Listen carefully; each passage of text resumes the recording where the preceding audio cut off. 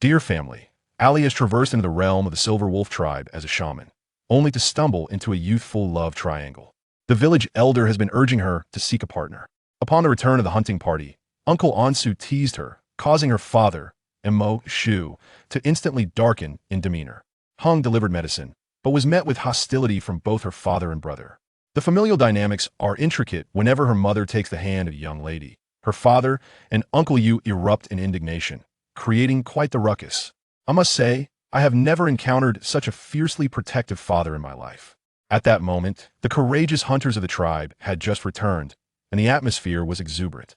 However, due to a jest made by an uncle regarding my striking looks and who might benefit from them in the future, my father's expression darkened ominously. His name is Mo Shu. He typically appears gentle and refined, but when his phoenix eyes narrowed, an aura of danger enveloped the air, dropping the temperature by several degrees. He directed a sardonic smile at Uncle Ansu and said, "Ansu, if you dare, repeat that." The scene fell into a sudden hush, and Uncle Exen hastily prodded Ansu to refrain from further provoking my father. Let me recount the events from the beginning. I am Ali, an unfortunate soul who has crossed over, now serving as the shaman of the Silver Wolf tribe. That day, I was distributing treats to the little ones in the tribe when I inadvertently walked into a dramatic love triangle. A young lad named Xiao, in the presence of his fiancée Zhu, boldly declared that he wished to marry me when he grew up. Who could comprehend this? A mere 3 or 4-year-old has already begun to stake a claim on a husband. Zhu, the little female, instantly exploded with rage, crying as she fled, hurling a parting shot at me. "I detest you the most." I was simply minding my own business when calamity struck from the heavens. I quickly enlisted the help of a clever little cat to pursue Zhu, piecing together the backstory from the other children. I couldn't help but ponder the severity of early romance in this beastman world in my previous life. I was only urged to marry in my 30s, while these youngsters, still in their infancy, have their life plans meticulously laid out. Just as I was lost in thought, the most revered elder, the medicine woman, approached with her cane. Her opening line was nothing short of explosive. "Ali, the Kamingafich ceremony is approaching. Have you thought about finding a few partners? Our tribe, the neighboring fox tribe, and the tiger tribe are all lining up for you." At that moment, I felt utterly overwhelmed and hastily begged for mercy. But lo and behold, this elder was relentless, leaning in to whisper, "Even if you don't wish to bond with them, you could at least find a cave to roll around in and sample the experience." Goodness, her words sent my CPU into overdrive. My ears flushed crimson, fearing she might utter more risque phrases. Grabbing my basket, I executed a sprint, only to hear her robust voice trailing behind me. "Heng is quite a catch. You might consider him first." I nearly stumbled in shock, almost performing a split on the spot. At that moment, the hunting party returned. As the howls of wolves echoed through the air, all the females began to offer their prayers. I joined them, reverently bowing before the totem statue, for a sense of ritual was essential. Then, I beheld my dashing father, Mo Shu, and my proud younger brother, Yu, both burdened with a substantial catch, exuding an overwhelming aura of masculinity. I bounded toward them, sweetly exclaiming, "Father." What transpired next was reminiscent of the initial scene. Uncle Ansu, due to his penchant for banter, nearly faced my father's ire, which would have surely led to a rather physical reprimand. Had I not quickly interjected with, "Mother is waiting for us at home," I suspect a brawl would have ensued between the two. My father's ability to change expressions was extraordinary. One moment, he radiated the chill of Siberian air, and the next, upon my utterance, he blossomed into warmth, affectionately ruffling my hair.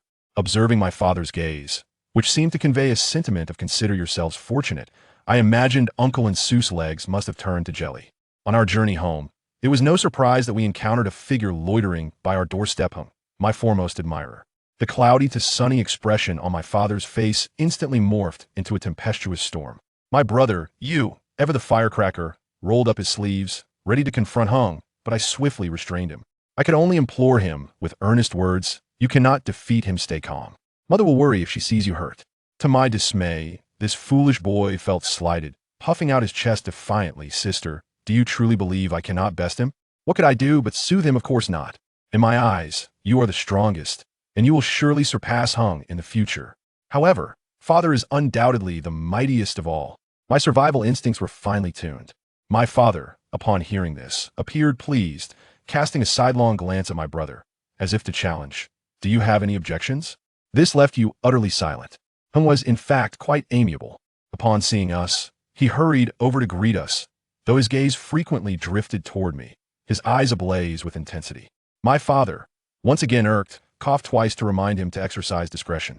Hung, perceptive as he was, promptly raised the ceramic jar in his hand, claiming it contained the pearl grass that Granny you had sent for me, knowing I was in need. It dawned on me then that I had indeed mentioned the lack of this herb to Granny you. I was genuinely touched by Hung's thoughtfulness, having even coordinated with her. I smiled at him, sincerely expressing my gratitude. However, this only deepened the ominous glares from my father and brother, their death rays directed squarely at Hung, as if to say, "Young man, you are treading on perilous ground." After finally sending Hung on his way, I had scarcely ascended the stairs when my brother followed, dripping with jealousy as he inquired if I truly harbored feelings for Hung. I seized the opportunity to tease him, feigning great distress as I lamented, "Indeed, I'm fond of him, but what can I do? Father will surely make his life a living hell." My brother's expression froze, as though the sky had fallen upon him. Seeing his pitiful demeanor, I quickly reassured him, explaining that regardless of whom I favored, that individual must gain the family's approval, otherwise I would never forsake my family for a mere male. As I was speaking, a melodious voice floated in from the doorway. "Suddenly hearing such praises from you, my dear you uncle, I am truly taken aback." I turn around and lo and behold, my ethereal you uncle Yuzun had arrived. My brother's face instantly transformed into a canvas of colors, having been caught red-handed gossiping about someone behind their back. A scene of social embarrassment indeed. I hastily approached him with a smile. "You uncle." He affectionately ruffled my hair, chiding me for not visiting him and my aunt first after returning from the back mountain. I clung to his arm, playfully coaxing him until his face lit up with joy. Our family dynamics are somewhat intricate, although you uncle is not my biological father. He has been my guardian since childhood. As for my aunt Duo-Dai, she is a fiery giant rabbit, always fearful that she might inadvertently harm me, hence she has never been entrusted with childcare duties. Just as I was contemplating, footsteps echoed from downstairs. My exuberant mother, who is a social butterfly, rushed up, enveloping me in a tight embrace, burying my face in her abundant bosom while exclaiming, "Aunt has missed you to pieces."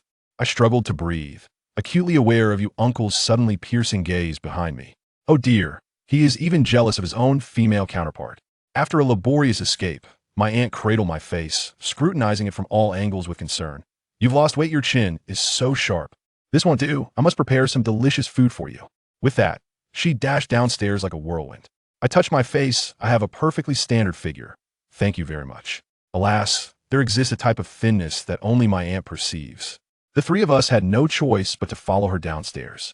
Upon arrival, we found my aunt bustling about in the kitchen, while my normally aloof father, Mo Shu, leaned against the wall with his arms crossed, gazing at her with tender affection. A furtive glance at you uncle revealed the same within his chestnut-colored eyes. There was room for nothing else but my aunt. Let me tell you, the way these two fathers look at my aunt is positively enchanting, sweet enough to make my teeth ache. However, this heartwarming family atmosphere shattered in less than 3 seconds, thanks to my foolish brother, you, who casually remarked beside me, "Sister, look how well father and you uncle treat our aunt when you find a partner. You should seek someone like them." I nearly choked at that moment. Seek someone like them? One or two? I rolled my eyes and lowered my voice to share a private moment with him. "You, have you been trampled by a ferocious beast?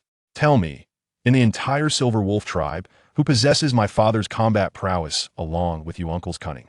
Do you think top-notch males grow on trees, scattered everywhere?" Seeing his bewildered expression, I had to clarify. "Moreover, who told you I wanted to find several? My thoughts from my past life still linger, sharing a boyfriend? Absolutely not. What I desire is 100%, unadulterated, one-eo-fecund affection. Do you understand?" Just as my foolish brother was about to retort, the courtyard door suddenly came alive with commotion. To my delight, my two dear friends, Zhu Zhu and Mao Er, had come to play. Upon catching sight of those two little ones, my eyes sparkled with enthusiasm. I hurriedly approached, taking them by the hands and leading the adorable duo inside. Who among my family truly understands? My mother is a veritable agent of jealousy, a walking catalyst for discord. Just as she grasped their hands, my father and Uncle Yu unleashed their lethal glares, akin to laser beams, directed at us. The two little girls, Zhu Zhu and Mao Er, froze in place, likely feeling the hairs on the back of their necks stand on end. Zhu Zhu's face turned pale as she desperately signaled to Mao Er, her eyes conveying a silent plea. "Let go quickly. If we don't, we may be subjected to an overwhelming force of nature. Unbeknownst to my mother, she blissfully squeezed their chubby little hands, utterly entranced. I would wager that in that moment, the CPUs of my father and Uncle You were nearly overheating, the palpable tension in the air thick enough to coalesce into a solid form. The following day, the repercussions of this incident. Not yet. I ran to find my best friend Lou to help her marinate some jerky. We were both busy when she gossiped with me, saying, "Ollie, you are now the most sought-after person in our tribe. Did you know that?" I had a puzzled look on my face, wondering what was wrong with me. She looked at me as if I were an alien. "That fertility medicine you gave to Sokka and the others last year. Oh my gosh, it's amazing. It works like a charm." Now, the females in the tribe who want to have babies look at you like they're looking at the goddess of childbirth, even more eagerly than when they were urging you to get married. They're just waiting for you to hurry up and release the medicine. As soon as I heard that, I thought, wow, I unintentionally stumbled upon something and suddenly became a walking reproductive health expert. Then my good friend changed the subject and started her usual marriage pressure, frantically recommending that guy. Hey Ching, I really mean it. That guy is really great. For you. He doesn't even bat an eye at other girls trying to get his attention. You really need to think about it seriously. I can only sigh helplessly. This topic is truly inescapable. Speak of the devil, and he shall appear. Just a couple of days later, the tribe organized a trip to the eastern forest to pick coconuts, and the male leader happened to be home. The weather was so hot it felt like it could roast a person alive. It took us more than 2 hours to get to the place, and everyone looked as if they had just been pulled out of the water. I am quick with my hands and feet, and in no time I climbed the tree to start picking. As a result, I wasn't paying attention and suddenly felt a sharp pain in my arm. Looking down, I saw a green mamba snake had come into close contact with me.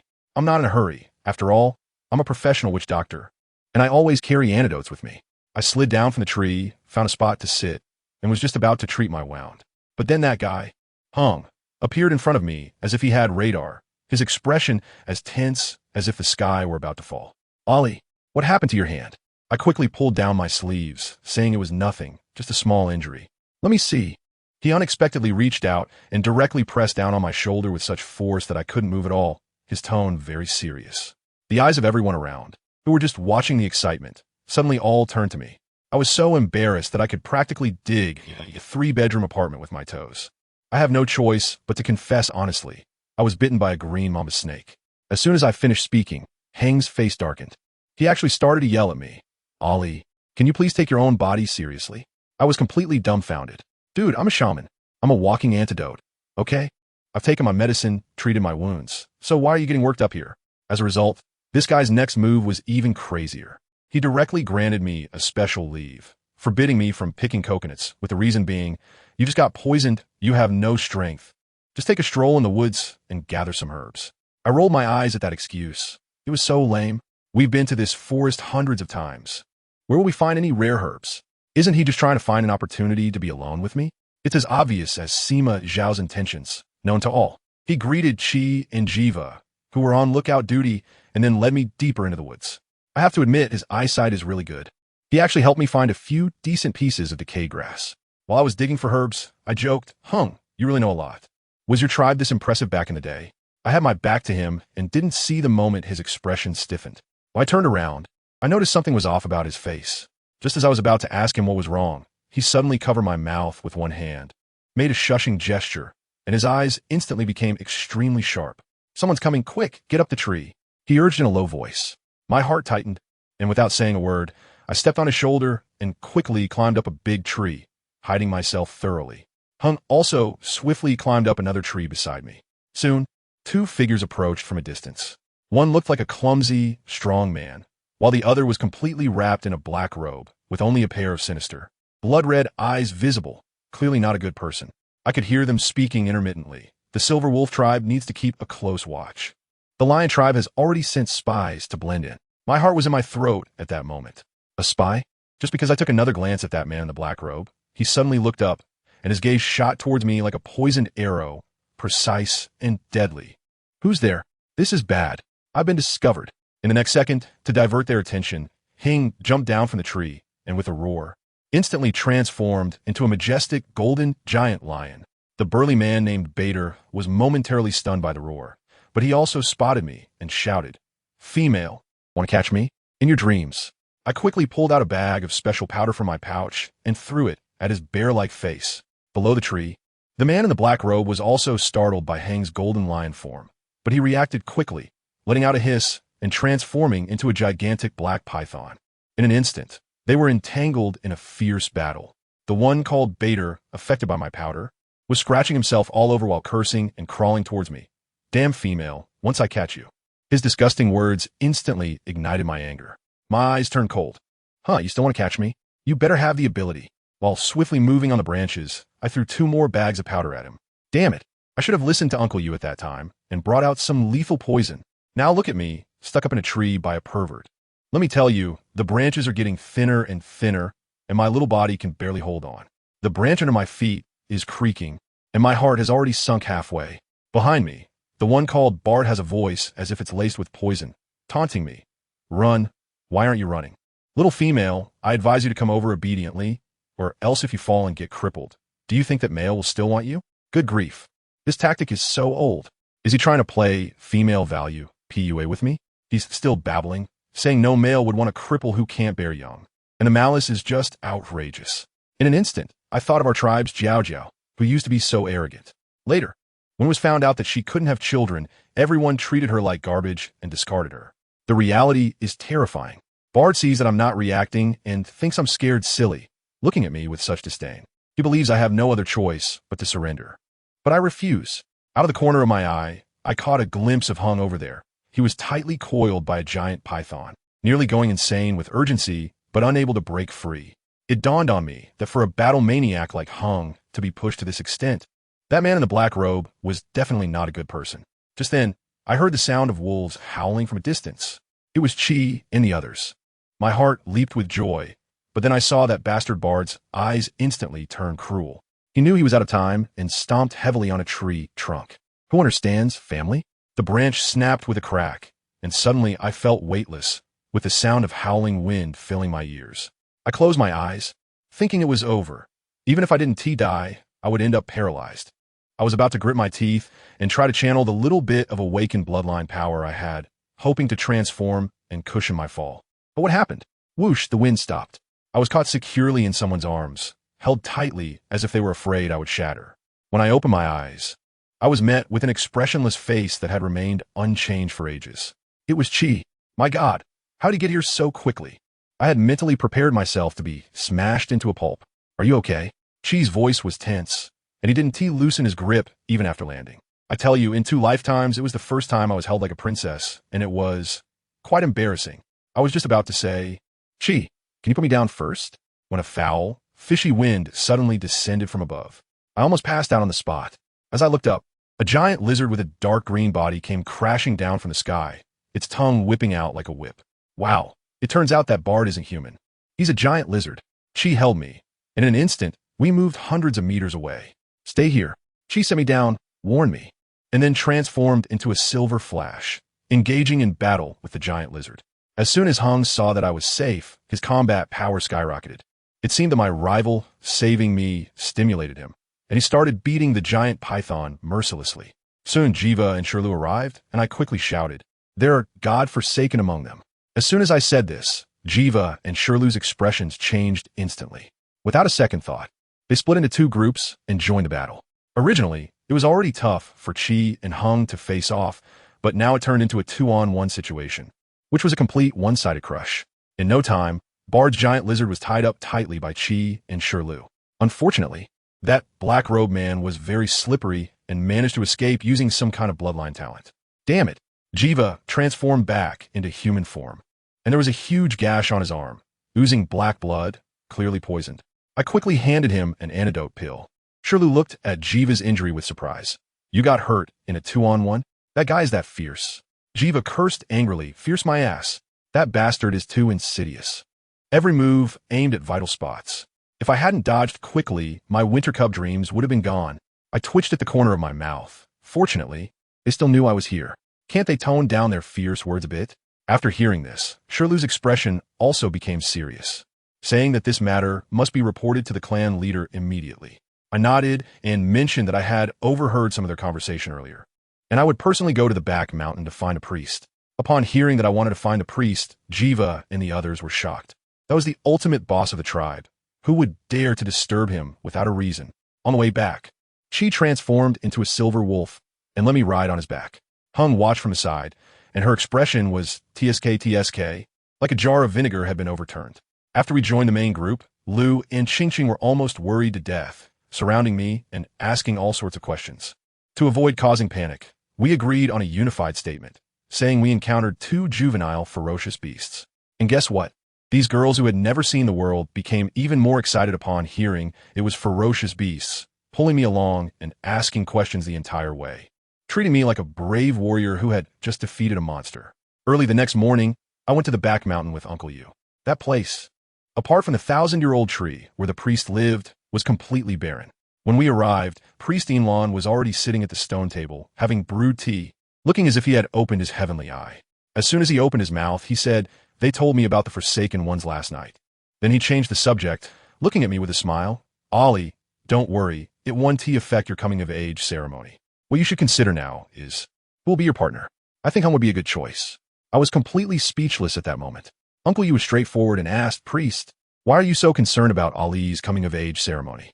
Is there something special about her?" Well, that question opened the floodgates for the priest. He started spilling all sorts of stories, sharing a ton of his past loves and grievances involving Uncle Yu, saying that he intentionally matched the girl he liked, do or die, with another man named Mosh because only Mosh could keep him in check due to Uncle Yu's intelligence and dark heart. Let me tell you, the amount of information was overwhelming. My CPU was about to overheat. Once he finished recounting this old drama, he finally revealed his true intentions. He looked at me and sighed, "Ollie, I am old and won't last much longer. I foresee a chaotic future, and our Silver Wolf tribe cannot escape the disaster." My heart skipped a beat. And you, with your piercing gaze fixed on me, are the one most suited to take my place after I am gone. You are the last hope of the Silver Wolf tribe. Me? No, this topic changed too quickly. I was stunned on the spot and quickly waved my hands. "Priest, no. I don't want to be a priest. What a joke. I just want to be a lazy fish living off others." The priest shook his head with an expression that said I had no other choice. This matter weighed on my heart, and I hadn't digested it yet when the tribe's wish festival arrived. I was still worried when my younger brother, Yu, came to find me. Sister, today I'm dressed quite nicely, and I'm so excited. Are you ready? Let's go down quickly. I looked at him, and the little thoughts on his face were almost impossible to hide. I couldn't help but tease him. "What's wrong? You seem so happy today." Hee. My brother scratched his head, revealing a silly grin. Seeing his reaction, I immediately raised an eyebrow. There's something going on, but this kid reacted quickly, probably realizing he was being too obvious. He quickly tried to change the subject, saying, "Hey, big sister, let's go down quickly. Mom and Dad are waiting anxiously." I couldn't help but laugh. Is he really putting on a show for me? I immediately made an exaggerated sad face and said, "Oh, you little stinky brother. You have a secret, huh? Not even telling your sister? You're no longer my favorite Hachiko. I tell you, my acting skills are so good that it would be a shame not to win an award." I clutch my chest, and my eyes look like I'm staring at a heartbreaker. This guy has clearly gotten used to my dramatic antics, yet he's still feeling uneasy. I quickly surrender, saying, "My dear sister, please don't play with me anymore. Once we get to our destination, I promise to confess everything." As soon as I heard it, I thought, hey, this is interesting. An idea flashed in my mind, and squinting my eyes, I leaned in closer and said, You wouldn't be interested in some girl, would you?" Goodness, his ears turned bright red in an instant. He was still trying to act tough, saying, "No way. How could it be no way?" I immediately remembered the last time I saw him fiddling with a wooden hairpin in his room, and he didn't give it to me. It must be for someone special. If my dad and Uncle Yu found out, they'd probably pop open champagne right on the spot. This kid saw my increasingly suspicious look, feeling like I'd caught him red-handed, and quickly laughed it off, pulling me downstairs. "Oh, come on, sister. Stop talking about it. Let's go." Being dragged by him, I was secretly amused, but my mind was quick, so I immediately asked him, "By the way, why isn't Uncle Yu with us this time?" He visibly relaxed, glad that I had changed the subject, and quickly replied, "I don't know. Uncle Yu left early in the morning. My dad said he went to the Qinghu tribe with a clan leader." I felt clear in my heart. It seems that Uncle Yu really took the words of the priest to heart. Sigh. Never mind. The boat will naturally get to the bridge. It's just being a priest. If the priest says I can do it, then I can. In the future, I can use this identity to elevate the status of my sisters in the tribe. Just as we got downstairs, we witnessed an inappropriate scene. Who understands? Family members. At the corner of the stairs, my dad was pinning my mom against the wall and kissing her. I froze for a moment and turned my head to give my brother a death stare. Is this what you call being impatient? My younger brother was also dumbfounded. Following my gaze, he couldn't help but twitch at the corners of his mouth. He was probably puzzled too, if he had dared to dawdle for even a second before. Our dad's glare would have frozen him into an ice sculpture. I rolled my eyes in frustration at my silly little brother. Just as I was about to grab him and make a quick escape, my mom finally managed to push my dad away, her face flushed and tears in her eyes, scolding him while adjusting her collar. "You dirty pervert! Are you trying to suffocate me?" Her voice was so delicate that it gave me goosebumps all over. I wanted to slap myself at that moment, wondering why I came down. My eyes are dirty now. I was feeling extremely frustrated, pulling my brother towards the door. If I didn't leave soon, my dad's dark culinary warning would be coming. But this annoying brother, halfway out, insisted on turning back to take a look. He just happened to meet my dad's indifferent gaze. He immediately looked away awkwardly, his ears turning red, probably cursing himself in his mind for even thinking about doing such a thing to my future sister-in-law. My dad saw his little expression, raised his eyebrows, and understood. My mom next to him also noticed and immediately excitedly tugged at my dad's sleeve. "Hey, Ashu, our son has had a breakthrough. Do you know which girl it is?" My dad probably had a fleeting thought, but it only lasted a second before he returned to that indifferent expression of his and said lightly, "I don't know. Anyway, it's not from our Silver Wolf tribe." The implication was that if we couldn't catch it, we would just be kicked out. After saying that, his gaze turned back to my mom's lips, and he couldn't help but kiss her again. "Thank you very much." We boarded the tamed horned elephant of the tribe and headed towards the venue of the Wishing Festival. This Wishing Festival, let me tell you, is a large trade fair where all the tribes within 100 miles gather together, similar to a market. And every year we look forward to finding some good stuff during this time. On the way, my brother suddenly remembered and took out a bag of crystal cores from his pocket, which are the hard currency around here, saying that our father and Uncle you gave them to him. I weighed in my hand and thought, wow, this is heavier than usual, much more than in previous years. These crystal cores are essential for the orc's cultivation. We female orcs usually stay in human form, and only after undergoing the totem baptism do we have the chance to awaken our bloodline, allowing us to beastify and grow stronger by absorbing crystal cores. When I first awakened, I was practically a starving ghost, relying entirely on these things to keep myself from starving to death. I asked him what was going on, and he said that last winter was too cold, and he wasn't taken hunting. It was just my dad and Uncle you who went out by themselves. As soon as I heard it, I remembered. My bloodline is of SSR level, but my body is like an N card. I caught a disease when I fell into the water as a child. My father said that if I level up aggressively on the day of my coming-of-age ceremony, once my bloodline power activates, my small frame won't be able to handle it and will go boom. I would ascend on the spot. That's why they have always prevented me from using crystal cores to enhance my strength. This time, they probably bought me some spiritual medicine in Luotian City with so many they gave me. Thinking of this, I felt much more at ease. Actually, being strong or not doesn't matter. Being able to protect myself is enough. A shaman can save people, but can also harm them. One incident like that is enough. Soon, we arrived at our destination, the Qinghu tribe. Let me tell you, this tribe is all about being versatile, relying on intermarriage, and muddling through, which is why the prayer festival is held here every year to prevent conflicts. My good friend Bai Ying, a shaman from the Qinghu tribe, was already waiting for us there. She led us to our accommodation while complaining, "Ollie, you guys are so late this year.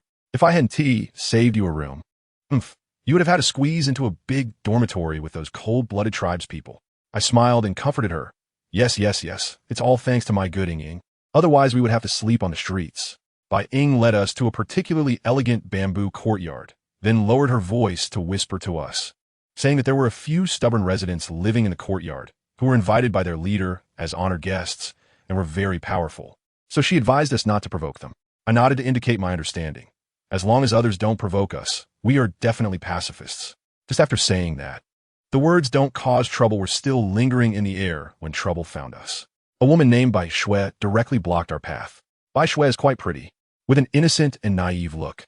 But as soon as Bai Ying saw her, her eyebrows shot up as if she had seen a sworn enemy, and she immediately started to unleash, "Bai Shui, get out of the way. Otherwise, don't blame me for being rude." These two are notorious rivals, competing since childhood, from looks to partners, highlighting their irreconcilable differences. Bai Shui is not one to back down either. She immediately put her hands on her hips and retorted, "The road isn't yours. Just because you can walk doesn't mean I can't." Bai Ying sneered, "The road belongs to everyone. But what do you mean by deliberately bumping into me? Are you blind, or is your foot cramping? Do you want me to send you some thunder bees to treat your illness?" I was taken aback. These two were arguing with such skill. Bai Shui was so angry her face turned red, and she directly announced, Bai Ying, I didn't come to find you today, I came to find Ollie. Speak to me politely, or your partner's fate during this wish festival will be worse than last time. After saying that, she provocatively raised her fist. Bai Ying's face darkened, and she looked ready to fight, but her partner, Yu Mu, quickly coughed from behind. Only then did Bai Ying suppress her anger, link arms with me, and try to bypass her, still not letting up with her words. She's busy. We're going to the market, can't you see? If I say you're blind, you really are. Bai Shui was so furious behind us that she was jumping up and down, her voice booming like thunder. Bai Ying, stop right there. I looked at Bai Ying with some concern. After all, she was the little female from the clan leader's family. Was it really okay to offend her like this? Bai Ying snorted, it's fine. She's not very smart. She can't come up with anything good to harm me. I'm just worried about her mother, the clan leader, pulling strings behind my back. Her partner, Yuan Mu, quickly stepped in to ease the situation and change the topic. Inger, didn't you say you wanted to take Ollie to see the shells from the Red River tribe? If we don't go soon, there won't be any left. Upon hearing this, Bai Ying immediately perked up and dragged me off towards the trading market. I asked while running, Red River tribe? Where did that come from? I've never heard of it before. Bai Ying explained as we ran that it was a nomadic tribe that only visited once every 100 years, bringing along a bunch of rare items we had never seen before. When we arrived at the market, it was bustling. Stalls from various tribes were set up everywhere, and the air was filled with the overpowering aroma of roasted meat from the Mangzhu tribe, making it hard to resist drooling. Bai Ying and I exchanged glances and understood. We were facing a dilemma. Should we eat meat first or shop? In the end, my brother was clever and said he would go line up for meat while we could browse first. I quickly reminded him to save some for us, and I would bring them hemostatic ointment later.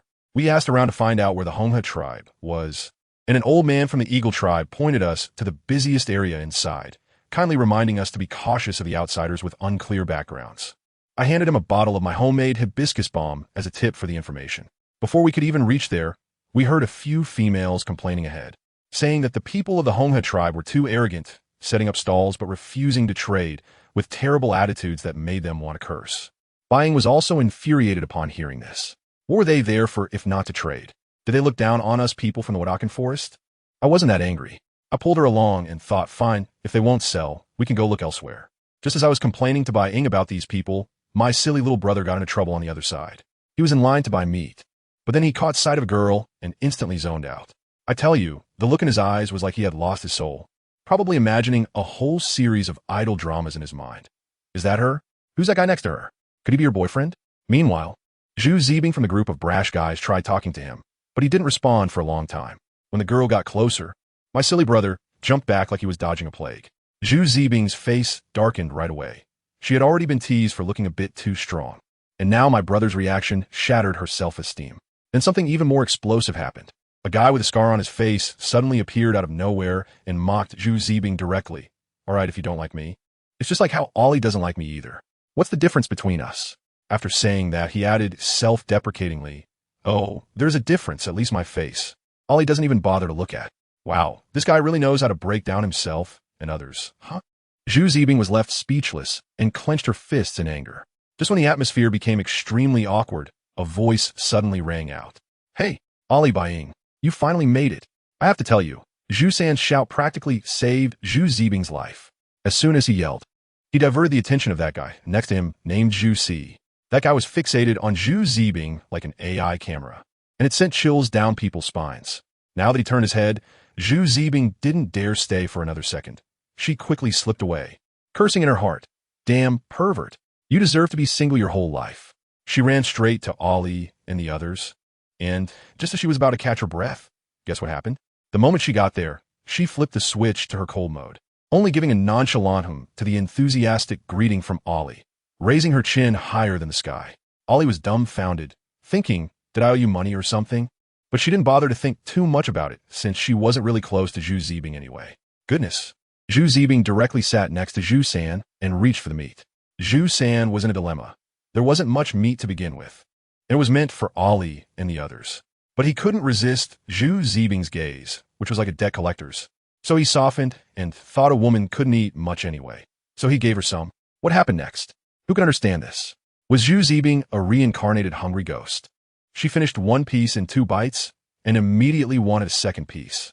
Zhu San was too shy to refuse with Ali and the others watching, so he had to keep grilling. Just like that, Zhu Zibing kept devouring piece after piece, her eating speed like she was on double speed, finishing all of Ali and the others' portions. After eating, she rubbed her round belly, wiped her mouth, and looked utterly satisfied. I was really impressed. This operation was a dream collaboration between a tea art master and a food prince. Ali and Bai only got a taste and watched helplessly as the meat disappeared. Zhu San was so embarrassed he could dig out a 3-bedroom apartment with his toes. Bai Ying's gaze was as cold as an ice knife, shooting daggers at Zhu Zibing. Just when the atmosphere was awkward to the freezing point, this girl played a trick. She held her belly and sincerely apologized. "Oh, I'm so sorry. I haven't eaten anything since this morning. I'm starving and didn't notice to leave some for you." Ali frowned immediately, her inner radar beeping. Zhu Zibing was usually so aloof. Would she really explain for such a trivial matter? Her acting skills were wasted if she didn't go to Hengdian for a role. But Zhu San, that silly sweet girl, actually believed her.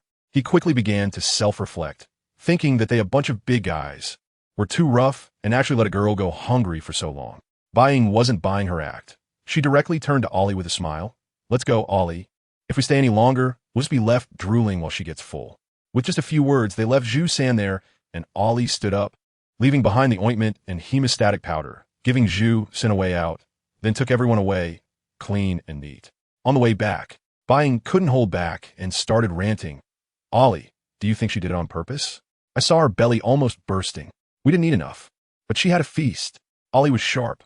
"I used to think she was just strong-willed, but now I see she has ulterior motives." She hadn't forgotten how Zhu Zibing looked at Bai Ying with clear disdain and contempt.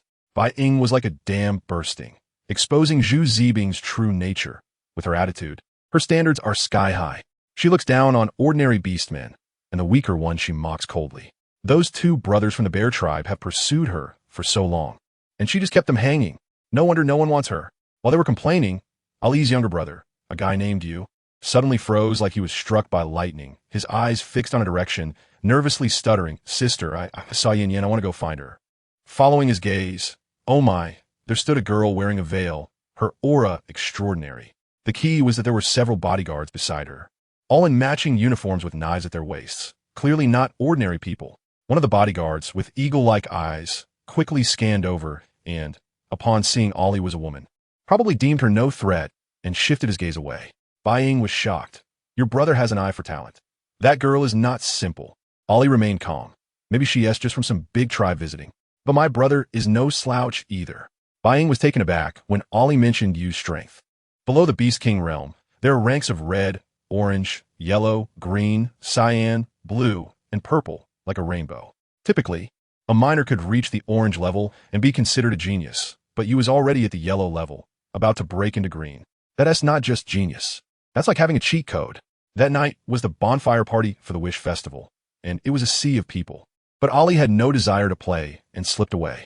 Where did she go? The high platform. The headquarters of the priest Silver Lawn. As soon as Ali stepped out of the shadows, I tell you, the tribal leaders below nearly dropped their jaws. Silver Lawn announced in front of everyone that Ali was his heir, the next priest of the Silver Wolf tribe, especially the leader of the White Lion tribe, Bai Hao, whose face turned as dark as a pot bottom, was the first to fire back. "Silver Lawn, you want a woman to be the priest? Are you crazy? It'll be a laughingstock if this gets out." Silver Lawn, calm and composed, shot back. "Who says women can't do it? Don't forget, back in the day, Yulan almost became a priest." "Yulan? That's Ali's grandmother." Hearing that name, the tribal leaders collectively fell into memories. But the feminine leader of the snake tribe quickly reacted, lazily saying, "Silver Lawn, she's not Lady Yulan. If you want her to be the priest, you owe us an explanation." What they were arguing about boiled down to a treasure called a totem avatar. This thing was in the Silver Wolf tribe, which is why they could be the top dog. Now that Silver Lawn wanted to pass the position to Ali, others were envious and looking for excuses to snatch that treasure away. By how directly threatened. What if she can't do it? If the Silver Wolf tribe loses its priest, you won't be able to protect the totem avatar. Lin Shi, the leader of the Silver Wolf tribe, nearly exploded, almost rolling up his sleeves to fight. The atmosphere was tense. In the end, Silver Lawn managed to stabilize the situation and temporarily suppress the matter. Once the tribal leaders left, Silver Lawn pulled Ali aside to explain. He was not well and wouldn't last many years. He told Ollie that Lin Shi was too straightforward and easy to be used by others, so she should compliment Lin Shi's personality and keep an eye on the tribe. Ollie was clear in her heart. She was no innocent flower. Since childhood, her grandmother had criticized her for being black-hearted, very cunning. If people don't offend me, I won't offend them. But if they do, they'll know why the flowers are so red. While they were talking, on the edge of the square, several mysterious people were watching Ollie. The leader was a handsome guy with a commanding aura. One of his subordinates, a demon man with a red mole at the corner of his eye, reported, "Your Highness, she is the one, Ollie." Upon hearing this, the handsome guy coldly ordered his subordinate to approach Ollie and gain her trust. On the other side, there was another group from the Red River tribe, looking at Ollie with lecherous eyes, whispering among themselves, "This girl is not bad. Let's capture her and offer her to the Lord." Yes, when the Lion tribe attacks, these people will be prisoners, and then we can have our way. After a night of revelry, Ollie was exhausted and slept until the next evening. When she woke up, her head was pounding as if she had a hangover. Just as she was dazed, there was a knock at the door. It was her brother Yu. When Ollie opened the door, still a bit dazed and yawning while leaning against the door, her voice was soft and lazy. "Yu, how long did I sleep?" The look of someone just waking up was both lazy and a bit alluring. As a result, behind Yu stood another person. Who was it?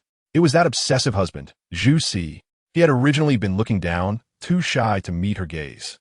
But as soon as he heard Ali's soft voice, he couldn't help but sneak a glance up. Wow, that one look left him completely stunned. His mind was replaying images of the snow fox goddess. And Yu slapped him on the shoulder, lowering his voice to warn him. "Have you seen enough? You're being a pervert in front of me." Huh? Zhu Si was still bewildered, thinking, when did I act like a pervert? Following Yu's gaze down. Oh no. He reacted. In an instant, his fierce face, though it was hard to tell, turned bright red all the way to his neck. And he quickly closed his legs. Let me tell you, this guy Zhu Si was so embarrassed at the time that he almost ascended on the spot. His face was as red as a monkey's, and he stammered out a few words. I didn't mean to. His face was as dark as a pop bottom, and just as he was about to explode, someone next to him couldn't hold back and burst out laughing. I turned around, and wow, Ollie is awake. She's leaning there, her eyes squinting into crescent moons as she smiles, asking you, "Who is this?" Yu, acting like a protective hen, huffed and stepped in front to introduce, "This is Zhu Si from the Mangzhu tribe, here to bring you roasted meat. You didn't wake up this morning, so we came back this afternoon." Morning? Afternoon? Ollie was a bit confused upon hearing this and rubbed her temples. "Did I sleep for a long time?" "Not long, sis." Yu replied, looking puzzled as well. "You haven't forgotten, have you? You always sleep a lot after the Wish Festival. This time, you only slept for 2 days and 1 night. Father and Uncle Yu both said you're doing much better, which means your body is getting more accustomed to the bloodline power." "Oh, I see." Ollie let out a sigh of relief, but immediately caught a blind spot.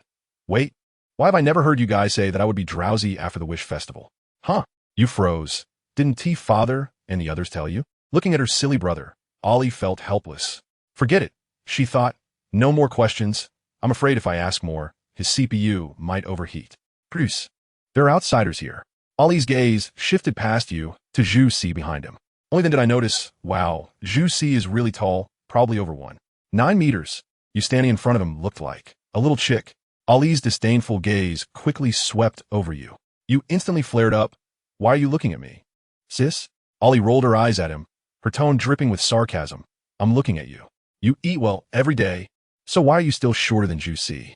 Family members wouldn't understand. She thought she was definitely mocking her silly brother in her heart for standing in front. Afraid others wouldn't notice he was shorter, right?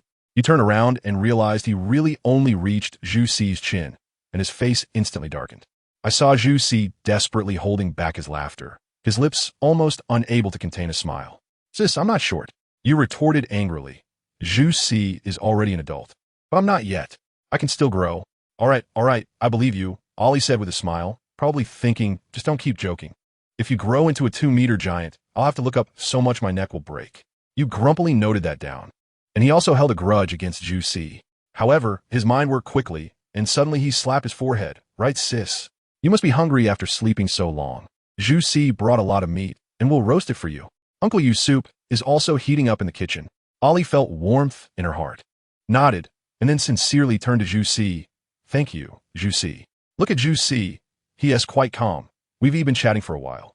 And he is just standing there without any impatience at all. Ollie probably felt a bit petty earlier, silently apologized in her heart. and decided to give him a bottle of coagulation ointment as a thank you gift later. The kitchen in the yard quickly lit up. Ollie sat on the side, drinking soup, while watching the two young men work together. One was cutting meat with a knife, while the other was tending the fire and roasting. As they were roasting, I saw Juicy take a bright red fruit and smear its juice on the roasted meat. This is the Garfi fruit. Juicy explained without looking up. The secret to making our roasted meat delicious is this. So amazing? Ollie's eyes lit up, and she immediately leaned in to take a closer look. I tell you, as soon as she got close, that guy Juicy tensed up completely, his breathing slowed down, and his eyes were glued to the barbecue, not daring to move at all. The orc's sense of smell is incredible. Fortunately, Alalai sat back down after watching. Otherwise, I guess this guy would have turned to stone on the spot. Juicy, do you have a lot of those fruits? Alalai didn't even bother to drink the soup. If you have plenty, can I trade you some with my hemostatic powder? Juicy shook his head. We don't pick many each year in the tribe, and the chief won't agree to a trade. Alalai's expression instantly darkened. But then this guy changed his tone. However, I can trade you my share. Is that okay? Won't your chief punish you for this? Alalai was a bit worried. Juicy smiled. No, the chief will know it's a trade for you, and he won't be angry. After all these years, only Alalai is willing to trade precious hemostatic powder for their barbecue. That's great. Alalai immediately beamed with joy. I promise I won't tell anyone. I'll tell you, just when the atmosphere here was fine, there were dark currents stirring on the other side. In another bamboo house, that prince named Yen was standing by the window, looking over at us. His attendant, Ikong, crept over like a ghost, grinning with a mischievous expression. What is the prince looking at? Yen instinctively withdrew his gaze, but he was probably still replaying the earlier scene in his mind. His brows furrowing. Ikong wasn't someone to let it go easily. He glanced out the window and spotted Ollie and the others, his smile deepening. He deliberately slowed down his speech and elongated his tone, saying, So, the prince has taken an interest in that little female. Before it was over, he added a jab. But, Your Highness, I must remind you, she is the future priestess of the Silver Wolf tribe. If she finds out your purpose for coming this time. A cold voice interrupted. Ikong, at your service. Ikong replied immediately, still wearing a smile, looking as if he was ready to be scolded. In the end, Yen only shot him a cold glance and spat out 3 words. You have overstepped. Ikong's smile froze for a moment. Once he left the room, his twin brother Ikong stood there like a door god, coldly asking, What did you say to the prince? Nothing. Ikong certainly wouldn't admit he was reprimanded. Ikong seemed to see through him, leaving only one sentence. No next time. Then he turned and followed Yen out. Back to our side. Once the Wish Festival was over, the entire Red Sea Forest turned into a supersized marketplace, even more bustling than before. Ollie, Ching, and Lu, the few females, walked to the front, followed by their respective partners. Ching leaned close to Ollie and whispered, Ollie, the chief asked me to ask you, did you really hand over the recipe for your coagulation balm to the tribe? What is wrong? Ollie was still unaware. She had slept a couple more days and missed the news released by the tribe. Seeing her clueless expression, Ching sighed and had to speak directly. The tribe decided to auction your coagulation bomb recipe to exchange for resources. The chief was worried you might feel uncomfortable, so he asked me to sound you out. Actually, the news was released yesterday. Lu was vigorously nodding beside her. After hearing this, Ollie furrowed her brows. Ching and Lu's hearts instantly rose to their throats, cautiously asking, Ollie, are you angry? No. Ollie shook her head. I just suddenly remembered something. When is the auction? 3 days later, Ching hurriedly replied. Ollie pondered for a moment and said, During the auction, to prove its effectiveness, there must be a live demonstration, right? Of course. Among the few bottles of coagulation balm I gave to the chief, Ollie's face showed a hint of helplessness. One bottle is a bit special. I forgot to tell him earlier. Special? How is it special? Will it affect the auction? Ching became anxious. It shouldn't. Ollie said there are no side effects. Just that besides coagulating quickly, it has a few other effects. But during the auction, they shouldn't find out, so don't worry. Just as we wanted to ask more. Lu suddenly looked like she had seen a ghost and pointed not far away. Look, that female next to you. We looked in the direction she pointed, and I was taken aback. Family, who understands? The moment that woman appeared, I tell you, the whole place went silent. She was so radiant and strikingly beautiful that everyone around her became a mere backdrop. It was like a dimensionality reduction attack. She was indeed stunning. Ching, who was a severe beauty addict, was mesmerized. For the first time in my life, I felt someone could be more beautiful than Ollie. Ollie nodded in agreement. She's much prettier than me. This was sincere. The woman was not just beautiful in her face, but there was also an elegance and grace that radiated from her very core. He was leaning down, talking to that beauty, when she looked up and smiled at us. Wow. I felt like the brightness around me increased threefold. You excitedly brought her over. Sister, this is Tsangyan. Tsangyan, this is my sister and her friend. My name is Tsangyan. The beauty gave a slight smile to Ollie and then nodded to Ching and Lu. That girl Lu actually blushed quietly. Ollie, you're even prettier than your brother said, Tsangyan complimented with a smile. Thank you. You're truly beautiful. Ollie returned the compliment. After getting to know each other, Ching couldn't help but ask curiously, Tsangyan, which tribe are you from? Did you come from outside?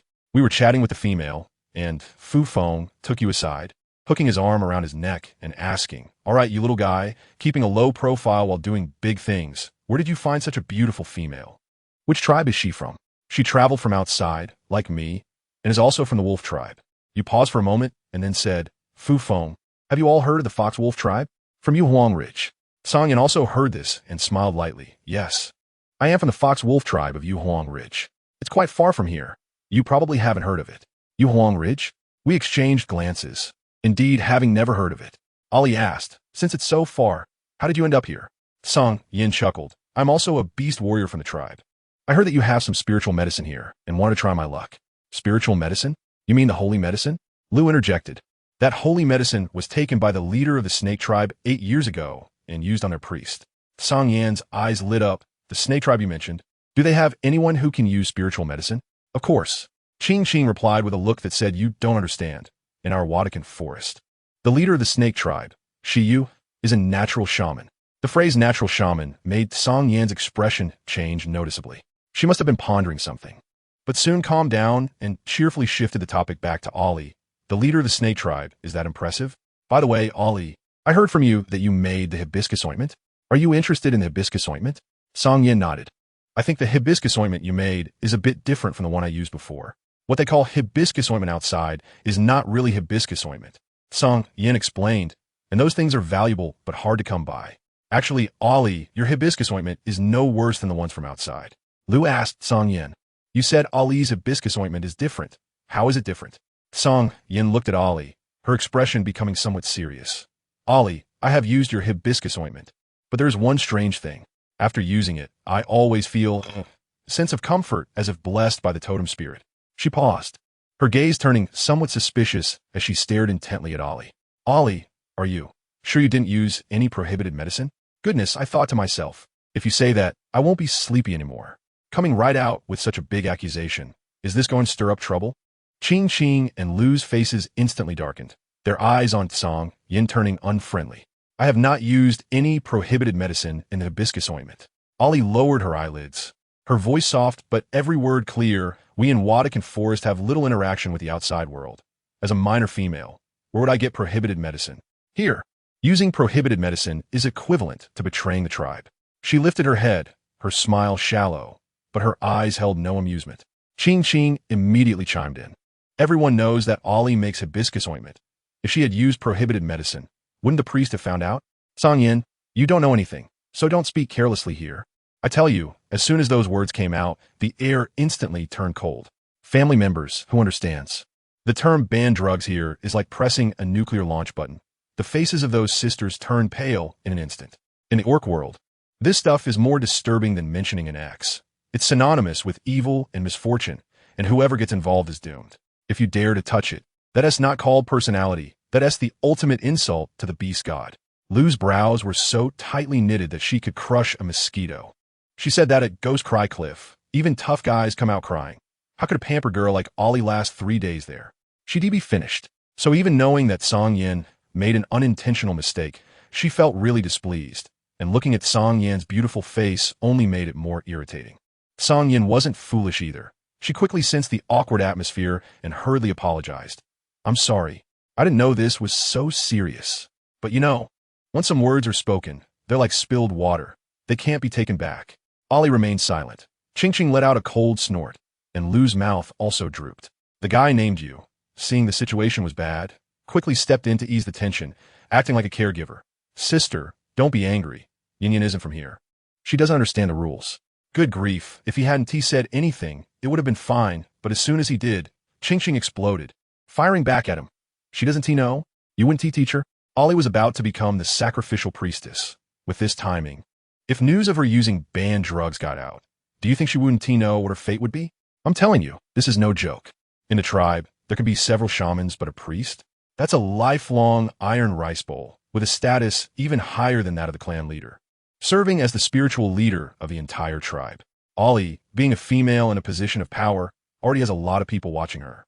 If she gets involved with banned substances, the punishment won't simply be a 3-day trip to Ghost Cry Cliff. It would mean the direct revocation of her female identity and a lifetime of imprisonment, rotting away in a cell. So, this wave of protective behavior, aside from making everyone dislike Sanyan even more, is of no use. Our first meeting ended on such an unhappy note. Later, this matter reached the ears of the big shots in our tribe, clan leader Lin, Shi, and priest Inlon. After hearing it, Lin Shi frowned and immediately ordered, "Go. Investigate Sangyan's background thoroughly." Sitting next to him was Yusun, my handsome uncle who could make both gods and men angry. He leisurely floated in with a remark. "Clan leader, don't you find the name Sangyan familiar?" Upon hearing his sarcastic tone, Lin Shi's head began to ache. "Speak properly. Don't call me clan leader. Every time you do that, it's bound to be bad news." Yusun ignored him and continued to stare directly at him.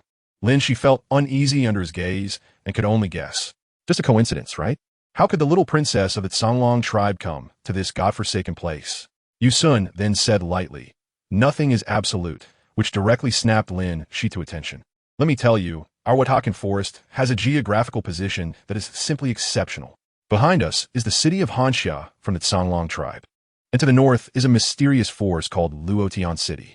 If Sangyan really came from the Songlong tribe, her appearance here would be like suddenly seeing an American soldier at the Russia-Ukraine border, way too conspicuous."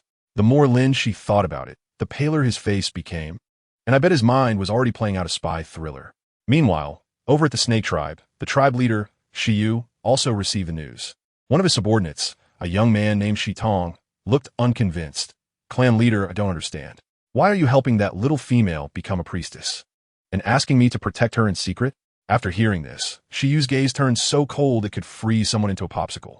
He slowly opened his mouth, his voice not loud, but filled with pressure. "Shitong, have I spoiled you too much? When did my decisions become something you can comment on?" Shitong was so frightened he nearly wet himself, stammering in explanation. He had always believed that females should be protected by males, and he couldn't accept having to bow and scrape before a female priestess. He remembered when he was a child. She pointed at a particularly beautiful female and said, "Look, disobedient females should have their wings clipped." So he thought he and she were on the same side. However, she was now looking at him with a half smile, starting to speak in riddles again. If anything happens to that little female, she won't be able to sit still. Shitong was confused, thinking, who is she? The clan leader is right here. Shiyu added, with a hint of fondness in his tone. She always loves to reason. As Shitong left in a daze, she remained in the room, playing with a beast-tooth hairpin, and whispered with a smile, "Little female, don't let me down." Goodness, this is a web of intrigue. It's deep. 3 days passed in a flash, and the main event arrived. The blood coagulation ointment auction. The scene was bustling with drums and firecrackers. Cough, wrong context. Anyway, all the tribe leaders gathered, a sea of faces. As I arrived with Priestine Lawn, I felt countless gazes sweeping over me like searchlights, especially scrutinizing me. Shiyu and the leper tribe leader were relatively calm, nodding to Lin, Shi, and Inlon before continuing their own conversations, feigning composure. In fact, over these 3 days, they had almost worn down Lin Shi's doorstep, finding out everything they needed to know, and now they were just avoiding suspicion. Just then, the leader of the White Lion tribe, Bai Hao, arrived fashionably late, smiling as he grabbed Lin Shi's hand. "Ah, clan leader Lin, sorry for being late. We really need your support on the blood coagulation ointment." Lin Shi looked at him as if he were an idiot, probably thinking wildly. "Support you? What the hell? Are we that close? Where's your face?" But he still forced a smile, pulling his hand back. Clan leader Bai is joking. It's an auction, the highest bidder wins. If your White Lion tribe is sincere, why not send your craftsman to our tribe as a guest? You see, our future priestess still doesn't have a partner. Hey, this old fox is trying to matchmake me on the spot. Bai Hao's face changed slightly upon hearing this, but he quickly returned to normal, refusing with righteous indignation. No, Zhu already has a female he likes. I can't force him. After saying that, he patted Lin Shi's shoulder. leaving with an expression of understanding. Lin, she watched his retreating figure, his brow furrowed tightly. Something's not right. Something's very wrong. The female Zhu likes, who else could it be besides Ollie? Bai Hao, who usually looks down on everything, has done a complete 180 today and even rejected such a clear opportunity to strengthen ties. Something must be off. The more Lin she thought about it, the more anxious he became, whispering to Yinlan. Old man Yinlan, however, remained calm, not even opening his eyes, simply saying, he's had problems for a long time. As long as the totem doppelganger is still with us, he won't settle down. Lin, she had no choice but to temporarily suppress this issue, turning to me with a friendly face. Ollie, don't take what Uncle Lin said to heart. I won't pressure you. I rolled my eyes internally, but obediently replied. He still seemed uneasy, rubbing his hands. You mustn't tell your father and Uncle you. I shot him a knowing look. Uncle you has been in a bad mood lately, and if he finds out about this, Lin, she will definitely suffer. Just as we were whispering, there were two loud bangs, and the venue fell silent. The auction officially began. The leader's partner from the Qinghu tribe, who was also the host this time, began by extolling the virtues of the blood coagulation ointment, then directly moved on to the main event, a live demonstration. Goodness, that guy was tough. He slashed his own arm with a knife, deep enough to almost see the bone, blood gushing everywhere. I shivered at the sight. And guess what? Lin, she took the ointment and applied it to his wound, and within a few breaths, the blood stopped flowing with a whoosh. Right before everyone's eyes, it coagulated and scabbed over. Hiss! There were gasps of astonishment all around, and everyone's eyes widened. The effect was more shocking than any PowerPoint presentation. Some smaller tribes that had been skeptical before went completely wild. Clan leader Lin, let's get started. No more nonsense. Right, how much? Just quarter price. Lin, she smiled slightly and sat back down. Clearing his throat, he announced loudly. The first auction is now starting. As soon as he finished speaking, the venue erupted. Our leopard tribe offers 3 exotic pills, 500 crystal cores, and 1,000 kilograms of meat. Oof. Our white lion tribe offers 5 exotic pills and 600 crystal cores. We offer 6. 7. We offer 7 exotic pills, 1,000 crystal cores, and 1,500 kilograms of meat. The leopard tribe people, unwilling to be outdone, shouted, 8 exotic pills, 2,000 kilograms of meat. Just as everyone was fighting tooth and nail, in a corner, there was a certain king calculating other matters. The man named Mo Yin had not taken his eyes off me the whole time. He wasn't concerned about the ointment at all. He whispered to his subordinate, Kuei Kong, before this matter is resolved, find a way to bring her back. TSK, this isn't over yet. I listened to the increasingly high bids in my ears. Watching the usually dignified clan leaders now shouting with red faces and straining voices over a prescription, feeling both that my ears were suffering and that I was definitely witnessing something eye-opening. Just when I thought it was like a vegetable market, suddenly, heavyweight figures showed up. I told you, the leader of the Serpent Clan, Shiyu, has been squinting his eyes like a bodhisattva, and suddenly he spoke up. As soon as he opened his mouth, the whole place fell silent. He said he was willing to exchange our prescription for a healing medicine made from holy medicine, plus 8, 1,005 crystal cores, and 2,000 kilograms of meat. I was stunned at that moment. A healing potion made from holy medicine. I had only heard of such a thing in legends. It could heal old wounds, even the ailments left behind by old warriors from their reckless youth. Our clan leader, Lin Shi, was shaking like he had Parkinson's, and he immediately stood up to confirm. Who in our family understands? Several elders in our clan are suffering from injuries they sustained when they were young, and now they look like leaking sacks, which is heart-wrenching to see. This medicine is simply a lifeline for us. I was pondering in my heart, what is Snake Yuan thinking? The hemostatic powder is valuable, but as a natural shaman, doesn't he have some good stuff in his hands? My master, Yinlan, seems to have mind-reading abilities. With just a glance, he conveyed the message. Little girl, shut up, watch carefully, and learn well. Fine, I'll learn. But just as I was getting ready to watch the show, someone unexpected jumped in. A group of airborne soldiers from the Hongha tribe, and one named Agula stood up, directly interrupting our chieftain, saying they also wanted to make a bid. As soon as I heard it, I couldn't help but laugh. Just a few days ago, these people were acting all high and mighty, looking down on us mountain folks. And now they're feeling envious? The moment he opened his mouth, the arrogance was even more pronounced. 200 pounds of yellow salt, 5,000 crystal cores, and 2 drops of essence? What the hell is that? I've never even heard of it. The key point was his tone, so haughty, and his expression, as if he was just waiting for us to kneel down and thank him for his generosity. Well, This stirred up a hornet's nest. The leader of the leopard clan's face darkened immediately, and the hot-tempered Bahau from the white lion tribe directly started to lash out, sarcastically saying, "Oh my, the Red River tribe really knows how to spend big, willing to invest so much for a hemostatic recipe." He deliberately avoided mentioning the so-called essence, clearly pretending to be ignorant, not wanting to boost anyone else's prestige. That Aguila kid was really good at pretending, smiling, and asking our leader what he thought. Our leader, Lin Shi, is also a cunning old fox. He first soothed Bahau, then changed the topic and asked Aguila, as a guest from afar of course, "We have no problem with your offer. However, could you first educate us about this essence you mentioned? What exactly is this treasure?" When Aguila heard this, the corners of his mouth almost reached his ears, probably thinking that these bumpkins really have no knowledge. He cleared his throat and proudly explained that this essence is a type of natural shamanic medicine, with mild medicinal properties that ordinary people can use. Upon hearing the term shamanic medicine, my eyelids twitched. I quickly signaled to our leader with gestures, meaning the item might be real, but at least 80% of what these people are saying is nonsense. Don't believe them. Lin Shi understood immediately. Just as he was about to press the Red River tribe a bit more, a young man from the snake tribe named Shi Tong exploded first, pointing at the Red River tribe and cursing, saying they had no manners, with a woman daring to interrupt in such an occasion, and that they wanted a one-price deal, showing no respect for everyone present. This was basically the voice of the entire audience. All the tribal leaders looked at the Red River tribe with sharp eyes. Aguila's smile was almost unsustainable, and he quickly apologized.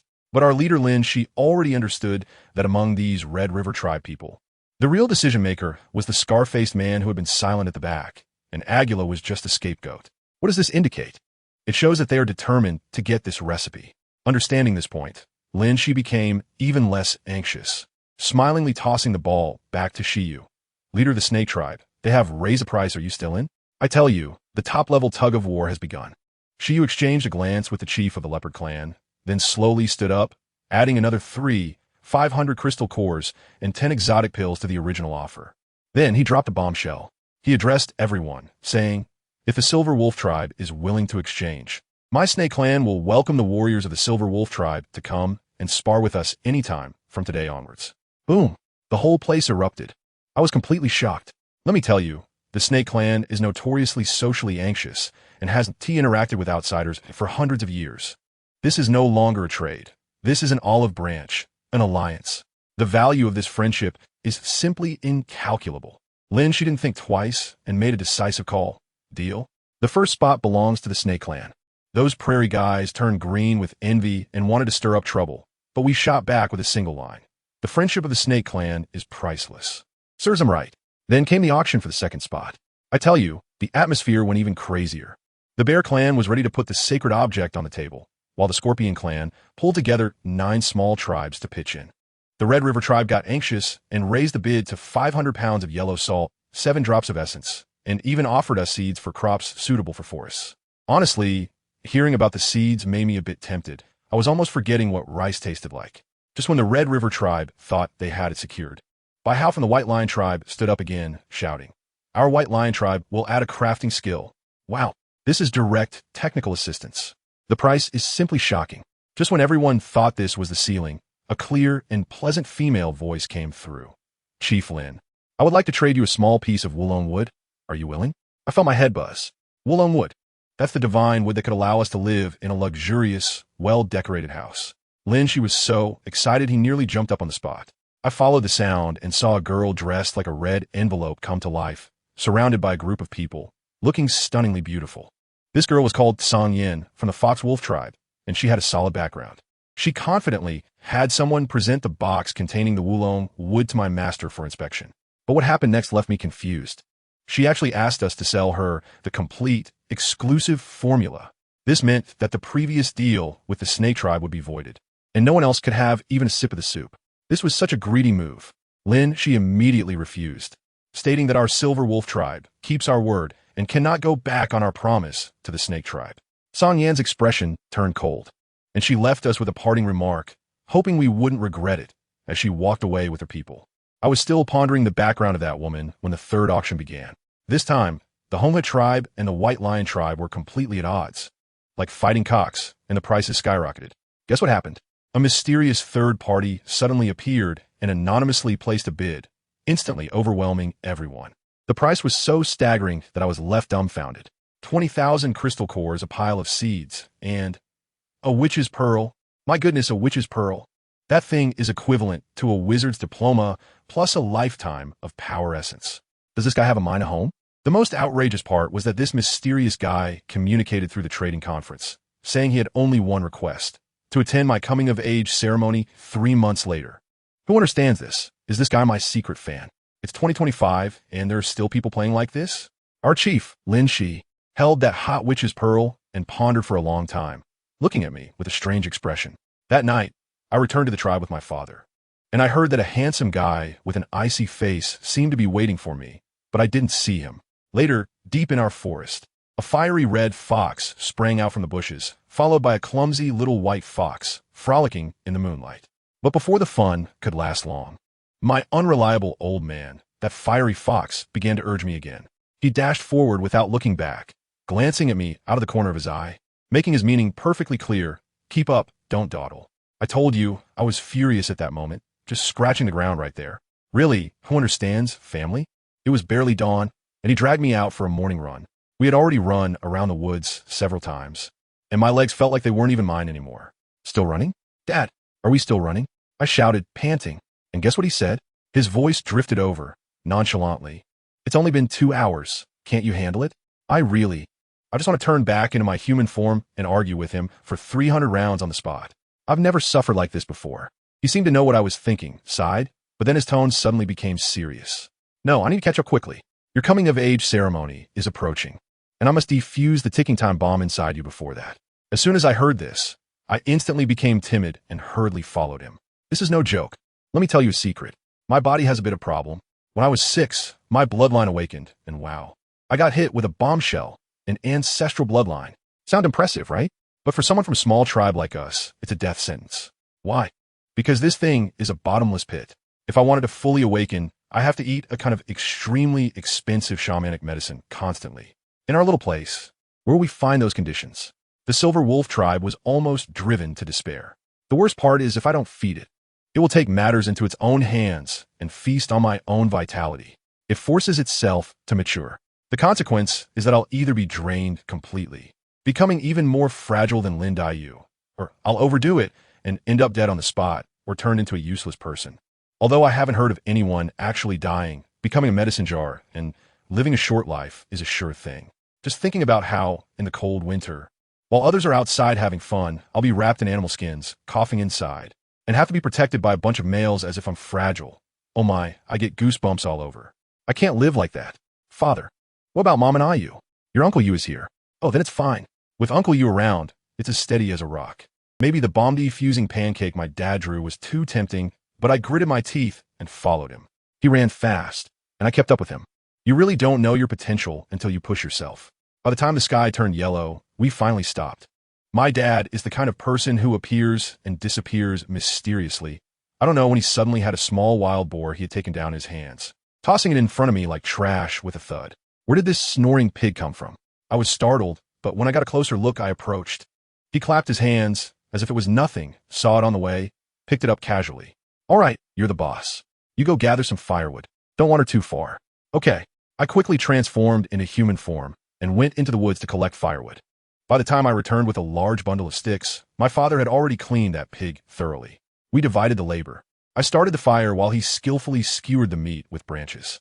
How many crystal cores do you have left? He asked while roasting the meat. About 50 or so. I didn't bring many. Dad, where exactly are we going? I looked at his handsome face in the firelight and finally asked the question that had been on my mind all along. He crushed a red fruit and smeared the juice on the meat before slowly uttering 4 words. Tonghu tribe. Tonghu tribe? Which Tonghu? My mental map was spinning, and I couldn't recall such a place in our woods. Don't think about it. That tribe has been gone for hundreds of years. You weren't even born then. Oh, I'm a bit curious. How did they disappear? My dad didn't hide it from me and just revealed that old gossip. Let me tell you, the Tonghu tribe is simply the disgrace of the fox world. They are quite similar to the current Qinghu tribe. Both like to send the pretty girls in their tribe out for arranged marriages. But the Qinghu tribe does it with mutual consent, promoting friendship. As for the Tonghu tribe, they go out specifically to snatch other people's partners, relying on their good looks to do whatever they want, and, after stealing, They say it's for the friendship of the two tribes. Goodness, their audacity must be as thick as a city wall. Just thinking that my beast form is also a fox makes me feel a bit nauseous. While we were gossiping, a loud, thumping sound suddenly echoed through the forest. Like thunder. I was so startled that I jumped and quickly hid behind my dad. He, however, remained calm, gently swaying his fiery red tail to comfort me. The sound grew closer, each thump hitting me in the chest. Under the moonlight, a huge, pitch-black creature emerged from the woods. I took a sharp breath. Oh my gosh, what on earth is that? Over 10 meters long, like a small mountain, covered in black scales. With a pair of red eyes the size of copper bells on its head and belly, it could scare the life out of a fox. The monster seemed to have noticed us as well, letting out a deafening roar in our direction. My ears are almost deafened by the noise. And then I see a red shadow flash by. It's my dad. My heart was in my throat, and I was staring hard ahead. As a result, in the time it took to blink, I heard a piercing scream, followed by a loud bang that shook the ground 3 times. When I came to my senses, my dad was already standing coolly on top of that small hill. Wait, is this over? My CPU was overheating. What just happened? Did my dad activate some kind of speed boost? Such a huge thing, taken out in one move. I walked over in a daze and circled around the monster. It was a howler beast. My dad saw the confused look on my face and explained, it's a herbivore, not even a first-tier creature. It just looks scary, has thick skin, and lacks any real attack power. Oh, so it's just a paper tiger. Although the skin of this howler beast is good material for leather armor, my dad didn't want to waste any time with me being a burden. So we continued our journey overnight. After running for who knows how long, just as dawn was approaching, my dad finally stopped. We've arrived. In front of us was a desolate ruin, barren and desolate, with broken walls and overgrown with moss and weeds everywhere. Dad, is there any treasure here? I asked in confusion. Otherwise, why come to this godforsaken place? Moreover, it was strange that along the way, we hadn't seen even a shadow of a fierce beast. I was looking around and almost tripped over a vine on the ground when my father pulled me back, reminding me to watch my step. I noticed he had a glowing orb in his hand, though I didn't see when he got it. I understood, Father. I felt a bit embarrassed. You haven't said yet. Are we here for fun this time? That little adventurous spirit inside me was starting to stir. He glanced at me with a somewhat helpless expression and said, Nwan, I'm not joking with you. This isn't a picnic. Oh well, he would never harm me anyway. We walked through the ruins and entered a dark cave. At the end, there was a huge stone wall covered with carvings. I held up the torch, and it felt like telling the rise and fall of a tribe. Probably the dark history of the Tonghu tribe. I was reaching out to touch the mural, lost in thought, when suddenly I felt a sharp pain in my fingertip, and a drop of blood seeped into the stone wall. It was a 9-tailed fox, one of the spirit beasts under the beast god's seat. My father's voice suddenly echoed. As soon as he finished speaking, the 9-tailed fox in the mural seemed to come to life. My drop of blood acted like an activation code, and the crimson light rapidly spread along the lines. Finally, with a whoosh, the eyes of a 9-tailed fox lit up. Those eyes were eerily lively. I was stunned on the spot. My father is still beside me giving me a history lesson, saying that in ancient times, all fox clans worshipped the 9-tailed fox totem. Until tens of thousands of years ago, when the last beast emperor fell, a primordial shaman left a prophecy before dying. When a 9-tailed fox appears, the beast emperor will be born. This means that once someone with the bloodline of the 9-tailed fox appears, the next beast emperor will soon arrive. I swallowed hard, pointing at the glowing mural, my voice trembling a bit. Dad, this has nothing to do with me, right? Who among the family understands? I just came to get treated. Why did the script suddenly upgrade to being the chosen one? This pie falling from the sky is too big. I'm afraid I'll choke. My dad gave me a faint glance, and his eyes clearly conveyed, don't take advantage and act innocent. Well, I did. Although I don't know why my dad knew there was such a miraculous opportunity here. He must have his reasons. I steeled my heart and stepped right into the glowing mural. A flash of white light passed, and I felt like I was being sucked into a vortex. When I opened my eyes again, wow, let me tell you, it felt just like wearing a VR headset, transporting my soul directly to ancient times. I became a green-clad girl named Erue, and I was also a high priestess. First, I presided over a grand sacrificial ceremony, reciting incomprehensible incantations to bless the entire tribe. It was truly spectacular. After the ceremony, there was a great hunt.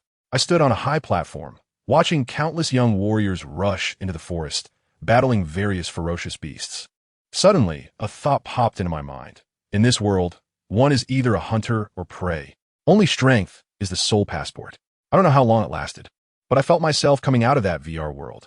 As soon as I opened my eyes, I saw countless golden, mysterious symbols floating in the cave. Instinctively, I waved my hand, and those symbols zoomed in and all entered my forehead.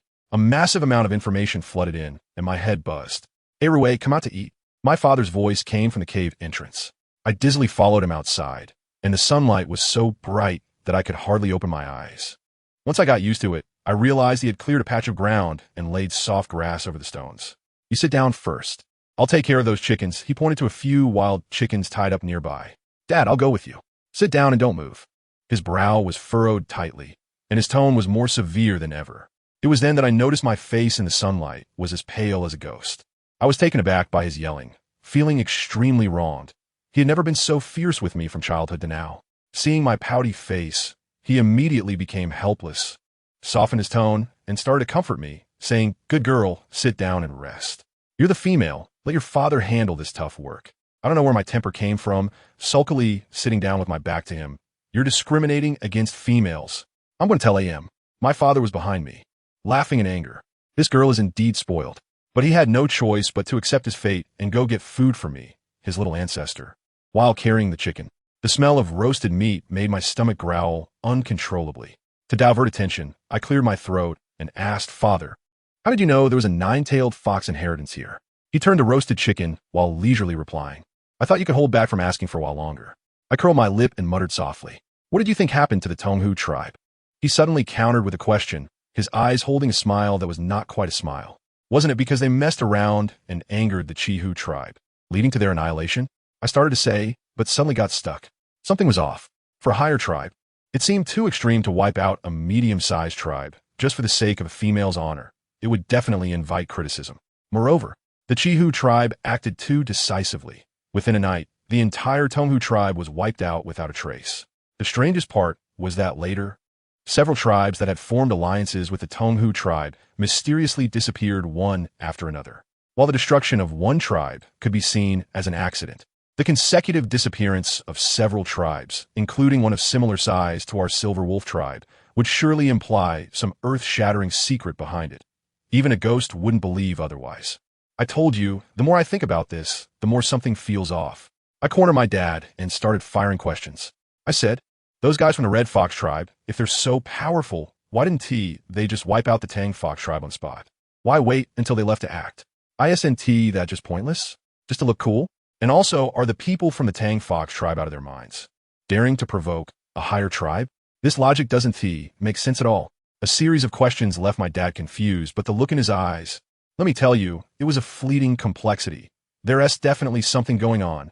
Suddenly, it clicked in my mind, and I directly asked him, "Dad, do you know too much about these ancestral bloodlines?" "My goodness," my dad immediately replied, "You're sharp." He realized he couldn't hide it anymore and finally shared a bit of the truth with me. He said that for years, the Red Fox tribe has been calling the Gray Wolf tribe their big brother. But secretly they haven't stopped searching for that so-called nine-tailed fox inheritance mentioned in the prophecy of the ancestral shaman. I was puzzled. The prophecy didn't mention that at all, right? My dad shot me a sideways glance, as if to say I was being foolish, and then explained, "Among the entire Fox clan, there hasn't been a single perfect awakening of the ancestral bloodline. Don't you think they would be anxious? They must be suspecting that the ancestral shaman secretly left some kind of cheat." Okay, I got that logic. So, my half-baked nine-tailed fox inheritance has become a living target? My dad said it's still okay for now. After all, it's been 100,000 years, and not many people still believe in this stuff. But I still need to keep a low profile. We were chatting when the roast chicken was ready. I was gnawing on a drumstick and vaguely asked the ultimate question, "Dad, are you from the Red Fox tribe?" He didn't answer directly, but instead gave me a particularly artistic reply. "My family, it's just you and your grandma." I quickly added Uncle You and my brother, and my dad gave me a sideways glance, saying that Uncle You didn't care for me for nothing. While drinking water, I even joked that if my brother heard that, he would doubt if he was just a bonus for topping up his phone. My dad calmly replied, "He will eventually belong to someone else who understands his family." This dad is too real. After eating and drinking enough, I thought it was time to go back, but my dad said not so fast. He wanted to see if my bloodline awakening issue was really resolved. All right then, I also wanted to gather some herbs in the forest to practice body refining pills, as my little body was as weak as a chick. A few days later, I turned into a little white fox and was running around in the forest. To my surprise, I discovered a top-quality Mulan, but then it was occupied by a wolf and a jackal playing around.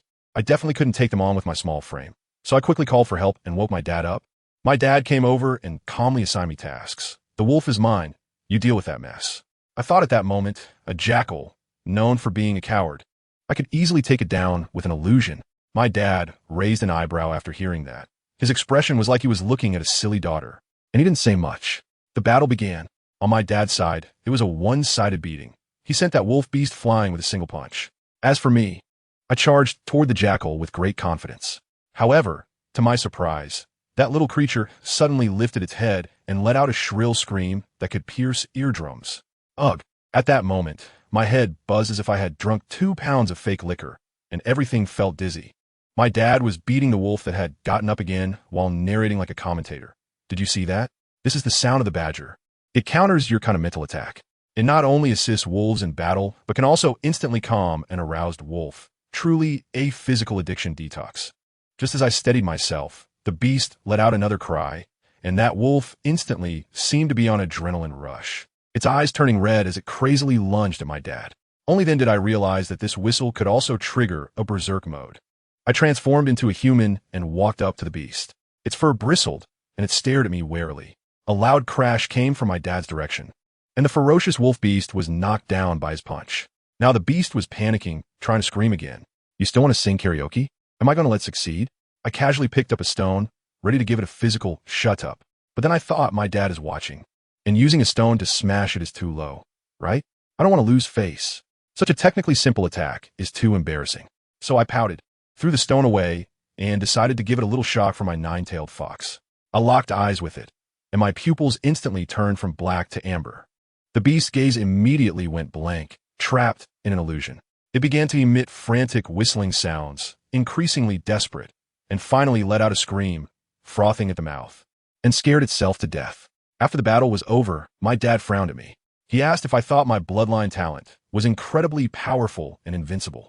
I quickly shook my head and said I never thought that. As a result, his tone became stern. Then why did you hesitate when you killed that beast earlier? Why did you give up the simplest and most direct method? I felt a bit wronged at that moment and whispered, I'm afraid of getting hurt. And it really doesn't look good to throw stones. My father's expression instantly darkened. Ollie, as orcs, we can fear anything, but we must never fear injury. Never fear bloodshed. The children of our orc tribe can only be warriors who die standing, never cowards who live on their knees. His words made me shudder, and the little girl mentality I had just a moment ago vanished. I straightened my chest and proudly replied, Dad, you are right. We will only be warriors who die standing, not cowards who live on their knees. My dad finally smiled, and the atmosphere relaxed. When we went into the cave to get that wood lotus, we discovered it had been gnawed to pieces by those 2 illiterate beasts, losing all its medicinal properties, a total waste of effort. Just as we were about to leave, I suddenly heard a chirping sound, and then a pangolin crawled out from a pile of dung. At the same time, a particularly fresh fragrance wafted through the air. I sniffed and my eyes lit up. I whispered to my dad, Dad, it's 7 Mile fragrance. Wow, this pangolin smelled of 7 Mile fragrance, which meant there must be some nearby its nest. Seeing the sparkle in my eyes, my dad agreed to take me over the mountain to look for it. Once we got over, I was so happy I almost jumped up on the spot. Who understands my family? It wasn't just 1 or 2 plants. It was a whole patch of 7 Mile fragrance. We struck gold. My dad and I dove in and started picking like crazy, filling his spatial tool to the brim. Satisfied, we finally set off back to the tribe. Meanwhile, our tribe's hunting team was also on their way back. My brother, you had become quite popular. The single men in the team, like Songha and Mansi, surrounded him, trying to curry favor and asking about me. He was so annoyed that he bluntly told them, Get lost. Do you think you're worthy of asking about my sister? Just then, Chi and Hung, the 2 strongest of our tribe's younger generation, approached, carrying a huge beast, exuding a powerful aura. They got straight to the point and asked you, where's Ollie? When will she be back? Will she make it through the coming-of-age ceremony? Yu's attitude softened a bit towards them, but he still replied stiffly, I don't know, but she will definitely be back before the ceremony. Just as they were about to ask more questions, the hunting team leader, Uncle Bo, shouted from the front, Hung, Chi, come here quickly. The 2 ran over, and Uncle Bo looked anxious. There's been an incident. A female from the tribe out gathering has encountered danger. You 2 are the fastest. Drop your prey and hurry to rescue her. As soon as he finished speaking, Hung transformed into a golden-haired lion, and she also shifted into beast form. Their shadows instantly darted into the dense forest, disappearing from sight. I tell you, as soon as those two guys left, Uncle Bo got anxious, fearing that those defenseless sisters might get into trouble. He summoned several of the strongest men from the tribes, shouted that he wanted to see who dared to touch our people on our turf, his face dark as a pot bottom, and charged out with his men, full of killing intent. On the other side, my father, Emo Shu, and I also sensed something was off. The smell of blood wafting in the wind grew stronger, and my father's expression changed instantly. Without a word, he scooped me up, and with a burst of speed like he was on a whirlwind, we dashed out. I lay in his arms, not daring to breathe, the scenery on both sides blurred like a mosaic. My mind racing with one thought: please don't let it be our tribe's people in trouble. But who understands a family? What you fear will come. When we arrived at the scene, my eyes turned red, and I rushed forward. Ching-ching. Goodness, the chaos at the scene was something else. My father didn't hesitate and joined the fight, battling alongside Hung and Chi. As for me, I couldn't care about anything else. I dashed to Ching-ching's side. She was covered in blood, her hands icy cold. A sister nearby saw me and, like she had found a savior, shouted, "Ollie, quick, Ching-ching has been poisoned." She was taken hostage because she was poisoned. As soon as I heard it, the heavy stone in my heart felt like it had dropped by half. Poisoning is easier to treat than a fatal injury. I quickly rummaged through my precious medicine pouch for an antidote pill, frantically asking who had water. Several sisters handed over their water bags in a flurry. I pried open Ching-ching's mouth and stuffed the pill inside, then carefully fed her water. But the poison was quite potent, and Ching-ching didn't wake up right away. I checked her pulse, and my brows furrowed. The poisoning had lasted too long. My medicine could only keep her alive for now. We needed a specific antidote. When the sisters around me heard this, they panicked. What should we do? Ollie, you're the smartest. Think of a way. What could I do? I had never seen this poison before, and there wasn't enough time to research it. The only solution was. I suddenly looked up and shouted to my father in the battle circle. Father, capture them alive. Ching-ching has been poisoned. We need the antidote. As soon as my father heard this, his gaze instantly turned as cold as ice. He glanced at Hung and Chi and commanded in a deep voice, "Capture the leader alive, and the rest, kill them all." I tell you, as soon as those words were spoken, the lion and the wolf seemed like they were on steroids, howling and pouncing on them with ferocity, and the opposing group instantly fell apart. At that moment, Bai Ling and the others, who had been injured while protecting everyone, also retreated. Bai Ling's wife was heartbroken and ran over to ask if I had any hemostatic ointment. I quickly rummaged through my medicine pouch and distributed the various healing medicines I had newly concocted, just as everyone was frantically tending to wounds. We heard the howling of our silver wolf in the distance. Reinforcements had arrived. One of the sisters suddenly burst into tears, and like a domino effect, a whole group started crying, sobbing like rain on pear blossoms. They cried and told me that they had always heard the elders in the tribe say that there were human traffickers outside who specifically captured females to make them slaves. But they never believed it. This time, they were truly terrified. Ji Chao cried and said, "Ollie, you don't know, they drugged Ching-ching, held a knife to her neck, and forced Bai Ling and the others not to resist. If it weren't for Bai Ling and their cleverness, none of us would have escaped today." I was overwhelmed. I can only heal, but I can't provide psychological counseling. On the other side, Uncle Bo arrived with his people and immediately joined the battle without hesitation, turning the scene into a one-sided crushing defeat. But at that moment, something went wrong. Two people from the opposite side realized the situation was not good and tried to escape. Without a second thought, Bai Ling transformed into a wolf and pounced to intercept them. As a result, he was already injured and had been poisoned. The blood from his wound was dark. Jingji wanted to save him, but it was too late. Bai Ling, a scream echoed. A quarter of an hour later, the battle ended, leaving only one survivor. But Bai Ling lay on the ground covered in blood, his breath growing weaker. His wife in green fell on him, crying heart-wrenchingly, while Jingji, devastated, knelt beside them, continuously slapping his own face, his cheeks swollen, blaming himself for being too weak to save his brother. Uncle Bo and the others also looked pained. No one expected this outcome. Just when everyone was in despair, the woman in green suddenly seemed to grasp a last straw of hope, looked up with red eyes, and begged me, "Ollie, aren't you a shaman? You're about to become a priest. Please, I beg you to pray for Bai Ling, save him." Everyone's gaze instantly focused on me. I could only force a smile and explained, Green clothes? I haven't received the acknowledgement of the totem spirit yet. I can't. As soon as I said this, the light in her eyes instantly went out, and she collapsed to the ground. Jingji also looked ashen. Uncle Bo sighed heavily and waved his hand to have people prepare to take Bai Ling's body away. Wait, my father, Mo Shu, suddenly spoke up. His voice was not loud, but everyone could hear him clearly. Ali, the priest has said that the spirit of the totem has already blessed you, and you can pray for 110 blessings. I was stunned at the moment. What the heck? When was I blessed? How come I didn't know? Jingji and the others didn't care about that and immediately asked, Uncle Mo, is what you said true? My dad heavily affirmed with an MM. Well, this time I was really put on the spot. Everyone looked at me with that just give it a try expression, and I truly felt trapped, having no choice but to tough it out. I started reciting the blessing words taught to me by the Silver Lantern priest. As I continued, I felt a surge of heat in my chest, clearer and stronger than ever before. I guessed it might be because I had absorbed the bloodline essence of the nine-tailed fox, enhancing my shamanic power.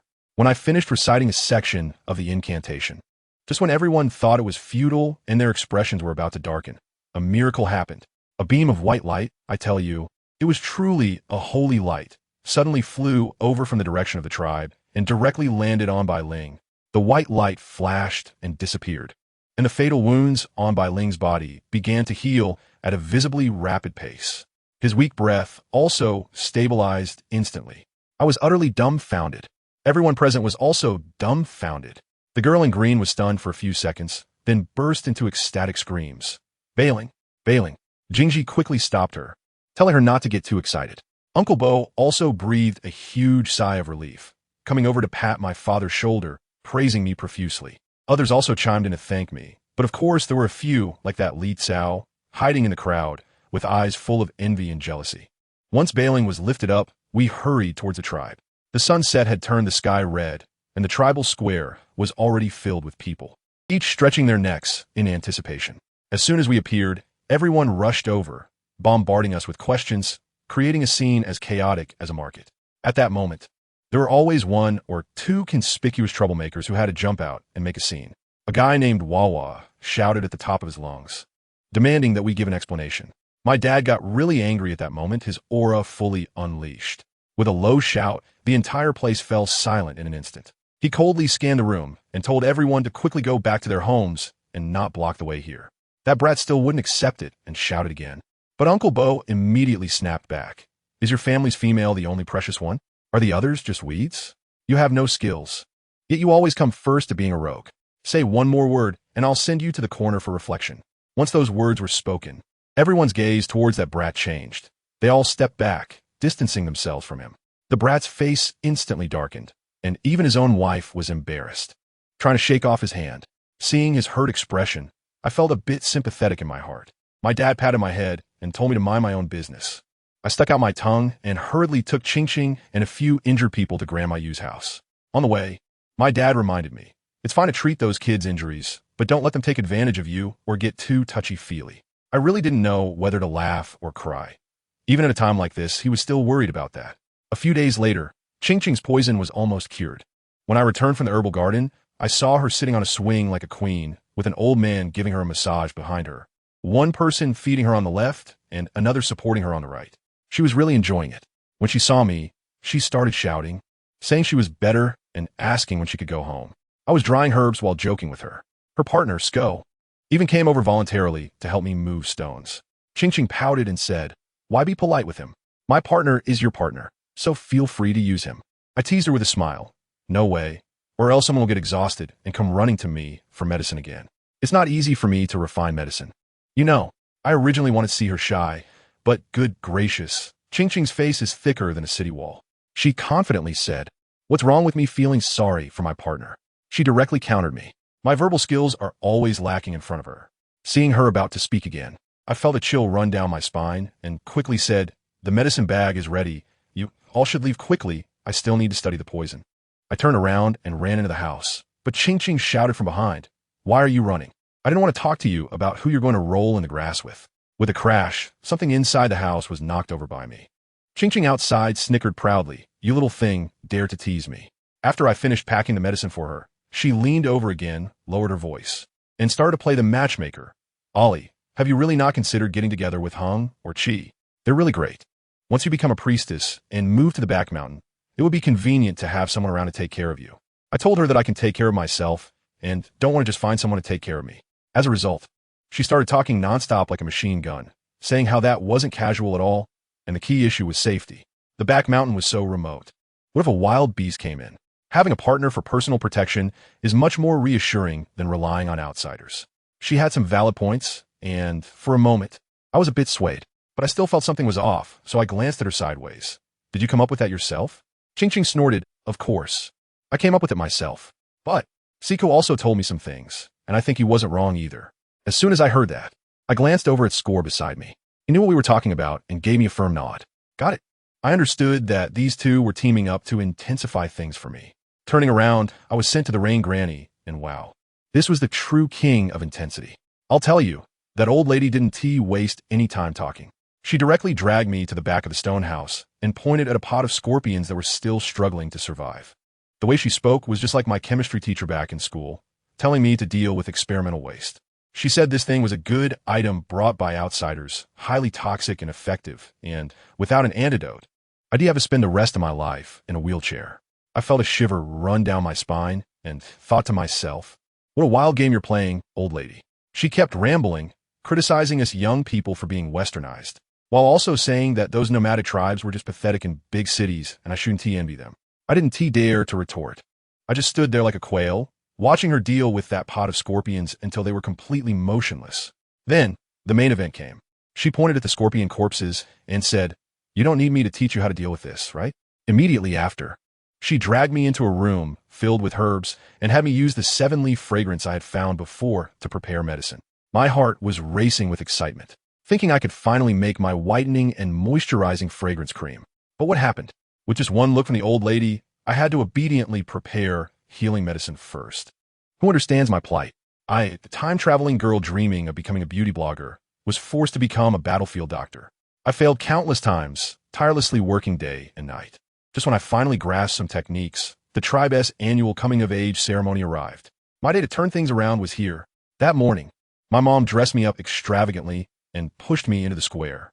Below the high platform was a massive crowd, and the atmosphere was solemn and grave.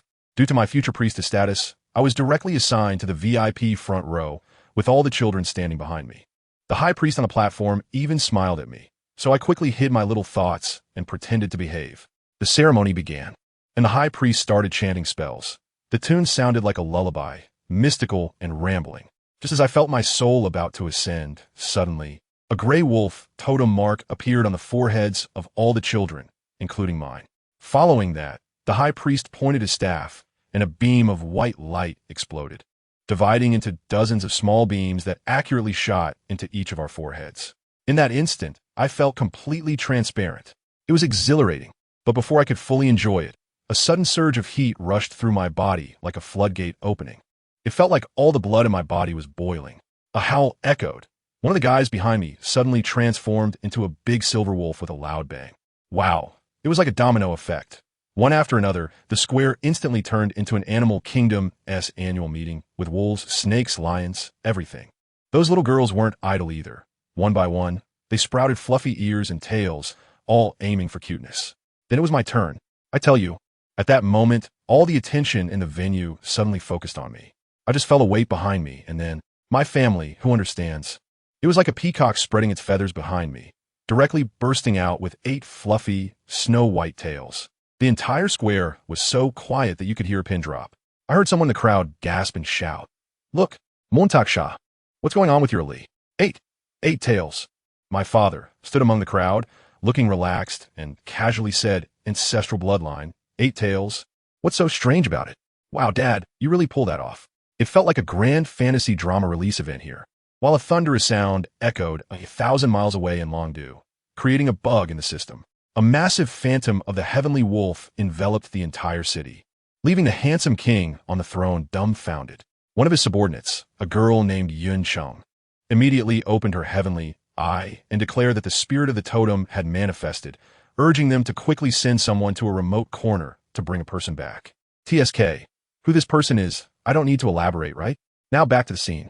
As soon as my 8 tales of ancestral bloodline were revealed, I could feel several gazes piercing like knives, filled with envy and jealousy. There was a guy named Hung who looked at me as if I were a ticking time bomb, probably fearing that I would become too powerful and endanger the tribe. After the awakening ceremony, it was time for the high priest, Inlan, to bless the entire tribe. I noticed he didn't let anyone offer sacrifices and went straight for a grand blessing, which made my heart skip a beat. I've studied this. This ISNTA blessing, it's clearly a bestowal. He was using his own life to buff us. Sure enough, after finishing the incantation, a warm power enveloped everyone. By the time I regained my senses, Inlan on the stage had transformed from a handsome middle-aged man into a frail old man, coughing up blood continuously. I was almost in tears at that moment, so I rushed onto the stage. He held my hand and trembled as he called me teacher. Well, this was it. I had to step up immediately. But as the newly appointed teacher, the first thing he asked me wasn't about teaching, but rather, Ollie, do you want to find a partner? I was so stunned that I quickly shook my head and said, Teacher, I'm still young. There's no rush. My dad let out a sigh of relief. As a result, the clan leader was not happy, cleared his throat, and directly called out in front of the entire clan. Hung, Chi, Shurhu, Arome, step forward. The 4 strongest bachelors from the tribes stood there, and the clan leader announced, Let us choose followers for our future priest. Who is willing? I was blown away at that moment. Teacher, I just rejected you, and you pulled this on me? This isn't how you slap someone in the face. I was just about to protest when Inlan coughed up a mouthful of blood and looked at me faintly. Ollie, are you so worried that you can't let the teacher leave? Fine, you're impressive. What else can I say? So in a daze, I ended up accepting Chi and Shurhu as my personal bodyguards. To avoid being a decorative vase, I followed them out every day to hunt and level up. One day, I was exhausted and sitting in a tree, catching my breath, watching them easily take down 2 wild boars that were like little tanks. While processing the pork, Shurhu muttered, It's really strange lately. Why are there so many fierce beasts in this forest? I sighed and shared the server announcement I heard from the totem spirit with them. Someone in the southeast of the forest was deliberately driving monsters towards us. Moreover, recently several small tribes had mysteriously disappeared, and even the wolf totem couldn't find out the reason. This made even the usually silent Chi furrow his brows. I continued, saying that the teacher had already sent someone to the snake tribe to ask their shaman for help with divination, and even sent the previously obtained treasure, the shaman's orb, as a gift, clearly intending to form an alliance. The atmosphere suddenly became heavy. The 3 of us exchanged glances, and finally, it was Shurhu who broke the silence. Let's go, find a place to rest first. She transformed into wolf form for me to ride on, and we raced toward the cave he had found. However, as we passed through a small grove, Shurhu, who was leading the way, suddenly let out a loud cry of surprise. I became alert with Chi in an instant, and then I heard him shout, Don't come over! Don't come over! I found something good. Then I heard him banging the ground with a stick, along with a series of gurgling screams. I was completely confused, and Chi whispered beside me, It should be a blood ginseng doll, a type of ginseng that can run on its own. It tastes good and can stave off hunger. As soon as I heard this, my eyes lit up. There's such a walking experience package that also serves as food supply? I curiously asked, Why have I never heard my dad and you mentioned such a good thing before? Let me tell you, it's not that they didn't say anything about the dendrobium, it's that I never asked them in the first place. They just patted the dirt off their hands, stood up, and explained to me that in their eyes, this thing is just an inconspicuous wild vegetable, something you'd only dig up to fill your stomach when you're really starving. Usually, they wouldn't dare to show it off to me. I was just about to say something when Shurhu's face suddenly turned pale, pointing behind me and shouting, Watch out behind you. Before I could react, I heard a sharp sound like the air being torn apart. In the next second, Chi directly pounced on me like a fierce tiger, and we rolled on the ground like a gourd. As my vision spun, I finally saw what had ambushed us, a giant mantis taller than me. Its 2 front limbs were like gleaming sickles, green and looking terrifying. Family, who understands? At that moment, I only had one thought in my mind. It's over. Is there some big guy who just dropped a poop in this mud? A foul smell shot straight to my head, and I almost threw up on the spot. To make matters worse, the mantis missed its first strike, and another sickle came down. She couldn't dodge in time to protect me. Just at that critical moment, with a clang, a wooden stick swept over from Shurhu, blocking the attack. She seized that split second of opportunity, a flash of silver light, and in an instant, we teleported behind a big tree. I leaned against the tree trunk, my stomach churning, and when I touched my face, my hand was covered in wet mud, making me feel so sick that I spat several times. Turning my head, I saw Chi's face was pale, holding his back. My heart sank, and I quickly rushed over and grabbed his arm. "Chi, are you okay?" In my haste, my fluffy big tail unconsciously perked up and rested on his shoulder. As a result, this guy, probably instinctively, turned his face and got a bit itchy for my tail fur, reaching out to grab a handful. I tell you, at that moment, all the hair on my body stood on end. It felt like someone was tickling the soles of my feet with a feather, both itchy and tingling. And I was overwhelmed. Without thinking, my big tail whipped out and smacked right across Chi's face. Oh no, I just hit my savior. Looking at him covering his face, I was almost in tears. My tail had a force of at least 500 or 600 pounds. If I disfigured his handsome face, how would I ever compensate for that? After a bit of chaos, Chi's wound was so deep that we could see the bone. Shirhu simply decided to kill that unlucky mantis and suggested roasting it by the creek while using its scythe-like arms to make some new weapons. That old Shirhu, while sharpening the sides with a rock, was winking and poking the fire, asking Chi, "Did you just touch Ali's tail?"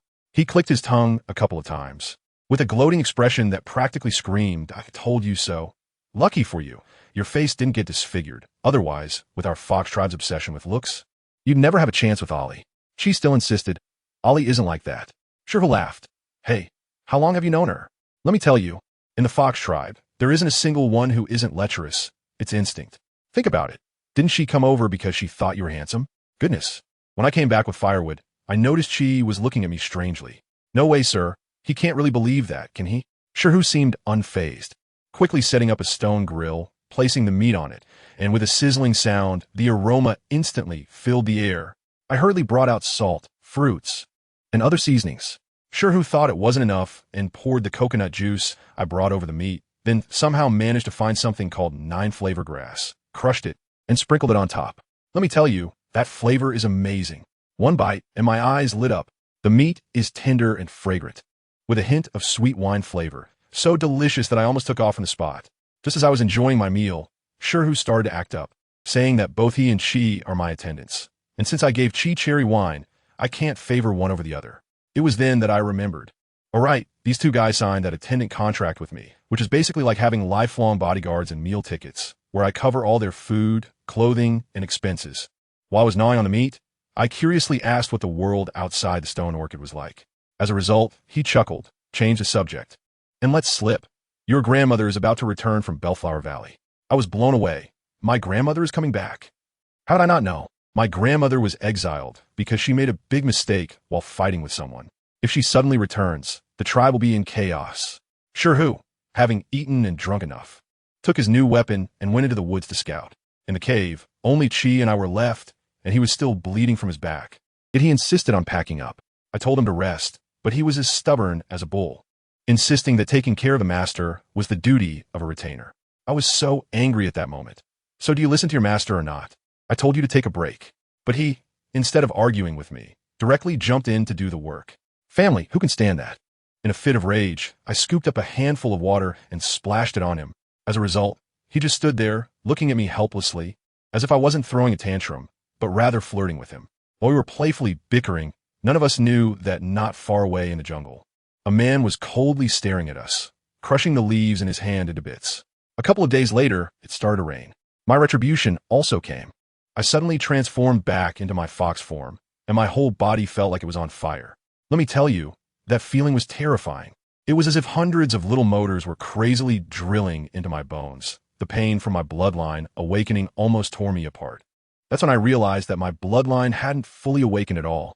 I used the last bit of my strength to tremble and tell Chi to take out the green jade box from my medicine pouch. It contained the witch medicine my father prepared. I instructed him to throw the ointment into a wooden basin filled with rainwater, and when the water started bubbling, to throw me in. Without a second thought, Chi rushed into the rain with the basin. I was rolling on the ground in pain, my consciousness starting to blur. When Chi finally returned with the filled basin and saw I was about to pass out, he quickly tossed the jade box into the water and picked me up. As soon as the witch medicine hit the water, the entire basin bubbled as if it was boiling. The moment Chi placed me in, I felt a wave of comfort that almost made me cry out. But that was only temporary.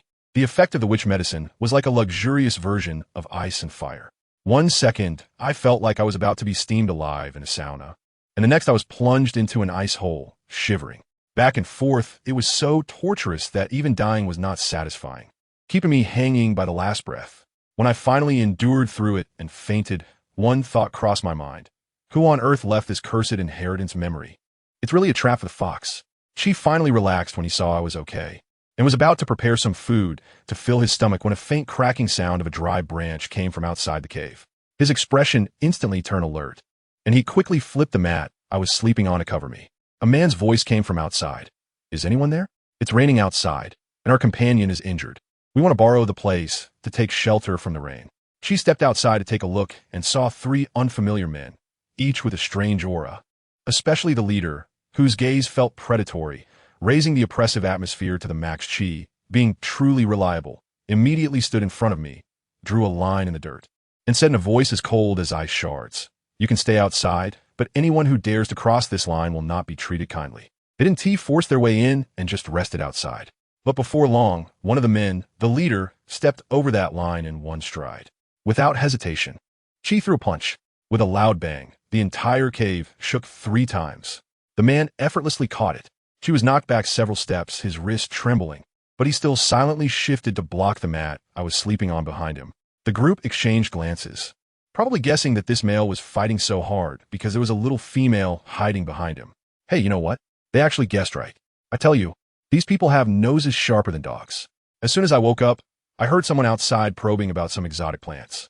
I felt so uneasy, like I could scatter with a gust of wind, but as soon as I heard that, I knew they must have fallen into a trap. I propped myself up and directly told them, "What you're talking about is right?"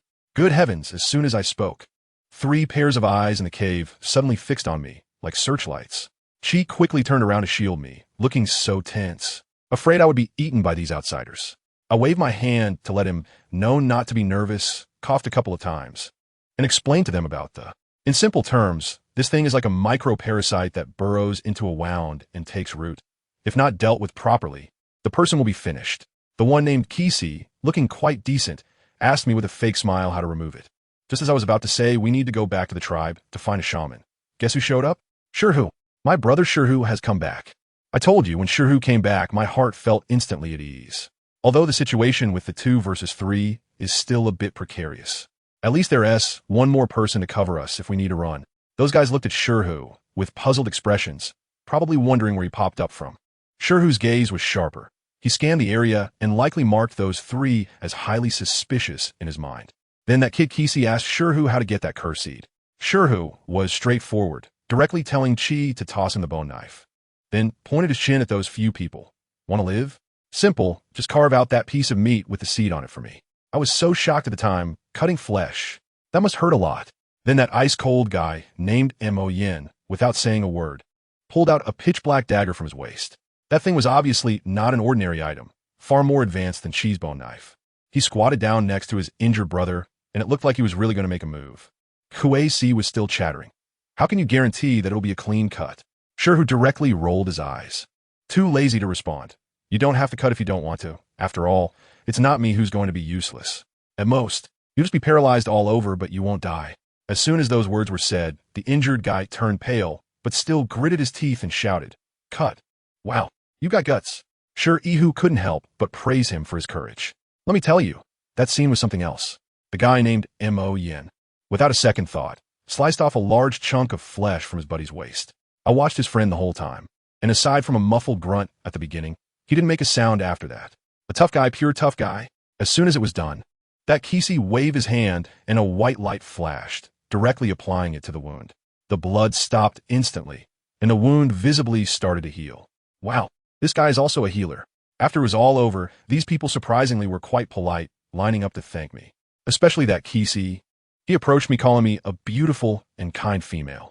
Oh, my family, who understands I was covered in goosebumps. The way he said it was just so greasy. He was like a walking embodiment of grease in the world. I couldn't help but ask him with a forced smile, "Hey, handsome, can I ask you something? Are you from the peacock family? The kind that can't help but spread their feathers when they see a female?" Huh. My brother Shirhu was the first to crack up, turning his head to laugh, so hard his shoulders were shaking. Chi also had a hard time holding back his laughter, his lips curling up uncontrollably. Let me tell you, Kisi's smiling face looked like an electronic cactus that had just been popped, dark and wonderfully expressive. We decided to move on from that incident and set off together. But not long after, I had bad luck and got bitten by a poisonous insect, passing out on the spot. When I regained consciousness, I felt someone pressing on my forehead, a chilling force penetrating my body. As I opened my eyes, I saw Kisi's enlarged handsome face, looking at me with a playful expression. He must have noticed my bloodline awakening for the second time, and that my body was extremely weak. This guy definitely has issues. Seeing that I was awake, he casually tossed me a small bottle with a tone that was rather infuriating. If you don't want to die, take this. Chi and Shirhu both looked wary, signaling me not to eat anything carelessly. I took the bottle, opened it, and was stunned by the scent. Dianqiang Ning. This stuff is a low-grade, earth-level witchcraft medicine, a treasure. For him to toss it out so casually, his identity must be extraordinary. Kisi squinted and asked me, "Do you recognize it?" I let my eyelids droop and began to act. My father used to be from high tribe, I've heard. After saying that, a flash of white light passed through my hand quietly, and I first checked it with my own power to ensure it was not poisoned. This really angered Aikiko. She snorted coldly and walked away, probably thinking that I didn't trust her and was insulting her character. TCH, who cares about you? I downed the medicine in one go, and it felt incredibly refreshing. The weakness in my body disappeared in an instant. To conserve my energy, I transformed into a little white fox and jumped into Chi Huai's arms for him to carry me. We rushed back to the tribe and finally arrived before noon. However, as soon as I entered the tribe, I sensed that something was off. The clan members greeted me, but the way they looked at the three outsiders behind me was as if they were guarding against thieves. I was wondering when suddenly an annoying voice rang out. "Ah, Ollie, you finally came back." When I turned around, to my surprise, my archenemy Li Chao, along with her two little sidekicks, was blocking my way with a look of amusement on her face. Her malicious gaze kept darting back and forth between me and Chi. My heart skipped a beat, and an ominous premonition surged up. "Li Chao, what do you want to say?" My voice turned cold. This woman just loves to see me suffer. She smiled triumphantly. "What do I want to say? Didn't your good sisters tell you? All right, they care about you so much. They must not have the heart to tell you that your father is missing, and even the priest can't find him." My mind went blank in an instant. She saw my pale face and laughed even more happily, her voice stabbing at my heart like a knife. "Not just that. After your aunt found out, she secretly ran out of the tribe to look for them too. Oh, by the way, this morning my father said that your uncle Yu is also missing. Guess what? Do you think they might all be dead out there? TSK. How pitiful you are. Just turned adult and your parents are gone." "Shut up." Chi's eyes turned red, and his fists cracked as he clenched them. If she weren't a female, I bet he would have twisted her head off right then and there. The few followers of Li Chao were also frightened and wanted to pull her away. But Li Chao, in a frenzy, insisted on continuing to speak. At that moment, the always smiling Kuei Si suddenly spoke coldly. "A good female wouldn't curse someone else's parents so maliciously. The male who becomes your mate really has poor taste." Shirhu stepped forward and sneered. "Say what you want and then get lost. Do you want to stay here and get beaten?" Li Chao and her group screamed and ran away in terror, threatening to tell the chief that we bullied a female. But I couldn't hear any of that anymore. My father, my mother, my uncle Yu, all gone missing. I feel like the sky has fallen. I forced out a smile that looked worse than crying and said to Shirhu, "I'm fine. Shirhu, I'm not going to the council anymore. I want to go find the teacher directly. Chi, keep an eye on that side for me." After saying that, I could no longer hold on. My body instantly transformed, revealing my true form as a two-tailed white fox, my size much larger than before, with cold, killing intent in my golden pupils. In the shocked gazes of everyone, I fixed my gaze on that smiling tiger, Kuei Si, and squeezed out the words from my throat. "If the tribe suffers a catastrophe because of me, even if I die, I will definitely drag you all down with me." As soon as I finished speaking, my figure turned into a gust of wind and disappeared from spot. At that moment, in the tribe's meeting hall, the chief, Lin Shi, was rubbing his temples in frustration and said to the corner where Hung was, "No." I said, "No means no, and Mo Shu is missing. I know you're anxious. But the priest has instructed that you cannot leave the tribe right now." Hang's heart sank to the bottom. Could it be that the priest discovered something? Just as I was pondering this, someone rushed in from outside, breathless, shouting, "Chief, not good. Yu Sun is back." I exchanged a glance with the clan leader Lin Shi. Both of us stunned and quickly rushed outside. But who understands a family? The tribe is in chaos, while the back mountain is truly explosive. The scene shifts to Ollie at the back mountain. She looks up and directly bumps into a handsome stranger who is infuriatingly attractive. The man gives her a slight smile and says, "You're here, Ollie." At that moment, Ollie's hair stood on end, and she thought, "Who are you?" I tell you, something amazing has happened. That guy didn't even seem to use any tricks, and Ali found herself unable to move. It was as if she had been paralyzed. He was clearly using some kind of physical immobilization. She was cursing in her heart, trying to suppress her fear while glaring at him. The guy leisurely admired her true form and said, "So cute. Cue my foot." Ali felt a chill all over her body, and when she tried to move her feet, hey, she could move. Without thinking, she turned and ran. This person was too creepy. It was better to escape first. But after just 2 steps, she heard him say, "What an ungrateful disciple, running away when you see your master." As soon as he finished speaking, her vision blurred, and the guy instantly appeared in front of her. Reaching out and pressing his hand on her forehead, Ali let out a sound and couldn't move again. Damn, does this skill not have a cooldown? Her survival instinct made her want to use an illusion, but he swiftly covered her eyes and disdainfully said, "You've wasted your bloodline talent like this." Ali was so angry, she almost exploded on the spot. Just as she was about to fight back, the guy leisurely said, "Don't you want to know about your father and mother?" The moment those words were spoken, all of Ali's attacks came to a halt. She violently shook off his hand. Her eyes sharp as knives. "What do you mean? Do you know where they are?" The guy didn't answer and insisted she call him master. Ali was almost going crazy, shouting, "My master is Elon. Who are you? Where's my master?" Just as the two were at a standstill, an old and hoarse voice suddenly came from behind. "Ali, master." Ali turned around, and tears immediately streamed down her face as she hurriedly transformed in a human form and rushed to support Elon. I tell you, it had only been a few days since they last met, but the old priest looked like he was about to wither away, and the vitality in him had diminished significantly. Ali's ominous premonition was almost overwhelming. She helped her master sit down while cautiously watching the handsome guy named Feng Jiang and anxiously asked, "Master, what is going on?" Elon patted her hand, telling her not to worry, saying her parents were fine. Upon hearing this, Ali's emotions nearly broke down, crying, "You are all the most important people to me. What would I do if something happened to you?" After finally stabilizing her emotions, she quickly asked, "What about Uncle Yu? How is he?" Elon sighed and said, "His condition isn't good, but he has returned to the tribe." Lin Shi and the others took him to Granny Yu. When Ali heard that Uncle Yu was back, a huge weight was finally lifted from her heart. Only then did she point at Feng Jiang and ask, "Master, who is this person?" I tell you, the next moment is going to be the most explosive of the entire event.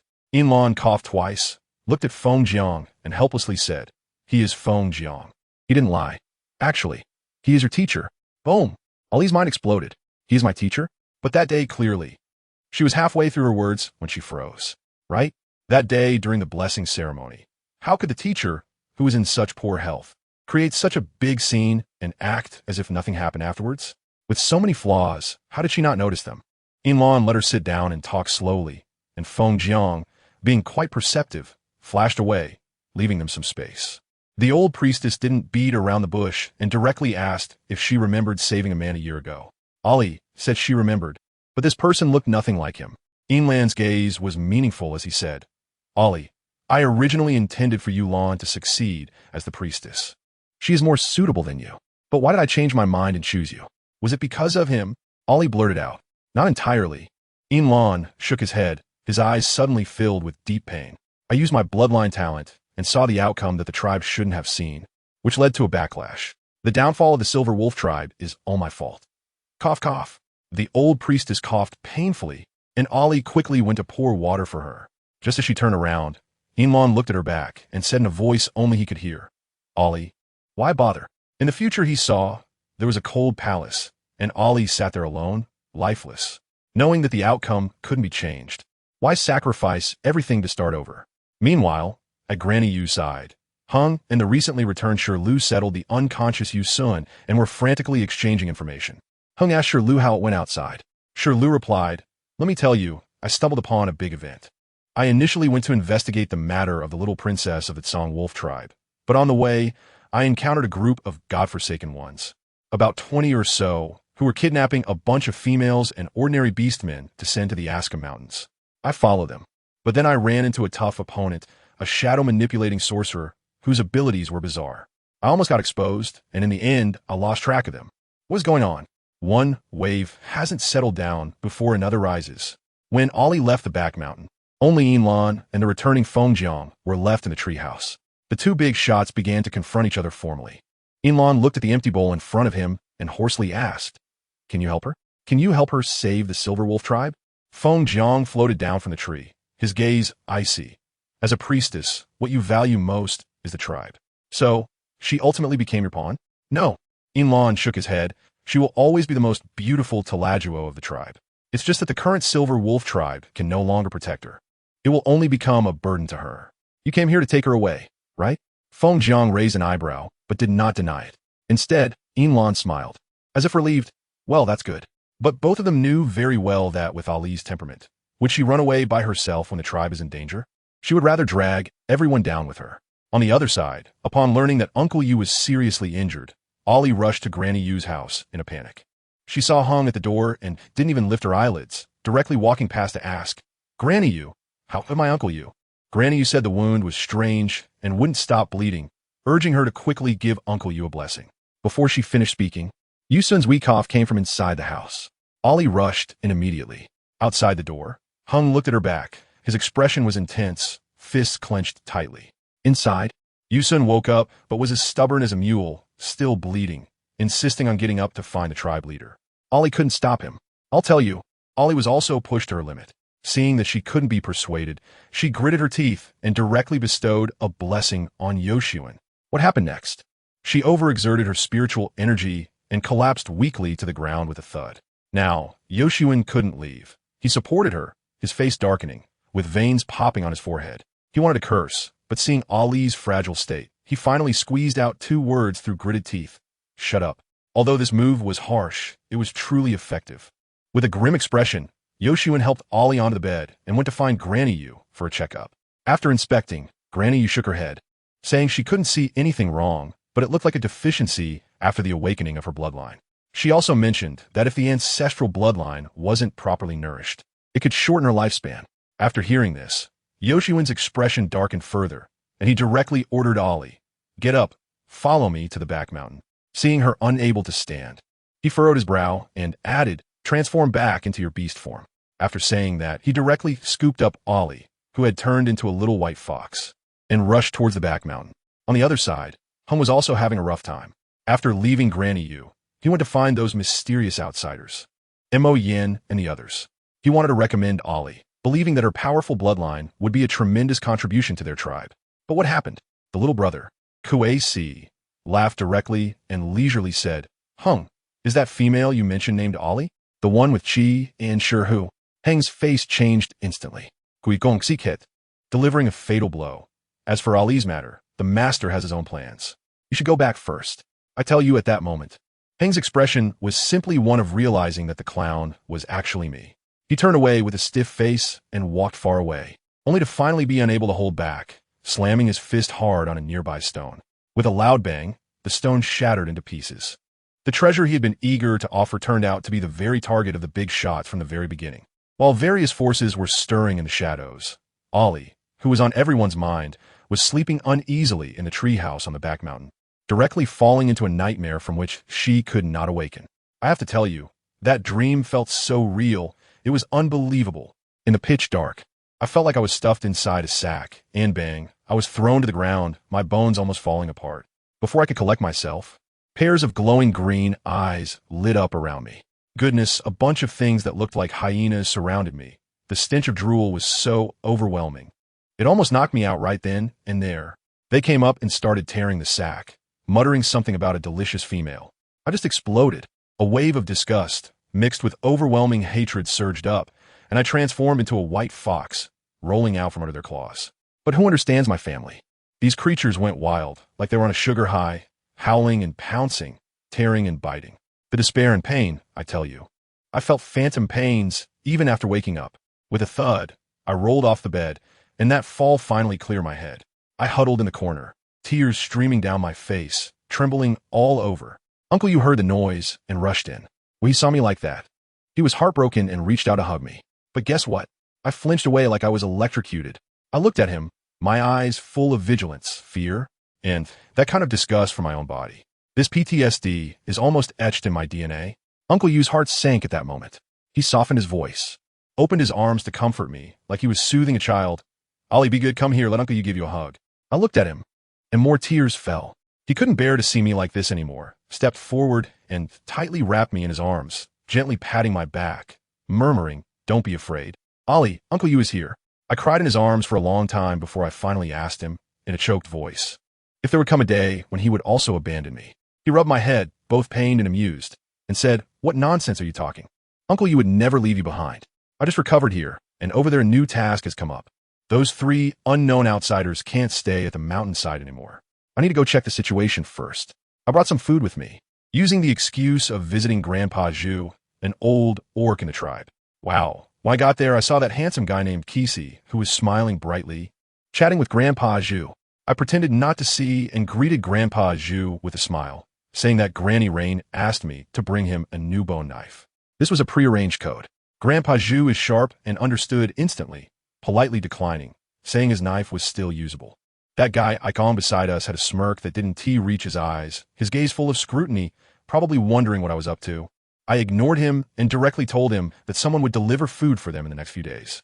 He responded sarcastically, saying that our tribe's hospitality was quite special, almost implying that we were keeping them under house arrest. I shot back, saying, "I thought your master preferred peace and quiet. Is it our hospitality that's lacking?" Just as I finished speaking, another guy named Ikong, the one with the poker face, came over and said their master wanted to see me. "All right then, I'll go meet you today." I followed them to the nearby stone house, and there he was, the real deal named Mo Yin, sitting in the yard with a map in front of him, looking quite impressive. The stone tiger we sent from our tribe to gather information stood to the side, shrugging his hands at me with a helpless expression, clearly having found out nothing. Mo Yin didn't even lift his eyelids, and asked me directly, "Aren't you the one who wanted to see me?" Wow, what a master at turning the tables. I couldn't help but sneer internally, while maintaining a calm facade as I sat down. I looked at the map and asked him where it was drawn. He leisurely replied, "This is the northern plains. Even our Watakan Forest is included in it." I leaned in and looked for a long time, but couldn't find it, growing a bit impatient. Only then did he finally look at me, and that gaze sent chills down my spine. He said, "Sometimes you really shouldn't be so clever." I chuckled in my heart. Whether my sister is smart or not is not for you to decide. He pointed at a lake on the map and said, "This is Watakan from 8,000 years ago." Then he started to paint a grand picture for me, saying how wonderful the outside world is and that Watakan is nothing to mention. I pushed back directly, saying that no matter how good it is outside, it's not my home, my family is here. Seeing that he couldn't deceive me, he gave me the same line as before, saying they are from the Huangyang tribe and came here to break through some dire situation. As if I would believe that. I was just about to leave when Kwaikong stopped me again, saying their master couldn't stay any longer and wanted to go out to stretch their legs, asking me to plead with our priest. I was extremely reluctant. That damned sorcerer might have already revealed my secret. Letting them out would be like putting me on a spit to roast, right? But I had to agree on the surface. "Fine, I'll ask. But I made it clear beforehand that if you go out, our tribe will send someone to follow you the whole time." I said I would go find the priest, but my feet took me directly to the residence of the clan leader on the mountaintop. Clan leader Lin Shi and a few elders were discussing something. Upon hearing my intention, the old men exchanged glances and came up with a plan. Lin Shi said to me, "All right, Ollie, you go tell the priest to agree. Also, ask him for a few blessing tokens and let Shi, Shurhu, and Shurlu go out with you as companions for the hunt." Well, this is basically 24-hour close monitoring, focusing on a companionship-style supervision. When the priest heard this, he not only agreed, but also directly gave me all 6 of his top-tier blessing tokens, insisting that I go along, saying that with me there, the power of the tokens would double, and it could also enhance my practical skills.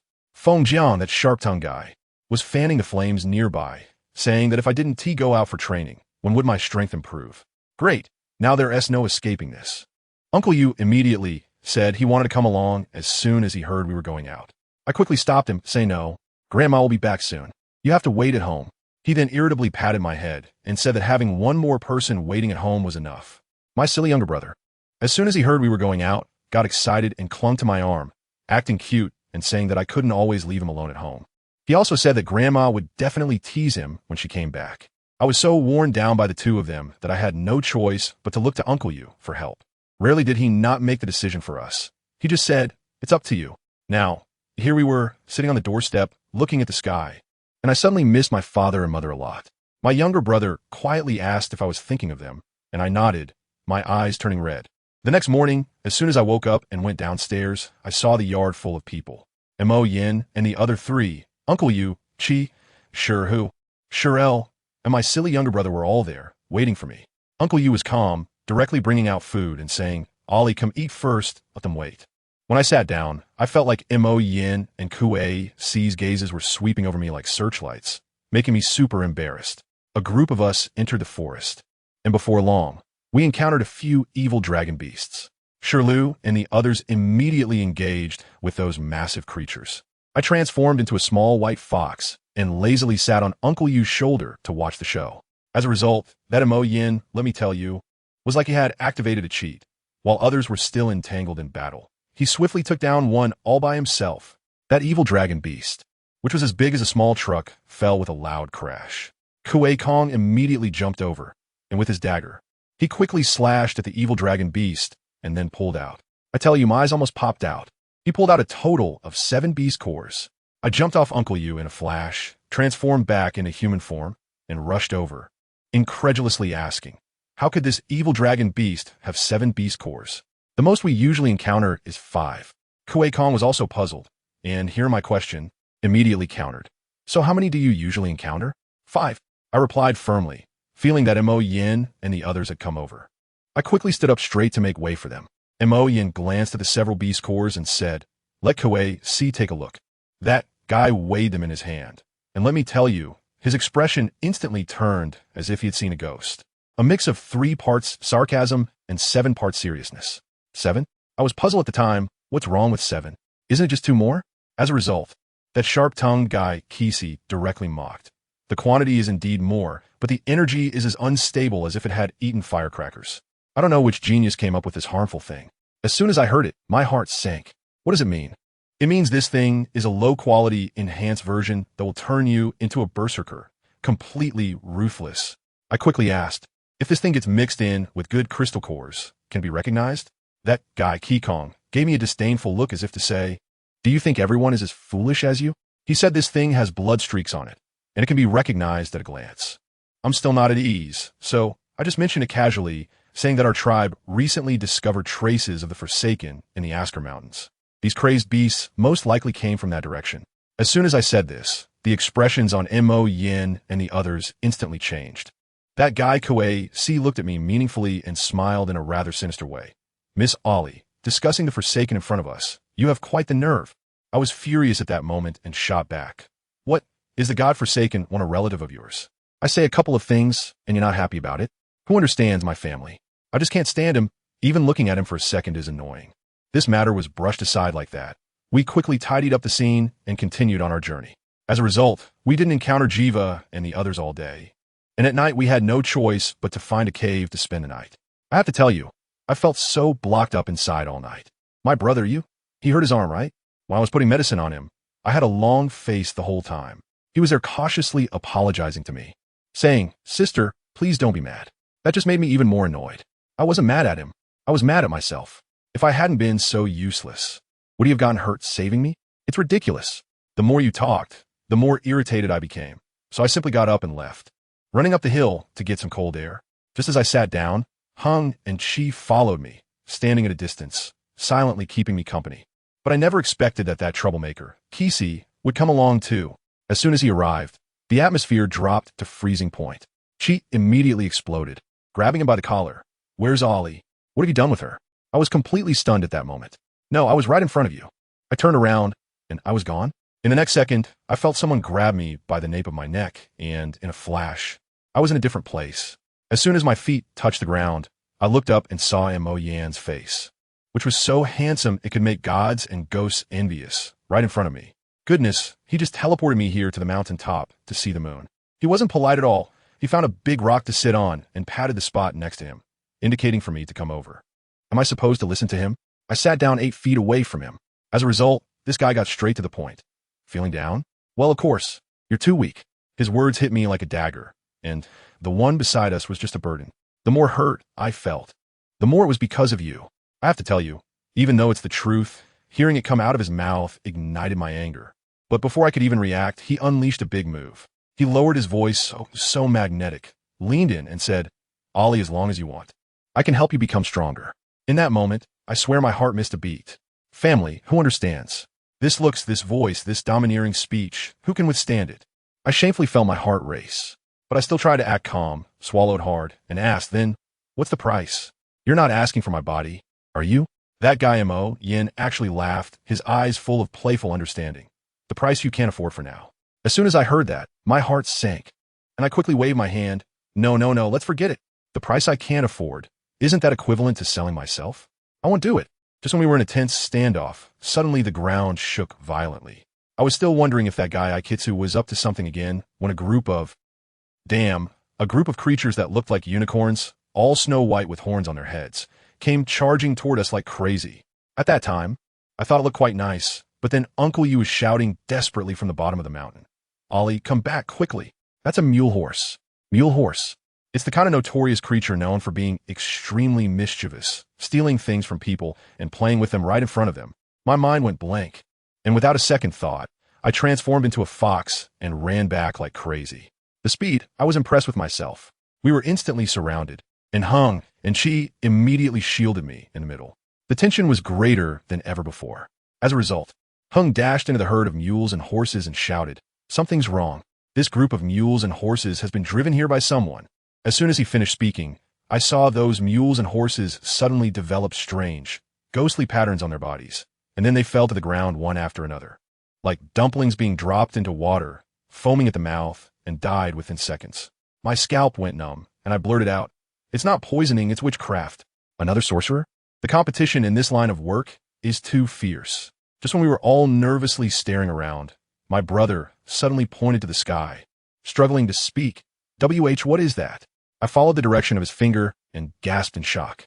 Above the giant forest, a huge dark green snake had emerged. I was taken aback for a moment, and then my eyes instantly lit up. I suddenly grabbed Yu's arm, my voice trembling with excitement. "You, look, is that Grandma's beast form? It's my grandma. She's back." I immediately forgot everything else, dropped a line to Uncle Yu saying I was going to help Grandma, transformed into a fox, and dashed towards that direction. My younger brother, also a bit dazed, shouted, "I'm going to find Sister," and followed me. Uncle Yu was behind us. So angry he was nearly jumping up and down, his voice could almost overturn the entire forest. But I didn't expect to be intercepted halfway. A black corrosive spell brushed past my fur, instantly burning a large pit into the ground. When I turned around, that guy Kisi was actually standing in midair, grinning at me. "What are you doing?" I yelled in anger, baring my teeth. He didn't say a word, just looked at me ominously, and the next second, a large mass of black mist gathered above my head. It was the rain of curses. I quickly created a shield to block it and retaliated with 2 bolts of lightning. But that guy was as slippery as an eel, easily dodging it, and even turned around to control the vines I summoned to save myself, tie me up tightly. Family, who understands? This was simply cranking up the intensity of my life. Just when I was about to be choked to death, suddenly a red shadow fell from the sky. With one kick, just a clean and decisive kick, it sent the arrogant Kisi flying out, crashing into several big trees. I was stunned at that moment, and when I saw who had come, I almost cried. "Grandma!" I immediately became dramatic, rolling and crawling into my grandmother's arms, clinging to her like an octopus, rubbing against her and crying, pouring out all the grievances of my life. In the end, I pointed my little hand at the confused Kisi who had just gotten up from the ground, and in the most aggrieved voice of my life, I complained, Grandma, this male just bullied me because he was stronger than me. You have to help me beat him up.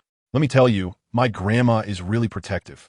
The moment a cold light flashed in her eyes, she immediately said, "Don't worry. Even if you don't say anything, I'll take care of him. How dare he touch my granddaughter? He must be tired of living." Wow. With that kind of aura, I instantly slipped down from her and stood up straight. But when I turned my head, I realized there was also the leader of the Snaky tribe standing beside me, and his face was as dark as the bottom of a pot, looking at me with a distinctly unfriendly gaze. Family, does anyone understand? It was pure jealousy right there. I was puzzled in my heart. Why was he here too? Could it be that he was the one who just fought with my grandma? Did he lose? Which is why his face was so grim. I didn't even think about the jealousy angle. Over there, the grandson named Kisu, seeing that my grandma was about to take action, became alert. Let me tell you, my grandma is really strong. She had quietly set up a barrier around us. This guy was now like a fish in a barrel, unable to escape. But guess what? This guy called for help. He secretly crushed some jade pendant hidden in his sleeve, sending out a signal for reinforcements. The roles of hunter and prey instantly reversed.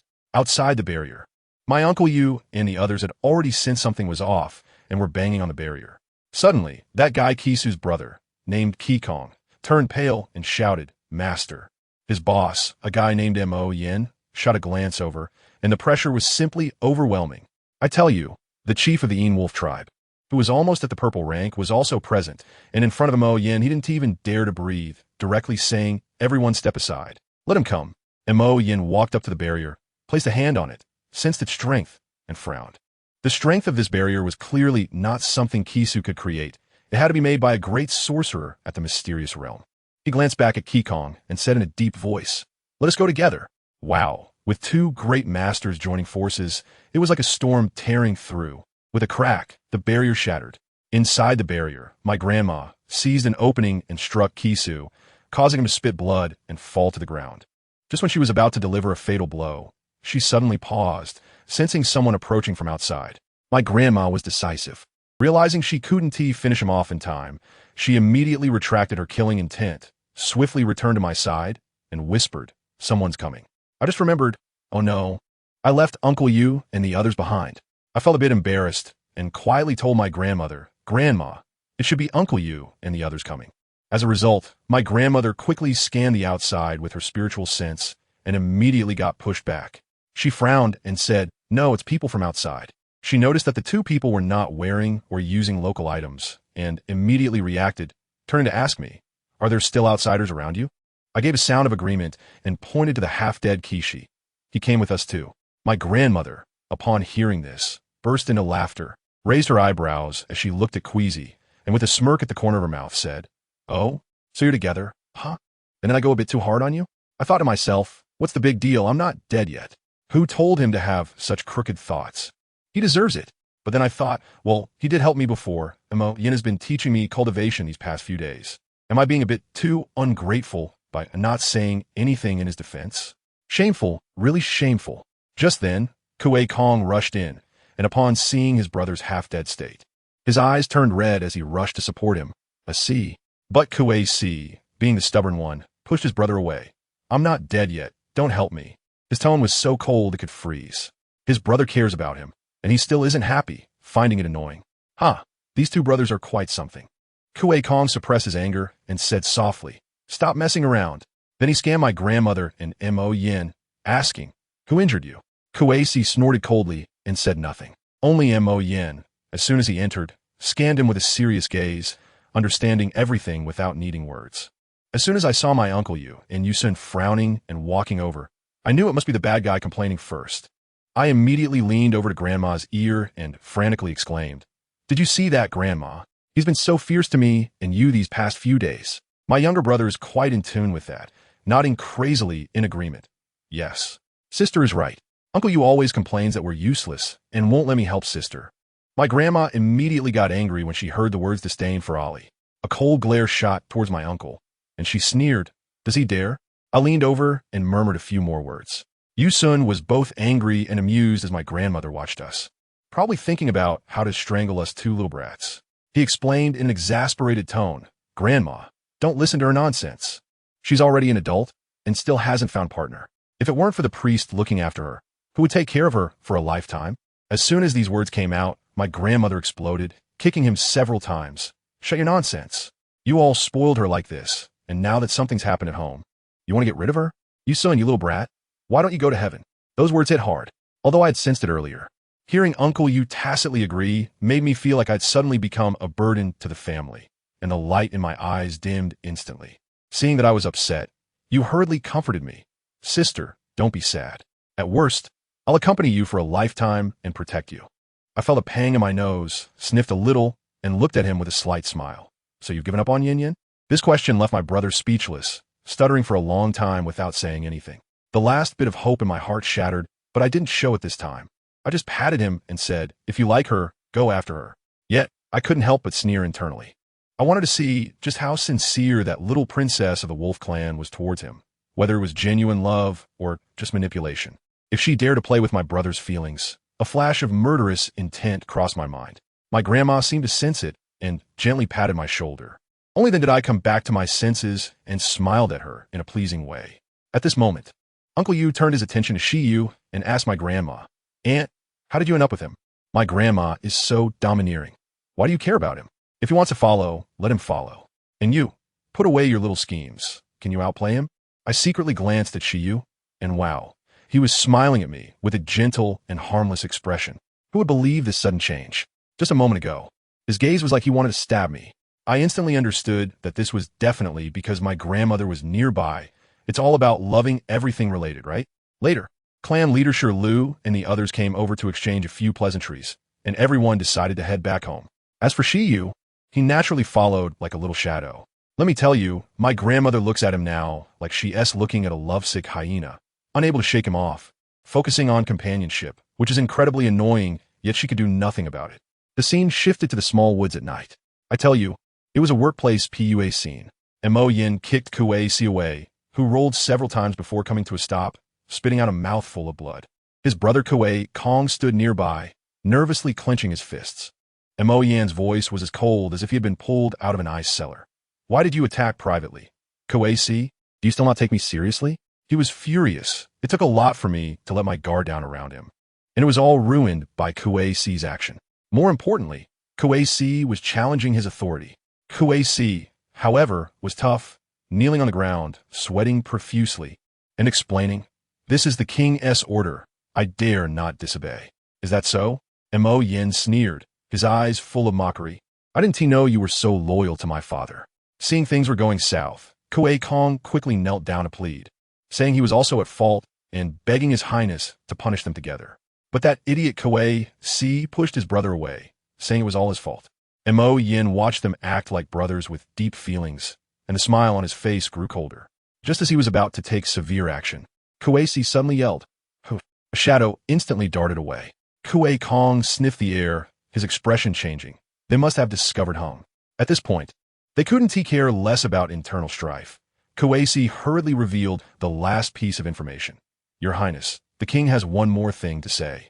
He said the prophecy of a nine-tailed fox may not be false, and you should resolve this matter quickly, bringing that little female back. She might have a way to break through to the Beast Emperor realm."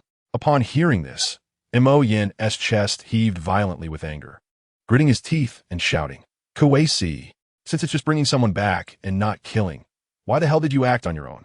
Only then did Kuei-si spill the whole story, saying the king did indeed order him to secretly take someone away, and he could only tell Mo Yin if he failed.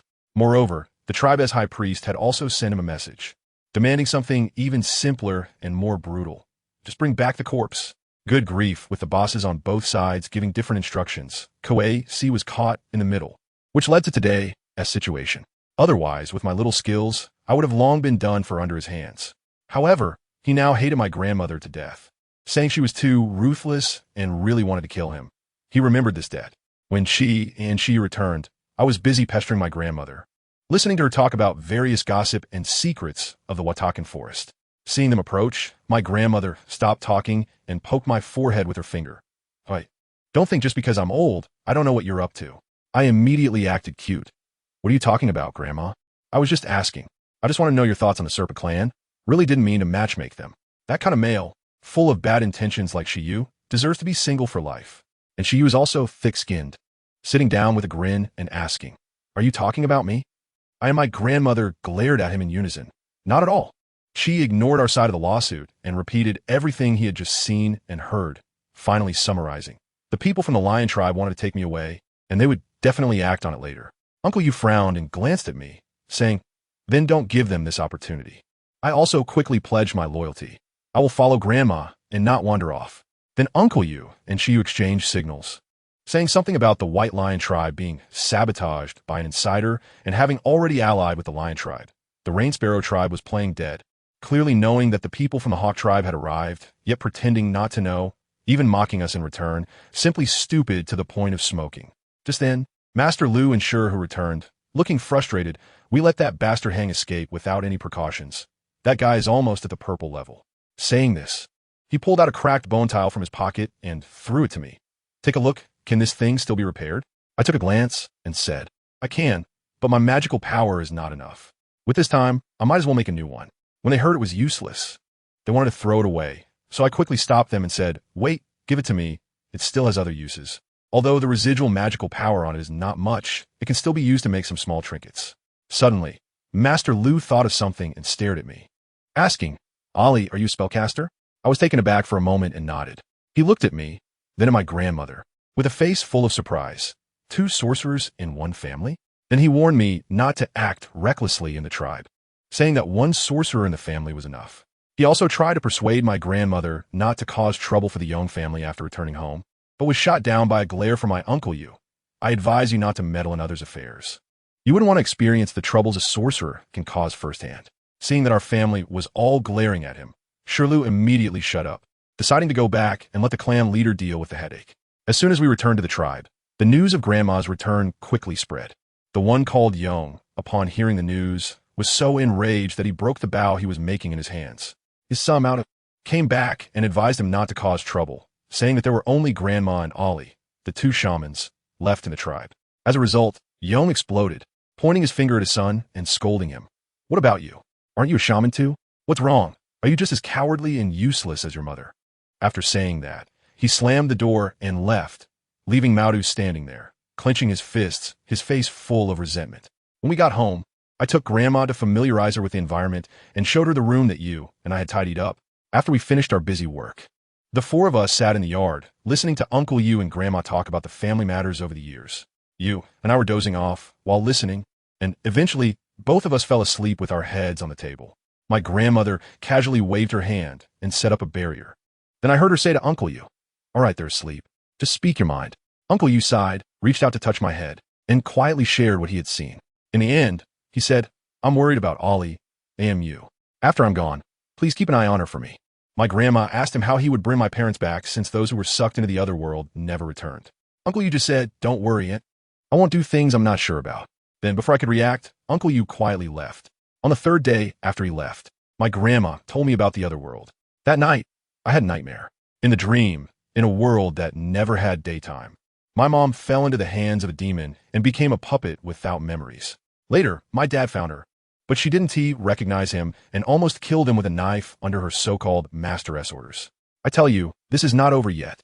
The scene shifts, and my dad, that towering orc, knelt before the king demon, whose face I couldn't even see, just for my mom.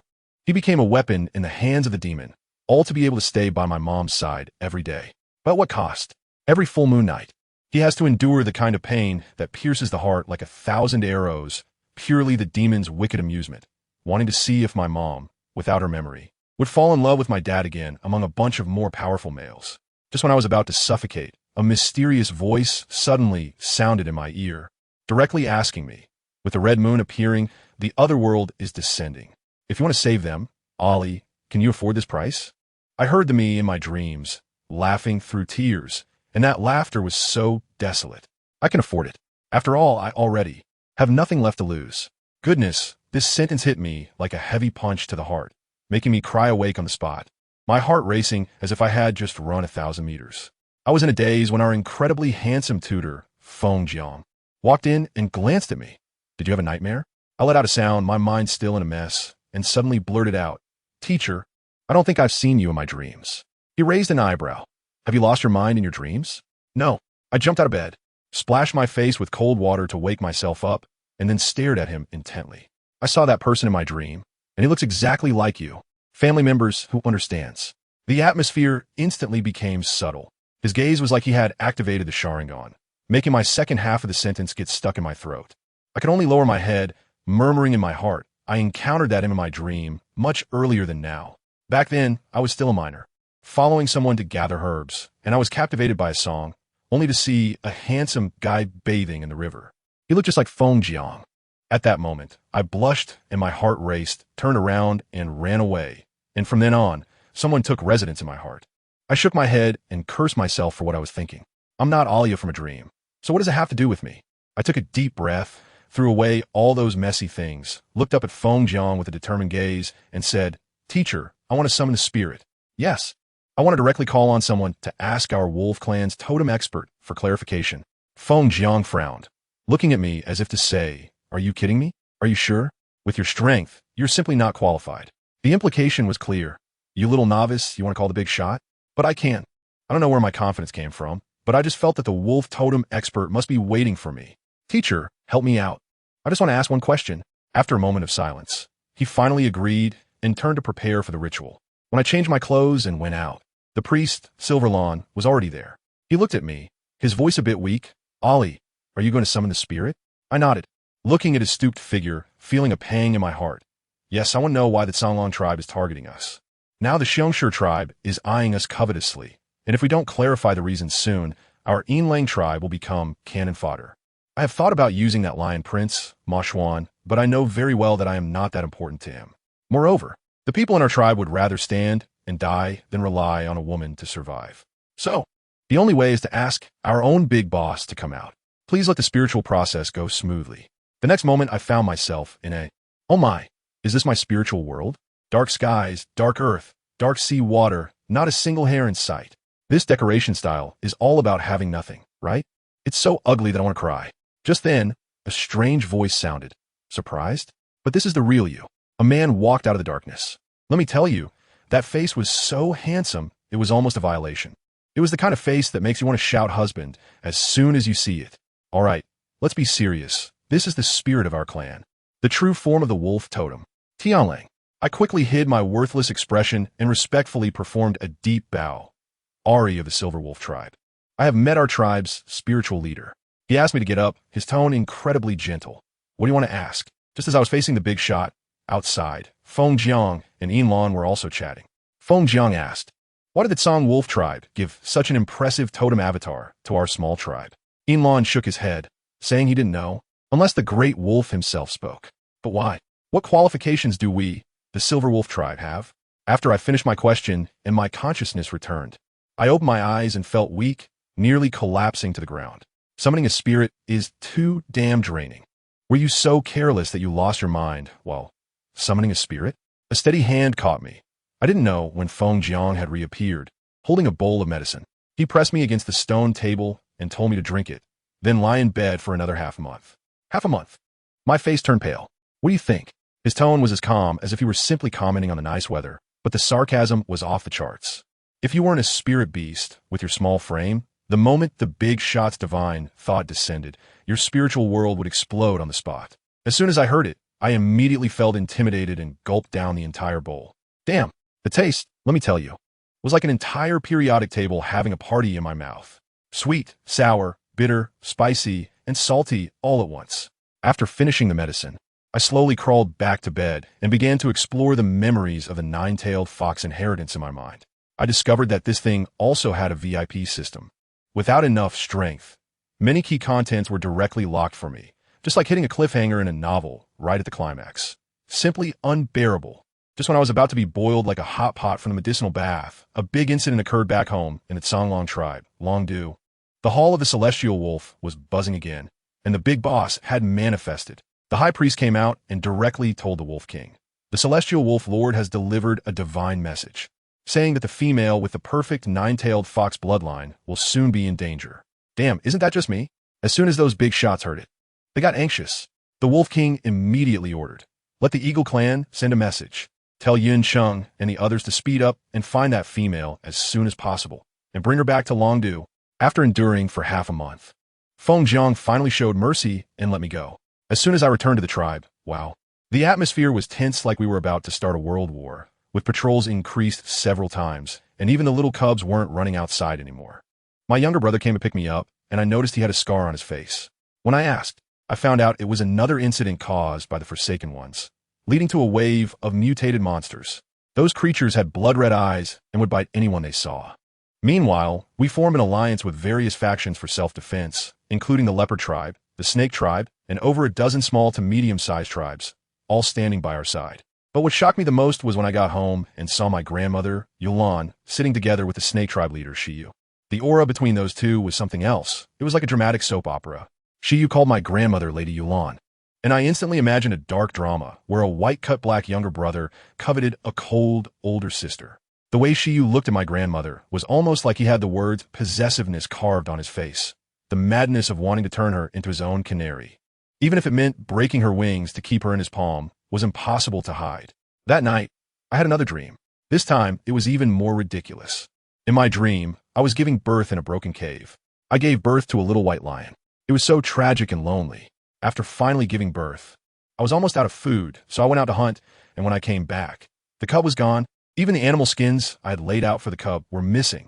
I was directly awakened by this despair, and when I woke up, it was already noon. My brother was so scared that he said he couldn't wake me no matter how much he called me, and insisted on pulling SHYU to take a look at me. Guess what happened next? SHYU checked my pulse for a long time. His expression was quite strange, and in the end, he managed to say, "There's nothing wrong with your body." As soon as my grandma heard that, her face instantly fell, and her expression clearly said, "Are you trying to put on a show for us?" I tell you, that guy Shiyu is quite straightforward. He laid it all out and said with a, "Grandma, my health is really fine, but the problem is even bigger than if I were sick." He paused, glanced over me, and his expression was like he was looking at some rare endangered species. He said my witchcraft power was impressive, almost on par with a real wizard. The air instantly thickened. My grandma exploded on the spot. Her voice was so loud that it felt like it would scare a few feathers off all the birds in the whole tribe. She pointed at my nose and started to unleash a torrent of words. "Ollie, you better explain this to me. What's going on? What can I say?" I'm even more confused than she is. I don't know either. Should I tell her that I dream every night, leveling up in my dreams, and then wake up stronger? If I said that, I want to slap myself twice. Seeing me like this, the old lady got even angrier and started scolding my teacher, saying what kind of potion he had given me on the back mountain. I saw that the situation was not good, so I quickly confessed everything about my teacher, giving me witchcraft and making me soak in beast blood. My grandmother's expression softened a bit upon hearing this, and she sneered. "I thought so. He drained all the blood of the fierce beasts in the clan, and it turns out he used it all for your bathwater." Although she was angry, she still felt sorry for me and directly ordered me to go get some fierce beast blood to replenish myself, even sending Shiyu to be my bodyguard. So, we set off into the forest. 3 days later, we were roasting meat around the campfire. I couldn't shake the uneasy feeling in my heart, sensing that something was about to happen.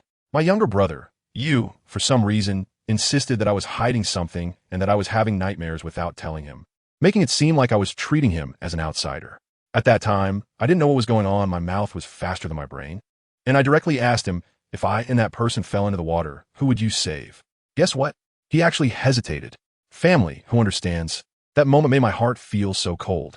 I made up my mind and didn't want to argue with him anymore. So I stood up, found Shiyu, and told him I was feeling really anxious, like something big had happened at home.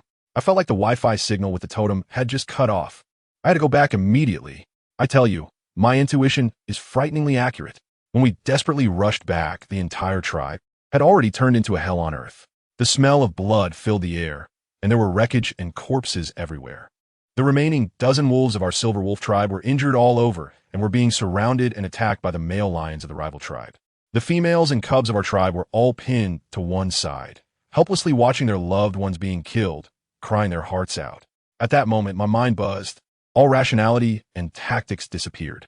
It was as if a hidden switch had been turned on, and I directly entered my turn. My younger brother shouted "sister" and tried to grab me, but he couldn't hold me back. I transformed into a white shadow and rushed out, aiming straight for that guy, named Hung. At that moment, I felt as if all the blood in my body was on fire. Shiyu and the others also reacted and charged after me.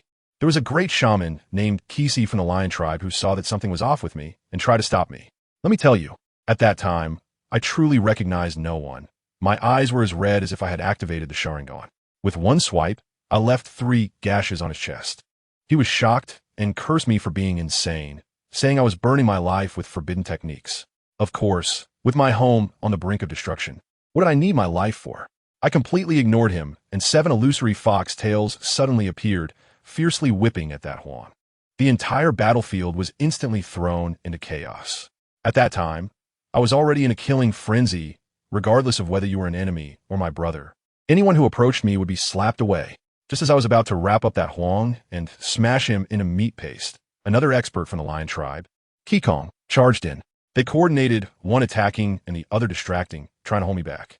As a result, I directly blinked and dodged Kikong, swinging my tail to send Kisi flying. Now, no one could stop me. I moved forward step by step, whether from the lion tribe or our silver wolf tribe. They all looked at me as if they were seeing a ghost, trembling in fear. Just at that critical moment, the most absurd thing happened. A terrified female actually pushed her little cub out, wanted me to treat her as a snack. The little girl, called Juju, usually loved to snatch things from me, crying as if the sky was falling, hugging my leg and shouting, "Ollie, don't eat me. I won't fight with you for repairs anymore. Ollie, don't eat me." She cried so pitifully that I was stunned. I looked down at her, and, as if possessed, extended my tongue to lick the tears off her face. Guess what happened? In my frenzied state, I actually fell for this. Seeing that I didn't attack her, she suddenly gained courage, hugging my head, crying while pointing at those from the lion tribe and saying, "Hit him, kill them. It's them who kill my father." So, I lashed out a few more times. The people from the lion tribe were dumbfounded, and Kikong and Kisi were left in shock. What was going on? The out-of-control, frenzied ultimate boss was actually being precisely controlled by a crying little cub? My brother watched from the side, and his gaze was so sour it could almost brew vinegar. He must have been thinking, "Sister recognizes no one, just this little girl." When I finally came to, 5 days had passed, and I felt as if I had fallen apart, being carried by someone on the road. The little girl Juju was chattering beside me, and I learned that the day I unleashed my ultimate move and almost burned myself out, it was the shaman from the lion tribe, Kisi, who fed me medicine to keep me alive. As for my brother and the others, they had long been separated and imprisoned with no idea where they were. As I was talking, a male picked me up from Juju's arms and directly brought me before Kisi.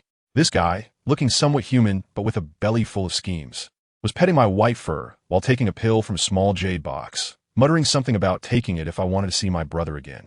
Well, this was nothing short of a standard CEO threat package. Wasn't it? Can I spoil him? He opened his mouth and swallowed the medicine, leaving 2 bloody marks on his hand. He winced in pain, and the nearby Kikong couldn't stand it anymore, saying that since I didn't care for him, I might as well find a female to take care of me.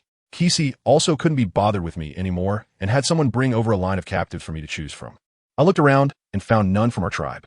Well, what else is there to say? I just picked the best-looking one. After all, having someone who doesn't look good taking care of me would affect my mood while recovering. As a result, Kisi glanced at the person I chose and let out a snicker. I tell you, his laugh was nothing short of blatant mockery, clearly saying, "Isn't it just because she's the prettiest? Of course, it's all about looks. What else would it be? This woman is called Nunu. And let me tell you, not only is she beautiful, but she is also the only shaman in this little broken tribe. But to be honest, the conditions in this tribe are really not great. The clan members live like groundhogs, all in deep, damp burrows. It's only the dry season now. Otherwise, I'd guess mushrooms would be growing there."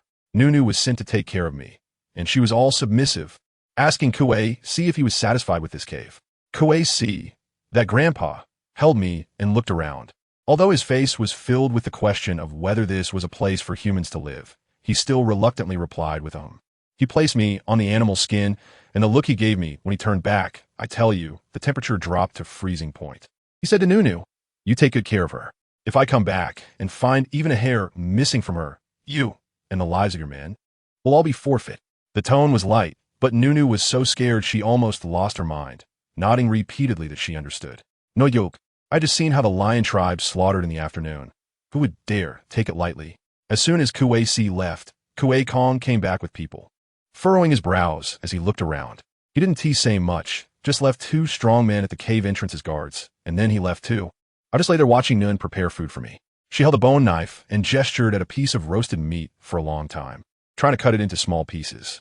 In the end, after much effort, she barely managed to cut off a few slices and almost chopped her own hand instead. I couldn't stand it at that moment and directly said in her mind, "If you can't cut, let those 2 guardians outside come in and handle it." This shout startled Nunu so much that she shivered, and sure enough, she ended up cutting her hand. The knife clattered to the ground. The 2 guys outside had sharp ears and rushed in within a second. Seeing the knife on the floor, their faces instantly darkened. "What do you want to do with that knife?" The scar-faced guy yelled. If it weren't for the fact that I was still lying there fine, he probably would have dealt with Nunu right on the spot. Nunu was so scared that she couldn't even speak clearly.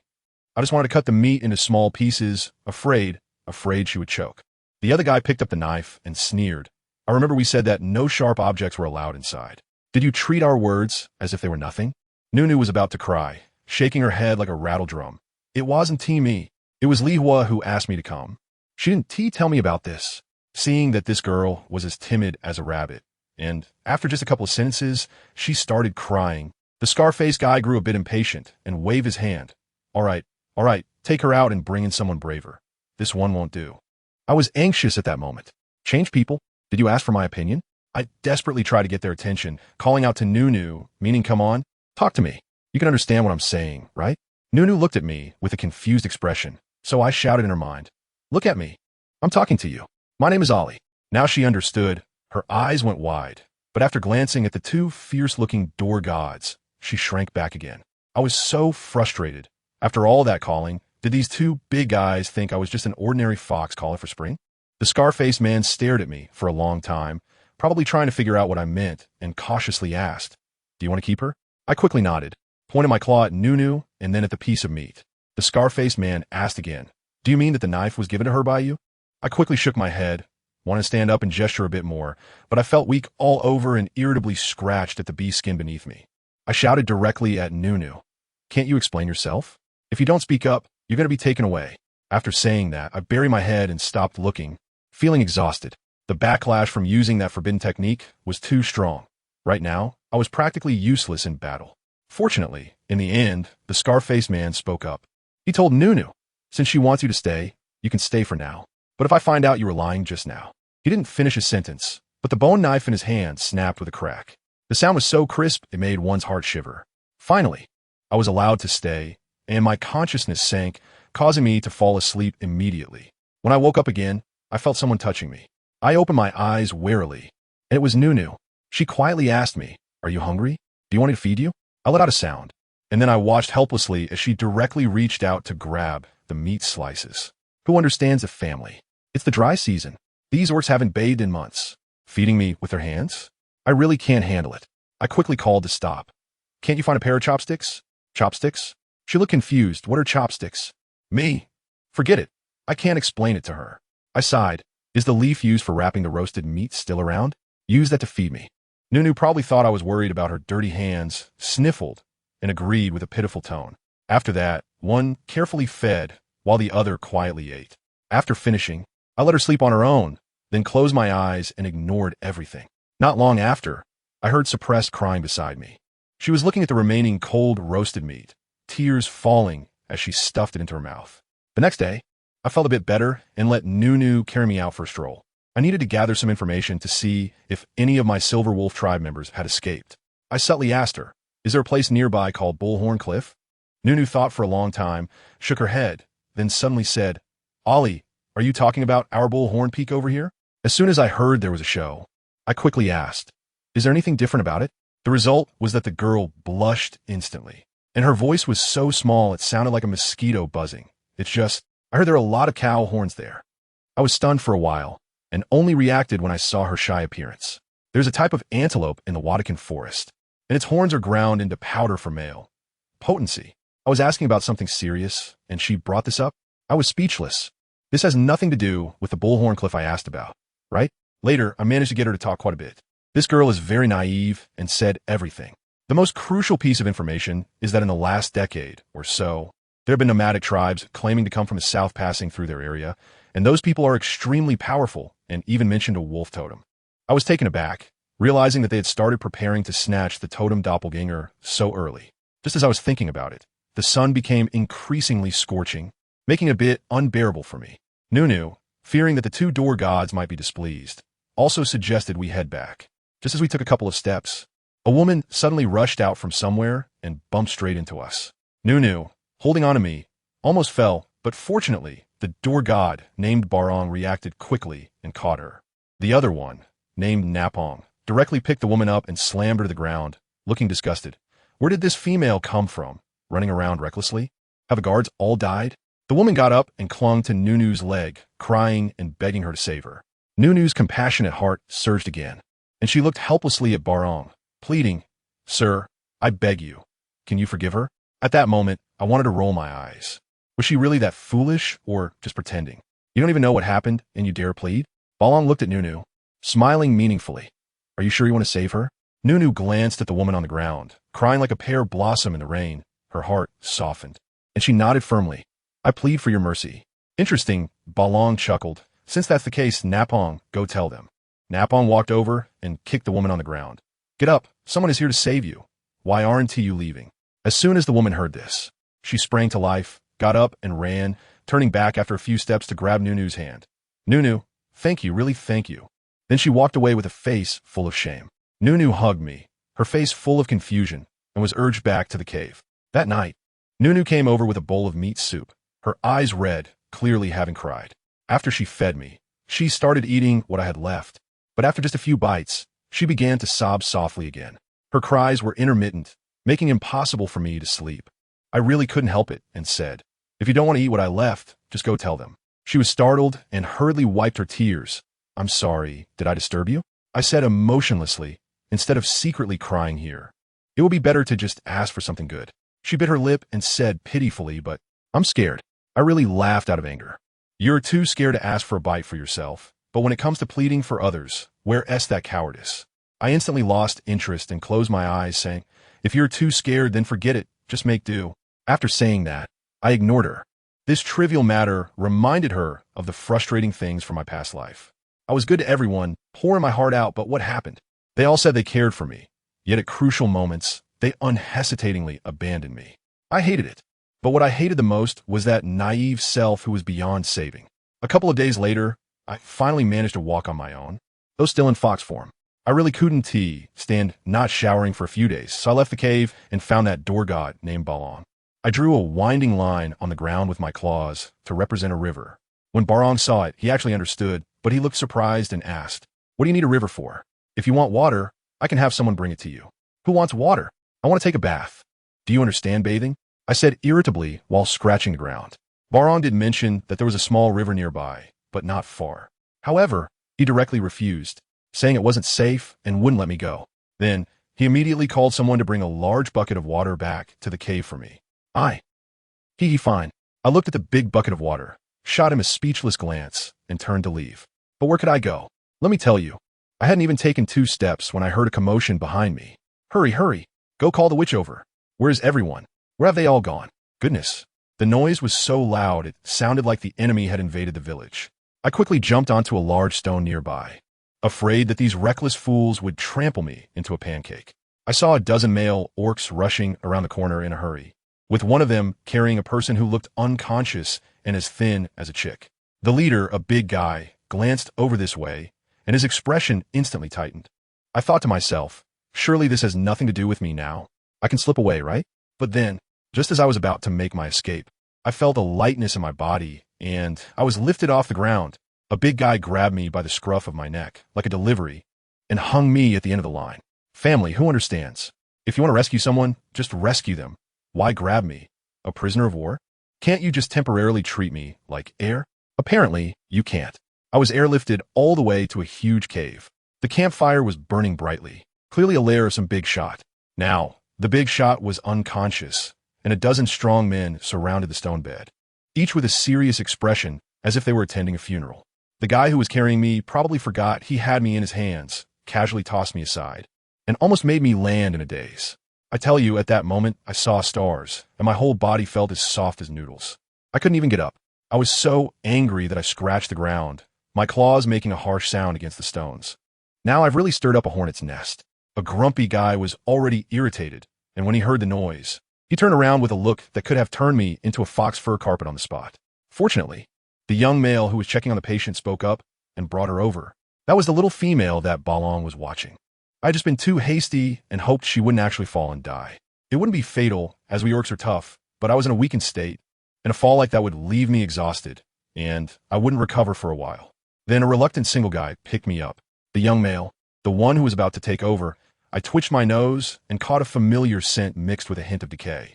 I was shocked at that moment and blurted out, "Ghostface pattern." The guy was obviously stunned. Then he picked me up and kindly brushed aside the thin orc's hair on his forehead so I could see better. He asked me, "Do you recognize it?" Of course. I would recognize this thing, even if it turned to ashes. I casually replied with an and immediately started to show off. If you're cursed by the Ghostface vine and the curse isn't lifted within 4 hours, your body will rot away, and not even a deity can save you. 4 hours? The guy turned pale. Let me tell you, they spent 2 hours just bringing the person back. So that leaves only 2 hours, right? The countdown has begun, brothers. He immediately panicked. Since you recognize it, you must have a way to save him, right? Just tell me what you need, and we'll do it. I sighed inwardly and asked him to put me down first. My small frame was feeling weak, and I needed to find a comfortable position. He complied, and even raised his hand to stop a group of burly men nearby who wanted to chime in.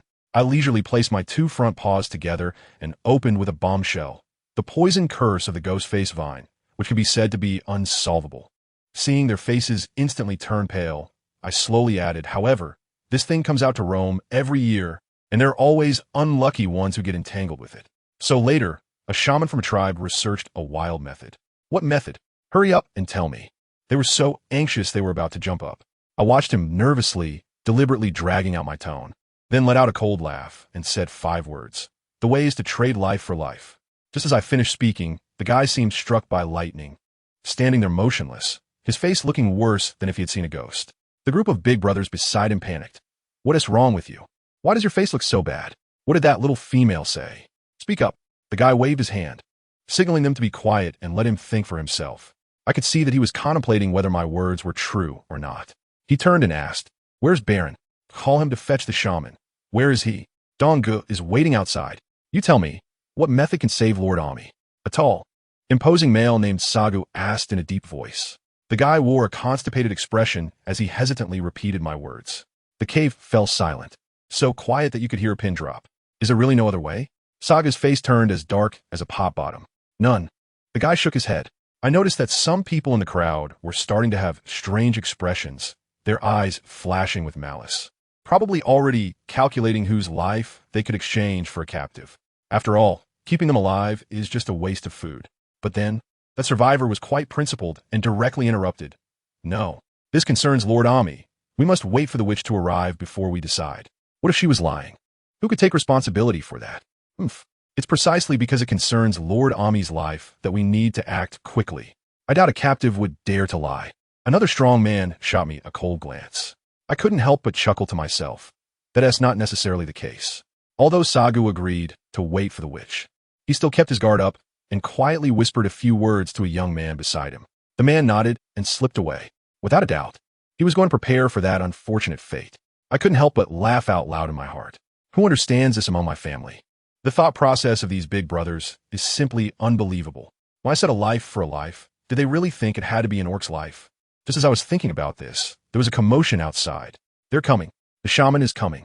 It turned out that not just 2 people came in, but also Balong and Donga, each dragging someone. One was the shaman of their tribe, and the other was a tall, unfamiliar male. Sagu gave a salute, then fixed a sharp gaze on the stranger. "Who is he?" The shaman of their tribe quickly explained. "This is Zoro, a disciple of the shaman from the lion tribe. We just arrived and are not familiar with the terrain, so I asked Balong to bring him along just in case." "All right, so we have an outside helper now." The one called Zoro first pretended to examine things, and when his gaze landed on me, there was a flicker of surprise, but he concealed it well. After the examination, he feigned calmness and said to the shaman, "This gentleman has been poisoned by the ghost face vine. It's strange, it's not the rainy season yet. How could the ghost face vine come out to harm people?" The shaman waved his hand and directly got to the point. "Now is not the time to investigate that. Do you have a way to cure it?" "I tell you," Zoro's face froze on the spot. "This guy is probably just a pure theorist, scoring 0 in practical operations." He stammered for a long time, and it seemed he was about to be unable to hide it anymore. The student couldn't stand it any longer and said directly, "Just say it. Master Ami can't wait." The people from Saga stared at him with unfriendly eyes, as if they were ready to eat him. Zoro's palms were sweating, and he trembled as he said, "Ghost face vine.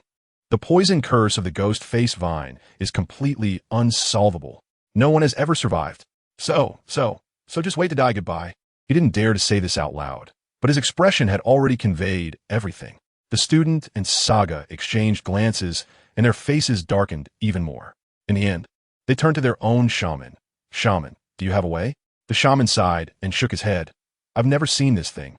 I can't say I have confidence." "How about I give it a try?" "Wait." Saga stopped him and then looked at Zoro with a murderous gaze. "Did you forget to mention something? For example, the time when this poison curse takes effect?" Good heavens, the pressure was starting. Zoro was so frightened that his face turned pale. I don't know. I heard from other shamans. They just said it's unsolvable. I really don't know anything else." Saga's face was so dark it could drip ink. "So you also don't know that there's only 4 hours to break the curse after being poisoned?" He was so angry that he directly blasted. "No wonder you're just a shaman apprentice. Baron, why didn't you invite the shaman from the Silver Wolf tribe?" The nearby Dongo muttered softly, "Yeah, the Silver Wolf tribe is at least a mid-level tribe." "Shut up," Baron yelled at him. The shaman from their tribe quickly came out to admit his mistake, saying he wanted to help a junior from the same clan. But he didn't expect Zoro to be so useless, almost causing a big problem. I was almost rolling my eyes from what I heard. The matter of the ghost face vine is not something a mere shaman disciple should know about. I heard our tribe's shaman mention this Zoro. Although his talent is a bit lacking, he makes up for it with his attentiveness and patience, and he treats his fellow tribesmen well. Seeing that they were still wasting time, I couldn't hold back any longer and said with a pout, I advise you to act quickly according to what I said. If you keep hesitating, your Lord Amida will really become fertilizer for the ghost face vine. As soon as I said this, everyone's gaze focused on me again. The one who blocked the shaman, wanted to say something, lowered his head and asked me, what should we do? I lazily opened my mouth. I said, a life for a life. Have you all thought it through? Then Shang was quite decisive this time. Sagu has already gone to prepare. I feigned surprise and exclaimed, are you trying to exchange a captive's life? The other person furrowed their brow and looked at me, their eyes seemingly saying, what else? Oh, I see. I laughed. I had finally rested enough to sit up straight. However, you wouldn't think that when I mentioned exchanging lives, I meant the lives of the orcs, would you? Using the lives of orcs is not out of the question, but one captive is not enough. At least 5 are needed, and they all have to be blue-tier orcs. The expression on that person's face, I tell you, instantly changed from the color of a pot's bottom to a palette of colors. I shook my tail and continued to deliver the finishing blow. So now, do you still think the number of captives you have is enough? Why 5? Didn't you say 1 life for 1 life? That person pressed down his anger and asked me, at least 5, listen carefully. Don't turn around and say I didn't make it clear. I looked at him and said slowly, and, as a shaman, didn't you guess what method I was referring to? That is a forbidden technique. That person said in a deep voice, I know. You're also a shaman. Don't you know the consequences of using forbidden techniques? So what if I know? I was a bit impatient. Fine. Do you still want to save someone? With this time arguing with me. You might as well hurry up and catch a few live, fierce beasts. The blood and vitality of fierce beasts are much stronger than those captives of yours who are half-starved. If you delay any longer, you'll really just have to watch him turn into excellent nourishment for the ghost face vine. The veins on that person's forehead were bulging. After hearing about my identity, Sagubenlang was originally suspicious, fearing I was up to something. Now, upon hearing that person relay it, saying that as long as they use fierce beasts, the heavy stone on his heart finally fell. He immediately pointed out 7 or 8 people and rushed out in a hurry, even asking that person to inquire about any taboos regarding the fierce beasts they would catch. I said there are no taboos. As long as the vitality is strong and the blood energy is sufficient, the more the better. This thing is both poison and curse. If there aren't enough offerings during the transfer, the poison curse will backfire and even a celestial being won't be able to save you. Watching their disappearing figures, I couldn't help but mumble, just don't bring back a snot beast, that thing is too disgusting. That person pretended not to hear and asked me, what do we do now? Drawing the formation requires the freshest blood of fierce beasts, so you don't need to do anything right now. However, your shaman can prepare more medicinal herbs for replenishing blood and life. I glanced at the person on the bed and thought to myself, this one is also a disaster-prone character. Ghost-faced vines generally do not actively attack orcs. How do they provoke it? In the end, that person told me they were just looking for a place to rest, but ended up sitting right in the nest of the ghost-faced vine and woke it up from its dormant state. I was speechless at that moment. This luck was truly incredible. Then, seeing that I had nothing to do, he came over to chat with me, asking all sorts of questions. He wanted to learn about the Watakan Forest from me, and I happened to want to get information from him about the progress of the lion tribe and the situation of our wolf tribe.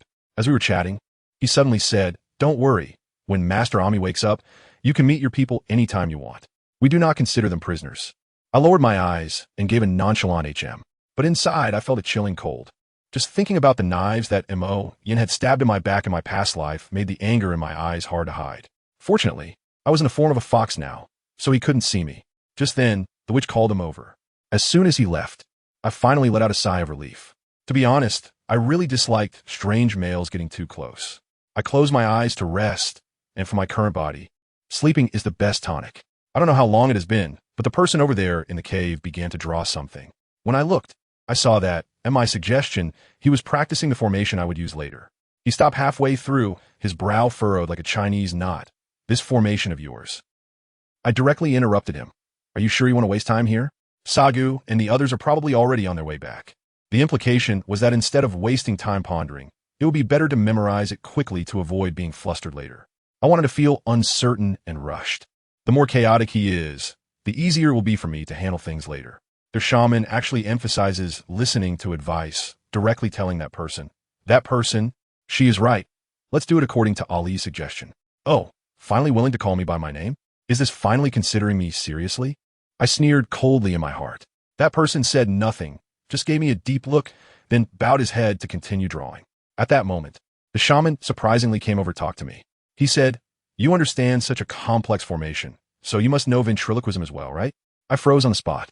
Right? How could I forget ventriloquism? Although I can't turn back into a human form, I can still talk. I was excited to speak, but when I opened my mouth, I only managed to let out a weak eye. Then I felt a wave of dizziness and suddenly deflated, collapsing weakly. The sorcerer looked at me, probably wondering whether I was truly weak or just pretending. However, he quickly figured it out for himself, given how severely I had been affected by the forbidden technique. It was a miracle I was still alive, and not being able to speak ventriloquially was normal. Thinking this, he seemed to relax and stop testing me. He turned his focus entirely on that guy named Na Sheng and the bizarre array that looked like a ghostly drawing. I told you, this guy's also a tech enthusiast. He was studying the diagram I gave him, muttering to himself about how amazing the design of this formation is, with a high fall tolerance rate, and how it could even support multiplayer online drawing. It's incredible. After studying for a long time, he finally memorized the diagram and couldn't help but ask me where I got it from. I couldn't be bothered with him, so I just shot back with a quick remark: "If you have time, you should hurry up and rest." That put him in his place. Just kidding. Could I tell him this was a memory from my past life? I was afraid I'd be treated like a monster on the spot. Fortunately, the person was perceptive and didn't ask further. The shaman handed him a pill, and he sat down to meditate and return to a tranquil state. Before long, Sagu and the others dragged in 2 live green vine dragons. Wow, the scene looked like a slaughterhouse. Next came the main event, cutting flesh and letting blood. The person took the fresh dragon blood and began to draw a magical array on the ground. As for me, I squatted to the side, doing nothing, my eyes fixated on the 2 lively green vine dragons. They were top-notch ingredients. My stomach, unfortunately, started to growl. Who understands the pressure of such a tense situation where you could hear a pin drop? My stomach growled. It echoed through the valley. The person's hand shook, and the stroke went awry. One of the purple tear guys exploded on the spot, his glare practically trying to exorcise me physically, cursing that I was delaying important matters. Luckily, that person intervened, explaining that the array was impressive and a single mistake wouldn't affect the whole. The big guy and Saga leaned in to take a look, and indeed, most of the bloodlines were still glowing. The way they looked at me was quite complicated. As a result, my stomach growled again 2 more times. This time, the whole place fell silent. In the end, it was the shaman who spoke up, saying they would take me out first to feed me before continuing. I was taken outside the cave, where Balong and Donga were already having a bonfire party, and the smell of grilled meat wafted throughout the mountains. A purple orc named Wu wanted to hug me, but I jumped onto his shoulder myself. Don't you know that men and women shouldn't have physical contact? In the end, this guy thought I was shy, TSK. The people outside were having a great time eating. Let me tell you, there was an oblivious fool named Donga who actually wanted to touch my tail. Touch my tail. What is the difference between that and being a rogue?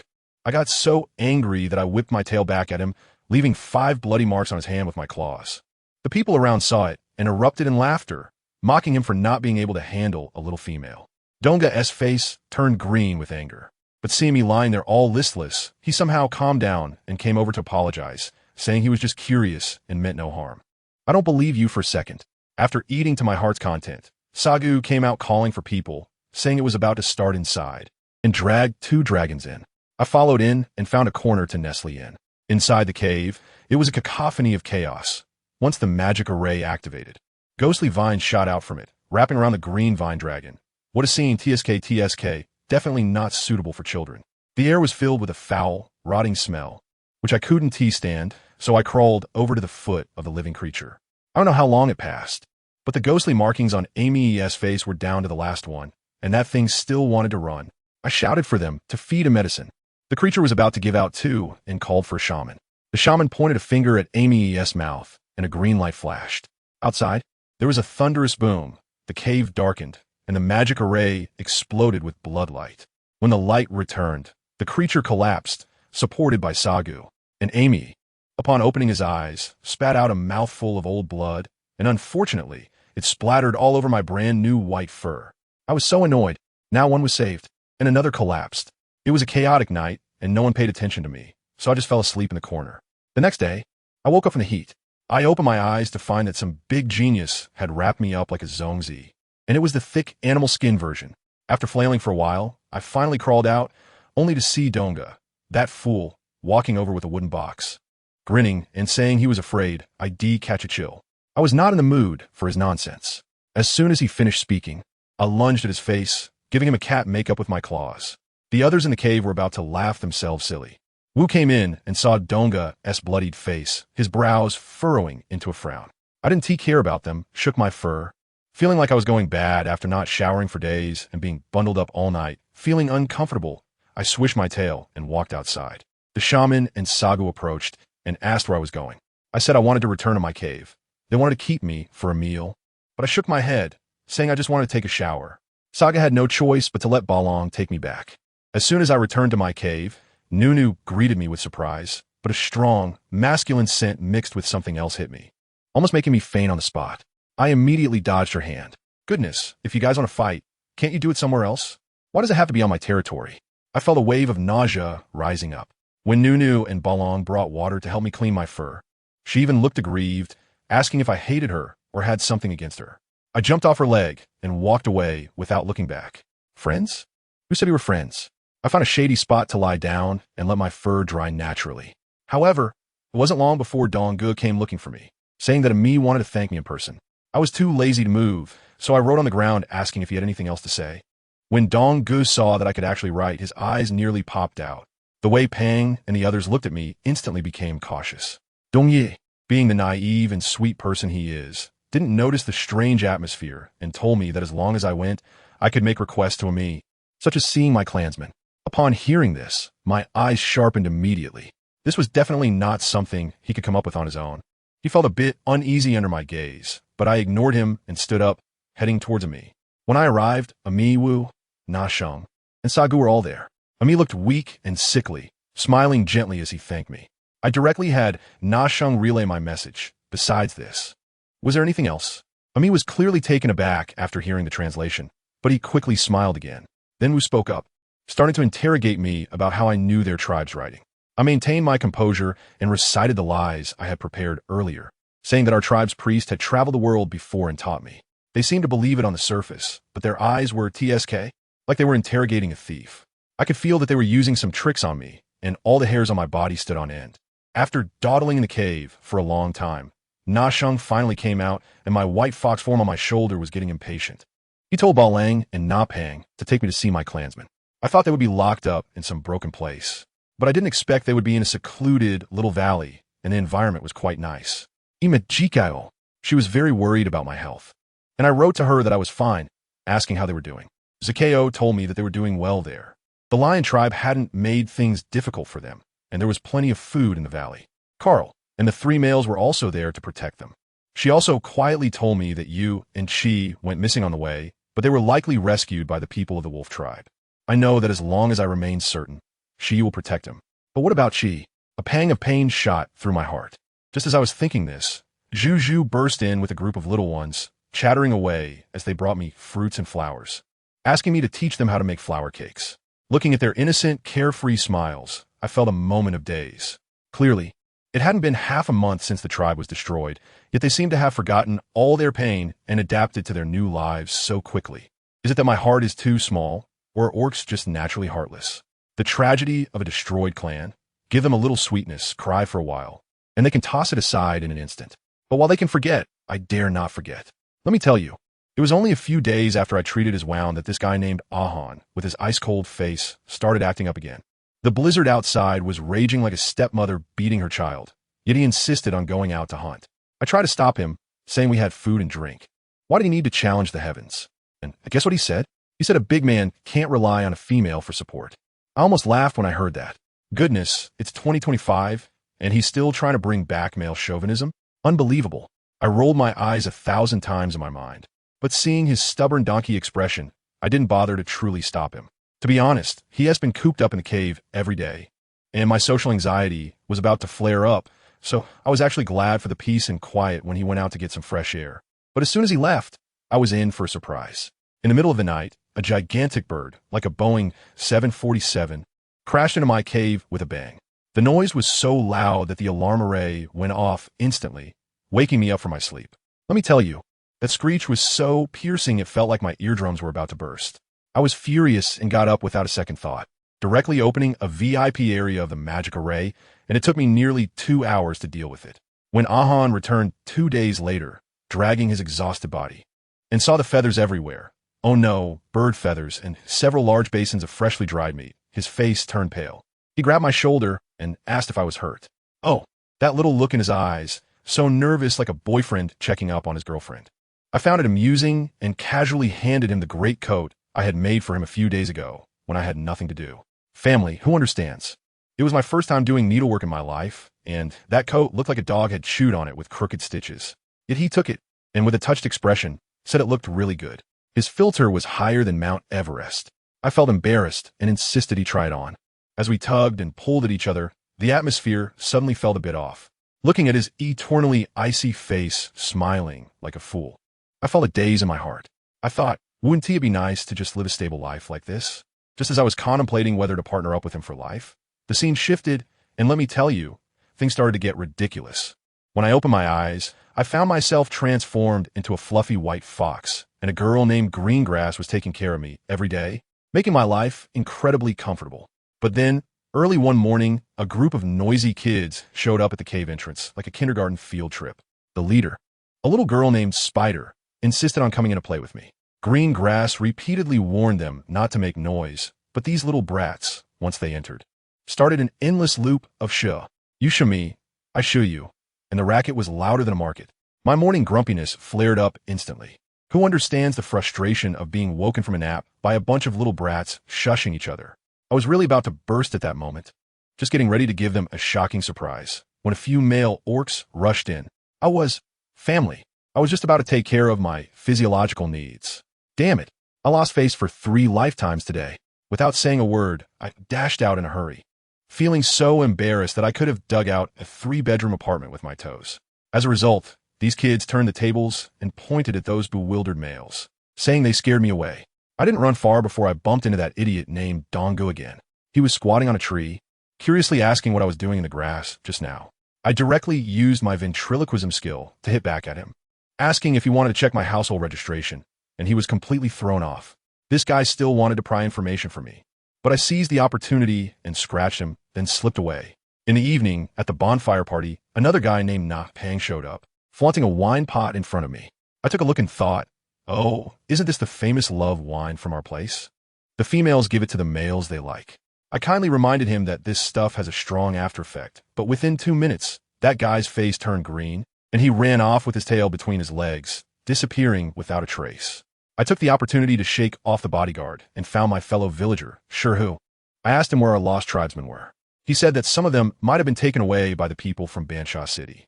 I bluntly pointed out that those people from Bansha City definitely intended to blackmail us, wanting to swallow our tribe's treasures for themselves, with no good intentions at all. Just as I finished exchanging signals with Shurhu, I turned around and, lo and behold, that bodyguard named Balong was blocking my cave entrance like a door god. I panicked and wanted to run, but I slipped on my own feet. I tell you, I stepped on my own tail. It hurt like hell. Then, right in front of everyone, with a bang, I transformed back. I turned back into a human. The tattered cloth on me couldn't cover anything at all, and a few male orcs around were staring with their eyes almost popping out. My mind was blown at that moment, and Five Tails suddenly popped out, wrapping me up like a rice dumpling, and I yelled at those stunned men. What are you looking at? Hurry up and turn around. I told you. That guy named Baron was quick to react. He immediately took off his outer robe and handed it to me without even daring to look up. No kidding. I snatched it from him and shouted, "You turn around too."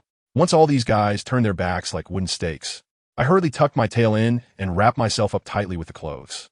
Goodness, what's going on? Looking at the moon in the sky, I thought to myself, I'm not some fox spirit. Why am I absorbing the essence of the sun and moon?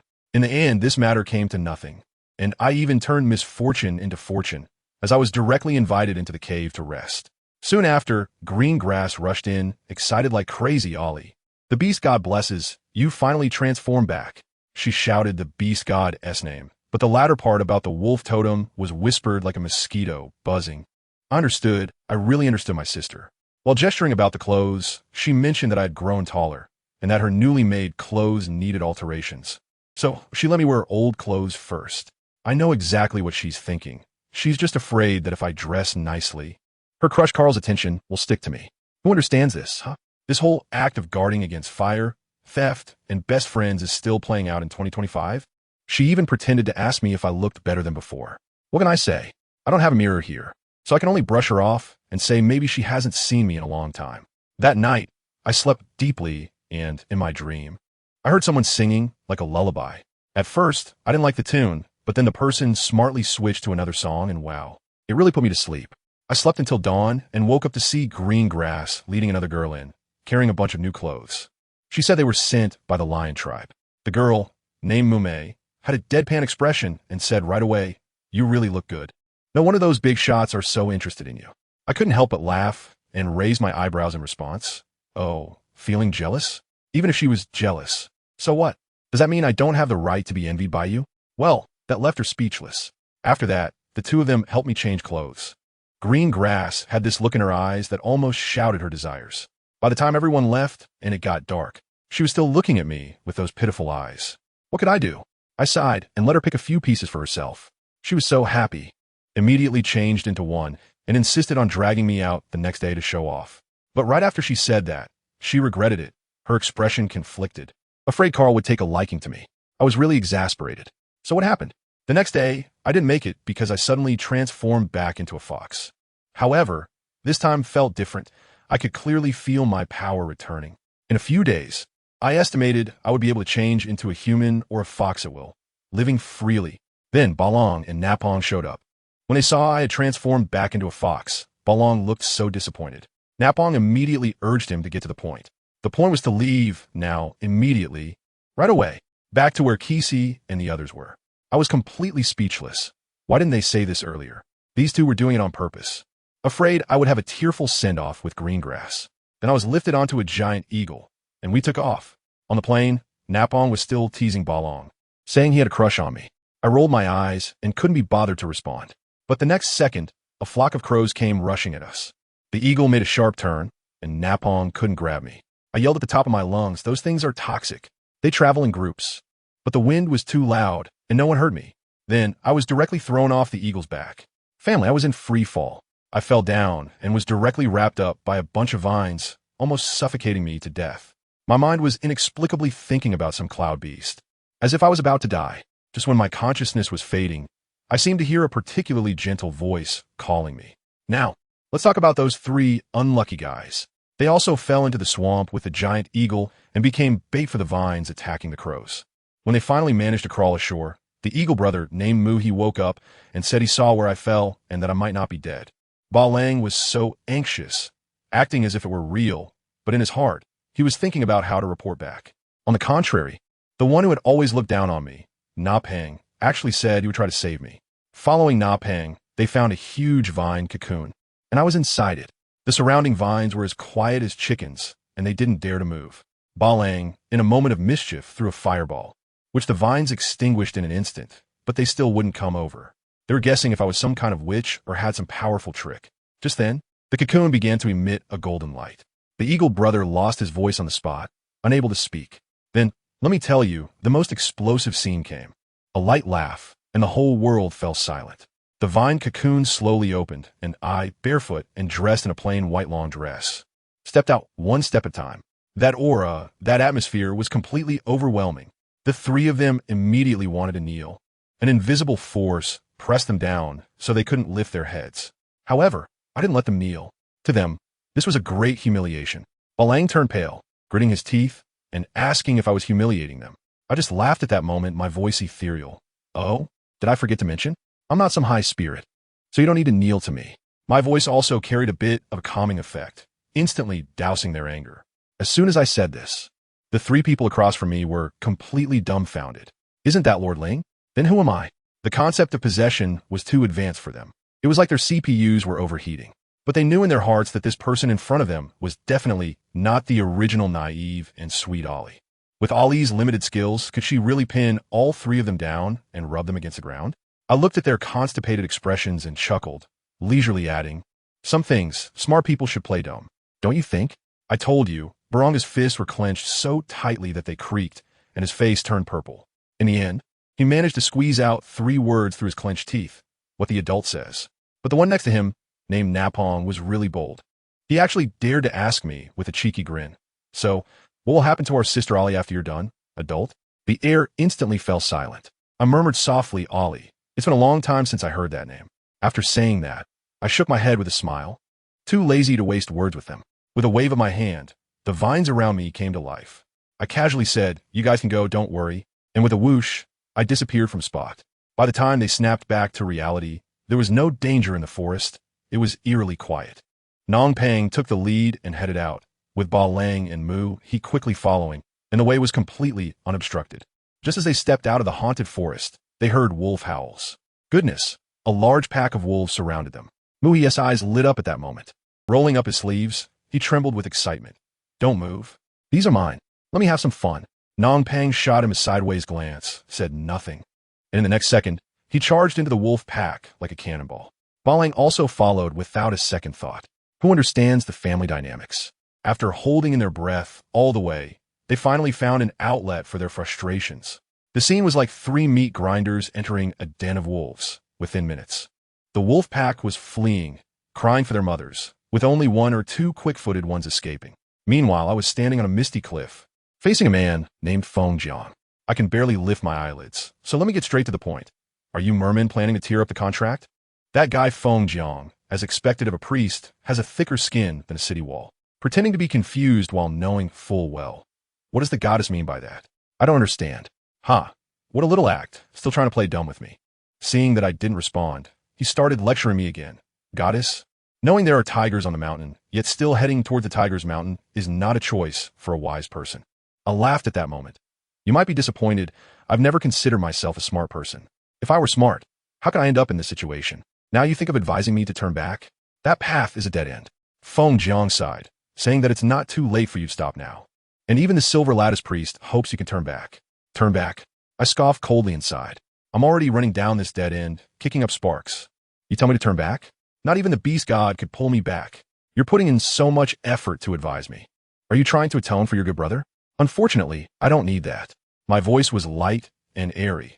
The pain he inflicted on me, I will repay him 1,000 times over in due time. I turned around, leaving him with my back. Great priest of the wind, this is the last time. The future of your merman clan is in your hands. He panicked and shouted behind me. What if I advise you as a teacher? See ya. Are you still going to be stubborn? You are wrong again. My voice floated back from afar, carrying an indescribable sorrow. You are Ali's teacher, not my Sia's teacher. Ali. She is just a poor little thing that should have died in the forest long ago. How can she be me? Sia? Then the scene shifted, and I began to dream. Who understands family? This dream is like watching a 4K blockbuster, and the protagonist is still that little girl named Ali. In the dream, she disregarded the warning of a man named Ahan and ran out of the cave during the migration of some cloud beasts. It wasn't that she was seeking death. It was that Ahan had been gone for 5 days and nights, and she was worried something had happened to him. It turned out he had indeed encountered trouble. If Ali hadn't arrived in time, he and his friends would have probably been taken away by the cloud beasts and mysteriously disappeared. Inside the cave, a group of surviving males surrounded the campfire, lamenting. That was too scary. Luckily, Sia was here. Yes, thanks to the elder insisting on saving Ahan. Otherwise, how could we have met Sia? The Sia they spoke of as me in the dream. And Ahan was staring intently at Ali, who was bandaging his wounds, gritting his teeth as he scolded her. Didn't I tell you to stay at home? Do you know how dangerous it is outside?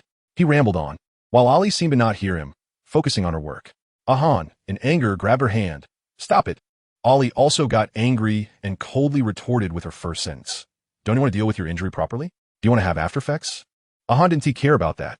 He just kept asking her, why didn't you stay at home? This completely set Ali off. Why should I always stay in that cave? That's your home. I'm just a guest. Also, have you forgotten? If it weren't for me just now, you wouldn't even be alive to talk to me. Ahan, stop being so self-righteous.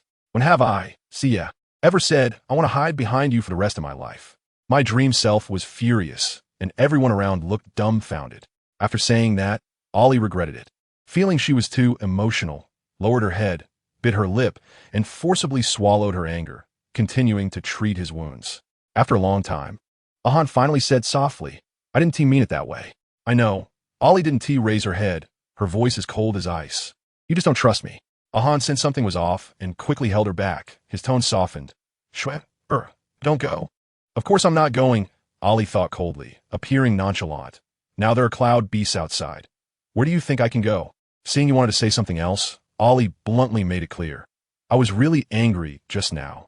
I came all this way to find you, and you're not even touched, but you've been giving me a cold shoulder. I'm just worried about you, Ahan said quietly. I know, Ali suppressed her temper, but you've been gone so long. I was worried something happened to you too. My injury is already healed. I can protect myself. I didn't come here to be a burden to you. By the end, she was a bit fired up again. Do I really look like such a burden? I've never thought you were a hassle.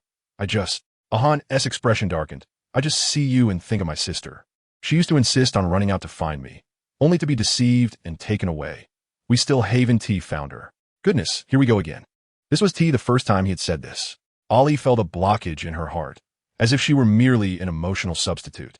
But I'm not your sister, she said with a hint of defiance she didn't even realize. Ahan looked at her little temper, and his frustration instead dissipated. Smiling as he said, I know, shwe is shwe and sister is sister. At that time, Ali didn't understand the deeper meaning in his words. In the middle of the night, the cloud beast came again. A guy, half asleep, got up to go to the bathroom. As soon as he stepped out of the cave, he was greeted by a thick white fog and a strange, fragrant smell in the air, which made his nose almost go numb after a while.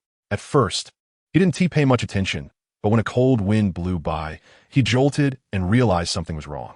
How could it be so foggy in this place where the wind blows every day? In the blink of an eye, the path back to the cave was almost invisible. He suddenly remembered something. His face turned pale with fear, and he scrambled back into the cave.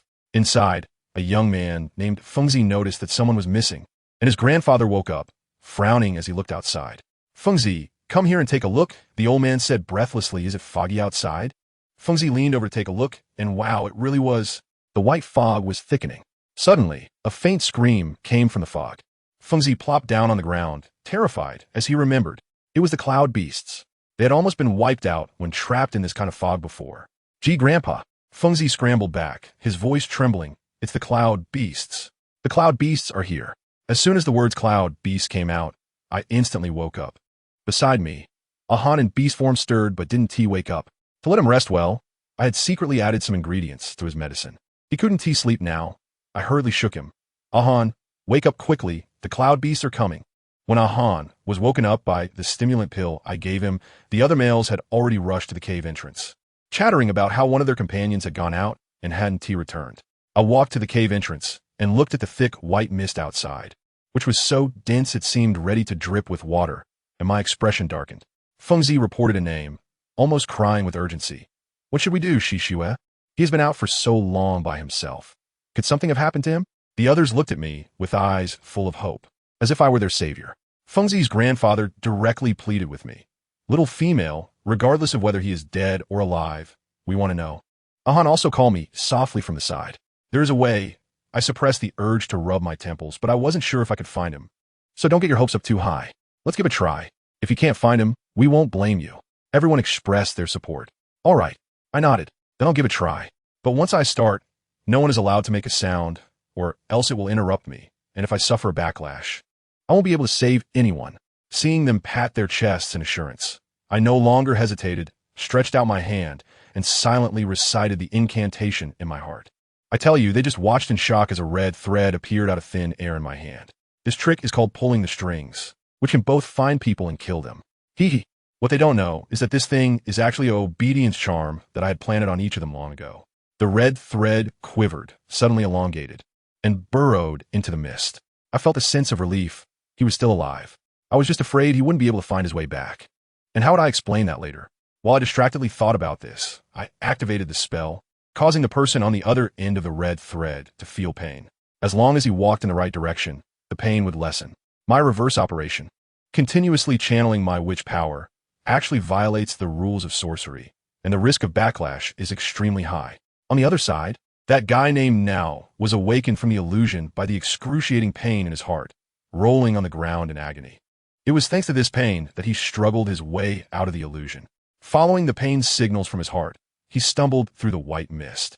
When he couldn't walk anymore, he crawled, relying solely on his will to survive, along with the constant blue energy I was channeling, inching his way back. In the cave, everyone was anxiously waiting, watching my face grow paler.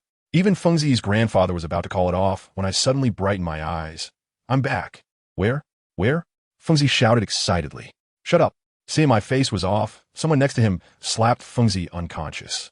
That little brat, Fengzi shouted and broke my concentration, and I spat out a mouthful of blood. Ahan, feeling distressed, quickly supported me. It's okay, Ollie, if you can't hold on, then don't. I shook my head. The person would arrive soon. If I gave up now, the guy would really be giving up for nothing. I gritted my teeth and stubbornly continued to channel my magical power. After a while, a figure covered in wounds finally crawled out of the thick fog. Make sure not to go into the white mist. After I finished my last sentence, I directly fainted. I fainted, and everyone felt a deep sense of guilt. Initially, we wanted to rush into the fog and carry the person out, but after hearing Uncle B's words, no one dared to touch the white mist. We could only drag the sickle inside with the combined effort of 2 people. Then something strange happened. The fire in the cave went out on its own. No matter how hard we tried to restart it, we couldn't get it lit. A kid with a fire talent tried several times. He managed to light it, but it quickly extinguished. Everyone's gaze toward him changed, feeling he was too useless. It was Uncle B who broke the awkwardness. Why blame him? Look outside. Isn't that white mist coming in again? Everyone looked, and sure enough, the white mist was indeed spreading into the cave. Now everyone panicked. Dig, the frail orc, encouraged by his grandpa, came up with an idea. Let's dig deeper into the cave. So aside from taking care of my Ahan, the rest of us became diggers, frantically digging inward. It seemed the white mist noticed us. Its spreading speed actually accelerated. This made them dig even harder. Boom! I just regained a bit of consciousness when I felt the ground shaking. When I opened my eyes, everything was pitch black. Where is this? As soon as I spoke, my throat was as hoarse as sandpaper. Ahan's voice wasn't much better. It was weak and raspy. Ollie, you're awake? The frail orc weakly explained to me what had happened over the past 7 days and nights.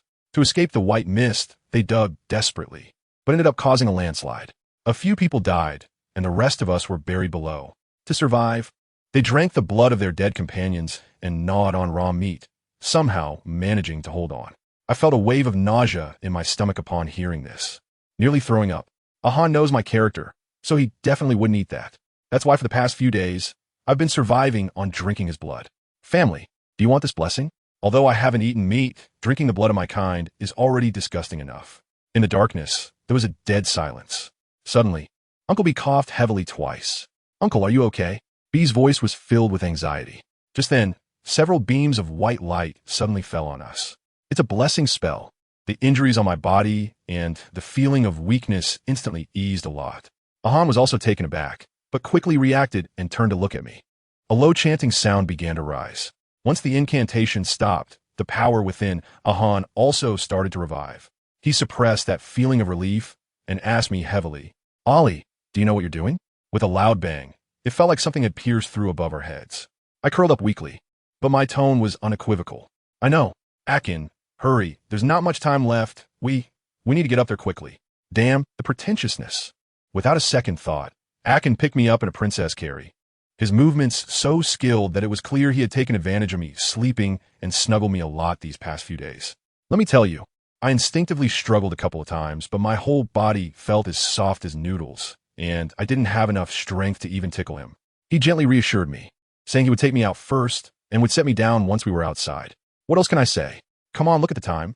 Surviving is better than anything else. Bang! With a loud noise, we were blasted out of the pile of stones, and the feeling of seeing the light of day again was incredible. But my legs felt like they weren't mine. As soon as I touched the ground, they went weak. If it weren't for Ahan's quick reflexes to support me, I would have definitely fallen flat on my face. He looked at me with a face full of concern and guilt, repeatedly assuring me to sleep peacefully, saying he would take good care of me. Just then, that guy named Nuaw and his grandfather came over, warmly inviting us to rest in their tribe. Goodness, we were in unfamiliar territory. What else could we do but nod? But let me tell you, we had just escaped the wolf's den and walked straight into the tiger's mouth. When I woke up again, I was completely stunned. What I saw before me was not a tribe at all. It was a damn slaughterhouse. As soon as I opened my eyes, an overwhelming stench of blood rushed into my nose, and there were limbs and severed arms everywhere, making me dry heave. Who did this? My first reaction was that it was that group of forsaken ones from Nanyu, but then I thought it didn't fit. Although Nanyu is a scumbag, he has a certain style. This pure, aesthetically void, brutal massacre doesn't seem like his work. So who could it be? Suddenly, some disgustingly gruesome images flashed through my mind, and my stomach churned again, making me feel like I might vomit bile. Family, who understands? How can there be such disgusting things in this world? I fought against my nausea and fear, barefoot, stepping cautiously inside. I had only one thought. As long as I wasn't stepping on a face, I could endure it. Cleanliness? Not an issue. Staying alive was what mattered. I made my way to the cave, where the little tribe's shaman lived. The cave was even scarier. The shaman's corpse was decomposed beyond recognition, dark and eerie, making my calves cramp, but I didn't dare to go in. So, I stood at the entrance and performed a ritual to read the last files from the dead. You know, as I finished the incantation, the scene in front of me changed, and suddenly, I was transported back to the day before the incident. I saw that young priest named Wu Jiang, who was a big shot in the prophecy field, much better than that guy Yinlan. Unfortunately, talent is often envied by heaven. In the scene, there was a female I would call a love-struck little princess, named Jiang Nu, who was frantically dragging an injured wild man, insisting that Wu Jiang save him. Wu Jiang, the aloof guy, immediately saw that the man had issues and refused to help, coldly saying, "You dare to bring back a wild man of unknown origin?" Guess what happened next? This girl directly stole the life-saving divine medicine, Yu Zhao, from the entire village to save that wild man. This action completely infuriated everyone in the village. That was a treasure they had exchanged for the lives of several warriors. Now, they had completely incurred the wrath of the crowd. Soon, the whole village held a live public trial. Jiang Nu was tied to a pyre, and the wild man named Zhong was dragged over. The villagers were enraged, beating and kicking Zhong until he was kicked to death. At the moment Zhong took his last breath, Jiang Nu went completely insane, her neck veins bulging like centipedes, letting out a scream that could shatter glass. And ultimately, she was burned alive into a blackened corpse amidst her howls. Let me tell you, the key point has arrived. Wu Jiang felt something was off at that time, and immediately ordered to continue burning the corpses of Zhong and Jiang Nu until nothing was left. However, Jiang Nu's parents, the clan leaders, disagreed. They insisted that their daughter had already been punished and should be buried to return to the embrace of the beast god. As a result, only Zhong's body was burned to ashes, while Jiang Nu's body was left there. This set up a direct foreshadowing. The next day, those hideously ugly, wolf-sized bugs began to rain down from the sky like dumplings, starting a massacre in the village. Before Wu Jiang was bitten to death, he used his last ounce of strength to throw something to a fleeing male, insisting that he must carry the message out no matter what. A sigh echoed in my ear, and I was instantly pulled back to reality. "Who are you?" "Female." A cold voice resonated in the empty cave. "Goodness, even ghosts are starting to flirt." "Huh?" I wasn't afraid, so I walked in directly. A cluster of dark green light spots, like fireflies, floated around the decaying corpse, circling me twice. That was Wu Jiang's lingering thoughts. He even forgot his own name and needed me to remind him. I couldn't be bothered with small talk and directly asked what treasure he had his little brother take away. He stammered for a long time before finally remembering and said, "It was a painting that only the goddess could understand." "Goddess, isn't that me?" He continued to say that he had foreseen the tribe's future using forbidden techniques and saw those black bugs. He said that the painting contained the ultimate strategy to eliminate the bugs and save the entire continent. After saying this, he began to sing an ancient song, and before the song had even ended, that cluster of green light suddenly vanished, along with the corpse in the cave, which also evaporated on the spot. Even more bizarre, when I exited the cave, the entire village was gone. All the bodies had disappeared completely, turning into a primitive forest, showcasing a physical elimination as if nothing had ever happened here. What kind of operation is this? My heart felt heavy as I turned to leave this strange place. Meanwhile, in the cave, Ami was furious, pointing at Ba Lang and Na Peng, scolding. "You were supposed to protect someone, and now the person is lost. And you still have the face to come back." Sheng and Wu were watching nearby, saying nothing. Ami said that he had sent the Eagle Clan's Mu He and a tracker named Quan Jin to find me. After Ba Lang and the other two took on their task to redeem themselves, Sheng finally spoke up, asking Ami if he had an issue with Ba Lang. Ami sneered and said, "That little female has transformed back into human form once." Sheng and Wu exchanged glances and instantly understood. The real reason Ami was angry was not that Ba Lang lost me, but that after seeing my human form, Ba Lang had developed feelings. Yet was hesitant because he feared Mo Yin, so he was indecisive even about looking for me. Ami's point was simple. If you like someone, go and seize them. Why be such a coward? He looked down on such indecisive and disloyal individuals. On the other hand, I was in a terrible situation. The debuff from the forbidden technique hit me hard, and the pain felt like my bones were being scraped, causing me to spit out blood on the spot. I just propped myself up with a tree when several sneaky monkeys tried to take advantage of the situation, but I whipped them with vines, and they ran away yelping. I just took a breath when I heard a sinister low laugh behind me. Who is it? I suddenly turned around, and my whole body froze, my heart sinking. Nanyu, my detestable former boss. The scum who treated me like a tool and discarded me when he was done.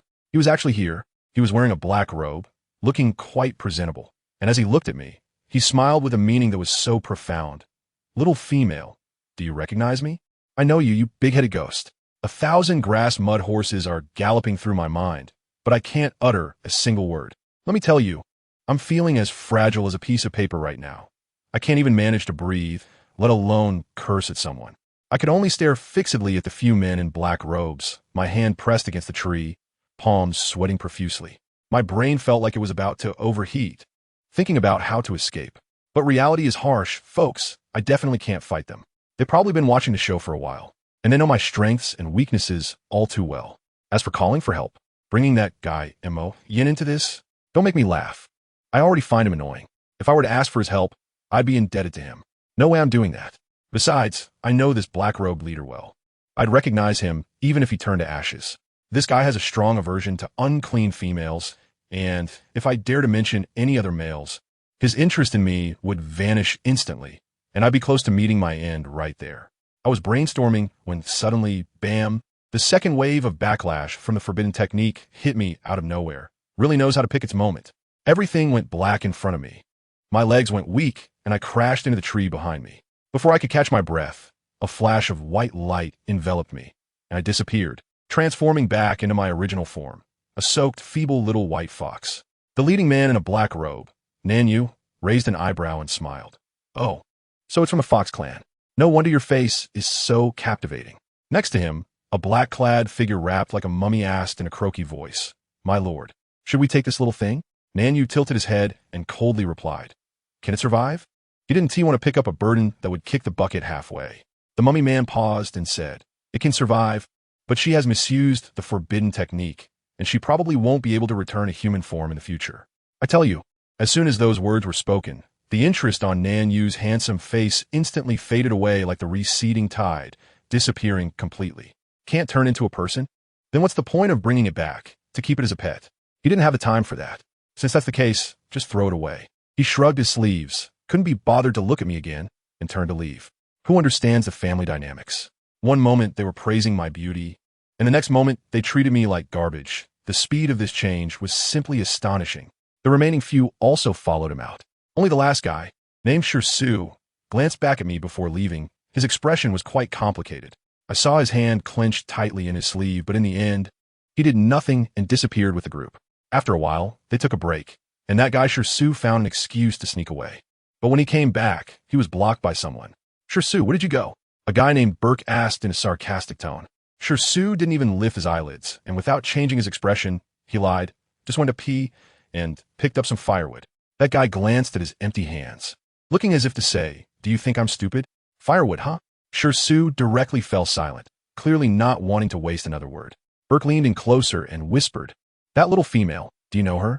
I have to say, in that moment, I felt the killing intent from Shirsu almost materialize, and I could imagine 100 ways to silence someone flashing through my mind.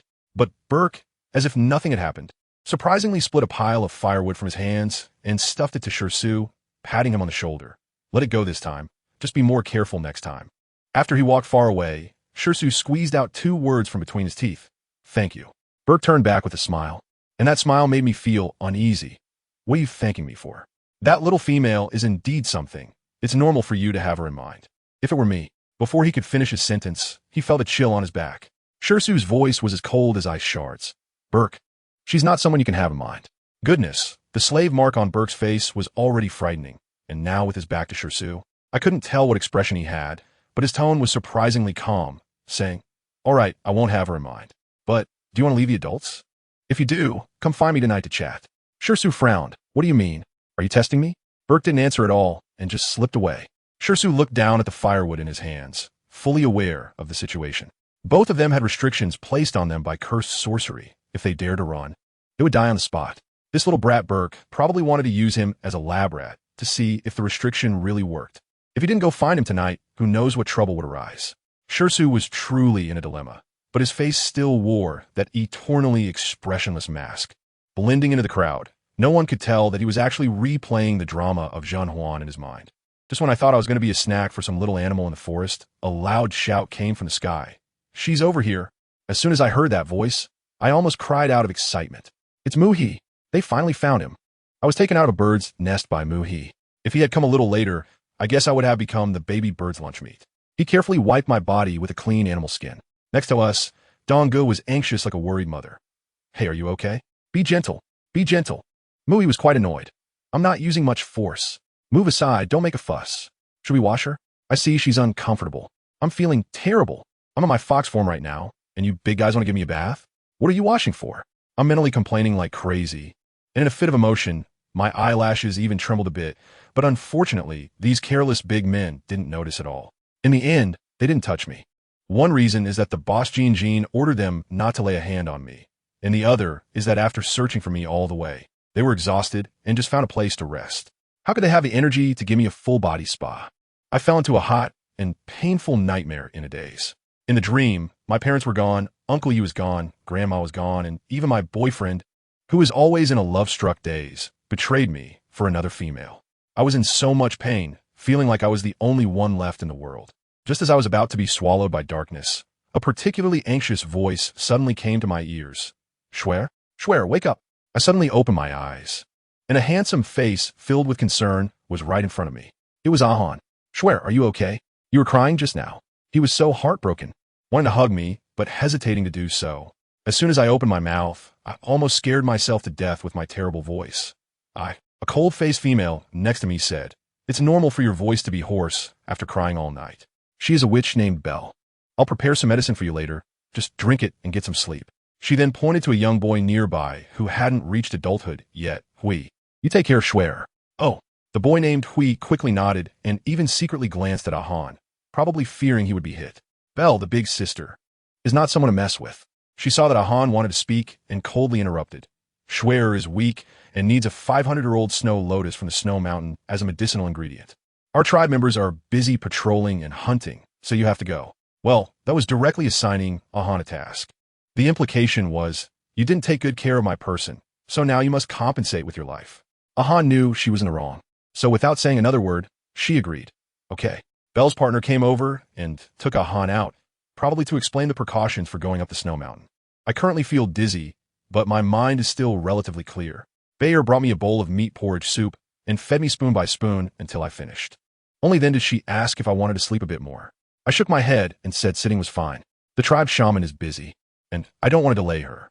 Once I had a moment of quiet, I started to think about those past troubles. My brother, Yu, revealed all our plans with Grandma to the rival tribe for a female named Sangyan, and then came back to accuse me of being selfish. Selfish? What did I do wrong? I just wanted our people to live peacefully and didn't want to become cannon fodder in their tribal conflicts. Is that a crime?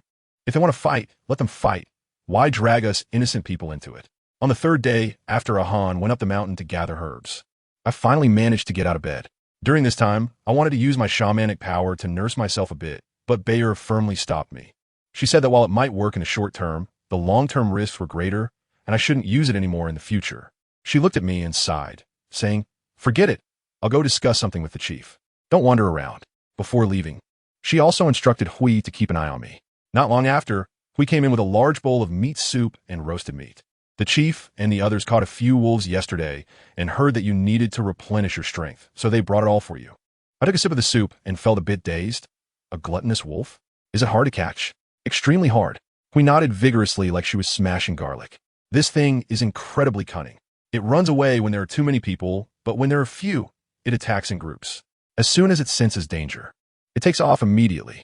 Traps are useless against them. Why are they giving me such a precious thing? I thought to myself, there's no free lunch. It must be a trick or a theft. But since I've already eaten it, I can always repay double later. Huey's face turned red, and after stammering for a while, I finally pressed her. "So, are you really a shaman?" As soon as I heard it, I understood. "I am. Does your tribe need the shaman's help with something?" Only then did he reveal the tribe situation. It turned out that their tribe's priesthood had long been broken. After the old priest died, one of his disciples poisoned him to take his place and framed another senior sister who knew the truth, forcing her to leave. Now, that scheming beauty has become a thorn in the tribe, refusing to teach the inheritance, and their tribe has had no new priests since then. So, you want me to help you cultivate a shaman? I looked at him with a strange expression. What kind of international joke is this? Can such an inheritance be given casually? Even if they had taken care of me for a few days, or even if they had saved my life, I couldn't repay them like this. No, no, no. Huey's face turned red, and she quickly explained, We just want to ask you to help us pick out a talented orc from the tribe after you get better. We have things left behind by the previous priest. So, the more he spoke, the quieter his voice became, probably realizing that this request was quite excessive. I couldn't help but laugh at his awkwardness. What's the matter? Afraid I'll be thinking about the treasures left by your priest?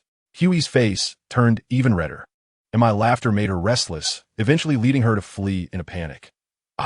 I'm going out. Seeing her innocent expression lifted my spirits quite a bit. However, don't be fooled by my face. I'm not a good person. A few days later, I felt a bit better and wrapped myself in the wool fur coat Hui gave me, stepping out of the felt bag. It was all snow outside, and the cold made me shiver. Hui said that the females and cubs would only come out in the afternoon when the sun was up. I asked him how many cubs there were in the tribe, and he said there were only 20 or 30, including himself. Wow, it turns out he is still an underage male cub. Just as we were talking, a group of people walked towards us. The leading female immediately frowned when she saw me and Hui standing together, and the sourness in her words could be smelled from 800 miles away. Hui, who is she? An outsider? You wouldn't have brought her back just because she looks good, would you? The people beside her joined in teasing. The prettier the female, the more poisonous her heart. Have you forgotten about Bai Huahua? Huey's face turned red as she anxiously stammered an explanation. No, it's not like that. You have to listen to my explanation. She is a guest of a teacher. The female called by you didn't listen at all, and several male partners around her pushed Hui aside with hostile intent. Unfortunately, they pushed her right towards me. I silently felt a pang in my heart and quickly sidestepped to avoid it. You little couple, don't let your quarrel affect innocent bystanders. I directly retreated to a safe distance, focusing on an immersive experience of watching the drama unfold. Everyone was stunned. Bai Yu probably had a lot of accusations prepared, but I, the mistress, had withdrawn from the game. Hui also had a puzzled expression, questioning her life choices. In the end, it was Bai Yu who reacted first, pulling Hui up, but then she was interrupted by another one of her partners. A group of people started arguing, digging up all sorts of old grievances. I was watching them make a fuss nearby. When they finally managed to calm Bai Yu down, I guessed it was about time for me to head back. At this point, Bai Yu had also learned my identity from Hui, and her attitude took a complete 180-degree turn. She smiled sweetly and said, Lord Shishua, so you are the shaman. Let me tell you, as soon as they heard I was a shaman, their gazes instantly shifted from scrutiny to reverence, even a bit of regret. After all, a shaman is like a living bodhisattva, descending from the heavens for their tribe, which has lost its lineage. But let me tell you, these people have a unique way of thinking. One moment, they treat me like a living bodhisattva, and the next, they forget. The way the males in their tribe look at me is like a hawk eyeing its prey. Who said shamans have to be single? It's just that the tribal priests set up this celibacy persona to avoid suspicion. For wild shamans like us, if we find someone we like, ISNT, it's just a matter of minutes to form a bond. There's a female called Bua who looks at me with such vigilance, as if she is afraid I'll run off with all the quality young men from their tribe. I couldn't help but laugh at the time. I shot her a sideways glance and half-jokingly, half-threateningly said, What? Do you need me to perform a fireball with my bare hands for you to believe it? That girl instantly shrank back, not daring to continue the conversation. With a quick glance, she saw my wolf fur coat and immediately changed the topic to talk about clothes. Family, who understands? Sometimes, the awkward small talk between females is just that plain and simple. When their leader and Belle arrived, they saw me chatting animatedly with those females, and their expressions relaxed one by one. They thought I was an easy person to get along with. Naive. Did they think I didn't know their little schemes? Someone had already spilled the beans about their plan to give gifts first and then ask for favors. The old leader came up and started praising me profusely, saying he wanted to give me their tribe's treasured medicine to repay my life-saving grace. When I heard that, I almost laughed out loud. I still had to put on a front. Oh, how can I accept this? You took in me and Ahan. We haven't even thank you yet. It went back and forth for several rounds, like a performance. In the end, I was too lazy to keep acting and directly made it clear. All right, leader. I'll accept the medicine. But let us not beat around the bush. Just tell me what you want. Are you tired of going in circles with me? As soon as I said this, the air in the room froze. The old patriarch had an awkward expression written all over his face.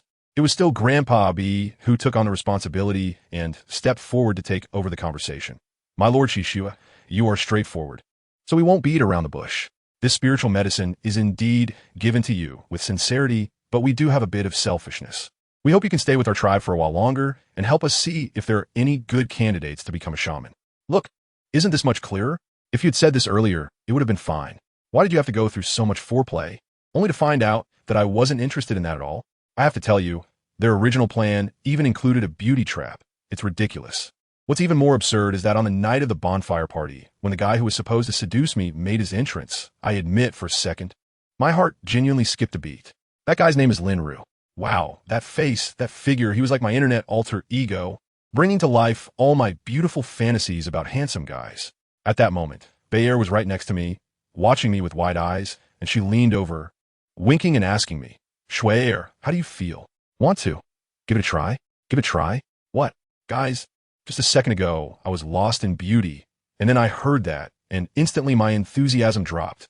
My expression went from infatuation to ice cold, and I replied curtly, no need, I'm not interested.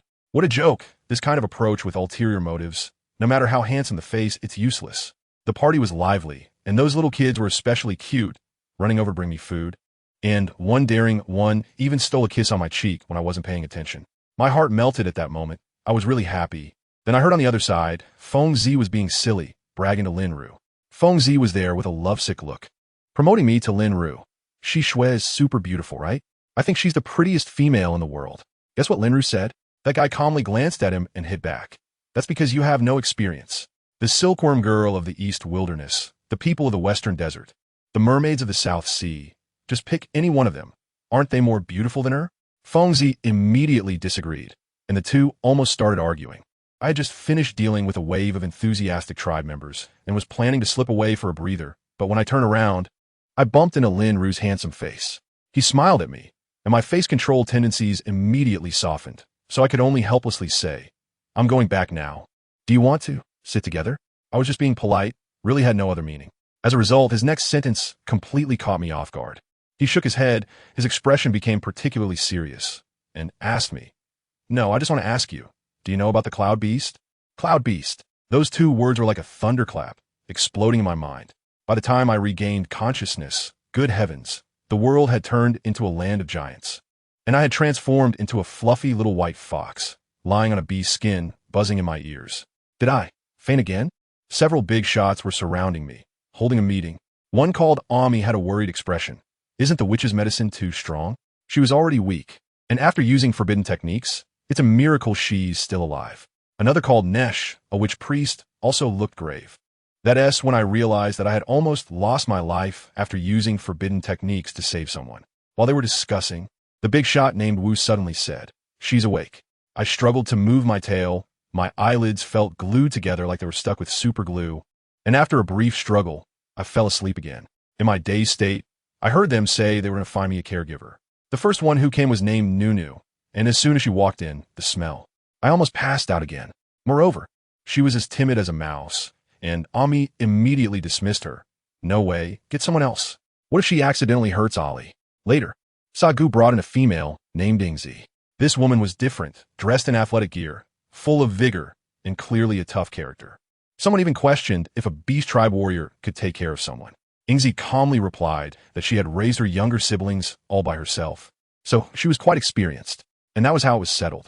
I woke up from a deep sleep, only to be roused by an overwhelming smell of blood. As I opened my eyes, I saw that guy Kisi sitting next to a huge black pot. Oh no, a giant cauldron tossing various herbs into it. The dark green liquid inside was bubbling away, and the smell of blood was so strong that even a raw meat enthusiast would call the police. Just then, Ingzi entered with a shiny golden bottle. Kisi took it, uncorked it, and poured a drop of round, bright red liquid directly into the cauldron. I was furious at that moment. The blood of the Beast King realm. Where did they get it? Just thinking about who the most likely owner of this blood is made all the hair on my body stand up. Kuei-si pointed at the large cauldron and said to Ingzi, Put her in. I struggled like crazy. What a joke. I'd rather die than soak that person's blood. Ingzi initially wanted to coax me a bit, but seeing that I was uncooperative, her temper flared up. The next second, let me tell you, that girl is tough. She just tossed me in like a potato, afraid I might jump out. She looked around and picked up a large stone slab to block the wind, bang. She slammed it down like a lid on a pot. At that moment, I let out a desperate scream in the cauldron, and then I was completely submerged by the medicinal soup. Who did I offend? When I woke up again, we were already at the camp of the main force. Kisi led us to join up with Moyen and the others. The camp was quite impressive, with patrolling orcs everywhere, and it was heavily guarded. As soon as we arrived, the entire camp was in an uproar, all shouting that Lord Kisi had returned. I then heard two females standing outside the main tent whispering. So what if Lord Kisi is back? Why are they so excited? He's just a witch. Who isn't afraid of him? Before they could finish their words, a harsh voice from inside scolded them mercilessly, and one was sent to gather information, specifically to find out if Lord Kisi had brought any females back, especially if there were any new developments regarding His Highness Mo Yen. As soon as I heard it, I thought, great, which love-struck big boss's harem reserve is this again? Sure enough, when I entered the main tent, that guy Mo Yen was sitting in the main seat. When he saw me still looking like a fox, he frowned and asked Kuei-si, "Did you not use the things I gave you?" Kuei-si glanced at Ami and replied, "I did, but she used a forbidden technique again before I arrived." Ami, feeling guilty, immediately stood up to take the blame and recounted the events. After hearing this, Mo Yen directly increased the punishment for those unfortunate guards from 1 year to 3 years, sending them to the west to fight against the Sea People tribe. Upon hearing about the Sea People tribe, my heart sank, and an inexplicable sense of urgency surged up. Information about this tribe from the inherited memories instantly surfaced, such as their belief in the sun god, their monogamous system, and their great shaman's prophecy. Just as I was lost in thought, Ingzi actually tried to pick me up and hand me to Mo Yen. Good heavens, when he reached out, my DNA reacted. Without a second thought, I broke free from Ingzi's grip, bit Mo Yan's hand, and jumped to the ground with kicks and jumps, even disdainfully using my tail to frantically sweep my paws, meaning, dirty. The entire place fell silent. I thought Mo Yen would explode in anger, but instead, he just frowned and withdrew his hand, telling Ingzi, "Stay with her, don't let anyone bully her." I wondered if this person had changed their temperament today. Ingzi also looked puzzled, but still took me out as instructed. Just outside the tent, a kind-hearted guard came over and whispered a reminder. "Don't go too far. Lord Midwa has secretly followed this time." Upon hearing the name Midwa, Ingzi's face darkened. She thanked the guard and, without saying another word, pulled me into her arms and turned to leave. She walked over to a group of beast warriors on standby and directly asked, "Where does Lord Midwa reside?" The leader of the group looked around cautiously before lowering his voice and pointing behind the main tent. He said that Lord Midwa had been in a terrible mood lately because she hadn't seen the young prince for several days. So we should be smart and avoid provoking her. Goodness, I tell you, with such poor social connections, we had already been warned several times along the way, which shows how annoying Midwa usually is. Only Ingzi dared to stubbornly ask a couple of questions, but soon changed the topic. While we were chatting, suddenly there was a loud crack from the main tent. My goodness, it was so loud. That little girl Vina was directly slapped away, landing hard on the ground, looking dazed. And then there was Midwa. My gosh, she looked like a fire-breathing dragon, her eyes blazing with fire that could ignite someone. If it weren't for an old lady named Baiha desperately holding her back, I reckon she could have kicked Vina to death on the spot. Family, who understands? Just because Vina reported seeing Ingzi and a small, untransformed fox, which is Ollie, coming out of the young prince's tent, she exploded right there. Such possessiveness, it's unbelievable. Baiha was earnestly advising her, saying that the young prince is so proud. How could he possibly be interested in an untransformed little female? She must have only met him because of Kisi's influence, and in the end, wasn't she still kicked out? But Midwa, with her love-struck brain, couldn't take it in at all. She even vented her anger on her grandfather, the high priest, saying he didn't care about her and didn't help her propose to the king. Otherwise, she would have been the young prince's partner long ago. The more she spoke, the angrier she got, pushing Baiha away and charging out, shouting, "No way, I must see the young prince today. He is the partner I want, and no one can have designs on him." Baiha was frantic, yelling at Vina and Mia, who looked as scared as quails, to hurry up and follow, or she would skin them alive. Before we could react, the commotion outside erupted. Mo Yen was already annoyed to death when he came out. His face was as dark as the bottom of the pot. Midwa was confronting Ingzi and the others. Her newly changed skirt was torn. and she was so angry she was jumping up and down. She didn't think about the fact that she was the one who had acted improperly, wanting to step on Ali's tail. After all, Ali is our future goddess. How could she allow that? Instinctively, one claw in her skirt was ruined. Now Midwa was acting crazily, insisting that Ingzi hand over Ali so she could vent her anger. Of course, Ingzi wouldn't agree, and they clashed back. Midwa was so furious she was in pain, pointing at Ali and cursing, just a useless thing that can't transform. Do you believe I will have someone kill her later? This was like poking a hornet's nest. Mo Yin exploded on the spot, and his expression, TSK, was truly murderous. Gritting his teeth, he said word by word, Midwa, you dare. If you touch a single hair on her, I guarantee the high priest won't be able to save you. After saying that, he directly shouted to Kisi, why aren't you making a move? Midwa and Baiha were both stunned, not having reacted yet, when Kisi took them down cleanly and efficiently. This guy Kisi is also a person of principles. He disliked females getting close, and directly tossed the unconscious Midwa to Vina and Mia, telling them to carry her back. A few males were also smart, rushing to carry Baiha. No one dared to touch Midwa, this hot potato, for fear of being implicated. Once this was over, Ami cleverly ran over, taking advantage of the young prince's intention, saying that for the protection of Ingzi and Ali, they should stay by the young prince's side for a while. Now, even if that crazy Midwa wanted to cause trouble, she would have to think twice about it. In the evening, people from the White Lion tribe arrived, led by Chief Baihao and Priest Baijan. At this moment, Ali was wandering beside Mo Yin in her little white fox form, and the way Chief Baihao looked at Ali was as if he were looking at something filthy, full of disdain, probably cursing her in his heart for being a little thing that would do anything to survive. They started discussing serious matters, talking about a broken alliance between the Songlong tribe and the Yinlang tribe 1,000 years ago. The old priest Baijan was like a mute, saying not a word. Kisi, that bad seed, had to go and grab Ali, and as a result, Ali, startled, jumped onto the shoulder of the old priest Baijan. Guess what? The old priest not only didn't get angry, but also recited a spell on the spot, giving Ali a blessing of spiritual light, making her so comfortable that her eyes squinted, and she directly fell asleep on his shoulder. The next day, when Ali woke up, Baijan even gave her some snow dew sent by Mo Yin, which was a good thing. After drinking it, the old priest suddenly said, that Kisi has murderous intentions towards you. Didn't you notice? My goodness, Ali felt her heart drop, but she pretended to be clueless.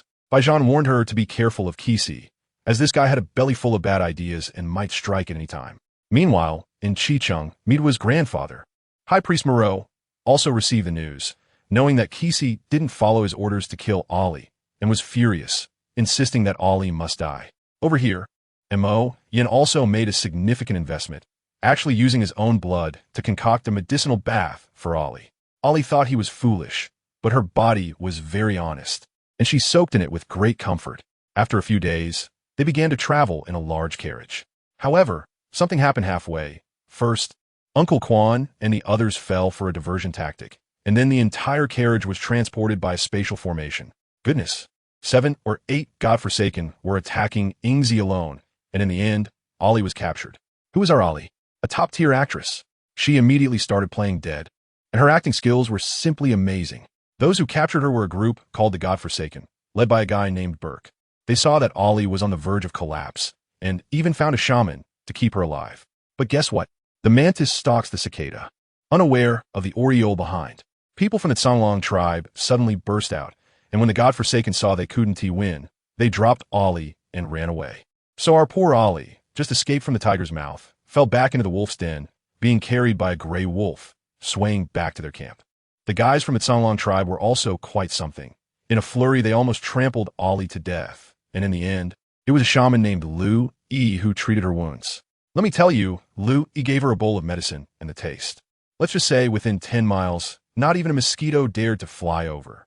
Ali was directly knocked out by her own stench family. Do you want this kind of luck? After 3 days of living in this stench-filled environment, on the other side, in the Yellow Sparrow tribe, a prominent figure named Yun Cheng was investigating several cases of missing beastmen. All the deceased were from Bansha City. She had a poison expert named Lu Ji under her command, who found some clues and suspected that this was related to collusion between Bansha City and the Godforsaken, possibly targeting the exterminated Yinlang tribe. Yun Cheng made a decisive decision and directly ordered that all the people from Bansha City be placed under house arrest. This stirred up a hornet's nest, and the young lord of Bansha City, Xia Chao, immediately confronted Yin Cheng. Yin Cheng was too lazy to waste words with him, directly stating the recent strange occurrences and telling him this was to protect them.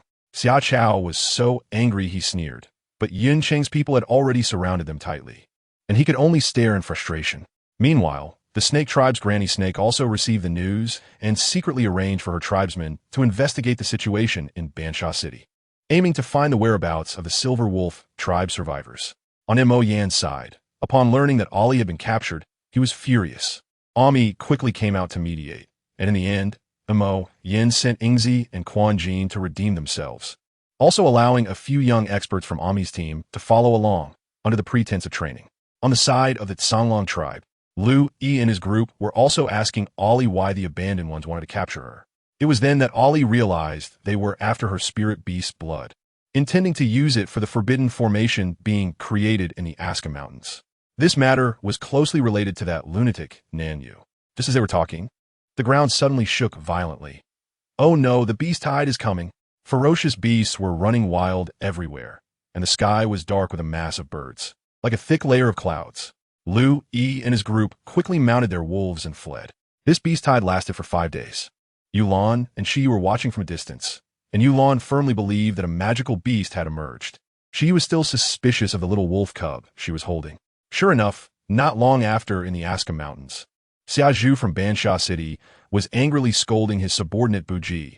Their plan to capture the magical beast had failed due to interference from another group of abandoned ones. Xia Zhu was furious and insisted that they must obtain the totem avatar. Ali and her group were hiding in a stinky mousehole, also lamenting their situation. In her dreams, Ali saw memories from her past life. The merman named Feng Li and how Mi Duo, that troublemaker, had pushed her to the brink. She recalled her child, who had disappeared at birth, Shui Mo. Upon waking, her heart was filled with overwhelming hatred. Just then, a giant octopus monster attacked their cave. After a fierce battle, they finally defeated the octopus monster. However, in her excitement, Ali swallowed the beast core, causing it to get stuck in her throat. Zhong Tian, the middle-aged beastman leading the group, took this opportunity to scold the young ones, saying they couldn't even keep an eye on a little female. He was actually trying to reprimand them. Ali was impressed by his cunning. An old fox is still an old fox. However, she was not willing to back down and directly fought with Zhong Tian, and they had an intense battle. Later, as everyone continued on their journey, Ali used vines to create a mobile home for herself, which was quite comfortable. The handsome Ice Mountain guy named Inyan was actually a hidden fluff enthusiast. He kept staring at Ali in her fox form, nearly unable to look away, and found various ways to grill meat for her, trying to trick her into letting him touch her. As a result, Ali bluntly told him she didn't like him, just his face, leaving him choked. The beast tide mixed up several major factions. Ali and her group found a cave filled with lava, where they discovered the Ming Exine grass. Lu Yi was so excited he almost jumped into the lava. Yin flew over to collect the herbs, only to disturb the guardian beast, Yin Jiage. Another fierce battle ensued, and Ali recognized this turtle as her old acquaintance from her previous life, Yati, and communicated with it in ancient language, which immediately calmed Yati down. After Lu Yi checked Yati's injuries, he said it needed spirit beast blood to heal. Without hesitation, Ali offered her own heart's blood. Just as Zhong Tian was taking the blood, Ali saw a vision from her past life, forcing others to kill their relatives. And she realized that all of this was her karma. On the battlefield of the Aska Mountains, Yin Cheng and Ami's group were on the verge of being wiped out by magical beasts. Xia Zhu's group was even worse, betrayed by the abandoned ones they had raised, who sacrificed them to the magical beasts, resulting in their own dismemberment. In this moment of despair, Ali and her group arrived riding Yati through the underground river. Suddenly, a massive thunderbolt struck down, and Ali made a dazzling entrance, with the little wolf cub, the totem avatar soul, perched on her shoulder. She looked at the imposing magical beast, and without a word, slapped it, sending it flying. Everyone was stunned.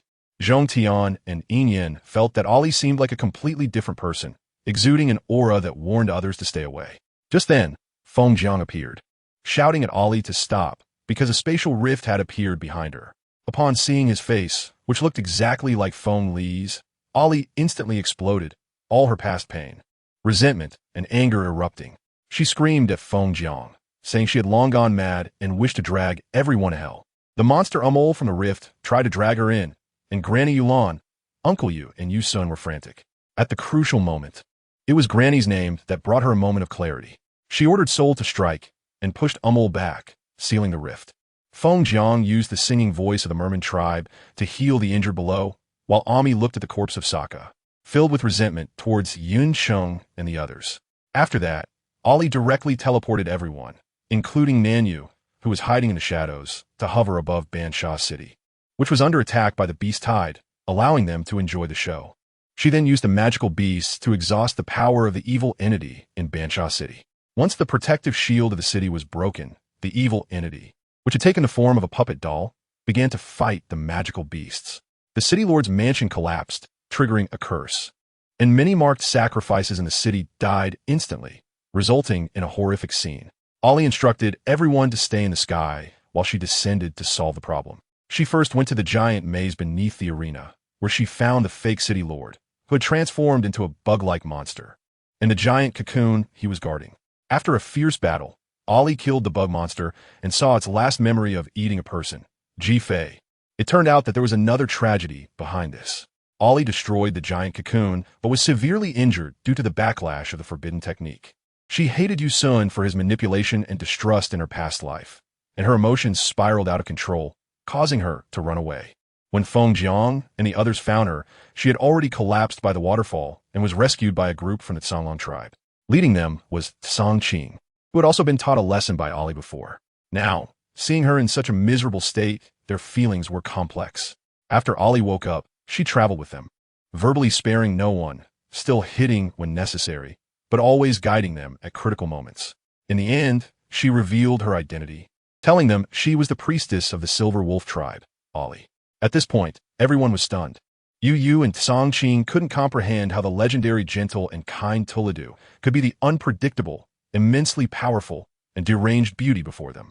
While they were filled with mutual suspicion, Ali sensed Feng Li's presence and directly used her power to force him to reveal himself, then unceremoniously issued an expulsion order, driving him away.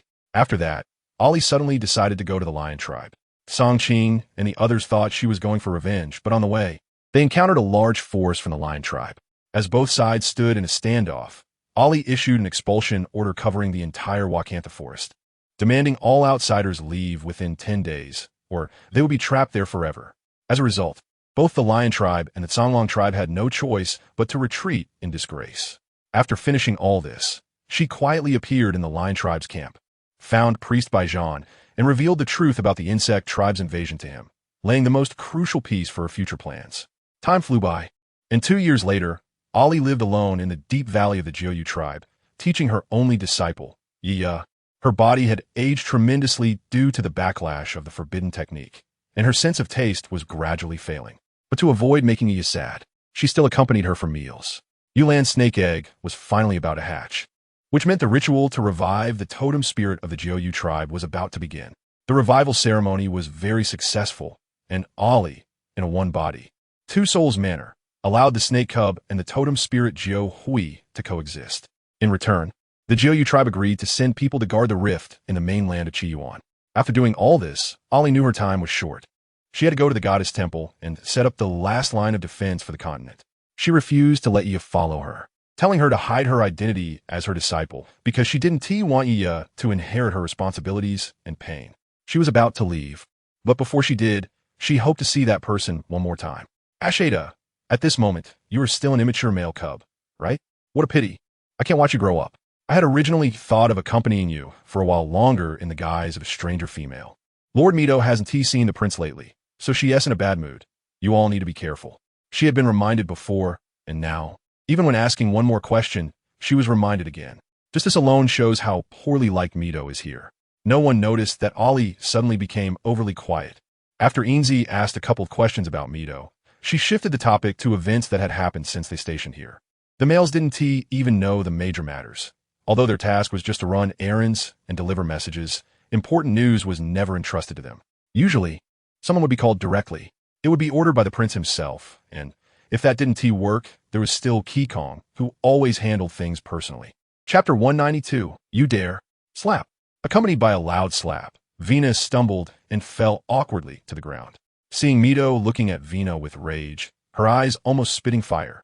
If it weren't for Lily holding her back, she might have kicked Vina a couple more times. Thinking of this, Mia, beside her, suddenly felt a bit of pain in her face.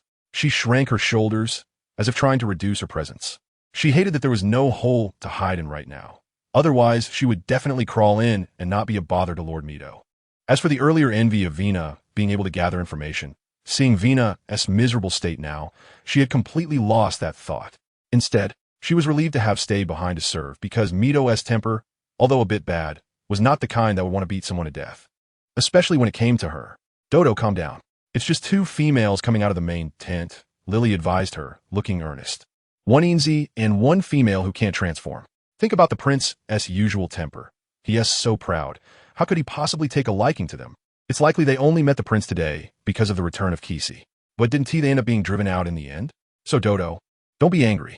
Getting mad is bad for your health. If your grandfather knew, he'd be heartbroken. He cares about me? Don't joke, Grandma. If he truly cared, when I said I wanted the prince to be my partner, he wouldn't even mention it in front of the king. He is the high priest. As long as he is willing to speak, the king has no reason to oppose.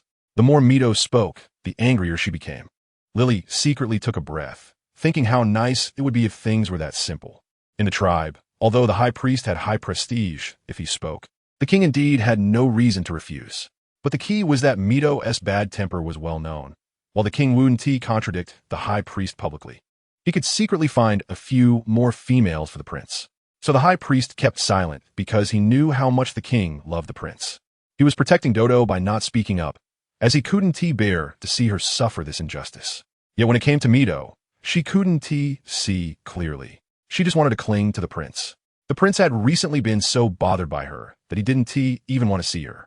Thinking of this, Lily didn't dare to mention it, but continued to advise Mito to be patient and not think about clinging to the prince every day.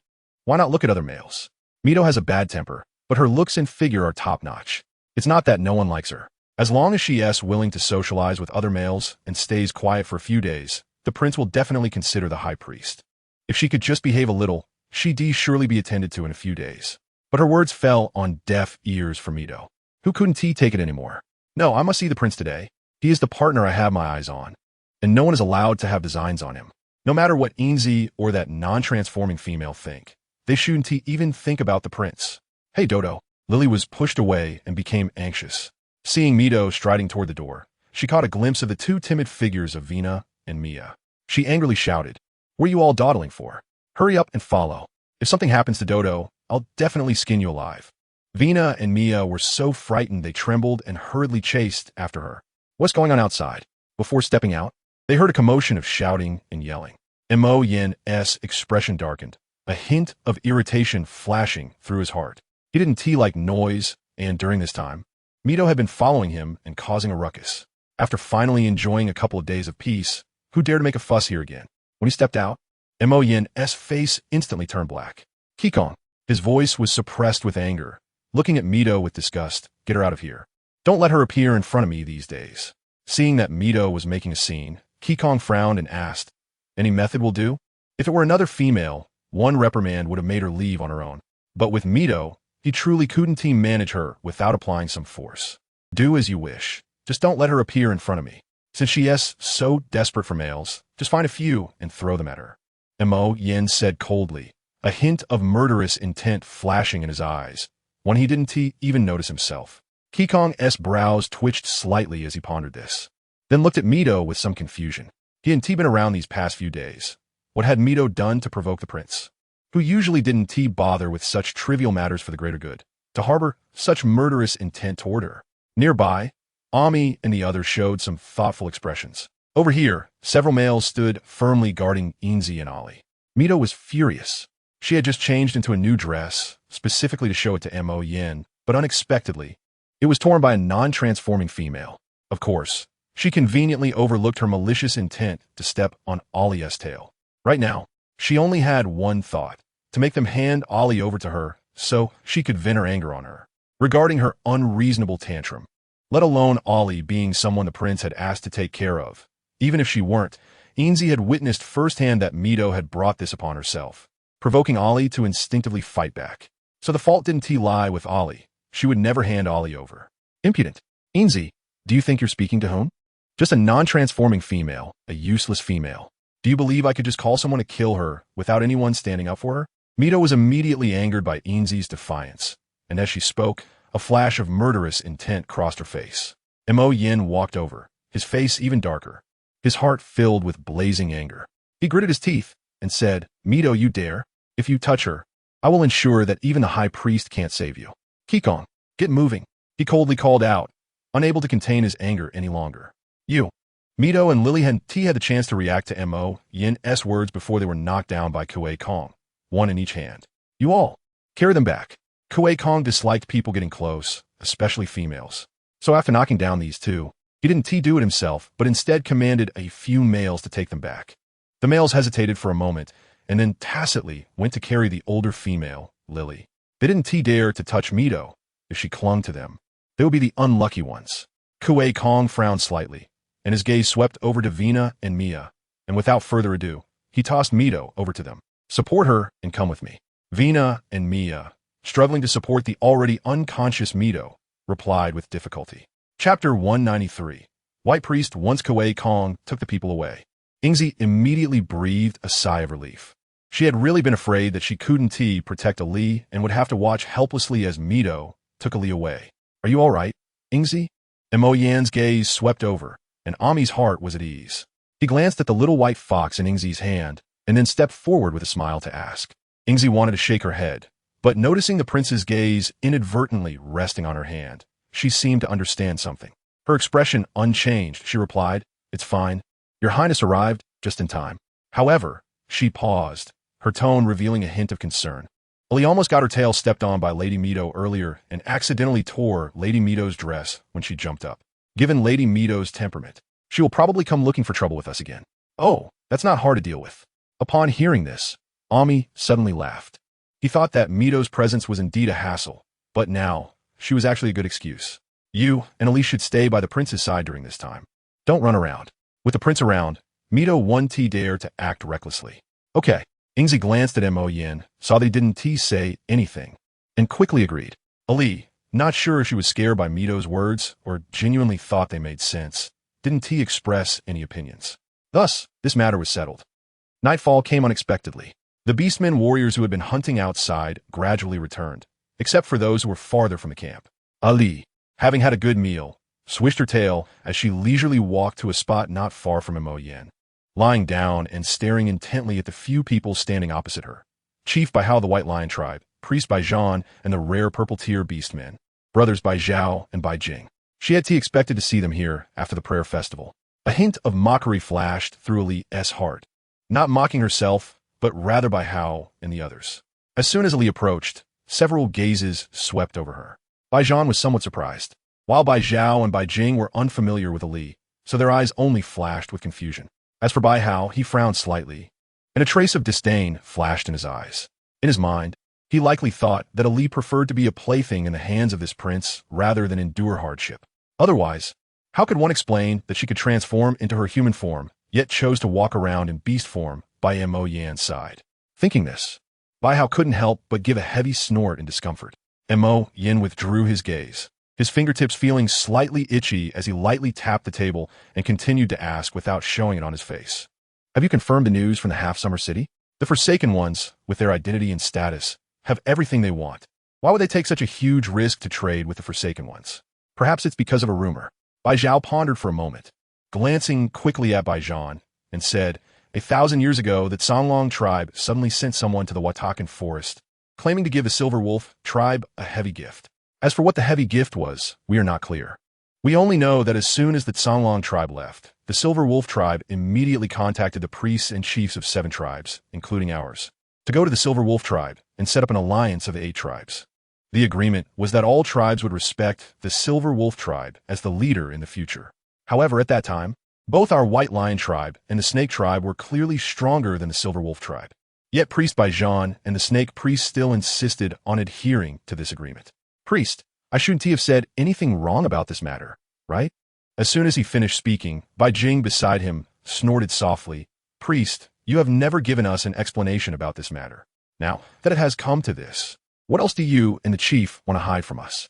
Didn't T think they were unaware that every 10 years or so, he would take Bai Hao alone to hold a meeting with the priests and chiefs of the other 7 tribes, the contents of which no one else knew. They had diligently worked for the tribe for so many years, yet in the end, the tribe still had such important matters to hide from them. How could they be satisfied with that? Even if the lion tribe didn't come to attack, they would eventually conflict with Bai Hao over this matter. As for why they would not conflict with Bai Zhan, it was because he was the priest, while Bai Zhao and Bai Jing only wanted to vie for power. They wanted the chief's position, but Bai Zhan had chosen the younger and more impulsive Bai Hao instead, so they targeted both Bai Hao and Bai Zhan together. Speak. Mo Yin didn't have time to care about the grievances between them, only feeling puzzled about the Songlong tribe's sudden action 1,000 years ago. Since they had brought a large army and arrived here, they were not planning to withdraw halfway. Therefore, the most important thing now was to grasp the layout of the Songlong tribe in this area. Well, he might have known this as well, but she wouldn't bother to guess. She wouldn't help him at all. She hated him too much for that. A strange thought flashed quickly through Mo Yin's mind, causing a dull pain in his chest. But that pain was too short-lived, as if it was just an illusion. Shaking his head lightly in his heart, he forced himself to cast aside these distractions and focused his gaze on Bai Zhan. The other party was extremely silent, while Bai Hao, under the watchful eyes of many, seemed to be losing patience. Your Highness, Bai Zhan said while raising his hand to press down on Bai Hao, who couldn't help but want to stand up. He patted Bai Hao's shoulder, and the subtle mental energy was easily brushed away. Kuei raised an eyebrow, a slight smile appearing at the corner of his mouth as he lazily leaned back. Out of the corner of his eye, he caught a glimpse of Ali looking more relaxed than him, which stirred something in his heart. He reached out, disregarding her will, and wanted to pull her over. Having been hit by an old man nearing the grave, he was in a bad mood, and he didn't want others to feel good either. With this thought, he watched as Ali fluffed up in response to him, instinctively jumping onto the table in front of Mo Yin, causing everyone's gaze to pause. Kuei couldn't help but cast a teasing glance. In the next moment, his expression turned to surprise. Ali directly stepped onto Bai Zhan's arm and jumped onto his shoulder. Bai Zhan didn't get angry. Instead, he recited a spell on the spot, giving her a blessing of spiritual light. A warm current surged from top to bottom. Ellie felt so comfortable that her fox eyes involuntarily narrowed. She patted Bai Zhan's shoulder with her tail, expressing her thanks. Bai Zhan smiled and patted her forehead, his voice warm and gentle. Sleep now. And when you wake up tomorrow, it won't hurt so much. Ollie believed these words. She had heard about Bai Zhan's abilities several times from Yinlan. Chapter 194. The killing intent of Kisi seeing that the little white fox had fallen into a deep sleep after a short while. Kisi slightly narrowed his eyes and gave a glance to Ingzi beside him. Let her stay by my side for the next few days. My talent will be useful to her. Bai Zhan looked at Ingzi's outstretched hand, shook his head, and said to Mo Yin.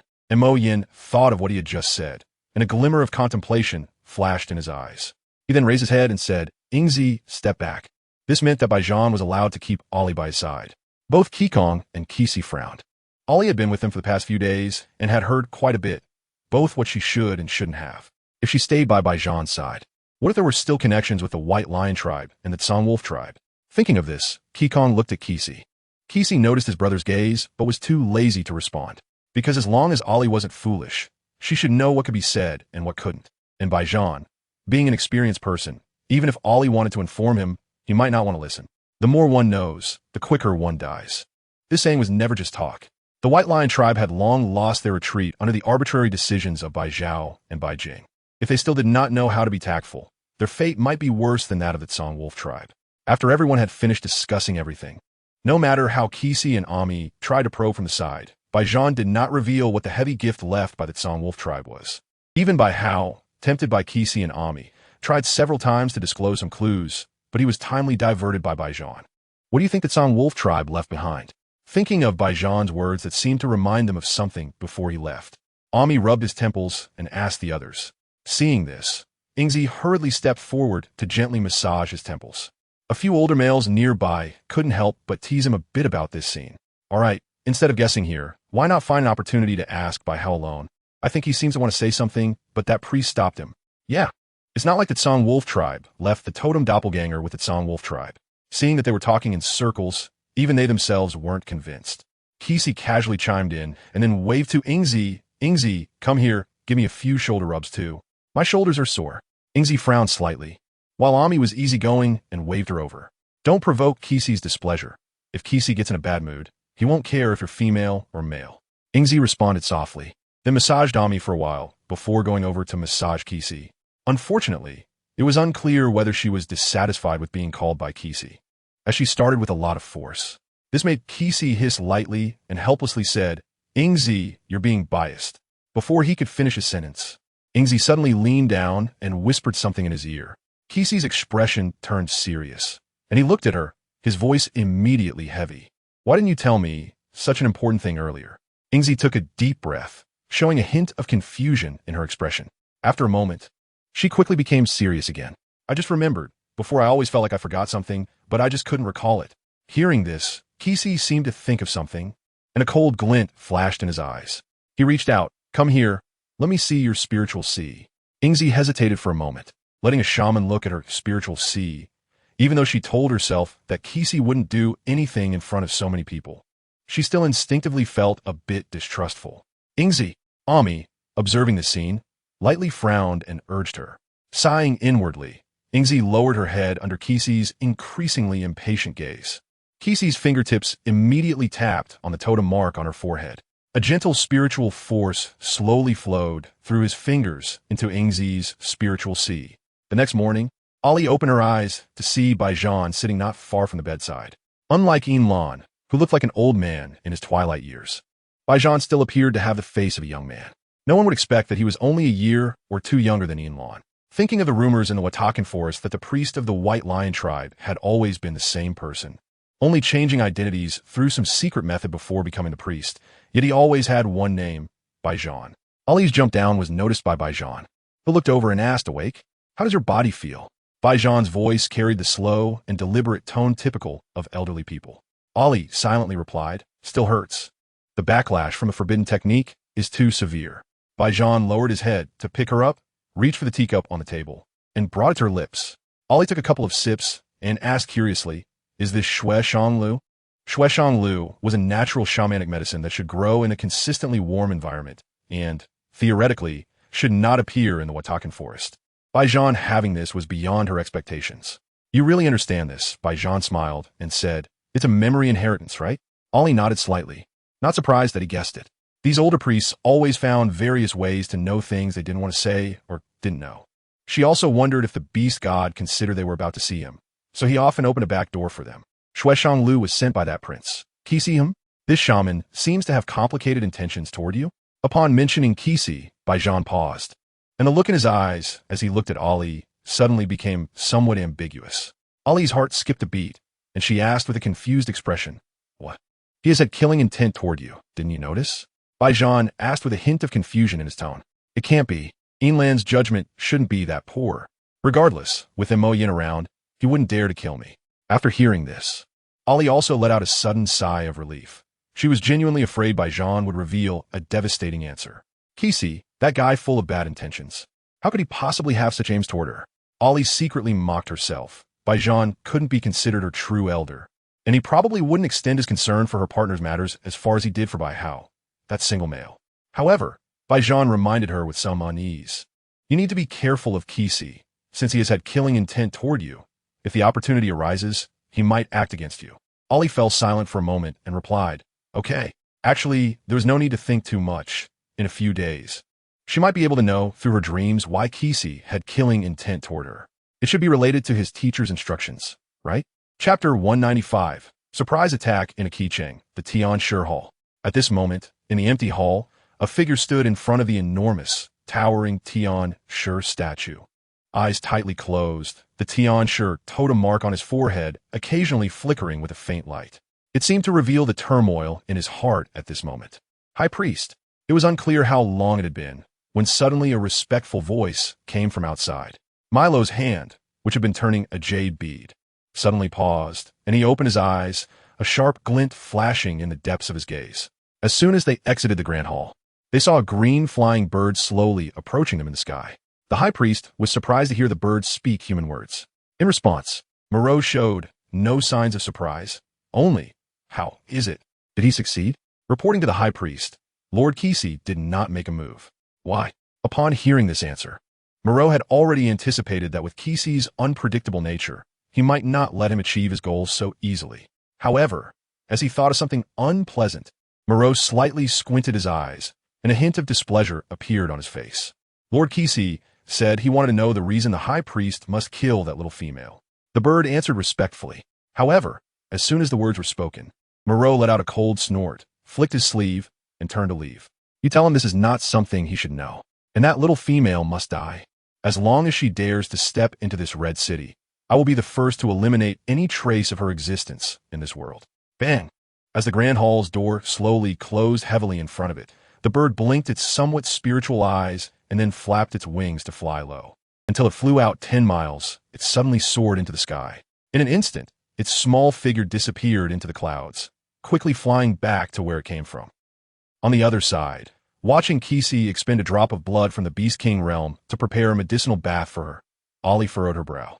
She hadn't expected Mo Yin to be so ruthless. Didn't he know what he was doing? Losing a drop of blood, even with various spiritual medicines to compensate, would inevitably affect his strength. Bai Zhang watched from the side, and when the time was right, he gently patted her, indicating that she should hurry inside. This time, Ollie didn't hesitate and jumped in directly. No matter what foolishness Mo Yin was up to now, recovering quickly was the priority. From Bai Zhang, she had learned that the Tsang Wolf tribe had already reacted to the invasion of the Lion tribe. The Snake tribe and the Leopard tribe, as expected, joined forces to send people to find Tsang Yin after the incident in the Silver Wolf tribe. At the same time, they were secretly relocating the females, elders, and cubs in the tribe to avoid danger as much as possible. Other larger tribes had also received the gathering order from the Tsang Wolf tribe and had sent people to the Yellow Sparrow tribe. According to Bai Zhang's calculations, within a month and a half, the Lion tribe would definitely cause a significant disturbance. The Tsang Wolf tribe would not sit idly by. It seemed that before the end of the dry season, all the tribes in the Watakan Forest would not have a peaceful life this year. Thoughts raced through her mind, and not long after, Ollie felt a wave of intoxicating heat rising within her body, quickly making her drowsy.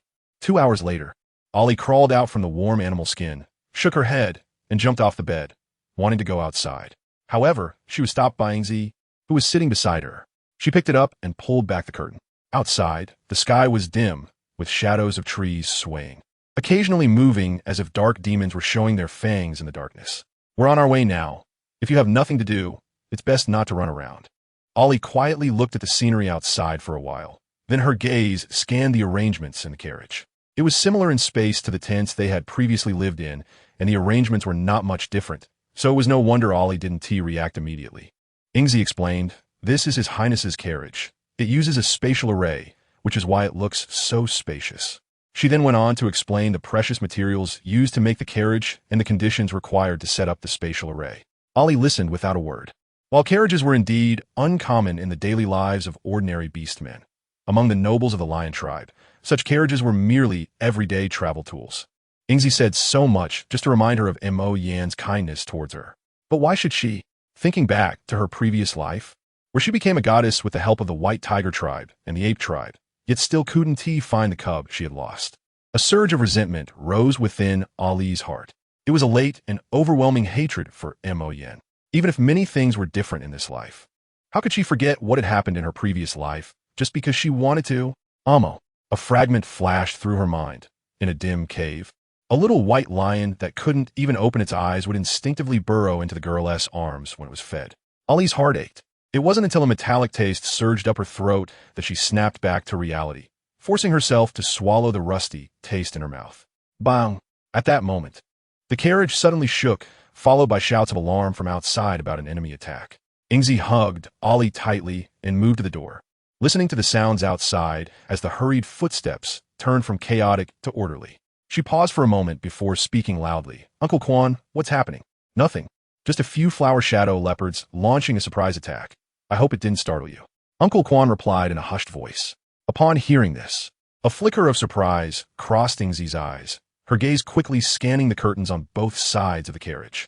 While holding Ollie tightly, she retreated to the side and said in a low voice, "We're fine, Uncle Quan. Just be careful yourselves." "Okay, don't worry," Uncle Quan replied in a relaxed tone, as if he hadn't noticed anything unusual. Ollie felt a slight damp heat on her body, and she furrowed her brow in secret. But she also knew that something seemed off, so she let Ingzi tuck it against her chest. Then, Ingzi lifted the curtain and jumped outside. It was pitch black outside, and even with Ali's previous ability to see in the dark, she couldn't see her surroundings at all.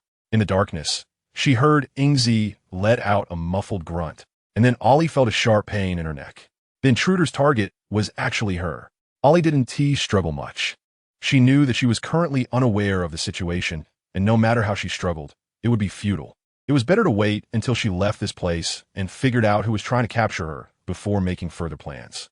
A faint smell of blood wafted through the air, but Ali seemed oblivious as she closed her eyes, tilted her head, and controlled her breathing as if she were on the verge of death. Chapter 196. Side effects. Whoosh. A gust of wind rushed past her ears. Ali remained calm and continued to adjust her state, her breathing becoming weaker and her aura gradually faded without those people noticing. Wait, stop. Ali's unusual behavior indeed caught their attention.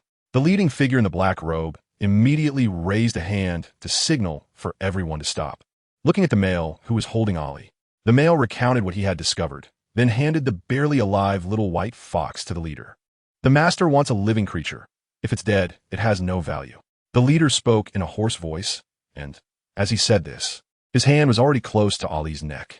A chilling cold seeped through her fur, making Ali nearly break out in goosebumps. However, she held back, tightly closing her eyes and continuing to play dead. A cold snort sounded from above, and then Ali felt her life gate being gripped, a suffocating sensation making her instinctively want to struggle.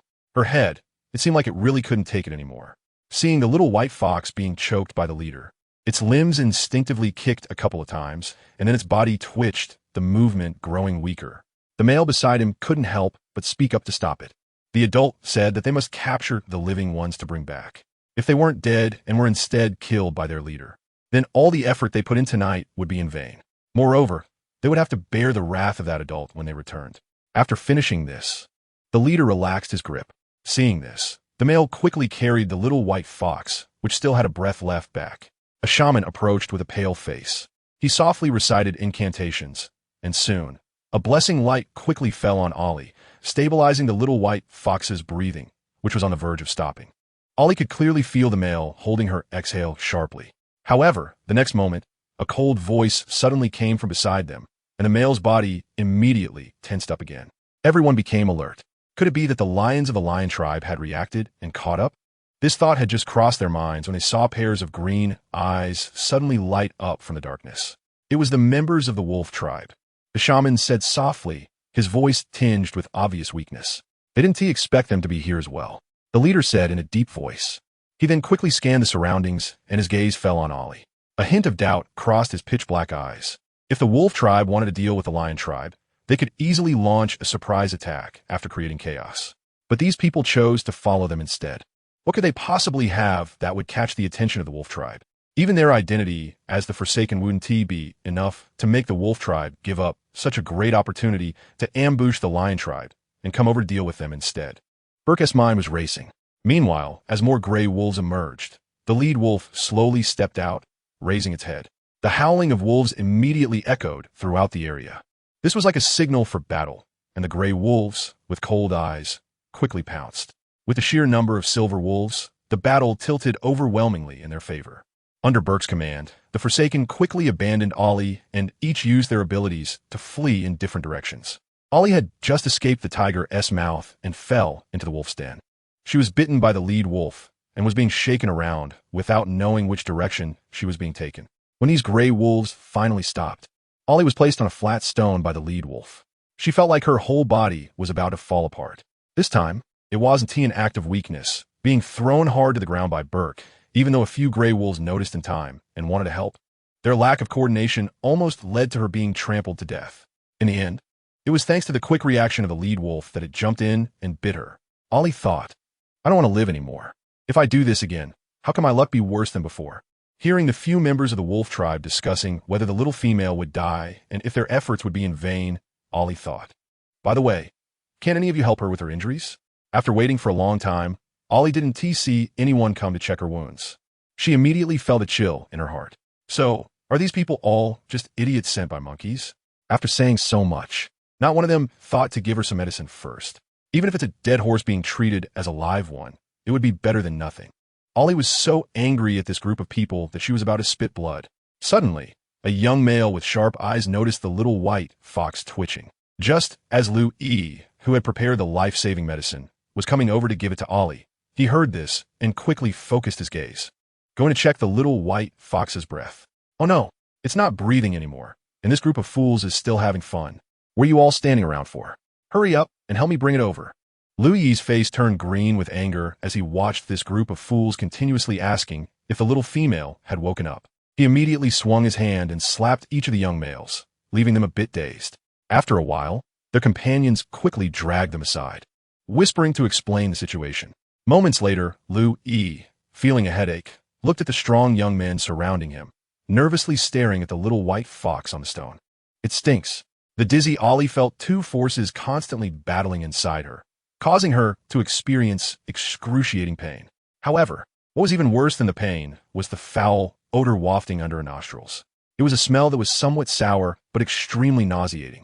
Ollie wondered what sin she had committed to be so unlucky these days. If she really had guilt, please give her a knife. She would rather cut her own throat than endure this physical pain while also suffering from such heavy mental torment. This was blatant abuse. Ollie wanted to cry, but at this moment, she didn't even have the chance to do so. Unbeknownst to her, while she was complaining about the wolf tribe's people abusing her in her heart, those surrounding her, including Lu Yi, hurriedly distanced themselves from the source of the foul odor, wanted to get as far away as possible. Uncle Lu, what did you give the little female? Why does she suddenly smell so bad? Exactly, Uncle Lu. Can't you prepare better medicine? It's one thing for the little female to stink, but why does it also affect us? With such a stench, should we even bother keeping watch tonight? No fierce beast would resist such a foul odor, right? Lu Yi covered his mouth with a handkerchief and didn't speak. Talking would just fill his mouth with the stench. He also had a cleanliness obsession. As for why it was so smelly, ahem, he didn't want it either. The medicine was too powerful, so having a side effect was quite normal, right? As for whether the little female could withstand this strong medicine, he thought, since it smells this bad, it should be effective by now. Chapter 197. The hand behind the scenes, Ollie finally woke up, but soon fainted again. Fainted from the stink. That night, Lu Yi and the others rarely spent a quiet night in the Watakan Forest.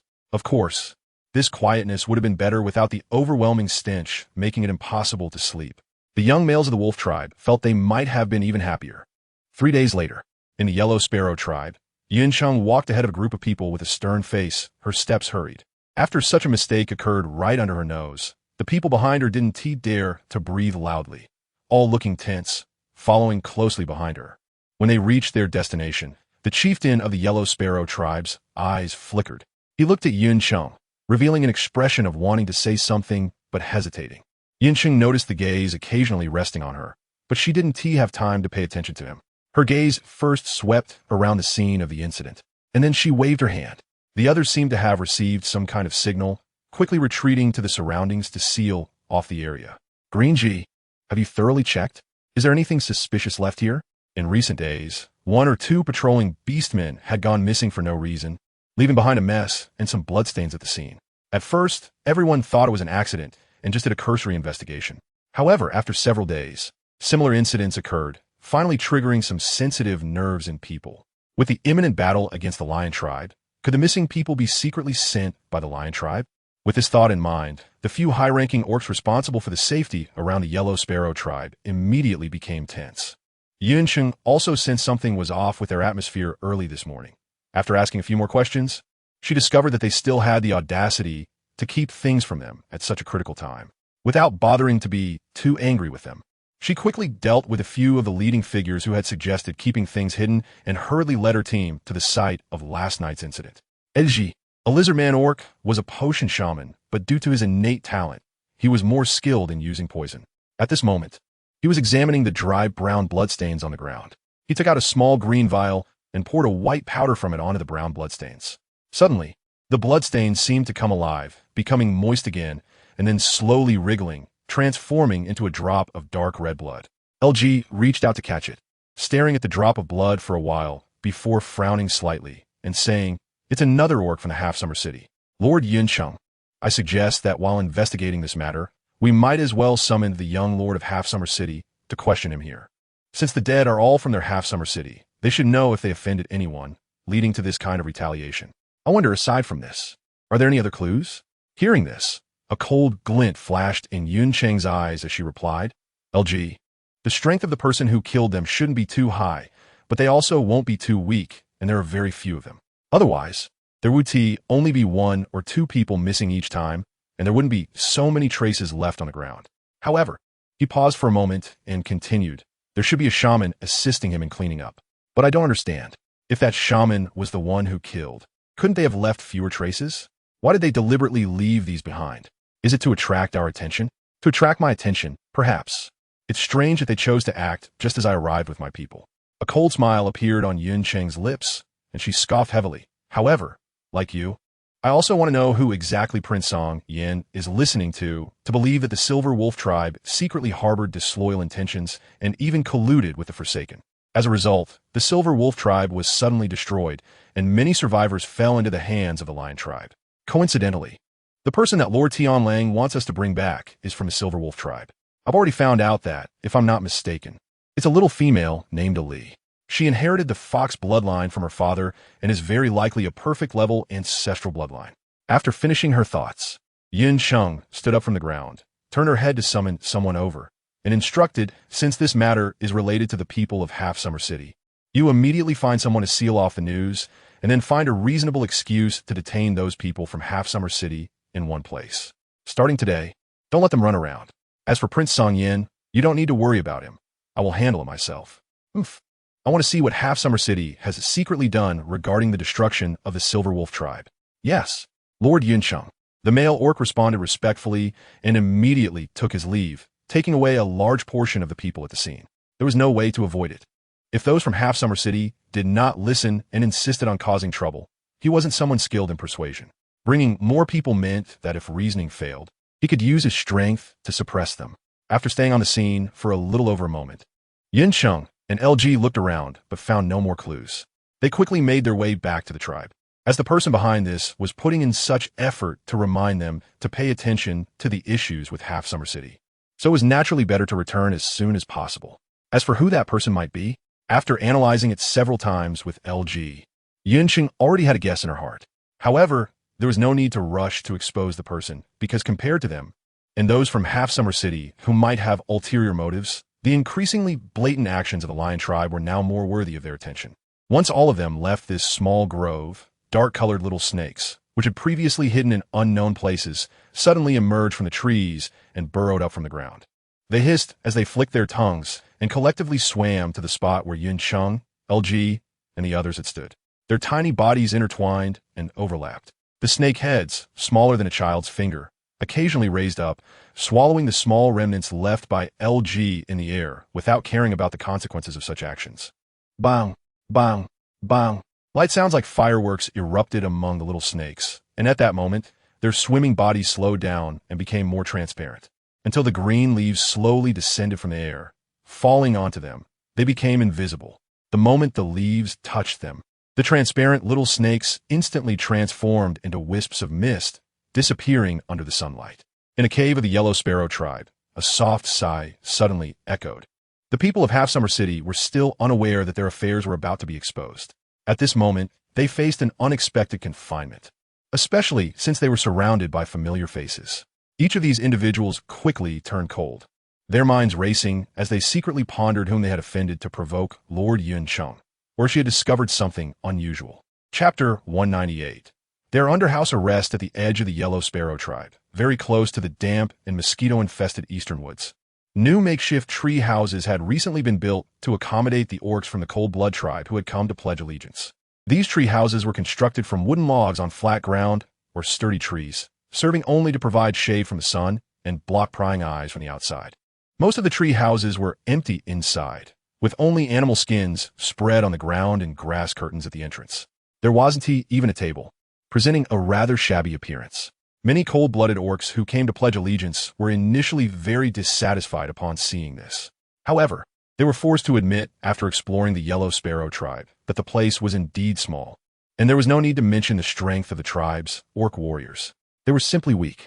The cold-blooded orcs who were unhappy with their accommodations and wanted to pick a fight were immediately discouraged upon seeing them. Such weakness meant they could easily end up killing someone if they started a fight.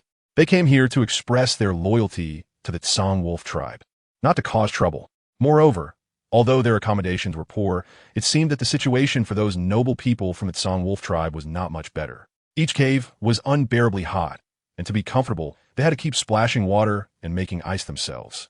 In contrast, their wooden houses, though shabby, at least provided some breeze when the wind blew.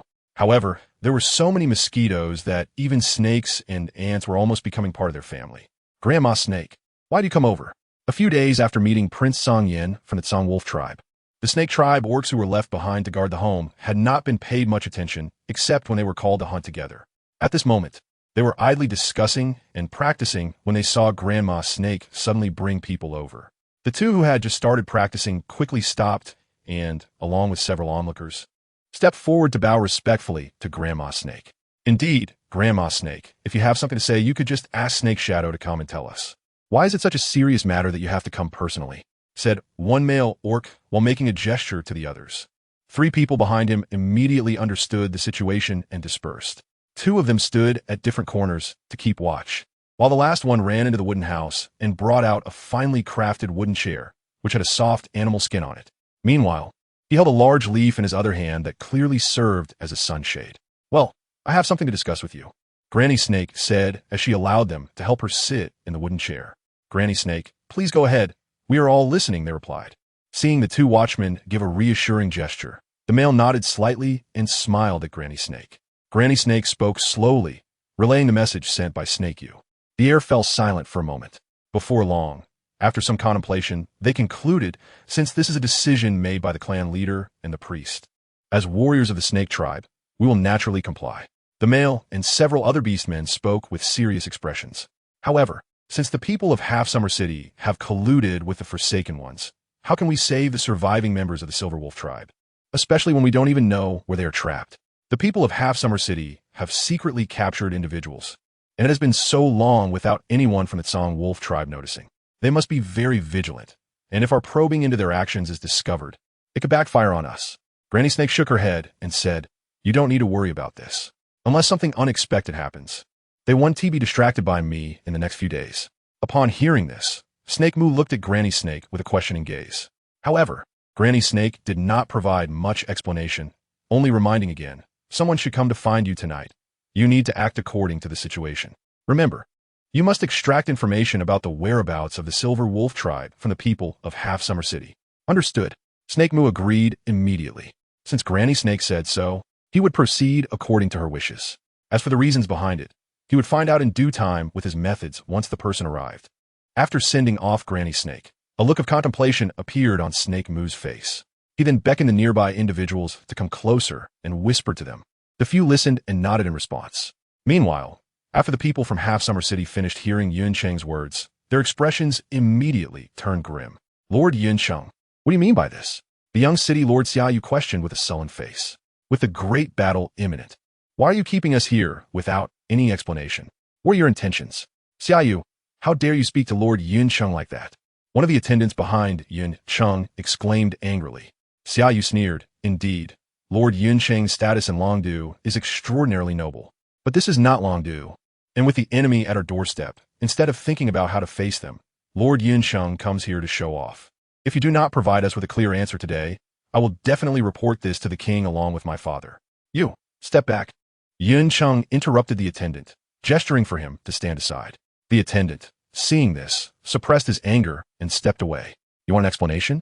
That's perfect. I will give you one. Yun Cheng disregarded whether they believed her or not and recounted the unusual circumstances of the past few days. She emphasized that gathering them was merely to protect them from harm. Xiaoyu scoffed in rebuttal. There are just a few cowards hiding away. Lord Yun Cheng, is your courage really that small? He even disdainfully laughed. To this, Yun Cheng remained calm and unperturbed. The ones dying are all your people from Half Summer City. Xiaoyu, why do you think they are targeting you specifically? If you truly have no issues, why are you so anxious to extricate yourselves?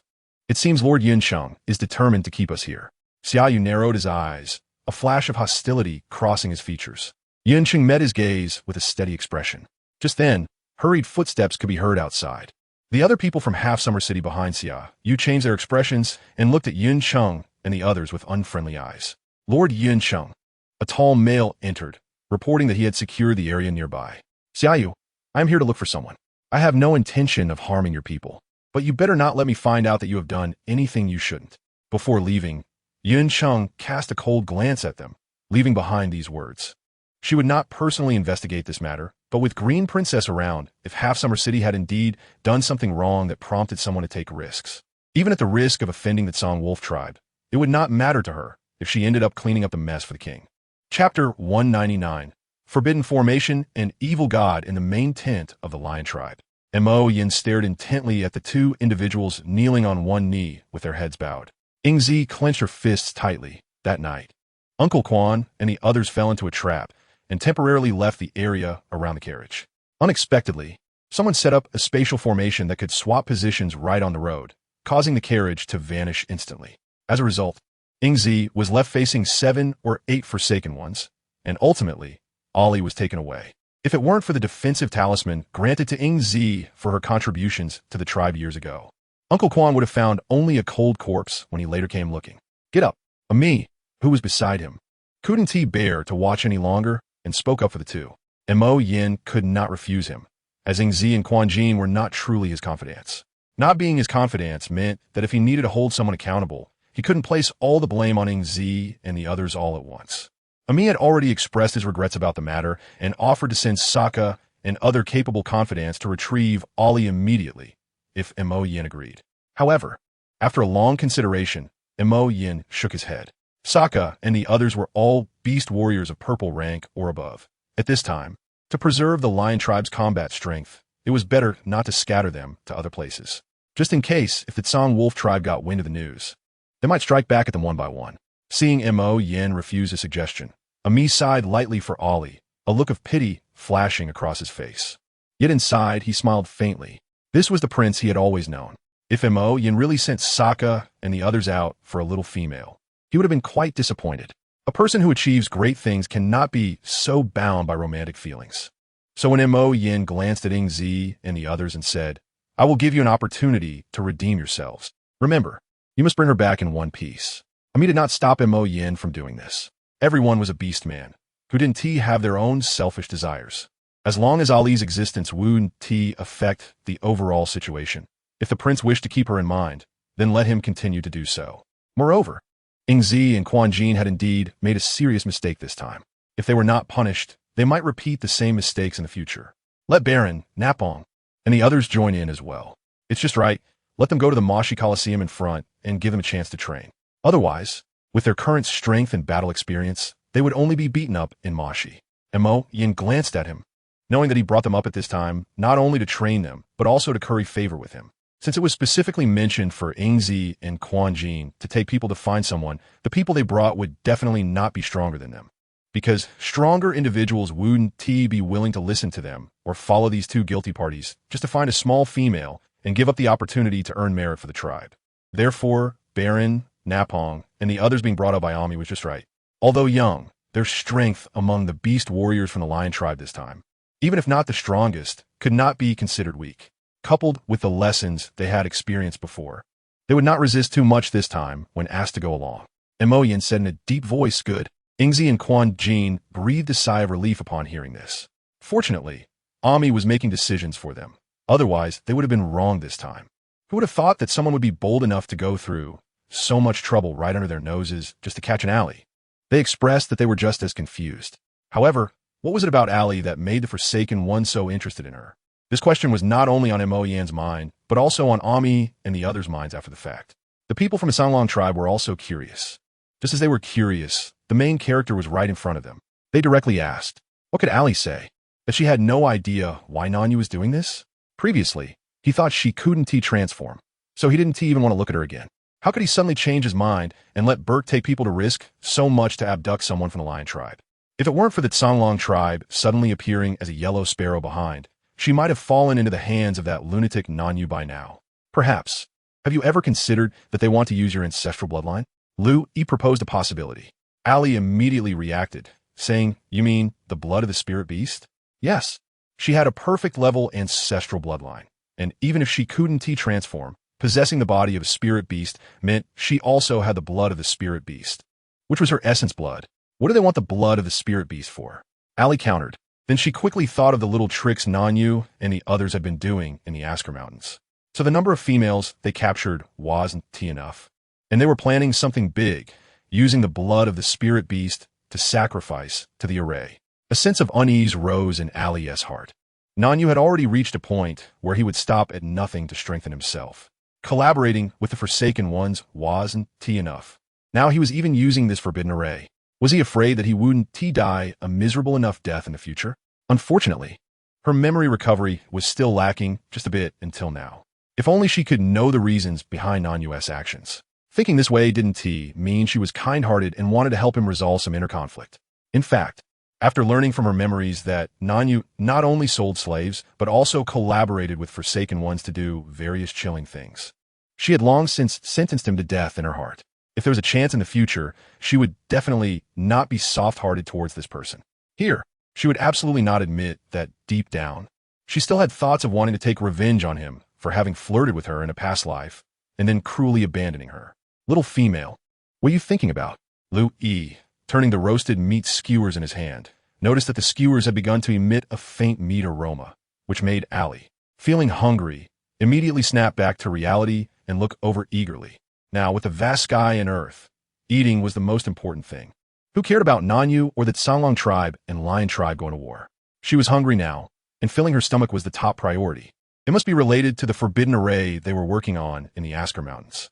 If they have the blood of the spirit beast, the power of the sacrificial array would be greater. Who knows what remarkable things they might bring about? Ali said casually.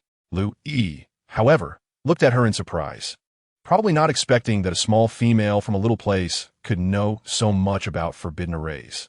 Do you know why forbidden arrays are explicitly prohibited by us? Louis couldn't help but ask.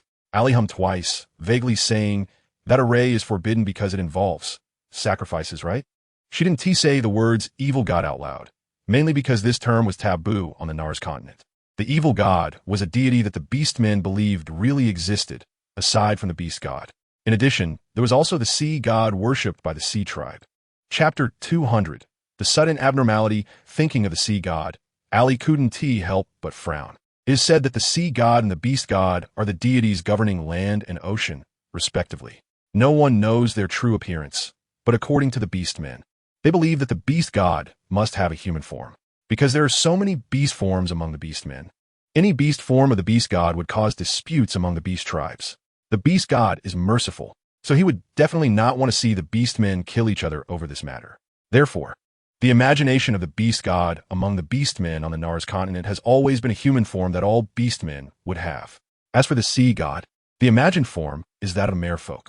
This is because he favored the merfolk too much, not only giving them supreme beauty, but also extremely powerful strength. If it weren't for the difficulty in reproduction, the sea tribe would have long been ruled by the merfolk. However, even so, the sea god's undisguised favoritism towards the merfolk has allowed them to firmly become the royal family of the sea tribe and permanently hold the supreme power to rule the ocean. It can be said that compared to the constant wars among the land beast tribes, the sea tribe has had a much better situation over the past 1,000 years. Although there have been intrigues between tribes and occasional small-scale tribal wars, overall, their situation has been much better than that of the land beast tribes. At least under the influence of the merfolk, most tribes remain in a peaceful and stable resting state. Moreover, it is strange to say that the impression of the beast god among the land beast tribes has always been one of love, fairness, and a just embodiment of kindness towards his people. As for the sea god, both the land beast tribes and his own people, the sea tribe, believe he is a cold-blooded and cruel god, and also quite capricious, just like a merfolk that Ali had known in her memories.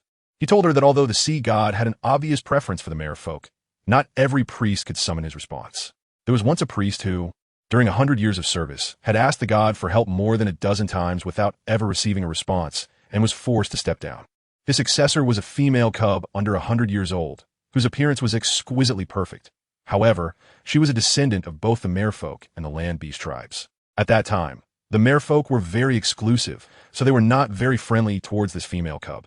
That merfolk even said that even after she became a priest, and even if she held the position until she stepped down, the merfolk never showed her any kindness. Ali remembered that she seemed to have asked him back then. What happened to her after she stepped down? Where did she go? She went to vigilance. A cold shout suddenly interrupted Ali's memories. She steadied herself and saw that Louis and the others seemed to have discovered something, all getting up and gathering around her. The bonfire on the ground was shaken apart by the sudden tremor. The nearby orcs were splashed by the flying sparks. Although it didn't hurt, it was still annoying. So, one by one, they stepped on the sparks. The orcs with water affinity also considered that they were in a forest during the dry season. If the sparks fell into the nearby grass and ignited a fire, they could be in trouble, so they directly controlled the water to douse the flames. Bang, bang, bang. It was as if countless ferocious beasts were rushing in, and the ground, which had initially trembled slightly, gradually evolved in a violent and frequent shaking. Let's go. Get out of here first, Louis said, holding the little white fox and mounting the gray wolf beside her, speaking in a deep voice. What about the crow? Are we not waiting for him? Someone who ran along with them didn't forget to glance back to count heads. As a result, they noticed that there were still some people who hadn't kept up. Don't worry about him. Can't he fly? Upon hearing that someone hadn't kept up, Louis initially frowned. But when she heard the name, she immediately said irritably, "That lazy bum. Do you think he can't find us?" This remark prompted the surrounding gray wolves to howl in agreement. Exactly, that lazy bum Crow, without anyone to serve him. How can he stand this hardship? Damn it, Crow has been running away for a quarter of an hour and still hasn't returned. Did he fall into a spider's nest? Do you think any spider's nest would want to catch that lazy glutton as food? He hasn't bathed in days. He's so stinky that the spider's nest would be afraid of dying from his smell. Speaking of stink, no one is stinkier than that little female from before. As soon as Ailey heard this, she, who had been quietly nestled in Louis's arms, suddenly exploded. Speaking of that stench, was it my choice? It's not like your unreliable witch's potion is guaranteed to work. There's always some side effect. Just like now, I drank Louis's medicine, and my fur instantly became fluffy. Looking at myself now, I'm just a round ball. While Louis patted her to comfort her, he restrained himself from touching her soft fur. After all, she was a female, and a fully grown one at that. If he dared to touch her, she could easily scratch his face, which would be a small matter. But if he touched the wrong place, it would be a huge blow to this little female, and besides, he already had a partner. If he got misunderstood by his partner, that would be a big injustice. After returning, he still had to get his partner to give birth to a soft female cub. Holding the round little white fox, a thought quickly flashed through Louis's mind. Louis, it's not good. Something is coming towards us from the front. The leading gray wolf caught sight of the dark mass in the sky and quickly stopped, wagging its tail and shouting to the people behind. They're all coming this way. Hearing this, Louis's expression tightened, but before he could speak, a steady voice came from the left. As soon as he heard it, without thinking, he waved his hand and said, "Everyone, follow me. They are all our people." Louis has no reason not to trust them. Moreover, looking at the rapidly drifting dark clouds above, he knew that the situation was too strange. Right now, the priority was to find a safe place to hide and figure out what was going on. Watch out for the strange plants on the ground. Ailey was also uneasy. She remembered that this kind of situation didn't occur in her previous life. Was it because she was held back by the lion tribe and couldn't go out? So she didn't notice these abnormalities? The gray wolves below were running quickly, and the rushing wind was howling past. Louis didn't catch her words clearly and saw her poking her head out at this time. He hurriedly pushed her down, but didn't even have time to scold her. All the gray wolves were desperately running in this tense situation. Although they were clueless, the orcs' instinct to avoid danger made them sense that something was wrong. The only way to survive was to leave this place quickly. Flap, flap, no one saw that in the sky behind the gray wolves. A large mass of dark birds converged from two directions and quickly approached the position of the gray wolves, accompanied by a series of shocking rumbling sounds from the forest. The area around the gray wolves became increasingly smoky and murky. Chapter 201. Blood of the Spirit Beast. The dark mountain body was surrounded by overgrown weeds, with tiny vines blooming purple flowers, winding and half concealing it. A group of gray-faced people rushed into the cave. Damn it, I almost got stepped on by a giant beast. Hey, I almost got gored by a bull. Uffed, that stupid bird. I don't even want to talk about it. It still wants to feast, even when it's about to die.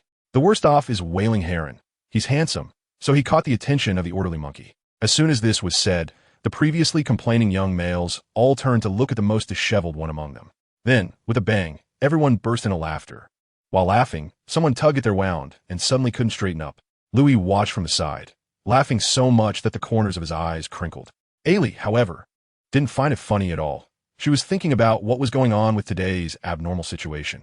One guess after another popped into her mind, and in the end, she locked the origin of the matter onto the Asker Mountains. It must be Nan Yu and the Forsaken ones around him causing this. Who else could it be? No matter what the people of Bansha City did, they wouldn't disregard their own lives, right? They knew very well what dangers existed in the Asker Mountains. If they allowed the Forsaken Ones to cause trouble there, if things went wrong, Bansha City would inevitably suffer. However, just as she thought of this, a flash of inspiration quickly crossed her mind. What if they knew about that dangerous existence? Which is why they set up the Forbidden Formation there. No, no, no. Are they fools? What good would releasing that thing do for them? But the more impossible something was, the more interested Nanyu became. The more he wanted to do it. Moreover, in her previous life, he had also said that he had allowed the Forsaken Ones to play tricks in the Asker Mountains to profit from it. So, without a doubt, this incident was definitely caused by Nanyu. Far away, over 100 miles away, Nanyu suddenly felt a chill on his back for some reason and yawned several times in a row. This made the black-robed people around him glance over, thinking that he had been too well served by a female last night and was now exhausted. Nanyu, all of you, shut up with those dirty thoughts. Once Nanyu returned to normal, the other black-robed people quietly withdrew their gazes, pretending they hadn't seen anything. One by one, the black-robed people quickly moved through the forest. They had received news that Burke's ambush was successful, but the person had not been captured, and now, guided by the compass, they were gradually approaching Ailey and the other's position. Nearby the Yellow Sparrow tribe, in a chaotic, rocky forest. Shuru suddenly heard the person in front of him say that he needed to leave for a while. A look of surprise involuntarily appeared on his face. Since he met him, it was the first time he had seen him show such an expression. It seemed that something significant had happened that required his attention. What happened? Where are you going? Do you need me to follow you? Although he knew that he likely wouldn't be of much help, he still wanted to ask, just in case he could be of assistance. Moreover, without Feng Zhang's cover, his little tricks wouldn't be enough to show in front of the people of the Tsang Wolf tribe, and he wouldn't be able to make any further moves. Feng Zhang cast a faint glance at him, as if she could see through his thoughts. No need. Shuru's eyes flickered slightly, nodding, and he said no more. Don't be overconfident, trying to drag the people of the Serpent tribe into this. You should understand better than I do what the consequences will be when your intentions are discovered by that Serpent tribe leader. Before leaving, Feng Zhang dropped this remark, causing Shuru's heart to tremble slightly. He raised his eyes toward the Huangke tribe, and his fists gradually clenched. Hansha City.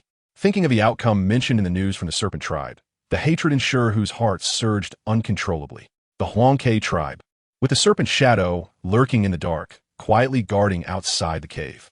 Suddenly, the heavy voice of the old serpent came from inside. Old serpent, you're looking for me. The Serpent shadow maintained its serpentine form and silently slithered inside. Torches burned in the cave, and as others emerged from the shadows, terrifying patterns on their faces, whether tattoos or birthmarks, gradually came into view. The old serpent sat in the thin shadow where the firelight did not reach well. Her voice hoarse. Serpent shadow, did you notice anything unusual just now? The Serpent shadow frowned, not understanding why she suddenly asked such a question. If there was anything unusual, he would have notified the old serpent immediately before taking action. But who came in? As he thought, a trace of hostility crossed the Serpent shadow's eyes, and his voice was filled with murderous intent as he asked, who was that person? Old serpent, were you hurt? The old serpent's tone was heavy. I am fine. Serpent shadow, do not act impulsively. Since that person could silently avoid you and communicate with me, it proves that this person is not simple. Until we understand their background, acting rashly might lead to a significant loss. I know. The Serpent shadow understood what the old serpent was thinking.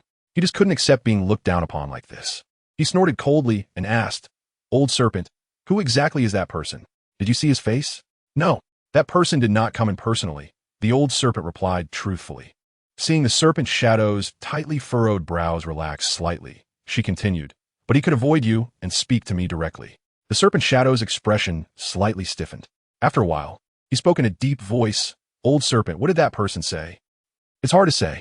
The old serpent sighed softly and shook her head. After a pause, she continued, however, I did tentatively ask him what his relationship with the Silver Wolf tribe was. He said he was entrusted by an old friend. Entrusted by an old friend? The Serpent shadow frowned slightly and pressed on. Does that mean he was entrusted by the Silver Lawn priest too? No, it's not.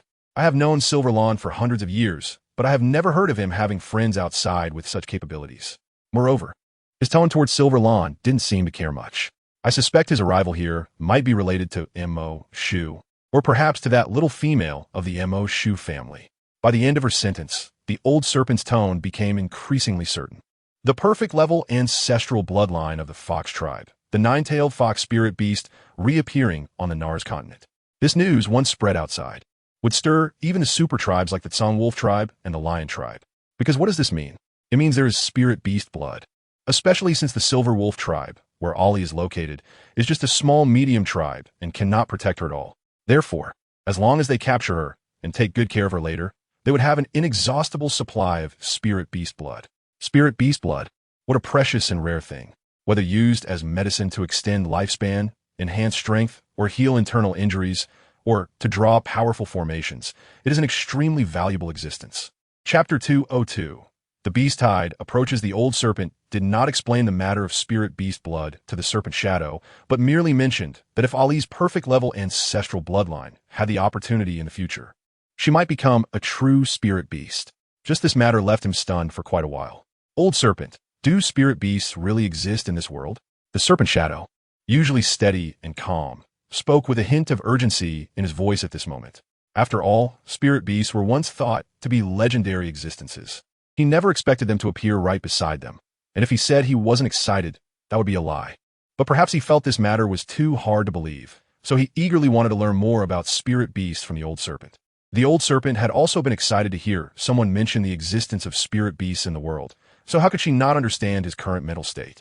However, she shook her head with a hint of regret in her voice. When I traveled in my youth, I heard that the 5 super tribes might be protected by spirit beasts, and there have been sightings of suspected spirit beast activities on the continent.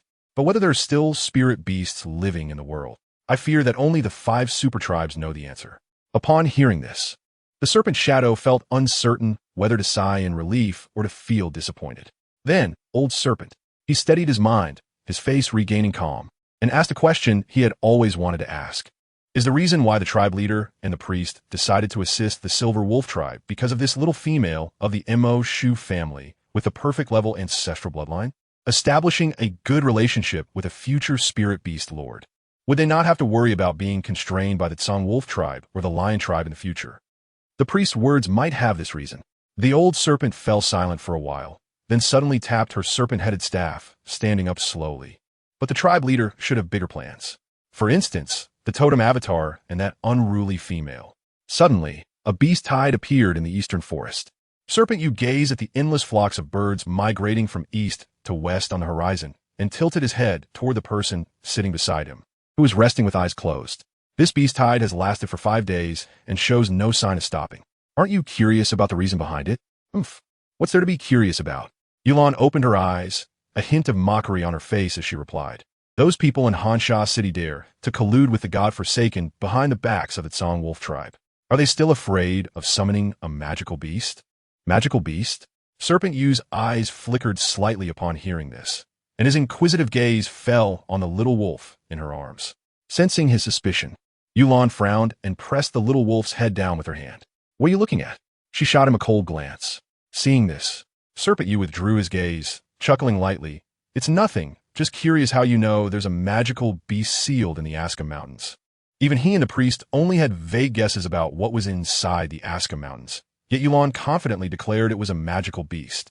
Magical beasts and spirit beasts were both legendary existences. Compared to the gentle and harmless spirit beasts, every appearance of magical beasts would bring a bloody storm. What does this have to do with you? Yulan scoffed lightly, then cast him a sidelong glance. Warning, Serpent Yu, I advise you to dismiss those thoughts of yours.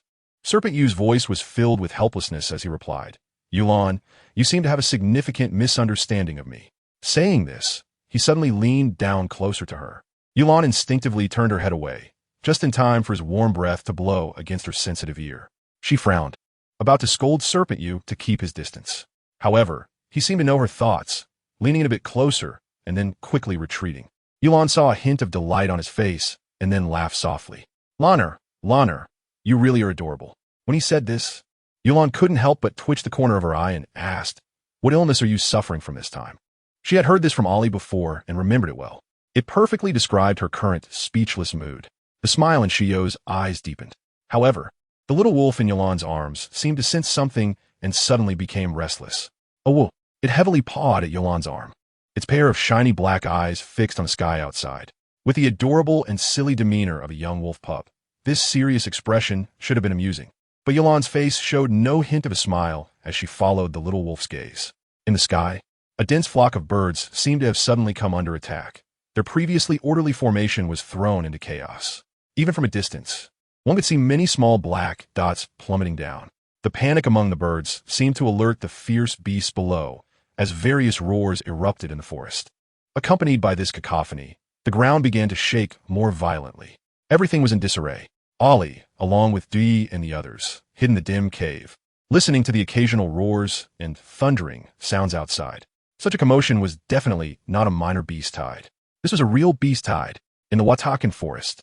A typical minor beast tide was usually triggered by a sudden natural disaster in some part of the forest, like a fire, an earthquake, a flood, or a landslide.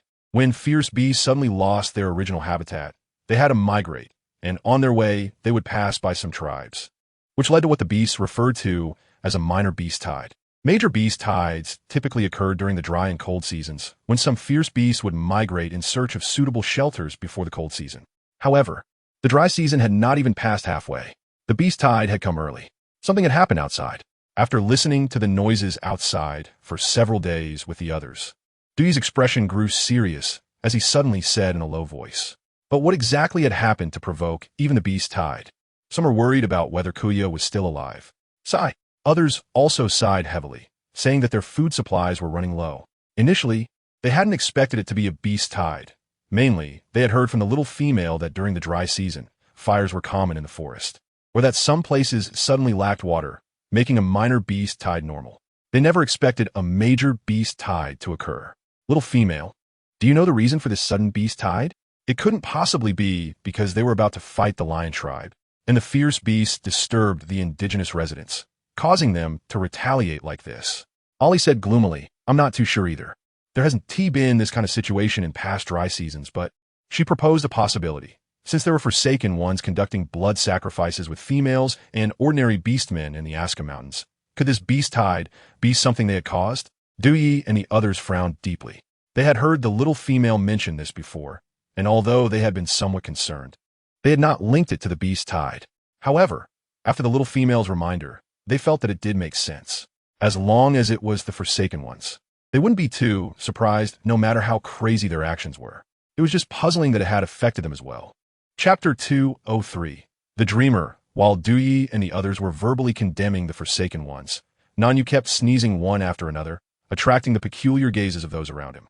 It turned out that this lord was indeed unwell. It had only been that one night, and he had still not recovered after several days. Each night, he dreamt of a faceless female, waking up in the middle of the night with a heartache. At this moment, feeling gloomy and irritable, Nanyu had no idea what thoughts were running through the minds of those beside him. If he knew, he would definitely slap each of them to make them realize just how unwell he really was. The Huanke tribe was also affected by the beast tide. Under such circumstances, even Yun Sheng could not continue to imprison the people of Banksia City. Thus, those like Xiacho, who were forced to relocate, had been coldly confronting the people of the Tsanglong tribe amidst the beast tide for several days. Finally, they found an opportunity to gather and discuss. "What's going on? Buji, didn't they say their plan was foolproof this time?" Xiacho asked grimly, questioning the middle-aged beastman not far away. "Young city lord, please calm down." This time, it was indeed Lul's mistake. The beastman, referred to as Buji, hurriedly explained, trembling with fear as he saw Xiaochao's anger.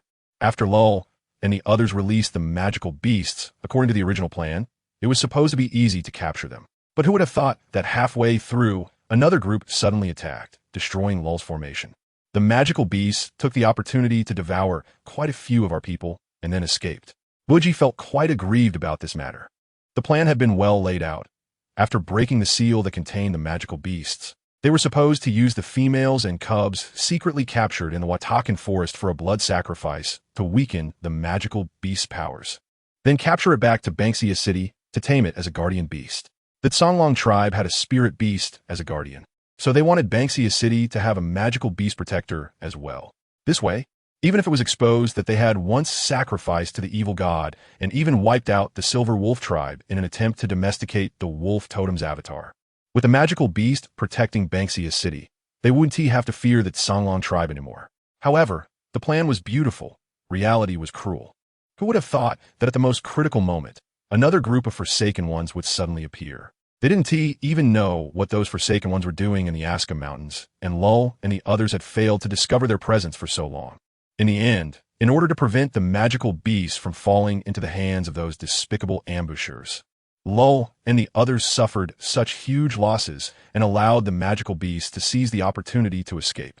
This sparked the current beast tide. Smack! After listening to Buji's explanation, Xiaoqiao not only didn't show any understanding, but became even angrier, slamming the table and scolding, "Useless! A bunch of useless people. How can Lull and the others not notice when someone came? They almost let someone pick up the pieces.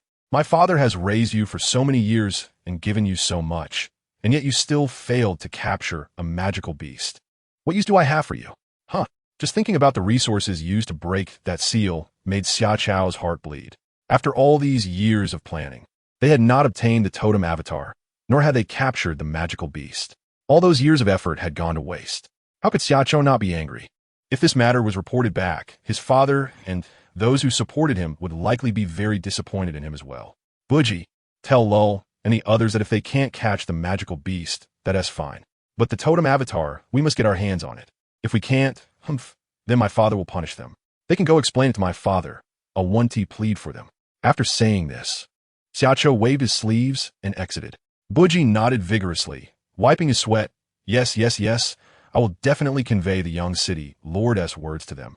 Currently, the situation in Banksia City was not good, and there was a reason why the entire continent prohibited the worship of evil gods. Because he was greedy enough, Banksia City had to resort to sacrificing to the evil god due to certain matters over the years. But inviting a god is easy. Sending off a Buddha is hard. There is no shortage of nobles in Bansha City who have long been dazzled by a life of luxury, gradually falling into depravity without realizing it. After the sacrifice to the evil god, they gained many benefits. Although the city lord of Bansha intended to abolish the altar for the evil god, he was unable to do so due to opposition from others. Therefore, if they possessed totem avatars, the evil god could rely on them for whatever it wanted to do in the future. The same goes for the magical beasts. In the cave, it wasn't until everyone had left that Buji stepped out, looking at the patrolling orcs outside, their torches illuminating the rocky cave area. He flashed his figure and quickly arrived at a secluded corner. Remembering the angry words Xiaoqiao had yelled at them before, he couldn't help but spit heavily on the ground. What a joke! They really thought they were something. If it weren't for the generous life those nobles had provided them over the years, they wouldn't risk their lives for them. Sacrificing to the evil god and wanting to confine the totem avatars. Not to mention the things they did in private, some of which were far more disgusting than those abandoned by the gods. Of course, they did not deny that some of the orcs among the abandoned were insane madmen. They could do anything to achieve their goals. But after so many years in Bansha City, the impression left by these nobles was not much better than their own. Buji thought as he took out a small object resembling a whistle and put it to his mouth, blowing sharply. However, he didn't hear any sound from the whistle.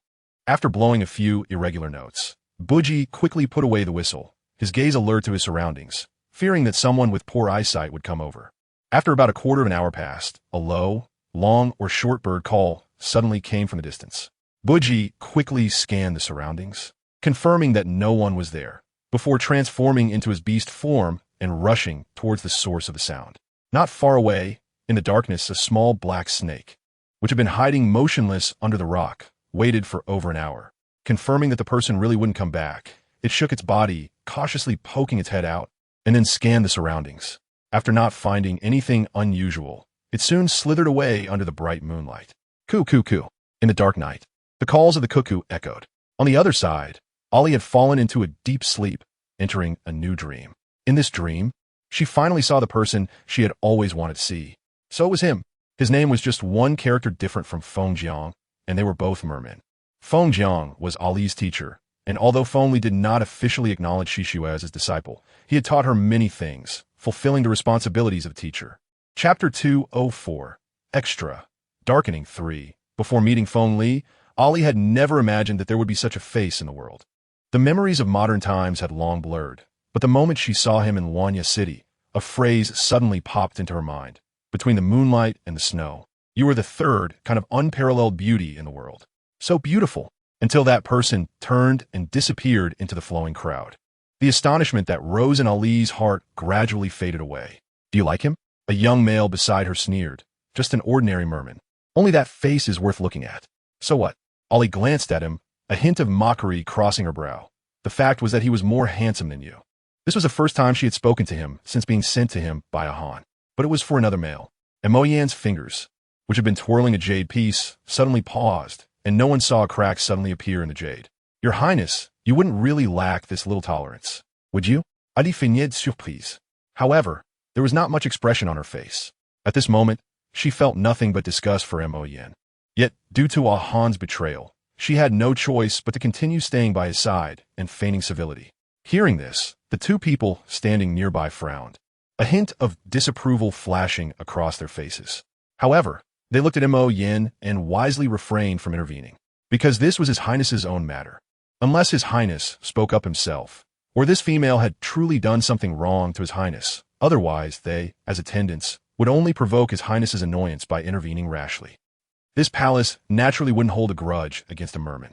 After a moment of silence, Mo Yan finally put down his hand and said lightly.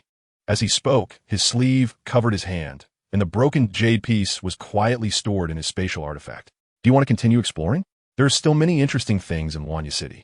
Mo Yan casually changed the subject. Your Highness, there's a gladiatorial arena over in West Street.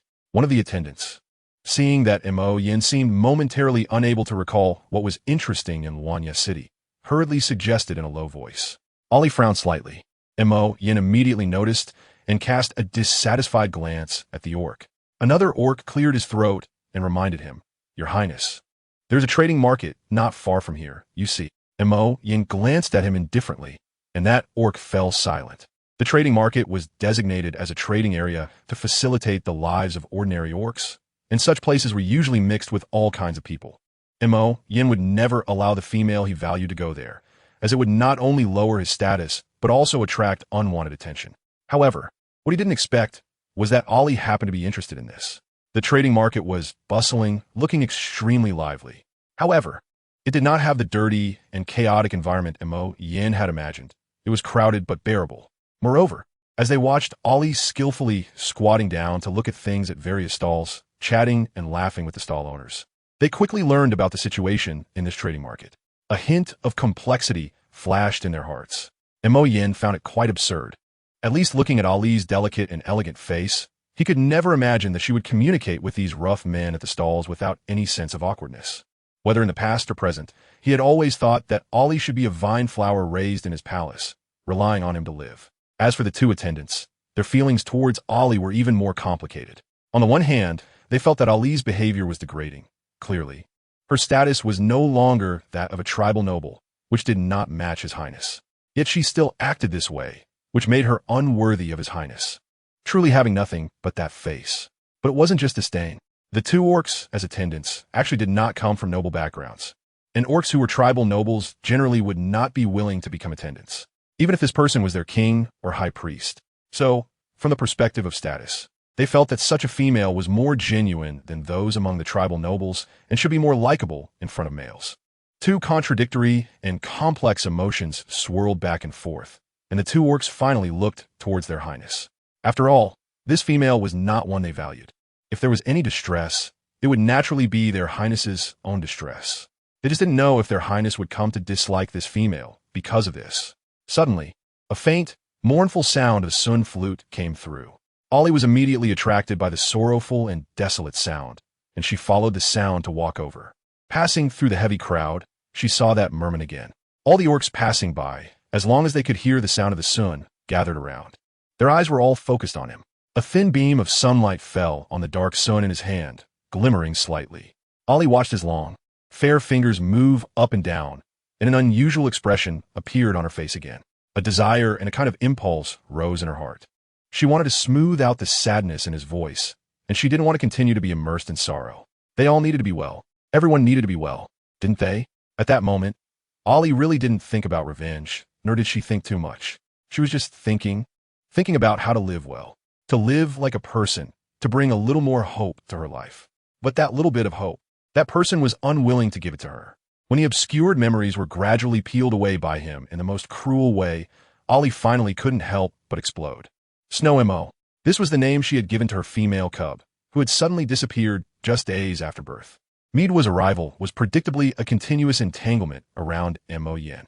And upon discovering that her old rival Ollie had reappeared beside the male she was interested in, she, who had once taken advantage of Ollie, became even more ruthless this time, even though she had to pretend to agree under Mo Yan's verbal warning. As soon as she turned around, Midwa quickly summoned a few trusted subordinates sent by her grandfather to kill Ollie. However, this time, Ollie was no longer the naive and inexperienced person she once was. Since Midwa sent people to kill her, she took the opportunity to fight back. And Fengli, using Midwa's words, awakened Ollie's blurred memories. Ha! Since you don't remember your cub is truly pitiful. When she was born, her father didn't know, and even her mother didn't remember her. Midwa looked at Ollie with malice, having just forced her to lose composure in front of that group of despicable people. Now, she wanted to see Ollie lose control to see if it really looked good. As a result, the effect was surprisingly good. This female didn't remember, and it seemed that because of her words, she was in pain trying to recall. Her people had a chance to counterattack. Chapter 2:05 Stuck Bang. A loud noise startled everyone in the cave. Ollie also slowly woke from her dream, her memories just returning to the moment of her greatest despair in her past life. At this moment, she felt a surge of anger and hatred with nowhere to vent. However, Lu, Yi, and the others had no time to care about Ollie's unusualness. Once they woke up, they immediately looked towards the cave entrance. Not good. A fierce beast wants to break in. The beast man guarding the entrance suddenly shouted. As soon as he finished speaking, the giant stone blocking the entrance shook violently again. The beast man at the entrance, known for his immense strength, was now straining to hold up the giant stone, his face turning from yellow to red. So it was easy to deduce that the commotion outside was significant. When the other beastmen took their positions, Lu Yi immediately instructed him to let go. The beastman remained silent. Only with a red face, he tilted his neck, and then a low growl came from his throat. The giant stone shifted slightly outward. However, with just that little distance, if the beastman stepped forward, he would punch the giant stone hard. Crack! Crack! The giant stone bore the force at 2 points, but did not explode instantly. However, as the cracks on top gradually expanded from the center of the punch, small fragments began to fall, and then irregular large chunks of stone suddenly cracked and fell. Thud! Thud! Black stains from the outside blurred in, and a strong, unpleasant, fishy smell spread immediately. At this moment, some people also saw several dark red tentacles appearing at the edge of the giant stone that hadn't completely shattered. It was actually an underwater octopus monster. In the clear moonlight, seeing the fierce beast's appearance, everyone, including Lu Yi, couldn't help but gasp. Yin Yan's face showed seriousness, and Lu Yi turned to shout at a beastman in the corner. The beastman called Yin Yan stepped out, and in an instant, his figure appeared at the cave entrance. Ollie saw that he had a pair of beautiful, thin wings on his back, as if made of crystal. Winged Tiger Clan. Ollie's mind immediately flashed with stories about this race. The Winged Tiger Clan was once highly favored by the beast god, even referred to as a god-given race. It is said that in the ancient wilderness era, the Winged Tiger Clan believed in the tiger totem, and even the celestial wolves and heavenly lions had to avoid the evil-eyed white tiger. Later, for unknown reasons, the evil-eyed white tiger suddenly fell, becoming a demonic totem that allowed living sacrifices, which caused the beast god to despise it, leading to the decline of the Winged Tiger Clan. Until the rise of the Tsang Wolf Clan. The remaining few hundred members of the Winged Tiger Clan offered their loyalty to the wolf totem in exchange for survival under the protection of the demonic totem. Since then, they became a high-ranking tribe under the Tsang Wolf Clan. After 1,000 years of development, unsurprisingly, the Winged Tiger Clan is now one of the strongest high-ranking tribes under the Tsang Wolf Clan, aside from the White Eagle Clan, Stone Iron Clan, and Bear Clan.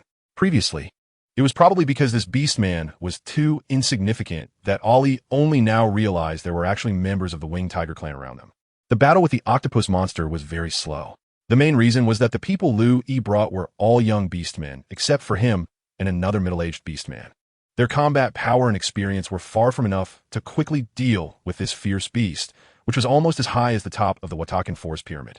As dawn gradually broke, the temperature, which had barely dropped during the night, suddenly rose again. The octopus monster was, after all, an aquatic fierce beast. Adapting to the high temperatures of the dry season was probably as easy as breathing for Yin and the others. But for it was a painful torment. Having already lost a lot of moisture during the fight with Yin and the others, the octopus monster felt the arrival of daytime, and its huge body, along with its flailing tentacles, visibly shrank. To everyone's eyes, the monster seemed to have shrunk to half its original size. Seeing this, Yin and the others, who had been entangled with it for a long time, were invigorated. Now's the chance. The middle-aged beastman, leading a group of nearly all novices, also saw hope. His previously exhausted face instantly regained vigor, and his eyes became more resolute. He twirled the spear in his hand, and in a flash, he was the first to charge forward. Oh, hearing this, the others let out excited howls and immediately swarmed forward. It was a typical scene of a skilled player leading a group of newbies to level up. Ollie sighed inwardly. The previous resentment and anger were already suppressed by her, waiting for the day to break free. Because no matter how much she wanted revenge, she was now just a little white fox who couldn't even change back into a human. With no attack power, if she impulsively ran to find Midwa of the Lion Clan to turn her into minced meat, she would only meet a dead end. She wasn't some grand heroine. Otherwise, why would she have such bad luck in her past life? And this life was something she had paid a great price to earn herself. The beastman named Yin, aside from being able to fly by nature, also activated his bloodline talent. He could control fire. This was also why Lu Yi wanted Yin to charge first upon discovering it was an octopus monster. Because being able to control fire, this aquatic fierce beast naturally had some instinctive fear. However, the caution was just a moment's hesitation. After being attacked by Yin's fire multiple times, the octopus monster learned to avoid its vital areas and wounds from the flames. Its skin was too thick for the fire to cause any harm. Boom! After more than half an hour, the surroundings were in complete disarray, and the octopus monster finally fell. Fortunately, no other ferocious beasts came over. Seeing the group of energetic young males rushing to dig for beast cores, the middle-aged beastman put away his spear, wiped his sweat, and walked towards Lu Yi. Lu Yi nodded and said, Ollie mentioned that although this octopus monster is a water-based ferocious beast, its massive size and fierce combat ability usually keep other ferocious beasts at bay. Any that come close only end up as its meal. Throughout the year, aside from the peak season when it can eat its fill every day, it usually struggles to get enough food during the dry season and high temperatures, the windy seasons, the warm season, and the rainy season. Most of its time is spent hunting and storing food for the cold season. It can be said that the octopus monster was killed by them largely because it wasn't well fed. Not being well fed means its combat power would decline. Lu Yi, a loud slap on the thigh suddenly rang out, followed by chaotic commotion and cries of alarm. Oh no! The little female got the beast core stuck in her throat. What? Both the middle-aged beastman and Lu Yi looked puzzled. What did it mean have the beast core stuck in her throat? Did she really swallow it whole? Before the purification liquid had been applied, beast cores could still be exchanged for necessary supplies. But no sane beastman would swallow them directly as if they were crystal cores. When Ollie was being held by the neck and shaken, she couldn't help but feel that these beastmen were truly foolish. Or perhaps they were deliberately trying to torment her. She could have avoided choking if they hadn't unnecessarily lifted her up to check. In her moment of panic, she accidentally choked on the beast core. However, when Ollie grabbed the beast core, she didn't think about the implications. First, she had taken something that had been hard-earned by someone else. Why should she be allowed to take it while they couldn't check on her? Secondly, whether out of concern for the beast core or for her well-being, it was normal for them to lift her up after realizing she had swallowed it. Why should she think of them as foolish? In short, Ollie's act of seizing the beast core had its own issues. This shows that the memory she regained last night had indeed affected her. At least she was flustered. Cough, cough. Forced to pry her mouth open, Ollie repeatedly turned her head away from his hand. Yin gradually lost patience, directly gripping her neck and pouring some water down her throat, helping her swallow the beast core. Hey, Yin, what are you doing? Let the little female spit out the beast core. Exactly, there are only 2 beast cores on this octopus monster. If she swallows one, there will only be... Why are you hitting me? Did I say something wrong? The beastman who spoke was slapped, and his displeasure grew. He turned to see the middle-aged beastman standing behind him, staring at him with sharp eyes. That gaze made the young beastman feel a bit intimidated. Cough, it's just a beast core. The safety of the little female is more important. Lu Yi beside him raised his hand as if to cough, then shot him a meaningful glance. Kuju, don't forget why Lord Yun Chung sent us here. Hearing this, Kuju's face showed a hint of helplessness, but he felt a bit unconvinced. He opened his mouth, but before he could say anything, the middle-aged beastman snorted coldly and said, with so many of you, you can't even guard your spoils of war, and instead, a little female who can't transform snatched one away. You should reflect on yourselves today instead of blaming others. Who do you think you are? Since Lord Yunsheng instructed us to ensure her safety, you should just do as you're told. Instead of wasting time talking, you might as well work on improving your strength. And you all are the same. Don't think I'm just talking about him. He scanned the room with a stern voice. Look at your current sorry state. With so many people and me standing by, you struggle to deal with just one octopus monster. Are you all just here to play? With your meager skills, you dare to call yourselves Beastman warriors? I spit. You all are more like Beastman trash.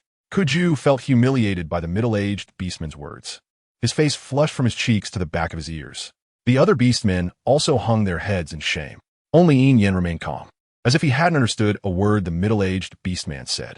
Ollie coughed several times before finally swallowing the beast core.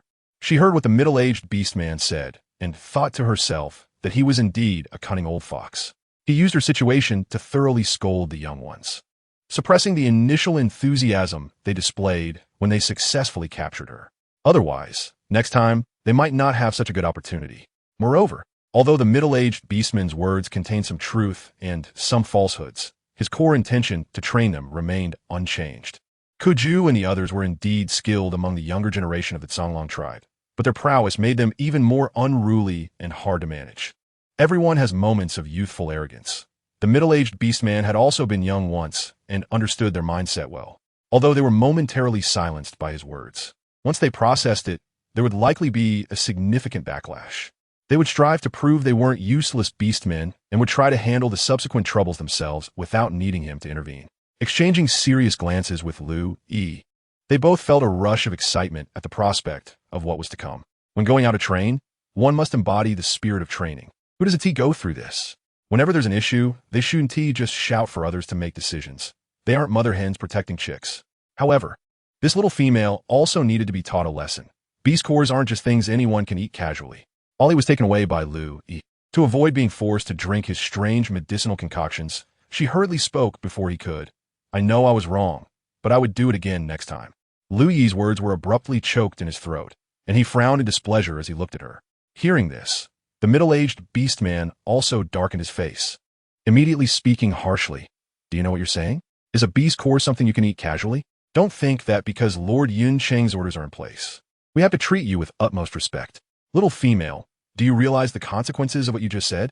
You should consider whether you have the right to act tough in front of us. For the first time, Lu Yi withdrew the kind demeanor he usually showed her, his expression cold and proud. This was the most genuine face of the Songlong tribe towards her. Ollie understood very well. How could someone from Super Tribe be overly warm towards someone they didn't know just because of orders from above? It was merely a layer of pretense that allowed them to lower their guard. If Ollie can make a satisfactory compromise with them later, they will return to their original selves. However, this is not the outcome she wishes to see. Ollie's dark eyes stared straight at them, a fleeting, indescribable shimmer passing through her gaze. M.A.P. Louis. The middle-aged orc suddenly shouted coldly, while his large hand heavily patted Lu Yi's shoulder. A spear suddenly appeared in his other hand, and he forcefully thrust it upward at the escaping little white fox. Silver Yin, who was standing at a distance, couldn't help but frown. The other young males either gasped or looked confused, not understanding why the middle-aged orc, who had previously defended the little female, suddenly turned against her. Moreover, it seemed he had no intention of letting her go easily. Ollie had previously received several drops of essence blood from Mo Yin. The power of the essence blood had been slowly improving her physique, which had been affected by the backlash of forbidden techniques, while also lurking in her blood. Coupled with the various, which medicines Lu Yi had given her before, and the stimulation from the beast core she had just swallowed. Although she had not fully regained her strength, she could still use her mental power that she had long been able to wield. And with the ability to temporarily restore part of her strength, it was certainly not impossible for her to contend with this middle-aged orc. Chapter 207. Fuzzy Control. The middle-aged orc wielded his spear with great skill, yet the small white fox was agile and continuously used its bloodline talents, resulting in a strange stalemate between them. As the middle-aged orc became more and more agitated and was even about to unleash his full strength, a familiar voice suddenly interjected. Enough, stop fighting. The spear trembled in the air, letting out a faint sound. The middle-aged orc calmly retracted the spear and looked at Lu Yi. His hand under his sleeve trembled slightly, a side effect of suddenly halting his attack. However, he didn't care at this moment, as his heart was still burning with the excitement of the recent battle with Ollie. Seeing them stop, Lu Yi then ordered Silver Yin forget about the octopus monster. Everyone, immediately leave this place. Silver Yin, take them away first, while Keiju and I hold the rear. The male speaking had a calm expression, clearly the unofficial leader among them. So Silver Yin, after hearing this, offered no rebuttal. With a pair of silver wings emerging, he gently flapped them and swiftly entered the dense forest. The other young orcs exchanged glances and, before leaving, cast a final look at Ollie, seemingly still unable to recover from the previous scenes they had witnessed. What are you looking at? Hurry up and leave.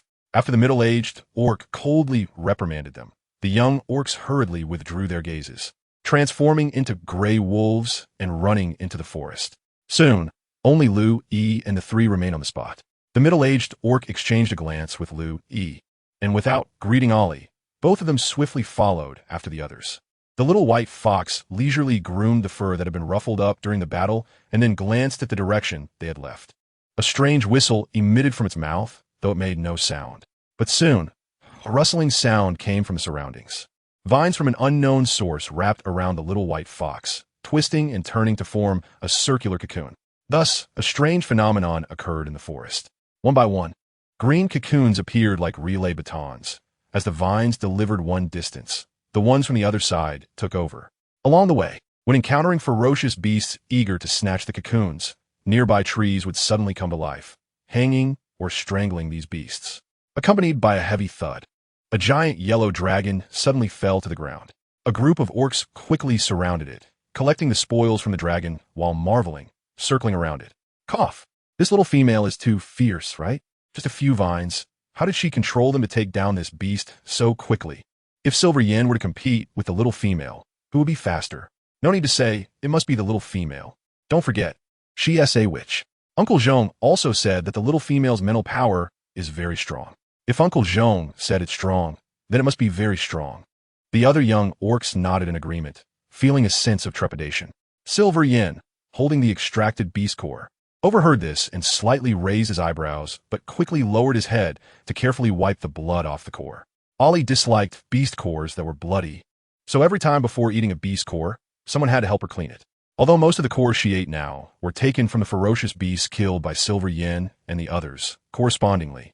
As she ate more beast cores and gradually regained some strength, she would also help the middle-aged orc deal with the tough bones that were difficult for them to chew. Ollie, have you thought about how to lift the curse on you? Currently, Ollie couldn't revert to her human form, which was no longer a matter of her physique or strength not being restored. It was the curse imposed after the backlash from forbidden techniques that was still binding her and preventing her from transforming back. Zhong Tian wanted to have a proper battle with Ollie once she regained her human form. Even though Ollie's strength now seemed decent, it was still not enough for him. I'm not sure. I'll think of a way later. In fact, there was a way to lift the curse. But since the wolf totem's avatar was not by her side, she couldn't recite the incantation in her beast form, and thus couldn't use the totem's power to cleanse the curse on her. Furthermore, she had a gut feeling that the curse on her was not as simple as just the backlash of forbidden techniques. How could there be a curse from the backlash of forbidden techniques that remains stable and continues to bind the cursed person to their beast form as their strength gradually recovers? And she couldn't even revert to her true form. Whenever Ollie thought about how these people believed that her mimicry beast form was her true beast form, she felt quite frustrated. With her current small stature, aside from being cute and adorable, how could she be associated with beauty? The little white fox scratched the ground in frustration. Silver Yin noticed this scene and felt a slight itch in his fingers. Keiju, knowing his preferences, saw him staring at Ollie and couldn't help but remind him that little female's claws are very sharp. You should abandon whatever thoughts you have. Silver Yin, don't be impulsive. Another calm voice came through, and Silver Yin looked towards the speaker, giving a slight nod. I know. As long as I can defeat her, I can touch her. Guan Shi, using his bloodline talent, heard his thoughts and felt somewhat speechless.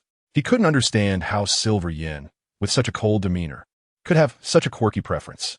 He disliked fluffy little beasts and often enjoyed petting them. He remembered that because of this, Silver Yin was often described by those females as a good male with a cold exterior but a warm heart, as he frequently took care of their young. But they never considered that the young Silver Yin cared for were all fluffy ones. If they were less fluffy, like the newborns with pitifully sparse hair, he wouldn't even bother to glance at them. Ollie was still unaware that someone secretly wanted to pet her fur. At this moment, she was fixated on the roasted meat in Silver Yin's hand. The aroma was so enticing that she was almost drooling. Ollie had no idea that Silver Yin, after careful consideration, was deliberately revealing this to her. To pet a fox, he had to first feed the fox. This is his experience gained over the years of playing with cubs, and now he is applying it to Ollie. However, those in the know understand that he is indulging in a hobby, while those who are unaware watch him attempt to woo the fox with amusement. It seems that the journey has been too boring. Everyone is watching the show put on by Yin Yan. Zhong Tian and Lu Yi are completely unconcerned. Why should they care? Females want to be petted, males want to find companions. These are all joys of life, so why worry? They don't know that not caring could lead to disaster. Chapter 207, Schemesboom. As more and more fierce beasts emerge from the Asker Mountains, the lion tribe, the wolf tribe, and some mid-level tribes in the Watakan Forest with decent strength can no longer sit still. If this continues, before the war even starts, everyone will be dragged into the rainy season by this beast tide. The lion tribe cannot just wait for their plans to be delayed, and the wolf tribe does not want to prolong the situation either. Not to mention the indigenous people who already live here, whether it's war or the beast tide. They're always the ones who suffer the most. Mo Yin has sent Ami and Sokka, along with Aoi Kong, to check the situation. Originally, it should have been Aoi coming. He is a sorcerer, and having him would make dealing with the magical beasts much easier. But for some unknown reason, after speaking to Mo Yin, he didn't come, and instead, Aoi Kong was sent. As Ami recalls Aoi Shi's expression when he spoke to Mo Yin, he feels something is off. However, when he sees the people from the wolf tribe not far away, he quickly suppresses those thoughts. Looking over with Sokka, he sees Yuncheng. How did she end up here? Ami's expression changes when he recognizes her. Yuncheng's status in the wolf tribe is much higher than his in the lion tribe. As the only disciple of the high priest of the wolf tribe, her status surpasses even that of Lu Xian and Aoi combined. This is because Moreau has not officially accepted anyone as his disciple, while Lu Xian and Aoi were forced to take on nominal disciples to appease the king of the lion tribe and some noble tribes. Their status is not comparable to Yuncheng's, which is recognized by all the famous tribes on the continent. Sokka quietly says, I don't know, but since she is here, the threat from the magical beast shouldn't be too great. Hearing this, Ami can't help but bitterly smile. Yes, the threat from the magical beasts is less for them. But once the people from the wolf tribe see them, will they let them leave easily? Regardless, they need to be prepared. If they end up being trapped here, it will hinder the actions of His Highness. Ami says heavily. Sokka and Aoi Kong both nod in agreement. At the same time, Yuncheng's group also notices Ami and the others. Someone suggests taking this opportunity to keep them all here. Yuncheng frowns and coldly looks at the person, saying, Xiaosu, our purpose for coming here is to deal with the magical beasts. Don't think too much about the rest. Do you really think you can keep them here with just your small group? Of course we can't, but there's still you, my lord. Xiaosu's companion, Buji, quickly flatters. Yuncheng's expression tightens further at this, and her companions all show discomfort, stepping aside in disdain. Xiaosu and his group look unhappy, secretly glaring at Buji. Buki, Taikuskin, shows no embarrassment and even despises Xiaosu and the others for clearly wanting to do the same, but needing him to take the lead. Who knows what ugly faces they would show if he didn't step up. Hee. No one knows Buji's inner thoughts. Meanwhile, Xiaosu and the others are watching the lion tribe members, their minds filled with thoughts. Yuncheng refuses to be provoked into taking action against the lion tribe, which they see as foolishness. Clearly, there's a great opportunity to strike against the lion tribe and weaken their power. If she refuses to act now, they will force her to later. Xiaosu gives Buji a look. Buji curses inwardly, but has no choice but to comply. After all, his life is in this young lord's hands, and if he doesn't act, a punishment worse than death awaits him. Just thinking about the feeling of bugs crawling inside him makes Buji feel sick, with a flash of malice in his eyes. When Yuncheng and the others aren't paying attention, he suddenly releases some powder from his sleeve. The fine powder, carried by the east wind, drifts toward the lion tribe. Uncle Zhong, where are we going now? To avoid the trampling of the rampaging rhinoceros herd, the group led by Lu Yi finds a burrow inhabited by rodents under Ollie's direction. The smell in this burrow is unbearable. If not for the incense leaves burning to mask the smell, Guanxi and Zhu would probably prefer to go out and run alongside the beast tide than stay here and be suffocated. But even so, the smell of burnt incense leaves is not pleasant either, mixed with hints of urine, feces, and corpse stench. Guanxi, damn, I want to die. Zhu, I'd rather be trampled by the rampaging rhinoceroses.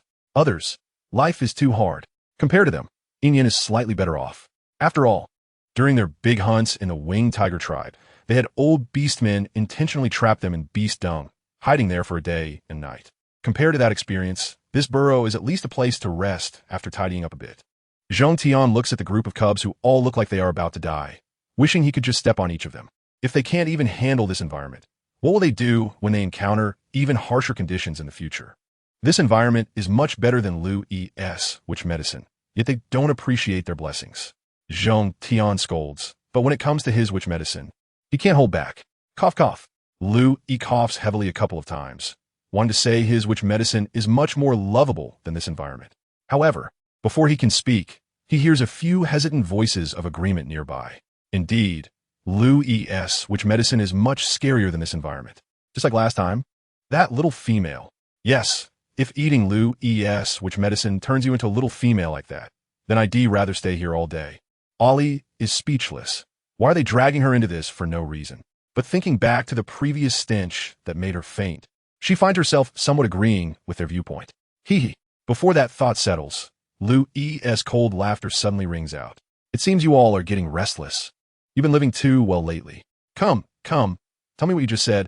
What is wrong with my witch medicine? Huh? What did we say? Did you hear something? I didn't say anything.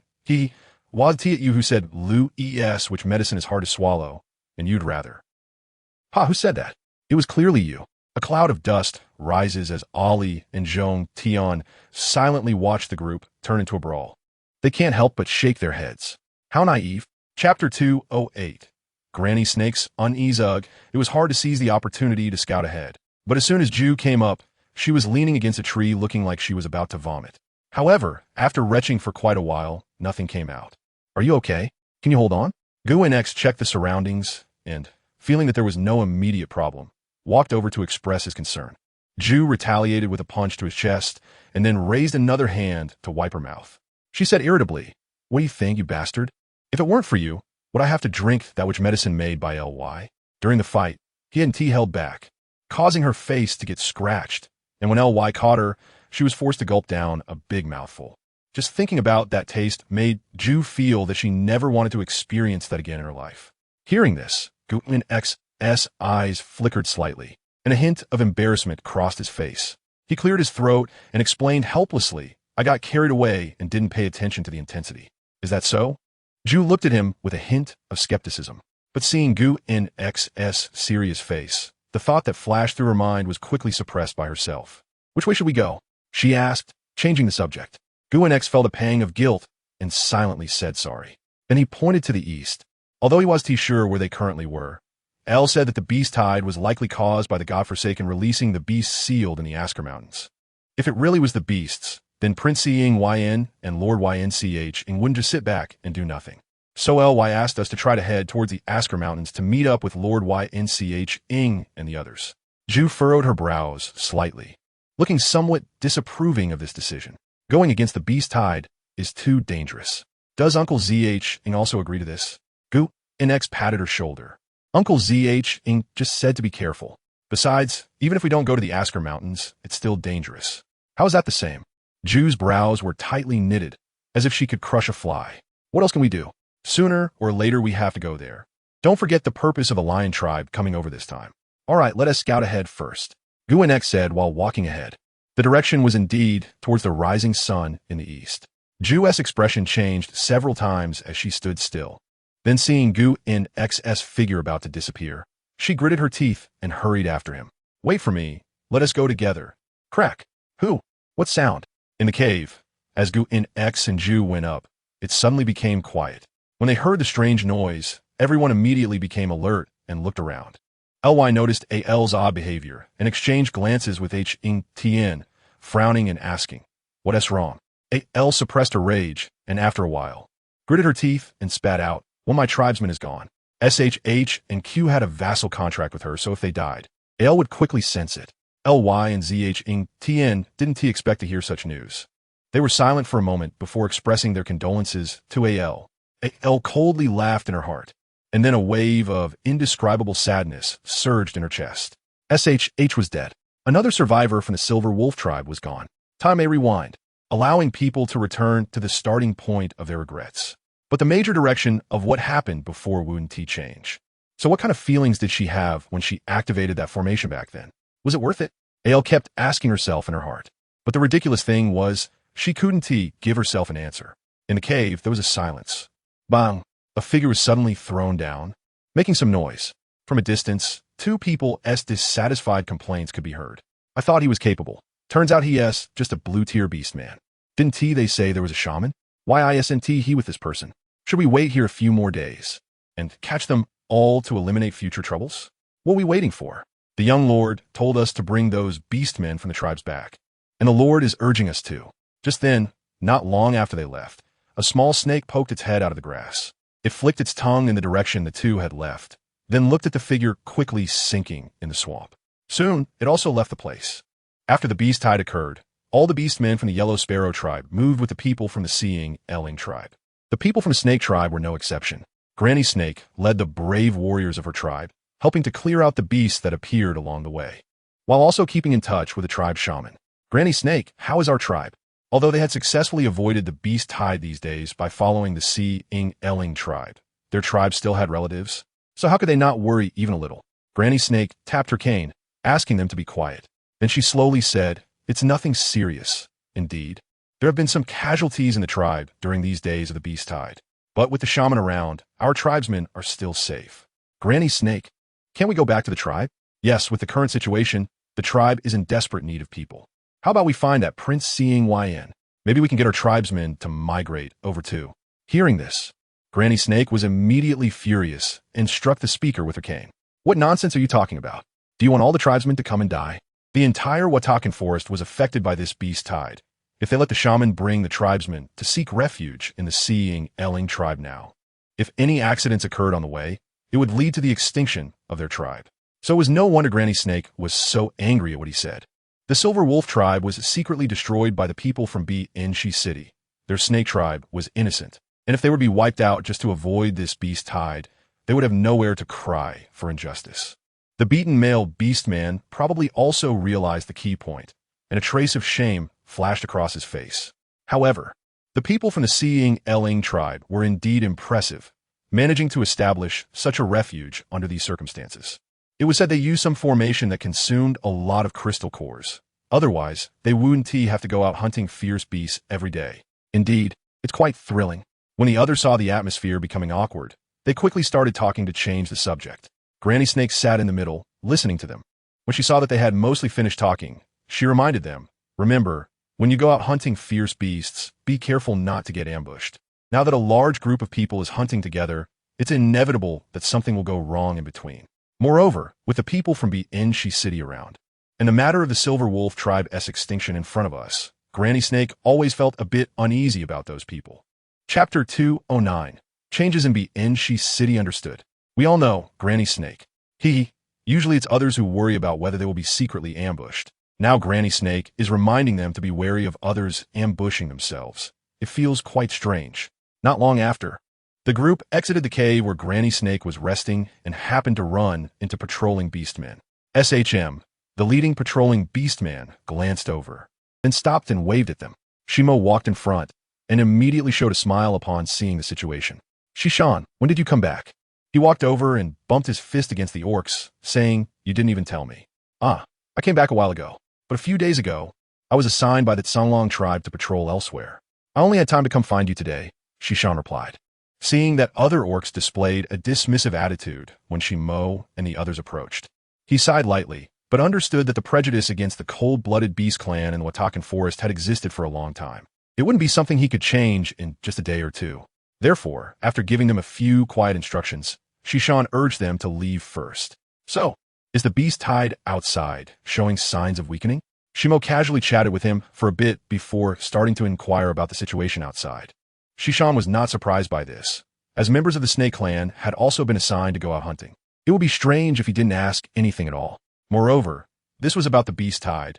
Shimo also had relatives in the tribe, and when the beast tide would end had essentially become the most concerning topic for everyone in this valley. "I didn't notice anything unusual when I came back, but I heard that the Tsanglong tribe has already sent people to investigate the cause of this beast tide. So I think this beast tide won't last too long.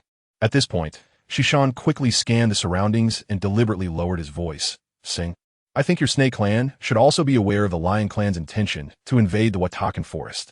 If the Songlong tribe doesn't want Banksia City to fall into the hands of the lion clan, they definitely won't just sit back and do nothing during this beast tide. However, Shimo didn't think so. He feared that if the Songlong tribe believed that delaying this beast tide could successfully prevent the lion clan's invasion, they might take that route. As long as they could drag it out until the rainy season, then even if the lion clan had great capabilities, it would be difficult for them to launch a large-scale attack in an unfamiliar forest during the rainy season. Meanwhile, Banksia City could take this time to reinforce the walls and set up defenses. Not expressing this dark thought, Shimo lightly nodded and then asked Shishan if he knew the reason behind the appearance of this beast tide. To his knowledge, there was an orc named Sangqing in the Songlong tribe who seemed to take good care of Shishan. If there was any news from him, he likely wouldn't hide it from Shishan.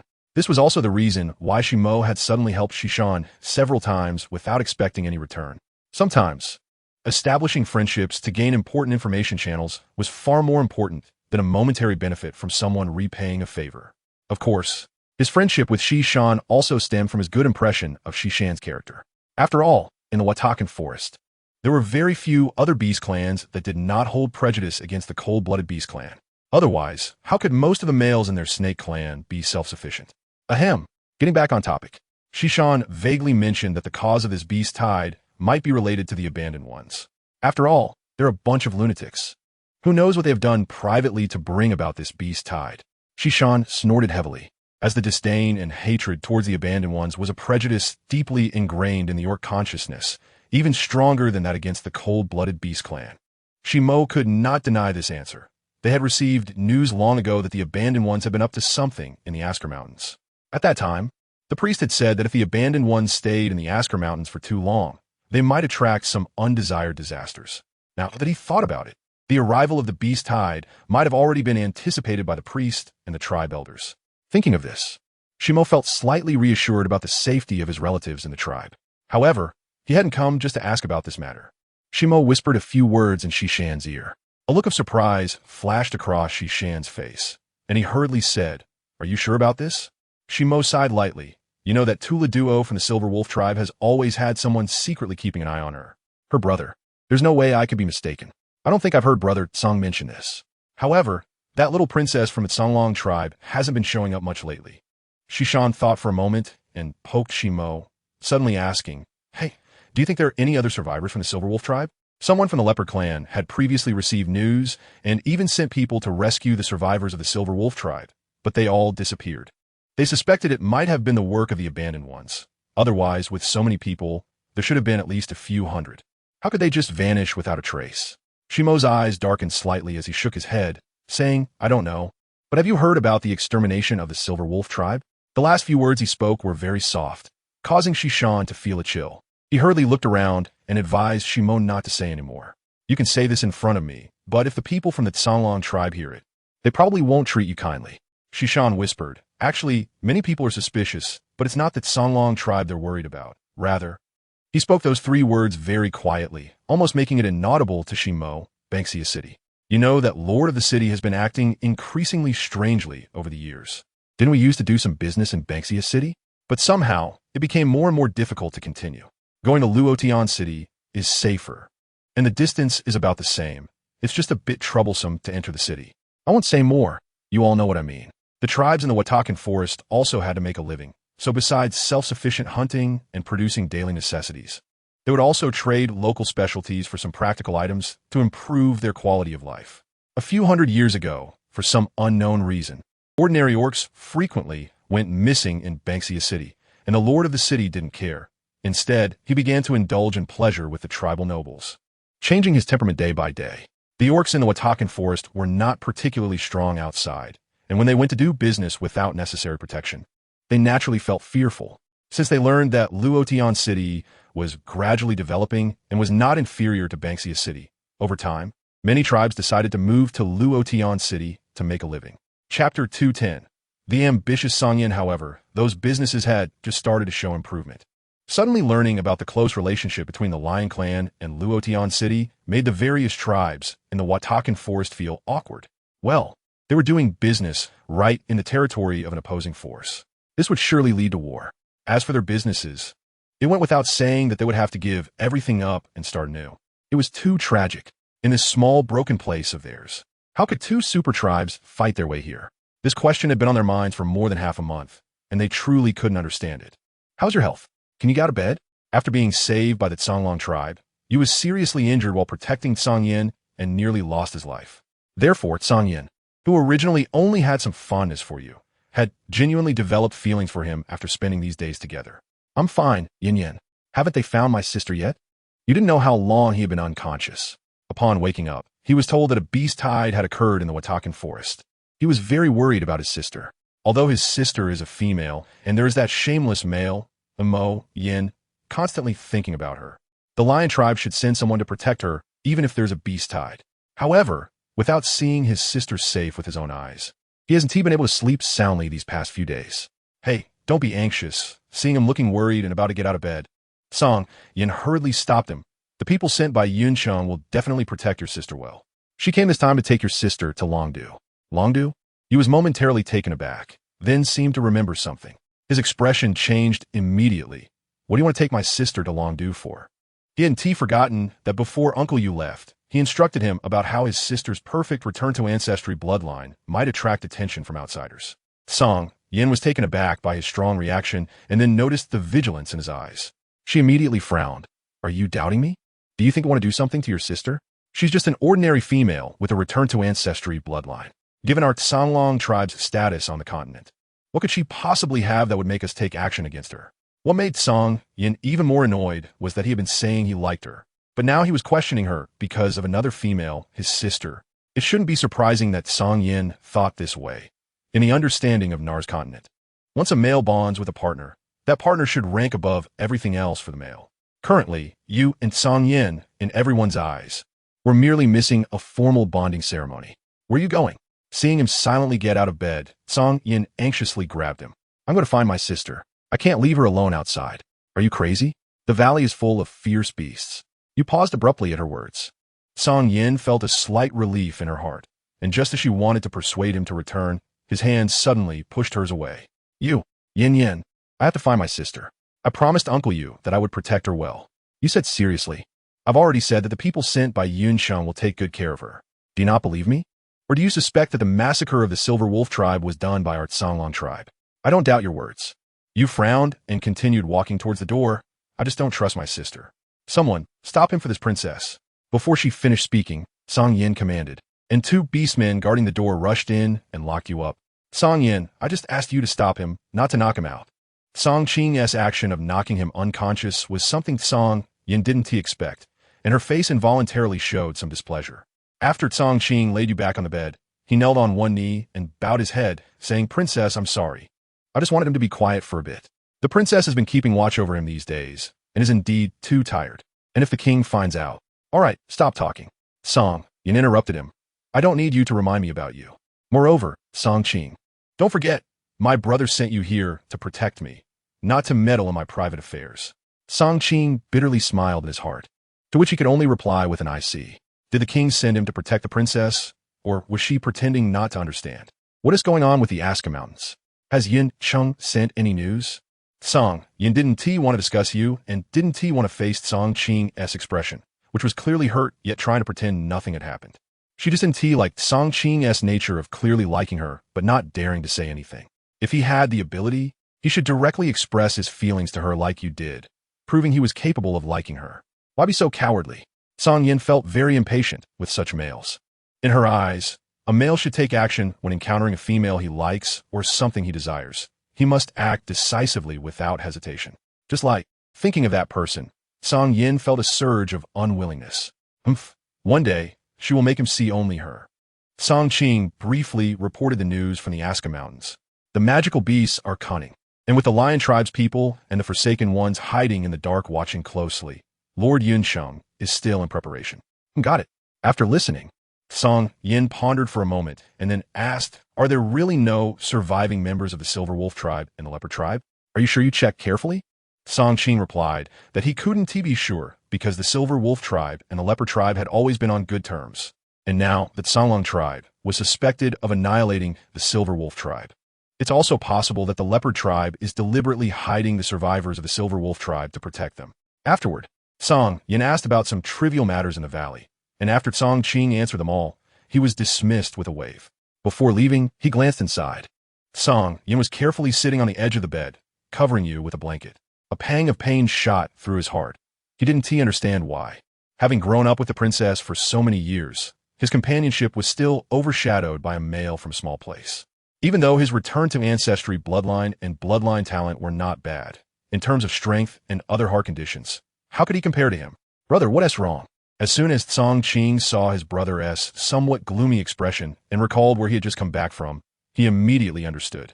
He had long advised this brother to not show such a soft temperament towards the princess.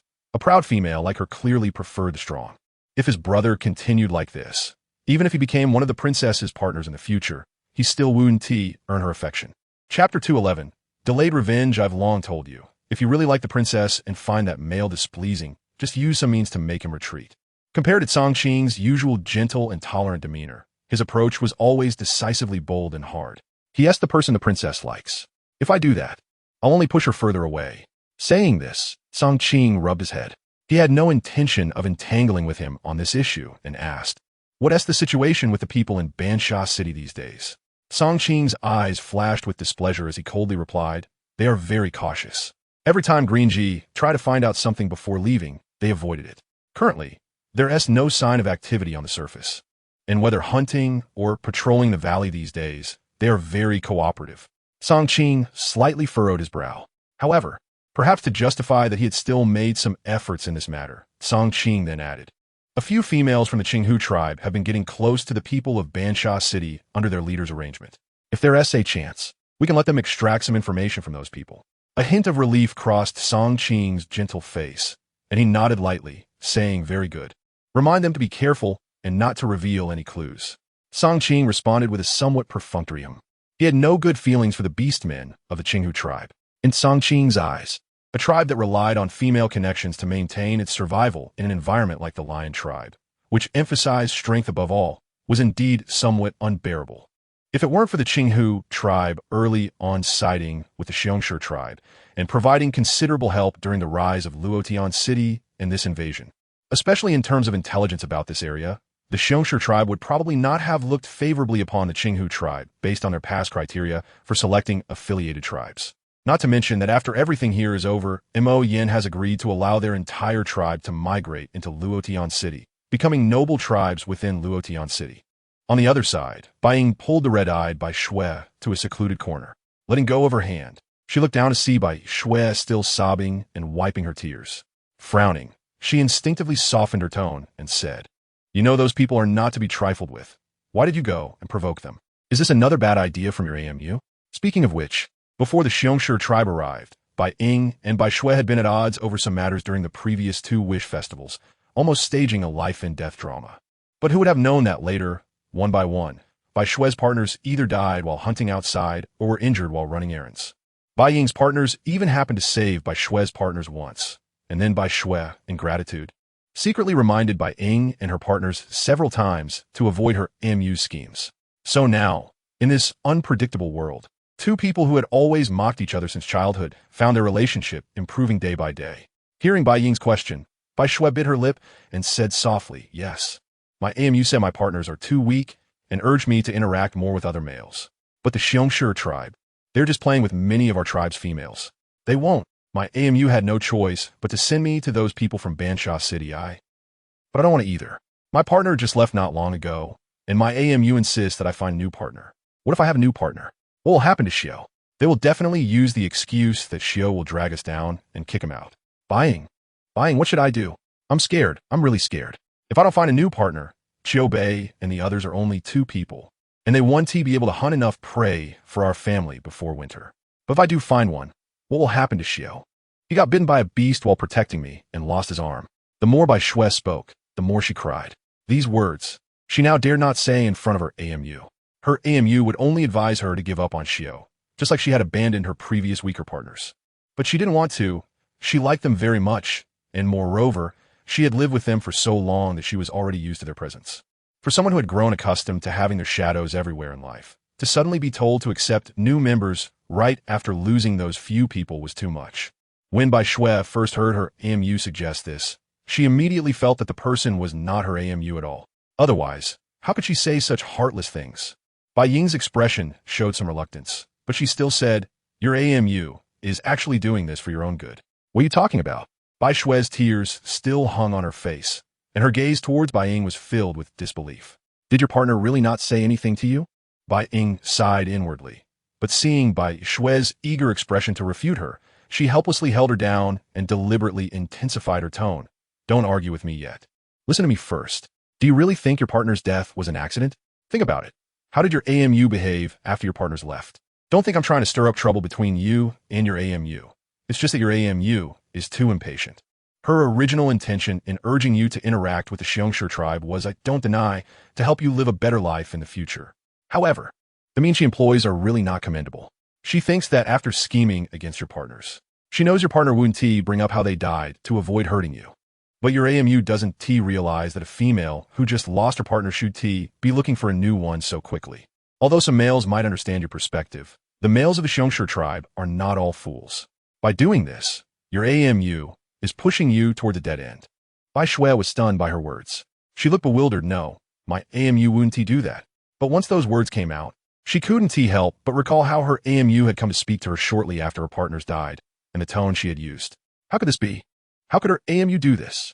Bai Shui's small hands clenched slightly. Bai Ying, she raised her head, a trace of inexplicable hatred flashing in her eyes, and said, "Are you saying all this because you're still thinking about Qiu Bei and the others injuring you on Mu?" Bai Ying's gaze flickered, and she was about to refute her. However, Bai Shui was not a fool. Although Bai Ying's words were meant to remind her, they also contained a sense of revenge. I thought we could become good friends. It seems I was thinking too much." As Bai Shui spoke, a hint of self-mockery crossed her eyes.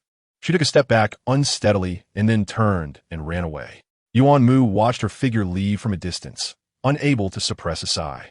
"Actually, you didn't have to say that." He walked over and said softly. He knew that with Bai Ying's temperament, she wasn't feeling well either. She had to grow up. If Qiu Bei and the others didn't say anything, should she just keep being deceived by her AMU? Bai Ying turned her face away, unwilling to show any signs of regret in front of him. Besides, didn't she deserve it? Chapter 212. The last wave of warm memories. The long-standing enmity between Bai Ying and Bai Shui resulting in such entanglements was something Ali had never thought of before. Waking up from her dream again, the sky had gradually fallen into a dusky yellow. Ali shook her tail, jumped down from Lu Yi's shoulder, and walked over to Yin Yin, who was still skinning the prey. "There are no beast cores for you today." After Yin Yin finished skinning, he retracted his long claws and glanced at Ali. "I'm not here to ask for beast cores." After saying this, Ali still didn't leave, just staring at his hands. Yin Yin raised an eyebrow, a hint of confusion flashing in his eyes. But soon realizing that Ali had no intention of speaking further, he frowned slightly, glanced at her, and then lowered his head to continue his work, even under unfavorable conditions. Carefully cleaning the beast's skin from the prey was better than letting it be dirty and carelessly thrown into his spatial tool. Other beastmen took advantage of the free time to busy themselves. Some helped Lu Yi process the newly found herbs. Others boiled salt or polished temporarily usable weapons, or counted everyone's belongings, quickly figuring out ways to replace or replenish them. So there were also some sitting and mending torn clothes. When Ali followed Yin Yin around, others would glance over at them from time to time. Those with vivid imaginations even began to envision what it would be like if Yin Yin lived his life with a little white fox. Bang, bang, bang. Beside a not very large small lake, rhythmic knocking sounds occasionally echoed. This was the sound made by Yin Yin as he cleaned animal skins, continuously using a round wooden stick to knock out the residual flesh and dirt beneath the skins. While he was vigorously beating the skins, Ali stood by for a long time, and then, perhaps feeling bored, she suddenly flicked her tail and turned to leave. TSK. Guanxi was holding a pair of underwear with a large hole that he didn't know who had torn. He had already sewn up most of it and felt his eyes a bit sore. Just as he looked up to take a break, he unexpectedly saw this scene and couldn't help but click his tongue, lamenting that Yin Yin was so lacking in romantic understanding. Although this little female was small, and whether she could turn back into her human form was still uncertain, she was, after all, a female of the Fox clan. If he could win her over as a mate, that would be a good choice. After all, on the continent now, due to issues of offspring reproduction. It was really difficult for males to find a female who would always have only them as a partner. Yin usually had a good temperament. He was just busy at the moment, which was why he hadn't paid attention to her. When Ollie returned, she suddenly heard Zhong Tian say something inexplicable to her.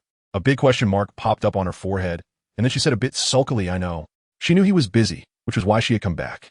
Zhong Tian shook his head helplessly, thinking that Ollie was still sulking over Yin ignoring her. So he said, "Don't be fooled by Yin Yan's cold face all day.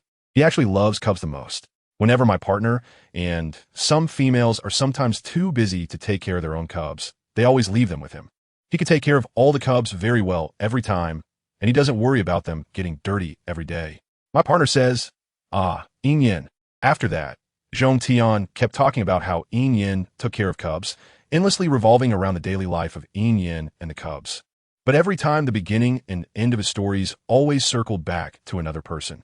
Knowing that he was missing his partner, Ollie quietly listened, occasionally responding a line or two to show she was still listening. However, as she listened, she couldn't help but drift off.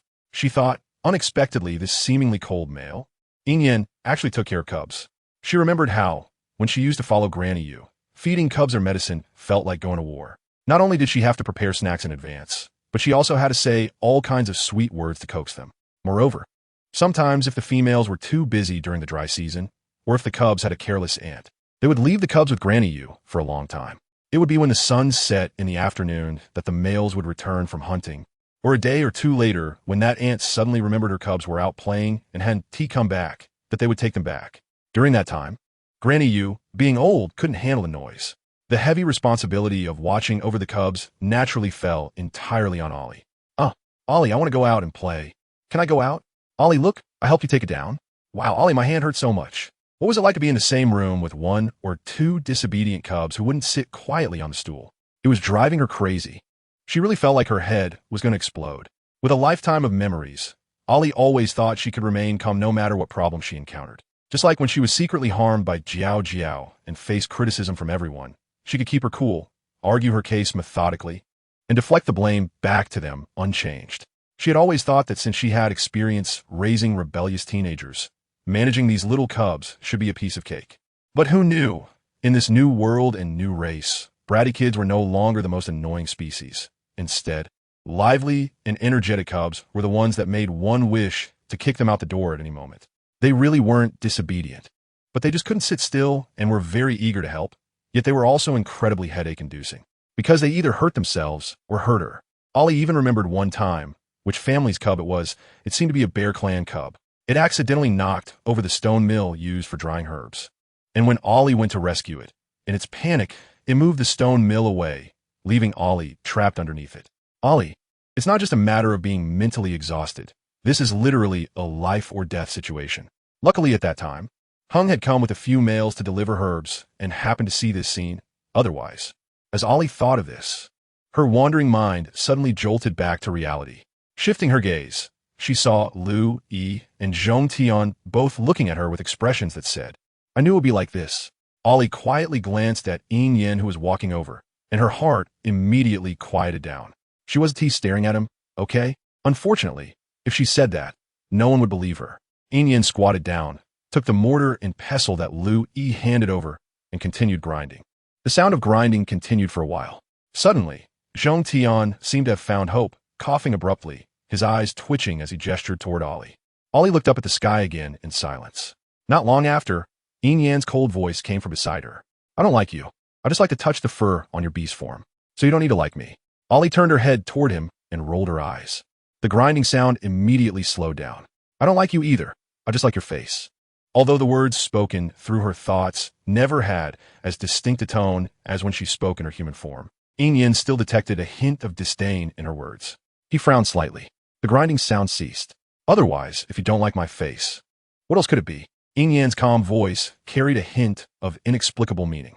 Ollie looked over, just in time to meet his clear black and white eyes. He lowered his head, suggestively sweeping his hand across his chest, then looked at her with a clearly skeptical gaze. Instantly, Ollie's mind conjured up a vision of his 8 aesthetically pleasing abs, and she cursed inwardly, turning her head away. "Sure enough, it's you all who are lewd. If you don't like my face, then you must like my body." Watching that fluffy tail flicking back and forth, a faint smile appeared in Yin Yan's eyes. Chapter 213, Magma World, Mingxin Grass Roar. The Asaka Mountains echoed with the sounds of beast roars from time to time.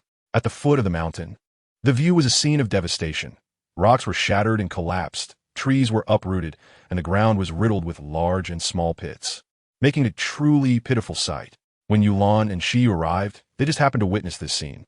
From the underground river bursting forth below, along the uneven curves of the many pits and depressions, one side of the sky was a clear blue, cloudless, while the other was shrouded in dark clouds, with thunder and lightning. One side boasted dense forests, lush greenery, and vibrant life, while the other side was dry mountains, cracked yellow earth, and a few wilting flowers and weeds that seemed utterly lifeless. Under the darkened sky, Yulan and Shiyu managed to find a convenient spot to observe the battle above.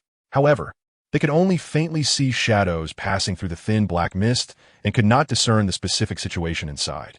Suddenly, Yulan seemed to discover something, abruptly rolling up her sleeve. "What is this?"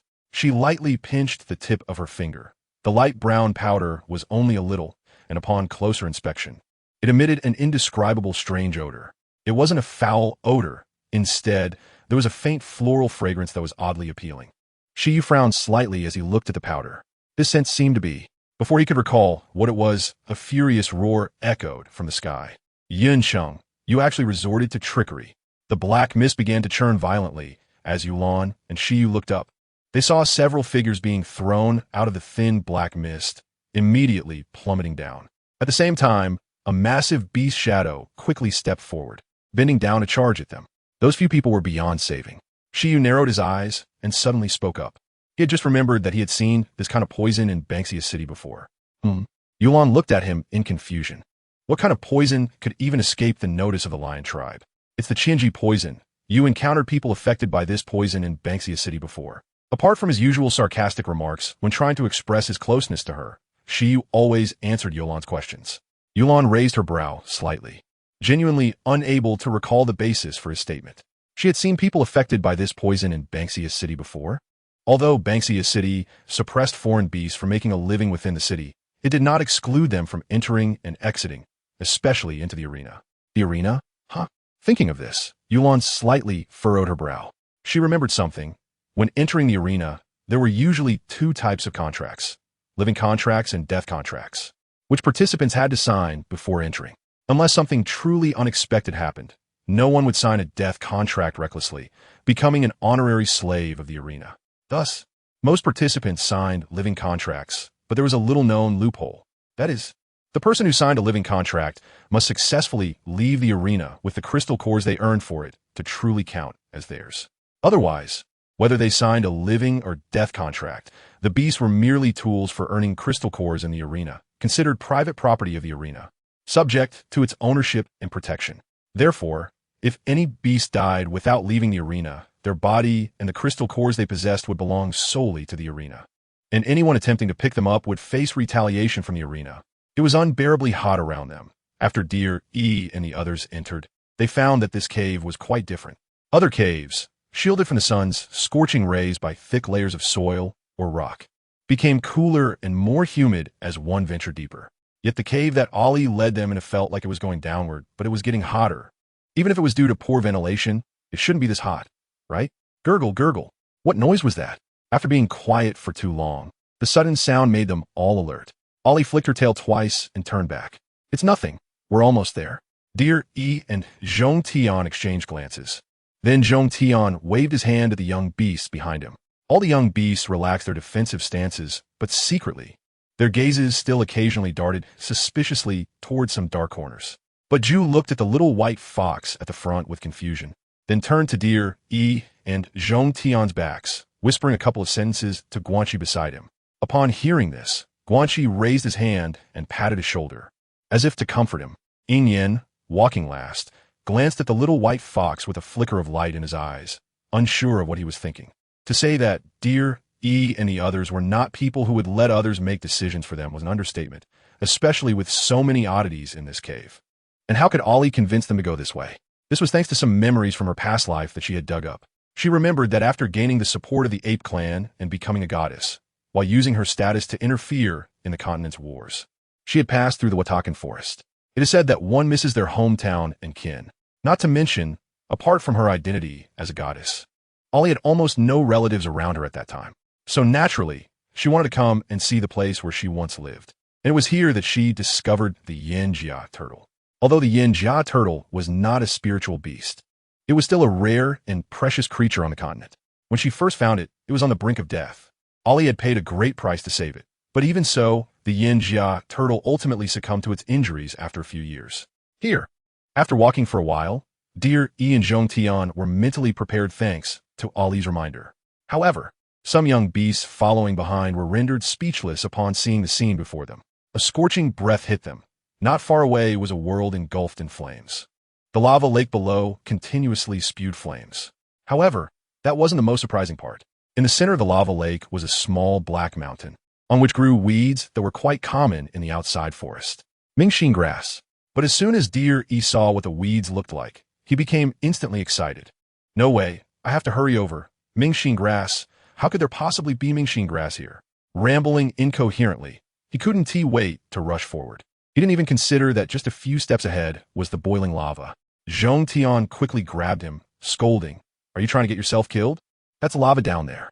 Ollie was also startled by dear Yi's behavior. Although beasts had strong bodies and were quite durable, they were still just tougher skinned than ordinary people and had stronger recovery abilities. They were far from being invulnerable to fire and water. If deer E jumped down in excitement, Ollie was sure they would see a charred deer E the next moment. Chapter 214.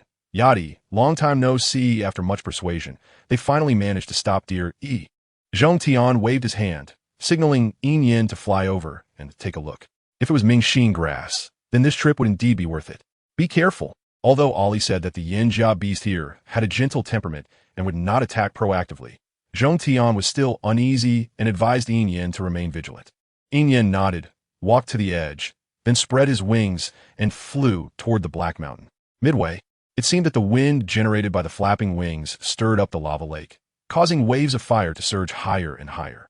Some young beasts couldn't help but nervously watch Yin Yin. Zhong Tian, along with the composed Guanxi and two other young beasts capable of controlling fire, watched the bottom of the lava lake, alert for any sudden attacks. Ollie flicked her tail, standing at the forefront, her eyes also fixed on Yin Yan's movements. The yin-jia turtle, she knew, had a very good temperament, but she couldn't guarantee that it would maintain its composure after realizing someone had stolen its long-guarded spiritual herb. For Yin Yin, who was taking risks, Ollie silently expressed her apologies. The yin-jia turtle often used sleep to numb the pain caused by its unresolved injuries. If Yin didn't go over to pick the Mingxin grass, it would be very hard for Ollie to see the living yin-jia turtle, let alone take it away from here. Whoosh! The waves of fire surged even more violently than before. Yin Yin picked the Mingxin grass, quickly scanned the agitated lava lake, and did not stop, rushing back to the opposite shore at a speed even faster than before. Crash! The sound of the waves crashing against the small mountain suddenly changed. Yin Yin only felt a chill coming from his spine, and the colorless wings, refracted by the firelight, made the curves cutting through the air almost invisible. Yin Yin, watch out behind you. Kitty. The two different shouts instantly heightened the tension in the surroundings. Suddenly, a wave of searing heat surged from behind, causing beads of sweat to appear on Yin Yan's smooth forehead in an instant. One was nervous, while the other was heated up by the sudden rise in temperature. Seeing Yin Yin narrowly sidestep, the two young beastmen who could control fire summoned two fire tornadoes, aiming them at the charging Black Hill, and charged forward. Bang! The Black Hill seemed unaffected. With that impact, its speed toward Yin Yin suddenly accelerated. Zhong Tian's expression changed slightly as he exchanged glances with Guanxi. He stepped forward and transformed back into his beast form, stepping onto the air. Guanxi followed suit, immediately drawing Alali's attention. It was light. Her heart trembled slightly. Watching the golden light spots appearing nearby, they gradually formed a golden bow in Guanxi's hands. Even with Alali's extensive memories from her previous life, she couldn't help but take a deep breath. Guanxi's bloodline talent was actually the control of light elements. Although the two young beastmen also had fire control as their bloodline talent, controlling the natural elements in the air was different from controlling existing natural materials like magma and fire waves. The difference between the two was significant. Being able to control natural elements meant that wherever you were, You could use the natural elements you control to assist you in battle. Because unless you are in a place devoid of any life, even darkness, which theoretically shouldn't exist, there will always be some natural elements in the air. On the other hand, controlling natural materials meant that your mental power could only reach the places where the natural materials you needed existed. Otherwise, you wouldn't be able to use their power to help you fight. Bang! In the vast cave, another loud sound echoed. It was the massive golden lion colliding with the black hill as it was about to crash into Yin, creating a huge roar as the fire waves crashed against the shoreline. Some splashing fire waves hit the invisible barrier, causing no harm to anyone on the shore. However, even so, Lu Yi still ordered everyone to retreat into the cave passage to prevent Zhong Tian and the others from being distracted. Only Guan Shi, the two young beastmen, and Alalai remained. Some wanted to call Alalai back as well, but were stopped by Lu Yi. She had the ability to protect herself. After consuming so many beast cores and witch medicines, she was more than capable of handling this small situation. Yes, a small situation. In the eyes of Zhong Tian and Lu Yi, although the scene before them looked dangerous, it was merely a light rain compared to the experiences they had faced before. As for why they firmly believed that Alalai wouldn't be in danger, Lu Yi couldn't explain it himself. It was probably just an intuition. Intuitively, he felt that this little female wasn't as weak as they imagined. Moreover, her intentions for bringing them here were not simple. Just as Lu Yi was distracted by these thoughts, the magma lake had already boiled over completely. As soon as Yin and Zhong Tian landed, they sensed something was wrong. The two young beastmen waved their hands helplessly at them. They suddenly could no longer control the fire waves of the magma. Retreat, Zhong Tian decisively commanded. Yin, Guan Shi, and the others followed his orders and retreated to the side of the passage. Alalai also took 2 steps back with them, but still stood at the front, staring at the movements of the magma. Ming Xian grass. Lu Yi excitedly took the 3 grass-like spiritual herbs that Yin threw over. He carefully examined the roots of the herbs, feeling a pang of heartache as he touched the delicate roots that had already withered despite just being unearthed. It went without saying that the high temperature here was the reason for this. Splash! The magma lake suddenly split in 2, with the Black Hill as the boundary. Yin and Guan Shi's expressions turned serious. Zhong Tian stood with his hands behind his back, his eyes fixed on the sudden movements of the magma lake. But his peripheral vision never forgot to pay attention to what Alalai would do. What would Alalai do now? At this moment, she was also quietly observing the changes along with them. However, the fact that Lu Yi and Zhong Tian didn't intend to leave after obtaining the Ming Xian grass surprised her slightly. But after her surprise, she understood. The reason lay with her. She didn't know what Yin Cheng had told them, prompting Zhong Tian and the others to protect her closely. As the commotion below grew louder, a gigantic snake head emerged from the magma lake. Yin, Guan Shi, and the others instinctively stepped back, causing all the young beastmen in the passage to feel their hearts contract sharply. 80 long time no see. Just as Zhong Tian gestured for Lu Yi and the others to remain calm, a crisp female voice suddenly echoed in the space. The red eyes of the Yin Jia turtle turned towards Alalai, and a deep, hoarse voice reverberated in the space, startling Zhong Tian and Lu Yi, causing their scalps to tingle. Fox Clan female, I seem to have never met you. Of course you don't remember me. A hint of sadness welled up in Alalai's heart. Influenced by the time reversal forbidden technique, only those with a closer relationship and stronger obsession would occasionally see future scenes as time flowed. As for the Yin Jia turtle, it merely wanted to live longer. This was neither an obsession nor a wish, just a regret of knowing it would die. Moreover, its connection with her was only 6 or 7 years. So how could it be affected by the forbidden technique? Alalai stepped forward, and in the next moment, everyone felt a blinding white light flash across her. When they looked again, the small white fox was no longer in place. Instead, it had transformed into a gigantic golden-eyed, 6-tailed fox. Chapter 215. Blood from the Heart, I Need Your Help. 80. If you're willing to help me, I can also have the witch below heal your wounds. Her body slowly floated into the air until she was at eye level with the Yin Jia turtle. And Alalai began to speak in the ancient language that only the 2 of them could understand. In her previous life, Alalai entered the goddess hall as the goddess of snow and, in order to solidify her position on the continent, continuously researched various secret methods and texts. During this time, she found a secret scroll in the goddess hall called the Record of Exotic Beasts.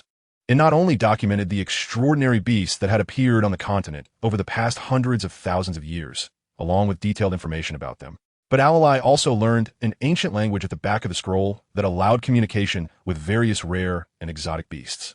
A hint of surprise flashed in the red eyes of the yin-jia turtle, and then, as if it thought of something, it lowered its head slightly. Its voice tinged with respect. "The esteemed one can speak the ancient language, but I do not know your identity, esteemed one." Alalai gently uttered a few words. Upon hearing this, the yin-jia turtle's red pupils suddenly widened slightly, and the magma lake began to ripple due to the turbulence in its heart. This movement startled Zhong Tian, Lu Yi, and the others, who all turned to look at Alalai. They didn't know what she said to provoke the yin-jia turtle. After a while, the commotion in the magma lake gradually calmed down. The yin-jia turtle lowered its head, its voice increasingly respectful. "To receive the favor of the esteemed one is 80's fortune." Alalai nodded slightly. As she took a step forward, Zhong Tian and the others instantly tensed up, only to see the yin-jia turtle obediently lower its head, allowing Alalai to step onto it. In the blink of an eye, the six-tailed fox transformed back into the small white fox's form. "I have used forbidden techniques, so I cannot maintain my true form for too long recently," Ailey explained to the yin-jia gui. Yadi understood. Although the yin-jia gui was injured, it could still sense her fluctuating and unstable aura. When it was weak, even a jet of air from it could blow her away. But when it was strong, the yin-jia gui, as a pseudo-spiritual beast, felt the pressure from her bloodline deep within its soul, almost making it want to lie flat on the ground. Louis had agreed, but it's injured, so treat its wounds first. Seeing that they were still hesitating in the passage, Ailey jumped down from the yin-jia gui's head and walked over. "Okay." Louis glanced at the yin-jia gui, which was gradually changing into its mimic form, and subtly nodded to Zhong Tian before clearing his throat and walking towards the yin-jia gui. The approach of the unfamiliar beast-man made the yin-jia nervously swish its tail. However, with Ailey watching from the side, it didn't take any aggressive stance. Louis quickly scanned the yin-jia gui and pondered where its injury was. The yin-jia gui showed no obvious external wounds, and using mental power could easily provoke its anger. Receiving Louis's glance, Ailey quietly advised the yin-jia gui in ancient language. The yin-jia gui hesitated for a long time before slowly flipping over under Ailey's encouraging gaze, revealing its abdomen. The soft abdomen of the yin-jia gui was originally covered with layers of scales, but hideous scar had severely disrupted the surface balance. Louis clearly sensed the yin-jia gui's gaze becoming increasingly fierce as it fell on him. After looking at it for a while, Louis withdrew his gaze. "How is it?" Seeing him finish looking and displaying a contemplative expression, Zhong Tian quietly approached and asked in a low voice. Hearing his question, Louis shook his head slightly and remained silent. Ailey seemed to know something. She spoke up. "Does treating its wounds require the blood of a spiritual beast as a medicinal guide?" Louis's eyes shifted slightly as he looked at her. "Did you know already?" Although his tone was questioning, the expression on his face was quite certain. A hint of doubt flashed in Zhong Tian's eyes. Ailey neither confirmed nor denied it, simply saying, "Aren't we in a hurry to go to the Aska Mountains? Just use my heart's blood." Ailey was still just a six-tailed fox, and until she became a nine-tailed fox, she could not be considered a true spiritual beast. However, her heart's blood had the same effect as the blood of a spiritual beast when used as a medicinal guide. Louis and Zhong Tian had discussed earlier that if the journey was too dangerous, they could skip going to the Aska Mountains to meet Lord Yincheng. After all, before Lord Yincheng arrived, he had told them to protect Ailey at all costs, and if he and Song Yin were held up by the Lion tribe, they could safely bring Ailey back to Longdu. "Are you sure?" Ailey nodded. She was certain and absolutely sure. Seeing her insistence, Louis and Zhong Tian exchanged a glance, both somewhat puzzled by her strong desire to go to the Aska Mountains. "I'll do it." In the end, it was Zhong Tian who decided to take the action to obtain the heart's blood. Ailey watched as a dagger suddenly appeared in his hand, and a fragment crossed her mind. Kill him. She had handed the dagger to someone, who then screamed in agony while holding his head, ultimately killing his last relative under her repeated urging. A sharp pain hit her heart. It turned out, it was all her retribution. Ailey lowered her head, watching the wound on her chest visibly heal at a rapid pace, and suddenly felt like laughing. Those secrets she had hidden in the corners of her mind now resurfaced, and she felt as if she had suddenly plunged into an icy lake. Aska Mountains. The Lion Tribe's people successfully launched a surprise attack, and Yincheng and others were naturally seen as the culprits. Meanwhile, Xiazhu and others from Half Summer City did not expect that the hounds they had raised like livestock would betray their masters. They were a group of madmen, all sacrificing themselves to the magical beasts. As a result, the weakened magical beasts regained some strength from the food, nearly wiping out the approaching beastmen. Xiaozhu and the others were the first to be torn in half by the magical beasts. Yin Cheng and his team found themselves unable to leave. Boom! Several figures were violently swept to the ground by the aftermath of the battle, crashing against the stone wall. Cough, cough. Sokka. Damn that Song Wolf tribe. Ami wiped the blood from the corner of his mouth, looking at the nearly broken back, crazy lion beside him, his gaze directed at the opposite side, revealing no concealment of his hatred. If it weren't for the Song Wolf tribe secretly colluding with those madmen, Sokka wouldn't have been left with just this last breath to protect him. How could the brave beastmen of the lion tribe suffer such heavy losses? Cough, cough. Several heavy coughs came from the opposite side. Just from the sound, one could tell that their injuries were not much lighter than Ami's. Let's cooperate. You don't want your entire army to be wiped out, do you? Yun Sheng and his people, all looking disheveled, approached, cutting straight to the point without unnecessary words. Ami quickly scanned Sokka, and Yun Cheng's eyes darkened as he softly chanted a spell, two beams of spiritual light quickly landing on Sokka. That was close. It saved his life. Chapter 216. Danshing speak. How do we cooperate? Seeing Sokka out of danger, Ami scanned the injuries on Yun Sheng and the others, his expression slightly somber. If he couldn't see that Yun Sheng and his group were also innocent at this point, then he really was blind. However, despite understanding, Ami still harbored resentment towards them. After all, the people from Half Summer City came with them. If Yun Sheng and the others hadn't been careless, how could the magical beasts have acted so recklessly? You will assist me in setting up the formation. On the magical bee side, Green Princess will lead people to restrain it. As he spoke, Yun Sheng tossed a black scroll to Ami. Ami caught it, glanced at it briefly, and handed it to the other person. That person looked pale and was brought over by someone, appearing as if he could barely catch his breath, which was distressing to see. After receiving the scroll, he quickly scanned all the contents, while trying to digest the formation on it with some effort. For some reason, a ring formation that Ailey had previously taught him suddenly flashed in his mind. The person immediately had an idea and nodded to Ami. Okay. Seeing him nod, Ami immediately breathed a sigh of relief. I'll have that person stay to assist you in setting up the formation. We shouldn't delay. You all hurry up and start. I'll leave these few people here to protect you. Everyone else I will take away. All right. I will also have Green Princess coordinate with you as needed. Ami's caution did not surprise Yin Sheng at all. After finishing, she leaned over and whispered a few words to the person closest to her. That person frowned slightly after hearing it, quickly scanning over Ami and the others. However, given the current urgent situation, he didn't say much, just told Yun Sheng to be careful before taking the other two to help Green Princess. Seeing this, Ami quickly transformed back into beast form, turned back to roar at that person, and then ran into the low forest. Oh, whoa, roar. Far away, two beast roars sounded one after the other. These two beast roars acted as signals, instantly drawing responses from other beastmen. In an instant, the howls of wolves, the roars of masters, and the cries of other beasts echoed through the sky. Yun Sheng and that person listened to the sounds in the distance, thinking that if they weren't anxious, they must be fake. However, setting up a formation is not something that can be done just because one wants to. They still needed to ponder where in the nearby environment would be suitable for the formation. That person carefully examined the formation above again and again, and after considering the feasibility of changing the formation multiple times in his mind, he was also contemplating how to tell Yun Sheng about arranging the trap formation. Lord Yun Sheng put away the scroll, and that person's face suddenly showed a hint of a smile. Seeing Yun Sheng glance over, he said, I have an idea, but I'm not sure if Lord Yun Sheng is willing to take a gamble with me. Yun Sheng raised an eyebrow, her expression somewhat surprised, but she didn't think much of it and walked over. That person quickly began to explain in a low voice. Meanwhile, Lu Yi, having obtained a Li's heart's blood, was immersed in alchemy. In the fiery red world of magma, day and night were indistinguishable. After a Li's heart's blood was taken, she fell into a coma for a while, waking up in between to be fed with witch medicine twice, before slipping back into a deep sleep. It was unclear how long had passed when a sudden, intense pounding sound of a heartbeat erupted in the tranquil space. At first, the sound was not very loud, and Ali, who was sleeping deeply, was not disturbed. However, the others, including Zhong Tian, who were meditating with their eyes closed, immediately opened their eyes and directed their gazes toward the giant medicinal cauldron above the magma lake. Boom, boom, boom.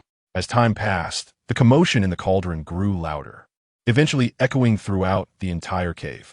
Ali's pointed ears twitched slightly, her eyelashes fluttered, seemingly showing signs of awakening. However, at this moment, everyone's attention was focused on the swaying figure beside the cauldron. After 3 days and nights of relentless refining, anyone could see that Lu Yi was about to collapse. Ali's heart's blood, comparable to that of spirit beasts, not only caused Lu Yi to expend a significant amount of rare spiritual medicine, but also made him pour all his witch power into it over these days. If he were to slack off at this moment, leading to all his previous efforts going to waste, Lu Yi would definitely be unable to restrain himself from hitting himself afterward. Just as Zhong Tian was suppressing the impulse in his heart, unable to resist wanting to pull Lu Yi down, a faint medicinal scent suddenly permeated the air. Zhong Tian's face lit up with joy. But before he could feel happy for long, Lu Yi beside the cauldron suddenly fell down. Silver Yin, who had been paying close attention to the situation above, rushed up immediately. However, even faster than him and Zhong Tian was the local host of this magma world, the Yin Jia turtle. Splash! The thick tail, like a cow's tail, not only caught Lu Yi and set him down, but quickly wrapped around the newly formed, somewhat sentient Zhuanling Dan that was trying to flee with the cauldron. Cough, cough, are you all right? Zhong Tian and Silver Yin quickly helped Lu Yi up. However, Lu Yi's gaze did not shift to them at all. Instead, he looked intensely at the medicinal cauldron that was continuously making a thumping sound, mumbling incoherently. It worked. It worked. Zhuanling Dan, I actually refined it. I refined it. Ha ha ha. By the end, he couldn't help but burst into laughter. However, he didn't laugh for long before he started to cough violently. The blood of the spirit beast was indeed a good thing. No wonder cough, cough. Zhong Tian, are you trying to kill me? Seeing Lu Yi looking at him with anger, Zhong Tian secretly frowned and gave him a heavy slap, saying, You're still alive, aren't you? As he spoke, he exchanged a glance with the others, signaling him not to say anything reckless. Although these young beastmen had grown up under their watch, one could never be sure when someone might harbor ill intentions. It was better that fewer people knew about the effects of Ali's heart's blood. Lu Yi caught the hint, and a flash of regret crossed his face, quickly disappearing. Seeing this, Guanxi and Silver Yin exchanged a quick glance, both frowning. The blood of the spirit beast, aside from being the main ingredient for Zhuanling Dan, what other great use could it have? Both were not foolish. Seeing Lu Yi and Zhong Tian's expressions, they knew there must be some more important hidden details involved. However, after racking their brains for clues about the blood of spirit beasts, they only knew that it was very precious, not only serving as the main ingredient for many witch medicines and the vermilion mineral for formations, but also directly consumed or combined with some witch medicines. It could enhance the beastman's ancestral bloodline, and if lucky, it could even activate their innate bloodline talents. Just these alone were enough to make one drool. So what could be more enticing than these? Even something they couldn't know? Guanxi's gaze toward Ali suddenly darkened. Ali had already awakened, and as she raised her head, she saw the cauldron suddenly open, and a white light shot out, seemingly trying to escape. However, a huge blood-red mouth suddenly opened above and swallowed in one bite. Chapter 217. I am from the Silver Wolf tribe. You? No one expected that Ali would suddenly revert to her human form. In that moment, everyone's gaze fell on the stunning girl who seemed to glow, their breath catching in their throats. The cave fell silent to the point that one could hear a pin drop. The magma seemed to stop flowing at that instant. Yadi, had her injuries healed? Ignoring the sudden change in Guanxi and the others' expressions, Ali walked to the end and reached out her hand. After taking the elixir, the Yin Jia turtle sank into the magma. Lu Yi and the others were worried that the turtle would hide after eating something. But they didn't expect when it came back up, it had already shrunk its body, allowing everyone to see its true form for the first time. A snake's head, turtle shell, 6 legs, and a tail like an ox whip. Ali looked at it, a smile blossoming on her pale face. She remembered that in her previous life, when she found it, she once mistakenly thought it was the Xuanwu from modern mythological novels. But it was actually the Yin Jia turtle, a rare beast with a rather bad temper. Thinking of this, Ali gently stroked its head. For the first time, a beast man, especially a female, was so gently caressing its head, and the Yin Jia turtle's red eyes fixed on her, a strange feeling flashing through its heart. Thank you, my lady, for your concern. My injuries have mostly healed, Yadi replied respectfully.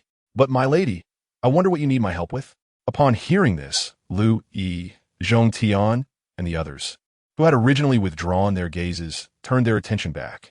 Ali's gaze toward the yin jia turtle darkened slightly. I want you to take me to the Aska mountain range. I know you have this ability. You just need to take me there. Wait. Zhong Tian called out to her.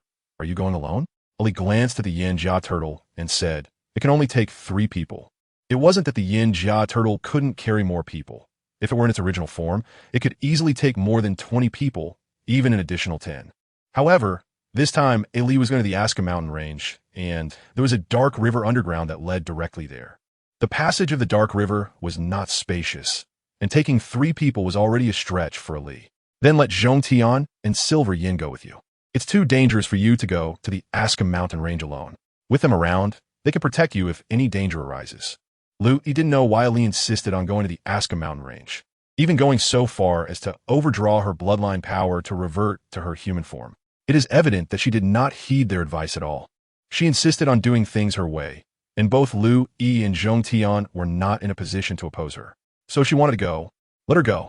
It was just right for Zhong Tian and Yin Yin to accompany her to see if they could help Lord Yun Sheng and the others in the Aska Mountains. Ali's gaze swept over them, pausing almost imperceptibly on Yin Yin, and she nodded. Good. Lu Yi exchanged glances with the two. Zhong Tian and Yin Yin received the signal and walked over. The Yin Jiage remained silent while they spoke, but when they approached, its red eyes flashed with a hint of darkness. Then it jumped down into the magma, its body growing larger once again. Ali, Zhong Tian, and Yin Yin successively jumped onto it. A faint blood-colored light shield enveloped the 3, accompanied by the bubbling sound of water. The Yin Jiage slowly sank down with them. Go, we're heading out. Once the area below was completely silent, Lu Yi waved his hand. Ali and the others took a shortcut to the Aska Mountains, and they naturally had to hurry after them. As for the beast tide? Just consider it a trial for this group of little brats. Unexpectedly, the blood moon suddenly descended.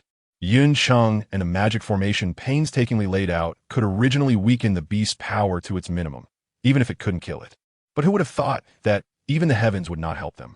Stimulated by the blood moon, the beast suddenly gained strength, breaking through the formation ahead of schedule and completely disrupting their plans. Even the other ferocious beasts that had not retreated lost their sanity under the blood moon's influence and began to rampage recklessly. Although this somewhat hindered the speed at which the beasts could kill, ultimately, all those ferocious beasts would meet their demise at the hands of the magical beasts sooner or later. Thinking of this outcome, Yun Sheng, Green Ji, and Ami felt darkness clouding their vision. At that moment, a person and a snake suddenly appeared in the sky, entangled with the magical beasts. Quickly, go help.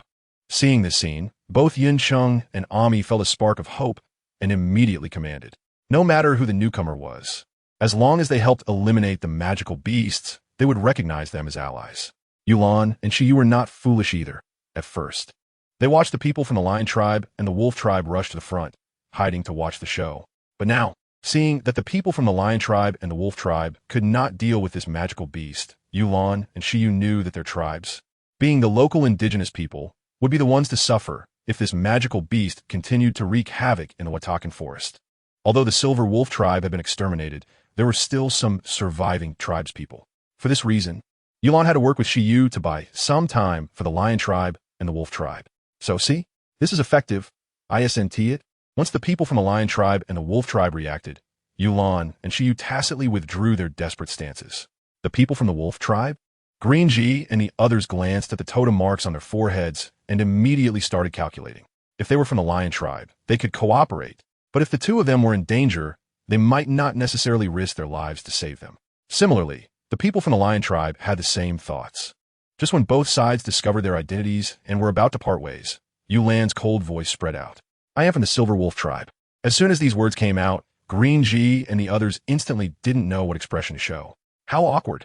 The extermination of the Silver Wolf tribe had significant suspicion attached to the Lion tribe and the Wolf tribe.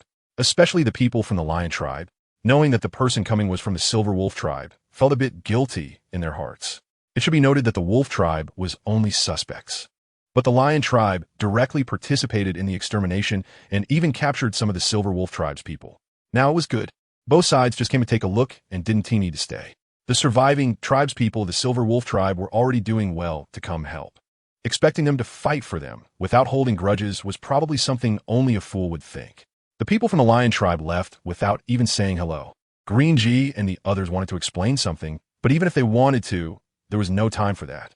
Therefore, they hurriedly dropped two phrases. Be careful of the magical beasts, and the wolf tribe will give you an explanation later. Then they quickly left. Chapter 2:18. It's you after all in the vast temple. It is unknown how many secrets about this continent are hidden here.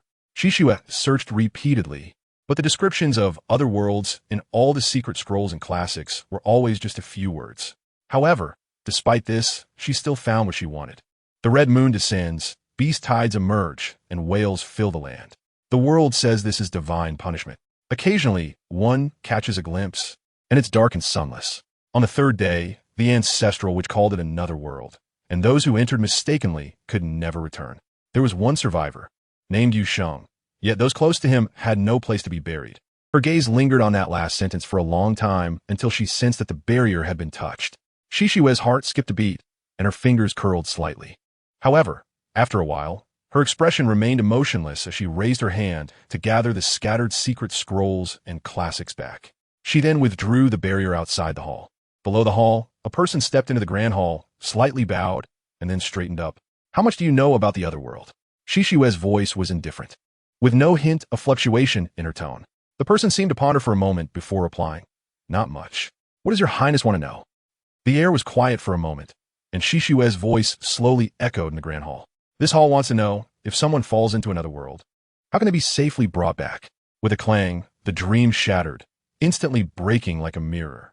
Ollie saw once again that other world where there was only night and no day, with a red moon hanging in the sky. The pale red moonlight illuminated the ground below, making the indistinct landscape appear even more eerie and strange. This time, she heard a voice, sharp and indistinguishable in gender, but filled with a strong sense of hostility and resentment, as if she had done something to deeply wound the speaker, something malicious that left them unable to recover. I curse you in the name of the god, to never have a good death, forever and ever. God? Hearing this, Ollie felt no ripples in her heart. The only gods she knew of Anar's continent were the beast god and the sea god, who were true gods in every sense. The demon lord in front of her and the evil gods created by some small tribes were merely inferior imitations. How could they genuinely be compared to the gods? Therefore, even the previous Ollie, who had cultivated for over 1,000 years without the beast god's favor, would not take him seriously. If it weren't for his peculiar nature in the other world, making him immortal the moment she saved her father and mother, Ollie would have loved to tear him apart completely. Over 1,000 years on Nar's continent was only about 100 years in the other world. But her father and mother had completely changed under the torment of this demon lord. The moment Ollie saw them, her heart was filled with unspeakable pain. Cough, cough, cough, cough. Seeing Ollie, who had just woken up and was covering her chest, suddenly cough violently, Yin couldn't help but turn his head. His eyes filled with concern. Are you okay? Zhong Tian asked with concern. I'm fine. Ollie, under the scrutinizing gazes of the two, slightly lowered her eyelids and whispered, It's almost there. Zhong Tian nodded lightly in response. Yes, we're almost there. After crossing 2 dark rivers, we will reach the Aska mountain range. So, saving this flame-armored turtle wasn't in vain. Ollie smiled and chose not to argue with him about it. What she meant by almost there wasn't tea about reaching the Aska mountain range. The chaotic battle on the ground continued. Unnoticed, several inconspicuous corners suddenly appeared with narrow cracks.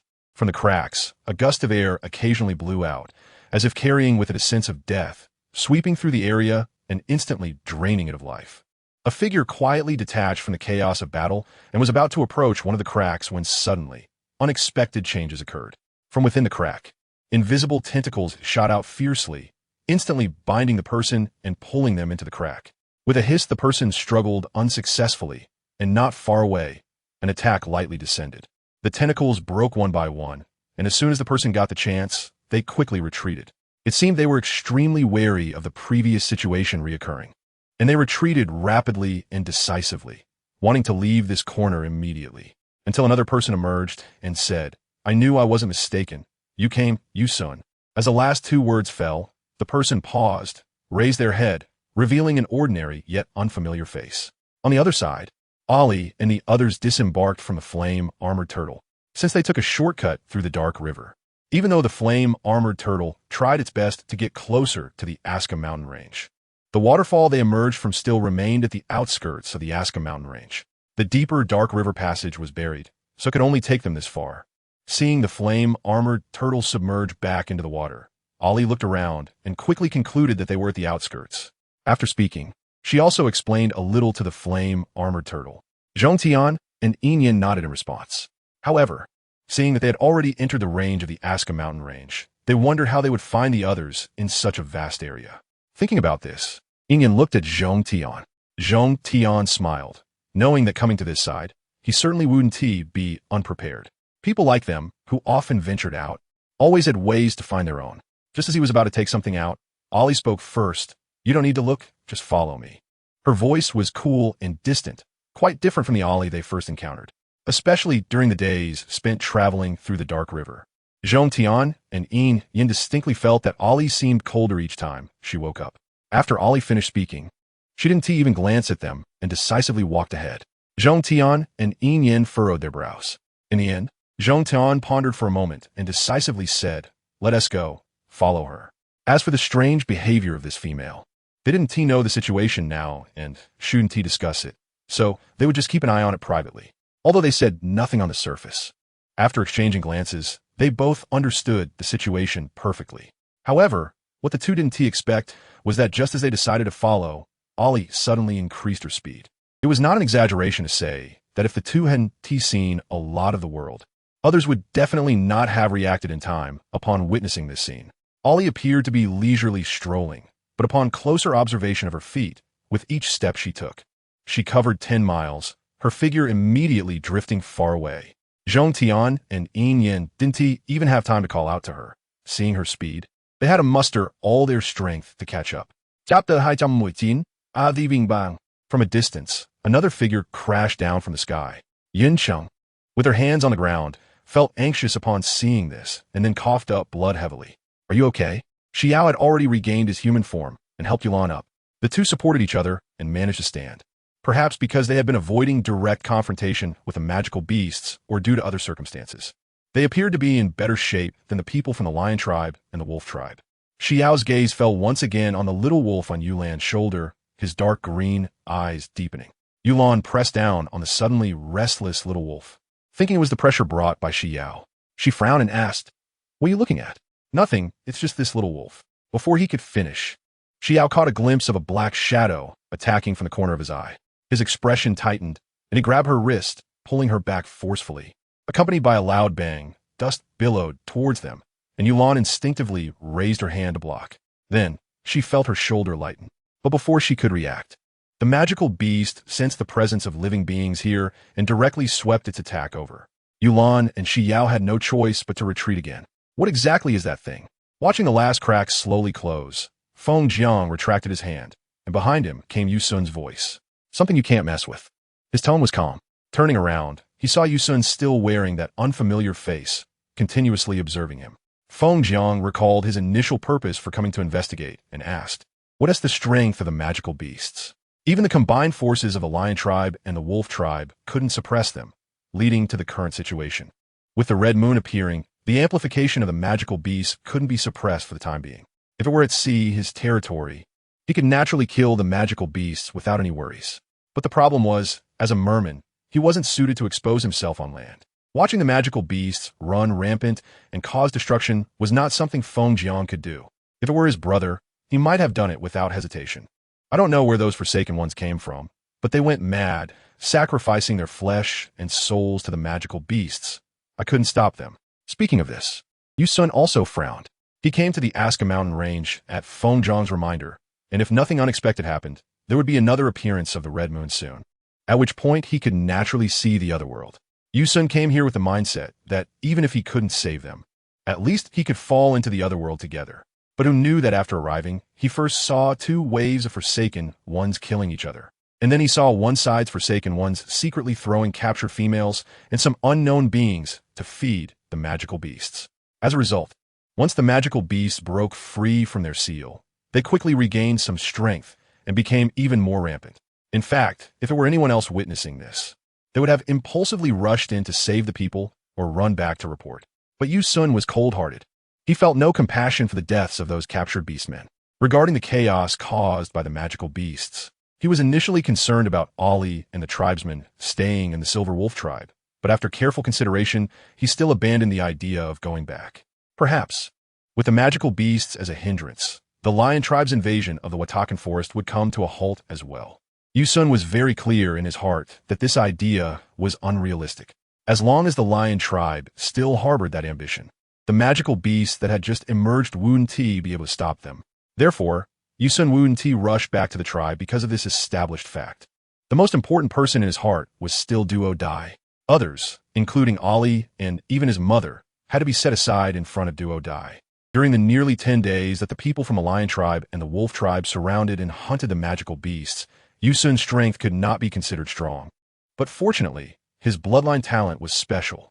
Otherwise, after such a long, chaotic battle, he would have long been discovered and easily eliminated by the Forsaken Ones or magical beasts. Where can we wait for Feng Jiang to come? Hearing his words, Feng Jiang couldn't help but frown slightly. If that's the case, then he probably really has to take action today. Roar. Not good. The thought flashed rapidly through his mind, and Shiyu, without thinking, pulled the nearby Yulan over and pressed her down underneath him. Just as he did this, an unexpected change occurred. Boom! The already obscured sky became even darker, with thick clouds gathering, lightning flashing, as if the apocalypse had arrived. Boom! A thick bolt of lightning, as large as a water python and several thousand meters long, struck down from the dark clouds. In an instant, the area within hundreds of miles was as bright as day. Birds and beasts scattered, snakes, mice, insects, and ants bowed down to the ground, trembling and not daring to look directly at the overwhelming heavenly might. Roar! Another earth-shattering beast roar echoed, but this time, the roar carried a deep pain and fear, causing the hearts of those who survived this calamity to jump sharply. What is this? Yun Cheng and the others looked up to the sky. They saw the dark clouds gradually dispersing, and the shallow golden sunlight slowly lifted the oppressive gray curtain, revealing a hazy figure standing in front of the magical beast. The magical beast seemed both fearful and wary as it let out low hisses towards her, but dared not pounce. How could the little wolf be with her? After Yulan got up, she kept staring at the figure above, and Shiyu, upon seeing that figure, couldn't help but show a hint of displeasure in his eyes. With him beside her, he didn't like having extra people and things stealing Yulan's attention. He wasn't sure. It must have sneaked away just now to find her. Sensing something was off with the person beside her, Yulan retracted her gaze, suppressing the surprise in her heart. She turned to him and asked, "Did you know all along?" "Know what?" Shiyu smiled, his voice unusually gentle. "Did you know that little wolf is the totem avatar? Or did you know that your little female is the goddess?" Yulan's expression instantly turned a bit ugly. She was sure she hadn't told a second person about Ali being the goddess. Could it be that the priest of the snake tribe told him something? Narrowing her eyes slightly, she coldly stared at him, as if waiting to hear his justification. A hint of helplessness flashed in Shiyu's heart as he said, "Do you think the snake tribe would ally with the silver wolf tribe for no reason? Our tribe's priest calculated long ago that the goddess has descended into the Watakan Forest, but they could never confirm exactly who it was. The leopard tribe also knows about this, and the other 5 major tribes each have their own guesses." After hearing this, Yulan understood. Since several tribes knew about the goddess's descent, it meant that any outstanding female in the Watakan Forest would be closely monitored. Like Ali from the Silver Wolf tribe, Shiwu from the Snake tribe, and Yuguan from the Rain Sparrow tribe. If she was a goddess, she must be an outstanding female. Otherwise, if she were just an ordinary female, no one would believe she was the goddess. As for the totem avatar, our snake tribe is protected by the wolf totem. How could we not recognize the totem we believe in? This was indeed true, and Yulan nodded in her heart, her gaze then drawn to the movement above. Chapter 220, Towering Resentment. Just as Shiyu and Yulan exchanged a few words, Ali distractedly sent down more than 10 beams of spiritual light. This saved the lives of the people below. Turning her head, she looked at the magical beast, continuously roaring and provoking. A trace of impatience flashed in her cool gaze, and she slapped down hard, saying, "Did I ask you to make noise?" Clang! A sound of metal clashing echoed. However, to everyone's astonishment, the magical beast was directly slapped away by her seemingly light palm. Zhong Tian, watching from a distance, was so shocked that he nearly slipped and fell from the tree. "Silver Yin, this female is remarkable." In fact, he wanted to say, "Silver Yin, this female is incredibly fierce." He couldn't handle it, so he must not fall for her. But Silver Yin seemed to have not heard this. His gaze fixed tightly on Ali above, frowning deeply. What did you say? What did Zhong Tian just say? He didn't hear a word. Seeing him hesitant to speak, Silver Yin glanced at him and said, "Do you think she is still Ili?" The previous Ili was cold on the outside, but warm on the inside. Even though they hadn't spent much time together, he knew she was a soft-hearted female. But this Ili, as soon as one got close, one could feel a repressive, low pressure emanating from her, almost suffocating. Silver Yin even noticed that her gaze towards others now carried an indifferent superiority. Occasionally, when she just woke from a dream, a hint of hostility would flash in her eyes like a sharp sword. When their eyes met, the cold sharpness made people instinctively look away, not daring to meet her gaze. Silver Yin did not like this version of Ali. He only disliked the previous Ali, but now he not only disliked her, but also felt a bit of aversion toward her. Zhong Tian did not know what he was thinking. After hearing his words, he looked deeply at him, then turned his gaze to Ali in the sky, as well as the inconspicuous figure on her shoulder. Just as Silver Yin followed his line of sight, the next moment he heard him say, "Then how can you be sure she is not the old Ali? People can change. Everyone can change. When faced with great adversity, some people can suddenly become another person overnight." To be honest, Zhong Tian would not be too surprised by this, even if Ali's changes were indeed filled with strangeness. The totem avatar recognized her, which meant she was still the same person. They could recognize the wrong person, but the totem mark is imprinted on the soul. How could the totem avatar recognize the wrong person? Not to mention that she hurriedly came to save so many people from the magical beast's mouth. That is, the totem avatar, compared to others who needed to look again and again before daring to confirm that the little wolf on Ali's shoulder was the totem avatar. Yun Sheng, as a disciple of the priest, was extremely sensitive to the aura of the totem spirit. With just one glance, she knew that the little wolf was the totem avatar. However, she didn't understand why the wolf totem would send a spirit down. Did it sense that they were not doing well this time? So the wolf totem sent a spirit down to eliminate this magical beast, preventing it from causing harm after it emerged? Yun Sheng, who was overthinking, had no idea that the little wolf had been following Yulan before. If it had truly come to eliminate this magical beast, it would have acted long ago. Why wait for Ali to arrive? Therefore, the beautification of the wolf totem by the Songlong tribe's priest was overly serious. So much so that his disciple Yun Sheng, upon seeing this scene, felt that the sudden appearance of the totem spirit was somewhat abnormal.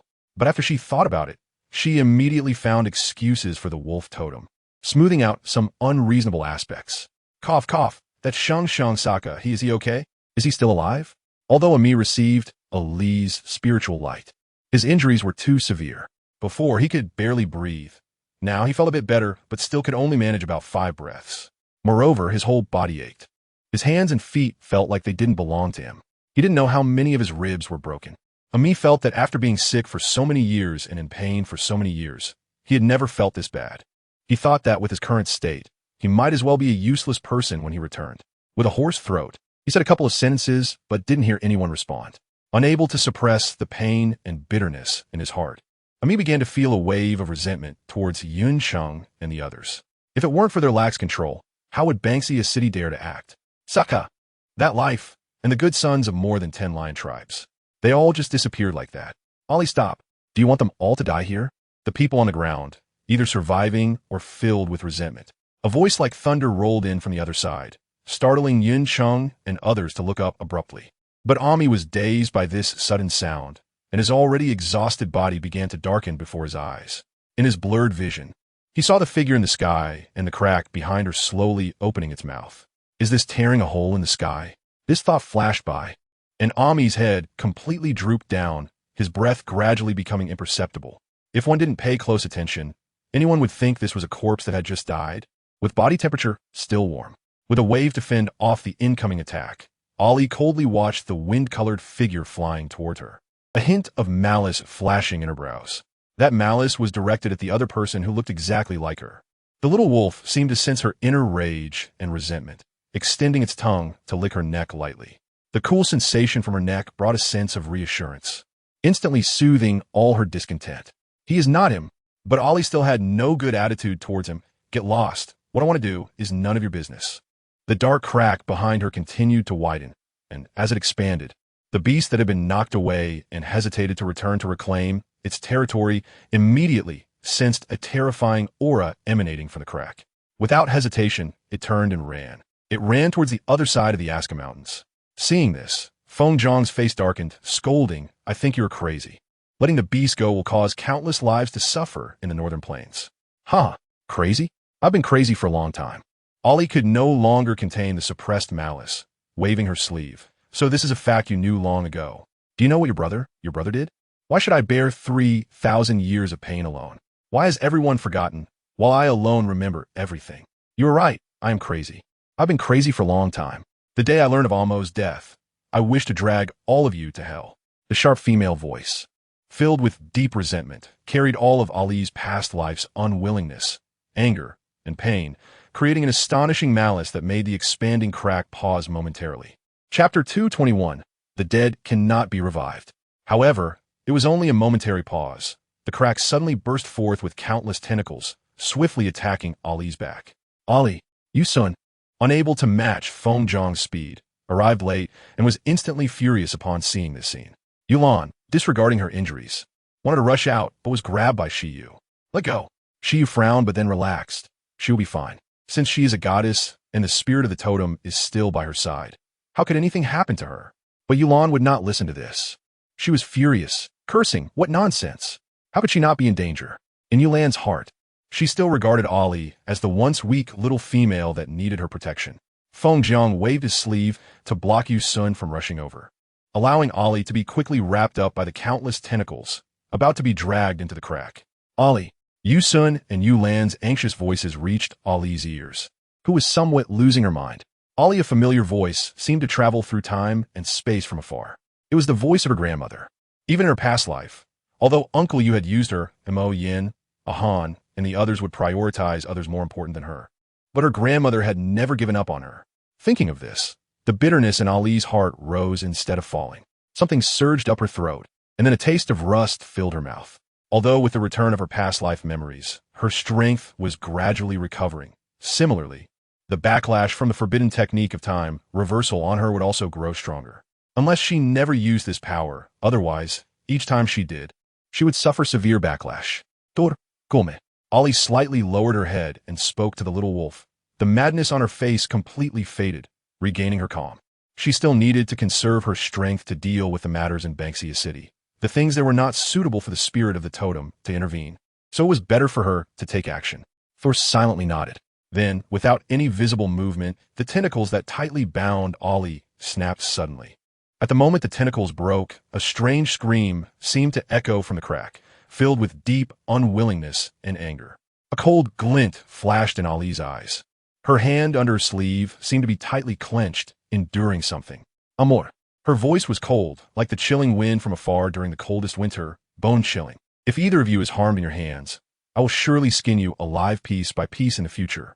After her words, the little wolf opened its mouth slightly, and a white light burst into the crack, as if the light burst open in the crack. Then the crack shot out a blinding beam of light. A piercing scream instantly filled this realm. Listening to the vicious curses in her ears, Ali coldly lowered her eyelids, concealing the chill in her gaze. Her fingers slightly curled, and the crack began to heal rapidly at an astonishing speed. Raising her eyes, she saw Feng Jiang showing a relieved expression, and a complex glint flashed in Ali's eyes. Clearly, he had the same face as that person, with a personality not much different, but why couldn't she bring herself to dislike this person? This question turned in her heart without receiving an answer. Raising her hand, Ali waved her sleeve, withdrawing the barrier between her and Feng Jiang. Yusun looked at her with a heavy gaze. Ali ignored her, then turned her gaze downward, spotting a few familiar faces that seemed somewhat recognizable. Although in her past life, she hated the lion tribe for invading the Watakan Forest, leading her to that tragic end. She realized that the main reason she fell into that miserable fate was due to that person's instigation. The grievances of her past life had been avenged once she ascended to the position of the goddess, and now, seeing these few people still had some use, she naturally couldn't just let them die in vain. "I'll handle it. The evil beings in Banksia City still need you to deal with." As if seeing through Ali's thoughts, Feng Jiang said in a deep voice. Ali glanced at him, paused, and nodded in agreement. Then Feng Jiang began to chant softly. At this point, helping Ali restore her memory and preventing her from prematurely rescuing Duo Dai and Mo Shu from the other world, Feng Jiang's task was basically completed. So he no longer concealed his abilities belonging to the merfolk. After all, even if he exposed himself now, No one here could stop him from returning to the South Sea. So as soon as the merfolk's song emerged, it immediately surprised everyone below. Merfolk? How could merfolk come to land? Yincheng widened her eyes slightly. The people beside her exchanged glances. 1,000 years ago, for reasons unknown, the beast tribes on land suddenly issued a ban on the merfolk, ordering all merfolk not to come ashore, and anyone found would be killed without mercy. It has been many years since any sightings of merfolk on land, except for the smuggled merfolk slaves. Not to mention that the seemingly powerful merfolk in front of them managed to come ashore without anyone noticing. Yincheng's expression changed slightly, as if she thought of something. On the other side, the half-buried figure in the ground moved their fingers slightly under the large-scale blessing barrage from Fengjiang. The remaining orcs from the lion tribe who were still alive managed to stand up. The previously unconscious Ami seemed to be showing signs of waking up. Sokka's corpse was found by his kin. He had been dead for a while, and the flesh that was uncovered was emitting a rotten smell. Fengjiang's blessings, combined with the unique songs of the merfolk, could only heal injuries quickly but could not bring the dead back to life. Ami's face was filled with gloom, and his gaze lingered on Sokka for a long time. It was only when Yuncheng and the others approached that he suddenly looked up. However, the coldness in his eyes when he looked at Yuncheng and the others was terrifying. Yuncheng's heart skipped a beat, and she hurriedly stepped forward, saying, "We of the Tsang Wolf tribe will give you an explanation regarding the matter of Bansha City. Although we are in an adversarial relationship, if Bansha City is indeed, as that merfolk said, supporting some evil entity, the term evil entity refers to evil gods and evil totems. The Watakan Forest reveres totems as gods, hence they are usually referred to as evil gods. Outside tribes call them evil totems, while some high-level and super tribes refer to them as evil entities. Because they stand at a higher vantage point, they understand better how the spirit of totems comes about, and their reverence is much less. This matter is not just an internal issue for the Tsang Wolf tribe. The evil god is strictly prohibited by all land beast tribes. If the lion tribe uses this to provoke our Tsang Wolf tribe, then the Tsang Wolf tribe might find itself in a very precarious situation." Ami looked at them coldly, scoffing inwardly. People are dead. What explanation could bring them back to life? At this moment, Ami unexpectedly shared the same feelings as Ali from his previous life. Chapter 222. The Crisis of Bansha City. At the entrance of Bansha City, near the Asker Mountains, many orcs were lining up to enter the city after coming down from the mountains. The leader of the city guards, Meng, had seen a lot of orcs returning empty-handed and dejected these days. It was strange. Although the Asker Mountains were dangerous, these orcs were experienced hunters. How could they return empty-handed for 3 or 4 days in a row, or return with only a few beasts after getting injured? Did something happen there? Considering the previous inexplicable accidents in the Asker Mountains that led to beast tides, Meng observed the passers-by for a while before recognizing a few familiar orcs. He approached and patted one on the shoulder, greeting Tuladu. "What are you discussing?" "Really, if I find out which bastard it is." Before the male orc who was patted could finish his sentence, a laughing voice came from beside him. "What are you talking about? Care to share with me?" Hearing this, Tuladu and his companions immediately turned to see who it was. Upon seeing Meng, they all frowned in unison. "Huh, so it's the city guard leader Meng." One seemingly clever male orc quickly reacted and smiled. "Leader Meng, aren't you usually very busy? Why do you have time to come chat with us today?" While speaking, he signaled to Tuladu and the others not to go too far. Even though the city guards were seen as insignificant ants in the eyes of the tribal nobles, if the guards truly decided to deal with them, they would still be at their mercy. Meng felt somewhat displeased, but understood that the reputation of the city guards in the city was not very good. Their resistance towards him was not without reason. However, he still felt uncomfortable. He had been bullied by those tribal nobles too much, and the city gate was their domain, where they used to be flattered. Now, suddenly seeing them change their attitude towards him made Meng's face show some displeasure. "What's wrong, Shan Yucheng? Am I not allowed to come talk to you? You seem very unwelcoming to me." Meng narrowed his eyes, looking like he was plotting something bad. Shan Yucheng felt a bit irritated, not at his companions, but at Meng's attitude. What the hell, becoming a lapdog of the tribal nobles and being bullied every day, yet he still comes here to seek a sense of presence. However, these thoughts flashed quickly in his mind, and he still had to pretend to be very happy on the surface. He laughed and said, "Lord Meng, you can't say that. It's quite serious. It's a blessing for us that Lord Meng came to talk to us. Why would we not welcome you? But it's quite a coincidence that you came over." Tuladu and the others were just saying that something seems to have happened on the other side of the Asker Mountains. "You know, We've been struggling to find useful prey these days, so of course, we are anxious. Shifting the topic is always a timeless tool for easing awkward situations, especially when the topic happens to touch on the other person's thoughts. Oh, what happened on the other side of the mountains? Once this serious matter was brought up, Meng didn't bother with the previous topic. Anyway, if he didn't get a satisfactory answer from them this time, they would just have to wait and see how he dealt with them later. Unaware of Meng's dark thoughts, Shan Yucheng showed some hesitation upon hearing this. Seeing Meng's impatient expression, he glanced around and quickly whispered, "Lord Meng, I really have something to clarify with you. How about we talk over there?" Meng coldly glanced at him, and Shan Yucheng felt a tightness in his chest, leaning in to say a few more words. Just when Tai Lu and the others, who thought they were about to have a bad day, were feeling tense, they suddenly saw Meng break into a smile. He patted Shan Yucheng's shoulder and said, "You're quite good. All right, I'll tell them to let you cut in line and go in first. You stay here and tell me what happened over there." As soon as he finished speaking, Meng waved to a few of his subordinates. "Come here, these people." Before he could finish, the sky suddenly darkened, causing the orcs outside the city gate to scream in alarm. "My God, what is that? It's all black. Look, the sky is covered. Hey, is something smoking over there?" Such remarks surfaced continuously, and some of the guards stationed at the high walls of the city had already flown out.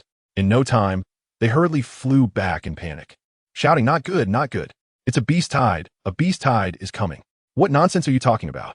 Stop spreading alarmist nonsense." Meng immediately became furious upon hearing this, cursing. As the orcs outside the city became chaotic because of this, he no longer cared to ask Shan Yucheng about the situation on the other side of the mountains and intended to command the city guards to suppress the commotion. "Lord Meng, wait. Damn it, let go. Can't you see that Lord Meng said he would take us into the city first? You can't go back on your word. At a time like this, does he still care about them?" Meng wished he could shake off the person in front of him, but Shan Yucheng and Tai Lu were unwilling to let go. What if what that Eagle tribe orc said was true? Wouldn't they be in danger outside the city right now? Boom! Before Meng could curse a few more times, shaking them off, in the distance, a loud bang seemed to resonate, followed by a sudden tremor that shook the ground, though the vibrations were not too severe. However, an anomaly suddenly appeared at that moment, undoubtedly adding some credibility to the words of that orc from the Eagle tribe. This was serious. No one wanted to die, regardless of whether the news of the beast tide was true or false. Everyone hurried to get into the city. If they couldn't get in and the beast tide truly came, they would surely be the first to be abandoned by those unscrupulous city lords and tribal nobles inside the city. Calm down, don't rush and damn it. Do you all want to die? The city guards initially wanted to maintain order, but unfortunately, everyone was anxious, and their notorious reputation was of little use in such a tumultuous situation, especially without Meng as their backbone. The other guards, who were used to relying on authority, found themselves unable to control the crowd rushing forward. Of course, due to their bad reputation, no one dared to act against them. Some took advantage of the moment when they were distracted to slip into the city. Shan Yucheng and the others, holding on to Meng as their token, had originally been at the back of the line, but in no time they rushed to the front. Just as they reached the city gate, the tremors of the ground intensified. Boom, boom, boom. This time, everyone heard the rapid vibrations of the ground. The orcs on the city wall, looking down from above, saw the dark clouds rapidly approaching, led by the sharp-beaked sparrows, the fastest and smallest birds in the Aska Mountains. They usually traveled in flocks and had few natural enemies. What could force them out of the deep mountains and forests? The orcs outside the city instantly went mad, frantically pushing to get into the city. Chapter 223.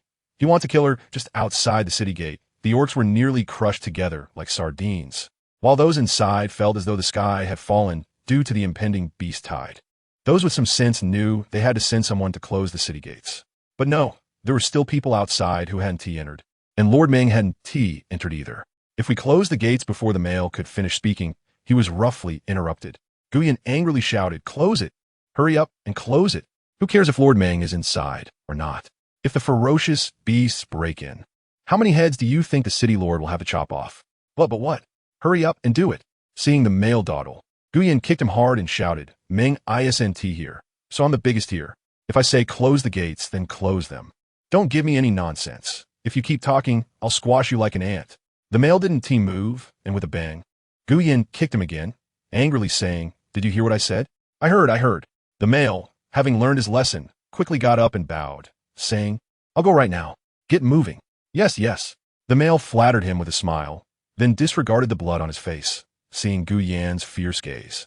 He practically crawled out of the room. Once Gu Yan was gone, he revealed a smug smile, spat on the ground, and thought, finally, it's my turn. Meng is nothing. However, when he thought about the approaching beast tide, fear immediately rose in his heart. Without Meng, who would charge to the front? Moreover, if he went to tell the city lord about the beast tide, the city lord would probably be the first to kill him. Gu Yan had just started enjoying the benefits of power, and didn't he want to suffer the consequences so soon? As he walked out of the cylindrical building, he saw the guards in a panic, not knowing what to do. Most of these guards were placed here by tribal nobles. They wouldn't do anything else, had little strength, and only bullied the weak. So, when something significant happened, they completely panicked. Gu Yan quickly spotted a somewhat familiar weak male, who, surprisingly, had already dropped his weapon and was trying to hide in the city before the beast tide even arrived. What use was someone like that? It was better to send him off to die. Why run around in a panic? He should hurry and report to the city lord. He suddenly slapped the male, speaking harshly. The male winced in pain, but upon hearing the words, his eyes lit up. Right? He could report to the city lord, and wouldn't he have to stay here to guard the city? Realizing this, he didn't care who Gu Yan was anymore and hurriedly said, Yes, I'm foolish. I'll go report to the city lord right now. Compared to staying here, he preferred to be by the city lord's side, believing that the city lord would surely protect them. Fool! Spit! Gu Yan spat, rubbed his arms, and looked at the chaotic orcs around him. Out of the corner of his eye, he suddenly saw someone. Meng had squeezed in. He quickly ran up and began directing the scattered guards to prepare defenses. Damn it! I thought he would die out there.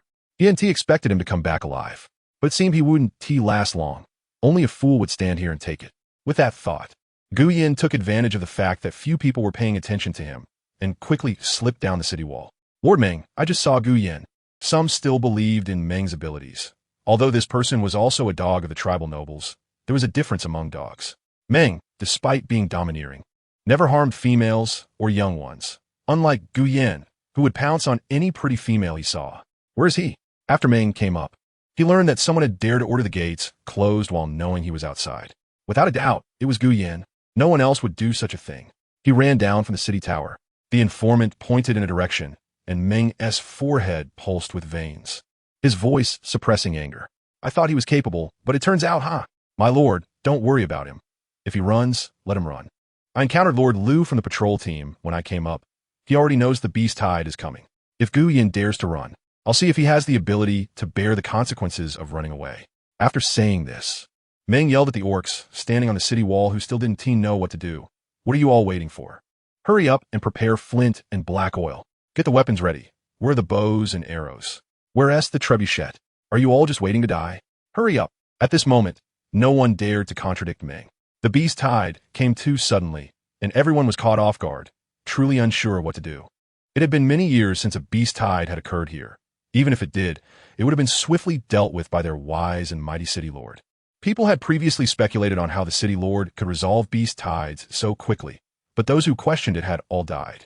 With the remaining tribal nobles backing the city lord, no one dared to speak up. Thus, Banxia's city gradually began to decline from top to bottom. And the more it declined, the crazier they became.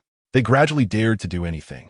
While Banxia's city was filled with fear due to the beast tide, Ali coldly watched as Yuncheng persuaded the males of the lion tribe with reason and emotion, ensuring that the matter of Banxia's city raising the evil totem would absolutely not be exposed. If it were to be exposed, it would have to wait until she returned to Banxia's city and handled the follow-up matters. Otherwise, the reputation of the wolf tribe on the continent would be ruined. Yinsheng spoke for a long time, her tongue nearly stiff, before she finally managed to get Amy as promise. Thinking of the conditions proposed by the other party, even Yinsheng couldn't help but feel a twinge of heartache. But there was no choice. After all, they were in the wrong first. Gritting her teeth, she still agreed. That's it. Ollie looked at them and said, Now that we've finished, we should leave.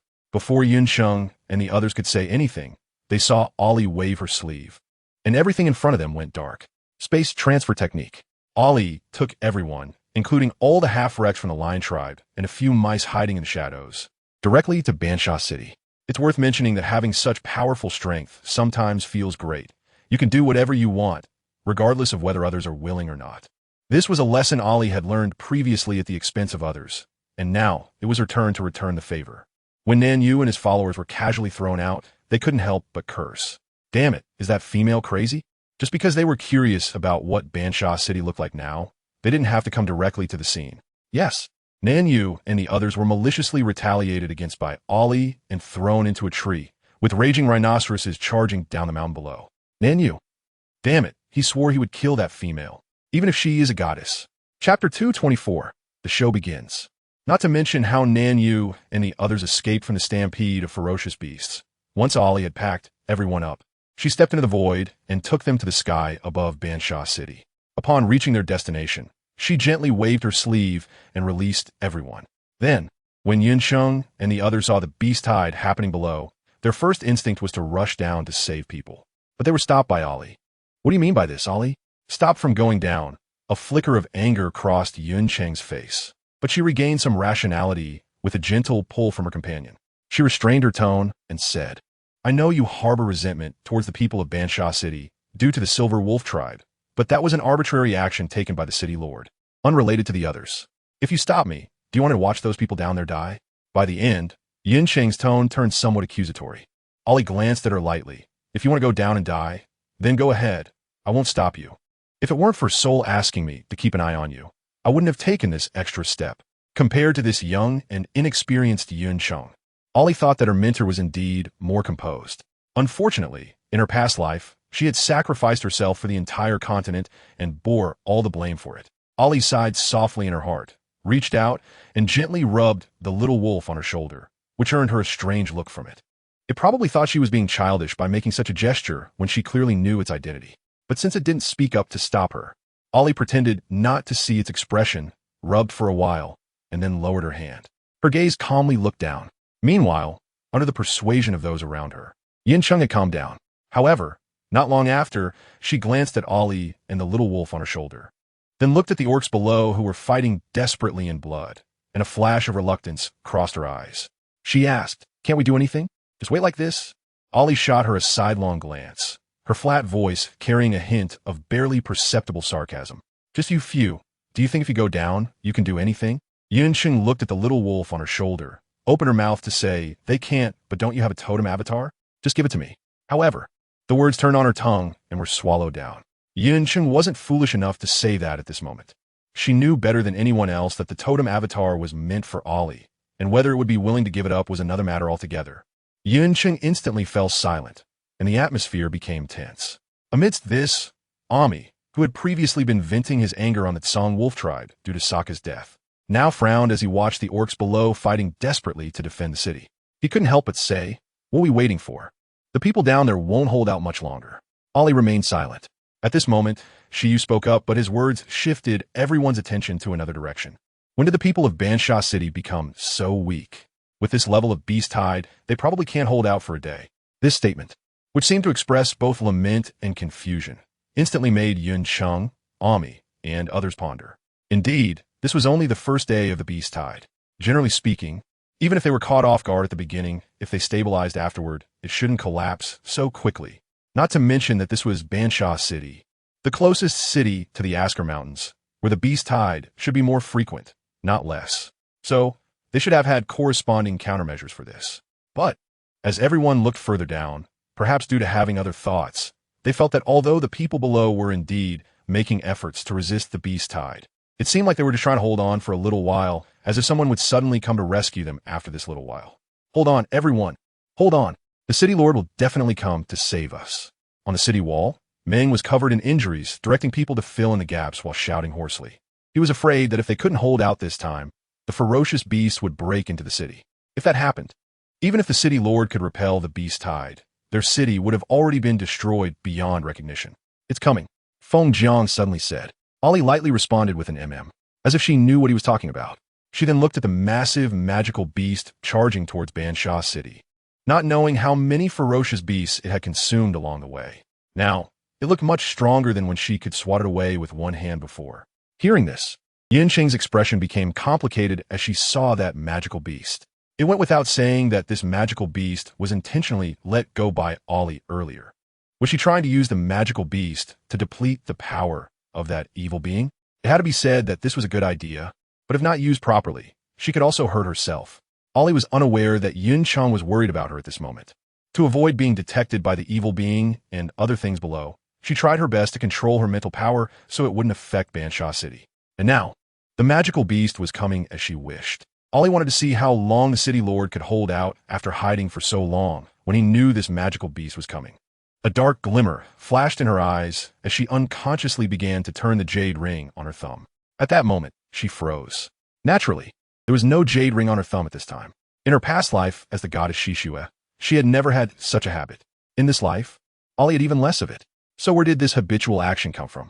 Ollie's heart momentarily became chaotic. Soul called out to her softly in her ear. The little wolf's tender whimper instantly brought Ollie back to her senses, and she gently rubbed its head with a soft gaze. Yin Cheng and Ami looked over with expressions that seemed to say they didn't know how to respond. Soul, as the face of the totem spirit, I feel like I might not be able to keep it. Yulan and Yusun had been paying attention to Ollie and also noticed her unconscious action, their brows furrowing in unison. As the closest person to Ollie, how could they not know that Ollie did not have the habit of wearing the thumb jade ring? Seeing a hint of doubt in Ollie's eyes, Yulan also felt an unease in her heart, just as they were lost in their thoughts. A black light suddenly rose from the center of Bansha City, spreading out to the entire city. In no time, a protective membrane, resembling an inverted bowl, appeared above Bansha City. Many ferocious beasts that were attacking at the gates were blocked outside, while the few that were forced to stay under the bowl quickly launched a counterattack under the command of their leaders. The real show was just beginning. Chapter 225. The cannibalistic lord's mansion. Looking at the orc guards on the city wall who had a protective shield, they were only focused on killing the remaining ferocious beasts. And no one noticed that the magical beasts were already very close to them. Yin Cheng and Ami couldn't help but frown. This was too inadequate for the sentinels guarding the city. Even with the protective shield, they should have been more vigilant about their surroundings in such dangerous times. What if the magical beasts rushed in and broke that protective shield? Would they just be waiting there to die? Wind Priestess. Did you notice anything when that power appeared just now? Not knowing what she discovered, Ollie suddenly squinted her eyes and turned her head to ask Feng Jiang. What do you mean? After speaking, Feng Jiang shifted her gaze from the protective shield below, paused on Ollie for a moment, and then quickly looked towards the center of the city. That power initially emanated from the center of the city. Ollie's voice seemed to carry a hint of uncertainty. Do you think the tribal nobles in the city have always known about the existence of that power, just like the orcs below? So, even when the beast tide came, none of them appeared on the city wall. Upon hearing this, the air seemed to suddenly still, and then a soft sneer sounded from beside them. At this moment, Yun Cheng's expression darkened as he had just relaxed after the last ferocious beast was killed by the orcs below. Green Princess, Zhong Tian, and the others also looked grim. Generally speaking, once the tribal nobles enjoyed certain rights, they were also obliged to fulfill their duties. For example, when the tribe was under external invasion, they should be the first to rush to the front. If any tribal nobles orc only cared about enjoying the rights that came with their identity and did not fulfill their duties, then they were not worthy of being a tribal noble. Only Feng Jiang understood another layer of meaning in Ollie's words. She slightly lowered her gaze, but said nothing. Lord Mansion. Outside the meeting hall, everyone watched as the black light surged into the sky and suddenly expanded, successfully forming a protective shield. And only then did their anxious hearts finally relax. Haha, the Lord has a way. Ever since the Lord set up this magic array in the city, we no longer worry about the beast tide approaching the city. That's right. Who would want to go out and die for nothing when they can enjoy themselves in the city? It's just those fools who insist on showing off as heroes. As he spoke, he deliberately glanced at the black-robed orc in the corner. Hee. The others laughed along and followed his gaze. Some looked at him with disdain, while others showed regret. Once upon a time, he was the first hero of Bansha City. What a pity. What a pity, just a disobedient dog. Just as he was speaking, the black-robed orc sluggishly reacted and turned his head. Those eye sockets that had long lost their eyeballs stared back at him. For some reason, a chill rose in the speaker's heart, and he shivered. But then he thought that this waste was already useless and was no longer the first hero Ji-Fei. Why should he be afraid? He immediately straightened his neck and scolded. What are you looking at? Am I someone you can look at? Useless. If it weren't for the Lord remembering that he had saved him once and insisting on keeping this worthless life, this waste would have died long ago. What a bad luck. Thinking this, he unwillingly flicked his sleeve. Why bother with the waste? Exactly. Just think about how the first hero Ji-Fei of Bansha City has turned into this miserable state where he can't see, hear, or speak. You should be more magnanimous. At least give the Lord some face. Seeing this, the others comforted the speaker, The big-bellied male, named Gru, patted his belly and said, "All right, I'll listen to you this time. But next time this waste dares to look around, don't blame me for not giving the Lord face." After speaking, the group once again showed smiles on their faces, walking and laughing, completely unaware that outside, chaos had already begun again. Bang, bang, bang.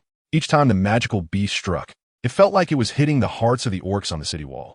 Everyone watched in horror as the protective shield cracked again, although it would recover in a while. But everyone could see that the protective shield was gradually becoming thinner under the constant impact of the magical beasts. This was a situation that had never occurred before. "Quick, send someone to inform the Lord, hurry." "Yes, yes, I'll go right now." Seeing the scene, the leader of the patrol team could no longer contain his fear and kicked the person beside him to report the situation to the Lord's mansion. The male who was called felt a sudden weight in his heart, but he knew what kind of temperament his leader had. So he dared not refuse and quickly ran off. After he left, the surrounding orcs breathed a sigh of relief. They didn't know when it started, but the Lord's mansion had become a human-eating abyss in the eyes of these ordinary orcs. Although those who entered might not necessarily die, anyone who had been in the patrol team for a year or two knew what the Lord's mansion was secretly doing, while those tribal nobles were all helping the Lord's mansion cover it up.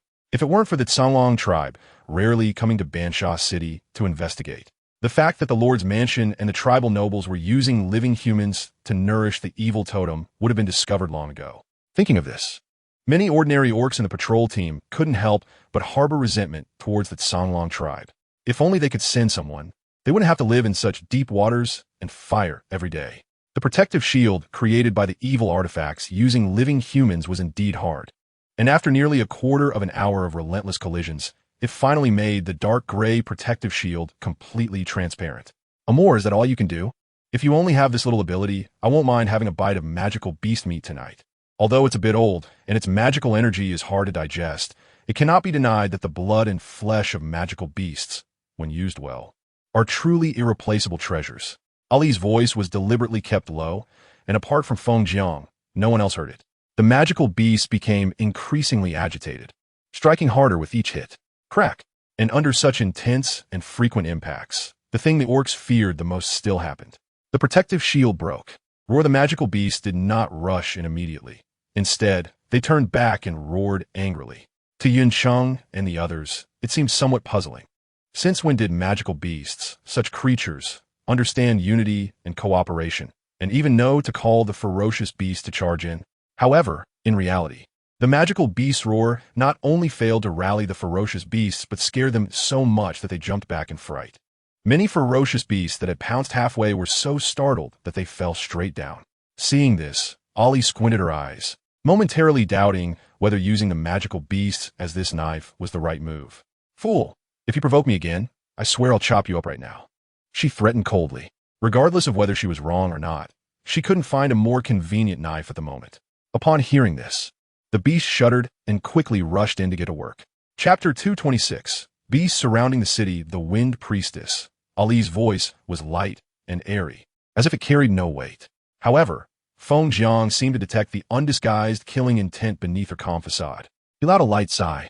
His gaze inadvertently swept over Ali's shoulder, coincidentally meeting the little wolf's gaze. Feng Jiang subtly nodded to the other party. Then, his figure vanished from sight. Yun Cheng and the others immediately sensed Feng Jiang's departure and instinctively glanced at Ali, unsure of what she meant.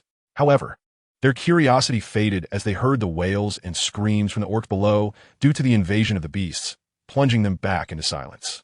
Ali lowered her eyes, extended her hand, and opened it, a faint white glow surging from her palm. First, a long horizontal line appeared, which gradually solidified into the shape of a flute. Ali brought it to her lips, and the next moment, a melodious and silent flute sound gradually spread. "Quick, retreat, everyone, retreat." On the city wall, a hoarse voice suddenly stopped, and with the instantaneous shift of the surrounding scenery, his figure was heavily thrown into the air. Roar the beast that had intruded into the city immediately caused panic among the orcs, and in an instant, the entire city of Bansummer fell into chaos. Flying beasts swept through the city, their cries rising and falling unpredictably. Terrestrial beasts charged and roared in demonstration. No one noticed when the flute sound came from afar. On the blood-stained ground, lines of blood seemed to flicker in and out of visibility. In the Lord's mansion, the study room, which was empty, was brightly lit. Although it was daytime outside, the room felt like a closed space with no sunlight penetrating. Moreover, the yellow candle flames that should have added some light and warmth to the study only cast more shadows in the corners due to their dim glow. A sudden sound of wind arose, inexplicably bringing a chilling aura. "Lord, Lord, are you there?" The door to the study was suddenly knocked heavily, causing the candle flames inside to flicker, as if someone's expression had twisted for a moment. The orc knocking on the door pounded it repeatedly, keeping his gaze fixed on the sky, alert for the appearance of flying beasts. "What's the noise? Didn't I say not to disturb me if there's nothing wrong?" A deep and muffled male voice came from inside the study. It was the voice of the Lord. However, the study remained empty, with only the shadows in the corners swaying with the flickering candlelight, revealing a menacing grin. Outside, the beasts have come in. "Lord, Lord, you have to save us." The frantic knocking finally attracted the attention of two winged bat-like creatures. But just as they quickly approached, the orc's screams rang out first. The door slammed shut with a bang, and the winged bats realized they had missed their target, immediately emitting strange cries. Unwilling to give up, the winged bats charged in again at an angle. With a tremendous force, the massive wings swept away the decorative rocks outside the study and even uprooted large patches of grass. Yet strangely, the closed door didn't shake at all. After several attempts, the two winged bats lost patience, circled twice, and then flew off to other places. After a while, a sound akin to gnawing could be heard from the study. Ugh! After the gnawing sound ended, someone spat disdainfully, followed by the sound of something rolling. With rustling noises, it sounded like someone was getting dressed. In the study, a tall figure emerged from the corner shadows. He did not immediately open the door to check the situation outside, but instead picked up a wooden doll from the table. The wooden doll was carved very realistically. If it weren't for the doll smile widening when someone touched it, making it look eerily cheerful, it would have been a beautiful doll. "I've raised you for so many years. You better put in some effort this time. And with all this food, if you don't pull your weight, I want to just deliver it to your mouth for free." The Lord's muttering in this environment made him sound like a madman. However, if someone stood there, they would surely notice that the wooden doll's smile instantly vanished upon hearing his words, as if it were angry. But the Lord didn't care whether it was angry or not. This thing was greedy, and if he didn't discipline it properly, it might one day swallow him whole while he wasn't paying attention, ignoring the doll's feelings. The Lord tightened his grip on the wooden doll and walked toward the door. As he opened the door, sunlight poured in, causing the candle flames in the room to flicker and extinguish. When the Lord closed the door again, as the sunlight withdrew from the study, no one saw the splattered or dripping bloodstains on the corners of the table, walls, and floor. "Those beasts?" Yun Chung suddenly frowned and said. "They didn't attack the orcs hiding in the houses." At that moment, Ollie had already put down the flute, and the people around her seemed to have noticed something during their observation. Perhaps there are some restrictions in their houses preventing the beasts from entering. But that only stops the beasts from entering. Some fierce wild animals were still unaffected and caused considerable harm to the orcs in the city. Moreover, once the houses are breached, the beasts will have no reservations and will sniff out the orcs hiding in every corner. Not only that, but some beasts have already begun to surround Bansummer City. As Elon finished speaking, everyone's gaze fell on Ollie. They couldn't believe that Ollie had played the flute for so long without making any small movements. The fact that these beasts began to consciously surround the city might just be her doing behind the scenes. Ollie seemed oblivious to their gazes, gently stroking the soft fur of the little wolf, whispering, "Soon, the people have already brought out the evil things." Upon hearing this, Yun Chung and the others, though puzzled by her words, immediately shifted their attention back to Bansummer City. The beasts had purposefully destroyed many buildings in the city, and while the orcs hiding in those buildings weren't all dead, they had definitely suffered heavy losses. "What are you sending him in there for?" Yusun asked in a heavy voice.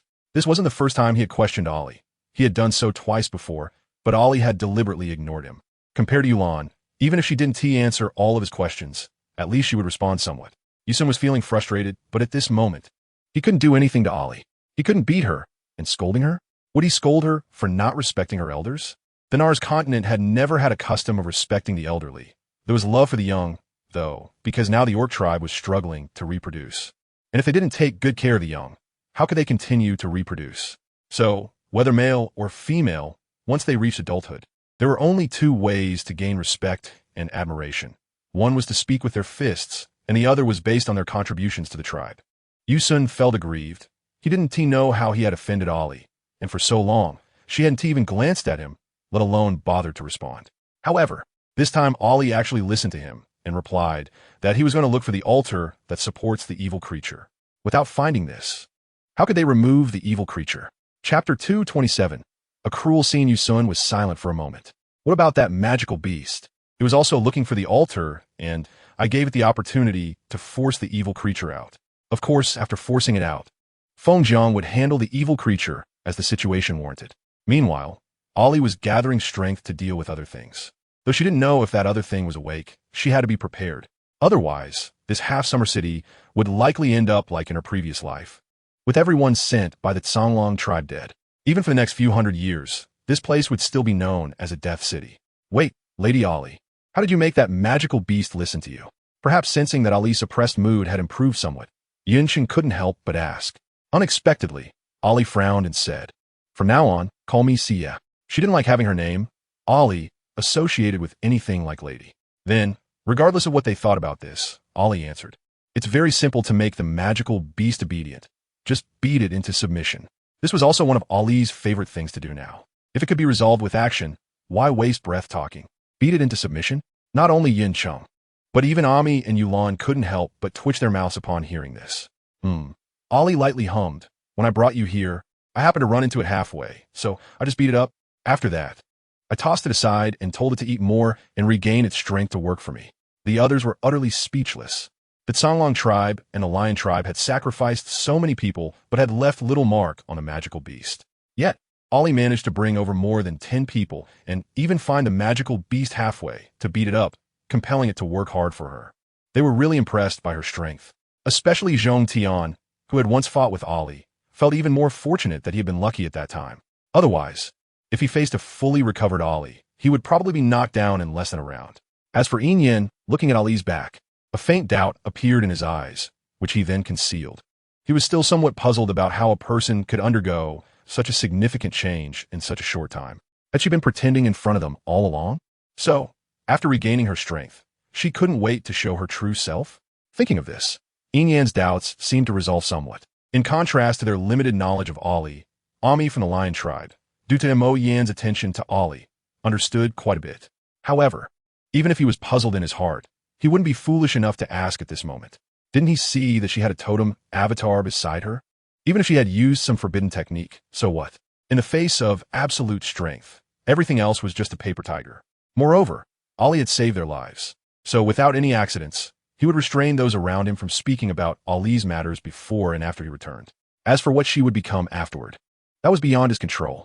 Using forbidden techniques just to gain temporary strength, since she had already done it. She should understand what kind of price would be paid for it. Ami thought coldly. Just as they exchanged these few words, the magical beast suddenly focused on a corner, flicked its tail, and let out a low growl in that direction. Crack! The chubby doll with horn braids that had just climbed onto the roof fell down, face first. The doll scrambled up, and the big smile on its face, which had been there, looked even more eerie now due to anger. Besides being beaten to the point of questioning life by Ali and the wolf totem, the magical beast didn't understand fear just by looking at the gloomy faces of others. Moreover, this little thing didn't seem too threatening, even though its aura was strange and somewhat annoying. Yet, this didn't affect the impulse it had to tear the other party apart. The magical beast skillfully clawed at the ground, its eyes flashing with fierce light, and it pounced fiercely at the doll. The doll neither dodged nor avoided it, just watched as the magical beast lunged toward it. When it realized the magical beast was only about a fist away, the doll suddenly spat out a ball of black light, aiming straight at the magical beast's forehead. Bang! The massive figure of the magical beast was instantly sent flying, crashing through several buildings before coming to a heavy stop. Seeing this, the smile on the doll's face finally became more genuine. Then it rushed forward again, its small body not easily noticed. When it ran, it moved so quickly that it could only be seen as a shadow fleeting through the corner of the eye. Roar!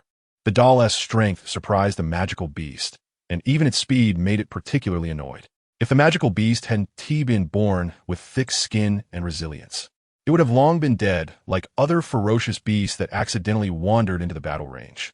However, even so, it didn't take long for the magical beast to be left with injuries all over its body. Even with Yun Cheng and the others using formations, they could barely injure the magical beast. Yet now, as the doll continued to strike, Its injuries forced it into a frenzy again. Roar! Roar! Roar! The enraged, magical beast's demonic energy surged, and the torn flesh on its body began to heal at a visibly rapid rate. At the same time, through the thick demonic energy, Ali and the little wolf noticed that the magical beast suddenly had an additional layer of heavy armor. Ali frowned slightly. Previously, when Yunsheng and the others dealt with this magical beast, it hadn't displayed this armor during the period of frenzy caused by the red moon. Could it be that while the red moon stimulated the magical beast's frenzy, it also had a somewhat weakening effect on the magical beast, causing it to forget to activate this layer of armor? What is wrong? Seeing her gaze suddenly shift to another side, Yulan couldn't help but follow her line of sight. They saw that for some unknown reason, the city lord's mansion in the center of the city suddenly sank heavily. Not only that, but 4 tall buildings surrounding the city lord's mansion also collapsed with a loud rumble. As these buildings sank into the ground, a sharp scream suddenly rang out. And with the appearance of this scream, many orcs hiding in houses or basements suddenly burst out. Father, brother. Heart-wrenching cries echoed from all corners of the city. For a moment, the sky over half-Summer City was covered with dark clouds, and no light could be seen. Shiyu and Yulan's expressions turned unexpectedly ugly, one looking bad and the other somewhat pale. What is going on? Yincheng was also seeing this situation for the first time.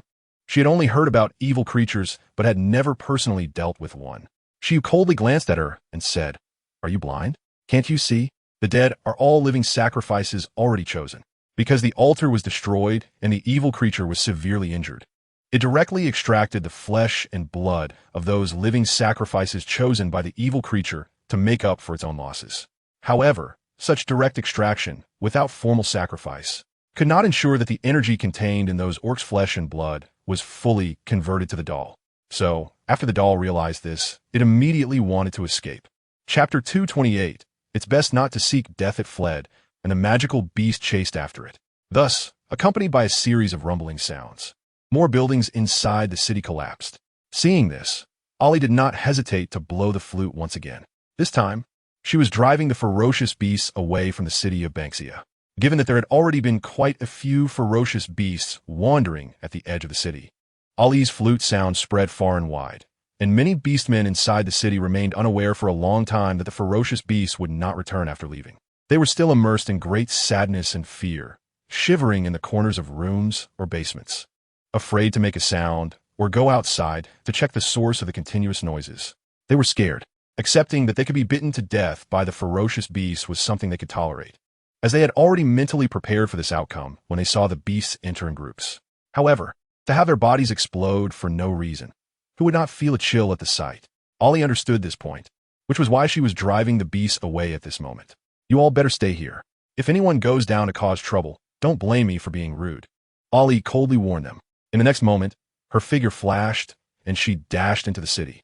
Yuncheng lowered her head slightly, her expression changing for a moment. Then she exchanged glances with the person beside her. After all, Banksia City was under the jurisdiction of their Tsanglong tribe.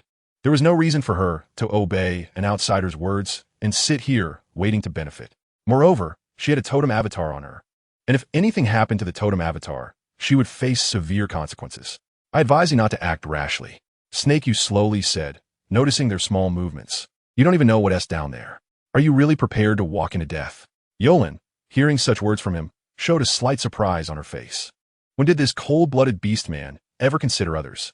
Seemingly sensing the meaning in her gaze, he raised an eyebrow and said, "She specifically instructed before leaving not to let them go down and seek death.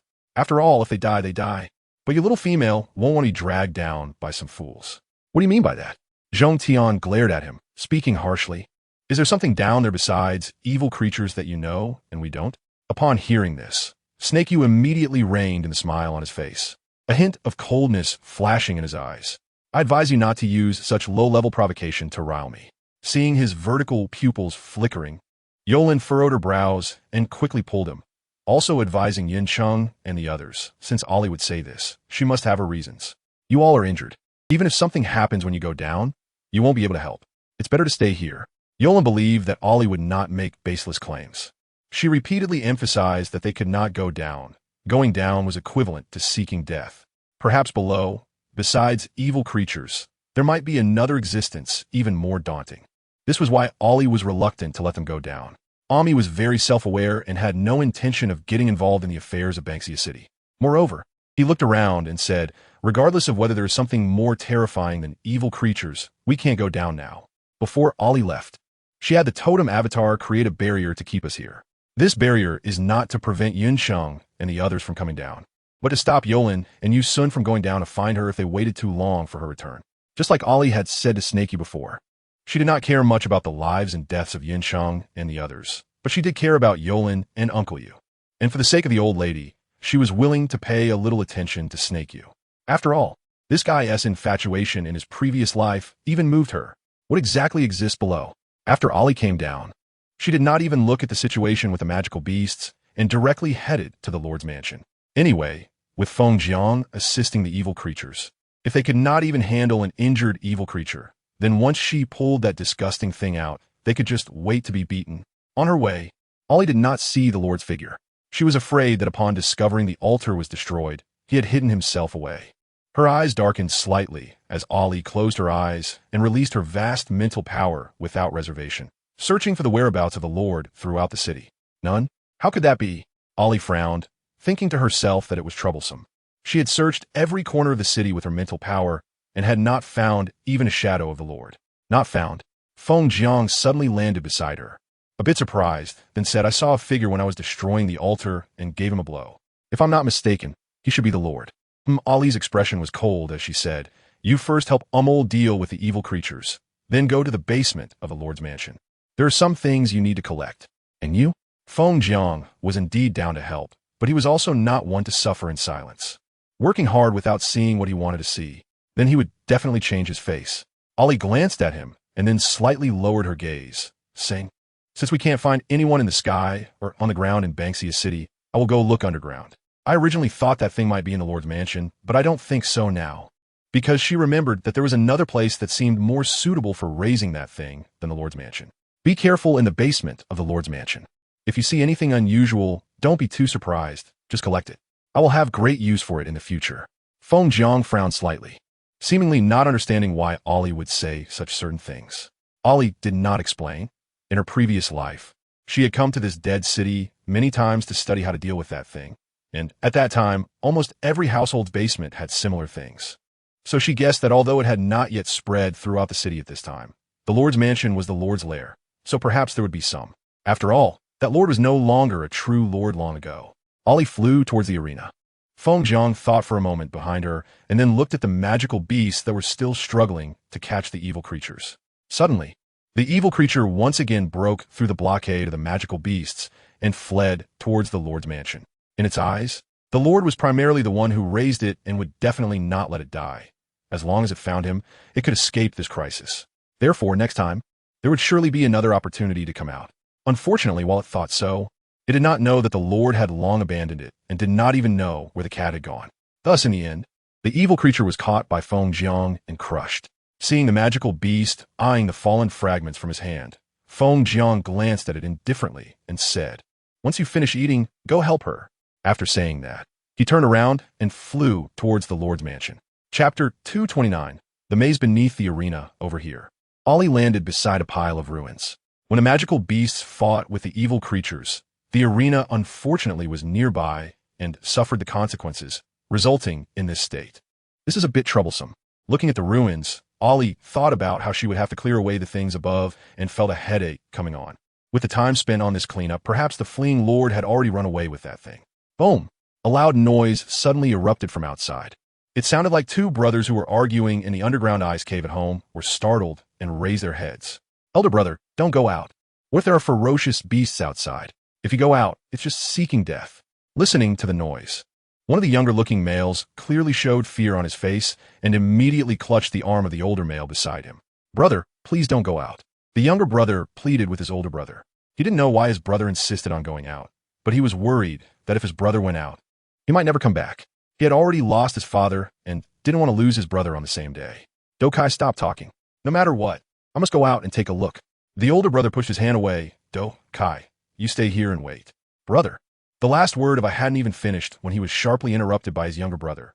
Why do you have to go out? You're all I have left. If I don't go out, am I just going to wait here to die? Don't you know how our father died? Who knows if next time it will be our turn? The older brother was also exasperated, which made him speak harshly. However, seeing his younger brother's face turn pale in an instant, he immediately regretted it and softened his tone. Dokai, be good, stay here. I'll just go out to take a look. The coaxed younger brother hesitated. He had been spoiled by his father and brother, and he was used to listening to them. If it weren't for the overwhelming fear that his brother might encounter misfortune after going out, he wouldn't have mustered the courage to argue back. Seeing his hesitation, the older brother thought of their father's instructions, gritted his teeth, and quickly pushed his brother's hand away and rushed outside. Brother. The younger brother's sharp voice was filled with panic. As the older brother ran, he thought to himself that his younger brother had really been spoiled by him and their father. When faced with problems, he only knew to be afraid and hide behind them. At this rate, when would he ever grow up? Their father was already gone. He just wanted to protect him. But how long could he continue to do so? The older brother burst out of the underground ice cave and immediately felt the coldness on his body being replaced by heat. Before long, he was drenched in sweat. But this only made him frown slightly. He wiped the sweat from his forehead and quickly cast aside this minor issue. He wanted to find Uncle Ku, to know if he was alive or dead. Their father said that Uncle Ku thought he was alone, and, unlike their father who had a family to take care of, after driving away a fierce beast, Uncle Ku let him hurry down to hide with them. Their father was naturally unwilling, but was also worried about the two of them. So after going down, he only wanted to see if they were safe. Who would have known that their father's body would suddenly explode? Before he died, he pushed them away and fixed his gaze on the older brother, with his last words being to find Uncle Ku. Their father didn't want Uncle Ku to think he regretted it, which is why he didn't go back up later. The older brother kept their father's last words in mind. But at that moment, the younger brother had witnessed their father's death, and he too fell into deep sorrow. It was only now that he came out to look for someone, cautious of the fierce beasts that might appear. The older brother didn't shout loudly, but searched through the rooms one by one. There weren't many rooms, so soon his attention was drawn to the yard, which had been largely destroyed. He saw several corpses of the wind wolves and the solidified bloodstains on the steps beneath his feet. It was unclear whether the blood was from the wind wolves or Uncle Ku. Besides this, there were also brown or dark red blood patches visible on the walls and the uneven ground. A small piece of blue rag was wedged under the gate, likely left behind accidentally. The older brother held the blue rag, guessing that perhaps Uncle Ku was not dead. After killing the wind wolves, he encountered something that forced him to go out. The older brother never considered that Uncle Ku would not come looking for them once he was safe, even if he was disappointed that their father went down and never returned. If he survived, he would confront their father face to believe whether he had betrayed their brotherhood. After thinking all this, the older brother hesitated for a while before gritting his teeth and rushing out. He had to find Uncle Ku, for both their father's sake and their own. Boom! Beside the ruins, Ollie, with the help of the magical beasts, had cleared away quite a few useless buildings. However, the arena was so large, she didn't know where to start to directly dig to the lair of that thing. While thinking, Ollie's mental power suddenly detected a person. Who? Her gaze sharpened as she looked over, and a magical beast beside her suddenly gasped as a figure unexpectedly collapsed at her feet. Please don't kill me. I know what you're looking for. I know where it is. Sensing the intense, killing intent from above, Cooley immediately felt a chill down his back and hurriedly said, "You know," Ollie clearly didn't believe him.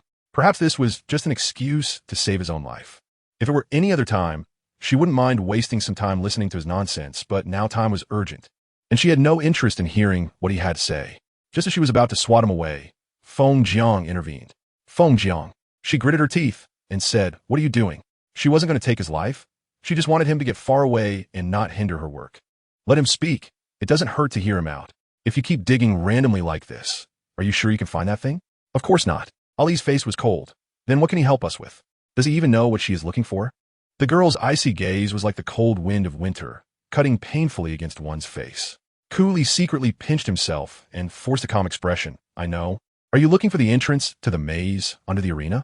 I almost got tricked by the people of the arena and was sent into the maze." Maze? Ollie frowned and asked, "What kind of maze is it? Is it very dark? And when you get inside, you can smell a strange scent, but not a stinky one? Did you see anything else inside? And since you went in, how did you come out?" In an instant, Ollie bombarded him with a series of questions.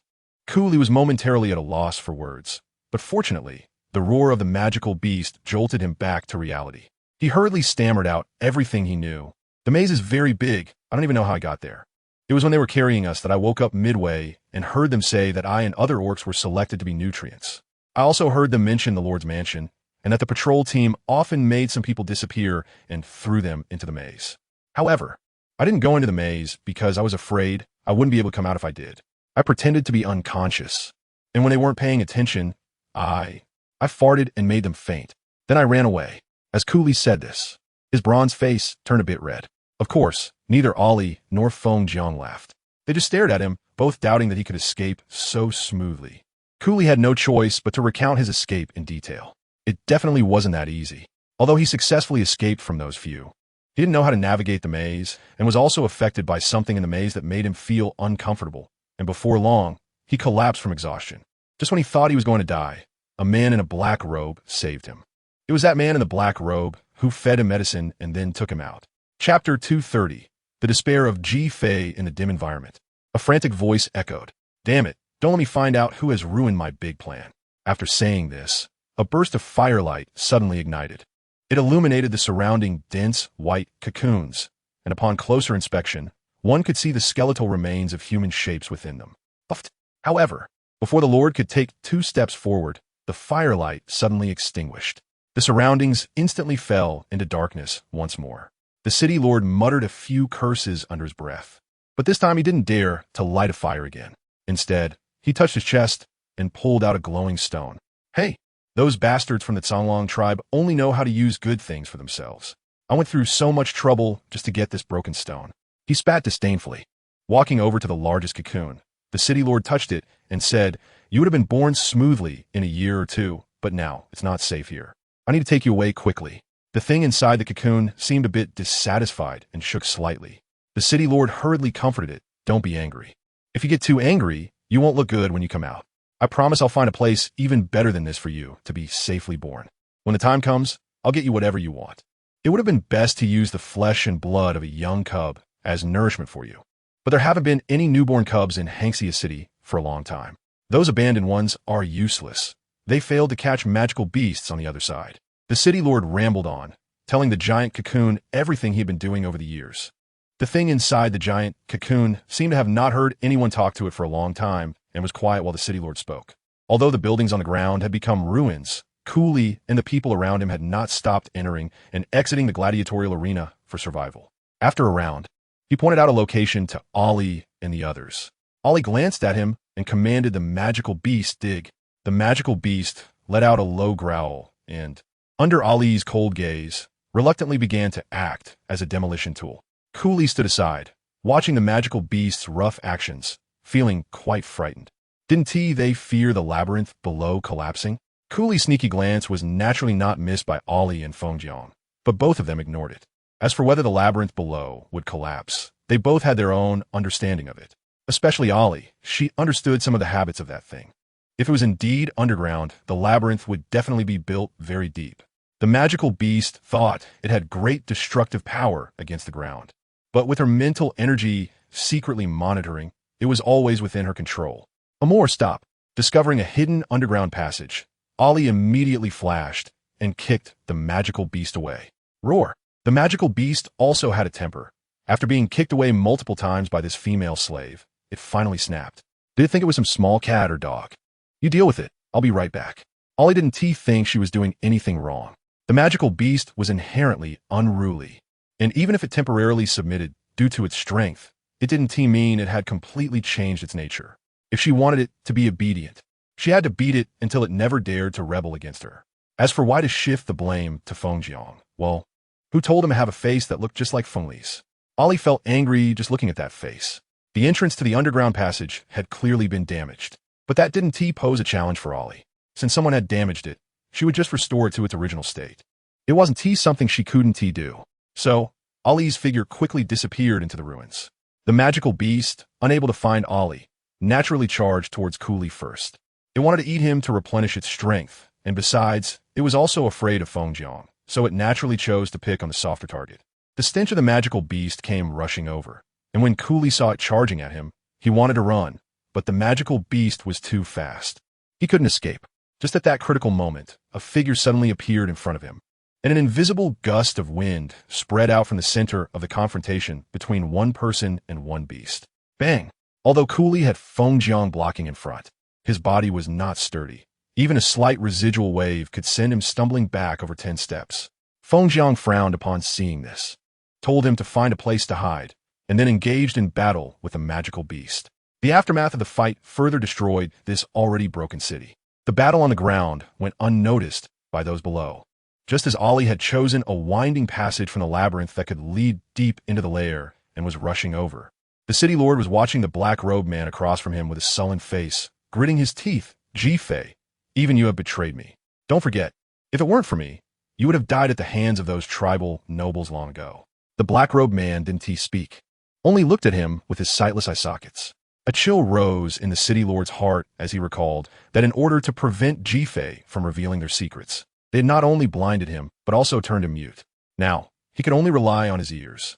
The city lord coldly snorted, "Had I known today would come, I would never have shown mercy and let you live." However, just at that moment of distraction, the black-robed man launched another attack. Although the city lord had lived in luxury for many years, his battle experience and innate strength were still formidable, allowing him to dodge the sneak attack. But dodging once didn't mean he could dodge twice or thrice. Not to mention, the black-robed man was now desperate to kill him. The city lord rolled on the ground, remembering the giant cocoon that he needed to move quickly. His eyes filled with fierce light as he charged at the black-robed man to counterattack. Whoosh! This was the sound of air rushing due to high velocity. When Ollie arrived at the lair, the black-robed man was already lying on the ground, covered in wounds, while the original city lord had transformed into something else entirely. With an insect head and beast body, he had numerous small eyes and a huge insect claw, with a lower body connected to a mass of black spider legs. In short, it was an extremely ugly and grotesque insect-like monster beyond ordinary imagination. The scent of living flesh was truly enticing. The city lord, now in his insect form, approached the black-robed man, saliva dripping from his mouth. Drip, drip, it fell onto the black-robed man, causing him to tremble.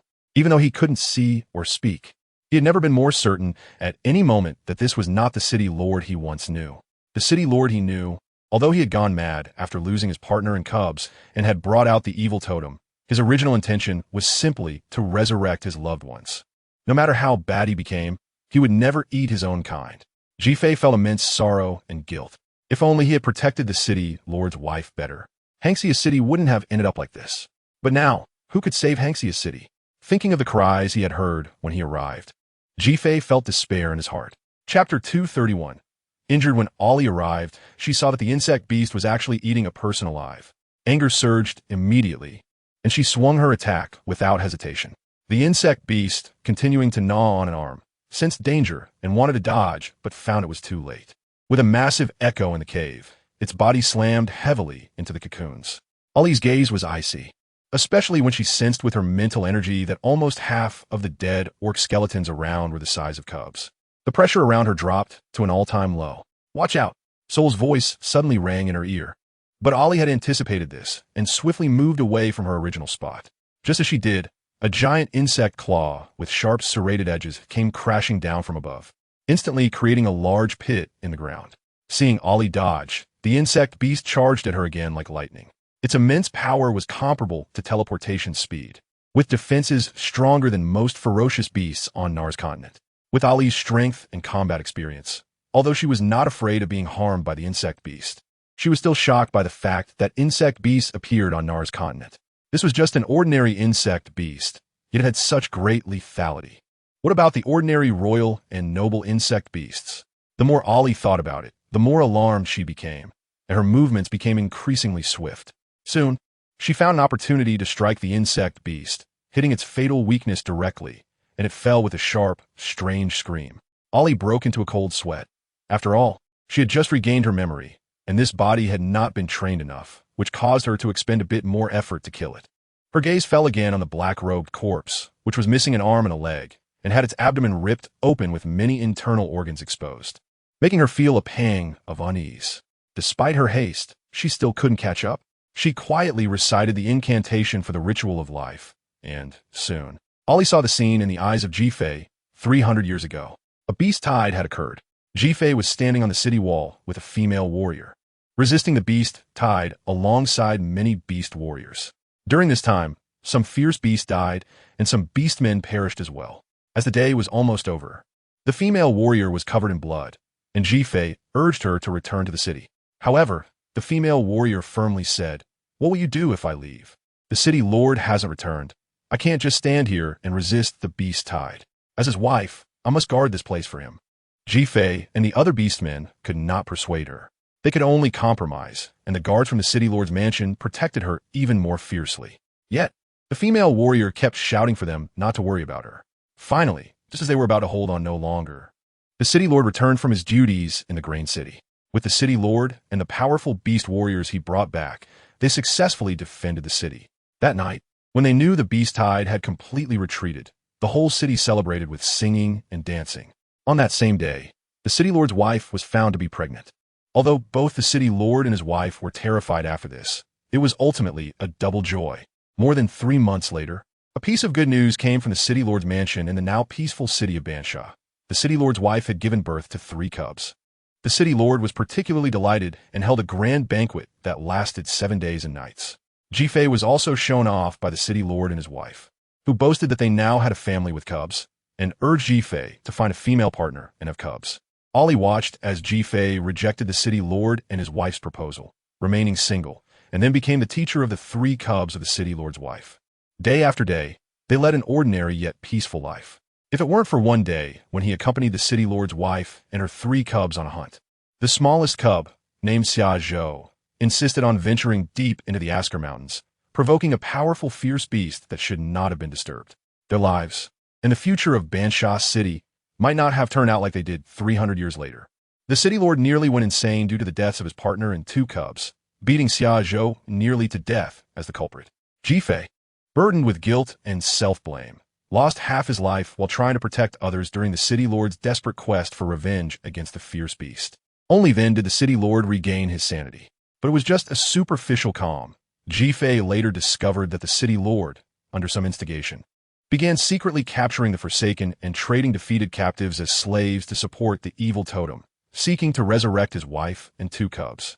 Crazy, truly crazy, Jifei thought at that time, but he couldn't stop it. Later, when the city lord realized he could not resurrect his partner and cubs, he fell completely silent. It was then that Jifei noticed the signs of Bansha City's rapid decline. More and more people went missing, and a thick layer of dark clouds seemed to cover the sky over Bansha City, blocking out sunlight. After that, darkness fell. Occasionally, whispers could be heard, with tribal nobles comparing themselves and spewing foul language, mocking Jifei for being abandoned by the city lord and becoming a blind and deaf wasteland. From then on, his memories also fell into a fragmented state. Ollie saw him secretly familiarizing himself with the maze, secretly feeling around to find people to match prescriptions, and finally, after a long time, he had the opportunity to save someone. Yet after so many years, only 3 people could truly escape the gladiatorial arena.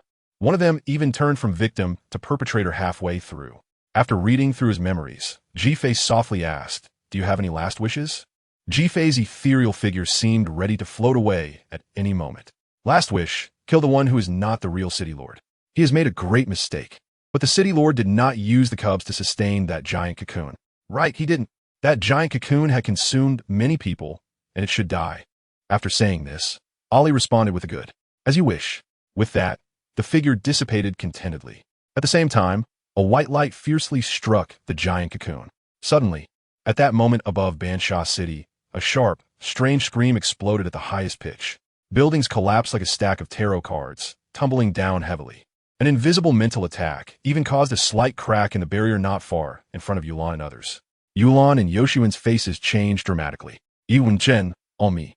And others also looked increasingly pale. Feng Jiang furrowed his brows tightly. Beside him, one side was a monster that was wobbling like a weeble, while the other was Ku Li, who had blood streaming from his ears, nose, and eyes. If Feng Jiang hadn't reacted quickly to protect him, he would have already been dead by now. But even so, it seemed like he had lost half his life. The gladiatorial arena suddenly exploded from beneath the ground. Boom! A figure burst forth. After a while, as the dust settled, Ollie staggered to her feet. At the same time, if someone could see her face obscured by her long hair, they would find that her complexion was also pale as a ghost. Ollie had actually been injured by an unborn royal insect beast. Chapter 232. First hearing of insect beasts. Coughing, an uncomfortable sensation surged in her throat, but Ollie swallowed it down. She raised her hand to wipe the blood from the corner of her mouth. Turning around, she unsurprisingly saw Feng Zhang's darkened expression. Injured? Just a small wound. But just as she finished speaking, the blood she had swallowed surged back up. Meanwhile, the backlash from the forbidden technique followed, as if countless ants were gnawing at her entire body, causing excruciating pain. At this moment, Ollie not only found it impossible to swallow the blood, but she also spat it out, nearly collapsing to the ground. Without time to think, Feng Zhang quickly caught her. Roar! The monster suddenly began to attack. Feng Zhang's expression was grave as he retreated with Ollie. The monster missed its target, let out a low roar of frustration, and then looked up, wanting to continue chasing the two. However, the small wolf on Ollie's shoulder unexpectedly howled at the monster. The childish woo sounded harmless at all. Yet, the monster seemed to have encountered a natural enemy, instantly freezing in place. Feng Zhang had already retreated far with Ollie, and he glanced quickly at the small wolf, wondering what was going through his mind. But the small wolf, seeing the monster still dazed, suddenly seemed angry. It angrily howled a couple more times. Finally, the monster seemed to have reacted and quickly turned to run towards the city outskirts. Stop it! Ollie pushed Feng Zhang aside, speaking as she coughed up blood heavily again. But her eyes remained fixed on Feng Zhang without blinking. It seemed that if he didn't leave, she would keep staring at him like this. After driving away the beast, the little wolf on Ollie's shoulder quickly became weak. At this moment, it, like Ollie, was fixated on Feng Zhang with its black and white eyes. The man and the wolf seemed to have both latched onto Feng Zhang. Seeing this, Feng Zhang couldn't help but shake his head. These two were indeed going to give him something to do. However, before he left, he still threw a word to Ollie, urging her to quickly disperse the ferocious beasts outside the city. Otherwise, after some time, the remaining orcs in the city would inevitably become the ferocious beast's prey. After Feng Zhang left, Yin Cheng and the others sensed something was wrong and soon descended. This time, Ollie watched them come down without saying anything sharp. In fact, Ollie was injured, and her totem clone had consumed a lot of energy to help seal that giant cocoon. If it didn't come down soon, it was likely that once the power Ollie left above disappeared, they would also fall down. Ollie, are you okay? As soon as Yulan came over, she gave her 2 blessings of spiritual light. However, seeing that Ollie's face remained pale even after the 2 blessings, Yulan steadied her mind and wanted to give her another blessing, but was stopped by Ollie shaking her head. It's useless, Grandma. Don't waste your effort. This was the backlash from her forbidden technique. Blessings of spiritual light were of no use to her. Uncle Yu, there's something down there. Can you help me bring it up? Ollie said, coughing twice, blood seeping through the gaps of her fingers. Yulan and Yu Sun felt a pang of pain in their hearts. Their little female, when had she ever suffered like this?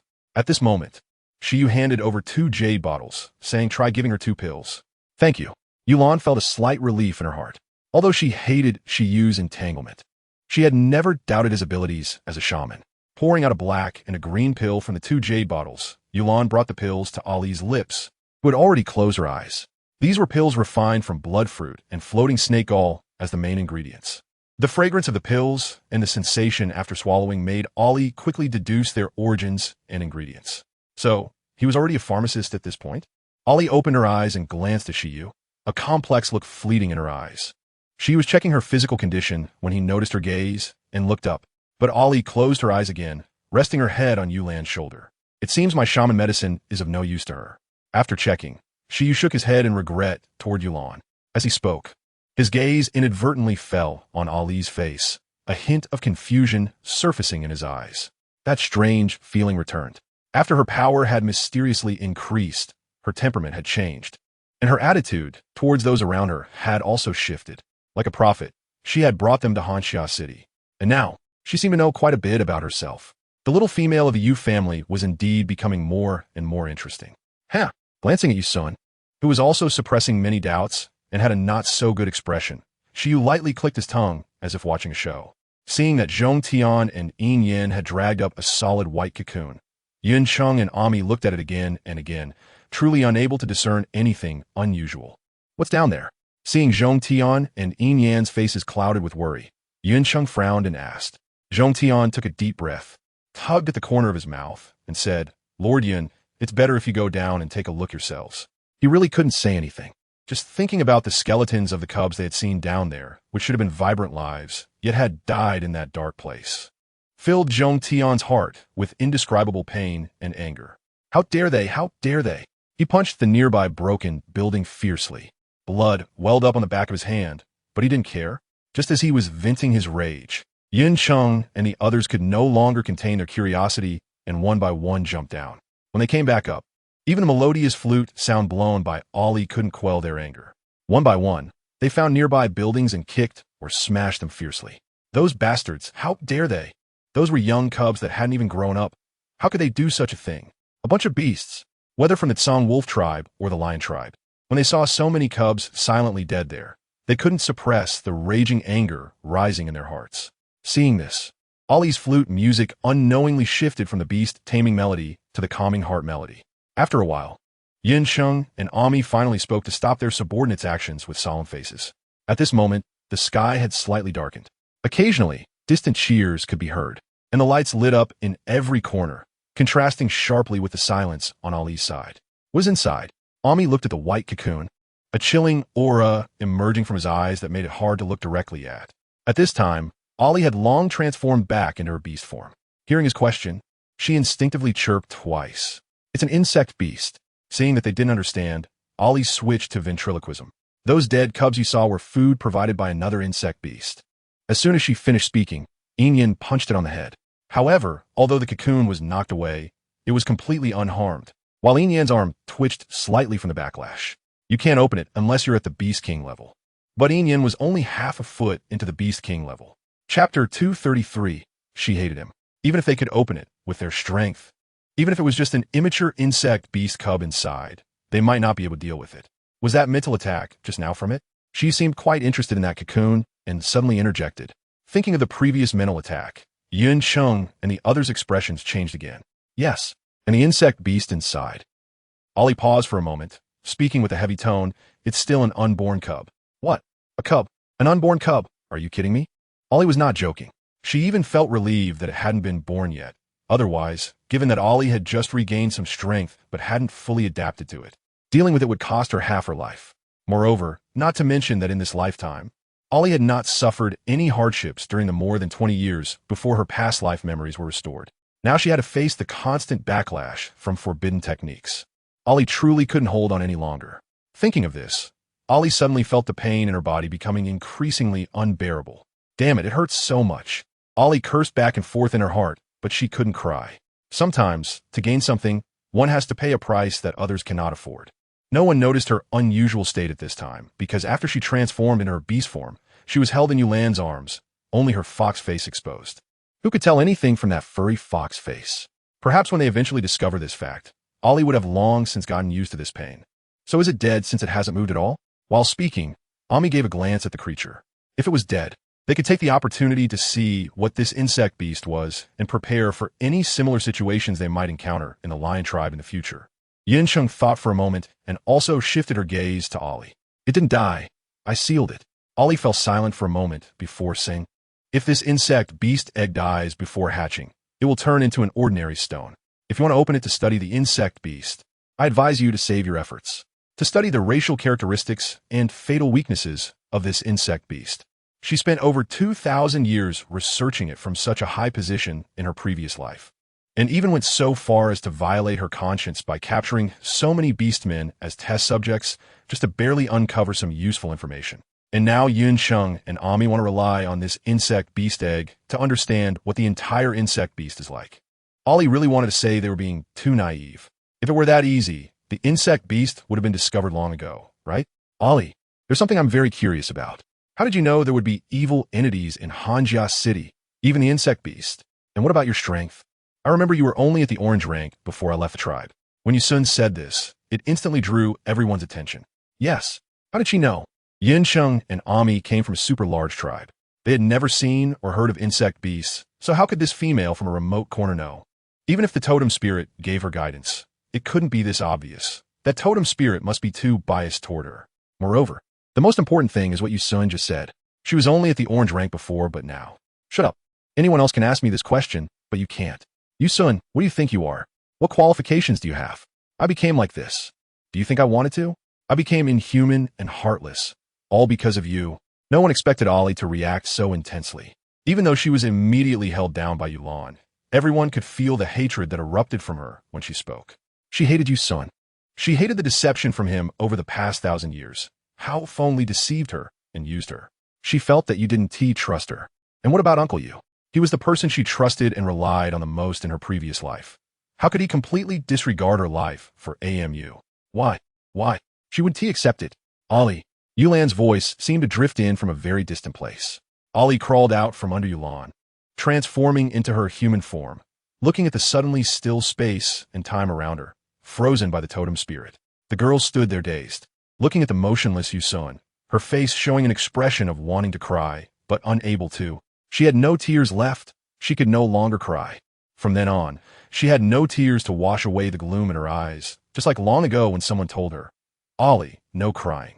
You are a goddess. How can you cry in front of me? Ha ha. Ollie laughed, laughing so hard her waist bent. No crying. He wouldn't allow her to cry. But now, the current her could no longer cry. Uncle Yu, are you happy with this, Ollie? It was you who said it back then, ha ha. The power of the totem spirit could no longer restrain them. Ollie picked up the little wolf and stumbled through the blockade. She hurt so much. Uncle Yu. Ollie gritted her teeth, her figure transforming into a streak of light, rushing quickly towards the Aska Mountains. She knew what it was like to go mad. Grandma's strength was insufficient to stop her, and she was afraid of hurting her. She had finally found her. How could she allow her to die in front of her again? Ollie, you have to endure. You endured for 3,000 years. How can you not endure now? Think of Father and AMU still in the other world. They're still waiting for you to save them. And the debts you owe in your previous life are still waiting for you to repay. Thud. Accompanied by a splash of water, Ollie's figure disappeared from the surface of the lake. Ollie. By the time Yulan and the others realized they could move again, Ollie had already vanished. Feng Jiang just returned at this moment, and seeing that the atmosphere was off, he frowned and asked, What is going on? Where is she? After all the hard work of slaying the beast, he was still waiting for that goddess to explain the insect beast matter to him. But how could he come back to find that she suddenly disappeared? And what were the expressions on these people's faces? Ollie went mad again, he thought to himself, and then asked without hesitation, looking at Yusun. As far as he knew, the only one who could make that esteemed goddess go mad, apart from her grandma, was this one. But grandma seemed to have some idea, while this one clearly had no clue. Now that the person was gone, who was he supposed to find? Merfolk priest, do you know what happened to Ollie? What is going on with her? Why does she harbor such hatred? And what about the things she said? Listening to it was both heartbreaking and sad. Yin Chen couldn't help but feel a dull pain just thinking about how Ollie looked. What on earth had she gone through to become like that? Chapter 234. Unlucky Sanqing. Feng Zhang's gaze swept over these people. A flicker of dark light passing through his eyes. Want to know? Why not ask her yourself? Yin Cheng frowned. After a while, she glanced at Feng Jiang, then at the tightly clenched fist of Yusun, and finally realized that his words weren't directed at her. Feng Jiang didn't want to waste too much time on them. After scanning around, his gaze landed on the insect cocoon. Zhong Tian seemed to sense his intention and wanted to stop him. However, it was unclear how Feng Jiang did it. As he walked over, Zhong Tian, who stood in front of him, suddenly couldn't move at all, only able to watch as he collected the insect cocoon, which then instantly transformed into a streak of light and vanished into the sky. By the time the others reacted and tried to stop him, it was already too late. Boom! The surging river roared down the cliff, splashing water and crashing against the giant rocks on the shore. In the morning, a shallow golden light spread down and mist filled the air. Suddenly, there was some noise coming from the water pool, and someone emerged from the water, then swam towards the shore. Who? Just as Ollie was about to come ashore, she suddenly heard strange noises from the jungle and immediately turned her cold gaze over, shouting at it. The grass rustled, and a grass rabbit suddenly jumped out. But Ollie didn't even glance at the rabbit. Her gaze remained fixed beyond the grass. After waiting for a while, when no one emerged, Ollie grew impatient. Not coming out? She said, her eyes cold, and with a flick of her hand, a water dragon suddenly burst forth from the pool and pounced towards the shore. Splash! In an instant, the water dragon crashed violently into the tree, snapping it as easily as if it were a twig, the leaves rustling against the flowing water. Seeing this, the few figures hiding above could no longer stay hidden and quickly jumped away. However, what they didn't expect was that after the water flowed down, it didn't seep into the ground but transformed into several small water dragons that wrapped around them just as they were about to flee, hurling them back towards the shore. A few of them were thrown down with a thud. Ollie could see that these people were quick to react. Even though they knew their situation was dire, they quickly jumped up from the ground, trying to seize the opportunity to fight back desperately. But before they could charge forward, the small water dragons followed closely behind, tripping them and causing them to stumble, and before they could struggle again, this time they were securely tied up. A few people struggled unyieldingly until they discovered that no matter what they did, this water rope couldn't be broken at all. Only then did they completely give up. Looking up together, Sanqing felt very depressed. He never expected that he was just leading people to scout the Asker Mountains, got lost halfway, and after finally finding a water source, he would encounter such a situation. Although his brothers couldn't be considered the strongest in the tribe among their peers, they were already the strongest group. But who would have thought that even their strength would leave them with no room for resistance in front of this girl? The girl sat on a giant rock, and from Sanqing's angle, he could see her upper body was wet, her dress clinging to her body, outlining her perfect figure. The sunlight slanted down on her, and one could even see the faint outlines of her curves, evoking endless imagination. Sanqing almost stared dumbfounded. Then suddenly, he felt a sharp pain on his face, and several crisp slaps echoed in the area. Damn! Sanqing, whose head had been turned by the slap, turned back, and a metallic taste filled his mouth. It was needless to say, that slap was quite heavy. His face was probably swollen. Sanqing harshly pressed his tongue against the roof of his mouth, unable to help but curse under his breath. Damn it! He had never been slapped in the face since he was a child. This female better not fall into his hands in the future.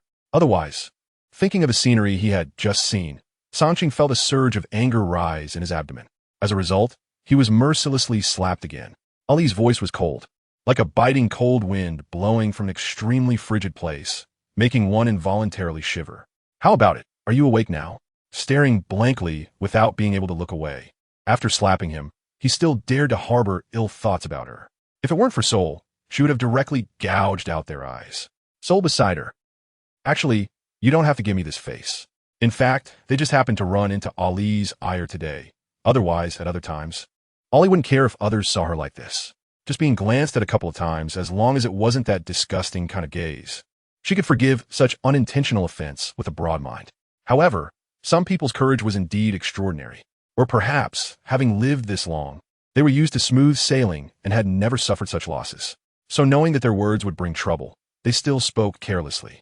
Huh, female, you look like this. Isn't it just for people to see? Sanqing grinned, and the wound at the corner of his mouth was pulled, causing his originally handsome face to twist for a moment. Hearing this, the other males looked at Sanqing with expressions of "you are brave, you are awesome." Although they had seen a little, they didn't dare to act on those thoughts, let alone boldly say such things in front of her. They feared for their lives. Whoosh! The figure on the giant rock suddenly disappeared, and Sanqing's companions only felt a blur in front of them, and then saw the girl in white appear beside Sanqing in an instant. Then, she stepped on Sanqing's head, pushing it into the ground. If you want to die, I'll send you on your way. With a tone full of anger from above, Sanqing felt extremely bad inside. This female, damn, her speed was indeed fast. After his head was pressed down, he only then reacted. Seeing this, the other companions changed their expressions and hurriedly said, "This lady, it's a misunderstanding. He just likes to talk big, there's no malice." Yes, Sanqing just got carried away by seeing your good figure. You don't have to hold it against him. What nonsense are you talking? Ma'am, Sanqing is just a pig. Please don't hold a grudge against him. Talking big. She's the one he can talk big in front of. Ollie never thought she had been like a powder keg these past few days, unable to help but explode at the slightest provocation. But explode she would. Could she not bear the consequences? She had only a few years, and she was afraid of a ghost. The more she thought, the angrier she became, and she twisted her foot harshly. Immediately, a low hissing sound came from under her foot.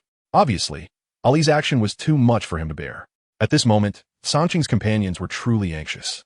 They really didn't mean it. They just wanted to teach the arrogant Sanqing a lesson, but they never thought it would lead to his death. At this moment, a male suddenly broke free from the water rope and launched a sneak attack from behind her.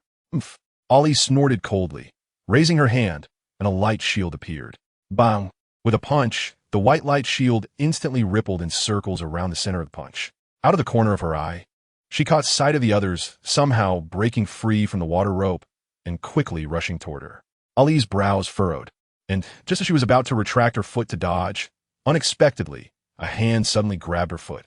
Ali's expression instantly turned cold, especially when she noticed the other party's gaze unabashedly sweeping over her body, even whistling at her provocatively. Ali was instantly furious. To hell with caution. She was going to kill this group of little bastards. Sanqing saw Ollie about to explode, and the other few immediately cried out in panic. At the same time, they struck even more fiercely. Sanqing, who intentionally provoked Ollie, naturally wouldn't be foolish enough to sit still at this moment. The hand gripping Ollie's foot suddenly hurt, so he quickly let go, only to see the other party ruthlessly stepping on his head.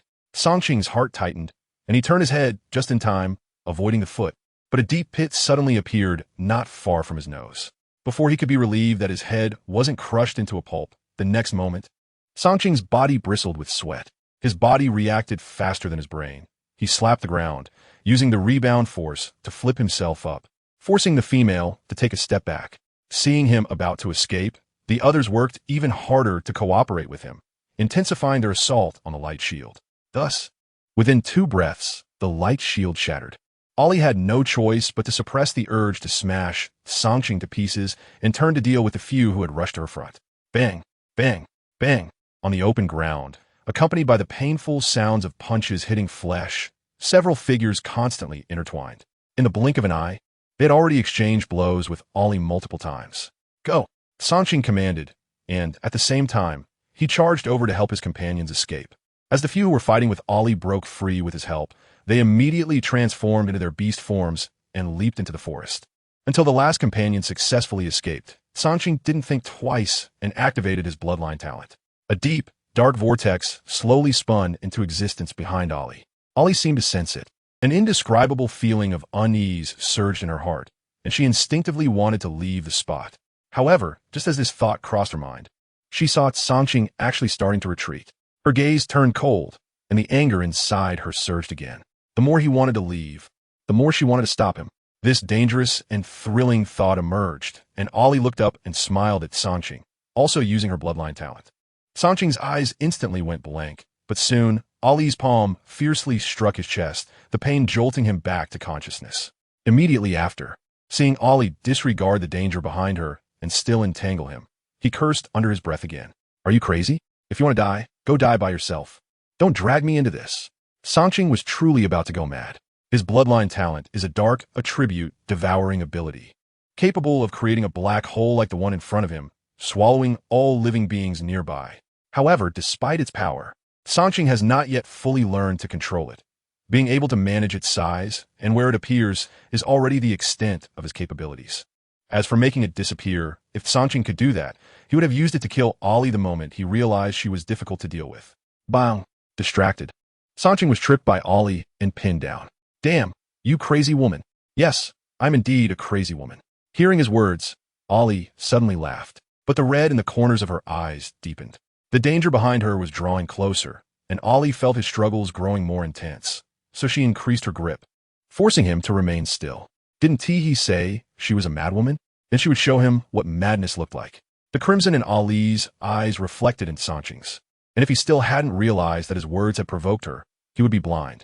But he wasn't wrong. This female was indeed a madwoman, wanting to die while dragging others down with her. The faint, cold scent of snow lingered at his nose. Under normal circumstances, Sanqing would have relished the soft fragrance of the jade-like woman on him. But at this moment, with life and death at stake, he had no such thoughts. He was so anxious that he just wanted to kick the female off him. But after only 2 kicks, she somehow managed to immobilize his lower body completely. At this point, Sanqing felt driven to madness, struggling to harness his bloodline power to control the black hole. But instead, he faced a backlash. In the next moment, he fiercely wanted to bite Ollie's ear, hoping to take her down with him before he died. However, as soon as this thought emerged, Ollie seemed to sense it from his sudden cessation of struggle. In an instant, Sanqing felt their bodies flip, and then he felt a force to his abdomen as her fist struck him hard. The pain made him want to double over, filled with a sense of humiliation. When had he, Sanqing, ever fallen into such a position of being bullied with little ability to fight back? A huge white eagle swooped down from the sky, grabbing Sanqing and swiftly soaring away from the scene. Before leaving, both the man and the eagle seemed to see the girl lying on the ground, showing no signs of resistance, as if waiting for death. For some reason, the giant eagle, even having seen her go mad, suddenly felt a sense of pity for her. But no one thought to save her. The black hole expanded, and its suction suddenly increased several times. Ollie's body was violently pulled into the air, and just as she was about to be sucked into that terrifying black hole, a thick vine suddenly emerged from the jungle, wrapping around her waist and pulling her away from the black hole. One vine wasn't enough, then two, three, many. In the end, Ollie didn't even know how she escaped the black hole. She only felt a sharp pain in her calf, thinking that she would truly die there. Was there any unwillingness? No. At that moment, she thought of nothing but the relief of being free, not having to care about anything. No more goddess, no more mission.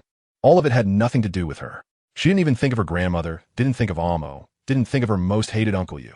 It was only in the moment her consciousness was fading that she saw a face that felt reassuring. Lady Goddess, pain needs to be expressed. If you don't say it, how will anyone know you're in pain? He always spoke with a hint of light mockery, but when applying medicine, he was always very careful. Asheda. She softly murmured this name, filled with a trace of longing. But what if, one day, she didn't even know if she was in pain anymore? Asheda. What should I do then? A drop of clear tear slid from the corner of her eye, ultimately falling into the mud. When Fengjiang found the waterfall, she saw that within 10 miles around it, not a blade of grass grew. Chapter 236. The helplessness of the goddess of snowlight on the vast grassland. Wherever the gaze fell, it was all vibrant green. However, in a corner, a massacre was happening without warning. When the goddess of snowlight and her people traveled thousands of miles to arrive, this is what they saw. Outside, the high watchtower built to protect the tribe had collapsed significantly, the wood rotting quickly, showing signs of being gnawed by rodents. Inside, empty broken yurts stood, some with several large holes, others reduced to mere skeletons with a few scraps of cloth left. The goddess of snowlight, accompanied by the palace knights, walked step by step, surrounded only by the sight of remains and the cold, cruel scene left in the aftermath of the disaster. There was no blood on the ground, nor any footprints of large beasts passing through. The goddess of snowlight had a guess in her heart, but she said nothing, only raising her hand slightly. Then she heard the palace knight commander beside her instructing others to spread out and check for any signs of life or to find out what had attacked here. Everyone responded and dispersed, but they all knew that if there were any survivors, they would have been found by the earlier scouting team. The first ones to arrive found no one, and the palace knights had arrived so late that it would be a miracle if they found anyone. They all understood that the goddess of snowlight only wanted to know what kind of monster had attacked the tribe, and for this, she even left the goddess hall, which she never easily departed from, to come here personally. Goddess, there's no one here. There's no one here either. No discoveries. An hour quickly passed, and voices reporting from every direction reached them, just as everyone thought they would return empty-handed again. Suddenly, a voice drew everyone's attention and vigilance. Who? Goddess, there's a survivor here. Moments later, two males in fitted silver armor carried a person on a stretcher who appeared to be either dead or alive. To the crowd, the goddess of snowlight's gaze fell on the face obscured by hair, and the palace knight commander beside her stepped forward, intending to brush the hair aside. However, the goddess of snowlight seemed to sense something was wrong and immediately shouted, "Stop! Everyone back away!" But she realized too late. As soon as the knight commander's hand touched the person's face, they suddenly lifted their head, hollow eye sockets staring at him, revealing a strange smile. Then, everyone was horrified to find countless black bugs suddenly crawling out from the person's mouth, nose, eyes, ears, and even pores, all in the blink of an eye. The knight commander was covered in black bugs, and the goddess of snowlight acted as quickly as she could to save him, but she couldn't save his life. Below his neck, most of his shoulder and body had been devoured clean, leaving only a skeleton. Everyone looked on in terror at this scene, until the goddess of snowlight furiously shouted, "Why aren't you retreating?" Their sluggish minds finally reacted, quickly scattering in all directions. Because more black bugs were continuously emerging from that corpse, the two palace knights carrying the stretcher could not escape and became the second victims. The goddess of Shishue wanted to save them, but these black little bugs were impervious to spells. Was this a new breed of insect beast? Realizing this alarming fact, after failing to rescue the people, the goddess of Shishue immediately spoke again, urging everyone to scatter and fly up into the sky, keeping their distance. The Earth-type knights formed a perimeter around the area, urging everyone to act quickly. Other knights were instructed to keep their distance and attack from afar, using any means necessary. In the 1589th year after the opening of the goddess palace, 13 tribes near Muyang City in Central Continent were mysteriously wiped out within a month. The goddess of Shishue led 59 palace knights to investigate the situation. Upon returning, only 14 knights were left. From then on, the fact that insect beasts had invaded the Nars continent gradually spread, causing great panic among many orc tribes. 3 months later, The wounded goddess of Shishua emerged from seclusion to declare to the world that the invasion of insect beasts was a false rumor, and that the destruction of the 13 tribes was due to a parasitic bug mistakenly brought from the southern lands. This gradually quelled the panic spreading across the continent. However, the invasion of insect beasts remained an established fact. Despite the goddess's proclamation, reports of entire tribes disappearing overnight or being suddenly wiped out continued to emerge sporadically. At that time, the presence of the goddess palace was still considered sacred and bright in the eyes of the people. Few knew that their beloved goddess of Shishua was enduring heart-wrenching pain day and night. This was because, in order to solve the insect beast crisis, she had hidden one abandoned god after another and issued cruel orders for the extermination of entire tribes. The major super tribes, while publicly bowing to her and maintaining peace for over 1,000 years, perhaps even longer, were still engaged in internal strife, scheming, and power struggles beneath the surface. It was only a matter of time before this peace would be shattered. And that day came so quietly and unexpectedly. The first beast emperor of the land appeared. Soon after, news broke of the emergence of a second, third, and fourth beast emperor. Among the original 5 super tribes, except for the Fire Sparrow tribe and the Tsong Wolf tribe, the other 3 tribes had all seen the rise of beast emperors. One of them was surprisingly a snow wolf orc named Asheda, who came from unknown origins and was not well known. Asheda, who is that? The 3 super tribes, which were initially eager to ignore the goddess palace's warnings and reignite war, found themselves united in their response to the goddess's divine decree, using this unremarkable beast emperor as an excuse. They prepared for war while inquiring about the origins of this beast emperor, attempting to recruit him through various means, while simultaneously directing the chaos they created outward towards this beast emperor. They claimed that this beast emperor, having become a beast emperor, intended to unify the continent by challenging the status of these super tribes. They accused him of wanting to unify the continent because he was the first beast emperor, which led to conflicts between his subordinates and the tribes under their control. The goddess of Shishua. I truly believe your nonsense. However, day after day of heart-wrenching pain, the goddess palace was still busy eliminating insect beasts and investigating their origins, gradually losing its control over several super tribes on the continent. Especially since some among them, like the lion tribe priests who had discovered what the goddess palace was secretly doing, were constantly meddling. The goddess of Shishua became increasingly helpless about the chaotic situation on the continent. Chapter 237. The food loved by herbivorous tribes' long and complex memories, like countless black and white phantoms, continuously flickered through the mind. It was unclear how much time had passed, but within the dry cave, a person who had been lying on a straw mat suddenly began to breathe more rapidly. There were 2 other people in the cave. The Tushar Li, who was lurking nearby, noticed something unusual happening with Ali and quickly nudged the person beside him. Hey, look, is she waking up?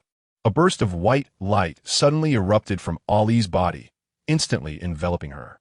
Aside from the invisible internal and hidden injuries, Tushar Li and the others discovered that with the appearance of the white light, the deep wound on the female's lower leg, which had been visible to the bone and had not healed for a long time, was visibly regenerating fresh flesh at a surprising speed, and her skin was becoming smooth and delicate again. When Ali woke up, she felt some noise near her ears. It seemed that someone had returned from hunting. With heavy footsteps of tiredness, the greetings and banter of the people coming up, and the sounds made while dragging prey on the ground. Song Qing was the last to enter. As soon as he came in, he felt a lightening of the weight on his shoulder. He frowned slightly, glanced inside the cave, and then asked Tushar Li, who was helping to drag in the prey, "Is that female awake?" "Huh." Tushar Li was momentarily taken aback, but quickly reacted and nodded. "Yes. She is awake, and her leg is healed." When they rescued her, the female was covered in scratches from branches. And the most severe injury was that more than half of the flesh on her lower leg was gone, exposing bone that looked as white as jade, which was quite terrifying. They didn't know how she had survived in that black hole and had run so far. Fortunately, they discovered her early, otherwise Tushar Li couldn't help but break into a cold sweat at the thought of how they had found her, just as several vicious wolves were surrounding her. Noticing that Tushar Li was staring at him with an expression that seemed to want to say something but hesitated, Song Qing first showed a look of confusion. Then, as if recalling something, frowned again and coldly snorted. "What? Do you feel sorry for her?" "Ah." Tushar Li raised his hand to touch his nose, his gaze flickering. "Well, she is just a female. I sent your reaction a bit too harsh. Look at her legs. They're almost ruined because of that devouring black hole. Hey, I think so too. Song-Ching, you were a bit too rough. Although it's a bit embarrassing to have been slapped by her, you can't just think. As Tu Shili's companion spoke, he noticed Song-Ching's expression gradually darkening and quickly shut his mouth, not wanting to say that he just wanted her dead. But even without saying it, his expression still revealed some of his feelings. Seeing this, the others quickly came to mediate, saying, "What are you talking about?" Song-Ching had no choice back then. Yeah, that female was the one who didn't care for her life. Otherwise, how could Song-Ching have acted so decisively? If we had been there at the time, or if someone else had held her back, Song-Ching wouldn't have had to do that. Hearing this, some people became unhappy, feeling that they were still blaming Song-Ching. As the last witness to everything and the person who had taken Song-Ching away, Yu spoke up discontentedly. Song-Ching's ability is a bit dangerous, but he always knows how to measure his actions. If that female hadn't suddenly gone crazy, she wouldn't have ended up like that. If you ask me, she deserves it. Cough, cough. Just as the words deserve it resonated powerfully, two hurried coughs suddenly echoed in the cave. Unable to resist, Ollie coughed a couple of times, feeling that the itch in her throat had eased somewhat. The outside suddenly fell silent, and Ollie roughly understood that they were feeling guilty about speaking ill of her in her presence. A barely perceptible smile crept onto her lips. At least they knew to feel guilty. Although interrupting their conversation wasn't her intention, she truly felt displeased when they said she deserved it. Awake, a tall shadow fell from above, followed by a cold voice. Ollie lowered her head and gently stroked the softness in her hands, as if she hadn't heard the words. Seeing this, the people behind Song-Ching exchanged glances, unsure of what to say. After all, it was indeed their fault just now. This female wasn't Song-Ching. They spoke ill of her in front of others, and if it were them, they wouldn't feel good about it either. The awkward atmosphere seemed to permeate the air. Tu Shili, not far behind Song-Ching, glanced at the water pouch at Song-Ching's waist, and a flash of inspiration struck him. He spoke up, female, do you want some water? You've been unconscious for 2 days. Upon hearing this, Song-Ching, who was a bit irritated by Ollie's cold demeanor, instinctively shifted his gaze to Ollie's red lips. It was strange. Usually, when someone is unconscious for 2 days, their lips would be dry and peeling. But this female's lips were instead rosy and glossy, clearly indicating she was in excellent health. So, would she drink their water? Song-Ching scoffed inwardly. As soon as this thought crossed his mind, a faint voice came, and indeed, it was a rejection. No, I don't need it, Ollie replied, raising her eyes and slightly moving her lips. Her fingertips curled slightly in an unseen place, and the word thank you was ultimately swallowed back. Song-Ching couldn't tell what this female was thinking. He could see that her red lips moved slightly again, as if she wanted to say something, but said nothing. No words were spoken. Song-Ching couldn't guess what she wanted to say and wasn't interested in guessing. Yet for some reason, seeing the dimming light in the female's eyes reminded Song-Ching of the day before he left, when he saw that female with a hint of gloom in her brows and eyes. It was quite bothersome. If you don't want to drink, that's fine. What are we all doing gathered here? Hurry up and prepare some food. Song-Ching's face showed impatience as he pushed people aside and walked out. Oh, the others stepped back in a daze. Seeing Song-Ching's attitude, they instinctively wanted to say, "That's a female. Can you be a bit nicer, Song-Ching?" However, they quickly realized they had never eaten this early. Understanding Song-Ching's implication, everyone soon cleaned up the prey and placed it on a simple fire pit outside. Gurgle, gurgle. As the water in the four-legged, round-bottomed pot boiled, a rich aroma of meat soup wafted in. Tu Shili, fearing that Ollie might get hungry first, brought some fresh fruits, a bowl of food resembling rice grains, and a few plates of what appeared to be boiled vegetables. The roasted meat and meat soup will take a while longer. You should eat something for now. This is bamboo cloud seeds, a food that many females from herbivore tribes enjoy. Although it may not fill you up, it's good to have something in your stomach, he explained when he saw Ollie's gaze fall on the bowl of white grains. Food that herbivorous animals like?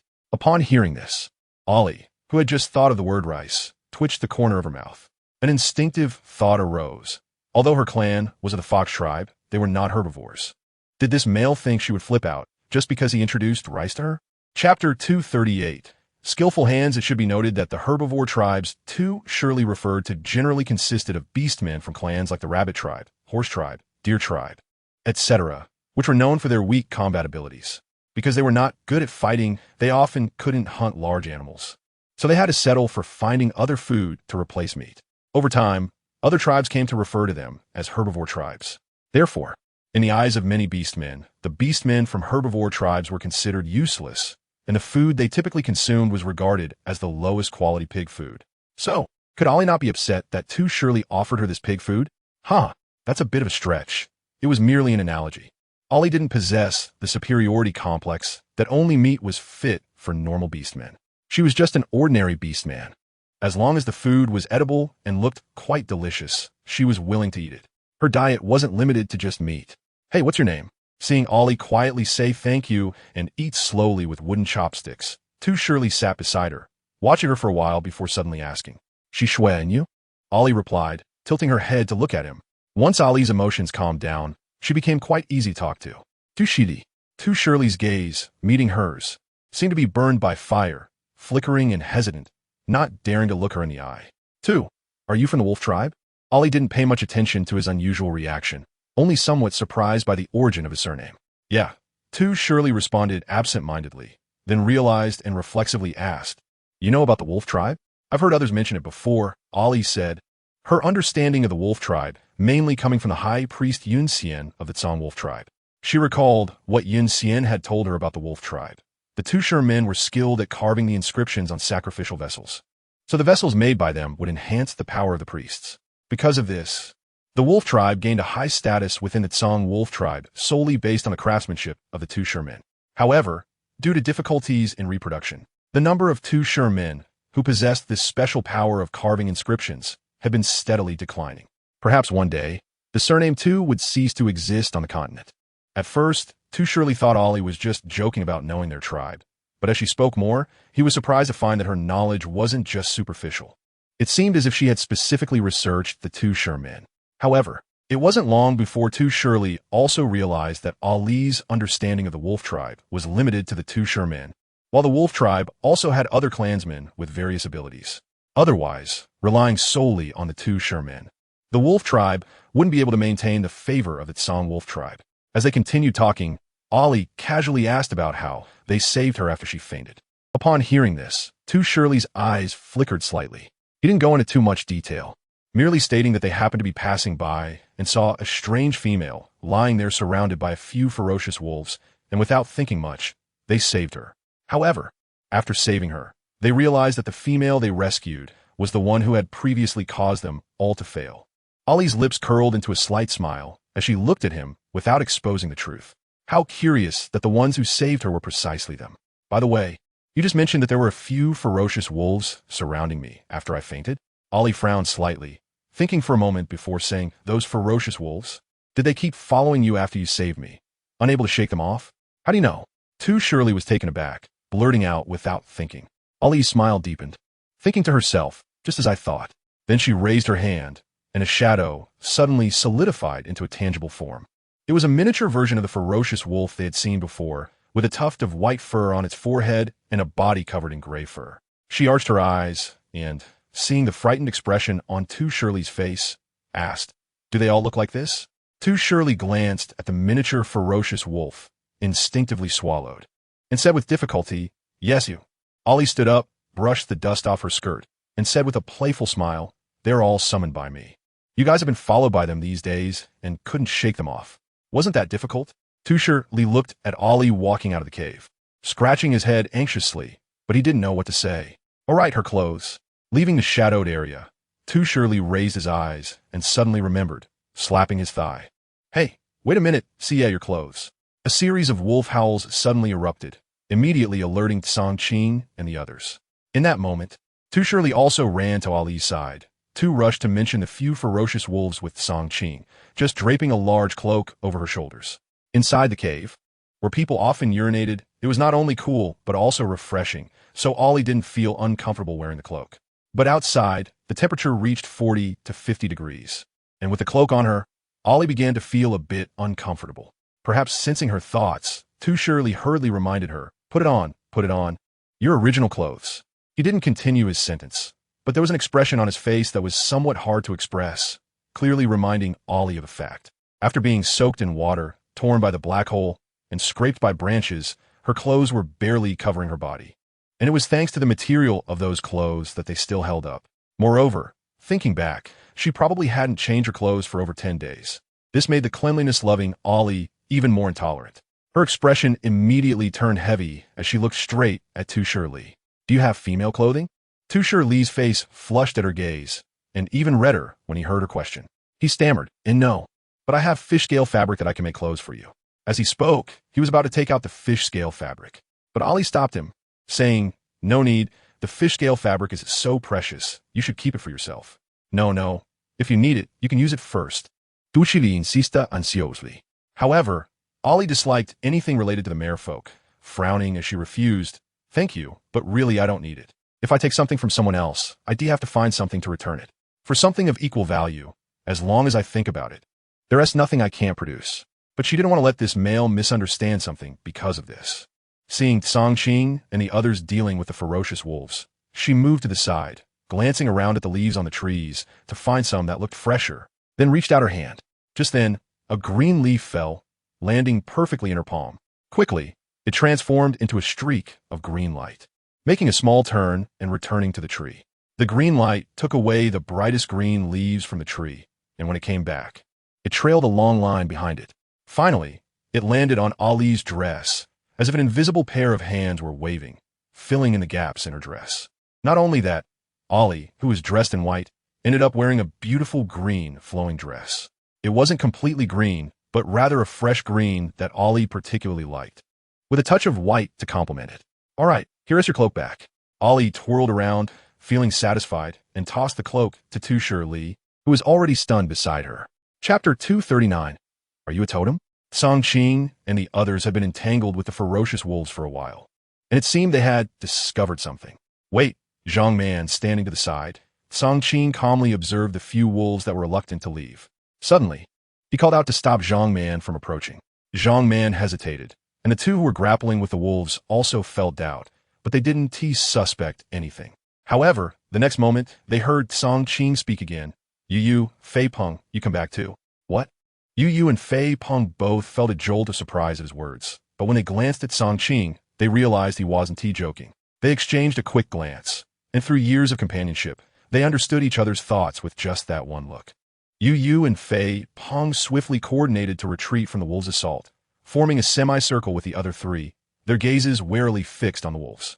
These ferocious wolves seemed to be unkillable, no matter how much they fought, yet they kept following them, even more stubborn than a mangy dog. It was infuriating. "Oh, seeing the wolves about to advance, Yu and the others tensed up. "Everyone stop, don't move." As he watched Ollie approach, a surge of anger suddenly rose into Songqing's heart, and he frowned, speaking in a rather unpleasant tone. "What are you coming over for?" The others glanced at her, their eyes flashing with a mix of amazement and a hint of reproach, or perhaps concern. Ollie found it amusing to see them all ready to protect her, thinking to herself whether they had forgotten that they had almost fallen into her hand before. "I can't find my wolf." Putting aside that laughable thought, she smiled and said. Songqing was momentarily taken aback by her words, but soon a mocking expression appeared on his face, as if to ridicule her for looking for some wolf, a romantic wolf, perhaps. Among the group that came with Songqing, aside from Yu's clan being the Golden Flame Peng, the others were either fire wolves, white wolves, or Tsang wolves. In short, they were all wolfkin. So, Ollie's words sounded like she was teasing them. However, Ollie didn't think that much. She was indeed here to find her wolf. Just as Songqing was about to speak, he saw the female wolf beckoning the ferocious wolves towards her direction, speaking in a coaxing tone. "Come here." The ferocious wolves, looking as if they couldn't wait any longer, let out a howl and eagerly tried to run over. Yu and the others instinctively tried to block them, which quickly angered the four wolves that wanted to return home. It wasn't until Ollie lightly scolded them that the four wolves reluctantly retracted their sharp claws, whining toward Ollie nonstop, looking pitifully with damp eyes. They had completely lost the ferocity they had shown towards Songqing and the others over the past few days. Ollie helplessly squatted down, and under the worried and cautious gazes of the others, she reached out to pat their heads one by one. "Sorry for worrying you." "Oh, woo." The ferocious wolves instantly transformed into playful pups, wagging their tails happily at Ollie, bumping into each other, jostling for the spot closest to her. One of the wolves, clearly stronger than the other three, occupied the best position from the start, enjoying Ollie's affection. But this caused the other three wolves to push against it, trying to shove it aside. Yet this wolf was evidently quite resilient. Even when pushed away, it quickly squeezed back in. After 2 rounds, it firmly held its position and didn't let it go again. Ollie couldn't help but chuckle, her smile unable to be concealed. However, this joyful moment didn't last long. As soon Ollie felt the wolves tugging at her dress, and she stood up to look at Songqing. The others also looked at her with complex expressions. They probably really hadn't expected that the reason they couldn't shake off these ferocious wolves was that they were following Ollie. But why? Songqing looked at Ollie with a glint of suspicion in his eyes. Did you kill 2 of my gala? Seeing the wolves acting like children who had found their parents to complain, Ollie couldn't help but find it amusing, but she straightened her expression and asked, Gala? Yu and the others exchanged difficult expressions at the mention of the name for the wolves, looking at each other. It was indeed us who killed them. They've been following us. We didn't know they were following you. Zhang Man answered honestly, looking somewhat naive. Ari listened and cast them a somewhat ambiguous glance. Is that so? She smiled with a hint of mischief. Songqing said lightly, What? Do you have an opinion? If it weren't for how troublesome they were, and since they still had to head to the Aska Mountains to investigate the situation, they would have wiped them all out long ago. What opinion could I have? Just a bit surprised, Ari shrugged. Seeing their puzzled looks, Ari smiled and didn't explain, just lightly tapped the white fur on a few heads of the evil wolves. In an instant, a white light flashed on the 4 evil wolves. In the blink of an eye, the evil wolves disappeared. But Ari had 4 strands of white fur in her hand, like the white fur pulled from a fox. Ari smiled at them, just a little trick. Hope you enjoyed it. Then, not caring that they looked like they'd eaten something unpleasant, she caught the increasingly rich smell of meat in the air. She turned to Tushar Li and said, Li, is your meat soup ready? Huh. Tushar Li was momentarily taken aback, but then remembered something as he watched Ari run to the campfire. He turned to Zhang Man and said, Zhang Man, the roasted meat. Oh, Zhang Man, who looked clever but was the most honest among the 8, quickly focused and followed Ari to see how the roasted meat was doing. Yu and the others, smelling the burnt scent in the air, slapped their thighs. Oh no, the roasted meat is going to burn. Even if it wasn't burnt, the outer layer would be inedible. Songqing stared at Ari's back for a long time, then walked over and sat beside her. He asked in a low voice, what kind of witchcraft was that? Ari, with meat in her mouth, looked at him and mumbled something. Feeling that she couldn't explain clearly this way, she swallowed the meat and repeated, It's not witchcraft. It's a kind of secret technique. Don't think about it. Not to mention the Songlong tribe. No one on the entire continent has broken through to the great witch level for many years. Becoming a great witch is not that easy. Songqing's brows furrowed deeper. He wanted to ask her what that was. Breaking through to a great witch? What realm is above that? Thinking of what the tribe elders often said about the ancestral witch in ancient times, Songqing was startled by his own speculation. Are you an ancestral witch? Ari was momentarily choked by his nonsensical guess. Ancestral witch? You think too much. There were hardly any who could reach the level of ancestral witch in ancient times. How could I have the ability to reach that? Moreover, half of my strength comes from taking a wrong path. Chapter 240. Who has no grievances with her? Not knowing what she thought of, a shadow quickly flashed in Ari's eyes. Ignoring Songqing's scrutinizing gaze, Ari lowered her head to finish the roasted meat in her hand, then took the meat beside her and skewered it, placing it on the campfire, occasionally turning it. Li, where were you originally going? Songqing was a suspicious person. Having seen many such people from her high position in her previous life, Ari particularly disliked such people and didn't even want to talk to him much. Seeing Tushar Li busy for a while, finally settling down, she reached out and pulled him aside to chat casually. Tushar Li didn't expect her to ask this. He glanced at Songqing and saw that when the other heard this, he merely raised his eyelids slightly, showing no signs of disapproval. He felt relieved and said casually, We're going to the Aska Mountains, but we encountered some issues on the way and got lost. Snow, you said you lived here before. Do you know where we are now? Tushar Li suddenly asked this, just casually. He didn't hold much hope for Ari, after all. According to Ari herself, she only lived here when she was young and rarely came back after growing up. Aska Mountains? Ari was a bit surprised, but soon understood that Yun Cheng and the others had been gone too long, which made Song Yin and the others feel uneasy. After all, Yun Cheng was the only disciple of the high priest of the Songlong tribe. If something happened to her here, Yin Xian would likely not let Song Yin off easily. The clan members of the Songlong tribe would also feel disappointed in Song Yin. Seeing Ari surprised and then suddenly lost in thought, Tushar Li waited for a while, noticing she still looked deep in thought. He couldn't help but comfort her. Snow, if you can't remember, then don't think about it. No. Awakened by his words, Ari looked up and shook her head at him, saying, I remember where we are now. She didn't explain that she had been distracted thinking about something else. Sanqing was attracted by their conversation at this time, his gaze sweeping over Tushar, Li, and Ari's faces, questioning, "You know where we are?" Yu was serving meat soup, handing it bowl by bowl, and upon hearing this, he sensed that Sanqing's state seemed a bit off. He glanced at Sanqing, who met his gaze. Yu frowned and looked at Ari, feeling a hint of displeasure towards her. He didn't expect even Sanqing to be fooled by this female's appearance. When Yu handed the meat soup over, he noticed the displeasure in her eyes, which Ari naturally didn't miss. But she had seen this kind of gaze many times in her previous life and didn't care about it at all. If he had the ability, he could just beat her. Even knowing this, Ari didn't blink and set aside the other person's displeasure, continuing to talk with Tushar, Li, and Sanqing about their current location. This place is quite far from the Aska Mountains. If you really want to go to the Aska Mountains, you first need to pass through the Fengshur Gorge, which is the territory of the two-headed eagle. However, after the beast died, the Fengshur Gorge has likely been occupied by other beasts. Finally, you will reach the Yinfengzi Woods. This area usually doesn't have many ferocious beasts, only some ordinary fierce animals. But don't think that just because I said this, it's not dangerous. The closer you get to the Aska Mountains, the more dangerous it becomes. Ari spoke so much that she was almost out of breath. Sanqing handed her a water pouch. Is this Yinfengzi Woods also an area where exotic plants live? Seeing this, Tushar, Li awkwardly put down the water pouch in his hand. No, Ari denied it. Taking the water pouch, Sanqing handed her. And after confirming it was water that no one had drunk from, she raised her hand and gulped down a mouthful. However, after just 2 sips, Ari choked heavily, her face slightly contorting as she asked, "Why is this water bitter?" Bitter? Sanqing frowned. They all drew water from the same source. How could it suddenly turn bitter? He reached out to take Ari's water pouch. However, Ari dodged, calming herself, and said, "Never mind, I probably mixed in some bitter leaves when I was roasting the meat." Bitter leaves become bitter when wet. Moreover, they look quite similar to jua grass. If you're not careful, it's indeed possible to mix them up.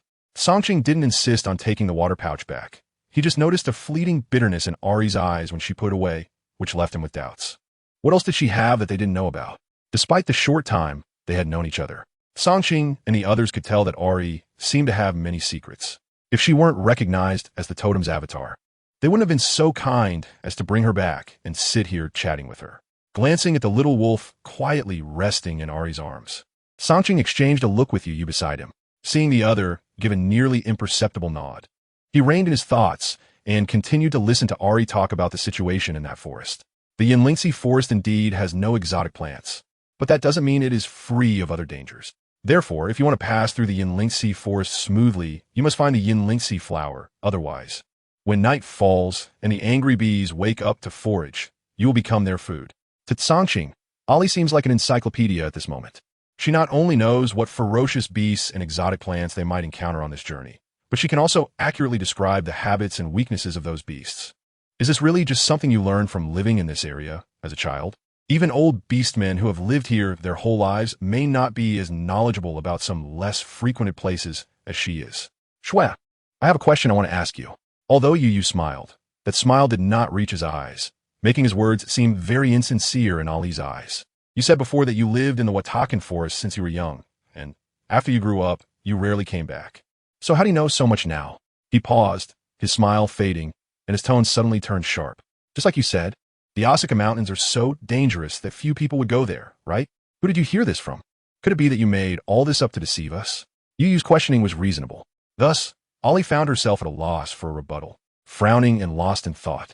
At this moment, Tushar defended Ali, saying, Yu, can you stop maliciously speculating about others? Shwe has no grievances with us. Why would she say so much to deceive us? No, there is still some resentment between them, Ali rebutted in her heart. She still remembered the grudge from almost dying in that black hole. Yu sneered, Tushar, who told you she has no grievances with us? Don't forget, she almost killed us before. Moreover, they had almost killed her as well. If that is considered having no grievances, then what is having grievances? Tushar was momentarily at a loss for words. With Yu stirring things up, the others immediately withdrew their filter regarding Ali's beauty, turning their suspicious gazes toward her. In response, Ali's smile remained unchanged at the corners of her mouth as she stroked the soft fur of the little wolf. She said, Actually, I can't answer any of your questions. However, one thing I think is necessary to clarify is that there is nothing about you that I need to deceive. Seeing Yu Yu's expression change with her words, she continued Yu. Suddenly, the totem mark on Ali's forehead appeared. The girl's voice was clear and pleasant. It struck heavily on everyone's hearts like a stone hammer. Let me reintroduce myself. I am Ali, the shaman of the Silver Wolf tribe, and also the new priestess of the Silver Wolf tribe. Suddenly, a wave of battle surged, startling the resting birds in the trees. Under the dense branches and leaves, two pairs of eyes simultaneously gazed in one direction, speaking in hushed tones. Sanqing, do you believe her claim of being Ali from the Silver Wolf tribe? Although Yu felt some regret over the extermination of the Silver Wolf tribe, he still had some doubts about Ali's words. I've heard many people say that although Ali from the Silver Wolf tribe is a female fox, she has a great temperament. And unlike other female foxes who rely on their looks to flirt with males. Yu furrowed his brows, recalling what those people had said about the Silver Wolf tribe. Beautiful, kind, gentle, and sincere to others. It seemed that all the good words could be applied to her without a hint of discord. When Yu first heard this, he only believed half of it because he thought they were exaggerating. How could there be such a perfect female in the world? Moreover, the males who spoke about Ali were all single, and in the eyes of infatuated lovers, they surely had a thick filter for the females they liked. However, even so, to have so many males admiring her, Yu believed she must possess some extraordinary qualities. Otherwise, how could a male be blind enough to fall for a bad female? But not all males could be that blind. Later, when he learned that some old beastmen also praised Ali, he thought that even if that female was bad, she couldn't be too bad. Besides, she definitely wouldn't be like the Ali in front of him, who occasionally acted like a neurotic. It was one thing for her to have a capricious temperament. It was another for her to be frighteningly powerful. Thinking about how many times they had been beaten along the way, Yu couldn't help but feel frustrated. Sanqing had also been exhausted by Ali's antics these days. When he heard this, he merely replied, I don't know, but the totem avatar assigned to the Silver Wolf tribe by the High Priestess is indeed on her. Moreover, over these past few days, they had thought of many ways but could not make the totem avatar give up following Ali and instead come with them. Being able to communicate directly with the totem avatar is something that even the High Priestess and Yunsheng could not do. So Sanqing still had some belief in what Ali said about the Silver Wolf tribe. Of course, it would be better if this female had a slightly better temperament. After living for over 50 years, Sanqing had never seen a female whose mood changed faster than the weather. Remembering the pain in his chest from being kicked a few days ago, Sanqing felt it ache again. Seeing him suddenly rub his chest, Yu for some reason, blurted out a thoughtless question. How does that female's tail feel to the touch? As soon as the words left his mouth, both of them immediately felt a sense of crisis, as if they were being targeted by ferocious beasts, and their hair stood on end. Their bodies instinctively ducked down.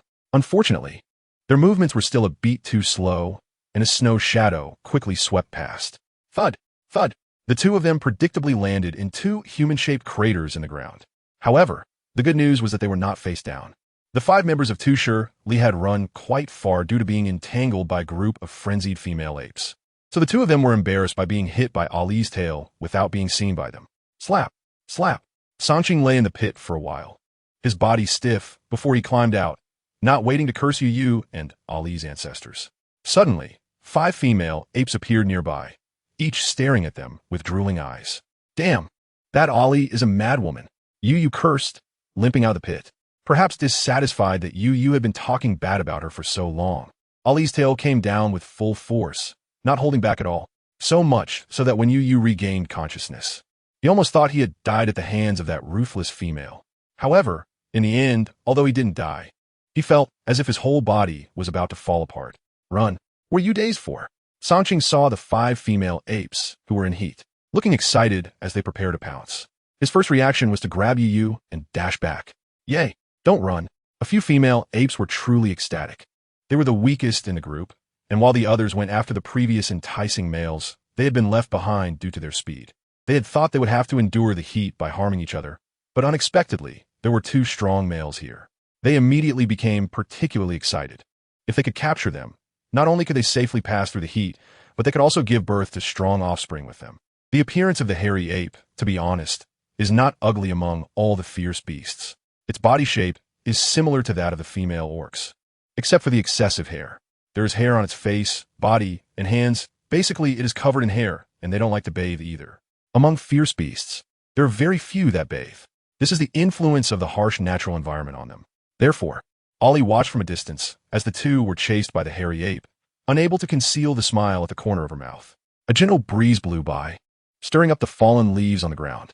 Ali's smile suddenly faded as she looked up at the sky. Since you have come, why hide? Wind priest. Or should I call you, Fengli? As the last two words fell, the robes on Ali's body began to move without wind. An invisible force rapidly spread from her as the center. In an instant, all living creatures within a radius of several dozen miles fell dead, innocent victims. All was silent. In the surrounding quiet, Ali could only hear the sound of her own heartbeat. Thump, thump.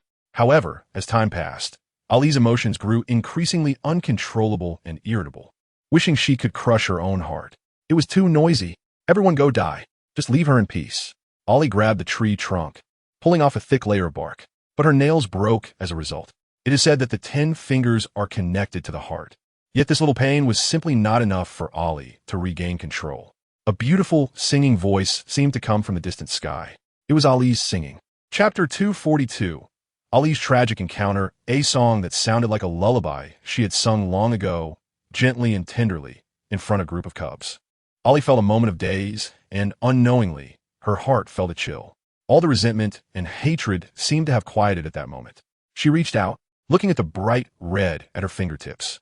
She thought to herself, this cannot go on any longer. Fengli had not left. Ali could sense his gaze falling on her. It was very calm. Ali lowered her head and couldn't help but smile. You see, after time rewound, it was so good. No one remembered anything.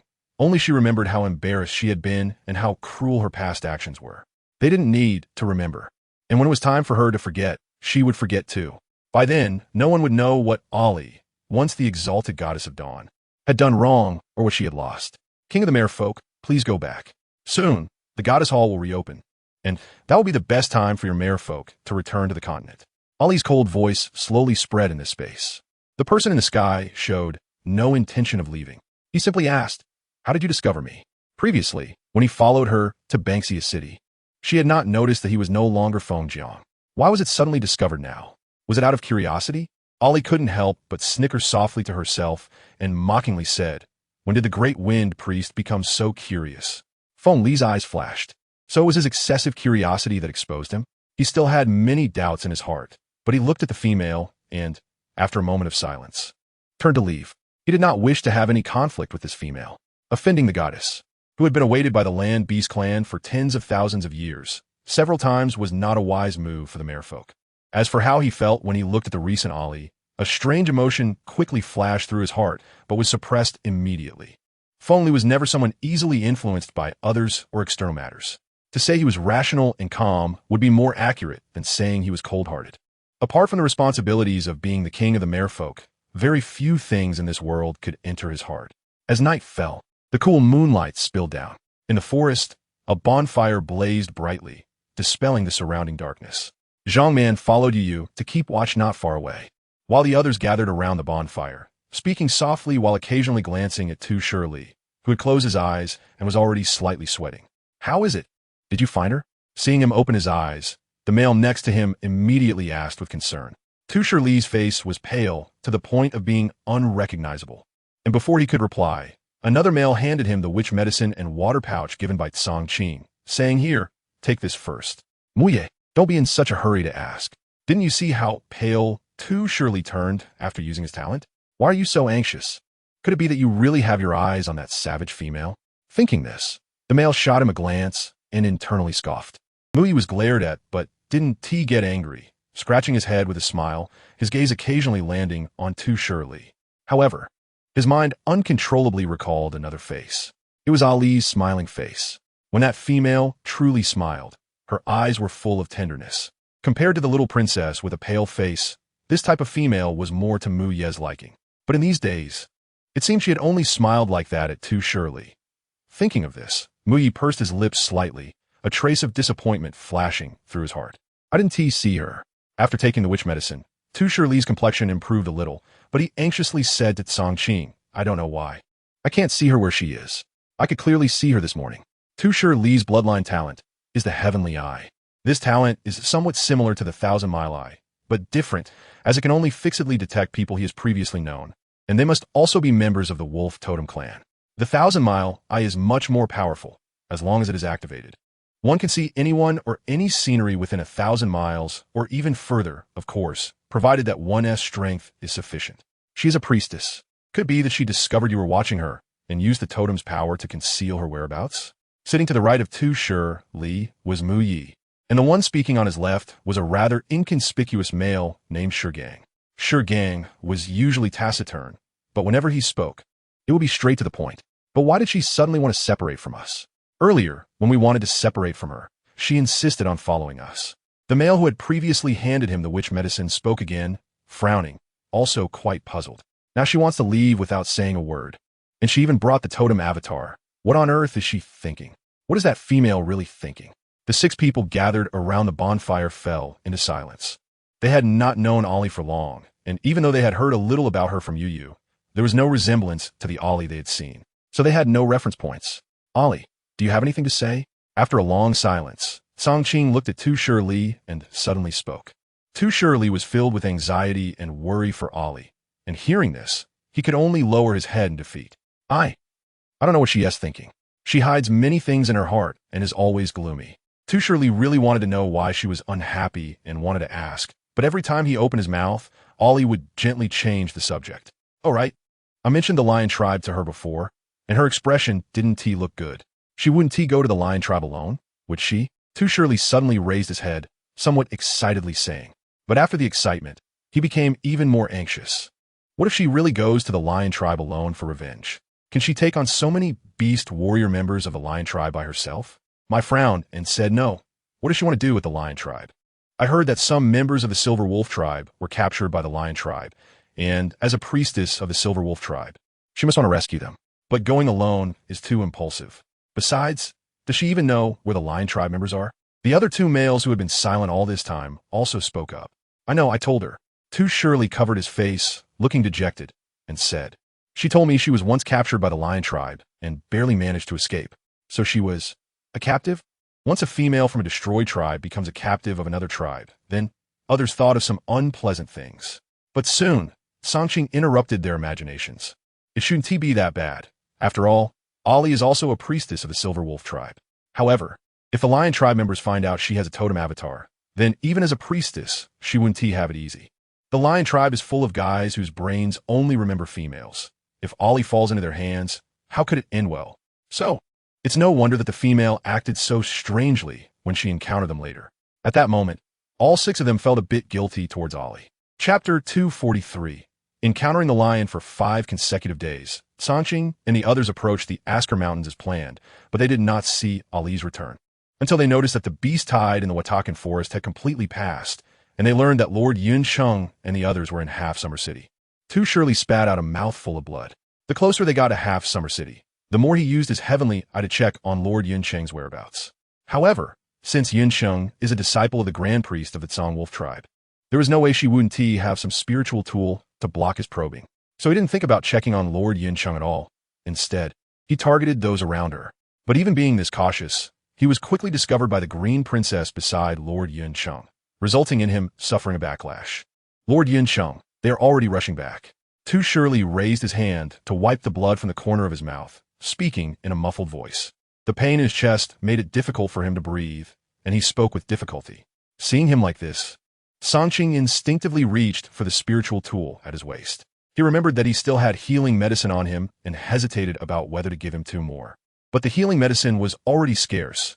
If he gave it to him now, and then they encountered something on the road later and got injured without timely aid, someone among them could die. Here, I brought some healing medicine. Although it's not as good as what Songqing brought, it should still be useful. Yu had decided since childhood to stick with Songqing, and upon seeing this, his mind quickly turned, and he immediately thought of the healing medicine on Songqing. However, he didn't plan to have Songqing give all his healing medicine to him. He just searched for the remaining healing medicine on him and handed it to Tu Shi Li. No need, this small injury I can manage. Tu Shi Li rejected his goodwill. He had been injured a lot on the way because he often used his heavenly eye to scout, so most of the healing medicine from the other 7 had been given to him. Tu Shi Li also knew that if this continued, they would eventually run out of healing medicine, so he planned to tough it out this time. Cut the nonsense, hurry up and take it. You'll need it more on this journey. Saying this, Yu rolled his eyes and shoved it into his hand. The most dangerous thing in the Watakan Forest has never been the sudden appearance of ferocious beasts, but the various strange plants mentioned by the old beastmen. Without Tu Shirley's heavenly eye, they wouldn't have made it this far. Therefore, they couldn't afford to use the healing medicine from Sanqing. And Yu and the others didn't want Tu Shirley to tough it out alone. If something happened halfway, they would still have to go back to Sanqing. Just take it. Yu is right. When we get to the Asker Mountains, you'll need your heavenly eye a lot. Yeah, we're all brothers. No need to fuss. Why waste words? Yu had run out of healing medicine. Wasn't there still us? As they each busied themselves, they glanced over and said, although Ollie had told them that strange plants were rare due to the rampant ferocious beasts in the Asker Mountains, it was precisely because they could survive in such a dangerous place. So if it didn't appear, it would be fine, but once they did, they could be even more ferocious than the ferocious beasts. Hearing this, Tu Shirley felt that he was indeed being a bit overly sensitive. If his injuries were fewer, he wouldn't have to worry about holding them back in case of trouble. The eight took a break on the road and set off again soon after. However, this time, knowing that Lord Yunsheng and the others were in Half-Summer City, it was unnecessary to foolishly run to the Asker Mountains. Sanqing and the others reviewed the existing information and made some adjustments to their original route. With this adjustment, they encountered members of the Lion tribe who were also searching for someone. There were about 20 to 30 people. The leader was the most capable attendant of Mo Yan from the Lion tribe, Kwaikong, an old man who often followed him. And Sanqing and the others did not recognize him, but they had eavesdropped for 2 days. They did know that the priest Baijan from the White Lion tribe was among them. The most concerning for Sanqing and the others was that there were actually 2 beast warriors at the Beast King realm among them. Beast King realm. Among Sanqing and the others, only Sanqing was at the half-step Beast King realm. The others were either at the blue rank or purple rank. Their lineup sounded strong. But in front of the Beast King realm experts, they were no different from paper. What to do? If they wanted to go to Half-Summer City, this was the only road nearby. Mai listened to the news brought back by Yu and immediately frowned. Life outside was really not easy. They had taken a detour, and to get to the Asker Mountains sooner, they had been traveling day and night since Ollie left. Now, none of them were in particularly good condition. If they accidentally got caught by the Lion tribe members, the news would surely be looked down upon by their tribesmen. We've taken too long a detour, and we're not familiar with this area. If we get lost again, our chances of running into Lord Yunsheng will be even smaller. But if we try to go through here, those 2 Beast King Realm Lion Beastmen will probably be on alert. Shirkong analyzed. Zhang Man hesitated for a moment and said, is there any way we can conceal ourselves from the probing of those 2 Beast King Realm Lion Beastmen when we pass by? Everyone looked at Sanqing in unison, hoping he could come up with a solution. Sanqing frowned and thought for a long time before shaking his head helplessly. At the Beast King realm level, the mental strength of beastmen grows exponentially, and not to mention, every movement within 100 miles could catch their attention. Unless they made no noise at all when passing by, being discovered was inevitable. How about I transform into my beast form and let Shirkong use his talent ability to conceal us, and then at night, I'll take you all over. Yi thought for a moment and suggested. However, Shirkong immediately denied it, saying that with a priestess among them, they might be detected as soon as they passed because of the wolf totem mark on them. As the priest communicating with the wolf totem, who was more familiar with the orc bearing the mark of the wolf totem than him, not to mention whether they can fly over, the longer they stay nearby, the greater the chance of being discovered. After all, they have received the protection of our Songlong tribe for so many years. Can he really just turn a blind eye? Yu expressed his dissatisfaction. What you said is only true if he doesn't want his kin to survive. Furthermore, after the Silver Wolf tribe was destroyed, many tribes in the Watakan Forest have begun to suspect us. Otherwise, do you think the leopard tribe has been reluctant to show themselves? Even after the beast tide appeared, they still refuse to send anyone to seek our help. When it comes to the Silver Wolf tribe, the others also feel a bit of a headache. Princess Sangyan was deceived by the people of Hangxia City, and she took it for granted that the Silver Wolf tribe had ulterior motives. Therefore, she came to secretly investigate the Silver Wolf tribe, and her attitude wasn't very good, which led to the Rain Sparrow tribe and a few others who had thoughts about the totem avatars to obstruct her. This made Princess Sangyan increasingly dislike the people of the Silver Wolf tribe, to the point where she didn't even want to hear their explanations. If it weren't for the imminent invasion of the Lion tribe, which required the orcs of the Silver Wolf tribe to redeem themselves, the destruction of the Silver Wolf tribe would really have been inextricably linked to the Songlong tribe. Chapter 244. Divination. Just as Sanqing and the others were forced to stay nearby because of the Lion tribe blocking their path, racking their brains on how to avoid the ears and eyes of the white divination priest and the 2 Beast King level Lion tribe beasts to safely pass through this road. Kuwaitong was also inquiring with the white divination priest about the results of the divination. How about it? Can you divine the whereabouts of Lord Amida? Amida has been gone to the Aska Mountains for nearly 2 months, and the beast tide in the forest has ended, yet they still haven't returned. Even though Mo Yin is usually calm, he couldn't help but worry about the safety of Amida and their group this time. As the beast tide gradually subsided, the lion tribe seized the opportunity to quickly conquer many tribes and gather a large territory. After firmly establishing their foothold in the Watakan Forest, they immediately sent Kuwaitong and only 2 other beast king-level powerhouses, aside from Mo Yin, to the vicinity of the Aska Mountains to search for Amida's whereabouts. One cannot say that the lion tribe was unprepared this time. Looking at Songqing and the others, it seemed that their background as a super tribe gave them enough sense of superiority. Plus, when they set out, the beast tide was still quite fierce. The indigenous beast warriors of the Watakan Forest were unwilling to leave with Songqing to protect their own kin. Thus, after various inquiries, Songqing and the others managed to obtain a map that had been passed down in the Watakan Forest for who knows how many years, and they boldly headed towards the Aska Mountains. As a result, they not only got lost, but now they were also blocked nearby by the lion tribe that followed behind, causing them to be anxious. The white divination priest frowned slightly, looking somewhat puzzled. I indeed divine the whereabouts of Lord Amida. But what? If you have something to say, just say it. Why be so wishy-washy? The male voice speaking this was like a bell, causing the nearby orcs to feel a sharp pain in their eardrums. They frowned uncomfortably and took a step back.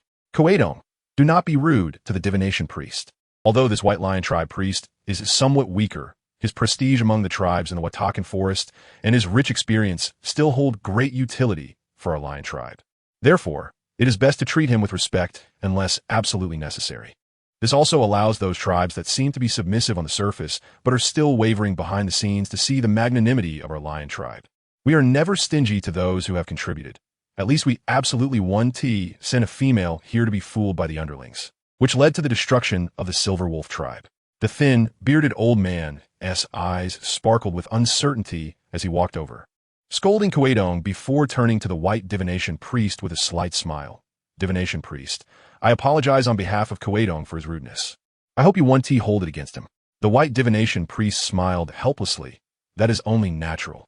If one must bow their head under the roof, he wouldn't hold a grudge against a beast king-level warrior for such a trivial matter. Divination priest, I just spoke out of turn. I hope you take offense. However, Otto, since when do I need you to play the good guy? Oomph. The rough and reckless Kuwaitong wasn't completely ignorant of human sentiments. After being pointed out by Otto, he quickly realized, if his actions caused the hard-won white divination priest to turn against their lion tribe, then when the crown prince finds out later, even with Kuwaitong's strength, he might not get a good outcome.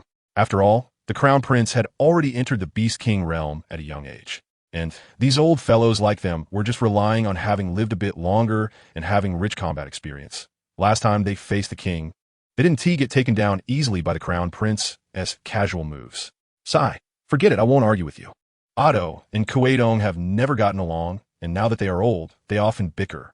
Seeing Kuwaitong's disdainful expression after he apologized, Otto instinctively wanted to scold him again, but he caught a glimpse of Kuwaitong frowning, seemingly wanting to say something but hesitating.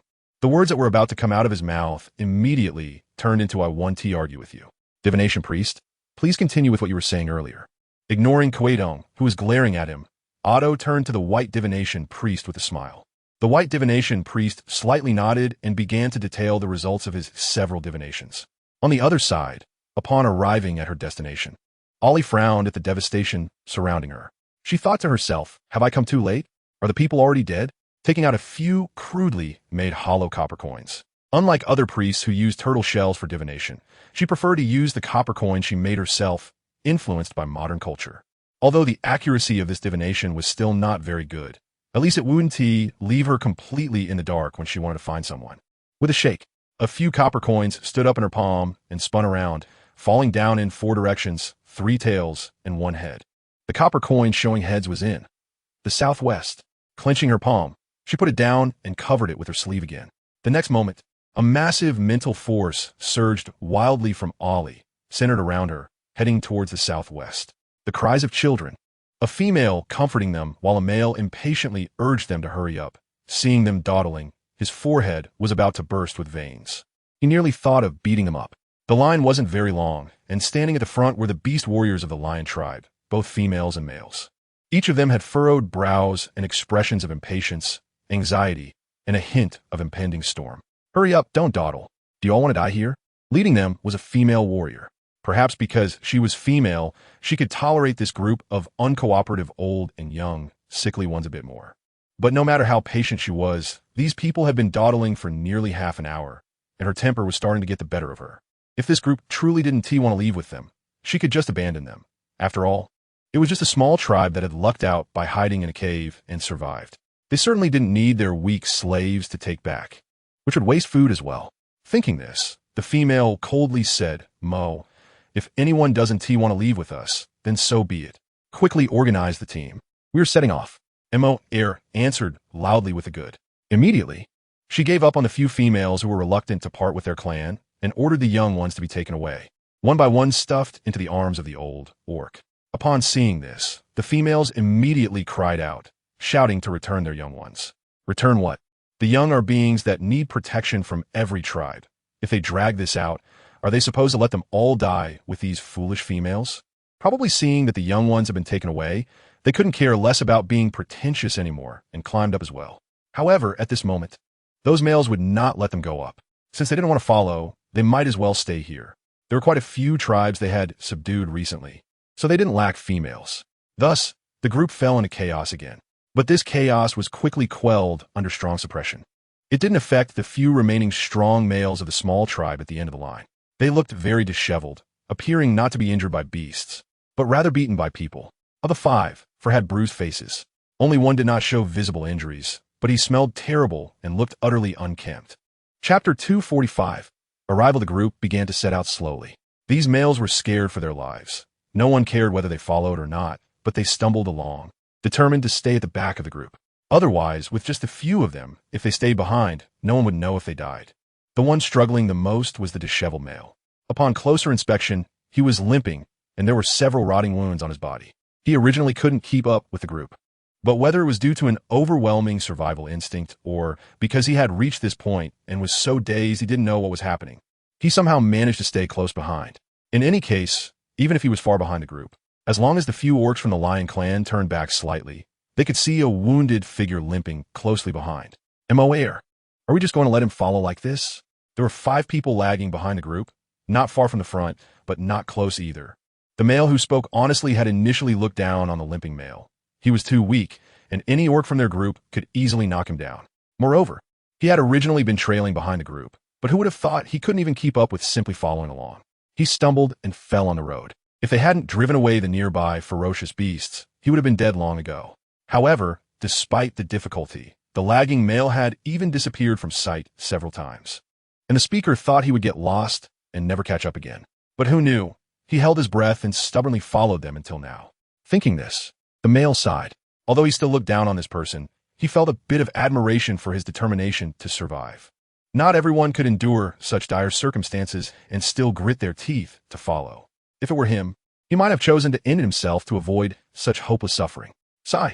Mo heard this heavy sigh, glanced back, furrowed her brow, and said softly, "Don't worry about him. Soon enough, he won't be able to keep up," because they were about to retreat. The rear guard couldn't stay too far from the group. Initially, they had to clear the traces of where they had stopped and where they were heading, and expand the area to be alert for any hidden ferocious beasts following them, which was why they had to lag behind. But now that the group was on the right track, they could cover their tracks while moving. Thus, the 5 lagging behind had little work left. If they didn't hurry up to catch up now, they might not keep up with the group's pace later. Let's go. The gazes of the few exchanged in the air for a moment. Then they tacitly decided to chase after the group. However, a shocking scream suddenly echoed through the woods.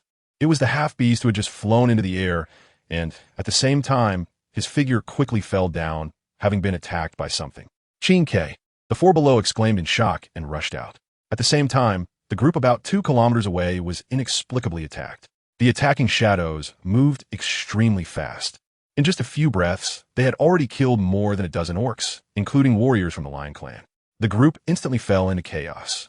Because they didn't know what the attacking shadows were, the orcs from the Lion Clan were quickly abandoning the old, weak, sick, and disabled, willing to sacrifice themselves to protect a group of outsiders. Only a few sharp-eyed old orcs in the group exploded with incredible strength to block in front of the orcs from the Lion Clan to ensure that the poor young ones could survive. Before dying, their eyes were filled with pleading for the orcs from the Lion Clan, begging them to save some young ones for their sake. While there were those willing to die for the young ones, there were naturally those unwilling to, especially some selfish females. They were holding their young ones, and when the shadow appeared, they didn't have time to hide and instinctively pushed their young ones forward. Thus, two died together.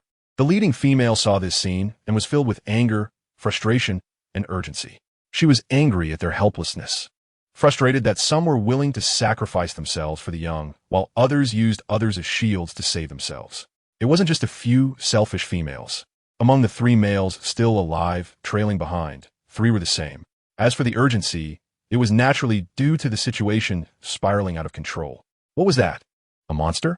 After killing nearly half of the group of orcs, an extremely ugly monster appeared before them for the first time. With a bug-like head, compound eyes, huge pincers, and a lower body connected to spider-like legs. It was as ugly as could be. However, such a monster rendered the orcs from the Lion Clan utterly powerless, and one careless move could lead to losing a part of their bodies. When Ollie arrived, she only saved 2 of the 5 lagging behind, but both looked half dead. One had his intestines exposed, and the other had exhausted his bloodline talent, overdrawing his bloodline power, and was on the verge of death. The one she had been desperately searching for had died even earlier, and yet his eyes were wide open, refusing to close. Until Ollie pulled out the piece of parchment she had been unable to find in her past life from his chest, his clenched fist finally loosened. When Ollie closed his eyes, a strange tear fell from the corner of his eye, causing Ollie's heart to suddenly ache. Quick retreat, just as a shadow flashed. The giant pincers were about to land on the few clan members who were retreating.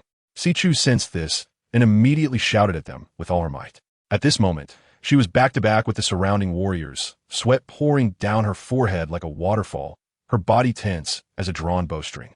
She wanted to move, but her body wouldn't budge. She was too nervous. Their weapons, which could break through the hard armor of fierce beasts, were barely making a dent on this monster's hard shell, leaving only scorch marks. Apart from angering the monster and making it faster, it seemed to have no other effect. How could this be? As the giant pincers fell, blood spattered, Sichu's mind went blank. She was a purple tier orc, and even if the others were not blue tier orcs, they were at least green tier orcs. Why were they unable to withstand this monster at all? Just such a monster, and nearly 40 of them had suddenly dwindled to only a dozen or 7 or 8. With a heavy cold snort, a bone-chilling coldness spread forth. Sichu couldn't help but shiver. Then her face instantly turned pale. She had just lost focus at such a critical moment. A flicker of frenzied crimson flashed in her eyes as she tightened her grip on her weapon, suppressing the deep anger and self-blame within her. She redirected her attention back to the battlefield, her heart filled with extreme vigilance and wariness. However, as her gaze refocused, she was immediately blinded by a reflected light and had to avert her eyes. All around, the crystalline ice emitted a piercing chill. Ollie casually tossed the 2 remaining orcs onto the ground, observing the orcs who seemed stunned, standing still and blankly staring at her. She couldn't help but frown and coldly said, "Are you all dumb? Hurry up and save your people. Are you waiting for me to do it?" Chapter 246. The woman from the tribe, the other race, Sichu had never imagined she would see this day. In her most desperate moment, she saw a girl in green, like a fairy descending from the heavens, who then came to save her and her kin. "Are you all dumb? Hurry up and save your people. Are you waiting for me to do it?" Noticing her cold gaze sweeping over, Sichu immediately came to her senses. She glanced around, her expression darkening, and turned to the remaining people to command, "Save them." Yes, the others, who had narrowly escaped, reacted. Although they were both curious and wary of Ali's arrival, they quickly took action upon hearing Sichu's words. The group Sichu brought included herself and a total of 38 people, but now only 8 remain alive, plus the 2 Ollie had brought back, making it 10. Sichu took in the situation with a heavy heart. She glanced at the monster encased in ice, unsure if it was dead or alive, her fingertips turning white from the tension. Taking a deep breath, Sichu walked over to Ollie, bowed deeply, and said, "Thank you for saving us, my lord. Do you know what this ferocious beast is?" "Ferocious beast?" Ollie glanced at her with a hint of coldness in her voice. "This is not a ferocious beast. It is an insect beast." "Insect beast?" Sichu was taken aback. She had never heard of such a thing, adhering to the principle of asking when in doubt. She looked up at Ollie and said, "I have never heard of this insect beast. Could you elaborate, my lord? Ollie silently observed her for a moment before shifting her gaze away. Si-Chu followed her line of sight. I don't know much. Rather than asking me here, you might as well see for yourself. Ollie's voice reached Si-Chu's ears, and after pondering for a moment, she approached the insect beast under Ollie's calm gaze. Si-Chu could sense her kin's occasional glances at the insect beast, filled with curiosity, indignation, apprehension, and even disgust. However, for some reason, as she looked at the insect beast, she should have felt the same anger and fear her kin did when recalling the insect beast's previous slaughter. Yet, she felt none of that. Ollie's calm gaze seemed to douse all her negative emotions with cold water. She began to observe the insect beast without any personal emotions. Her first thought was that it was indeed very ugly. She had never seen such an ugly creature. Where a second thought arose, Si-Chu politely asked, my lord, may I open it? She wanted to test the insect beast's defensive capabilities. She had seen its speed and attack power before. Now she wanted to see how strong its defense was. If she could find its weakness, that would be ideal. Ollie's intention was to help her understand the insect beast better, so she nodded slightly in agreement. Seeing this, Si-Chu immediately threw a punch. The thin layer of ice shattered. Ollie was not interested in how Si-Chu planned to understand the insect beast structure. This type of insect beast was the most common among the insect race. Besides, there were many other strange insects. Some were dangerous and could take a life in an instant, while others could counter the insect race, potentially saving orcs infested with insect eggs if used properly. Unfortunately, even though she knew so much, very few people on the continent were aware of the insect race's covert invasion. Knowing it alone was of little use to her. To make all the tribes on the continent pay attention to the insect race's invasion, Ollie needed the cooperation of the Tsang Wolf tribe, the Ape Clan, and others. This was a matter concerning the entire continent. Ollie alone could not bear this heavy responsibility. This female cub still has breath. Who has healing potions? I don't. Neither do I. I have healing potions, but they are too strong for a cub. The males holding the cub asked one by one. Although there were healing potions available, they were not suitable for a cub. The cub's body was fragile, unlike the orc warriors who had weathered storms and were very robust. The males looked anxious. After so many of their kin had died, they were fortunate to find one survivor. Regardless of whether she was originally from a small tribe, saving her at this moment gave them some comfort. Just as Si-Chu heard the commotion and put aside the matter of dissecting the insect beast to rummage through her healing potions, beams of white light suddenly fell.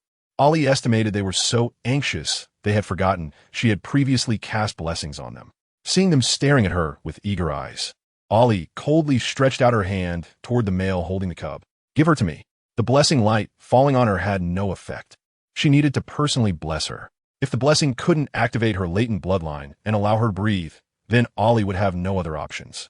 After all, no matter how miraculous the healing potions were, they couldn't bring back the dead. Blessing. Hearing the incantation Ollie recited, the remaining people looked dazed for a moment, but they quickly came to their senses. Those who had seen the high priest Milo bless others held their breath, watching Ollie and the cub in her hands with hopeful eyes. Perhaps this female cub could survive alongside them. The new life, after surviving calamity, always filled people with anticipation. Ollie's forehead broke out in a cold sweat. With the extensive use of her shamanic power, her body ached even more. This time reversing forbidden technique indeed had significant side effects.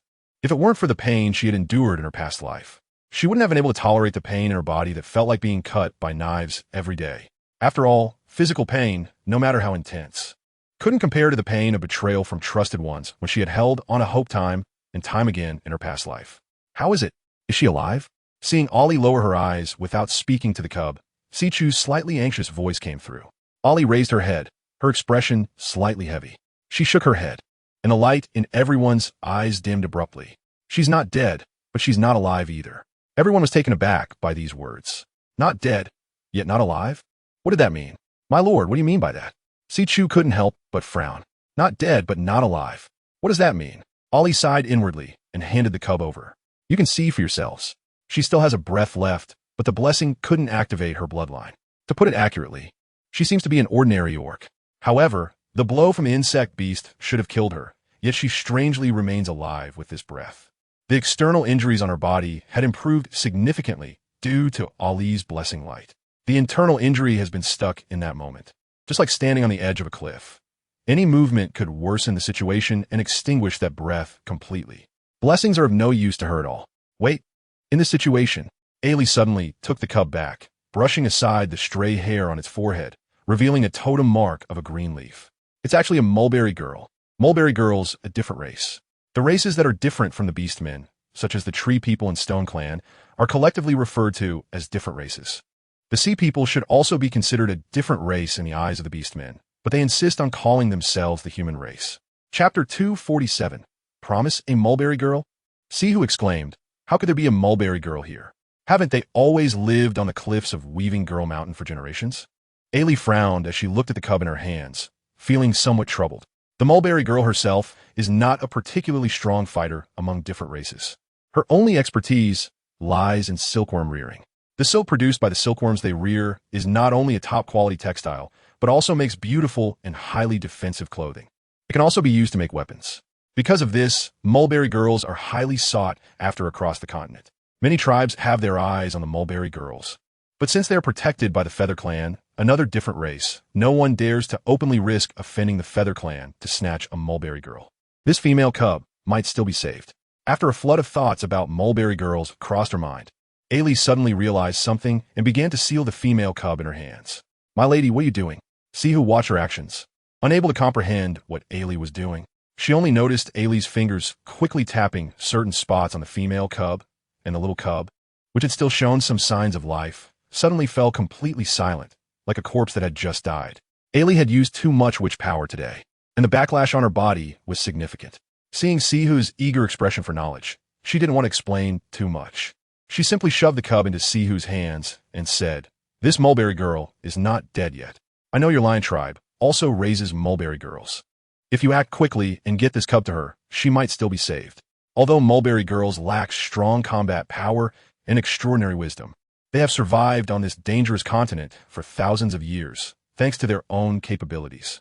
Each mulberry girl raises a life silkworm from birth, which serves as their best weapon for survival. The life silkworm can protect its owner by spinning silk when danger arises, and it can also exchange lives with the mulberry girl, granting her a second life. However, the second point, the concept of life exchange, may sound simple, but it comes with certain conditions. Having a complete body is one. After all, the life silkworm only transfers the damage away, but does not take responsibility for any bodily deficiencies. The second condition for a successful life exchange is that both the mulberry girl and the life silkworm must be adults. The longer the life silkworm has lived, the more damage it takes when exchanging lives for its owner. Conversely, the same applies. So although this female cub successfully exchanged lives with her life silkworm, the damage from the insect beast was too severe. The injuries on the female cub were transferred, but don't forget, the cub was frightened. Seeing the insect beast swinging its giant pincers towards her, the cub must have been greatly traumatized, and it is not impossible for her to die of fright. Therefore, if she does not wake up within 7 days, or is not awakened by another mulberry girl's life silkworm, she will never wake up again. Sihu reluctantly took the cub, but her face still bore an expression of hesitation. Perhaps she was curious about what Ailey meant by this. If there was a chance for salvation, why couldn't she save her? Why did she have to send her to the mulberry girl? But Ailey acted as if she didn't see it, loosening the aura around her, glancing at her faintly, and said, is there anything else? The coldness in her tone immediately brought Sihu back to reality. No, Sihu just wants to thank you for saving the cub. I can't save her. Ailey felt somewhat exhausted, after days and nights of searching for people without rest. If it weren't for Soul's power secretly sustaining her, she might have collapsed long ago. Thinking of Soul, she slightly lowered her eyes, her peripheral vision barely catching a glimpse of it hidden in her chest. Thankfully, it had shrunk so much hiding there. As long as it didn't move around, she could forget about its existence when she wasn't paying attention. My lady, are you tired? If you don't mind, we can walk together. A few kilometers away. Our tribe has several hundred people camped there. Sihu cautiously suggested. This lady is very powerful. If she agrees to come along, they wouldn't have to worry about encountering the insect beast again. The others who were busy overheard this and also cast expectant glances at Ailey, all sharing the same thought. After all, they didn't want to encounter the insect beast a second time, but if they did, having Ailey with them would at least give them a reminder, even if they didn't expect her to save them again. As long as they could learn about the insect beast's weaknesses, they would be willing to pay the price of their lives to gather more information about it, which could serve as a reference for their tribesmen. Ailey remained silent for a long while before asking a seemingly unrelated question. Why are the people of your lion tribe here? The territories occupied by the two major tribes, the wolf tribe and the lion tribe, are quite vast, with boundaries extending beyond this point. Why did they choose this place as a breakthrough? And what about Nanyu? Clearly, the Dark Wolf tribe's base is in Central State. Couldn't he stir up trouble there? Why come here? Furthermore, the king of the Wolf tribe in her previous life. After the Lion tribe's main forces completely invaded the Watakan Forest, didn't he arrive at the last moment to lead a large number of elite beast warriors from the Wolf tribe to confront the Lion tribe? Where had he been before? Moreover, the Wolf tribe only had him. Did he come here and lead people to confront the Lion tribe while ignoring everything else? Many things had already begun to take shape long ago, but unfortunately, she was blinded by hatred in her previous life, unable to see anything. She couldn't discover her identity early on and ended up falling into others' traps without realizing it. Finally, you really did a good job. Ailey's heart filled with resentment again. At this moment, Sihu whispered something in her ear, but she didn't pay attention. It was just a matter of deflecting and then beginning to doubt and guard against her. Yet, her intention to invite her to the camp remained unwavering, warmly persuading her to go. Inviting Ailey was certainly not to let them drag her down. And as a witch priestess, a few blessings were indispensable. Ailey cast a half-smiling glance at Siu. This female, able to become a leader among the blue-tier beastmen, was indeed not someone with simple thoughts. But so what? Since they had crossed paths, what would it matter for her to go once? It would also allow her to see if their invasion this time would still go as smoothly as in her previous life.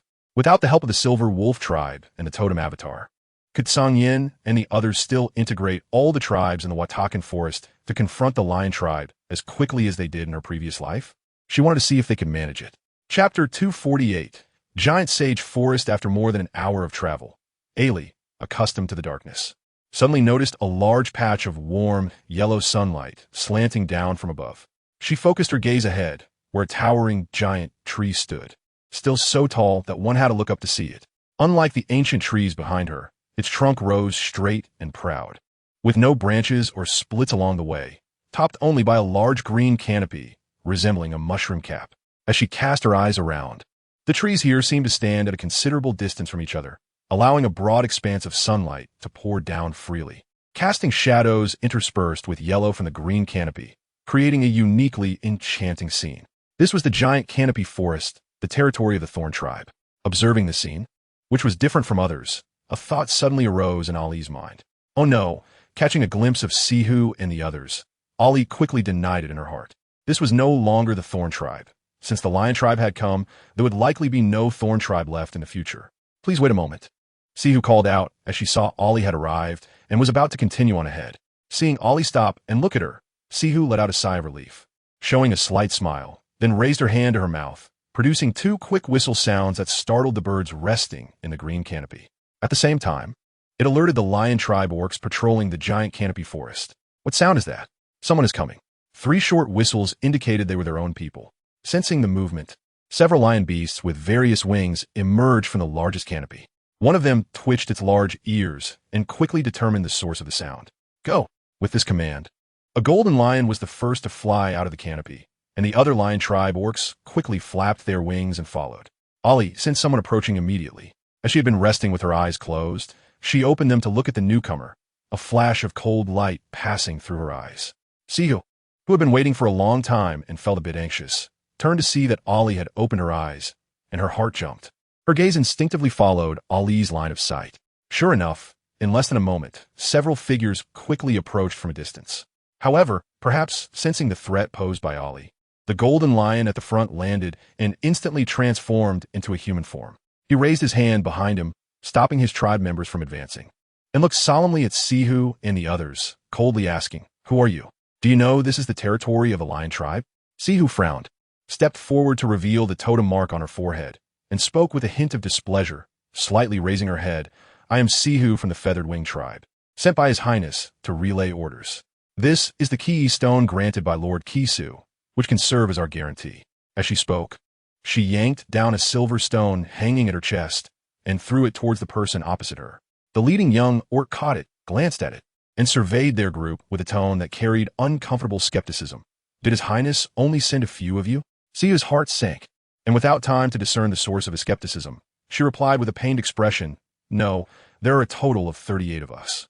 We encountered insect beasts on the way, and unable to evade, only 8 remain."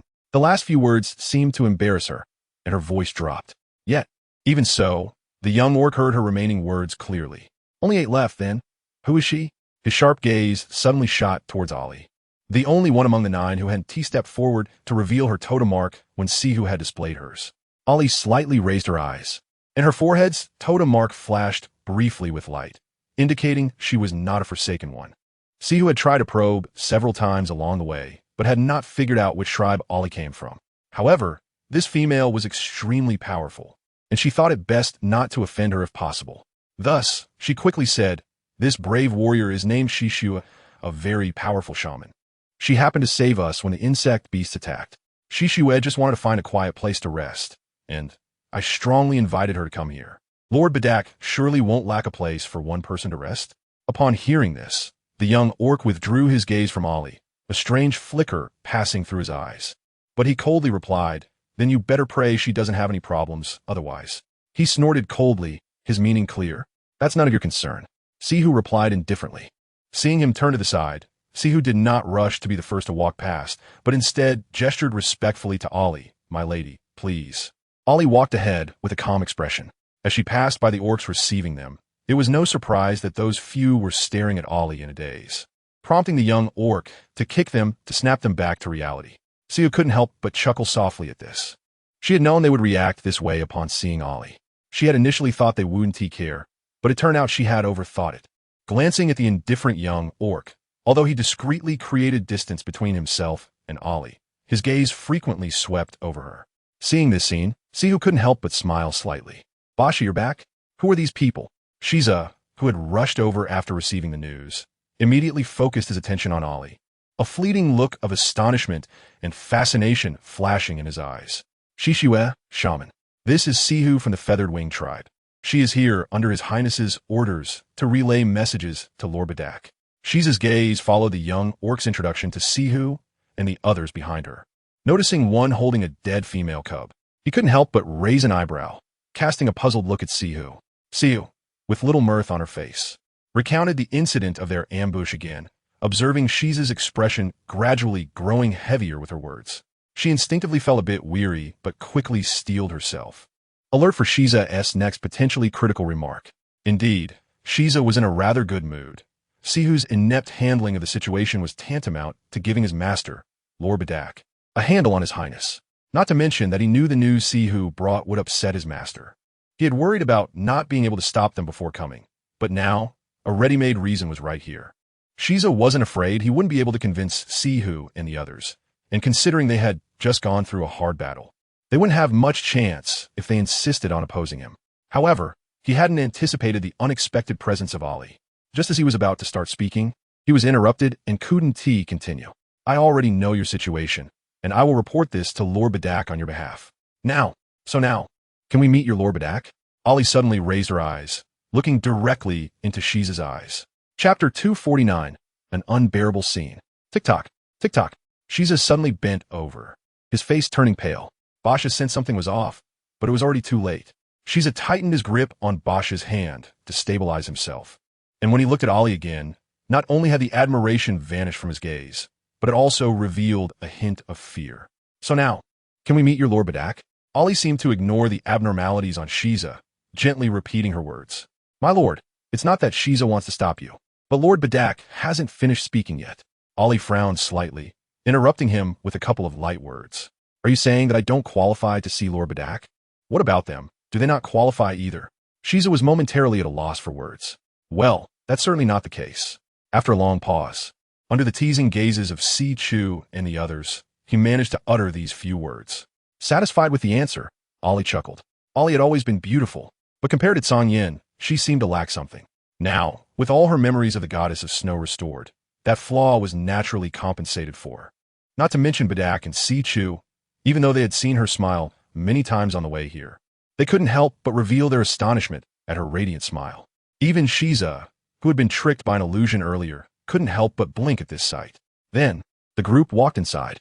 Most of the Thorn Tribe's members originally lived in tree houses on mushroom trees, but later, when the Lion Tribe attacked, many tree houses were destroyed. As they walked along, Ollie and the others could see makeshift wooden houses set up under the trees. Fortunately, it wasn't the rainy season yet. Otherwise, with so many people from the Lion Tribe, there wouldn't be enough stone houses built on the high slopes and the tree houses were destroyed. After occupying the Thorn tribe, they might have to face the cold wind and rain to continue relocating. The meeting with Badak went surprisingly smoothly. Badak instructed Shiza to quickly find people to prepare a few tree houses for Ali and Sichu to rest comfortably tonight. Also, Shiza, tomorrow you personally take people to hunt and catch a few Thorn Iron Flame cattle for a feast tomorrow night to welcome Lord Shui Wu and Captain Sichu. As he sent them off, Badak suddenly looked at Shiza and said, "Yes, Lord Badak." Shiza met his master's gaze and quickly nodded in understanding. "Huh. Then Lord Shui Wu, I will leave you here and not accompany you further. Let Shiza take you to the resting tree houses." Turning around, Badak still wore a smile on his face, but the next moment, he abruptly issued the final dismissal. Ali had achieved her purpose in coming here and had no interest in lingering with him further.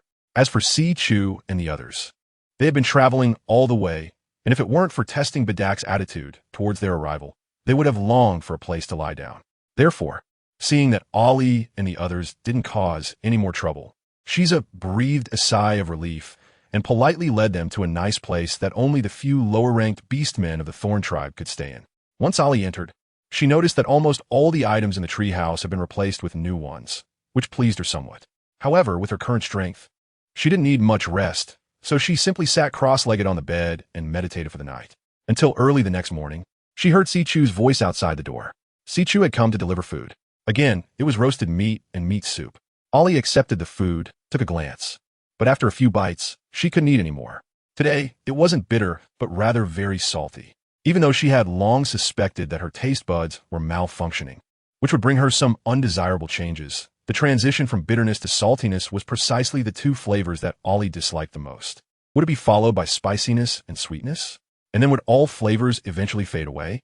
Thinking of this, a heaviness crossed Ali's mood. Staring blankly at the food on the table for a while, she finally resignedly averted her gaze. Forget it. If she felt hungry in the future, she could absorb the power of crystal cores to fill her stomach. It was not a big deal. "My lord, have you finished your meal?" Sichu stood at the door, watching, not entering. Ali raised her hand and pointed at the table, saying, "No need to send food to me at noon." Sichu understood that this was the likely outcome, nodded, and quickly took the food away. Night soon fell. Ali could hear distant sounds of laughter from outside, indicating that the hunting had gone well. "Lord Shui Wu, Lord Badak requests your presence along with Captain Sichu." This time, it wasn't Sichu calling for Ali, but Bashir. His voice was still cold, and Ali realized that this male's voice was quite nice. When she stepped out and casually glanced at his face, she thought, the face was also decent, but it was still a bit lacking compared to Chi, not to mention her father and the two kings she had seen from the Songlong tribe and the Baihu tribe in her previous life. Those people were not only strong, but also exceptionally good-looking. As for the best among the best, the king of the merfolk, Feng Li, was one, and so was Feng Jiang, who looked just like him. Another one flashed through Ali's mind with a hint of smile. He was probably just a wobbly young one who couldn't even walk steadily. Following behind Ali, Bashir suddenly felt her gaze retracting from him, and his mood instantly brightened.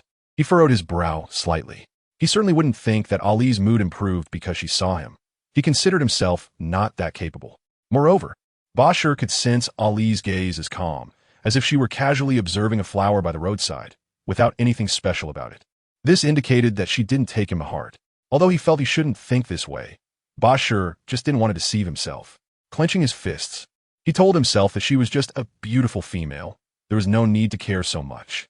With his conditions, it wouldn't be hard to find a few good-looking females in the future. In the spacious open area, three-legged braziers were set up all around, with flames brightening the shadows in the distance. When Ali, Si Chu, and the others arrived, they found that the setup in the venue was almost complete. Si Chu had deliberately delayed on the way, and they arrived just at the right time. Although Badak hadn't arrived yet, many people were already seated. Perhaps because no one was paying attention. As Ali's gaze swept across a few corners, she frowned sharply at the bold actions of a few males. "Haha, come drink. Come on, give me a drink." Several good-looking females were serving drinks, but they were forcibly stopped midway, too scared to struggle. This blatant verbal teasing, not to mention the physical contact, was one aspect, while on another, Ali silently swept her mental energy across the entire venue. Coincidentally, she saw an unbearable scene. She immediately stopped in her tracks and looked over with a strong sense of disgust in her eyes. "Lord Shui Wu, what's wrong?" Si Chu didn't understand why she suddenly stopped and followed her gaze. Her expression changed slightly, and her hands at her sides unconsciously clenched into fists. Ollie frowned slightly, discreetly blocking her from the prying eyes behind them. From her expression, it seemed like she had experienced something similar before. My lord. As Ollie leaned closer, Sichu was first taken aback, but then a deep sense of gratitude appeared in her eyes. If the males behind her saw her, just now, looking so weak, they would probably doubt her in their hearts.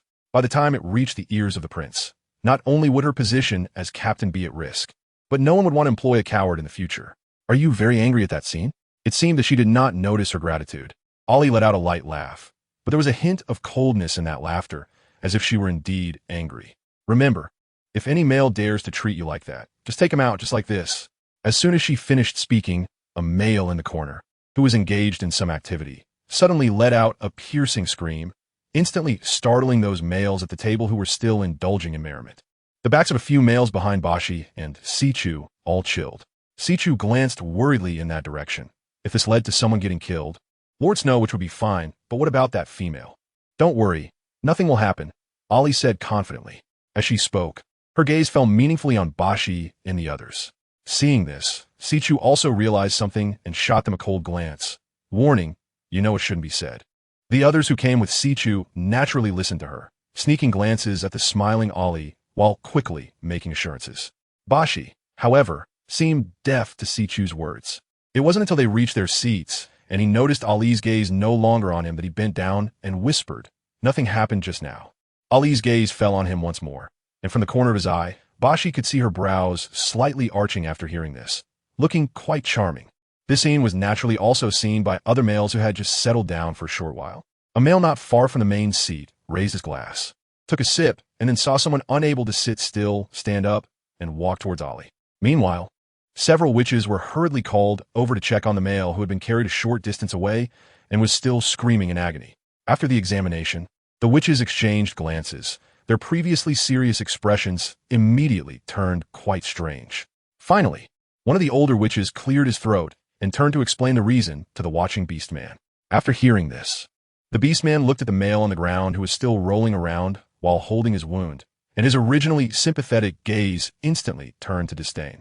He thought the male had been schemed against by that female, but unexpectedly, it turned out that he was just useless, and his own thing had just broken down while using it. Let that female go. Also, if anything like this happens again, don't let her come.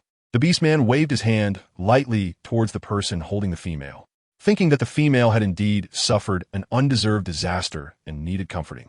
He simply canceled her modification directly, not to mention how the female kowtowed in gratitude. The beast man returned to the venue, where Ollie and the others had already found their seats. The surrounding area was in complete silence. Just now, a purple tier beast man, relying on his strength, had invited Ollie to spend the night at his cave. Ollie refused twice, but seeing that he was still persistent, even daring to try to touch Ollie's hand, he was slapped away by Ollie. Yes, one slap sent that purple tier beastman flying. As a result, all the other beastmen watching the commotion fell silent. The purple tier beastman, who had originally looked down on Ollie, suddenly took her seriously. Being able to slap a seasoned purple tier beastman so hard that he couldn't even retaliate, and even couldn't get back up, was not something just anyone could do. Even Bada, who was already half a foot into the Beast King realm, might not be able to achieve that. Lord Tuoba, the beastman, unclear about the situation here, felt a flash of doubt in his heart. But when he saw Tuoba, June waving at him, he hurriedly approached and quietly reported the situation regarding the male. As for the matter of exempting that female from modification, he saved it for last and mentioned it casually. Tuoba June put down his wine glass, waved his hand as if in annoyance, and said, "All right, you don't need to tell me about that female. Just handle it yourself. As for that useless guy, go tell Shiza that from today onwards, he should stay far away from me. Damn, he's really unlucky." Hearing Tuoba June curse like this, the beastman felt the same way in his heart. Wasn't just bad luck. Two beauties had just arrived, and this kind of thing happened. It really embarrassed their lion tribe. The beastman forced a smile and nodded, then turned around, his originally warm expression instantly dropping. Bada was followed by Shiza and a few others. They were the last to arrive. Seeing their lords sit down, they officially raised their glasses to welcome Ollie and Sichu. He stepped aside, listening to the beastman report everything that had happened in front of and behind the scene. Go. Keep a good eye on Lord Shitong. Since he can't get up, don't let him come out and cause trouble again. If Shitong loses face in front of everyone, can this banquet even continue? The beastman also thought of this point, but he didn't have the authority. At this moment, hearing Shiza's words, he felt supported and stood a little taller. However, just as they had just stopped one ticking time bomb, another clueless person stood up in the venue. He complained to Bada about Ali, saying that Ali should be severely punished. This surprisingly drew quite a few agreements from others. Tuoba Jun glanced at Bada, then looked over at Ali's side, continuing to drink his wine as if it had nothing to do with him. Bada's expression was somewhat unpleasant, but it was unclear who he was showing this expression to. He scanned the room and said in a deep voice, "Shut up." Once those people quieted down, he looked at Ali and frowned, saying, "Snow Witch, do you have anything to say about this?" "Say what? What does she have to say?" Ali slightly curved the corners of her mouth. "Lord Bada, forgive me for not agreeing with your questioning. If it were you in this situation just now, and someone openly offended you and ignored your warnings twice, what would you do? Moreover, she didn't even take his life. This is already giving you, Lord Bada, some face considering the Lion tribe. Snow Witch, no one here dares to offend me. Of course, if anyone does, I will naturally take him out." Bada's words were undeniably harsh. Those who had just been stirred up by Bada felt their hearts sink at this. Chapter 251. Bada's anger. Ali slightly lowered her gaze, her expression unchanged. It seemed she did not perceive the hint of malice in Bada's eyes when he looked at her while saying this. Seeing this, Tuoba Jun raised an eyebrow with interest, wondering whether this female truly had this ability or was just pretending to be calm. At this moment, a female beside him poured him wine, and Tuoba Jun smiled at her. As expected, the female immediately blushed. Tuoba Jun was quite satisfied with this reaction, watching her shyly lower her head. He reached out and held her hand, which she hadn't pulled back yet, smiling as he asked, "What is your name?" "Xiang." "Xiangyao, my lord, please let go. Someone is watching." "Ah." With a low gasp, the female was pulled into his embrace. Bada had wanted to say something, but he was disturbed by the commotion beside him and looked over with some displeasure. Tuoba Jun squeezed the female's soft little hand and met Bada's gaze directly, a slight smile on his lips without saying a word. However, when Bada looked over, his hand was still freely roaming over the female, causing her to gasp repeatedly. This action was itself a provocation towards Bada. Many people who had just been admonished by Bada, upon seeing this scene, immediately dared not even breathe loudly. Only Tuoba Jun could ignore Lord Badak's anger and warnings. Some envied Tuoba Jun for having the strength and background to disregard Lord Badak's hostility, but naturally, there were also those who were jealous. Although Tuoba Jun was not a member of the Lion tribe, the powerful higher tribe behind him had always been valued by several generations of kings due to their combat prowess. In this situation, the noble orc members of the Lion tribe had certain privileges, and Tuoba Jun's higher tribe could provide the same for their own people. Moreover, Tuoba Jun was the only son of the chieftain of that higher tribe, so he was born at a level that other orcs could never reach. Most ordinary orcs could only feel envy, unable to harbor jealousy because the gap between them was too vast, making jealousy seem futile. However, there were a few orcs with extreme thoughts who, knowing that this jealousy was unreasonable, allowed their negative emotions to fester, filled with hostility towards Tuoba Jun. Sure enough, seeing Tuoba Jun disrespecting Lord Badak, one orc's mind heated up, and he stood up, sternly scolding Tuoba Jun, "If you want to play with females, go back to your cave. They are not mindless beasts. You dare to do such lewd things in front of the Lord and the esteemed guests he has invited? Aren't you afraid of tainting the Lord in the guest's eyes?" As soon as the last word fell, before Tuoba Jun could react, the speaking orc suddenly knelt down. The table in front of him shattered instantly with his sudden kneel. "Fool, shut your mouth." Seeing Shiza's face darken, the other orcs who had seen Tuoba Jun make a move and were already wary suddenly realized. It turned out it was Lord Shiza who had acted. They had guessed right. Tuoba Jun's talent was wood control. How could he have made that orc kneel so silently? If it were Lord Shiza, it would be much more normal. No one knew that Lord Shiza's talent was an innate domain. Orcs entering his domain would suddenly bear immense pressure, making it difficult for them to even lift a hand. However, after realizing this, everyone looked at the distance between Lord Shiza and that orc, which was about 5 or 6 meters. So the range of Lord Shiza's domain had expanded? Many frowned at this thought. Even Badak, who had always valued Shiza, furrowed his brow at this scene. If Lord Shiza's domain had expanded, why hadn't he mentioned it to him? As a superior, Badak was always suspicious. If he weren't rational enough to remember that he had a vassal contract with Shiza and that Shiza couldn't possibly betray him, he might have been unable to hold back and question Shiza about the changes in his domain. It was actually gravity. A hint of surprise appeared on Ali's face. And then she began to think of a feasible plan. What gravity? Si-Chu, sitting beside her, heard Ali's voice low and didn't quite catch it. She only vaguely heard something about gravity. Was it related to Lord Shiza's talent? It's nothing. Ali had already formed a suitable plan in her heart and shook her head at her. Si-Chu's eyes flashed with confusion, but she didn't ask further. Meanwhile, in just a few words, Shiza had resolved the issue with that orc. He even named Ali, wanting to use the beautiful female as a distraction to shift everyone's attention. When Ali looked over at Shiza, he smiled apologetically at her. However, that smile seemed a bit hypocritical in Ali's eyes. Her master couldn't vent his anger on Bao Jun for some unavoidable reason, yet he pushed her out to be the outlet for his frustration. Oomph. A cold smile curled at the corner of Ali's mouth. She thought, this is just right. Anyway, when they meet up with the main force of the lion tribe, she also needed to establish her authority beforehand. Otherwise, any random cat or dog could come and bully her. They even dared to do such things in front of her. Lord Shuawu, what does this mean? Are you looking down on the wine that Badak respects? Shiza looked at Ali in surprise. Although he intended to shift his master's attention to her first, he didn't expect this female to be so presumptuous in front of Badak, relying on her slight strength. However, over a cup of wine, it was worth her frowning in displeasure. Sorry, I don't like drinking. Ali wasn't going to go against Badak over such a trivial matter. In her opinion, Badak was a male who was not shy about females. With Ali and Si-Chu, two female guests present, he would not have too many scruples and wouldn't dare to play with females in front of them. As long as Ali and Si-Chu showed a hint of dissatisfaction, Badak would surely want to keep them around to annoy them further. At that time, Lord Shuawu, it's just a cup of fruit wine. Are you dissatisfied with our hospitality? Shiza said with a smile that was neither here nor there. Ali sneered inwardly. Their hospitality was to find a group of males to play with females in front of them. Such disgusting hospitality was not worthy of her saying she was satisfied.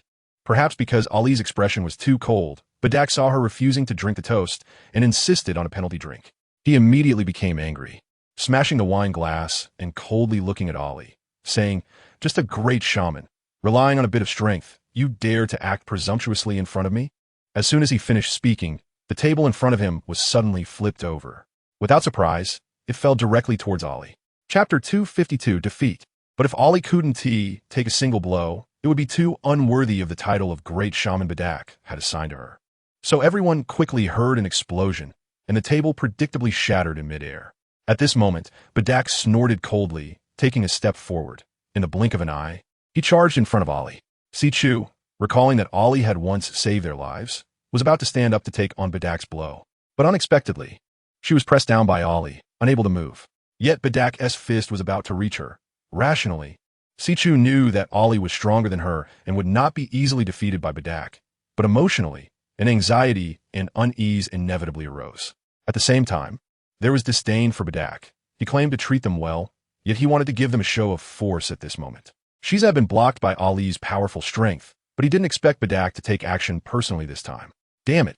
Watching Badak's fist swing towards Ali, ready to hit her, Si-Chu nearly felt her eyes split. But would things really turn out as badly as she thought? Bang with a heavy muffled sound. An invisible gust of wind surged from the point of contact between the two, instantly sweeping away dust and debris.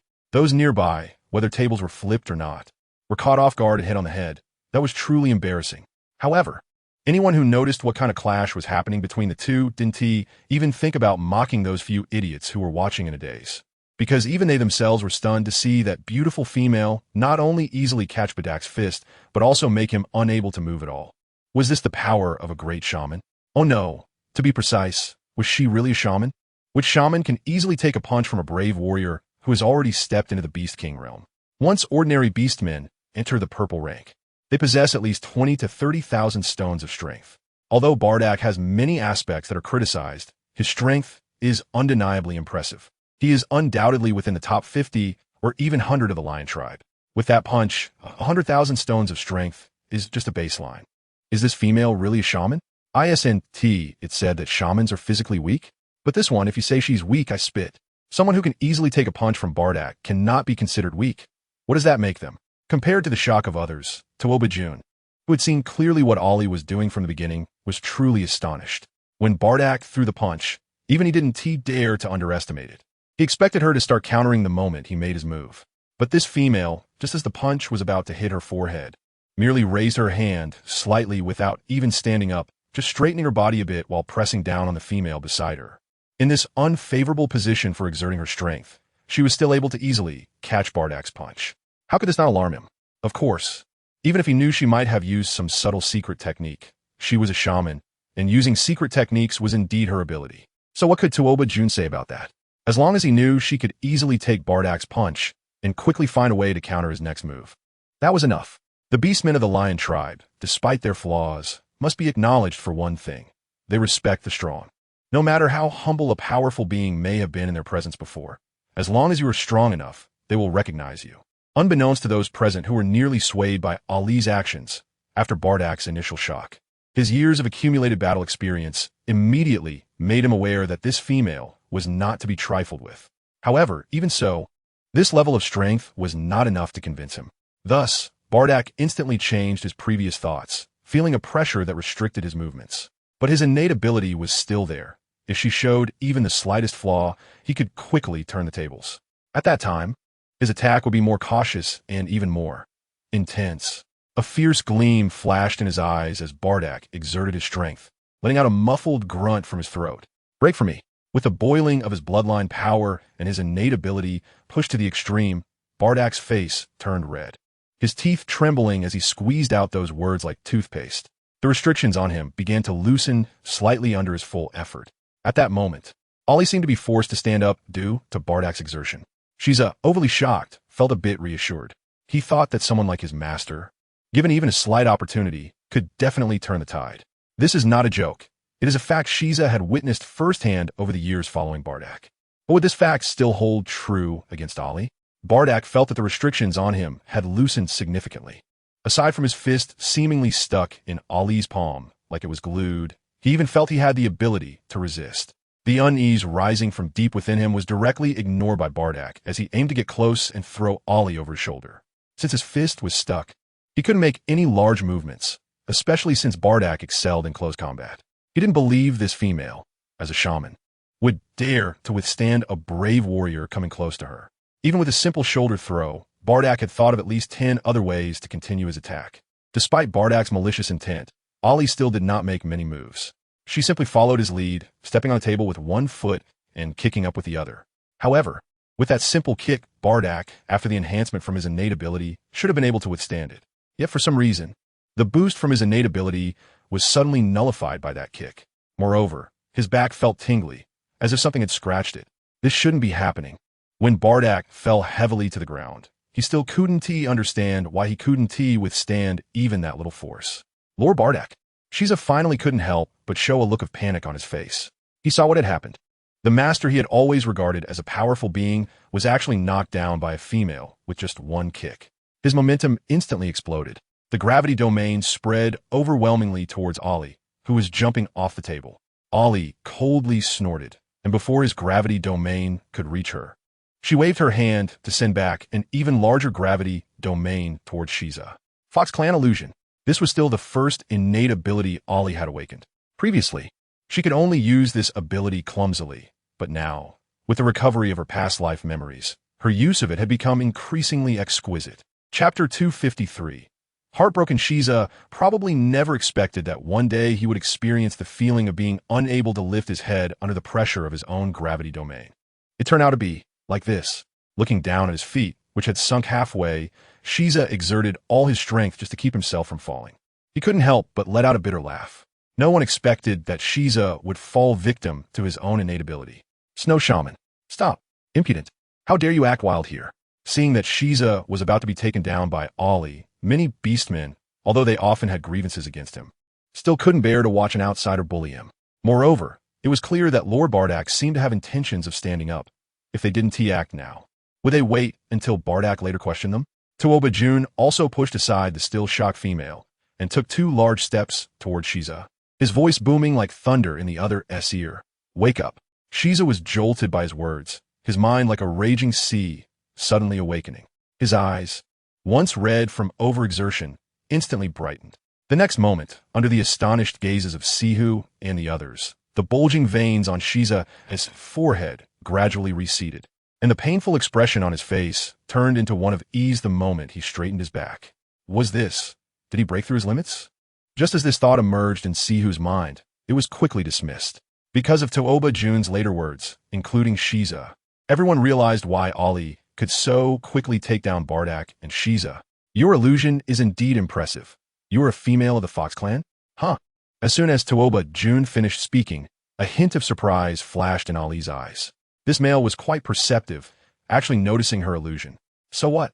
A slight smile appeared on Ali's lips, faint yet brightening her eyes. Tooba Jun let out a heavy cold snort, and the others immediately awoke from their stupor. Indeed, it is only you females of the Fox clan who would resort to such unrefined methods to deal with males. Ali chuckled lightly, her tone tinged with mockery, pointing out that it was their lack of willpower that allowed them to be deceived by such an unrefined illusion. Who could they blame for that? Moreover, she slightly lowered her eyes. This illusion may seem outdated in your eyes, but it's quite effective. Do you think it ends with just the two of them? Offending the Celestial, which, even with your backing from the Lion tribe, you should still pay the necessary price for it. As the girl's gentle voice gradually faded, all the orcs on the scene noticed that a thick white mist had risen around them without their knowledge. Ali was nowhere to be found, and the person who had been so close just a moment ago suddenly vanished with just a blink. Some firmly believed Tooba Jun's words, thinking that if they just didn't listen or look and held on to the idea that this was an illusion, they could break it. So he stood still, only to be ambushed by something, falling to the ground unprepared, his eyes wide open, and even in death, his face remained full of disbelief. Others were more impatient, unable to wait for the illusion to break on its own, preferring to take the initiative to kill Ali or capture her to force her to let them out. Then he took a step forward and, in the blink of an eye, found himself in his first outing for training as an adult, only to run into the life-and-death storm surge in the Devil's Desert. The sun above burned his face painfully, and the ground was covered with scorching sand. The surrounding area was an endless desert.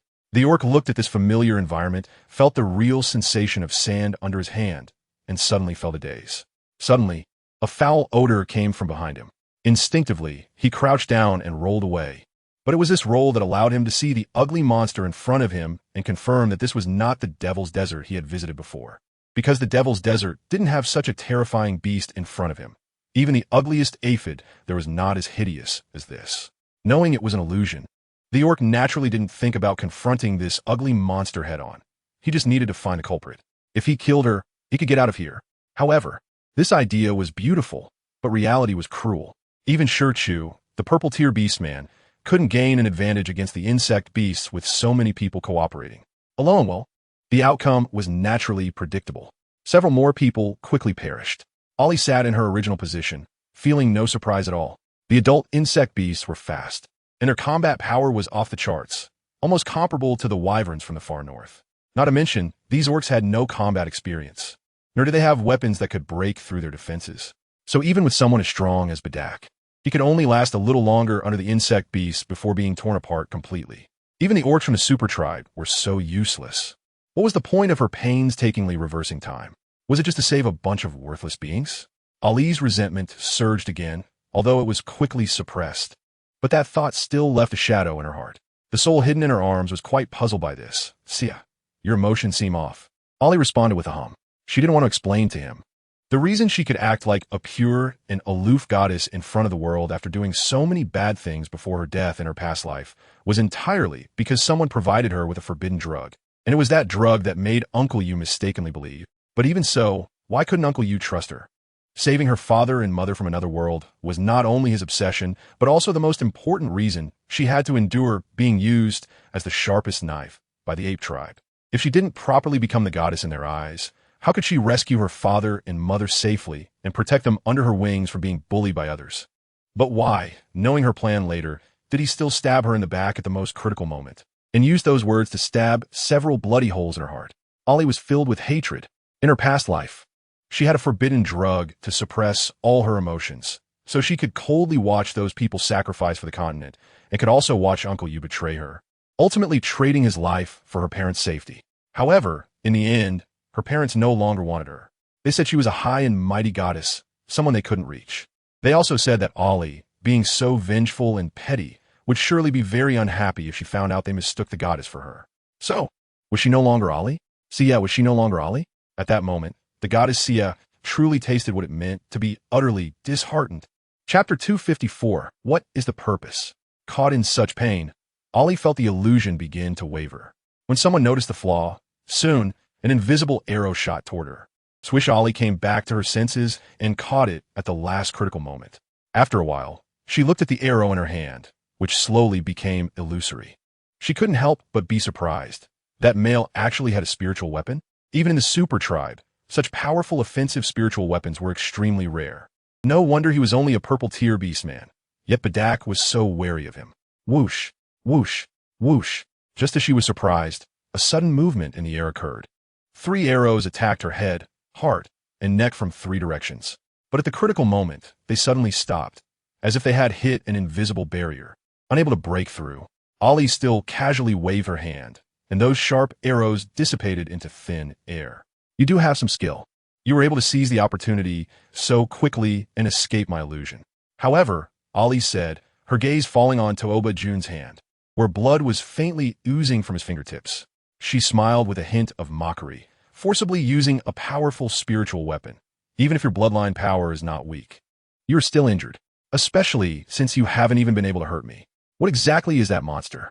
Hearing the disdain in her words, Tooba June tightened his grip. However, he remained calm, knowing he was not Ollie's opponent, and put away his spiritual weapon.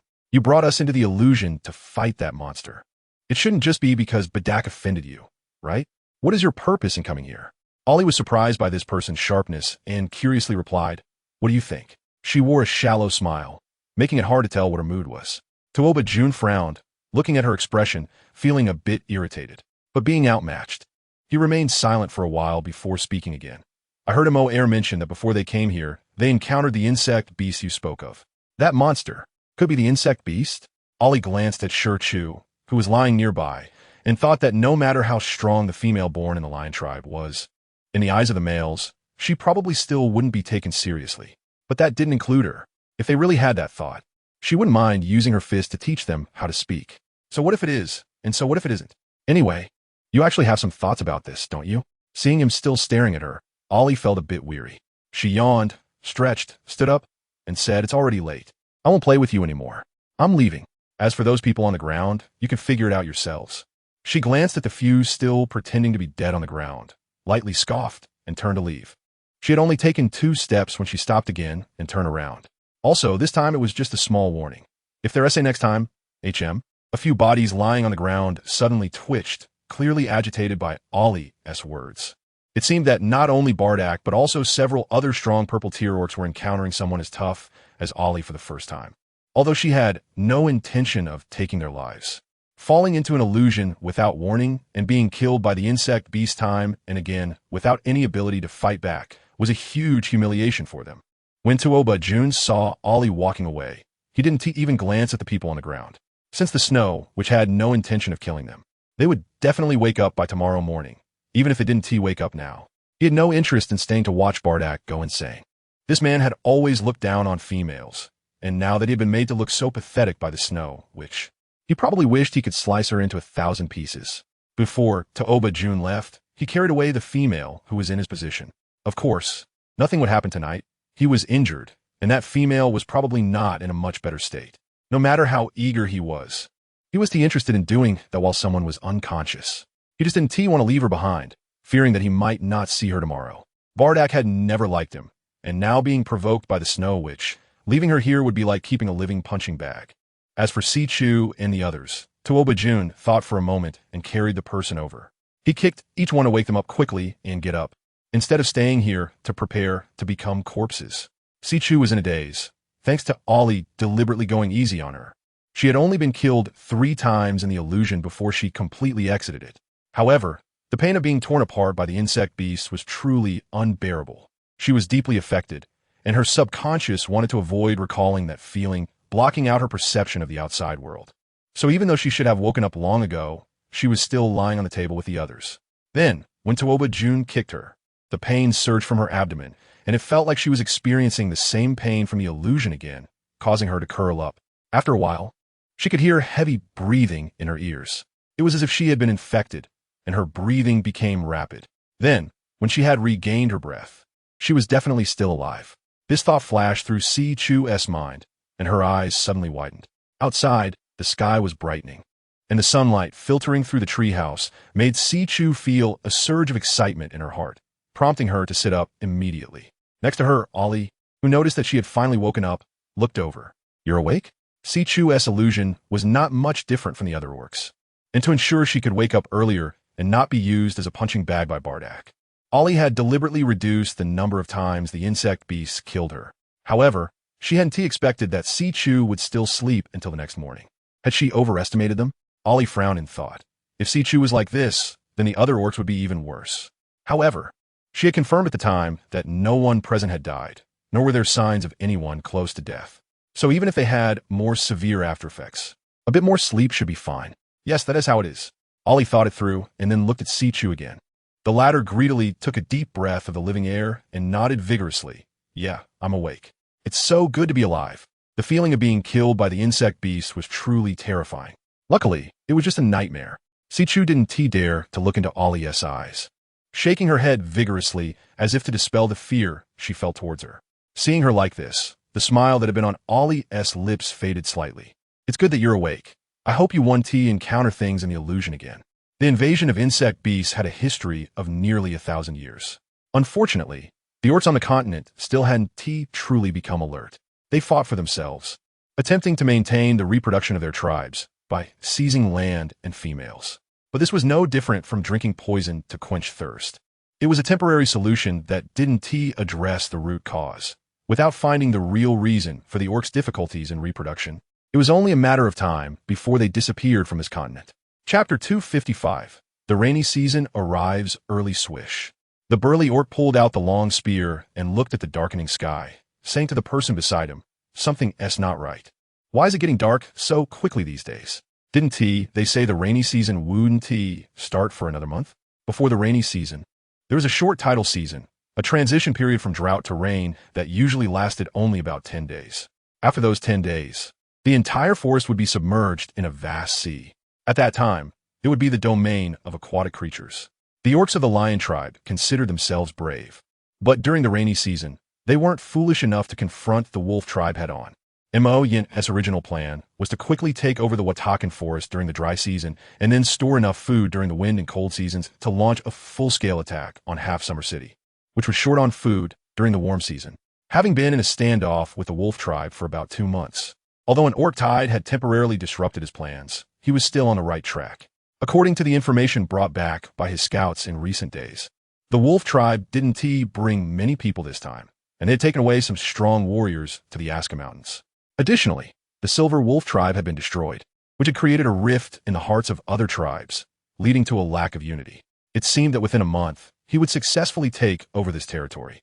However, just as Yin was calculating that he could launch an attack on the wolf tribe in about 7 or 8 days and completely occupy the Watakan Forest, an orc suddenly rushed in with a panicked expression.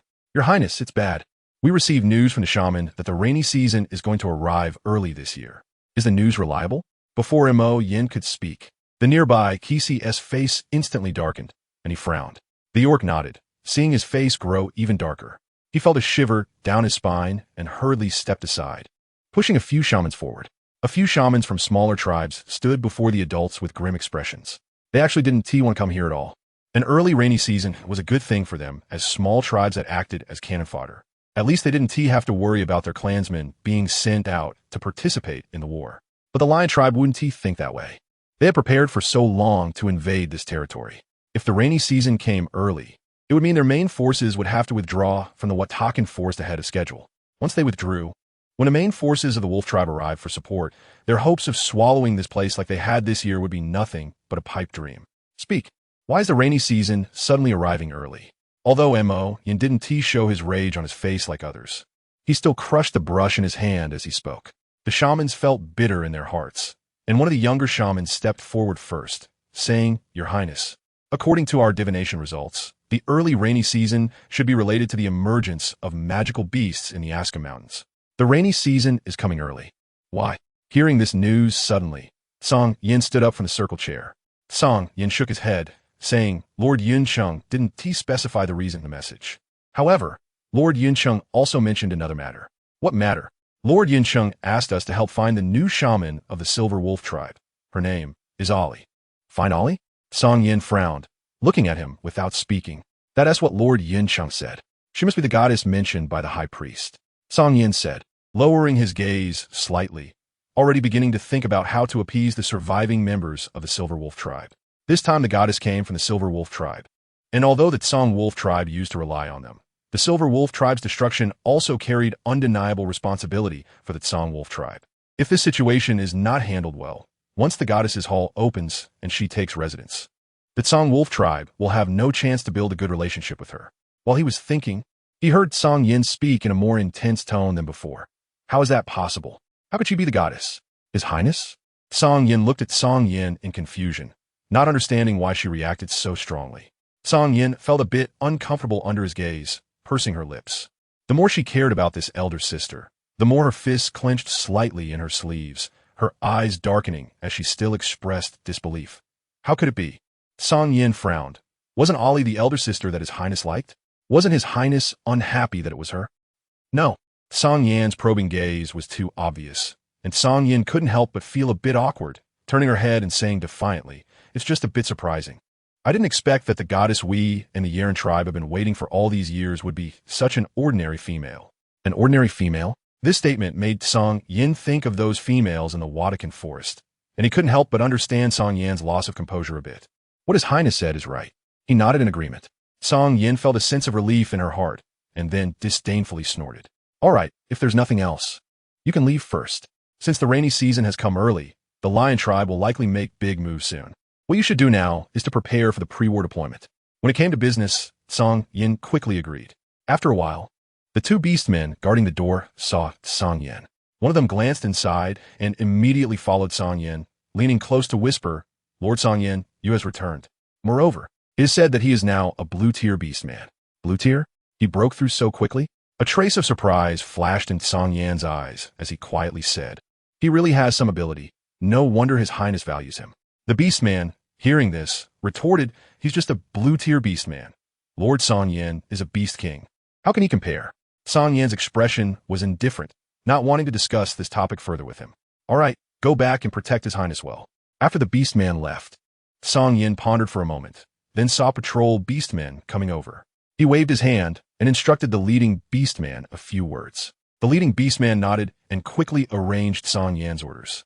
Meanwhile, Badak and the others had also organized their team and were heading to join the main force of the Lion tribe. Perhaps due to the early rainy season, many fierce beasts had already sensed the unusualness more acutely than the beastmen, so to ensure they could have one last hearty meal before migrating during the rainy season. The forest was filled with a faint bloody scent amid the spreading humidity. The calm before the storm clearly bore a disquieting smell of gunpowder that had emerged unbeknownst to anyone. Ollie looked at the unusual weather and thought, it's changed again. In her previous life, the rainy season that year did not come early, although the Lion tribe ultimately did not capture the Watakan Forest. The two super tribes fought a battle and signed a ceasefire agreement at the proposal of their respective high priests. However, that was also because Songshi brought people over, and the Lion tribe had no choice but to abandon the plan. But now, Songshi had not come, yet the rainy season came early, which would also cause the Lion tribe to return empty-handed. These major directions had not changed at all. A sudden realization flashed through Ollie's mind. Chapter 256, Pippi Shrimp and Rabbit Ollie suddenly walked outside, and the two beastmen guarding the entrance saluted her. Lord Snow Witch. Ollie ignored them, quickly scanning her surroundings with her mental power. Her lips seemed to move slightly as she continued walking, and soon, her slender figure disappeared from the two beastmen's sight. In a certain cave, a group of fleeing beastmen huddled together in corners. Many males, upon seeing their partner's tears, had their resolute expressions immediately shattered, and they hurriedly tried to comfort their partners. Ching Ching, don't cry, okay? Stop messing around. Lu, be good, all right? Your male isn't that easy to kill. Lu looked at Song with red-rimmed eyes, then glanced at Ning Chi beside him, especially noticing the emptiness of his long sleeves. Her nose suddenly ached, and she rushed over to them, burying her head down, her voice choked with sobs. Song, Ning Chi, I'm scared. I'm scared you won't come back. Just like Zhang Chuan and the others, they would never return. Why won't the Song Wolf tribe rescue us? The Leopard tribe has also been implicated by us. What should we do? What should we do? The continuous cries of the females brought a bitter expression to the faces of several young elders. They also did not know why the Tsang wolf tribe would not come to save them. Even the leopard tribe's leader had privately shared some news with them, saying that the destruction of the silver wolf tribe was closely related to Bansha City, and it was highly possible that the people from Bansha City acted under the direction of the Tsang wolf tribe. But why? They had diligently protected the totem avatars over the years, not letting outsiders touch a bit. The silver wolf tribe sacrificed many warriors over the years to keep an eye on movements in the west and north for Bansha City. Was everything the silver wolf tribe did truly worthless in their eyes? Just because of their mere suspicion, the silver wolf tribe ended up with such a result. How unfair! How unfair! The beastmen of the leopard tribe felt that this time, it was our silver wolf tribe that implicated you. Next, we will leave it to you, warriors. An elder from a silver wolf tribe led others and deeply bowed to the beastmen of the leopard tribe. As they saw their figures disappear one by one outside the cave, the young leader of the leopard tribe clenched his fists tightly. Suddenly, he stood up. An elder immediately scolded, "Yain, what are you going to do? Do you think that bringing the warriors of the leopard tribe with you will change anything? How powerful are the beastmen of the lion tribe? Have you forgotten so quickly? Then are we just going to watch them go to their deaths?"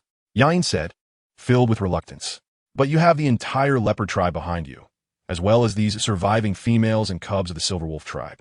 If you all leave, we'll protect them." The leopard tribe had already shown great kindness to the silver wolf tribe, if it weren't for the repeated appearance of traitors among them. How could they have fallen to this state today? That's right. Yain, don't forget how your father died. The elderly female elder, speaking with a cane, was Yain's father's sister. The leopard tribe had been careful to protect the surviving members of the silver wolf tribe for the sake of justice, even during the difficult times when the beast tide came. But what did that witch from the silver wolf tribe do? She secretly ran out and even repaid kindness with enmity by revealing their hiding place to the lion tribe, watching as their relatives and tribesmen dwindled one by one. Not to mention Yain's sister, other ordinary beastmen could not help but want to blame the people of the silver wolf tribe. If it weren't for them, their kin wouldn't have died like this. Hearing this, Yain opened his mouth, his shoulders instantly slumping down, feeling completely dejected. In the corner, Ching listened to this. Her head bowed, unconsciously tightening her grip on Lu's hand.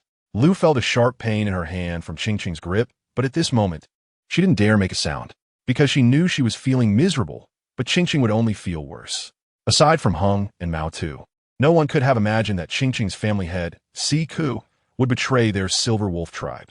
Even more unbelievable was that after Si Ku secretly killed several of Ching's other partners, he didn't suffer any backlash from the partner contract at all. I'm sorry, Lu. It's my fault for everyone." After a long while, Ching spoke up with a choked voice. Then Lu saw her lift her head, a tear-streaked face of a flower cat appearing before her eyes. Lu hugged Ching tightly, her nose feeling sore, wanting to cry again. She had never seen Ching cry so helplessly.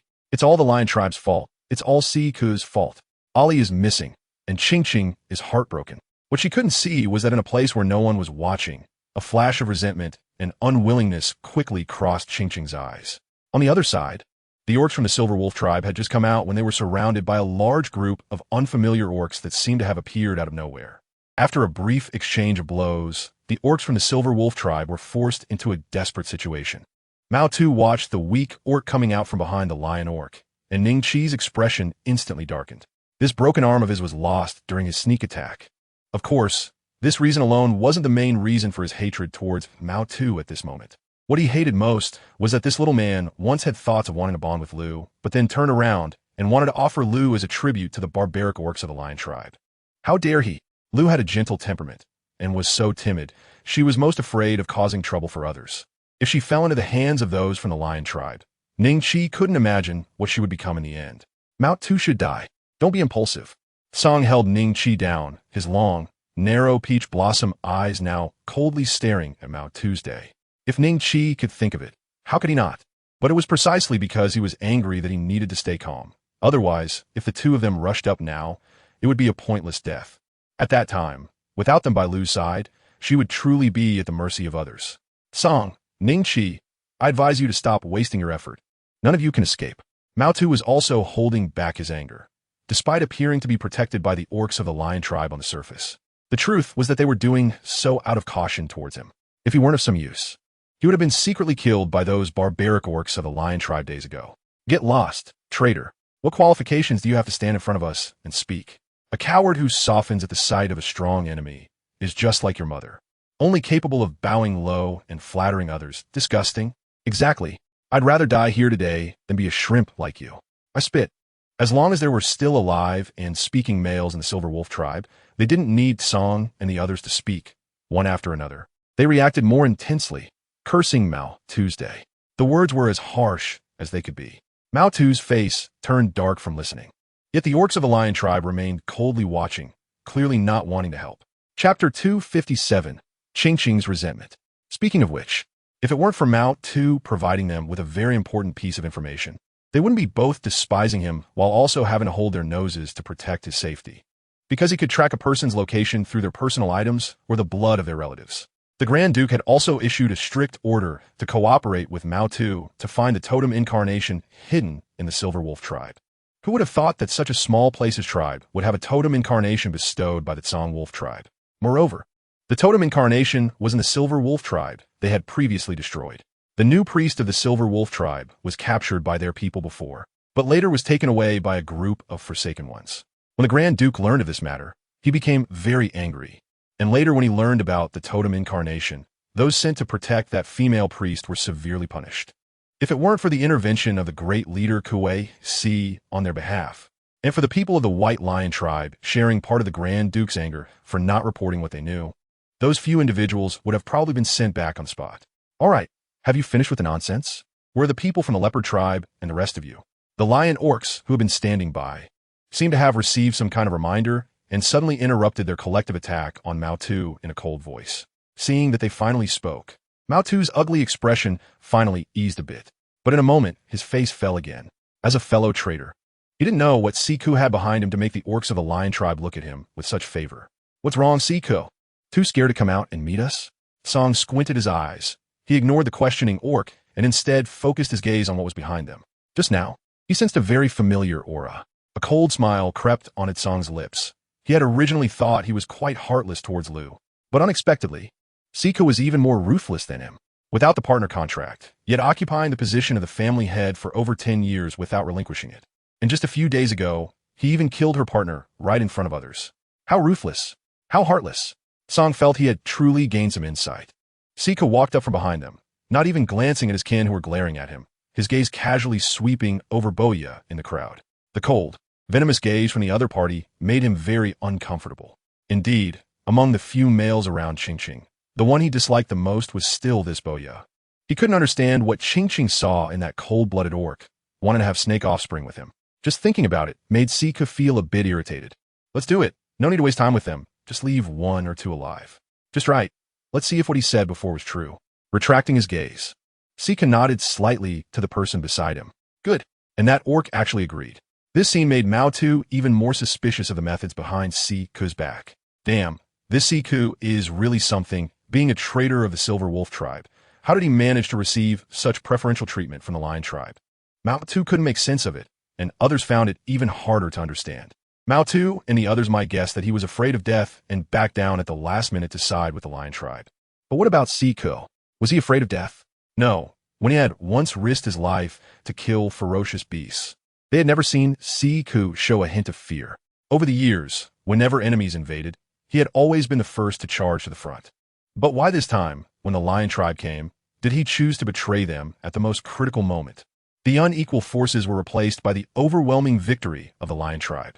Aside from killing several of Ching Ching's partners, Siku did not lay a hand on any of his former kin.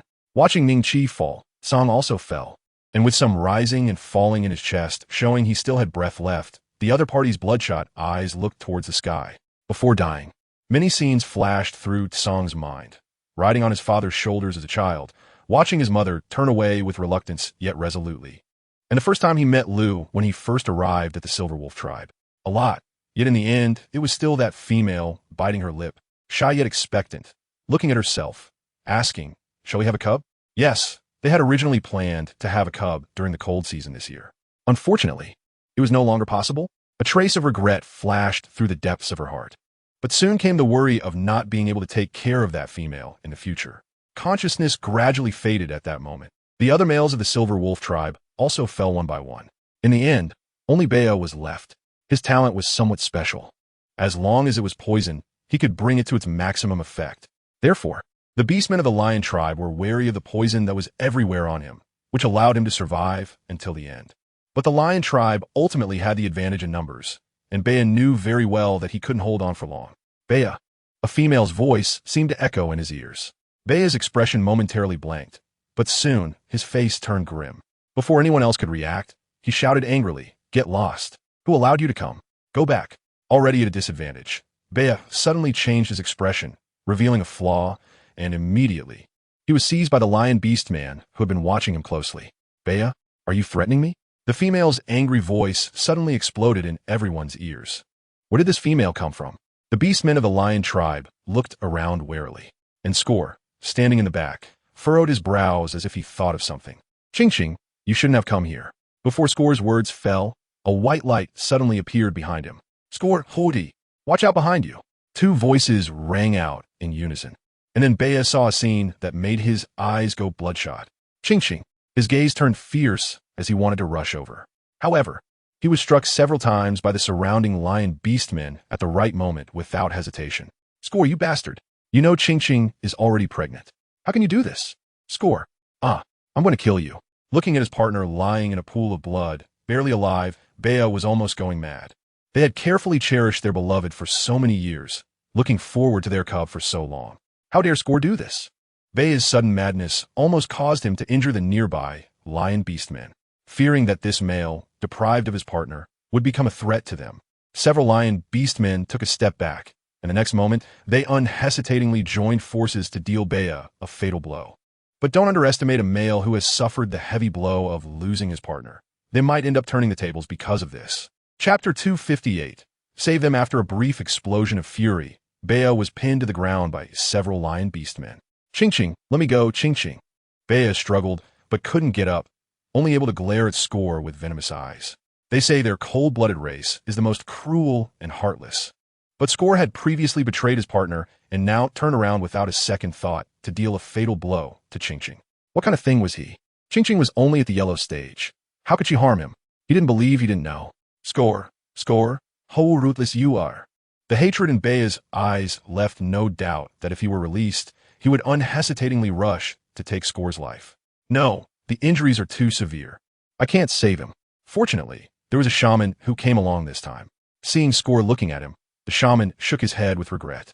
Although the lion tribe looked down on the females of these smaller tribes, Ching was a pregnant female, and given the difficulties orcs faced in reproduction, no one would ignore a fertile female.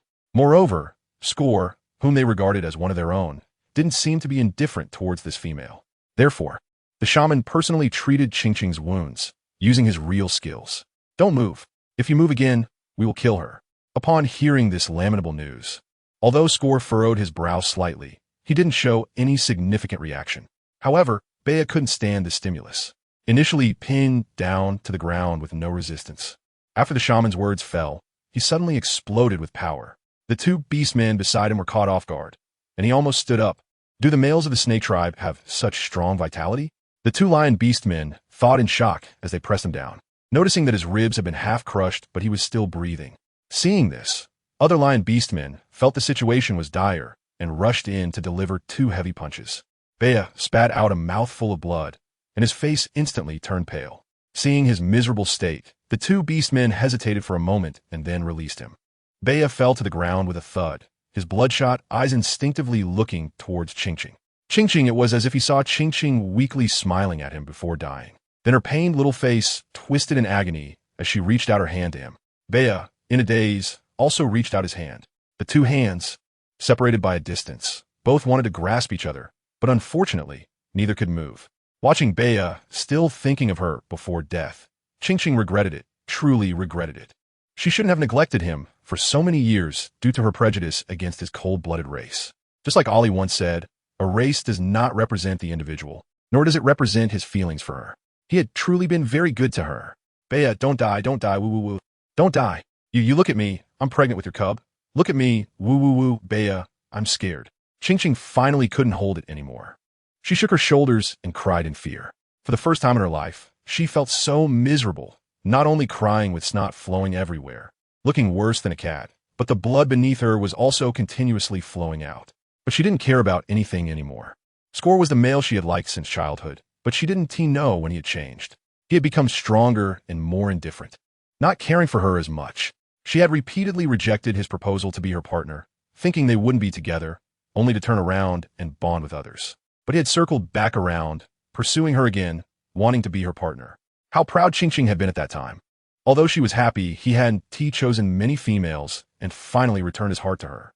But she wanted him to know she wasn't someone he could summon and dismiss at will. So she let her male reject him and teamed up against him. After teasing him for a long time, she finally agreed to be his partner, watching him defeat all the males, including Bea, who had not yet become her partner, and become the head of her household. But he had deceived her. They had never formed a partner contract. Their bonding ceremony was nothing but a joke, a huge joke. She had actually allowed a male who wasn't her partner to sleep with her for so long, and as a result, had caused the death of her other partners. Score, he deserves to die, he deserves to die. Qingqing's heart-wrenching sobs reached the ears of others, causing the beastmen of the lion tribe to change their expressions. They probably didn't expect this female to have such deep feelings for a partner from a cold-blooded race. And looking at Score, they realized that the one who had shown little reaction to that female's life or death was now slightly angry because she cried for another male. As fellow lion beastmen, they naturally understood why Score was so furious. The shaman exchanged a glance with the people beside him, thinking to herself, it turns out that His Highness Ku is not even comparable to a male of a cold-blooded race in the eyes of this female. No wonder His Highness Ku is so cold and ruthless to her. After all, she has accompanied him for more than 20 years. How could he possibly have no feelings at all? But this female is not satisfied with having His Highness Ku by her side. She also wants to accept other males to accompany her. Moreover, even the status of the males from the cold-blooded race in her heart is higher than that of His Highness Ku. His position as the head of the family is indeed. Siku, should this female still be saved? Wu coughed lightly, as the Grand Prince and His Highness Ku are not in the same camp. He is with the Grand Prince. And seeing this scene inevitably made him want to see Ku's embarrassment. As he spoke, his tone naturally revealed this meaning. Siku's expression immediately turned ugly. However, he had just uttered a word when a powerful pressure suddenly descended from sky. Not saving. What ain't not saving, Mo, Ku? It truly shows that you are indeed the young clan leader who inherited the ancestral bloodline of the Lion-Tiger clan. Repaying kindness with enmity is probably your instinct. The Lion-Tiger clan, a race that is neither lion nor tiger. They have passed down such a talent for generations. Truly an existence that makes one unable to resist the urge to crush them all. Who? The leading beastman caught Siku, who was about to fall to the ground. Or rather, it should be Mo Ku. He continuously scanned the surroundings, trying to locate the source of that voice. Ollie had no intention of hiding, especially since Qingqing and the other clansman situation could not afford her to delay any longer. As soon as she landed, she unreservedly released her pressure. Without even looking at those lion beastmen, who fell one after another due to her pressure, Ollie quickly walked to Qingqing's side. Several beams of blessing light descended. Qingqing stared at Ollie in a daze for a moment, then suddenly felt the change in her body. She grabbed her and cried, Ollie, please save Boya, save Boya. And Lu, her partner, is also here. I know you have a way. Please save him, save them, okay? Qingqing was purely in a panic. And if it were before, she would never have said such thoughtless words. After all, how long had it been since Ollie had separated from them? How could she possibly have the ability to save a few people who were almost breathless? Wouldn't that be purely making things difficult for her? Chapter 259, Live Sacrifice? But she really didn't know what to do. If Boya died, she would definitely regret it. He was her only partner.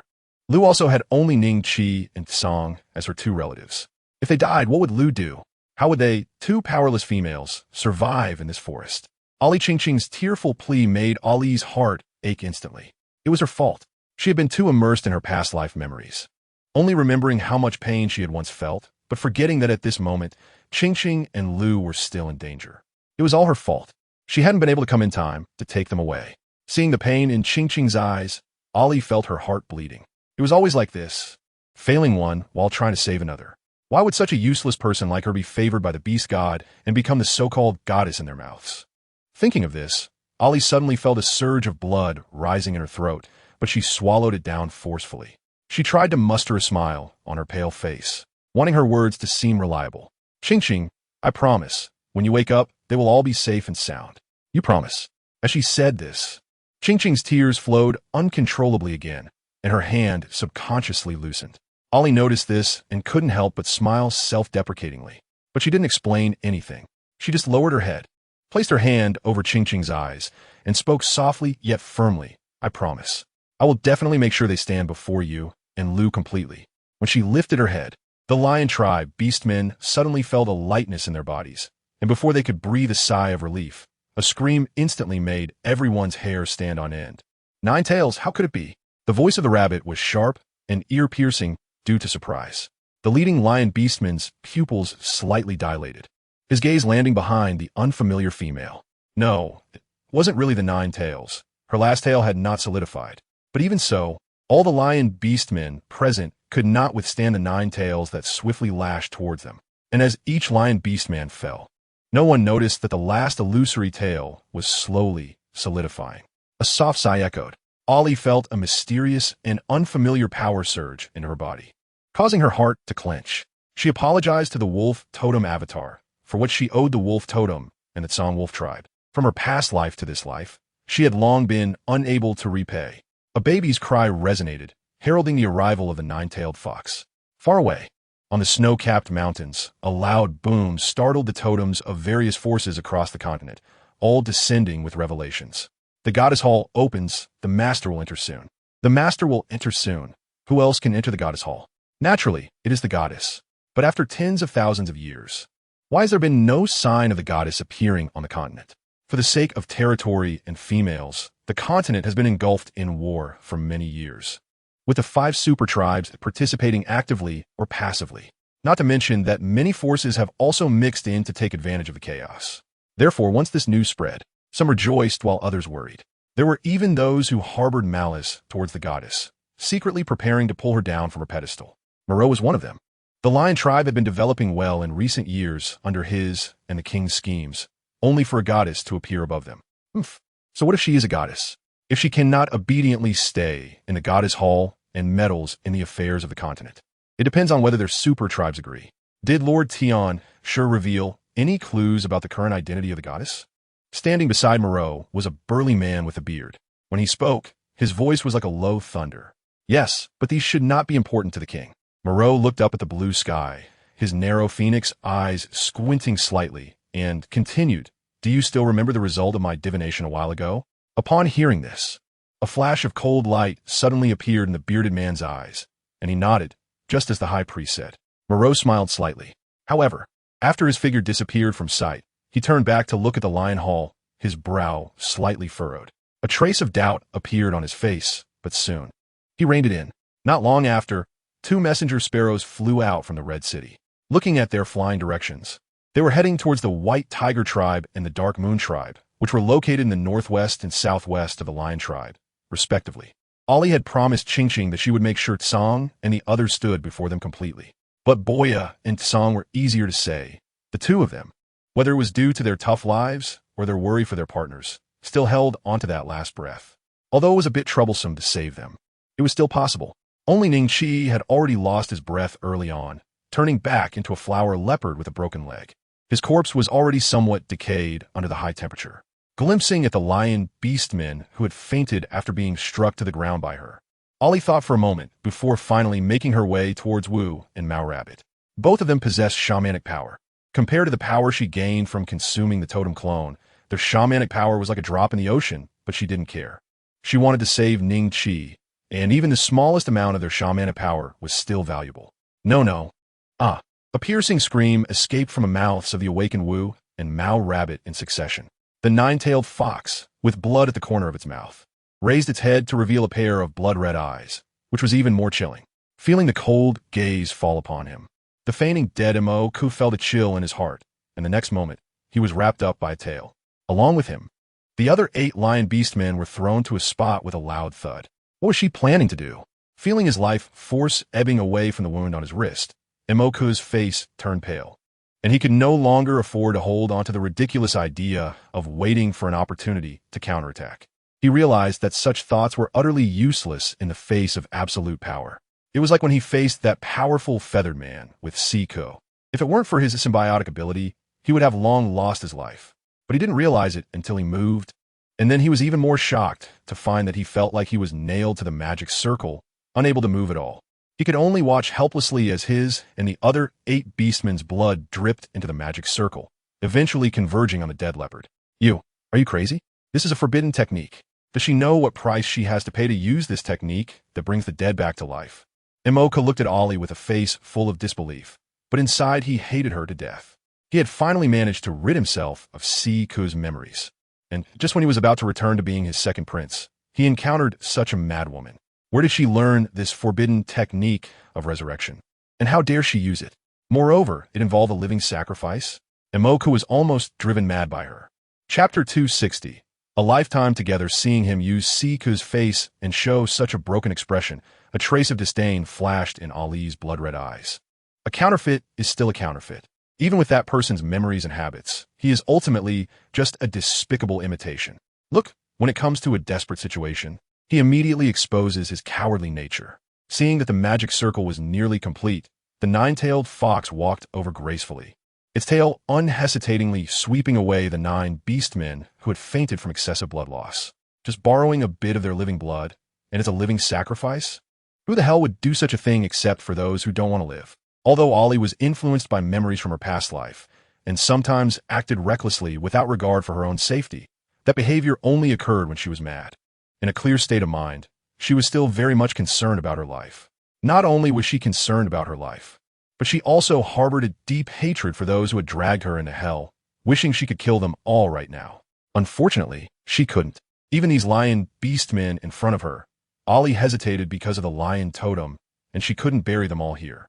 After all, she once. Not knowing what she was thinking, a shadow suddenly crossed the eyes of the 9-tailed fox. Then it placed the dead leopard into the already formed magic circle. The magic circle had 2 focal points, one occupied by the leopard, and the other Ali initially intended to stand in. However, Song awakened. Her thoughts shifted suddenly, and an idea popped in her mind. So the 9-tailed fox flicked its tail and walked step by step towards Song. You were right, that's the meaning, but she paused. This magic circle could bring him back to life, but the consequences? Song, if you have considered it well, I will activate the magic circle for you. She explained the function of this forbidden magic circle and the price he would have to pay if he became the other focal point. Ali didn't rush him, preparing to step away to let him think carefully.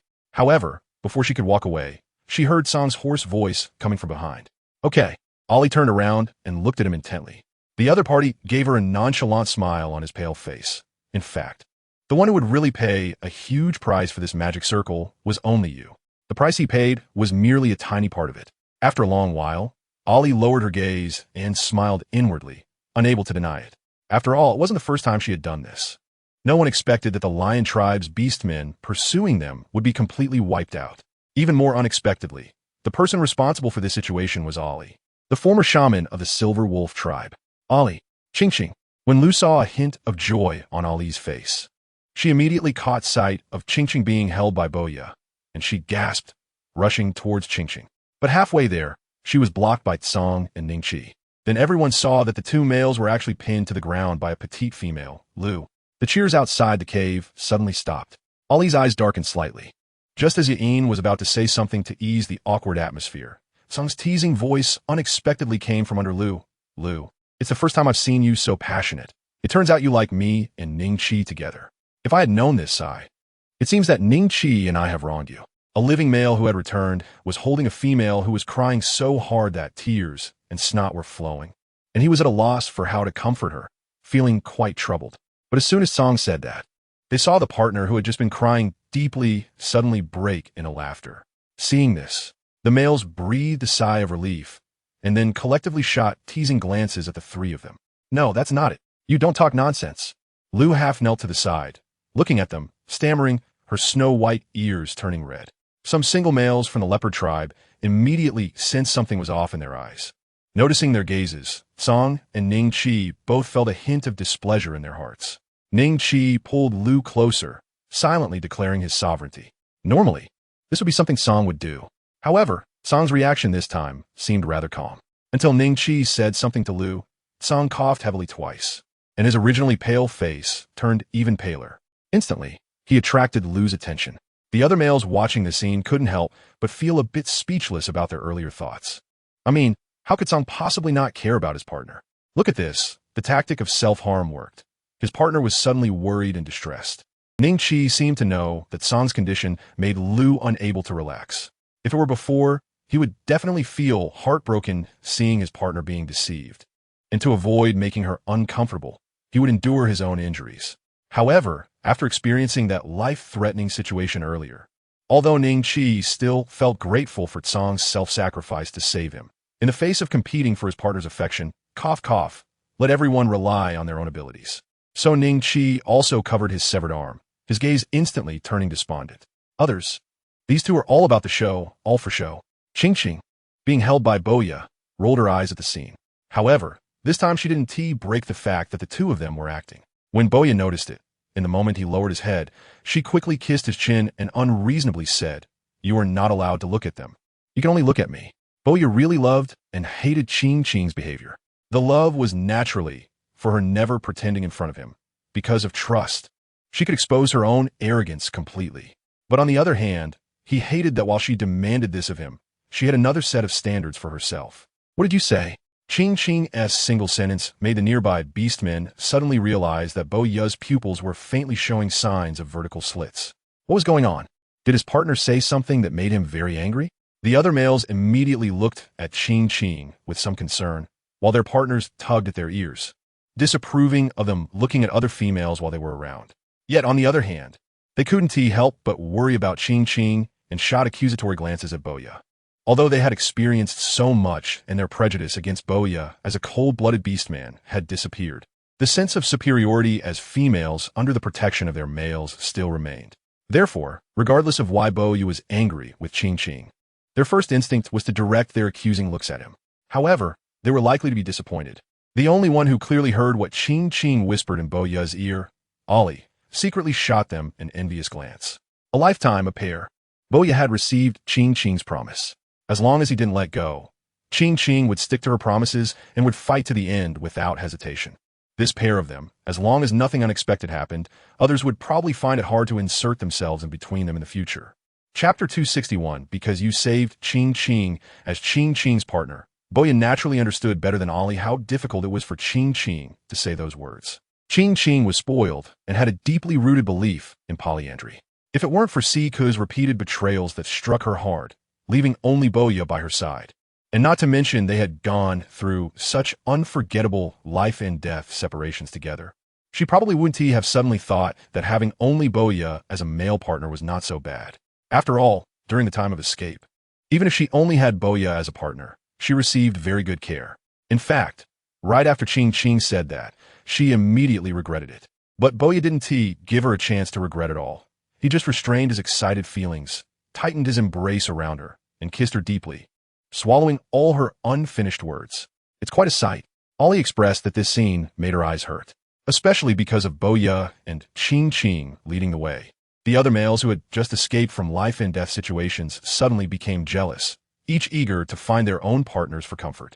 So when Ian cautiously approached, wanting to say something, Ollie glanced at him and then looked at the elders behind him. She didn't show any signs of rejection, just gestured for him to speak aside. The males of the Silver Wolf tribe who survived were not only a relief to their partners, but many from the Leopard tribe also breathed a sigh of relief. They had grievances, but their hearts were ultimately not bad. So seeing the males of the Silver Wolf tribe returning alive made them feel both fortunate and somewhat worried. They worried that since the Lion tribe hadn't captured anyone this time, the pursuit would only become more intense next time. "What are you doing?" As soon as Ollie walked into the corner, she saw several elders from the Leopard tribe suddenly kneel down and pay their respects to her. A flash of thin anger and confusion crossed her face, and Ian was also taken aback by their sudden action. "Grandma, Uncle Mi, what are you doing?" Ian's sister, Mien, shook her head at Ian, and then, under Ian's somewhat confused gaze, she looked at Ollie with a heavy expression and said, "Honorable priestess, please allow us to make an ungrateful request at this time." Glancing around their faces, Ollie didn't know what to think, and her expression darkened. Ian had a vague premonition of something ominous.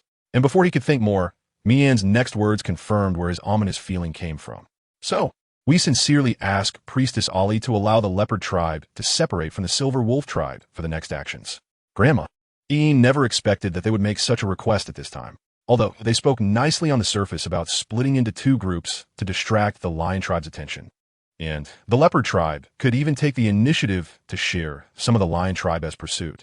This could not overlook the cold hard fact that the silver wolf tribe currently had very few intact males and could not protect the remaining weak and sick. Shut up. Ian, this is something we elders agreed upon.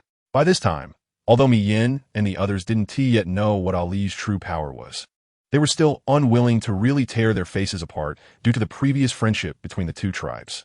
Therefore, reprimanding Ian in front of Ali was also a way to tell Ali that this matter was proposed by them without consulting their tribe leader. Grandma, you clearly know the current situation of the Silver Wolf tribe. How could we possibly separate? Uncle Me, you should persuade Grandma. No, if you do this, then Ian was anxiously pacing back and forth, his worried eyes constantly scanning Ali's face. Otherwise, Ian, don't forget, you are the leader of the leopard tribe. Mi Yin looked at Ian with a look of disappointment, especially when she saw Ian disregarding the bigger picture and only acting on impulse. He finally carelessly said, if someone has to attract the attention of the lion tribe, then I can take Malwa and the others with me. Ian, do you know what you were saying? As the tribe leader, do you know what burden you carry? Mi Yin leaned on her cane, truly about to be infuriated by his behavior. Looking at the others, they were also looking extremely displeased. Enough. Watching Ian still in the dark, looking like he wanted to argue with the elders. Before he could say anything more, Ali suddenly interrupted him. Seeing them all avoiding her gaze, she sighed slightly in her heart. No need to argue. I understand your intentions. Li, upon hearing this, Ian's face immediately turned red with shame. Mi Yin and the others' eyes flickered, but ultimately their selfishness prevailed. Priestess, no matter what, the leopard tribe will always be friends with the silver wolf tribe. Mi Yin deeply bowed to Ali. Several elders, including Ian, also bent down. But the next moment, Ali also made the same gesture. I believe your words.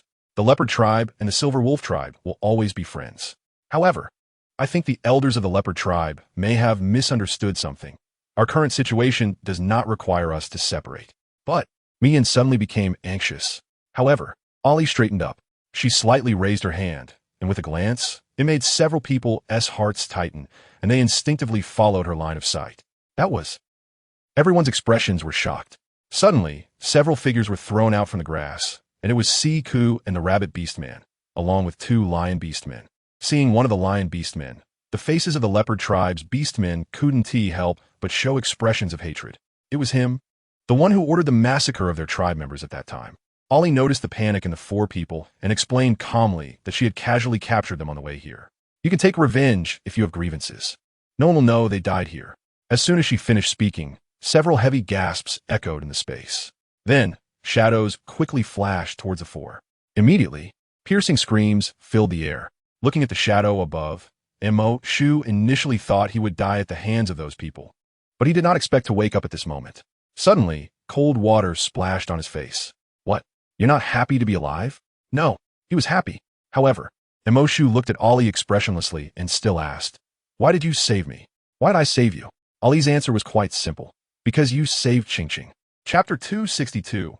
Building a new home just because of that? After hearing this, Mo Shu's confusion did not dissipate. Instead, he was even more puzzled. I saved her at that time just because she was pregnant.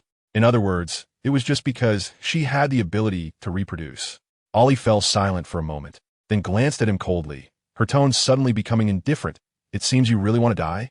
As soon as she finished speaking, Mo Shu felt the vines binding him tighten suddenly, and soon blood began to seep out from under the vines.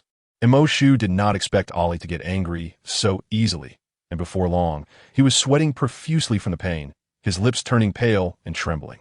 As time passed, the vines tightened even more, and in just a moment, he looked as if he had just emerged from a pool of blood, looking extremely disheveled. Moreover, because the vines were embedded in his flesh, the pain made Mo Shu instinctively curl up his body. However, even so, Ali did not hear any pleas for mercy from him. The suppressed groans of extreme pain gradually brought Ali back to her senses from her brief anger. With a thought, the vines rustled and retreated from Mo Shu. Without even glancing at the Mo Shu who looked like a dead dog, Ali walked out. Then, a plain-looking female entered with a medicine jar and began to skillfully apply medicine to the injured Mo Shu on the ground. Lord Ali, the priest, greeted her. Along the way, whether it was the beastmen from the leopard tribe or the silver wolf tribe, they all bowed and greeted Ali upon seeing her. Song and his group had just returned from outside, carrying prey. They happened to see Ollie directing several males to set up protective arrays around. Yes, just like that. Yain, don't shake your hands. What are you shaking for? Is there a ferocious beast standing in front of you? Before the last sentence could finish, Yain's hand twitched uncontrollably, causing him to make a mistake with his stroke. This piece of blue stone was ruined again. Ollie couldn't help but rub her forehead. This was already the 5th time. Among the other 3, although 2 of them had failed 3 times, at least they had gotten the hang of it. The last one was a craftsman. Although he looked tense, he was steady with his hands. So aside from the first time being unskilled and pausing midway, which led to failure, he had not encountered any problems afterward. Considering that the combined number of beast warriors from the 2 tribes was only a little over 100. Even with her supporting them, the ferocious beast blood was not as easy to acquire as before. Ollie sighed and decided to give up on letting him continue trying. They couldn't afford to waste ferocious beast blood, so she would do it herself instead. All right, you should go help elsewhere, Ollie said helplessly. If he continued to waste like this, not only would the elders be heartbroken watching, but she was also about to be driven crazy by him. It was just drawing a formation with ferocious beast blood on blue stones. Why was it so tense? She had already said that as long as they followed the pattern she provided, there would be no problems. She had already done her best to simplify the complex patterns, and what they were drawing was only a very simple part. Moreover, the part they needed to draw did not even account for 1/5 of the entire formation. Upon hearing this, Yain awkwardly scratched his head, carrying the ruined blue stone to the side, and was reminded to put it down. After all, it had been contaminated with ferocious beast blood, so it was better not to carry it around. When it came to drawing the formation, Ollie was indeed much faster than the others. However, some formation patterns were too complex, requiring very large blue stones, so after drawing for a long time, Ollie inevitably became a bit fatigued. By the time Song and the others brought over several good blue stones, Ollie had only completed half of the formation by that afternoon. I prepared food for you. When will you come over? Ollie frowned slightly, putting down the brush in her hand and looking up to say, "Didn't I tell you earlier? No need to prepare food for me. My current strength allows me to go a long time without eating. Why go through so much trouble?" As she spoke, she noticed Song raising an eyebrow. She sighed softly, thinking to herself, forget it, at least it's everyone's goodwill. To quickly build their new home and prepare for the rainy season that would arrive soon, everyone had been working tirelessly these past 2 days. Moreover, although Ollie was clearly a priestess, due to the lack of surviving beast warriors, she had also gone out to help them hunt. This made the tribespeople from both tribes feel very guilty and self-reproachful, so they not only worked very hard, but also initially wanted to ensure Ollie ate well. Many tribespeople were eager to showcase their skills in cooking, wanting to prepare a different dish for Ollie at every meal, until Ollie discovered this and directly stopped them from wasting their efforts on this. With that time, you might as well prepare more food and warm animal skins. Just wait for me a moment. I'll move a bit faster and try to finish this formation tonight. Song nodded, casually glancing around, and asked, "Is there anything I can help with?" Ollie, eager to finish the formation quickly so she could leave, pointed to the craftsman beside her and said, "He will tell you how to do it." After saying that, she resumed her own drawing. The group worked until it was dark before hurriedly finishing the drawing of the formation. Ollie followed Song and the others to their new home, a cave carved out of the cliff on the high slope. This cave almost penetrated half of the mountain, and there were many chambers within. Climbing up required pulling a long vine to scale it. This was obviously a breeze for the beast warriors who often went hunting, and for many strong younglings and females, it was just a bit of effort. As for the elderly, weak, and sick, they were either carried up by males or taken up by flying beast men, but once up, it was difficult for them to come down again. So after discussing with some elders, Ollie decided to create a vine ladder since they couldn't carve out a path in a short time. In a not-so-large cave, Ollie, under the gazes of those either expectant or eager for a show, had a meal of extremely fishy food. Unfortunately, under Lou's eager eyes, she couldn't say anything and had to praise her cooking. "Is it really delicious?" Lou asked with surprise. "This is the first time I made it all by myself. I thought the taste would be bad. I didn't expect you to like it so much, Ollie. I'll make it for you again next time." Cough, cough. Before she could finish, she was interrupted by Ching Ching, who coughed heavily beside her. "Lou, didn't we agree that I would come next time?" "Oh." Lou frowned. "That's fine. There will be a next time." Ching Ching's mouth twitched slightly, and her gaze towards Ollie had a hint of pity. Chapter 263. Before leaving, is Lou's cooking really bad? With that thought, Ollie looked at her with confusion. Of course, Lou's food isn't bad. It's just that males tend to be possessive, and Lou has put a lot of effort into Ollie. It's likely that they can't avoid being noticed by Song and the others. Ching Ching sat beside Boya and Seeing Ali's puzzled expression, wanted to remind her to be careful of Song and the others plotting behind her back. However, Boya tightened his embrace around her waist, leaning down to whisper in her ear, his warm breath brushing against her neck, making Ching roll her eyes at him. Nevertheless, she caught what Boya said afterward. Ali noticed a flash of shock on her face, and then, with a look of surprise, she glanced at herself before lowering her head to whisper with Boya. With a slight movement of her ears, Ali soon realized that Boya was explaining to Ching that she had saved Ningqi. Perhaps he was also curious about how her strength had improved. As one of her best friends, Boya probably thought Ching might know something. However, Ali considered Ching's usual temperament, which was not something easy to deal with. Not to mention having experienced the betrayal of Si Ku.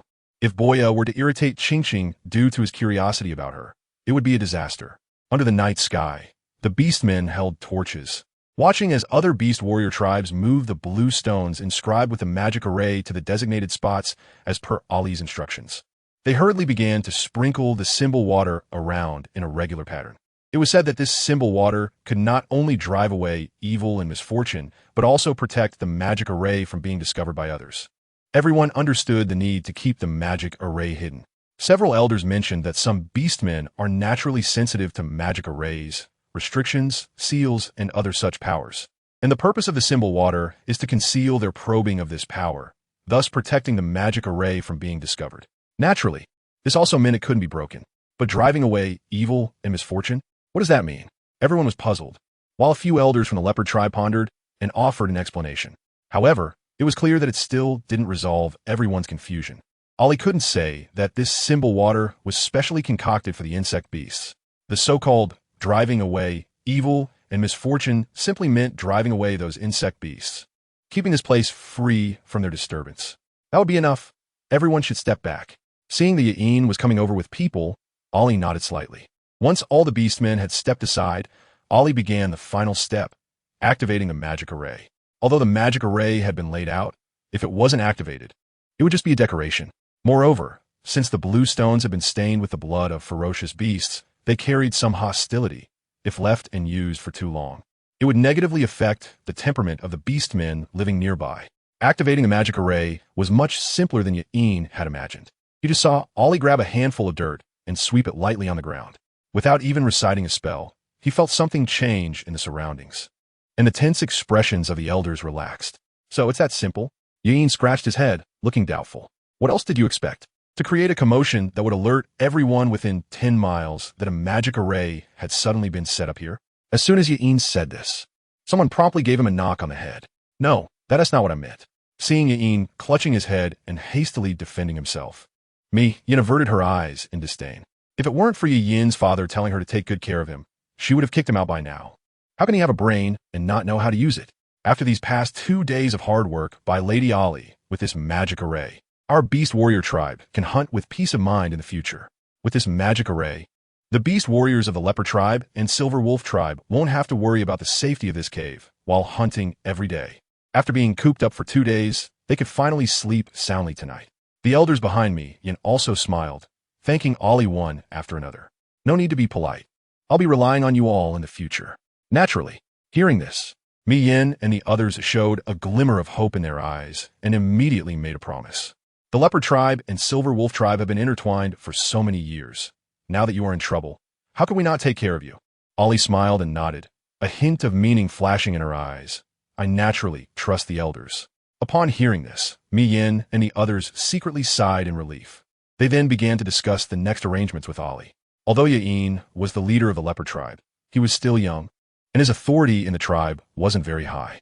Therefore, it wasn't long before he was glared at by the elders and had no choice but to walk away with Song and the others. However, they didn't walk very far. Ya'in pulled Song and looked up at Ali, who was surrounded by the elders, and couldn't help but whisper, I feel like something's off. Are you guys hiding something? If there's something you can't say in public, we've all been together for so long. You know who I am. Why not tell me privately if I can help you? Seeing Ya'in stutter through a bunch of nonsense before finally getting to the point, Song pulled the corner of his mouth and impatiently pushed his hand away. This has nothing to do with you as the leader. The leopard tribe doesn't even have a shaman right now. If their leader leaves, how can they not get beaten up by Yin and the others? How does that not concern me? You said I'm the leader of the leopard tribe, and now you're all in the same boat with us. If you have something going on, why shouldn't we know? For once, Yain was smart, but unfortunately, his cleverness was misplaced. Song coldly glanced at him, said nothing, and turned to leave. He didn't want to waste his breath on this foolish guy. Yain was stunned, then shouted, "Hey, don't go. I just wanted to ask about something related to Ollie." However, he kept this thought to himself, catching up with Song and trying his best to pry information from him. As a fellow male, Song understood Yin's intentions well. However, Ollie was not only their tribe's shaman, but also Lu's friend. While he was happy to see Ollie being pursued, he didn't want her to be disturbed in her private world with Lu. But circumstances had to be considered. The people from the Leopard tribe and Silver Wolf tribe had only just escaped danger, and, as the shaman, Ollie should be preparing to face the rainy season with everyone, rather than running off to find other tribesmen. Even with the magic array in place, if news spread that Ollie was leaving, it would undoubtedly pour cold water on everyone's hopes. Yet, the other tribesmen from the two tribes couldn't be left alone. As the shaman, Ollie had to go this time. Song and the others wanted to go with her, but unfortunately, the situation did not permit it. The Silver Wolf tribe only had a few beast warriors left. If they left, the women and children would directly become members of the Leopard tribe. As for Yain, it was well known that he liked Ollie. If he found out that Ollie was going to the Lion tribe to save someone, Song was genuinely worried that this guy might secretly follow her. Therefore, he casually found a reason to brush him off and quickly kicked him away. Watching Yain leave with a silly grin, Song glanced at Ning Chi, who had come out of the shadows, and instructed him to find Mi Chi to keep an eye on their leader. They mustn't let him follow Ollie. Chapter 264. The Tragedy of Yain. Ning Chi nodded. After a moment of silence, a hint of hesitation appeared on his face. Song, how do you feel? Song raised an eyebrow at the question. Not bad, how about you? In reality, Ning Chi had not truly come back to life. What he was now could only be described as a living dead person with Ning Chi's memories and personality. Ollie had said that there was no true forbidden technique or taboo formation that could bring someone back to life. The forbidden formation she drew using the blood of 9 lion beastmen was something Ollie had devised by referencing the method of a sorcerer who created living corpses in the past. She had killed an unknown number of lion-tiger tribe warriors to develop a similar symbiotic formation that had the effect of resurrecting a person. With symbiosis, it probably means that if you live, he lives, if you die, he dies. According to the original forbidden formation of the sorcerer, after Ning Chi was forcibly awakened, he should have become a mindless living corpse, completely under someone else's control. However, due to Ollie's modifications, along with Song's flesh and blood sacrifice, Ning Chi, who was supposed to become a living corpse, successfully acquired Ning Chi's memories and personality, as well as half of Song's vitality. From then on, Ning Chi's injuries, life, and death were closely linked to Song. Even if Ning Chi came back to life through the formation, using forbidden techniques was ultimately not allowed by the beast god. Therefore, the curse would always accompany them until death. Song, every time the red moon rises, your body will rot until the red moon passes and you return to normal. As for Ning Chi, without breaking through to the purple rank, he could not come into contact with strong light. Ollie actually did not know whether this was good or bad for them. But at that time, she promised Ching that she would definitely make it happen. Fortunately, Song did not refuse her. Perhaps none of them expected what kind of changes this curse would bring about, but looking at the smile that Lu displayed every day, neither Song nor Ning Chi felt any regret in their hearts, even if they would never have their own offspring with Lu for the rest of their lives. Ning Chi slightly lowered his gaze, suppressing the gratitude in his heart, and shook his head. It's fine. The priest said that once we break through to the purple rank, things will gradually get better. For now, I just need to wear more layers every day. Song glanced at him with a hint of sympathy. That's good. But who knows when the two of us will break through to the purple rank. Ning Chi has to bundle up tightly every day. It's a huge torment. Unlike me, although the red moon descends and my body rots, the occurrences of the red moon have been pitifully few in recent years. If I'm lucky, I might not encounter a red moon for the rest of my life. As if he could see what Song was thinking, Ning Chi suddenly smiled and nodded. Yeah, it's pretty good now. After all, Lu cares for me. It's not bad being wrapped up like this every day. Song did not expect Ning Chi to say that. Reflecting on how Lu had treated them over the past 2 days, a hint of jealousy arose in his eyes towards Ning Chi. Umph. Song snorted through his nose and coldly glanced at him. You've rested enough at home these past 2 days. Tomorrow you start hunting outside. Remember to keep an eye on Yain and don't let him run around. After saying that, Song turned and walked towards the cave. He felt a surge of frustration inside. Tonight, he had to make another room in the house, Otherwise, Lu wouldn't be comfortable. They could only watch the person they loved in front of them, but could not have her.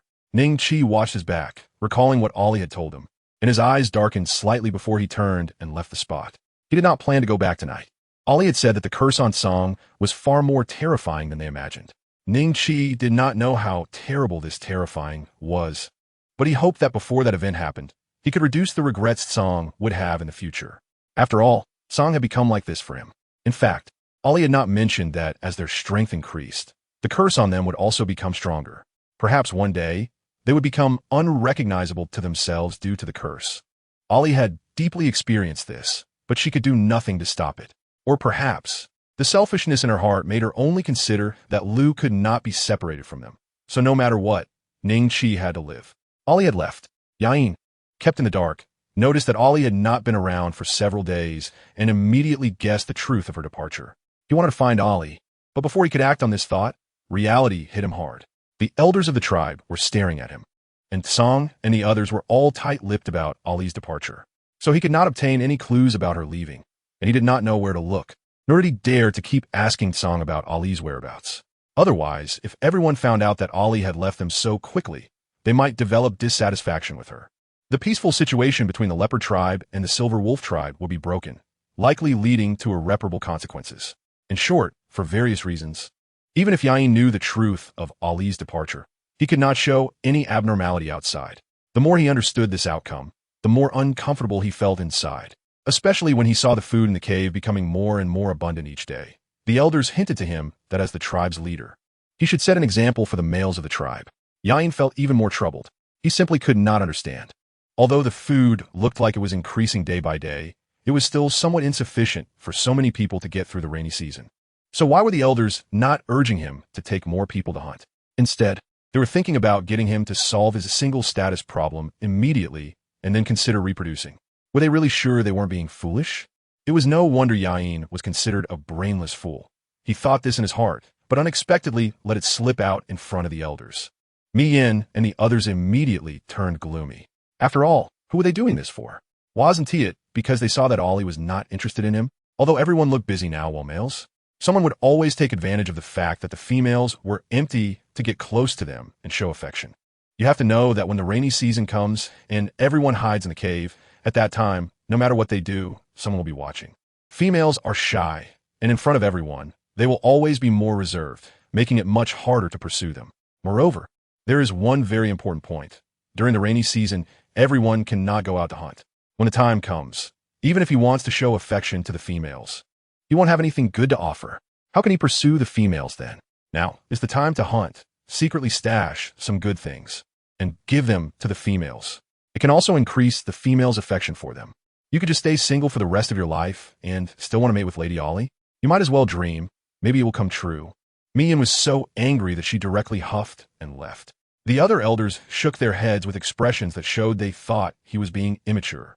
Yain was still young and did not know that the female was not someone he could handle. There was simply no possibility between them. Seeing them like this, Yain felt very sad. It was already miserable enough that he couldn't pursue Ollie, yet these elders had to come and criticize him.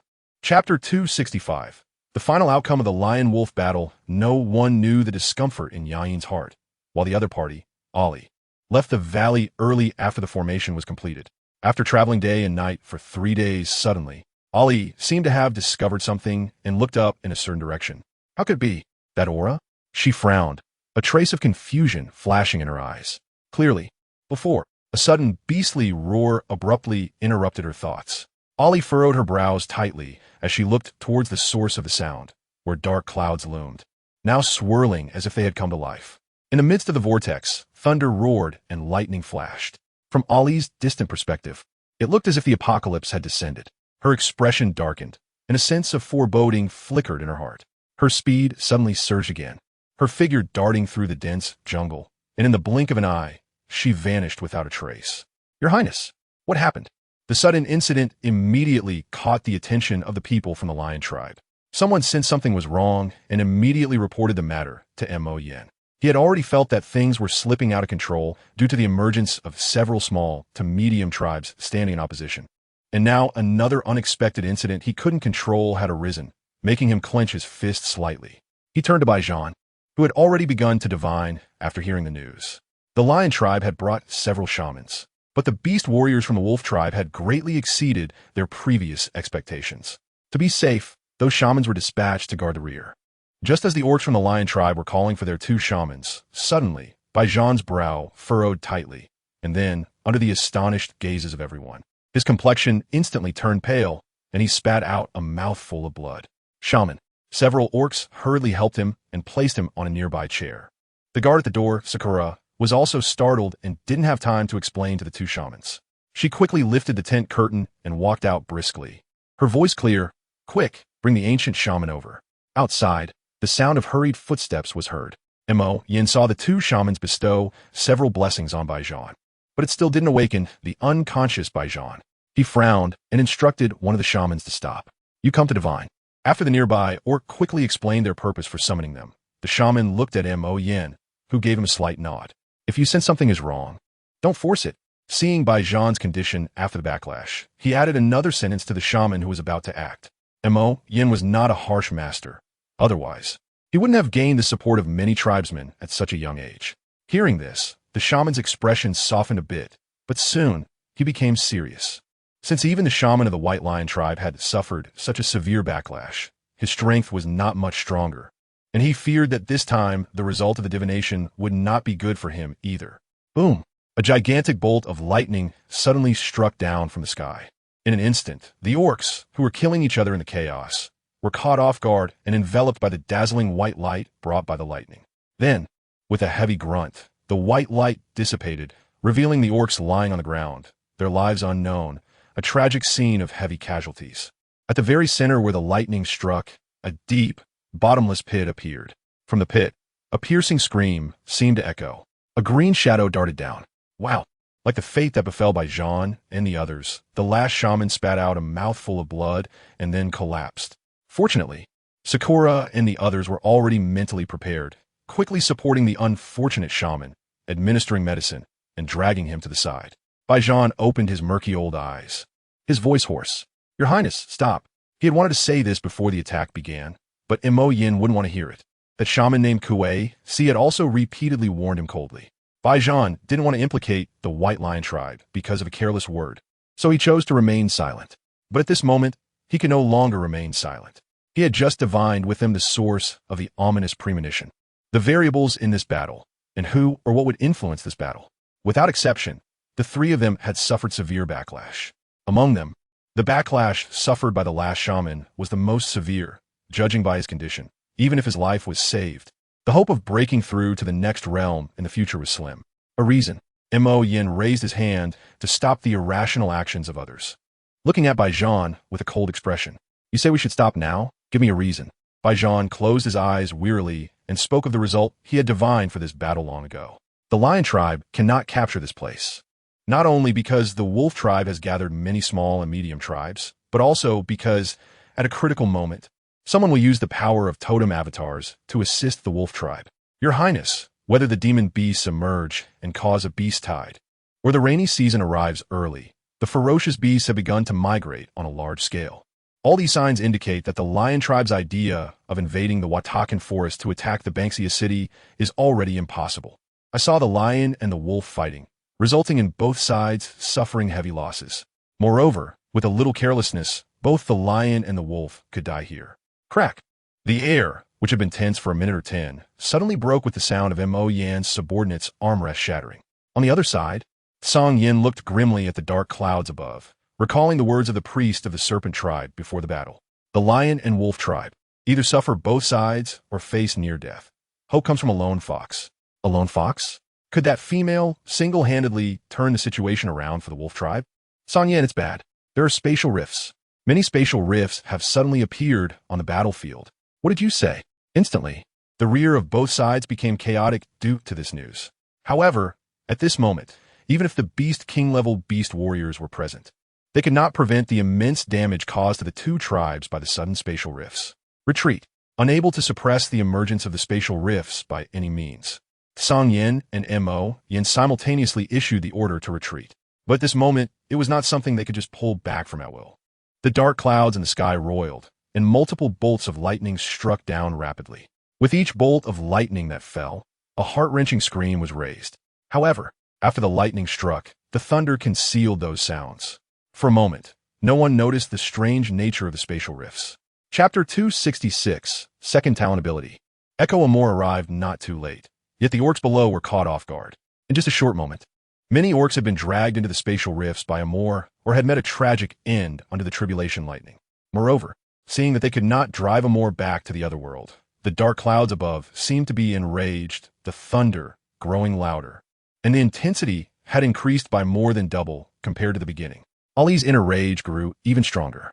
In her previous life, when she returned to the Watakan Forest, the original indigenous tribes barely survived, and they were all small tribes. There wasn't even a single medium-sized tribe. They lived in constant fear of ferocious beasts and strange plants. In the past, there would often be a time when the Watakan Forest was extremely lively, and at that time when Ali talked to people, she became an unattainable desire for them. Ali had thought that as long as she arrived in time, even if she couldn't change the final outcome, at least she could prevent more beasts from dying. But if it weren't for Amor, how could this thunder tribulation have appeared? In her heart, Ali took a deep note against Amor, and once again transformed into her beast form, turning into a streak of white light that swept into the battlefield. Whoosh, whoosh, whoosh. Where the white light passed, the orcs kneeling or lying on the ground were caught off guard. Following that, accompanied by the sound of heavy objects falling to the ground, they felt as if they had been thrown out. Roll! The woman's shout suddenly echoed across the land. The orcs below the blue level felt a sharp pain in their eardrums upon hearing this voice. If you don't stop now, don't blame me for chopping off all your hands. The cold and merciless words were uttered from the woman's small mouth. Seeing the figure above, even with her back turned to him, Mo Yin recognized her immediately. It was her, the female from his dreams who ruthlessly turned her own cub's flesh and blood into a pill to take revenge on him. Mo Yan's face revealed a look of shock, pain, and regret. Kuei Si, standing beside him, noticed this and furrowed his brows, a trace of doubt flashing through his mind. Does the crown prince know that female above? Ali, who had almost fully restored her memories from her previous life, no longer had the same temperament and appearance that Kuei Si and the others had once seen. Not to mention that later, when the Silver Wolf tribe was destroyed, Ali had fallen into their hands for a while, but at that time, she was in the form of a little white fox. They could never have imagined that as the ancestral bloodline within Ali was gradually purified by the totem power, her appearance would become more refined. Wu, in response to Ali's words, the spatial rift expanded again. From the dark crack, a sound akin to ghostly wails and howling winds emerged. Coupled with the thunder in the dark clouds, it suddenly weakened after Ali appeared. As a result, there were still some orcs who had not been swept away by Ali, and upon hearing this eerie and chilling, tearing wind, they felt their hair stand on end. Very good. Ali tugged at the corner of her mouth, her killing intent surging. The next moment, a gigantic nine-tailed fox appeared before everyone, and a baby-like cry suddenly exploded in everyone's ears. It's truly life-threatening. No matter the strength of the orc, upon hearing this piercing sound, their heads felt as if they were struck hard by something. If they were knocked unconscious, that wouldn't be too serious. What was worrisome was that some might even have their blood vessels burst because of it. A piercing scream echoed from multiple spatial rifts. I will not spare you. The golden-eyed nine-tailed fox coldly gazed at the largest spatial rift, seemingly unmoved by it. At the same time, from the corner's spatial rift, several invisible tentacles quickly emerged, aiming to drag away the nearby orcs. Retreat quickly. Someone noticed something was wrong and immediately urged loudly. At the same time, the Beast King-level orc warriors on the other side also grabbed the orcs beside them, trying to evade the ambush from behind. But before they could take 2 steps, a white shadow swept down from above. The male was startled and instinctively wanted to step back. But that white shadow, which was Ali's tail, was not coming for them at all. Accompanied by the residual force from behind, the orc warrior quickly held on to someone and leaped out of the danger zone. The sharp baby cry rang out again. This time, Ali did not hold back. Her true form as a nine-tailed fox was considered a type of auspicious beast. Otherwise, she wouldn't have been chosen by the beast god as some so-called goddess. Therefore, her inherent aggression was much weaker compared to other spiritual beasts. However, even so, each additional tail granted her a new, innate ability. Previously, Ali primarily used illusions, which was another innate ability that fox tribe orcs often awakened aside from charm. The difference lay only in the strength of the mental power. The stronger the mental power, the more easily those around would unknowingly fall into their trap. Conversely, if the innate ability was weak, it would be better off not having it all. Now, Ollie was using her second innate ability, Echo. It could amplify the lethality of her voice tenfold or even 100-fold. Amor, who was hiding in the spatial rift, was an ancient monster who had been in another world for an unknown number of years. He had a way to extend his hand through the unstable spatial rift to harm others, but Ollie did not. No matter how strong her body was, she wouldn't dare to approach the spatial rift directly. If she accidentally got sucked in, it would be troublesome. She wouldn't die, but being delayed inside would surely result in injuries. By then, with Amor taking advantage of her absence to kill recklessly, the thunder tribulation would come down indiscriminately, striking wildly. Who knows how many people would be left here in the end? Although Ollie hated Mo, Yin, and wished for him to die immediately, she felt disgusted with the other orcs of the Lion tribe for their involvement in the destruction of the Silver Wolf tribe. However, not all the orcs here participated in that action, and moreover, there might be some males among them who could potentially be her former tribe members' mates. Therefore, Ollie couldn't be so cruel as to watch these people die here. Just as various thoughts flooded Ollie's mind, Amor finally stopped his hand, all the tentacles retracting with a pop, preparing to withdraw. Come as you please, leave as you wish. Do you take Nars Continent for what? The corners of Ollie's mouth lifted into a cold smile as she quickly scanned the area and fixed her gaze on a spatial rift. She stomped her foot, and then her figure transformed into a streak of white light, diving into it. Amor, who was already unwilling to retreat, became furious upon seeing Ollie chase after him. Before long, astonishing ripples erupted from within the spatial rift. The nearby ground was blasted into a large pit. And what was even more worrying was that due to the battle inside, this spatial rift, which was originally not too large, rapidly expanded. The nearby spatial rifts also began to tremble uneasily, showing signs of further expansion. Retreat quickly. Withdraw, all of you, to 100 miles away, no, even farther. Voices filled with anger and anxiety spread everywhere. But this did not affect the expansion of the spatial rift in the slightest. Chapter 267. Sorry, but in just 2 days, the spatial rift that could only accommodate one adult male figure had expanded to the point where more than 30, or even more, adult males could fit in either horizontally or vertically. The surrounding weeds, broken trees, and even the soil were forcibly swallowed away. The watchers sent by the Tsang Wolf tribe and the Lion tribe stood far away, not daring to come too close, fearing that they might accidentally be sucked into the rift. Tsang Wolf tribe. Several figures stood on a high slope, gazing in that direction. Has the goddess not come out yet? The speaker was none other than Yun Cheng, who had arrived late. They had delayed for some time arguing with Ami. Otherwise, with her presence, the Tsang Wolf tribe wouldn't have suffered such heavy casualties. However, thinking of their agreement, Yun Cheng silently apologized in her heart to the orcs who had sacrificed in the war. Compared to the bigger picture, their sacrifices were evidently negligible. If Ollie knew what Yun Cheng was thinking at this moment, she would probably exclaim. After going around in circles, everything ultimately returned to the starting point. No, Song Yin, who was beside her, withdrew his gaze and shook his head.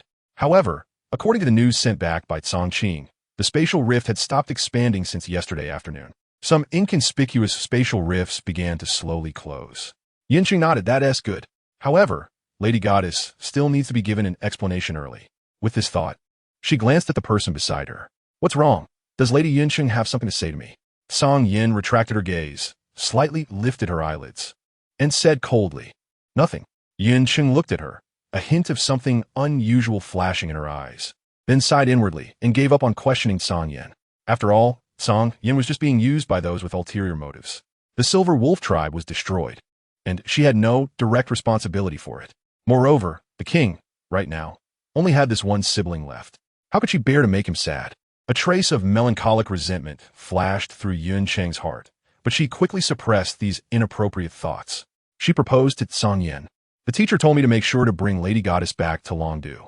When the time comes, I hope the princess can say a few good words for the Tsang Wolf tribe in front of Lady Goddess's brother for the greater good.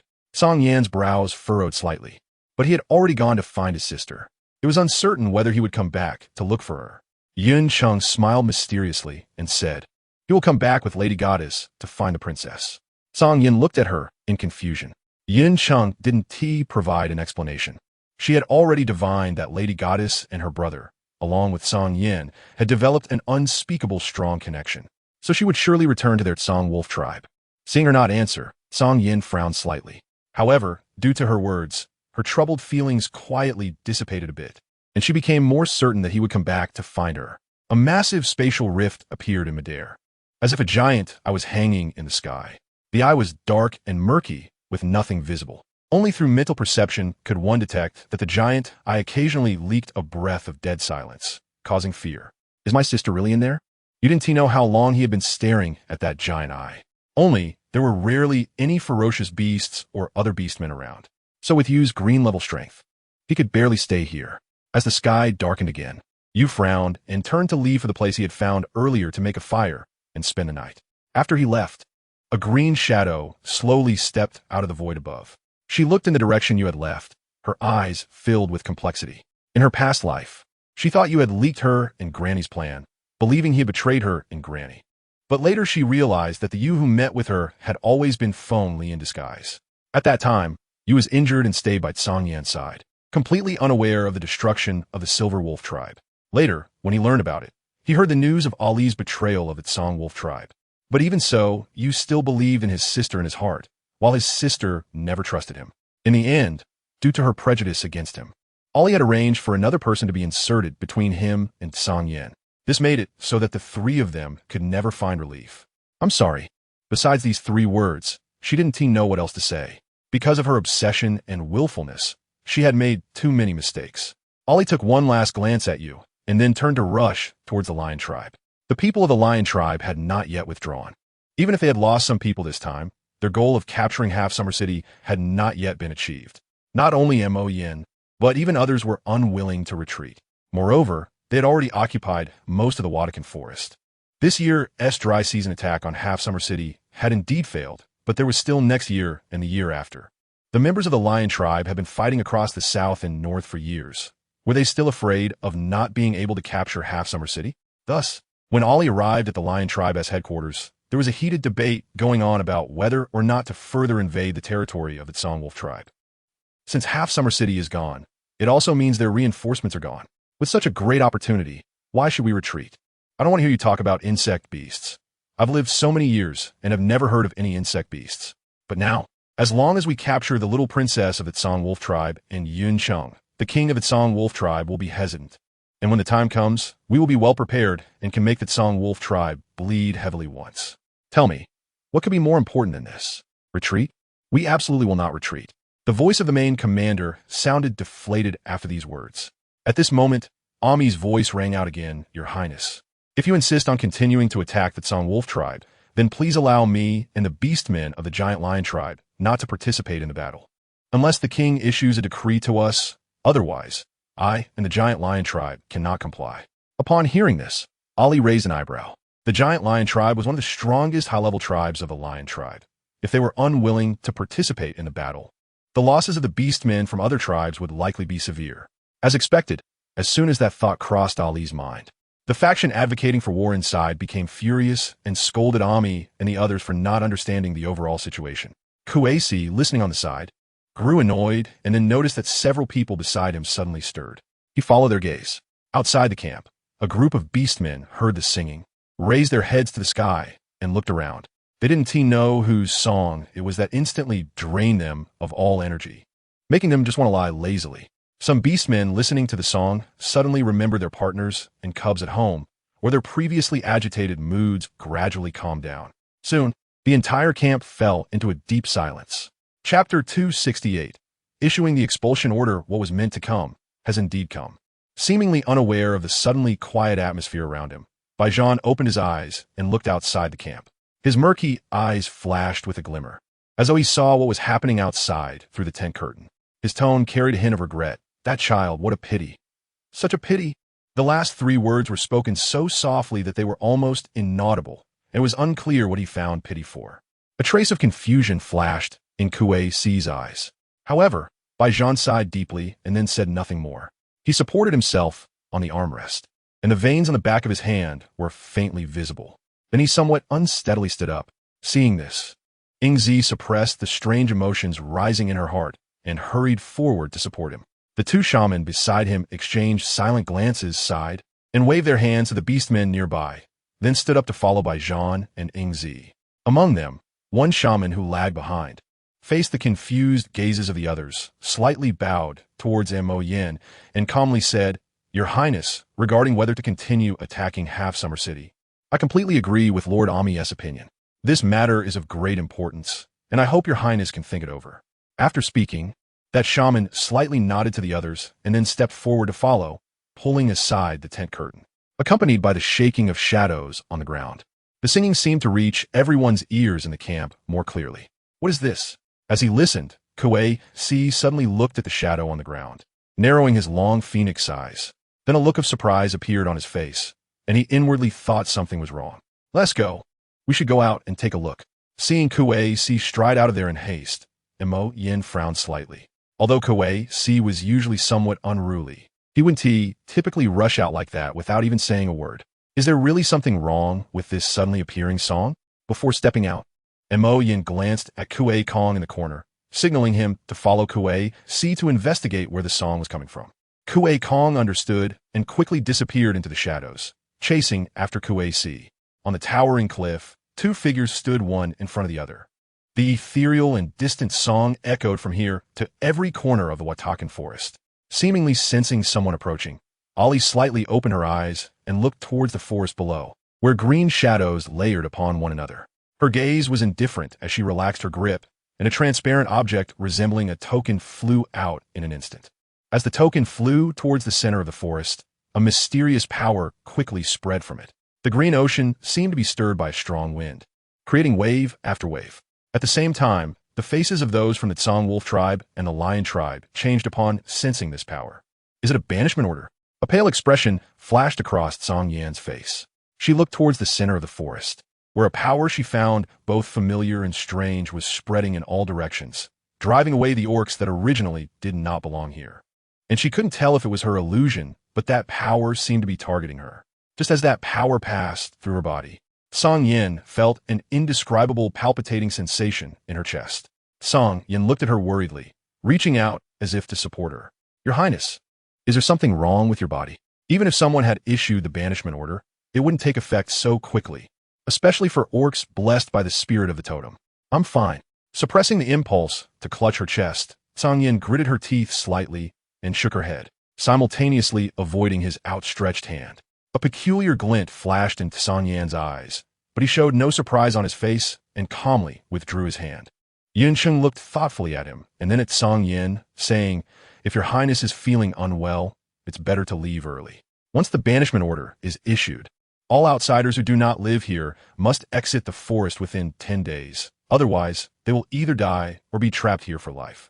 Yin Sheng looked towards the horizon, thinking that perhaps the goddess had learned about it, and the Lion tribe would not easily give up on attacking Bansha City.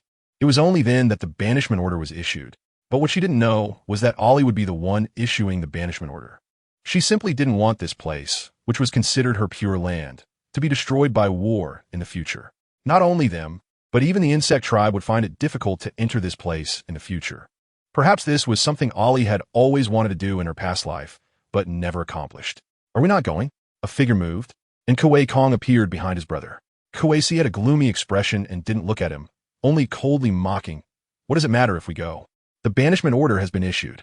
After all this effort, in the end, the banishment order makes all our ambitions and plans meaningless." Kuei Kong fell silent for a moment.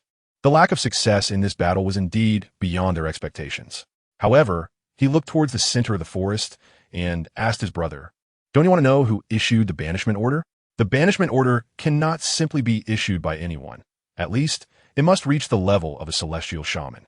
But now on Nars continent, there are very few priests and shamans who have reached the level of earth shaman, let alone celestial shaman. Kuisi's snorted coldly, glancing at him before turning away. "If you want to seek death, I won't stop you. Celestial shaman, who would be foolish enough to provoke such an existence?" As he spoke, Kuei Si's figure vanished from spot. Kuei Kong watched him leave, remembering the words Lord Ami had said privately to the Crown Prince. A strong curiosity flashed through his heart. Could the one who issued the banishment order really be that female? Clearly, when he first saw her, she was so weak that they could crush her like an ant with a flick of their fingers.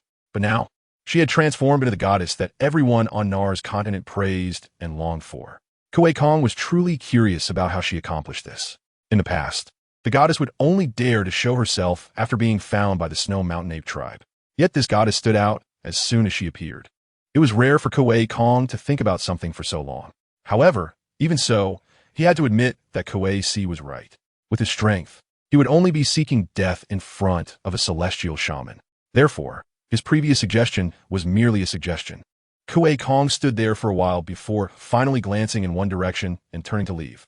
Shortly after he left, a small shadow suddenly darted out from the woods, rapidly heading towards the center of the forest. That was Kuei Si's talent, Shadow Clone. He instinctively felt that the person who issued the banishment order might be someone unexpected. So despite saying he was leaving, he turned around and sent his Shadow Clone to track the person. Chapter 269. You need to live well, however. The one who issued the banishment order, Ollie, was not even in the center of the forest. Moreover, who said that the person issuing the banishment order had to be present. Unsurprisingly, Kuei Si's Shadow Clone found nothing. Meanwhile, on the Lion Tribe's side, when they discovered that someone had suddenly issued a banishment order in the Watakan Forest, their expressions turned dark. Even Ami and the others frowned, caught off guard by this sudden turn of events. However, before they could send a shaman to divine what was going on, a light and graceful female voice abruptly rang in everyone's ears. The banishment order has been issued. All outsiders must exit the Watakan Forest within 10 days. Otherwise, the voice seemed to chuckle, saying, "Do you want to die or spend your life here? That will depend on your luck. If you're lucky, you might never have to leave the Watakan Forest. Even if the insect tribe really invades this continent in the future, you could just hide from them and not have to live in fear every day." Ollie stood on the cliff, watching the vibrant life below, but her heart was desolate. This banishment order was her final preparation for this continent. She could only hope that this preparation would never have to be used. She hoped that all the efforts she and others made in her past life would prevent this life from falling into an irretrievable state like the last, and that the one she loved and who loved her would ultimately have a good ending. Let's go, accompanied by a soft sigh. The two figures gradually disappeared from a cliff. That night, after spending the whole afternoon observing the argument among the high-ranking members of the Lion Tribe, Baijan returned to his resting tent, and, as expected, someone was already waiting there. Seeing his gaze fall to the side, Ollie slightly lowered her eyes and calmly introduced. "This is the king of the Merman tribe, Feng Li. He is here to assist me." Baijan nodded, although he still had many questions in his heart. Feng Li's identity as the king of the Merman tribe was worthy of his respect. Baijan, the priest of the White Lion tribe, had met King Feng Li before. Feng Li nodded slightly to him, then casually said, "White priest, it seems you're not surprised that we came here." This, King Feng Li is joking. Baijan's expression flashed with an unusual look as he shook his head helplessly. "It's just that I'm getting old, and compared to the younger generation, I have the advantage of being older." It's not that Baijan could predict everything. Even though certain reasons made him more sensitive to the current events than other priests and shamans, he was still not Ollie. Ollie can use secret methods to preserve her memories before the time reversal and awaken them at a specific time. This is because she is originally a focal point for the time reversal forbidden formation, intended as a sacrifice. As a focal point, how could she be trapped in the formation and indulge in it forever?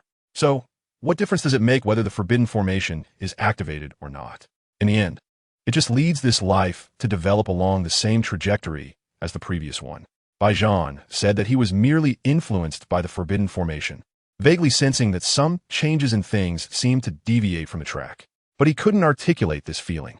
He could only bury it in his heart and ponder it based on subsequent events. Indeed, the arrival of Ollie and Feng Li could be said to be unexpected for him. Yet, deep down, Baijan felt that they should be here. This mysterious intuition might be the instinctive talent bestowed upon these priests by the beast god. Upon hearing Baijan's unfounded reasoning, Feng Li smiled faintly and then fell silent. As for Ollie, she didn't come here to reminisce with Baijan or to discuss some life philosophies with him. Therefore, when Baijan asked about her purpose for coming, Ollie quickly informed him about the situation in Hanja City. Of course, she knew far more about the situation than those like Ami, who only learned about the existence of the insect tribe midway. To gain Baijan's support and trust, though she didn't say much, she presented verifiable facts. The insect tribe had invaded the Nars continent for many years, and even though many people still didn't know about their existence, it was impossible for no traces to be left behind. If that were the case, Ollie would rather have committed suicide to atone for her sins in her past life than engage in something utterly hopeless. So, is the cloud beast an insect beast, as the lady goddess said. Baijan's expression became increasingly serious as he absorbed Ali's words. The terror of the cloud beast was well known on the Nars continent. If this cloud beast was merely a small tribe of the insect tribe, then how terrifying could the actual insect tribe be?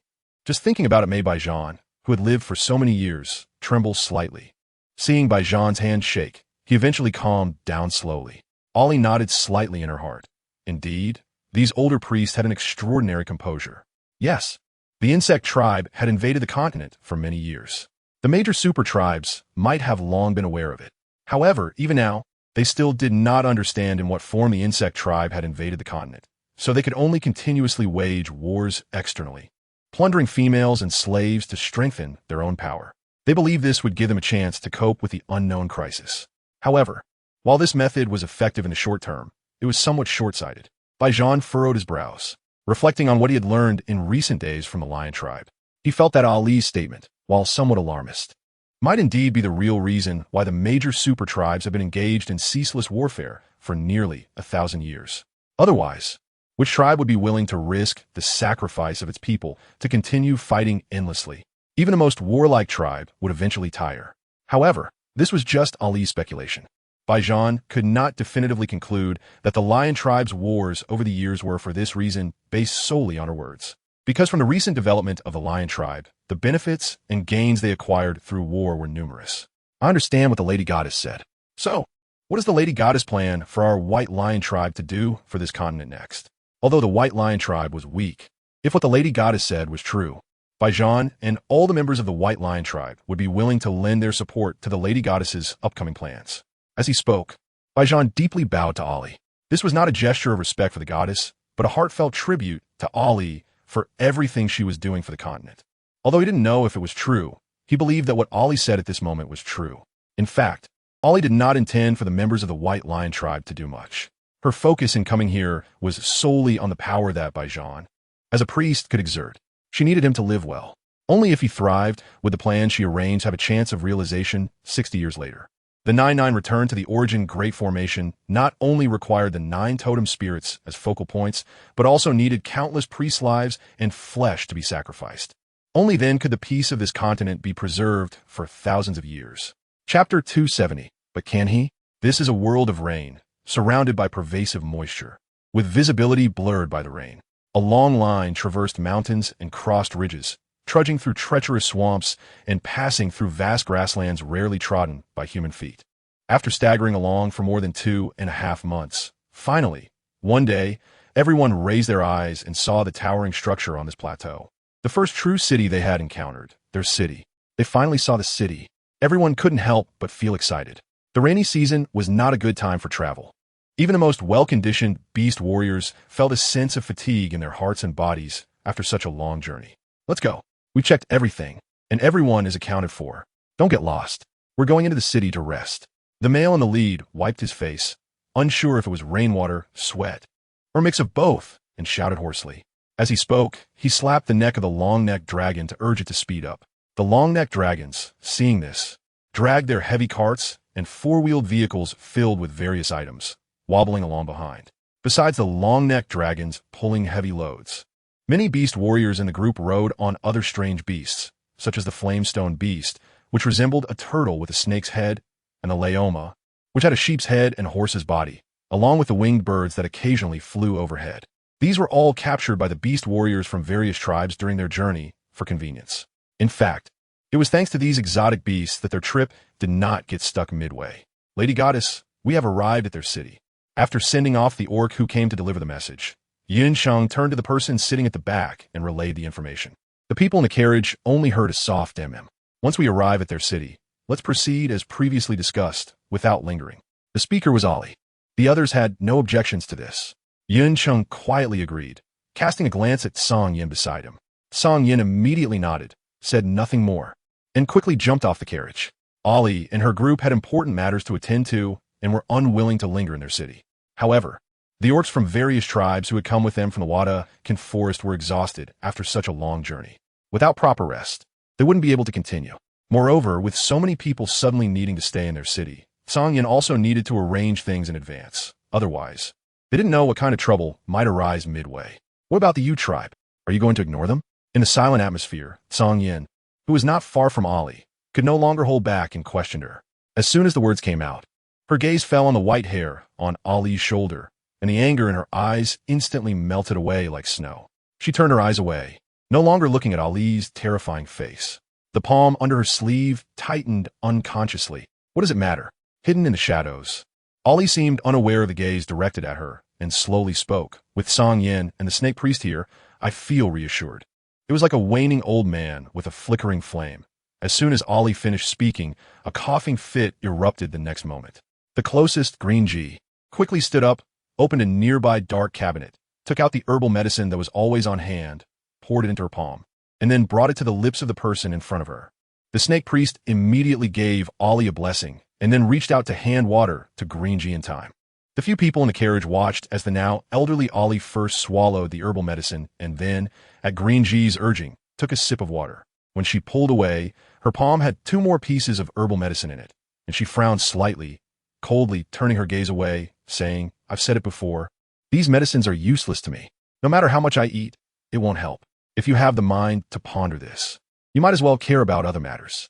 Rest assured, Your Excellency, the orcs of the Silver Wolf tribe and your brother have been protected by our clan members along the way, and they have suffered no casualties, Green G said softly, as if she knew what Ali was thinking. As for the other tribes that migrated from the Watakan Forest, although the Song Wolf tribe has also sent people to keep an eye on them, they are not the Silver Wolf tribe, so casualties are unavoidable. However, it's not severe, at least aside from some orcs who refuse to listen to advice and always seek death themselves, and some weak cubs and old orcs who are hard to care for. The others have mostly survived.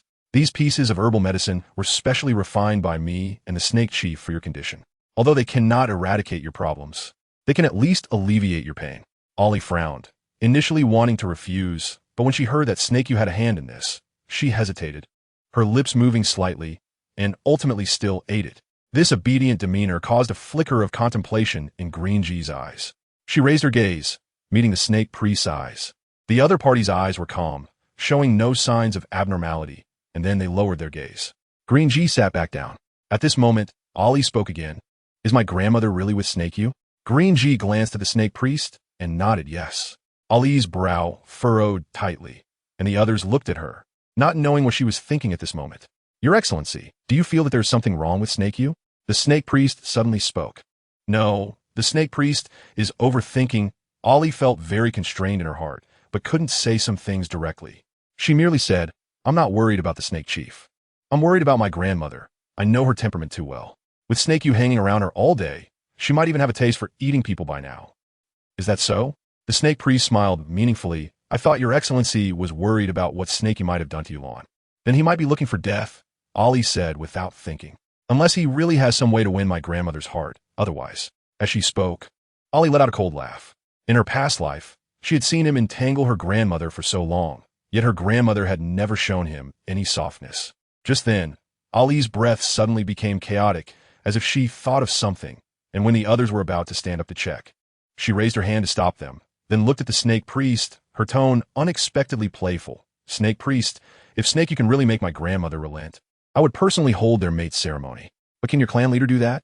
By the end of her sentence, her eyes seemed to become serious all of a sudden.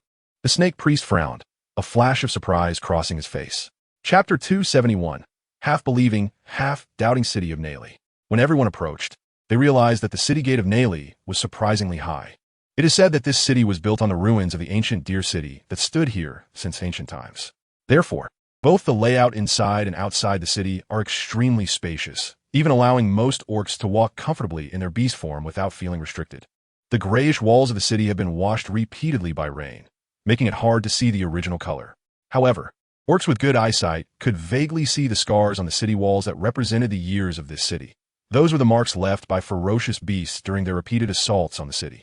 Unlike the Watakan Forest, this place is situated on a high plateau, so there are almost food shortages every season, posing certain threats to the orcs of Nayli. Inside the carriage, the snake priest, along with Yun Cheng and Song Yin, were all taken aback when Ali suddenly said such a thing. Who is Ali now? She is a highly respected goddess on the continent. Although her reputation is somewhat hollow at the moment, if she were to pull such a stunt for her grandmother, it would surely cause quite a stir across the continent once it spread.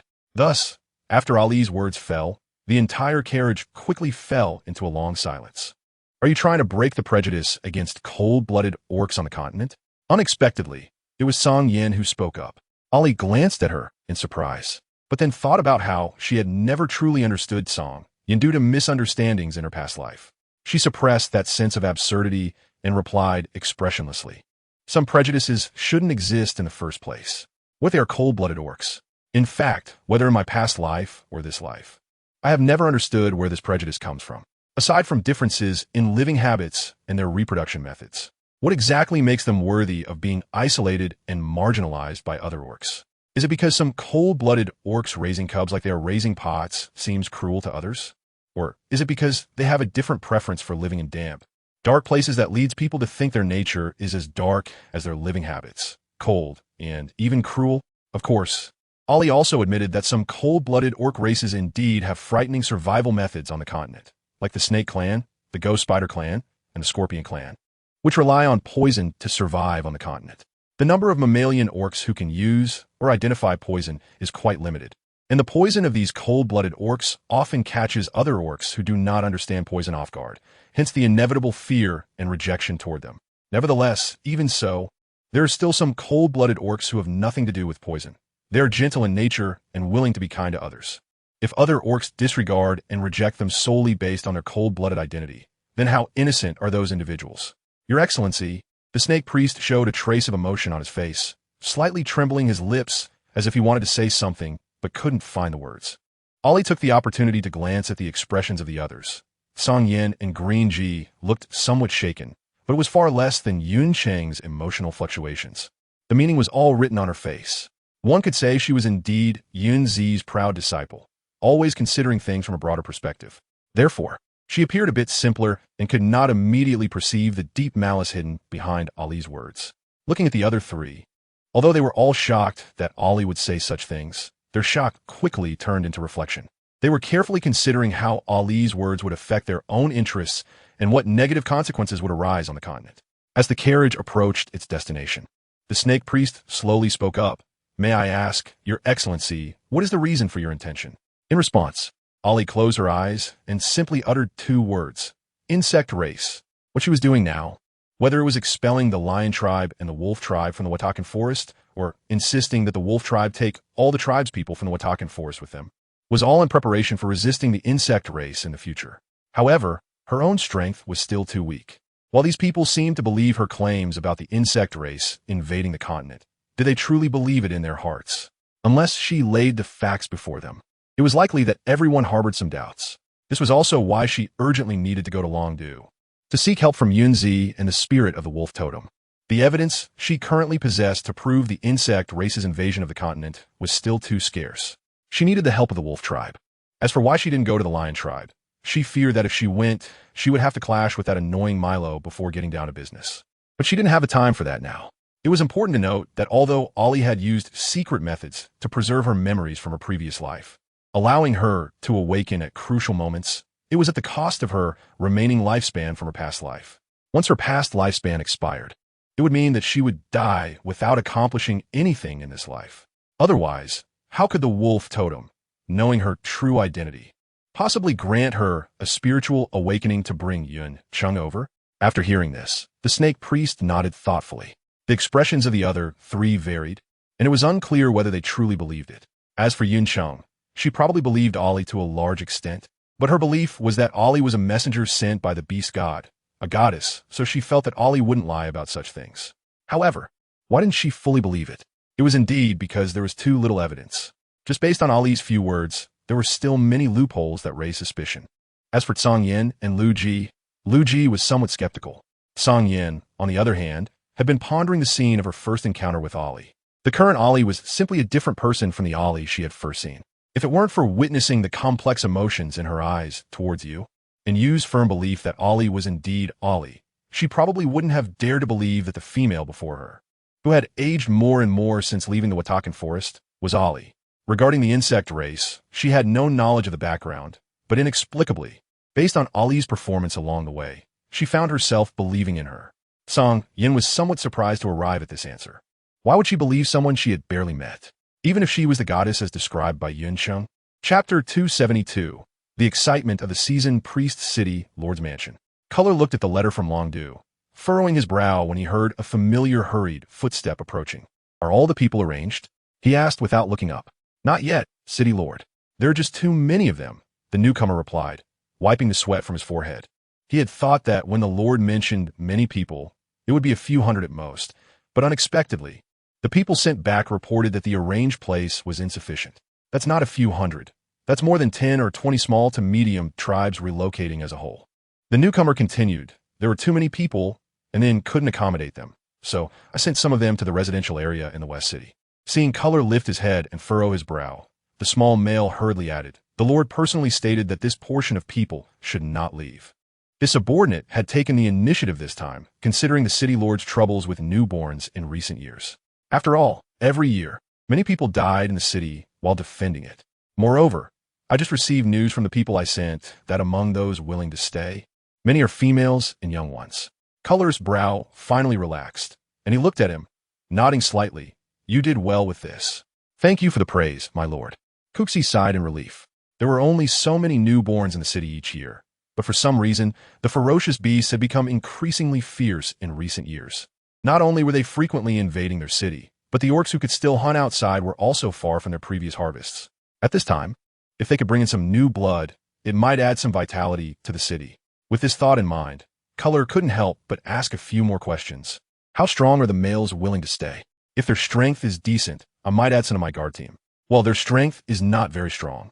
Kuxi replied with a strange expression, recounting the information he had gathered, and added with some amazement. I don't know how they survived the journey from so far away to here. I heard they came from the Demon Mountains and took more than 2 months to arrive. With such little strength, they managed to survive the rainy season. Indeed, that Lord Yinsheng truly lived up to her reputation. Color's face suddenly showed a contemplative expression as he tapped his fingers lightly on the table. Kuxi noticed this and held his breath slightly. However, this situation didn't last long. Kuxi, recalling the message from that lord, cautiously called out, City Lord, does Lord Song Yin have any further instructions? Color was actually contemplating whether to take this opportunity to host a banquet to befriend the small princess of the wolf tribe, Lord Song Yin, and that Lord Yun Sheng. However, unexpectedly, Kuxi's next words disrupted his plan. Lord Song Yin indeed has a message for you, and she also sent a stone box. It was given to seasoned priest by one of their lords, and before the subordinate came, someone had already sent the stone box to seasoned priest. I heard that when seasoned priest received the stone box and opened it, he quickly asked where that lord was. It was said that the lord had some inconvenience and probably wouldn't stay here tonight. So, seasoned priest should be on his way to find that lord now. What stone box? Color's face first showed confusion. Then he thought of something and his anger flared slightly. Why are you only telling me about such an important matter now? He said this while walking out from behind his desk, hurriedly heading outside. Kuxi quickly followed, feeling somewhat wronged. My lord, is there some issue? Seasoned priest was in a hurry, and the person sent back didn't mention any significant events. Moreover, he was busy arranging other matters. How could Kuxi know how important it was that the stone box was given to seasoned priest? Color shot him a glare. What's the problem? Who is seasoned priest? Shouldn't you have sent someone to follow him? Kuxi was even more confused. The city is very safe. Seasoned priest isn't defenseless. Shut up. Color was feeling a headache looking at his foolish expression. The seasonal priest would certainly not be in any danger in the city. But the problem is that the seasonal priest rarely goes out on ordinary days. Whenever there is something going on, he would usually send someone to inform others. However, this time he rushed out without even saying a word. Something significant must have happened. Only that fool Kuxi remains oblivious to everything. All right, you don't need to follow me anymore. Go take care of the other tasks I assigned to you. I will go to the post house to find Lord Song Yin and the others. But Kuxi still wanted to say something, but he saw Color jump into the carriage, and it quickly started moving. However, Lord Song Yin and the others are not even at the post house. Kuxi felt a bit of a headache. He quickly turned around and instructed someone to follow them and urgently inform the city lord that Lord Song Yin and the others have already gone to the tower. There are a total of 7 towers in the city, one at each corner of the east, west, south, and north, and 3 built in the outer city. The tallest of these towers is the one where Ali and her group are currently standing. Lord Shishua, how does this look? The stone box that the seasonal priest received contained a city defense map drawn by Ali. The basic structure of the buildings shown in the map is not much different from the city itself, with the only addition being a series of red lines that ordinary people cannot see. Only a priest who has lit the life lamp in their mind can see them. It was precisely those red lines that suddenly made a problem that had plagued the seasonal priest for many years become easily solvable. He was extremely excited, but soon calmed down. Such a spell formation had never been used before. What if it doesn't work? He couldn't joke with the lives of so many people in the city. This place is good. The view is very open. The towers in that city are usually built to monitor the sky for any potential flying beasts. And this tallest tower is high enough for them to see the outline of most of the city. So, what is Lord Shishua preparing to start? The seasonal priest was eager to see that moment.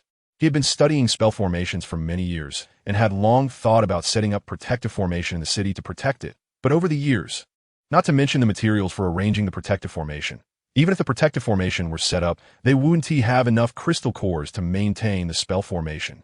Ollie had encountered this situation many times in her previous life, so when she saw him urging her to start so quickly, she didn't get angry but just smiled and said, "You all just watch carefully. I will only demonstrate this once." Chapter 273. The Four Directions Formation. Everyone present noticed that she said "you all," not "you." Therefore, the few people who were originally curious about what she was going to do became fully attentive. The seasonal priest of that city may not be well known across the continent, but in the Danyuan where the Tsanglang tribe is located, he is definitely not an unknown figure. Since he valued what Ollie said, Yin Sheng and the others naturally wouldn't ignore it. The snake priest's dark green eyes became increasingly deep, under the cover of which power. The entire world in front of him became clearer. Yin Sheng and the others also sensed a sudden change in the aura around Ollie, and each of them became serious. With Ollie's chanting, red lines suddenly appeared in her hands, swaying with the wind as they flowed out. Then, as if guided by something, the red lines quickly spread outward from the tower as the center. On the streets of the city, where pedestrians were bustling about, no one saw the red lines continuously weaving through the city, some even passing through their bodies. Occasionally, a couple of exceptionally gifted beastmen or those on the verge of a breakthrough as priests sensed something unusual. However, upon looking around, they found nothing abnormal. Therefore, after a fleeting moment of doubt, they quickly dismissed the strange feeling as their own illusion and continued with their own tasks. Time slowly passed until the sky gradually turned a dark red. The chanting suddenly stopped, and at that moment, Yun Cheng and the others felt their bodies tense up. They saw the entire scene after the red lines gradually fell in various places throughout the city. Perhaps Ollie intentionally let them see some things. So even those who fundamentally did not understand spell formations could see the extraordinary phenomena that arose as the red lines connected straight. Yes, just like this. Haha. Using the city as the base for the formation, with people as the focal point, I've studied for hundreds of years, and I never expected to see it today. The seasonal priest laughed heartily, tears in his eyes. The beast besieging the city was a nightmare that would forever haunt that city. At that time, the beastmen in the city could not go out, day after day. They could only fight desperately against the beasts on the city walls. The priests were even more exhausted from maintaining the barrier within the city. If they were not careful, closing their eyes would mean never waking up again.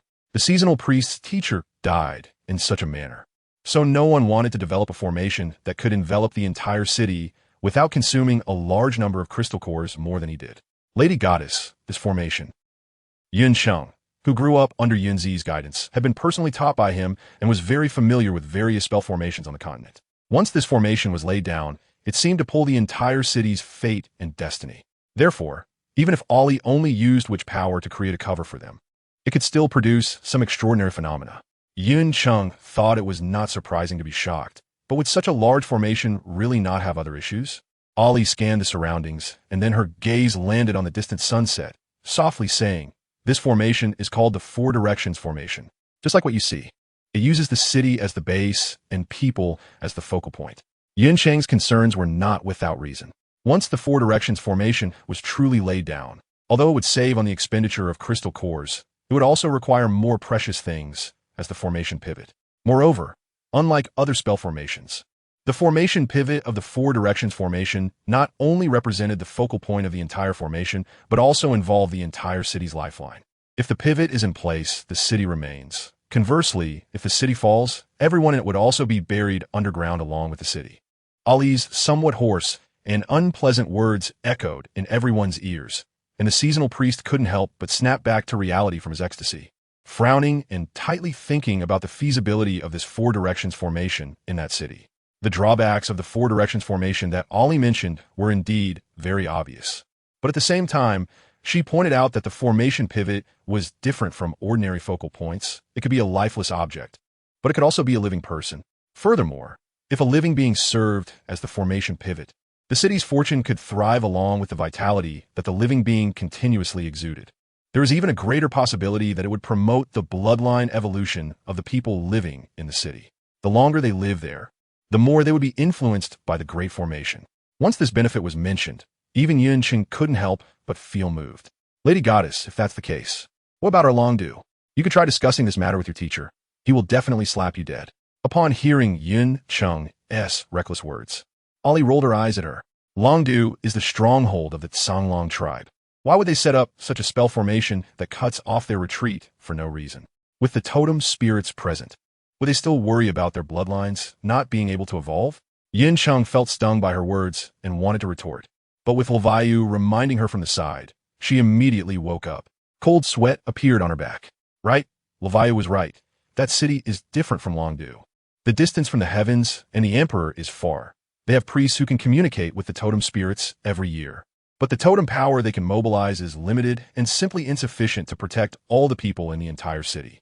Therefore, wanting to lay down this four directions formation to ensure the safety of the beastmen in that city is very reasonable. Moreover, once the four directions formation is set up, the formation pivot becomes the lifeline of everyone in that city. The longer the orcs live there, the more they trust the city lord's mansion. This is also very beneficial for the city lord's mansion to manage affairs within the city. The only thing to guard against is that the formation pivot cannot be casually replaced with any object, and one must also be careful to prevent it from being coveted by unscrupulous individuals. After Yunqing thought through all these details, her eyes became clear again, and recalling what she had just said made her feel a bit embarrassed.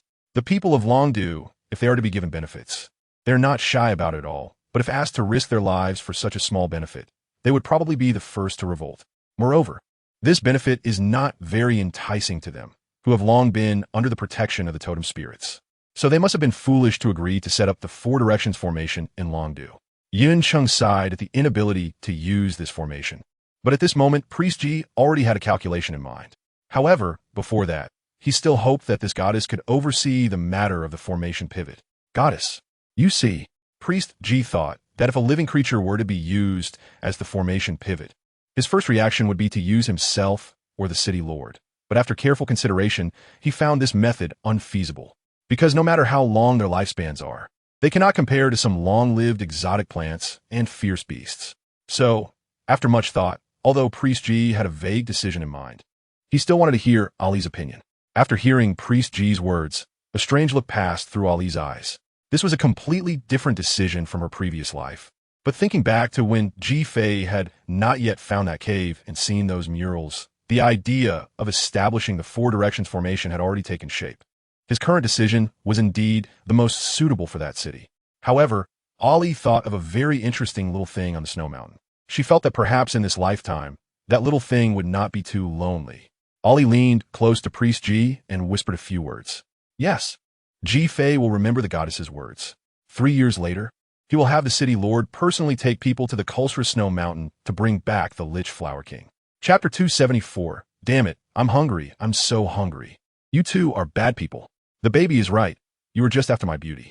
On the cold, windy snow mountain, Shishue was struggling with the little creature in her hands, and after coldly telling it to be quiet twice, she still couldn't get it to settle down. Especially since the person across from her was casting a look that seemed to enjoy the spectacle. A flash of annoyance crossed Shishue's heart. Since you found it, then it belongs to you. Saying this, she ignored its struggles and roughly shoved it into Ashada's arms, then turned away in annoyance. She couldn't remember the last time she had seen such a small cub. Ever since those events occurred, every time she saw these surviving cubs, the haunting cries filled with hatred echoed in her ears. It had almost become a nightmare for her. Her palm unconsciously clenched tight, and a trace of gloom passed through Shishue's eyes. Just as she was lost in her own world, she didn't notice that the previously crying cub had quieted down.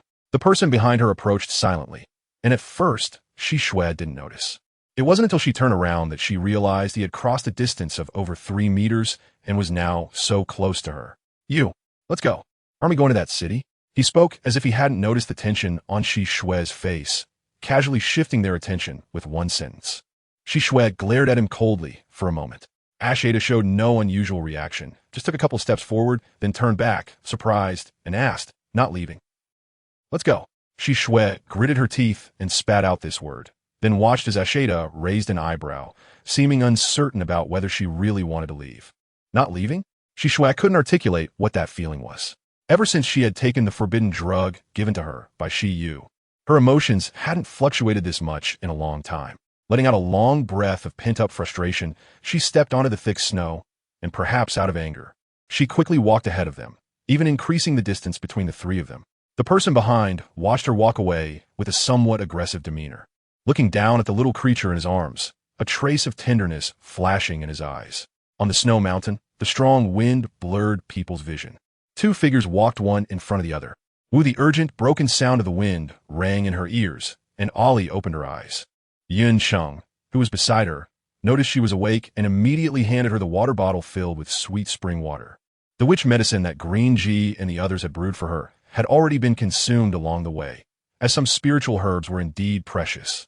And even Yun Cheng and Green Ji wouldn't carry those things with them, without the witch medicine to help ease the backlash within her.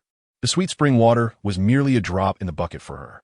Therefore, Ollie only took a sip to moisten her throat and did not move again. Where are we now? Only 5 people had set out early with Ollie: Song Qing, an orphan from the Peng tribe, along with Yin Cheng, Green Ji, and another Beast King-level powerhouse. Song Yin did not come along. With her status remaining behind, was more convenient for the orcs of the Silver Wolf tribe to migrate safely to Longdu, especially since she and you were in a mutual affection situation. They had already reached the North Liang mountain range, which was near the Wolf tribe and the Winged Tiger tribe. Yin Cheng was unsure if she was fully awake, since she asked. She answered while glancing at the scenery below, a familiar yet strange sight coming into view. Yin Cheng turned to look at Song Qing, as she was not familiar with the affairs around North Liang. Song Qing often went out to train, so he probably knew more than she and Green Ji did. The other Beast King powerhouse showed no intention of interrupting, merely watching the scene below with a calm demeanor. Song Qing glanced at Ollie, frowned, and did not refuse. He briefly recalled the situation in the North Liang area and succinctly introduced it. The North Liang mountain range is located southeast, over 500 kilometers away from Longdu. Although it is called a mountain range, if you look closely, it is just a series of bare little hills surrounding a gigantic basin below. The Wolf tribe and the Winged Tiger tribe are located to the north and south of this basin, respectively, with more than a dozen small and medium tribes, or small clans with fewer than 100 members, living scattered within. It is said that a small tribe near the Wolf tribe recently produced a Lin Ruse Lin priest who is extremely skilled in healing and divination. As he spoke, he subtly glanced at Ollie and continued, "The Wolf tribe is closer to us, and we can stay there tonight." Noticing his gaze, Ollie lowered her eyes slightly, seemingly unaware of the questioning look in his eyes. In her current state, she was not afraid that Song Qing would recognize her. However, he was probably very curious about her identity, wondering how she had become like this and traveled such a long distance to Longdu. Goddess? The voice of Yun Cheng echoed in her ears. This was a transmission of mental power. Ollie did not stop Yun Cheng from telling others about her identity as a goddess, but she estimated that she was worried that in her current state, even if she said it, no one would believe it, so she said nothing. "Then let's go to the Wolf tribe," she said heavily in a low voice, as if biting her words. The Wolf tribe, Lin priest. Ollie felt a bit amused, not knowing whether that priest Lin was really that person. If he was, then there would be a good show to watch. A trace of mocking smile appeared at the corner of her mouth, fleeting. The great Peng spread its wings once more, its sharp cries echoing through the sky. It suddenly soared upwards, then pierced through the thin clouds, diving down fiercely, creating an invisible wave. Its figure quickly swept towards the Wolf tribe.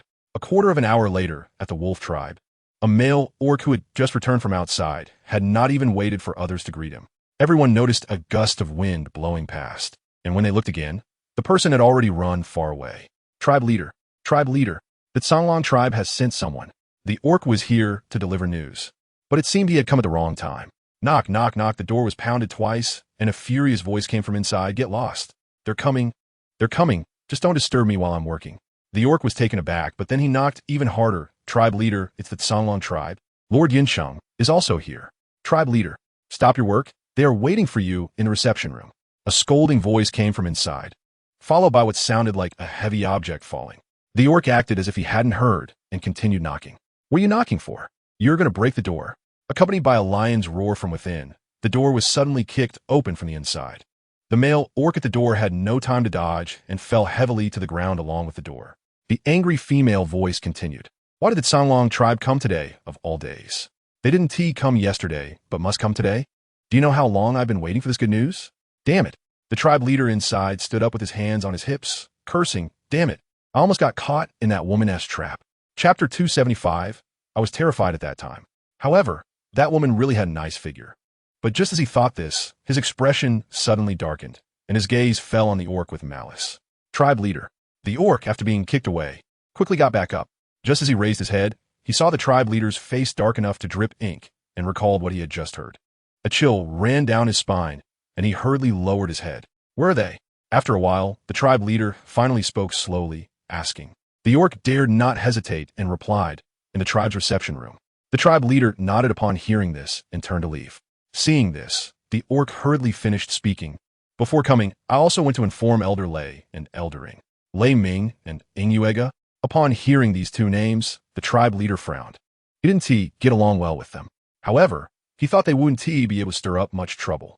With the strength of Lord Yunzi from the Songlong tribe, how could his disciple be easily fooled by them? With a calculation in his mind, he immediately cast a disdainful glance at the orc. You can't even deliver a message properly. You're really useless. What else can you do besides eating and sleeping? Why didn't you have someone stop Song Jie before coming to deliver the message? Hearing this, the orc felt bitter in his mouth. Tribe leader. I had someone stop him, but they couldn't. Besides, that est Song Jie, the strongest beast warrior among the younger generation of the wolf tribe. How could they stop him? Oomph. The tribe leader actually knew how things were, but he was still angry. Go back and tell that woman that today she almost ruined my big plan. Tell her not to run, and see how I deal with her when I return. The orc scratched his head, just about to say something, when the tribe leader's figure disappeared from spot. In the reception room, Ollie sat in the main seat, slightly lowering her head while leisurely sipping tea, occasionally glancing at Yun Sheng, who was being flattered by others but couldn't stop their thick-skinned behavior. He was probably fuming inside. She realized she had only learned a bit of Yunzi's methods. If Yunzi were here, a single glance would likely make them obediently shut up. There wouldn't be any noise from them at all. Just as Ollie was thinking about whether to speak up for Yun Sheng, the Beast King realm expert sitting beside her suddenly moved. This lord, Lei Ming and Inuega were startled. They didn't realize their actions had already annoyed someone and thought they had said something wrong that offended this lord. As they anxiously faced the sharp gaze of the Beast King realm expert, a disgusting voice suddenly came from outside. Lord Yun Sheng has personally come to visit today, and Mo Jia has not been able to welcome you in time. It's truly disrespectful. I hope all the lords forgive me. Montakie. Upon hearing this voice, both elders felt a name bubbling up in their minds with gritted teeth. Didn't they say that Lin Yang would start taking action against him today? Why is he still here? Did he fail? It can't be with the medicine we provided, along with Lin Yang's looks and skills in bed. You should be able to keep him, right? Could it be that he is not capable? Thinking of this, Lei Ming and Inuega exchanged glances, both seeing a hint of understanding in each other's eyes. No wonder he never sought females. Those females in the tribe were indeed blind.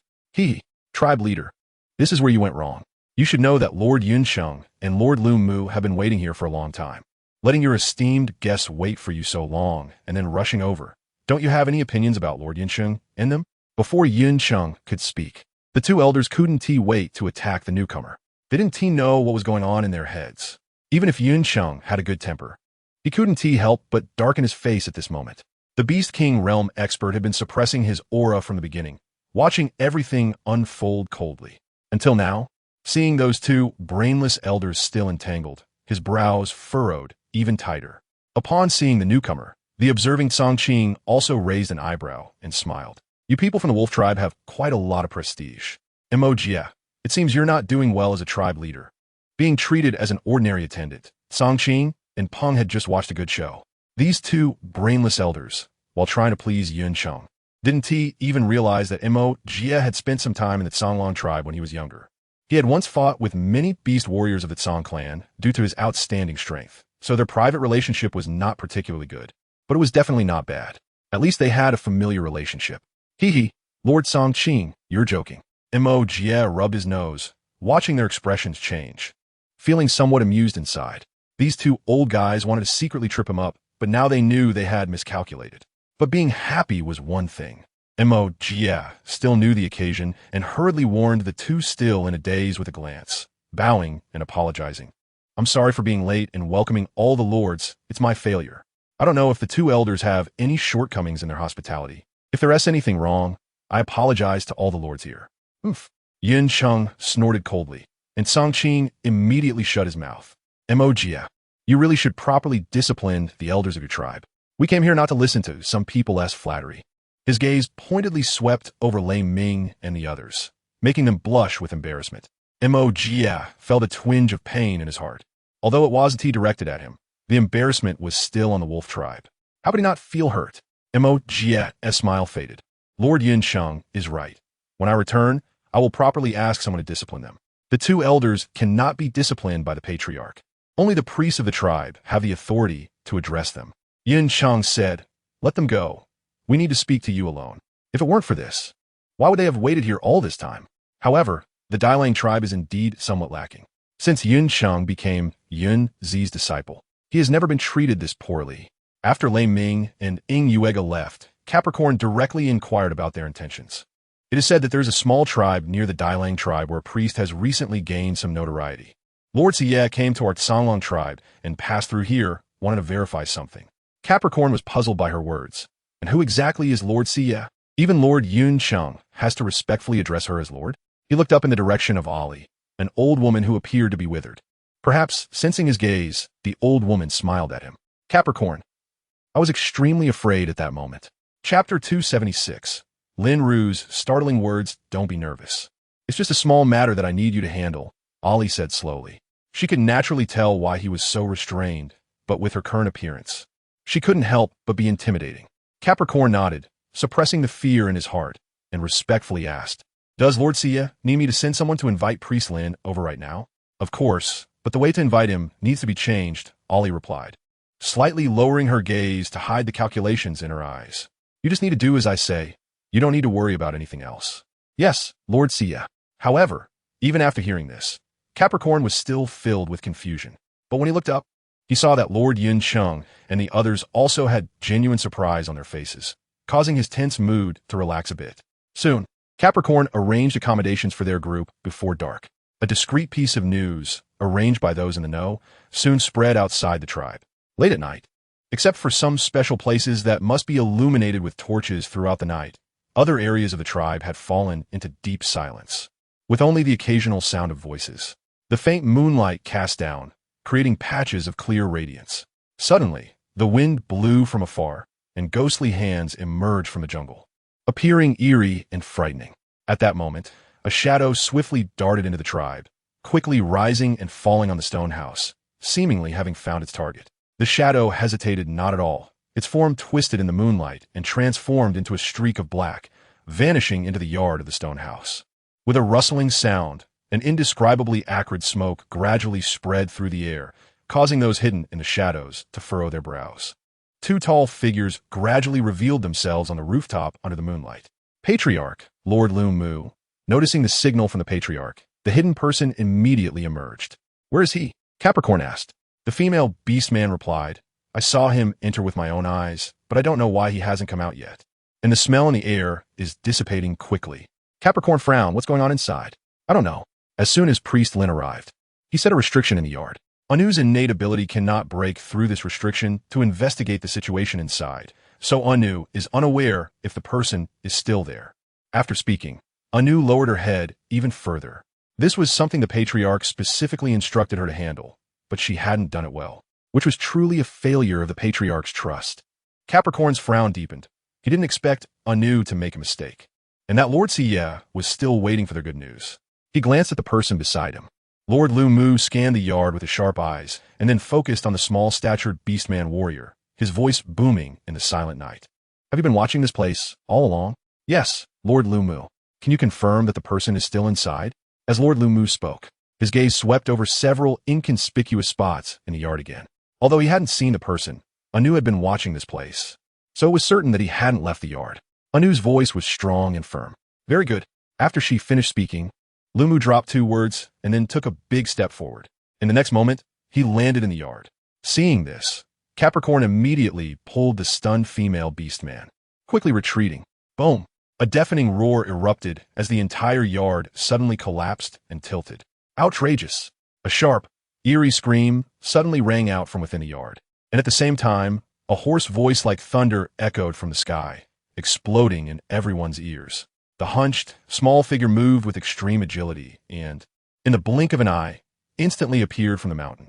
Ollie only wanted to test Lin Ru's strength tonight, but unexpectedly, he gave her a surprise by helping her hook a big fish. Casually tossing Capricorn and the other 2 further away, Ollie stomped her foot, and 2 figures immediately flew out from the ruins. Stay to the side, don't interfere. Seeing that although Lu Mu was injured, he was still conscious. She felt a bit relieved.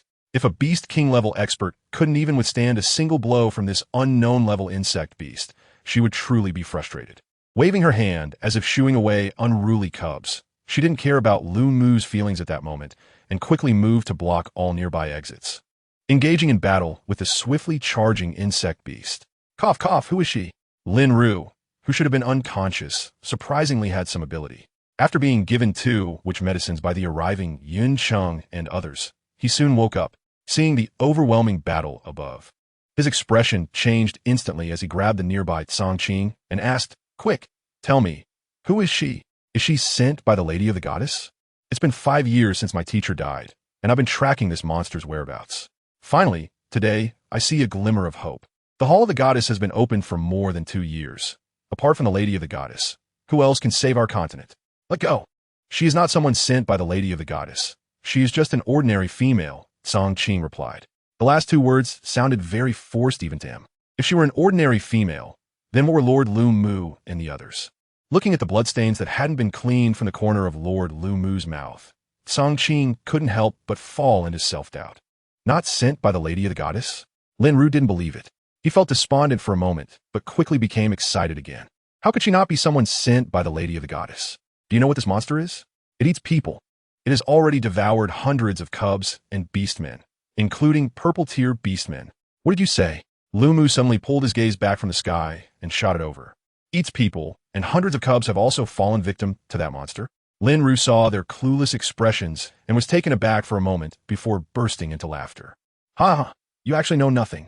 After so many years of battles by your super tribe, you know nothing at all. Ha ha, what a super tribe. Completely focused on surviving themselves while not giving us ordinary beastmen a way to live. Great beast god, great goddess, you see, these are the people you cherish. Ha ha ha. Lin Ruxin felt a sudden pain in his heart, laughing and crying, tears and mucus streaming down his face. Lu Mu suddenly grabbed him, demanding an explanation. What do you mean they want to give him a way out? What is the truth behind their years of warfare? Chapter 277. The old woman is the goddess? No one likes endless war. Even the orcs of the Songlong tribe feel a bit weary of this never-ending conflict. But after the fatigue, as long as the high priestess words remain, and as long as other super tribes have not given up on strengthening their power through war, the Songlong tribe cannot stop. Ordinary orcs hate war simply for the sake of survival, while they fight on, hoping their descendants can live. There is no way out for anyone. Yin Cheng, seeing Lin Ru calling out frantically to the beast god and the goddess. Lu Mu turned with a grim expression to Yin Cheng. After a moment of silence, Yin Cheng replied, "I don't know. Is it that you don't know, or that you dare not say?" Lu Mu took a deep breath, his skin twitching, suddenly realizing that he could no longer suppress his anger at such a significant matter. "Yin Cheng, what is the truth behind this? I need an explanation. The warriors of the Songlong tribe need an explanation." "I don't know." Yin Cheng could only repeat that phrase. She truly didn't know much, but what she did know was limited. After hearing Lin Ru's words, she immediately understood. As Lin Ru said, they fought only for self-preservation. The more specific reasons. Yin Cheng believed her teacher hadn't told her, as it wasn't yet time. "Great beast god, great goddess, did you hear that? Do you hear your people calling for you? Your people need you." Lin Ru cried until he could cry no more. Lu Mu and the others looked at him, feeling a wave of sorrow rise in their hearts. "I heard it. The goddess heard it. The great beast god has always been listening to your prayers." This phrase was like a ray of sunshine, dispersing the clouds over Yun Cheng and Lu Mu's hearts. "Really? Then where is the great goddess? Why hasn't she come? Why doesn't she come to save her people?" Lin Ru's sharp voice pierced like a knife, causing pain to the eardrums of those around. It also struck at the unspeakable pain in their hearts. The continent has been plunged into years of war. If the great beast god truly has a spirit, why isn't he the great goddess descended to quell the continent's conflict? He, of course, your great goddess, is also struggling to survive. She is about to die. How can she come to save you? Hearing this, everyone's expressions changed, and Yunsheng immediately looked nervously at Ollie. Ollie kicked the ugly creature, which was bound but still restless, and said, "Did I ask you to speak? If you can't speak, then shut up." "Ah, Nars goddess. The Empress 1T let you go." The male insect beast showed a twisted expression of pain, but gritted his teeth and replied. From his teeth, it was evident he was different from the orcs, with sharp, fine teeth and a very distinct insect mouthpart. Sanqing felt a wave of disgust and kicked hard, saying, "Disgusting creature, just shut up." Didn't he know how long it had been since it last rinsed its mouth? The foul breath was enough to make someone want to vomit. Ollie waved her hand at Yunsheng, who wanted to help her. "Go back first. We'll talk later if there's something. Take it with you, and watch its mouthpart." The last sentence was directed at Lu Mu. "Yes, great goddess." Lu Mu unhesitatingly lifted the insect man and jumped a few times, disappearing into the darkness in the blink of an eye. "Great goddess, you are the great goddess?" Linru looked incredulously at the old woman who resembled a grandmother, the glimmer of hope that had just risen in his heart extinguished in an instant. "Yes. Bring him over. I have something to ask him." After saying this, Ollie disregarded the despair in the hearts of the few and vanished with Yunsheng. Sanqing also wanted to say how could this old woman possibly be the great goddess, but first, Lin Ru interrupted him, and then the old woman quickly took people away. He steadied his thoughts, glanced at the still immersed in doubt individuals beside him, then grabbed one by the shoulder and said solemnly, "Capricorn, you handle things here for now. I'll take them away first. Jintao, let us go." Jintao responded with an and soon the three figures also vanished into the darkness. "Chief, is that old woman really the great goddess?" Looking in the direction where Sanqing and the others had left, Capricorn frowned, unsure. At that moment, Anu's cautious voice suddenly reached his ears. Capricorn glanced at her. Who should he ask about this? "You should ask the chief. Who should I ask?" But Anu was too curious. If this were the usual, she wouldn't dare speak to the chief like this. She caught up and couldn't help but say, "Wasn't it said that the great goddess's beauty is unmatched even by the merfolk? How could that old woman be the goddess? Did Yunsheng and the others make a mistake? Moreover, what did that sheep insect mean when it said the great goddess was going to die? The great goddess's temple has only been established for a little over 2 months. How could she possibly die?" Anu was so tangled up with these questions that her head was spinning. Capricorn was also getting a headache from her incessant chatter. He was already irritated, and this female kept talking in his ear. If it weren't for the commotion earlier that had startled the other tribesmen, he would have had to instruct her on some matters quickly to arrange for the next steps before going to find a priest, and then together look for the great goddess. This Anu, he thought she really was a bit annoying. "Let us go find the great goddess." The priest of the wolf tribe, Yi, received the news and quickly arrived, asking Capricorn to walk and explain what had just happened. Meanwhile, Ollie dealt with Lin Ru's questioning and asked him to recount everything he had discovered over the years. "That's how it was, and then I came to Baelyang, chasing this monster to the wolf tribe. Originally, I didn't intend to confront Yang Mu tonight. But who knew that Yang Mu had been on a vegetarian diet for over 2 months because of the emergence of the great goddess's temple? So upon seeing Lin Ru voluntarily deliver himself, he couldn't help but feel hungry. That's when Ollie caught him red-handed. "You're quite bold, aren't you?" After hearing everything, Ollie raised her eyes and said something somewhat ambiguous. Lin Ru thought she was saying he was too impulsive tonight, and he clenched his fists. He forced a smile and said, "The great goddess said that tonight I was too impulsive. I only wanted to create a bit of commotion to let everyone see his true face, but I didn't expect." At this point, a hint of self-mockery flashed across his face. Ollie smiled and said, "Fortunately, at least you held on until I arrived." Lin Ru nodded, still feeling grateful for the great goddess's rescue. Hearing this, Ollie blinked, glancing at the furrowed brows of the few beside her, and a thought flashed through her mind. It was clearly Lu Mu who saved him, not her. Chapter 278. Come to get you. Ollie lowered her head, took a sip of the divine spring water, concealing the smirk at the corner of her mouth. "Great goddess, didn't we say we might come in?" Outside the courtyard, Yi's voice rang out. Yunsheng immediately looked at Ollie. Ollie nodded slightly, allowing them to enter. This insect beast had hidden in the Dai wolf tribe for so many years. It was time to ask them what they knew. Following Ollie's instruction, Yunsheng complied. Besides Priest Yi, several other esteemed elders from the Dai Wolf tribe accompanied them, although some of them looked at Ali with a hint of doubt. Upon seeing Yun Sheng and Lu Mu showing respect towards the old woman, they still followed the customs and paid their respects to Ali. Ali responded with a faint then glanced at the few of them before settling her gaze on an old orc standing further back. More precisely, it was a nondescript corner behind him. Since you've come, why hide, Yunzi? Her voice was calm, showing no signs of disturbance. However, with her last two words, everyone was still caught off guard by what she meant. Suddenly, from the shadowed corner behind the old orc, a young orc with a fair complexion and an air of elegance emerged. Yunzi, I have met the goddess. He slightly bowed, speaking slowly, his tone exuding the same elegance and freshness as his demeanor. Thank you, goddess, for your hard work these days for the Tsang Wolf tribe. I, Yin Te, have come to the North Liang to welcome the goddess into the capital on behalf of Lord Tianlang. Ali stared at this young orc for a while before smiling. It seems that Lord Yunzi is indeed still worried about this temple. However, since you have come, this temple will not intervene. Saying this, Ali stood up. Why does the goddess say this? Yunzi looked at her in surprise. Do you not know? Ali's lips curled slightly as she tilted her head to look at him, a trace of cold indifference flashing in her eyes. If you do not know, then who else would? Lord Yunzi. The last four words fell, and a powerful mental force surged towards Yunzi. Yunzi's expression immediately changed, but the difference in strength between the priest and the celestial, which was still vast. Lord Yunzi. No one understood why Ali suddenly went mad, attacking Yunzi in front of everyone. As everyone surrounded Yunzi, the Sanqing, who couldn't rush to the front, instinctively looked towards Ali. At this time, Ali had already vanished, along with the insect beast and Lin Ru in the courtyard. Bang! The insect beast, unexpectedly thrown to the ground, got a mouthful of dirt but didn't care. Instead, it laughed heartily. The Empress was right. Your life is not long. Just wait until you die, and the barrier protecting the continent will be broken. At that time, the whole continent will belong to our Pumi Ruwa tribe. Shut up. The goddess will not die. Lin Ru had just steadied himself when he heard this. Initially confused about why the goddess would attack, he punched without thinking. The goddess is an envoy sent by the beast god. She will not die. If anyone is to die, it is you lowly, light-averse monsters. We are the noble Pumi Ruwa tribe.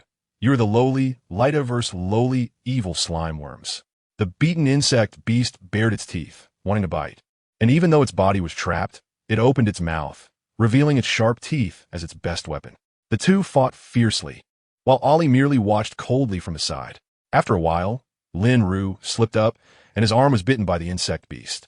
Just as it was about to fiercely bite down on the food in its mouth, the continent goddess, who had been motionless, suddenly struck.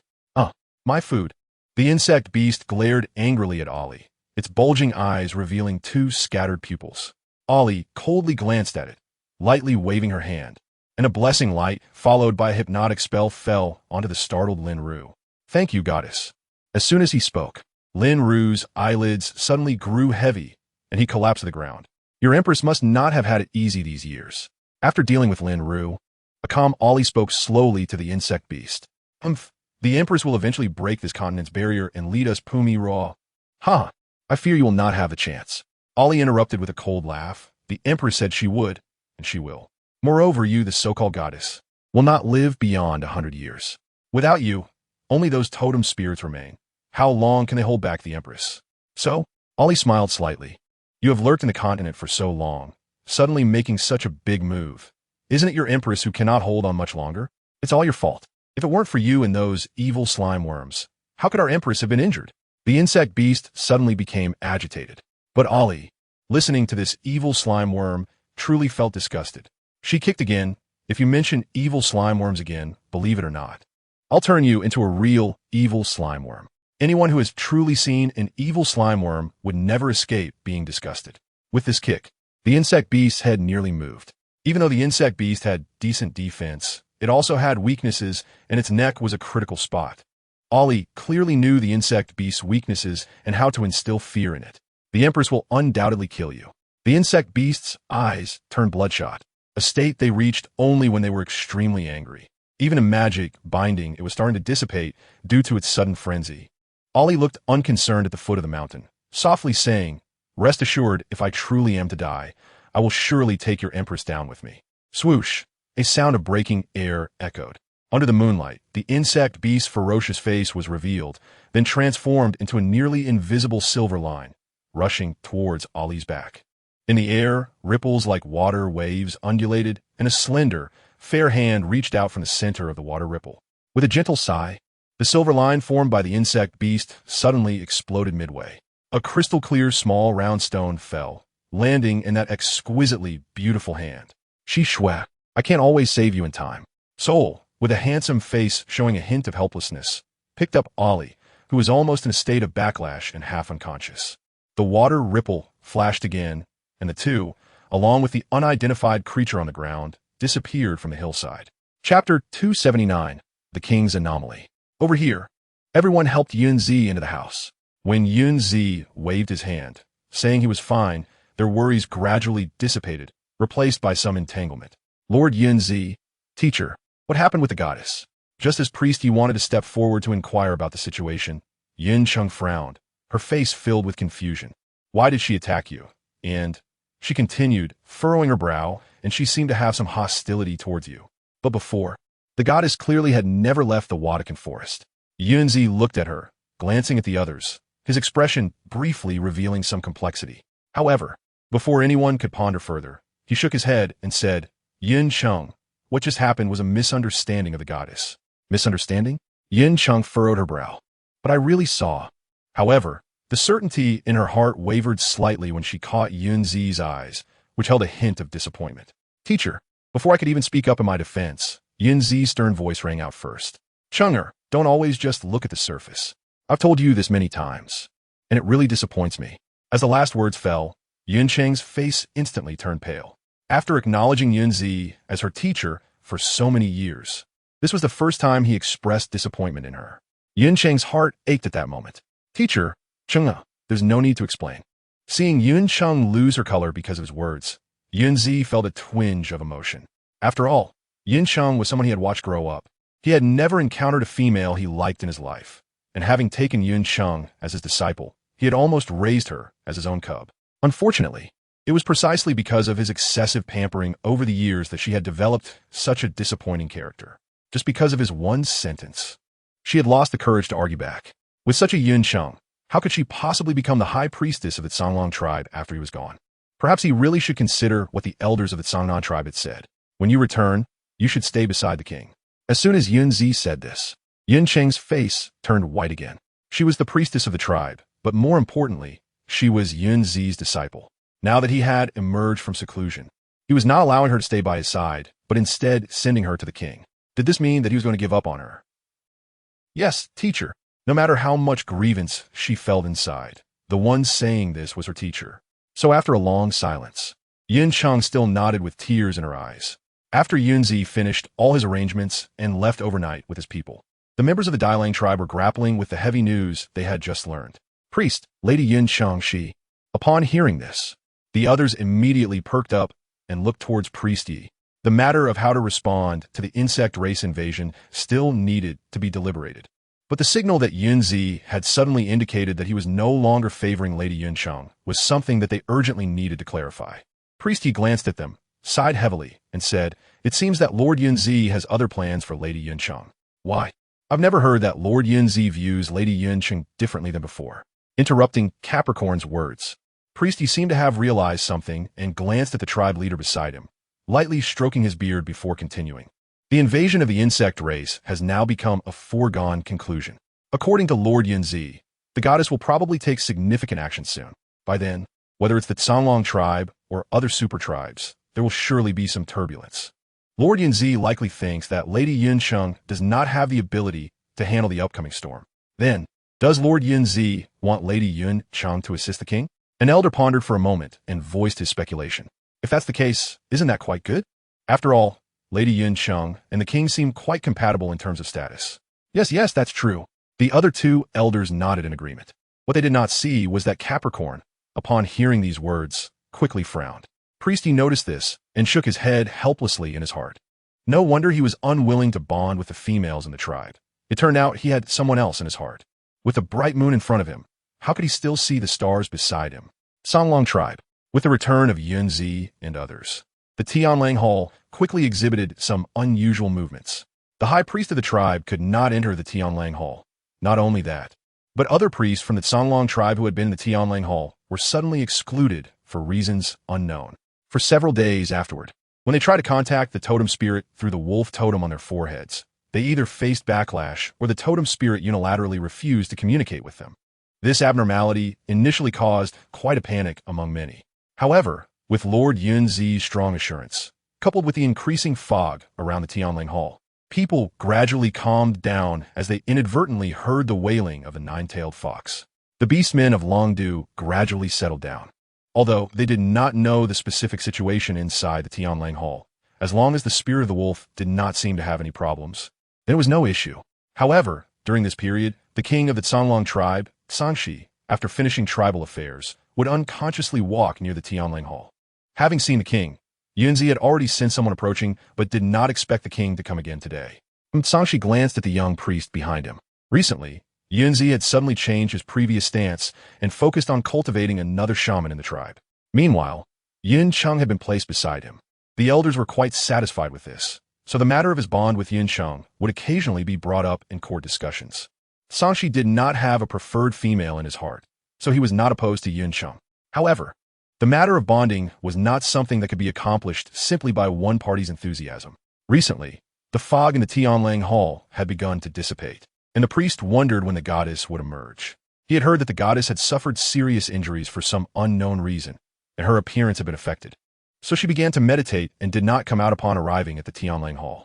After hearing Sangqing's description of the goddess's damaged appearance, which had been filled with admiration, his expectations fell to the bottom in an instant.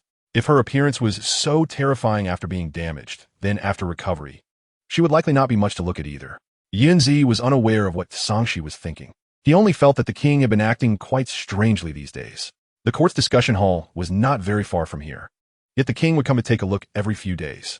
He wondered what it was for. Chapter 280. Starting over. Still the same, this cloud also did not know. In response to the curious gazes from several people, Yunzi truthfully said, as the king mentioned, the fog has indeed cleared up a lot these past few days, so it is likely that the goddess will come out in a couple of days. Just as he was about to say something else, Sangshi seemed to sense something and looked up. The layer of dark clouds hovering not far in front of the Tianlang Hall unexpectedly began to dissipate rapidly. Thin white clouds and transparent blue intertwined beautifully. Tianlang Square. Hey yo! Hey yo! A group of half-grown cubs was being urged by several beast warrior mentors to chase each other around the square, training their speed and stamina. In a corner, a dozen or so small cubs squeezed together, their eyes eagerly watching the larger cubs being trained under the adult supervision. Suddenly, one cub felt a slight chill on its face. Instinctively, it reached out to touch it, but found nothing. Suddenly, a surprised voice rang out beside it. It's snowing. Look, it's snowing. The square quickly erupted into a commotion due to the snowfall. The beast warrior mentors, who were watching the training, immediately changed their expressions and swiftly called out to stop the training, gathering all the cubs together. Even the ones that were about to cheer in the corner were quickly picked up by two beast warrior mentors. It's snowing. It's snowing. AMU, it's snowing. The 2 or 3-year-old cubs were full of joy, stumbling back to the courtyard. At such a young age, they did not yet understand what snow meant. All that filled their little minds was one thought. It's snowing. Father is coming back. Father wants to go back. Quick, don't speak. Come in and hurry to get dressed. For the orcs of Longdu, the first reaction to seeing snow is that the cold season is coming, and the cubs are the most intolerant of the cold. Upon seeing this scene, Sanshi immediately frowned, wanting to let Yinshen quickly relay the message to protect the cubs and the old orcs in the city. Your Majesty, wait. Yuaneo, who was beside Yunzi, suddenly spoke up. This snow is brought down by the goddess, so it poses no harm to the orcs of Longdu. Sanshi looked at Yunzi, who also slightly nodded. Indeed, Yuaneo is right. So your Majesty need not worry. However, you still have to go. Yuaneo looked at Yinshen, saying as he extended his hand to catch the snow. Although I don't know what benefits this snow brings to the orcs, I can feel it will definitely surprise us. Yuaneo's innate ability is his keen intuition, especially in terms of avoiding harm and seeking benefit, which has never been wrong. Therefore, as soon as he said this, Yunshen's expression immediately softened, and he slightly bowed to him and his teacher before quickly leaving. Sanshi withdrew his gaze from Yinshen and turned back. He saw that the two were quietly watching him as if waiting for him. Sensing a hint of conflict in his heart, Yuan Ao revealed a faint smile, not breaking the silence. He simply said, "Your Majesty, we should also meet this goddess in person." As he spoke, both of them made a gesture inviting him. Sanshi took a deep breath, suppressing the slight embarrassment in his heart. He also made a gesture, "Please, High Priest." Yunzi smiled helplessly, "Your Majesty, let us go together." There's a long bridge from here to the Wolf Hall, and the three walked side by side without speaking. Sanshi thought about how he had developed that fleeting thought about Yinshan earlier, even if it was just a momentary idea. But this also indicated that he had no rejection towards Yinshan in his heart, and there was even a possibility of developing feelings in that direction. Moreover, Yinshan's identity Indeed what? The pale golden sunlight broke through the clouds at an unknown time, pouring down just right onto the girl in the Wolf Hall.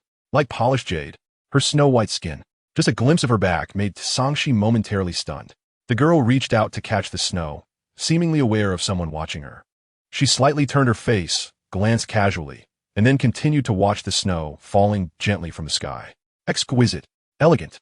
Upon seeing her profile, Sanshi couldn't help but feel a surge of amazement. As the three approached, they felt an unapproachable, sacred, and ethereal aura emanating from her. "I have seen the goddess."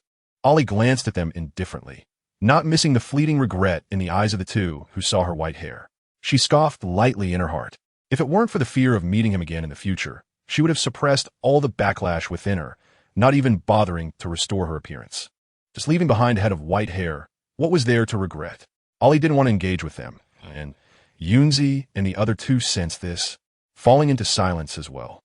After a long time, the snowflakes in the sky grew fewer, until Ollie caught the last snowflake. She suddenly spoke, but the question left both Sanshi and Yuan Ao puzzled. "Yunzi, if you could do it all over again, would you still choose to do so?" Clearly.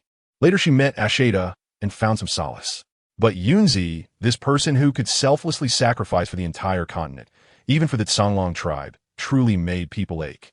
He had to take all the blame upon himself, forcing her to ultimately walk this path of no return. He truly is. Ollie closed her eyes, forcibly suppressing the resentment towards him in her heart, unwilling to mention those two words again. After all, he had supported her for so many years. If it weren't for him, after Grandma's death, she would probably be even more stubborn and unyielding than she was now. Perhaps that way, she wouldn't have encountered Asheda, the only ray of light in her life.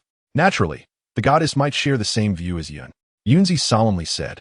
Ollie's lips curled into a bitter smile, which vanished quickly. She calmly affirmed, "Of course. Starting tomorrow, let us issue the recruitment order." Yunzi slightly nodded, about to respond. But Sanshi suddenly interjected, "Issue a war order? Is the goddess not planning to return to the goddess palace?" Yunzi frowned and glanced at Ollie, and unsurprisingly, the goddess's expression seemed to turn cold. Reflecting on the things the goddess had shown him, he couldn't help but shake his head lightly at the obstacles faced by the king. The goddess palace. The goddess had no good impression of that place. Thankfully, he had been diligently assisting the goddess. Otherwise, given her cold-hearted nature, she wouldn't have been willing to spare anyone's face. Chapter 281 Notification, Your Majesty. Seeing the goddess leave in anger, Yunzi frowned slightly and then reminded Sanshi. In the future, it's best to avoid mentioning the goddess palace and the monkey tribe in front of the goddess. Yuan Ao's brows furrowed in confusion. Why is that? Yunzi shook his head, his gaze indicating the wolf hall behind them. Understood. It seems the goddess has deep conflicts with the goddess palace and the monkey tribe. But why? The goddess hadn't interacted with the monkey tribe at the beginning, right? Yuan Ao thought carefully about this matter. Meanwhile, Sanshi returned to the main hall with a slightly somber expression. Your Majesty. Not long after returning, Yinshan, who had completed her tasks, came to report the situation. She called out to him as usual, but unexpectedly, Sanshi lifted his head from the bamboo slip, looked at her, and said, Lady Yinshan, if there is nothing else in the future, you need not stay by my side. Yinshan was slightly taken aback, then frowned and asked, What does Your Majesty mean? Previously, the king had tacitly allowed her to remain by his side, and even in the past few days, he seemed to have been a bit indulgent towards her. But why did he suddenly change his mind? Yinshan didn't think of Ollie at the moment, mainly because her appearance after aging truly wasn't worth a concern. Sanshi seemed to have anticipated her reaction, calmly saying, I just feel that you seem to dislike being with me, so. Your Majesty has misunderstood. Yinshan has no objection towards you. Yinshan interrupted in a low voice. She just couldn't accept being with a male she didn't like in the future. Even though the king was indeed excellent, Yinshan had been raised by Yunzi since childhood and had seen other super tribe kings. For instance, the king of the White Tiger tribe, Yuanbai, and the third prince of the Dark Moon tribe, Daixiong. After seeing so many outstanding young orcs, Yinshan actually felt nothing for Zhangxi. If it weren't for her teacher asking her to follow him, she wouldn't have gotten so close to Zhangxi. Zhangxi slightly frowned. But apart from this, Yunshan's identity as Yunzi's disciple made it impossible for him to dismiss her without reason. Otherwise, those elders below would seize the opportunity to restrict him. Staying by my side, you should know what that means. After a brief silence, Zhangxi decided to clarify some matters with her in advance. Yes. Yinshan felt a slight tightening in her heart as she spoke, but still maintained her composure on the surface. However, she believed that the recent invasion of the insect race must be resolved, and that the king should focus all his attention on this matter. Zhangxi raised an eyebrow. The issue of the insect race invasion was indeed important, but it was a matter of great significance. If other super tribes did not cooperate, the king could not allow the brave warriors of the tribes to sacrifice themselves and be used as pawns for others. What the king said is very true. As soon as the topic turned to serious matters, Yinshan clearly forgot her earlier tension and quickly discussed the issue with Zhangxi. 3 days later, when the call to arms from the Tsang Wolf tribe was issued, it soon caused quite a stir across the continent. In the Lion tribe, during the assembly, the various tribe leaders had already argued countless times over this call to arms. Some were so heated that their eyes turned red, even banging on the table loudly, shouting, "We won't go. Who knows if that goddess is real or fake? Humph, you think you could just say you won't go?" That is a call to arms issued by the Tsang Wolf tribe. As a super tribe, even if that goddess is fake, we must go. So what if the Tsang Wolf tribe issued it? We of the Lion tribe will not go. What can they do to us? You are simply unreasonable. Then a new round of debate began. Sitting in the corner, Leader Yuehong watched this scene with a lazy flick of her eyelids, changing her posture before starting to doze off. Leader Yuehong, the conversation had not finished before it was interrupted. "Get away." Yuehong, filled with disdain, moved aside, waving her hand. "You smell terrible. Don't touch me, or I'll have to take another bath when I get back." Saying this, she quickly moved her chair a little further away. The nearby leader Laning's outstretched hand froze in midair, his face stiff. Then he heard a light laugh and immediately glared over. But the moment he saw the person's face, Leader Laning's breath seemed to catch for a moment, revealing a fleeting fear, and he shrank back dejectedly. This really is a quiet place. Leader Yuehong scanned around and sighed. No wonder the leader of the giant lizard tribe can sit here. No one dares to come close. That's because they fear for their lives. The leader of the giant lizard tribe said lightly. Oh, Leader Yuehong began to curl up lazily again, then asked with no sincerity, "Leader Lung, you wouldn't mind if I stayed here for a while, would you?" "I would mind." The cold-blooded orcs were often ostracized, and it was common for one to sit alone in a corner in such occasions. This old fox has no good intentions coming here. Although, Lung Qing himself was not a good orc either. How does Leader Lung view the matter of the goddess issuing the call to arms at the Tsang Wolf tribe? After hearing those foolish lions argue for a while, Yuehong dug at her ears. This group of lions was so loud it hurt her ears. Unable to sleep, Leader Yuehong could only engage in conversation with the cold leader beside her. After speaking, she waited for a moment, thinking that he would ignore her when she was about to continue bothering him. Then, she heard Lung Qing say a single word, "Go." It seems Leader Lung and I share the same opinion. After speaking, she caught sight of several figures entering from outside. She immediately straightened up, her gaze flickering quickly. They have arrived. The nearby Lung Qing remained silent. He naturally saw Tang Mo and Milo approaching. Tang Mo, as the king of the Lion tribe, was known for his brutal methods and had long since established his authority in front of the tribes. The moment he arrived, the leaders who had just been arguing loudly fell silent instantly. Milo, seeing Tang Mo in the main seat, did not waste many words but coldly informed those present. The Tsang Wolf tribe's call to arms must be heeded. The personnel have already been confirmed. Milo would personally lead the team, accompanied by the leaders and priests of the White Bear tribe, the Flower Brocade tribe, and the Swift tribe. In addition, Milo looked towards the two people in the corner. This time to the Tsang Wolf tribe, Leader Yuehong, and Leader Lung, you will also accompany us. Originally, he only intended to call Leader Yuehong, but seeing the leader of the giant lizard tribe, Milo paused and decided to include him as well. Traveling during the rainy season, the combat power of the giant lizard tribe should not be underestimated. As the two responded with a hand on their chest, Milo nodded, slightly in agreement, before sitting down on the armrest. Tang Mo's heavy gaze swept around, although he did not say a word. The invisible pressure he exerted made the tribe leaders perk up. Even leader Yue Hong, at this moment, retracted her casual demeanor, tapping her fingers on the armrest as she began to contemplate the upcoming trip to the Tsang Wolf tribe. Your Majesty, Bakun has something to report. The Siren tribe has shown frequent, unusual movements lately. Accompanied by this leader's restlessness, the assembly quickly fell into another round of heated discussion. I heard that the goddess's own tribe is the Fox tribe. Watching the figures of the king and the high priest disappear, others began to rise and leave, discussing various matters as they walked. Just as leader Yue Hong was about to stand up, she suddenly heard someone beside her say this. Leader Yue Hong immediately stopped, tilting her head with a raised eyebrow. Confused, Leader Lung, do you have any thoughts on this matter? I don't have any particular views, Lung Qing said with a slight smirk, causing leader Yue Hong's eyes to flicker. However, you Fox tribe should be careful these days. After speaking, Lung Qing ignored whether he understood his words and got up from the chair, walking outside. Outside, members of the giant lizard tribe were already waiting for him. Be careful? Thinking about the increasingly loud movements of those people lately, leader Yue Hong squinted her eyes slightly, and a decision formed in her heart. In the Dark Moon tribe, the Daiwang Hall. The royal family of Dark Moon uses Dai as their surname, calling the tribe leader Daiwang, and residing in the Daiwang Hall.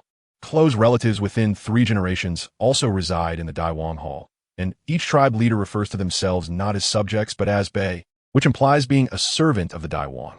Currently, the Daiwang Hall did not summon all tribe leaders to discuss the call to arms issued by the Tsang Wolf tribe like the Lion tribe. Instead, the Daiwang summoned his own princes and trusted leaders to speculate why the goddess was at the Tsang Wolf tribe instead of the goddess hall. Suspecting there might be some conspiracy involved, Daiwang, I believe this matter may not be as complicated as we think. Listening to the few people in front of him arguing for so long, suddenly a different voice emerged. The already somewhat tired Dai Wang instantly became interested and looked over, saying with energy, "Speak." According to our tribe's priest speculation, we have determined that the place where the goddess was born indeed belongs to the territory of the Tsang Wolf tribe. So, the goddess not returning to the goddess hall may be because she is wary of other forces on the continent. After all, no one wants someone above them who can issue orders to everyone. Therefore, if we cooperate with the Tsang Wolf tribe at this time, it would undoubtedly be the best way for her to establish a foothold on the continent. After listening to the people below for so long, he finally heard an answer that was quite similar to his own opinion. Haha, well said. Hearing you say this makes this king feel it is quite reasonable. The people below were left speechless. It was like this again. Clearly, they already had their own guesses and were quite insistent on their own speculations. However, they stubbornly held back their words, watching them guess back and forth like a monkey show. Infuriating. The Dog Clan leader, who had spoken earlier, silently felt happy for his priest, as they had finally guessed correctly this time. This time, as long as nothing unexpected happened, their clan would gain a few more talented beast warriors in the Great Hunt. However, sometimes, an unexpected event occurs precisely when you think nothing will happen. As a few clan leaders emerged from the King's Hall, those who had just been frustrated about not guessing the King's thoughts immediately began to congratulate the Dog Clan leader. Congratulations, congratulations. The Dog Lake tribe will have a few more ladies. Indeed, this is a great joy. Perhaps in the future, the Dog Eye tribe could have a prince to look after the tribe. Sai, unlike us, who can only hope for a few outstanding young people each year to share the burden with us old bones. Such remarks continuously spilled from the mouths of several clan leaders. If the Dog Clan leader weren't bound by the fact that they hadn't left the King's Hall yet and couldn't act, he would have loved to tear their mouths apart right then and there. Although the Dog Clan had good reproductive capabilities and many females, there were only a few beautiful females among them. If they sent all of them to the King's Hall, wouldn't their families beat them to death? After all, who doesn't know that every year a few ladies die in the King's Hall? Bah, that old lecher of a king, thinking of his beautiful flower, who would next be sent to the King's Hall, likely to either die of old age or in some unknown manner. The Dog Clan leader cursed the tribe's priest again in his heart. The third prince, just as the Dog Clan leader was shrouded in dark clouds. The other clan leader saw a young beast man, surrounded by crowd approaching, and immediately wore bright smiles, greeting him. What is wrong with the Dog Clan leader? Why does he look so unhappy? The third prince politely nodded at each clan leader, and his puzzled gaze fell on the Dog Clan leader. Haha, third prince. You don't know. The Dog Clan leader is that clan leader's gloating words were abruptly interrupted by the Dog Clan leader. He couldn't let anyone convey any discontent he had to the king, or else the entire dog clan would likely be despised by the king. The consequences of being despised by the king made the dog clan leader shudder with cold sweat just thinking about it. Third prince, it's like this. The king wants our dog clan to offer him our beauties. But you know, the dog clan is notoriously unattractive. We have no beauties to offer the king. So I'm troubled about what kind of beauty could match the king's status. Since the third prince is here, I shamelessly invite you to visit my dog clan to help choose the beauties that the king would like. What do you think, third prince? The dog clan leader appeared honest and simple, truly opening the eyes of the other clan leaders. This is what it means to speak nonsense with a straight face. He must have just been cursing the king in his heart, but after saying this, he seemed to be considering the king's feelings. Hee hee, old sly.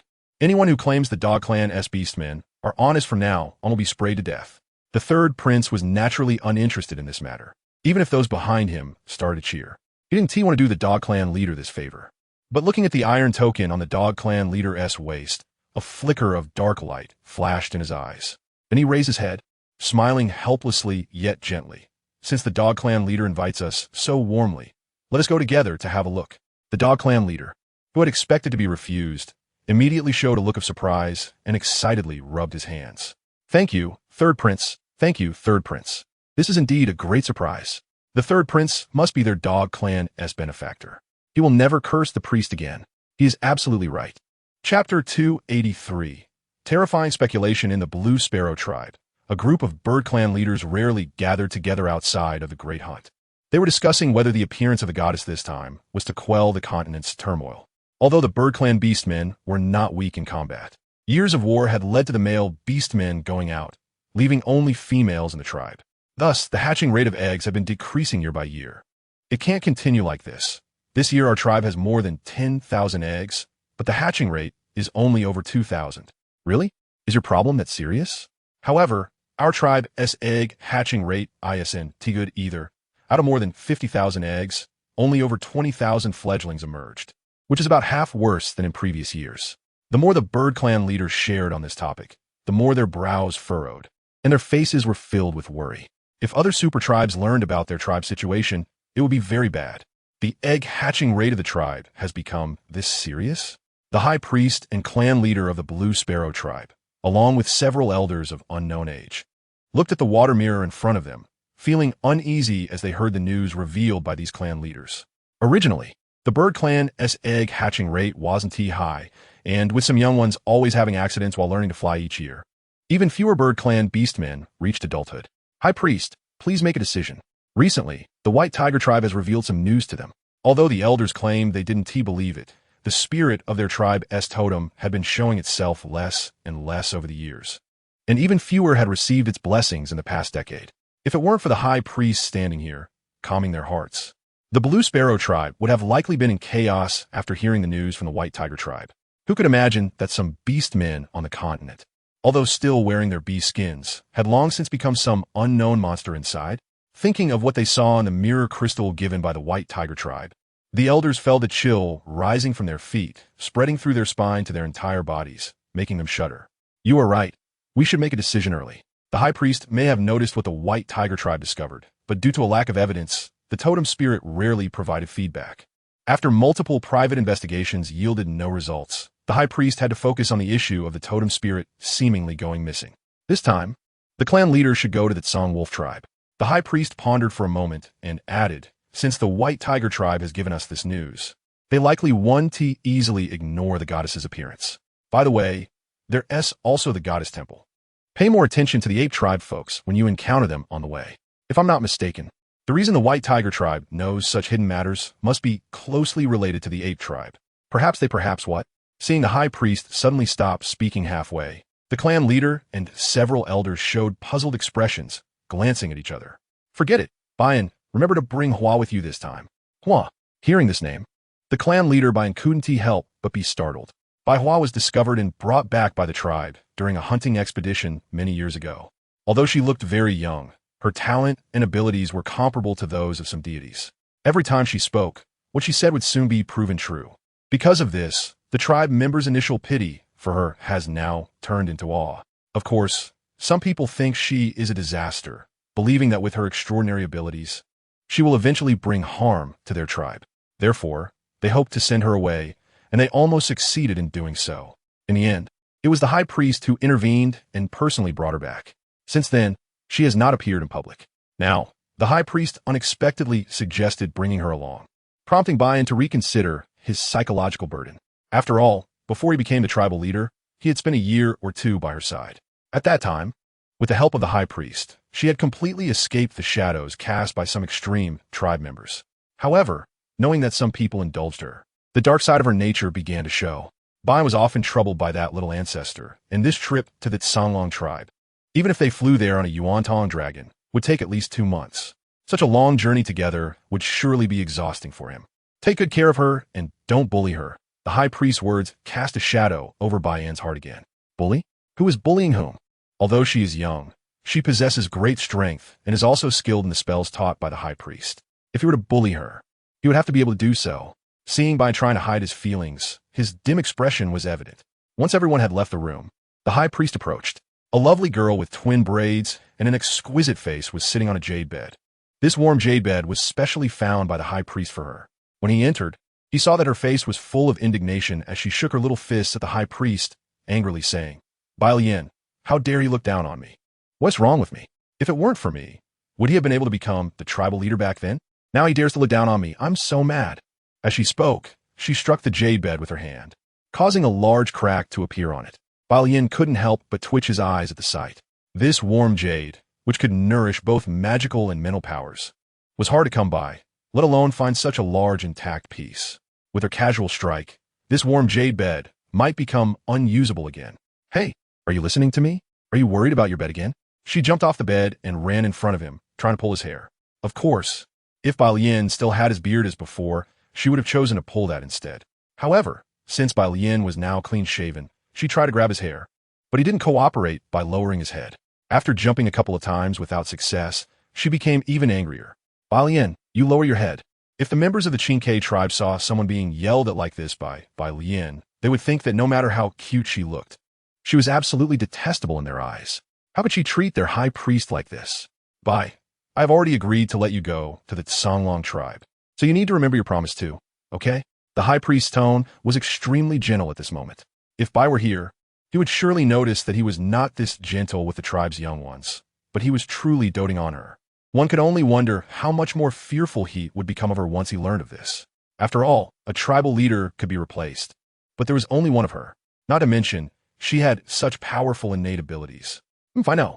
I will remember. Bai Lian, you are so long-winded. Okay, can I go out and play now?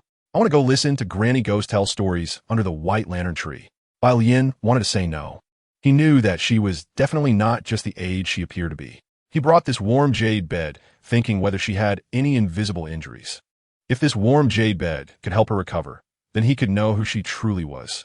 "Please, Bai Lian, just let me go out." She skillfully began to act cute, and Bai Lian couldn't help but chuckle and nodded reluctantly. "You can go out, but I know. I mustn't let anyone find out. Hee, I can do that." As she finished speaking, her giggle echoed, and she suddenly vanished into thin air. Bai Lian's eyes widened in shock as he looked at the spot where she had disappeared, and his terrifying suspicion grew stronger. Chapter 284. The Goddess in the Dream in the Tianlang Hall. This was supposed to be the residence of Yunzi and the other priests. However, ever since Ollie arrived, Yunzi and the others have not been able to enter here again. Therefore, when they returned to the Tianlang Hall, the other priests couldn't help but feel some dissatisfaction. Ollie turned around, her gaze briefly falling on Yunzi's face, and seeing him nod, she knew that the task she had given had been completed. Lowering her eyes slightly, Ollie could feel the stunning gazes falling on her without needing to look. Then, those gazes suddenly transformed into surprise and pity. She felt no fluctuation in her heart regarding these looks, or perhaps she was just numb to them. "Look," Ollie suddenly threw something out, which Yunzi and the other priests instinctively caught.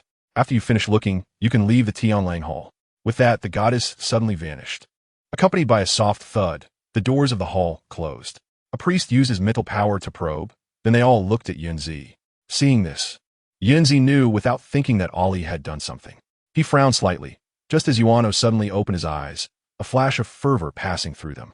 "Good stuff. The goddess truly has a heart," he said. "Once this battle command is issued, besides the other 4 super tribes, those hidden tribes on the continent will probably come over as well. Use your mental power to look, but remember not to be greedy. Only look as much as you can. Yuano said seriously. Yunzi's mental power entered the jade stone in his hand and soon returned. Hearing this, he nodded slightly to the others.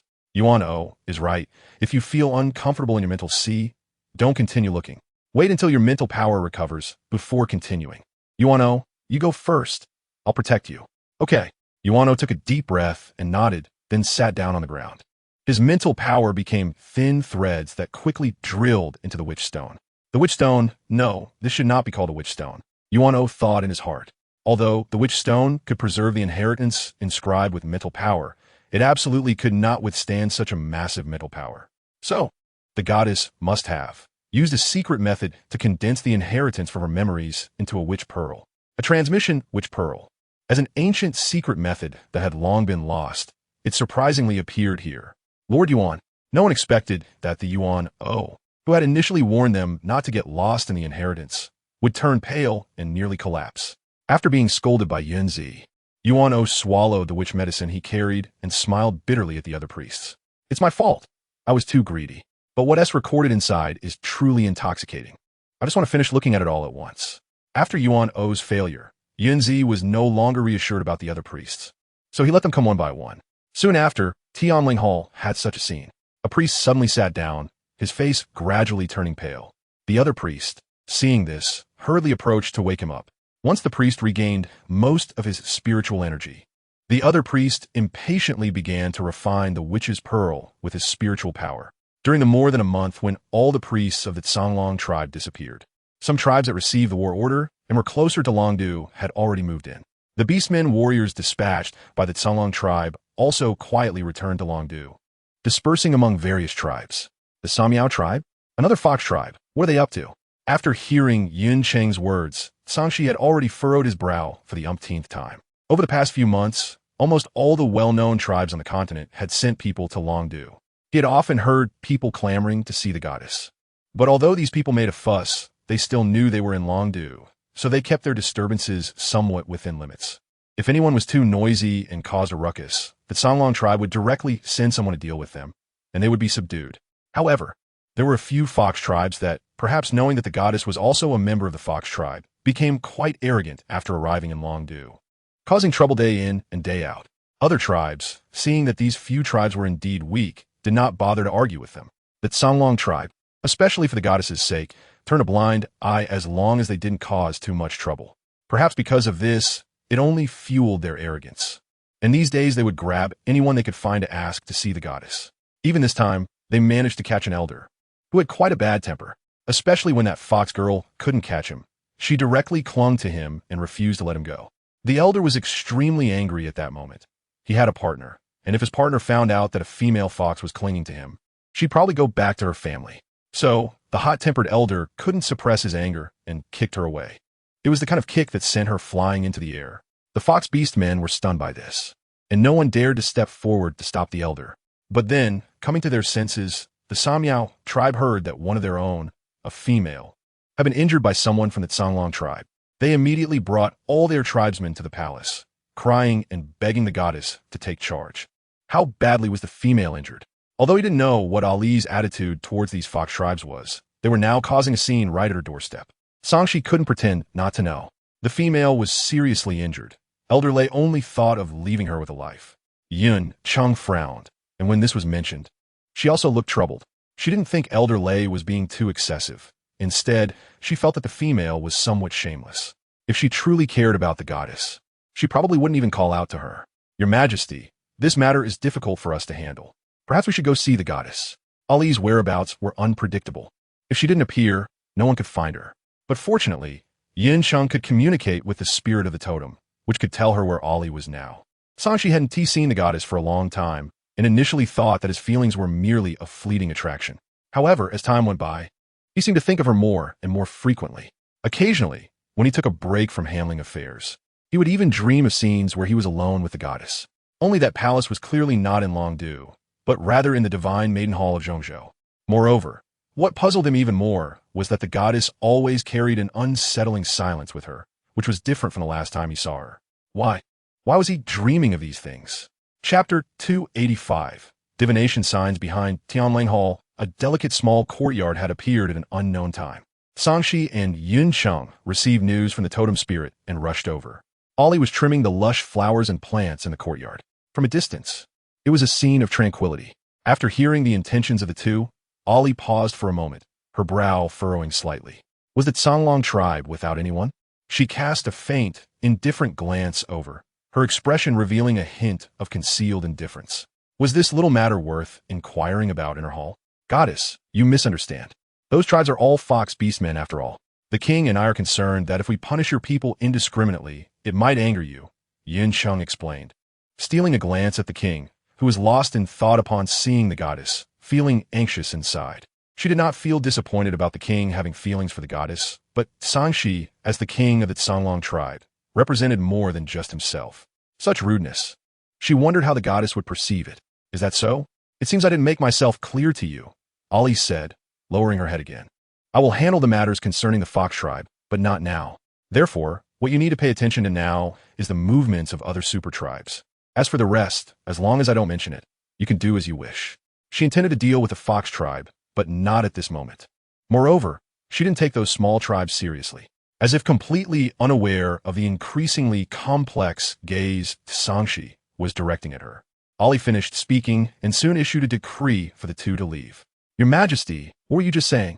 Just as they stepped out of the small courtyard, a white mist suddenly rose around them. The mist enveloped the small courtyard and gradually disappeared from view. Although Yuncheng was startled by the goddess's mysterious means, she turned around and seemed to hear Sangshi say something. What was that illusion? Could it be the witchcraft the goddess just performed? It's nothing. Sangshi retracted his gaze and shook his head. Let's go back. You can send someone to handle those fox tribes. Also, ask a few cursed priests to pay close attention to the movements in the city. If anyone causes more trouble, let them take action. As long as it doesn't lead to fatalities, they can handle the rest as they see fit. Yin Cheng's heart sank, but soon she understood the key point and nodded in response. All right, the Rat Tribe's book priest has always wanted to serve the Songlong tribe, so let him be in charge this time. Yes, you decide. Sangshi glanced back at the spot where the small courtyard had disappeared, a hint of contemplation flashing in his eyes. Meanwhile, Yin Cheng's orders were quickly conveyed. Thus, the Fox Tribe's disturbances not only failed to see the goddess, but also became targets for the Rat Tribe's book priest to establish authority. Other large and small tribes, upon seeing this, also quietly settled down. Even the cursed priests were dispatched. Who knew if the next time those cursed priests would set their sights on them? Was the goddess still mysterious? She had been here for so long and had yet to show herself. Wasn't it said that the goddess's own tribe was the Fox Tribe? Why didn't she save those fox beast men? The old tiger saved them? Have you been hit in the head and gone crazy? What kind of person is the goddess? She can't be unaware of those Fox Tribe's tricks. Moreover, these few cannot represent the entire Fox Tribe stance. Don't forget, the Red Fox Tribe of the Sunset Plains and the Red Fox Tribe of Cloud City. Those large tribes are what the goddess should pay attention to. Hey, Samyao Tribe, what are they in the entire Fox Tribe? They don't even have a tribal title. It's strange for the goddess to pay attention to them. This statement was overheard by someone who took it to heart. Upon returning, they found their accomplices and revealed everything in detail. It seems we still know too little about the mainland.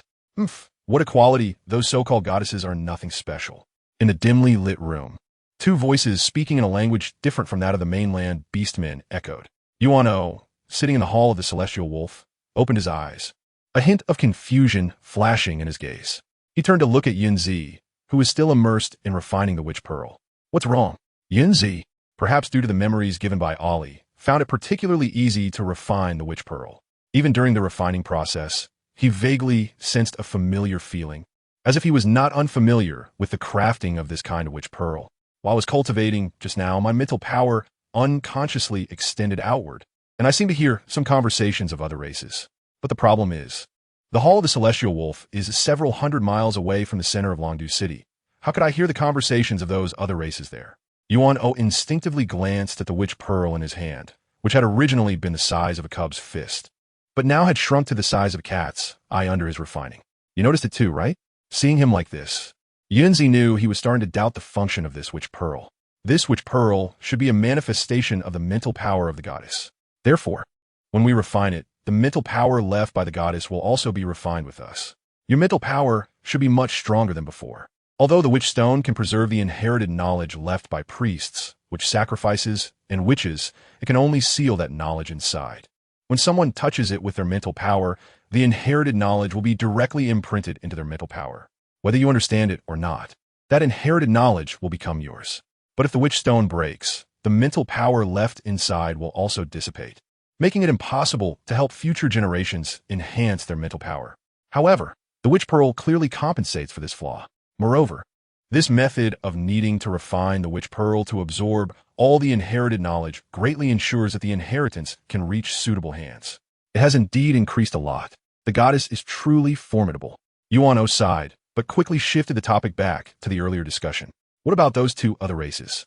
His brows furrowed, clearly uneasy about the plans those other races in Longdu had against the goddess. But Yunzi's expression was calm as he said, "There's no need to worry. Don't underestimate the goddess's abilities." Yuan still felt uneasy and took out a few finely polished turtle shells to calculate on the ground. Longdu is worry-free. This result made Yuan immediately feel relieved.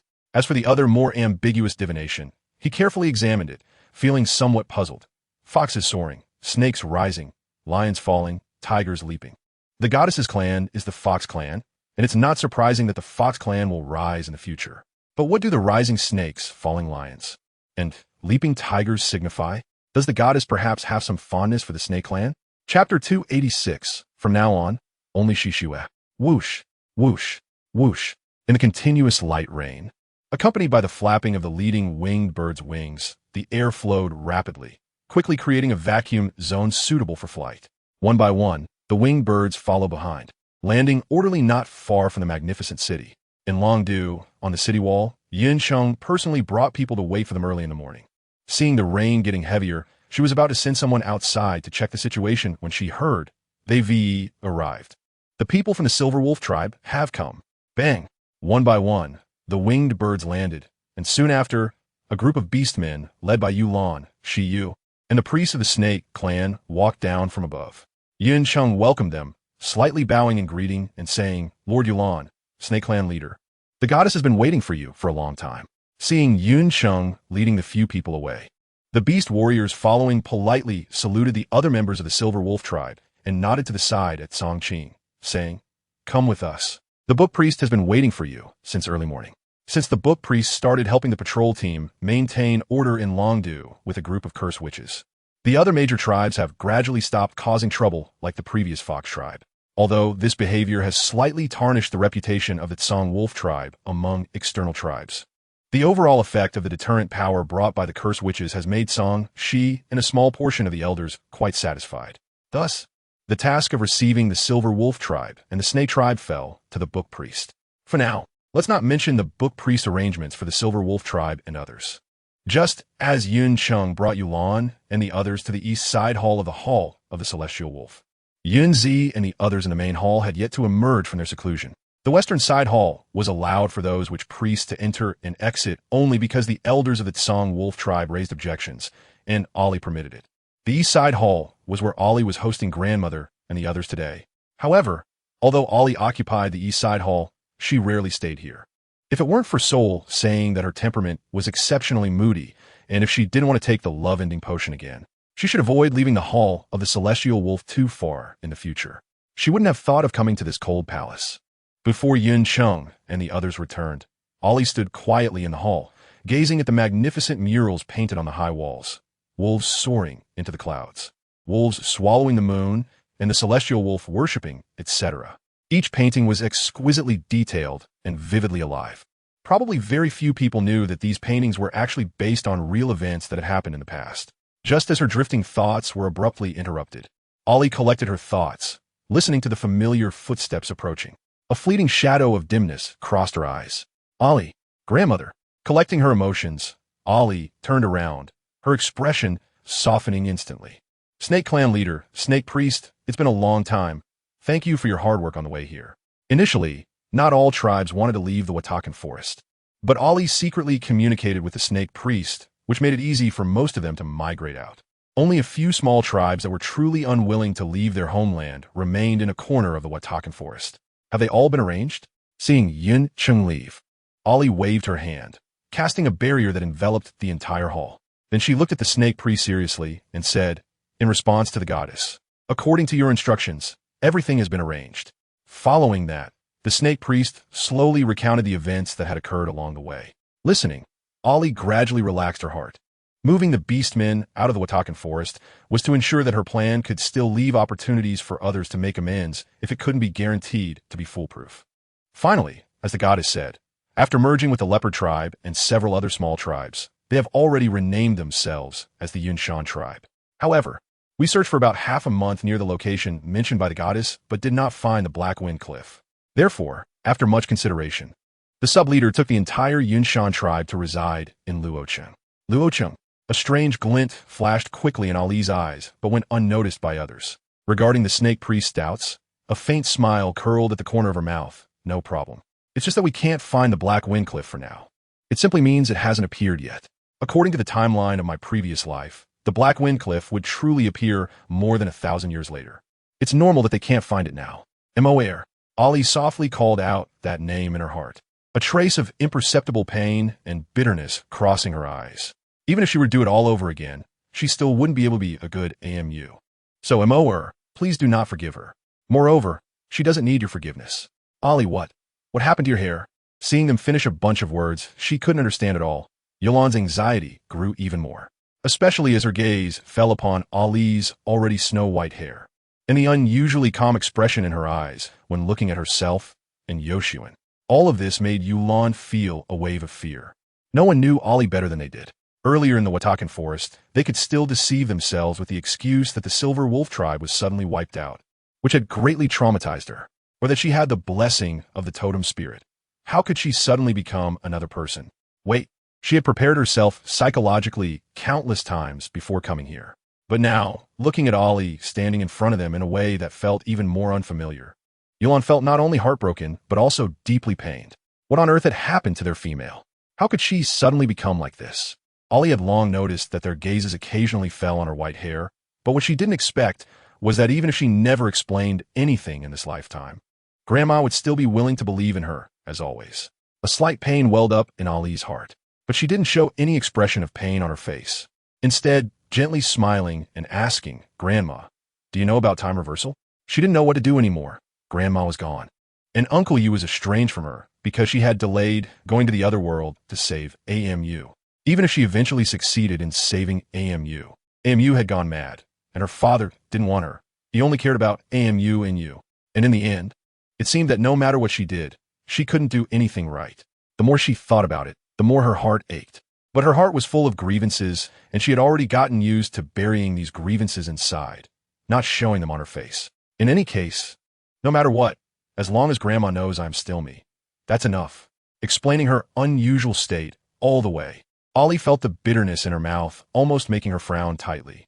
Seeing her like this, Yulan couldn't help but feel even more heartbroken. Ali's eyes were somewhat vacant, but quickly began to focus. She gently retorted, Grandma, don't call me Ali anymore. IMC, yeah. From now on, there is no more Ali. Chapter 287. The most trusted, yet also the one who hurt her the most while Ali was confiding with Yulan and the others inside. Yinshan had been waiting outside the side hall. Hearing movement behind her, Yinshan turned around. What she saw was Yulan at the front with a heavy expression, and she was so close to her that his hand rested on her shoulder. She didn't even bother to cool her face. Seeing Yinshan, Yulan slightly restrained her expression, but still looked somewhat unpleasant. Lord Yinshan, I have something to ask Lord Yunzi. May I know where Lord Yunzi is now? Thinking of what Ali had said to them, Yulan felt heartbroken for her, but at the same time, she couldn't help but feel a bit angry. To hell with it. All of this was for the entire continent, for all beastmen. Why should all of this fall on her little female alone? How could she bear such a heavy burden on her own? Hearing Yulan's words, Yinshan hesitated for a moment, then quickly showed an apologetic expression and shook her head, saying, I'm sorry, Lord Yulan, but my teacher is currently in seclusion. Moreover, without the permission of the goddess, even I cannot see the teacher. Upon hearing this, Yulan's expression darkened immediately. Seeing this, Shio's gaze deepened slightly. He spoke up, then may I ask, Lord Yinshan, has your tribe ever heard of the forbidden technique of time reversal? His unhurried tone finally drew Yulan's attention to the hand still resting on her shoulder. She frowned and said coldly, Take your hand off. Shiyu glanced at her lightly. What Yulan hated most about Shiyu was that he always wore a gentle smile on his face, which made him seem hypocritical and disgusting. When he removed his hand, she still couldn't help but let out a cold snort. Time reversal?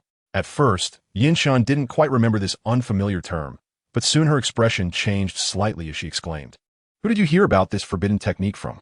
Time reversal is one of the most forbidden techniques on the continent. No one has ever dared to use it here, because the price it demands is not something one or two people can afford. Yunshan's reaction was so intense that it surprised both Yulan and Shiyu. The snake priest then tapped his snake staff and frowned slightly.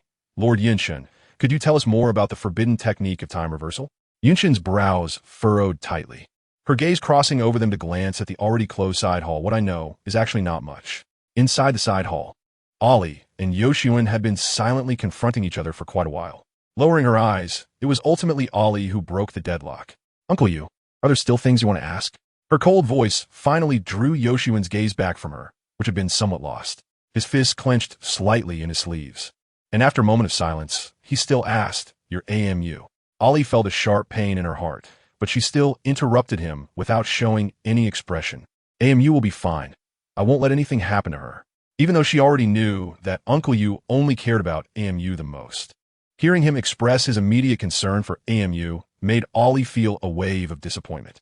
Her feelings for Uncle Yu were, in fact, much deeper than for her father and AMU. After all, she still couldn't forget that when she first opened her eyes in this world, the first person she saw was the seemingly otherworldly Yoshiyun in front of her. At that time, Ollie really thought she had seen a celestial being.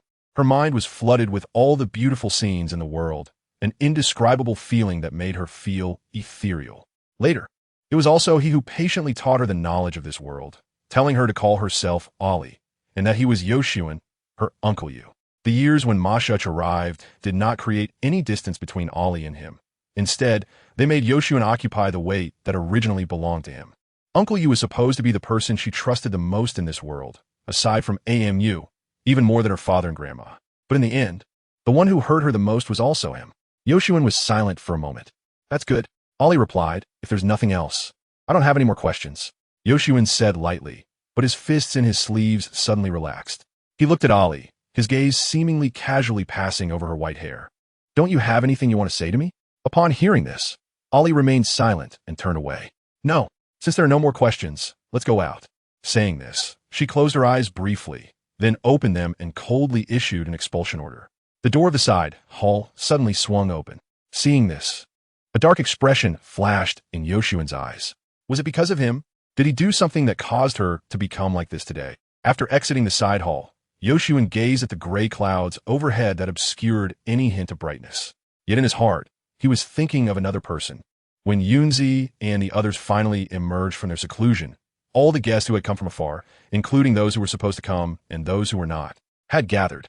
The great hall, which was usually a solemn and dignified place, was now filled with chieftains and priests from various tribes across the continent. As they waited for the arrival of the goddess, many people frowned in impatience. Some, with bad tempers, even began to shout, "Silence! Please wait a little longer. Esteemed chieftains and priests, the goddess will be here shortly." The shaman of the Songlong tribe stepped forward to maintain order. However, among those present from the Songlong tribe, there was no sign of Yunzi, nor even Yinshan, Yunzi's disciple.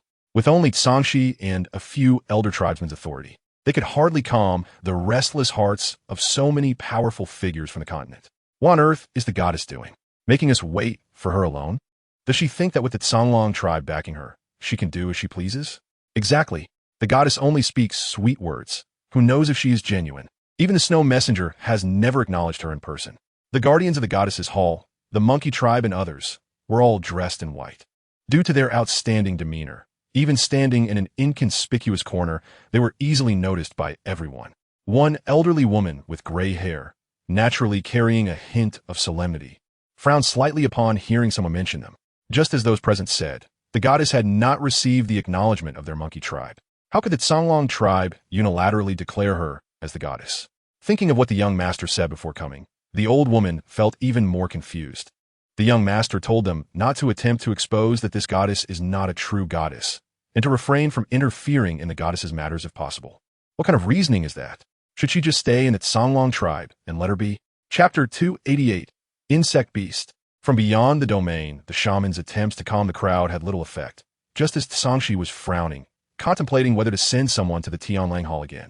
At this moment, the original priest of the Baihu tribe, under the probing of the other two super tribes, spoke in a very gentle tone. It's fine. Since the goddess has not yet arrived, we can wait a little longer. Dai Sun frowned, wanting to say something more. However, outside the hall, a sudden cool breeze blew in for some unknown reason. Those near the entrance had not reacted when suddenly everything went dark, and a sharp pain shot through them, causing their bodies to fall heavily. What is happening? The people from the major super tribes sensed something was wrong and looked towards the entrance. However, in just this short moment, several people collapsed again. Suddenly, a chill surged in Lan Cixin's heart as he focused on the entrance. He instinctively dodged and turned to see that his good friend beside him had unexpectedly attacked him for some reason. Ada, are you crazy? Before he could finish his sentence, the panicked male stared wide-eyed as his former friend instantly transformed into a terrifying and grotesque figure. A nauseating stench filled the air, and Lan Cixin's mind jolted. However, a sharp pain soon followed in his arm. Monster! The surrounding beastmen, coming to their senses and seeing the insect beasts, had no idea where these creatures had suddenly emerged from. Seeing an insect beast for the first time, they instinctively felt terror, forgetting about saving others. Everyone disperse. Someone quickly reacted. But at first, no one paid attention. Upon realizing something was wrong, everyone instinctively gathered as a tribe, wary of those around them who might turn into monsters. However, when they saw someone turn around only to be torn to pieces by their own tribesmen, panic ensued. After the original priest saved the male who was on the brink of a tragic death, he turned to the two beast king-level experts behind him and nodded slightly, saying, "Go." The Baihu tribe members took action, and, as the hosts, the Songlong tribe naturally could not fall behind. Fortunately, there were only 200 to 300 people in the hall, and only a handful had truly mutated. After the two beast king-level experts from the Baihu tribe each hunted down an insect beast, the Songlong tribe also assisted the smaller tribes in fending off the remaining 3 insect beasts. The Xianglian tribe only had Moreau intervene once, while the goddess's hall swiftly killed an insect beast. However, what shocked everyone was that among the 5 major super tribes, Songlong, Honglian, Baihu, and Qingke, and Inyu, only the Inyu tribe had a female among their ranks who suddenly mutated into an insect beast. Moreover, their 4th prince, Dai Sun, had lost an ear because of it. Kill him. Covering his bleeding ear, the intense pain and the seemingly indifferent gazes around him made Dai Sun's heart seethe with rage. Shut up. The deputy priest, currently engaged with the mother insect beast, glanced back coldly at him. Useless waste. What else can you do besides causing trouble? Until all 7 insect beasts had lost their breath, the crowd, feeling a wave of fear, looked around. When they saw their tribesmen or chieftains lying in a state of disaster, many beastmen felt a pang of heartache and despair, and in their emotional agitation, resentment towards the Songlong tribe and the goddess, who had yet to arrive, inevitably grew. Songwang, since you're here, why hide? Before the questioning could be voiced, outside the hall, accompanied by a faint, ethereal female voice, Yunzi and Uno suddenly appeared at the entrance of the hall. Lord Moreau, Lord Yuan, Lord Dai, and Chief Bai. Uno greeted these 4, while Yunzi merely nodded slightly in acknowledgement. Please remain calm, everyone. The goddess has important guests to attend to and cannot see you at the moment. Therefore, for the next few days, Lord Yuan will explain the purpose of his summons to all of you. Wow! Upon hearing Uno's words, a wave of uproar erupted in the hall. They had not expected that after traveling so far to the Songlong tribe and waiting for so long, with many having died, they still could not meet the goddess. Some hot-tempered beastmen could no longer contain themselves, but before they could speak, a heavy pressure suddenly filled the air. Uno glanced around, his expression unchanged as he continued. And surely, everyone still has many questions about what just happened. He pointed to the insect-like monsters discarded at their feet, before Lord Yuan begins to discuss matters. Let me introduce these creatures to everyone. They are not alien beasts, nor are they from another race. The goddess has named these monsters insect beasts. Moreover, according to the goddess, they come from a place called beyond the domain. As he spoke, Uno caught a glimpse of the original priest, who was frowning slightly at his words. Unbeknownst to others, the original priest was transmitting a message to Yunzi, asking, what does the goddess intend to do? Why expose this matter so quickly? How will the goddess and the Songlong tribe handle the aftermath? Yunzi's expression was calm as she replied, Lord Yuan may be overthinking it. Rather than worrying about us, you should check if Lord Bays is still by your side. Upon hearing this, Yuan Xan made no move, merely watching Yunzi, his brow furrowing briefly before relaxing again. I see. Glancing at Moreau and the others, Yuan Xin thought to himself, it seems those lords have also arrived. No wonder they dared to act like this today. The king calmed everyone's emotions, and Yuan looked towards Song Shi. Song Shi was filled with doubts from Yuan O's earlier words. However, when Yuan O called him, he quickly reacted and said in a deep voice to the still dazed crowd, it's messy and inconvenient to discuss matters here. So I kindly ask all the clan leaders and the great priest to move to the martial arts hall in the city. The martial arts hall in the city wasn't much smaller than the grand hall of the Songlong tribe, where the court assembly was held. After all, every 100 years, a grand hunt is held where all the orcs from the affiliated tribes can participate. If they were to host so many people in the court hall, there wouldn't be enough space for them to stand. Hence, the martial arts hall is available, which is sufficient for the more than 200 people present to sit and discuss matters. As they moved to the martial arts hall, Ollie was also entertaining a few old friends she hadn't seen in years. Hua swung her short legs, resting her chubby hands on her chin, looking left and right. Then she sighed, Bai Zun, so here. Aren't you going to persuade Shue Shue? What if she fails with what she's doing? The two outside were still fighting, and Dair said he was going to watch the situation. But one could guess with their toes that he would definitely side with Shue Shue. Chapter 289, The List. Thinking of this, Hua couldn't help but snort in her heart. Bah, shameless old pervert, always taking advantage of Shue Shue because of his mimicry. Bang! Two figures quickly crossed in the air. Still fighting? I admit you are indeed strong. But no matter how strong you are, you're just a doppelganger right now. Besides, if they hadn't pushed her too hard back then, how could she have abandoned AMO and even? A cold glint flashed in Ali's eyes. But soon, she felt a sudden weight on her shoulder, and a childish voice piped up. Ali's expression softened slightly. Shue Shue, don't be afraid. I will definitely help you. After spraying Song Qing from head to toe, Dai Air shook his back, which was stroked smooth by Ali, and turned to encourage her. What are you afraid of? If you're not convinced, just fight. Faced with Dai Air's occasional provocative glances, Song Qing didn't even give him a look, only tossing out a line. You better pray that what you said is true. Then he strode into the courtyard without looking back. What, true or false? Shue Shue, what did you say to that lion? Seeing Song Qing let Ali off so easily, Dai Air couldn't help but be surprised. Ali's expression was devoid of smiles. Her eyelashes fluttered. It's nothing, just persuaded him to agree to my plan. The strength of the lion tribe can rank in the top 10 on the continent. Isn't that good, Dai Air? At the end, her tone suddenly softened, even mixed with a hint of a smile. However, Dai Air caught the coldness in her eyes and immediately shook his beard, laughing awkwardly. Hee. Good, of course. It's best if Song Qing can agree. Oomph. What a load of nonsense. It was just too many and too little meat. Dai Air was quite heartbroken about why Ollie couldn't continue to stir trouble with the lion tribe like last time. Ollie's lips curved slightly. That's good. It's best if he understands. If he does understand, I don't mind getting my hands a little bloody. Martial Arts Hall. As the truth spoken by the former priest was gradually revealed, the entire hall fell into a dead silence. The heavy breathing made the atmosphere especially oppressive. Suddenly, someone stood up, staring red-eyed at the few people sitting at the front. What is this? An apology? The middle-aged male's face was filled with hatred towards the major tribes. Because you few tribes instigated war, how many innocent clansmen died on the battlefield without knowing why? Now you're going to tell me that all of this is because of those bugs. Do you think we will believe you? Why should we believe what you say? Before he could finish, everyone saw a shadow suddenly flash past in front of them, then heavily crashed outside. Seeing this, a few hot-tempered individuals impulsively stood up as well. However, before they could speak, their fate was the same as that middle-aged male, being violently thrown out of the hall. Their lives unknown. King, former priest, don't go too far. The last word was cut off before it could be spoken. The shaman, who had just stood up, suddenly changed color, his tall figure bending down in the eyes of others, his black hair eerily turning gray.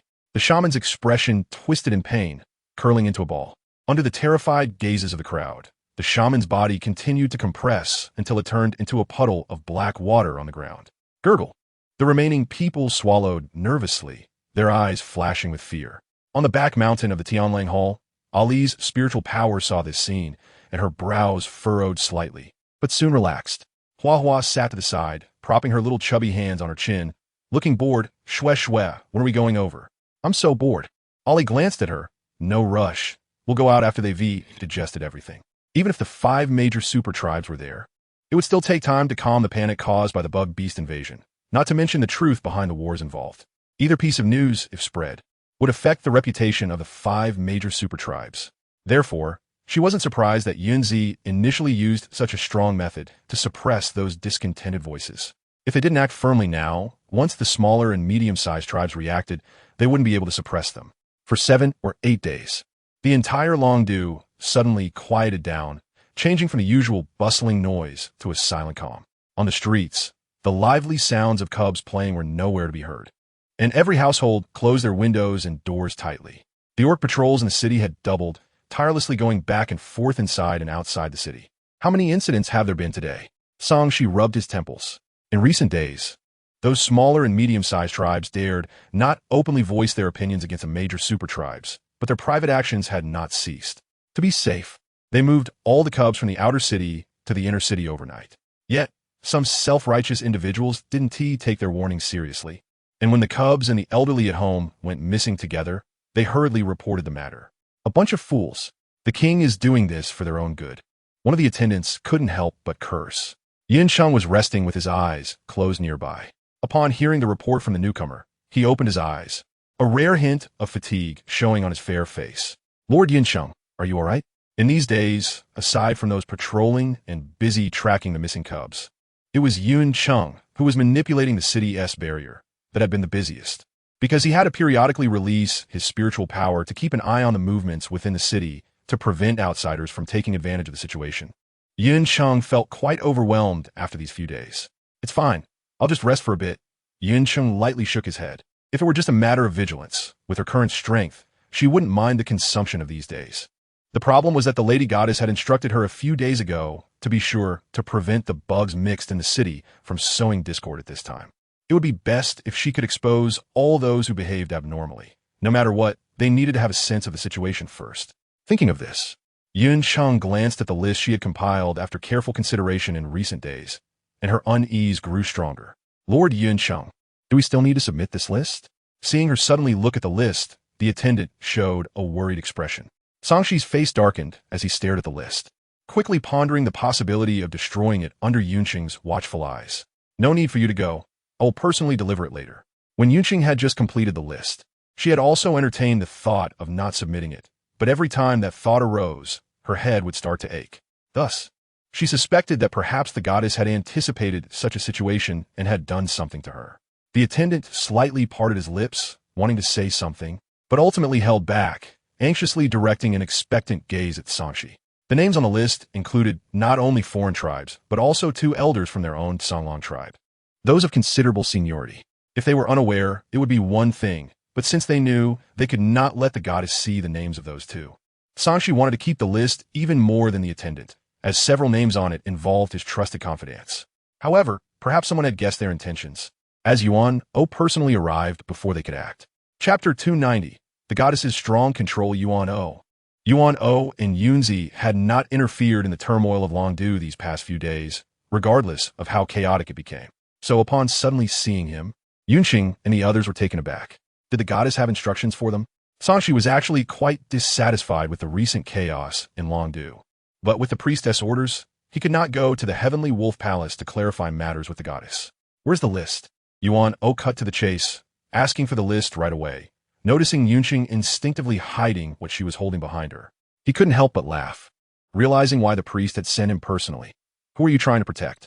Don't blame him for not reminding them. When it came to controlling the barrier, who was more skilled than Yunzi?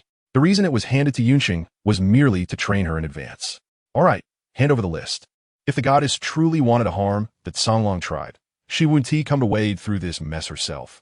In the end, it was still the fault of their 5 tribes. The war had nurtured the ambitions of certain individuals, making them forget they were already in a quagmire. If they didn't find a way to save themselves soon, their fate would likely end up as Yunzi had said, only to be food for those filthy bugs. With this thought, Yuan-O's expression grew serious as he looked at them and said, the goddess is injured and one to easily interfere in our 5 tribes' affairs. But king, you should investigate some individuals in the tribe. Don't let them have been fed for so many years only to conspire with outsiders. After saying this, seeing that they still looked hesitant, he shook his head and said no more, waiting for a few days until the matters instructed by the goddess were finished. And when Yunzi took action, they would understand the stakes. 3 days later, the goddess will leave the Heavenly Wolf Palace. Yunqing, prepare well with your people. A witch bead floated in front of Yunqing. Yuano had said all he needed to, and he turned to leave. King. The attendant turned his gaze to Sangshi, waiting for him to make a decision. Sangshi's face was as heavy as water as he waved his hand and, somewhat impatiently, said, "Just do as the priest said. Find a way to control them first." Hearing this, the attendant's heart sank. However, seeing that Sangshi was not joking, he stepped aside and began to ponder how to take them down at the least cost. 3 days later, in the training hall, the various tribe leaders awaited the goddess's arrival with varied expressions. When Ali arrived with Yunqing and the others, they noticed the atmosphere in the training hall was quite oppressive, with some tribe leaders bearing bruises on their faces.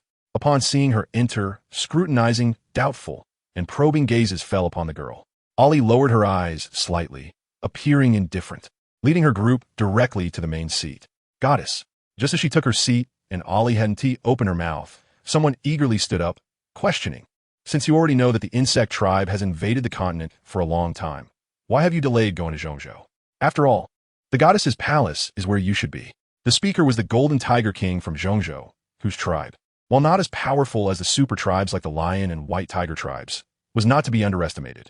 They had always been pro-war regarding the frequent conflicts on the continent, so naturally, they disliked Ali, who had suddenly appeared and could influence their plans to divide the continent. Thus, they wanted to preemptively take action and send Ali back to Zhongzhou. Once the goddess went to Zhongzhou, when she would reside in the goddess's palace, and what she would do afterward would be determined by them. Ali lowered her head slightly, as if she hadn't heard what he said. "Yes, goddess in the past." Which goddess did not reside in the goddess's palace after coming of age? The people of Zhongzhou had always been eagerly anticipating your arrival. Seeing that Ali did not respond, the male beast man behind Daishuan, receiving a hint from his priest, smiled and said, "The Dark Wolf tribe's base is also in Zhongzhou. If Ali is to go to Zhongzhou, they would obviously be among those who welcome it." Not only the major tribes of Zhongzhou, but even those from the Songlong tribe had differing opinions, all in favor of Ali leaving Danyuan for Zhongzhou. As for the former priest of the White Tiger tribe and the beast men behind him, they remained silent, while Yunzi, Moreau, and the others watched this scene with calm expressions. Ali watched them exchange words, as if in the next moment, she would immediately be heading to Zhongzhou. As if recalling something, a faint smile crept onto Ali's lips, but quickly faded. The few who had been paying attention to her movements noticed their gazes flicker slightly. "Have you finished? If there are more words you wish to say, please continue. I'm not in a hurry." Ali leisurely scanned those people. "If there's nothing more to say, then listen to me next. I don't like being interrupted when I speak. If you don't want to hear it, you can leave first." The entire hall suddenly fell silent. Sharp gazes began to converge on Ali. Her eyes remained calm as she was stared at by so many fierce and intimidating eyes, showing not a hint of fluster. It was her companions behind her, especially the least experienced Yunqing, whose face turned pale in less than a quarter of an hour, and even her back was gradually soaked with cold sweat. The oppressive atmosphere made it impossible to stay calm. Suddenly, Ali raised her head, a fleeting glimmer in her eyes. "Humph." A series of muffled groans echoed in the ears of the tribe members, their expressions slightly changing. Daishuan made the first move, followed by the priests of other tribes who could no longer remain seated. Moreau also attempted to intervene, but strangely, it was ineffective. His spiritual power seemed to be devoured the moment it was released, while conversely, the invisible pressure from the mysterious white-haired girl was even heavier. Moreau tried twice, unable to find a reason, and glanced at the smiling girl, whose smile was cold, devoid of warmth. He lowered his gaze, concealing the confusion in his eyes. "Goddess." The former priest finally spoke. In this contest, aside from Yunzi and the others, only the people from the White Tiger tribe remained the most silent. Ali smiled slightly at him, withdrew her spiritual power, and a smooth crystal core quietly shattered in her palm. "I don't have time to waste with you." This was her first sentence upon entering. "I will only say 3 things, and I will only say them once." This was her second sentence. Ali Cuckoo sat at her desk, noticing that everyone's attention was focused on her, and her smile deepened. It didn't matter if they didn't understand what she was saying. After all, there was no need to understand it now or in the future. In the end, everyone would be dead. What difference did it make whether they understood or not? The first matter, the ban on the sea has been lifted. The merfolk will send people ashore to trade with the 5 major tribes.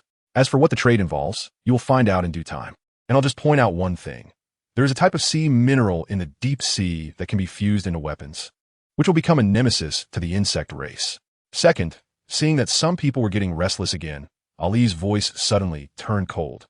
her powerful mental force pressing down once more. The invasion by the insect race has been a long-standing issue. In the past, the 5 major tribes avoided discussing it. And I know many of you are skeptical about the insect invasion. However, you need to understand one thing. I am not here to kindly remind you. I'm simply here to inform you of this matter. Whether you believe it or not is up to you. Once you leave this Songlong tribe, you can do whatever you wish. If you want to face extinction, I believe you already have that premonition. So, whether you want to or not, if you truly wish for your tribe to last a little longer, you better invade more territory. Otherwise, With that, Ollie chuckled, not caring about their expressions. Chapter 291, Secrets of the Serpent Race and the Last Matter. Her expression gradually turned serious. If you find the first 2 matters hard to hear, you can pretend you're deaf. But if you cannot understand when the goddess descends next time, then when the continent's barrier shatters 1,000 years later, and you cannot find the goddess, you won't be able to struggle anymore. It's best to clean yourselves up and go feed the insect race. She couldn't care less about what would happen 1,000 years later. Even now, she felt these people were too hard to tame, and she was struggling to manage them. If Yunzi and the others succeeded, even if they didn't wait for the next goddess, they could still struggle on their own. But if they failed, Ollie looked at the dark clouds overhead, thinking coldly that even if the bird race's totem spirit was willing to sacrifice itself, the barrier could only last 1,000 years at most. After 1,000 years, the insect queen would definitely not make the same mistake again. By then, all the orcs on the continent would just have to leave their fate to chance. After tossing a few fish thunderbombs, Ollie couldn't be bothered with the series of events that would follow. She waved her sleeve and returned to the wolf temple. Once the pain in her body eased a bit, she called for the leader and priest of the Juyo tribe. The Juyo tribe is the most powerful force among the serpent race. If it weren't for their totem spirit's unexpected loss, they would have the strength to command most of the serpent race's royal bloodlines and could definitely qualify as a super tribe. Reflecting on the current situation of the Juyo tribe, if she guessed correctly, they had not given up on reviving their totem spirit. So they were trying every means to have those with ancestral bloodlines interbreed, hoping to give birth to offspring close to complete ancestral bloodlines. When that time comes, they could suddenly, an uneven sound of footsteps came from outside, indicating that there were more than 1 or 2 people coming. Ollie frowned slightly, then thought of something, and a cold smile appeared at the corner of her mouth. She thought these people would still treat the insect invasion lightly, like in her previous life. However, it was too late to take it seriously now. She was struggling to protect herself and had no ability to save them. What were so many people coming for? I've said everything I needed to say. If you have questions, figure them out yourselves and get lost. Don't make me say a second time.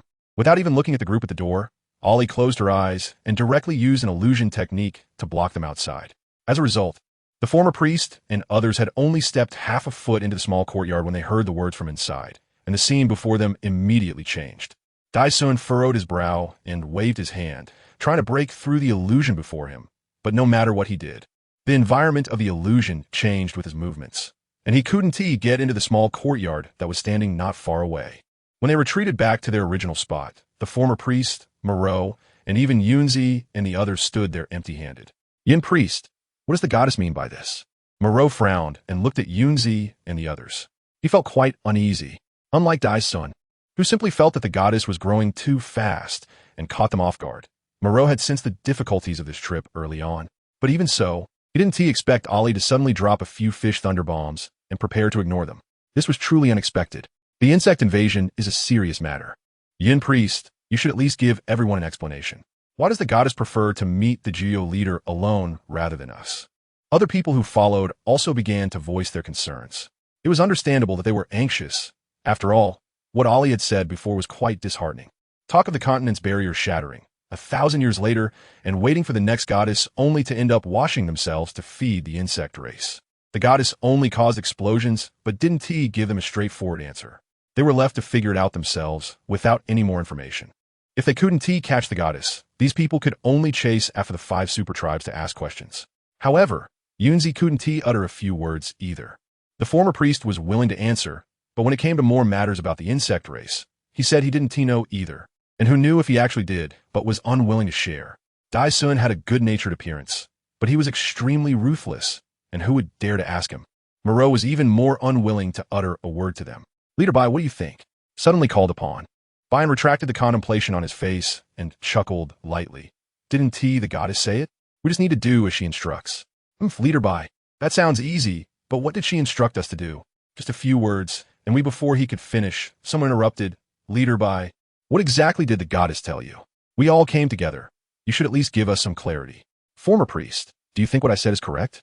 The one smiling and scanning the people from the 5 major tribes was the head of the Wanyu Hall, a power second only to the Songlong tribe in the Eastern Plains.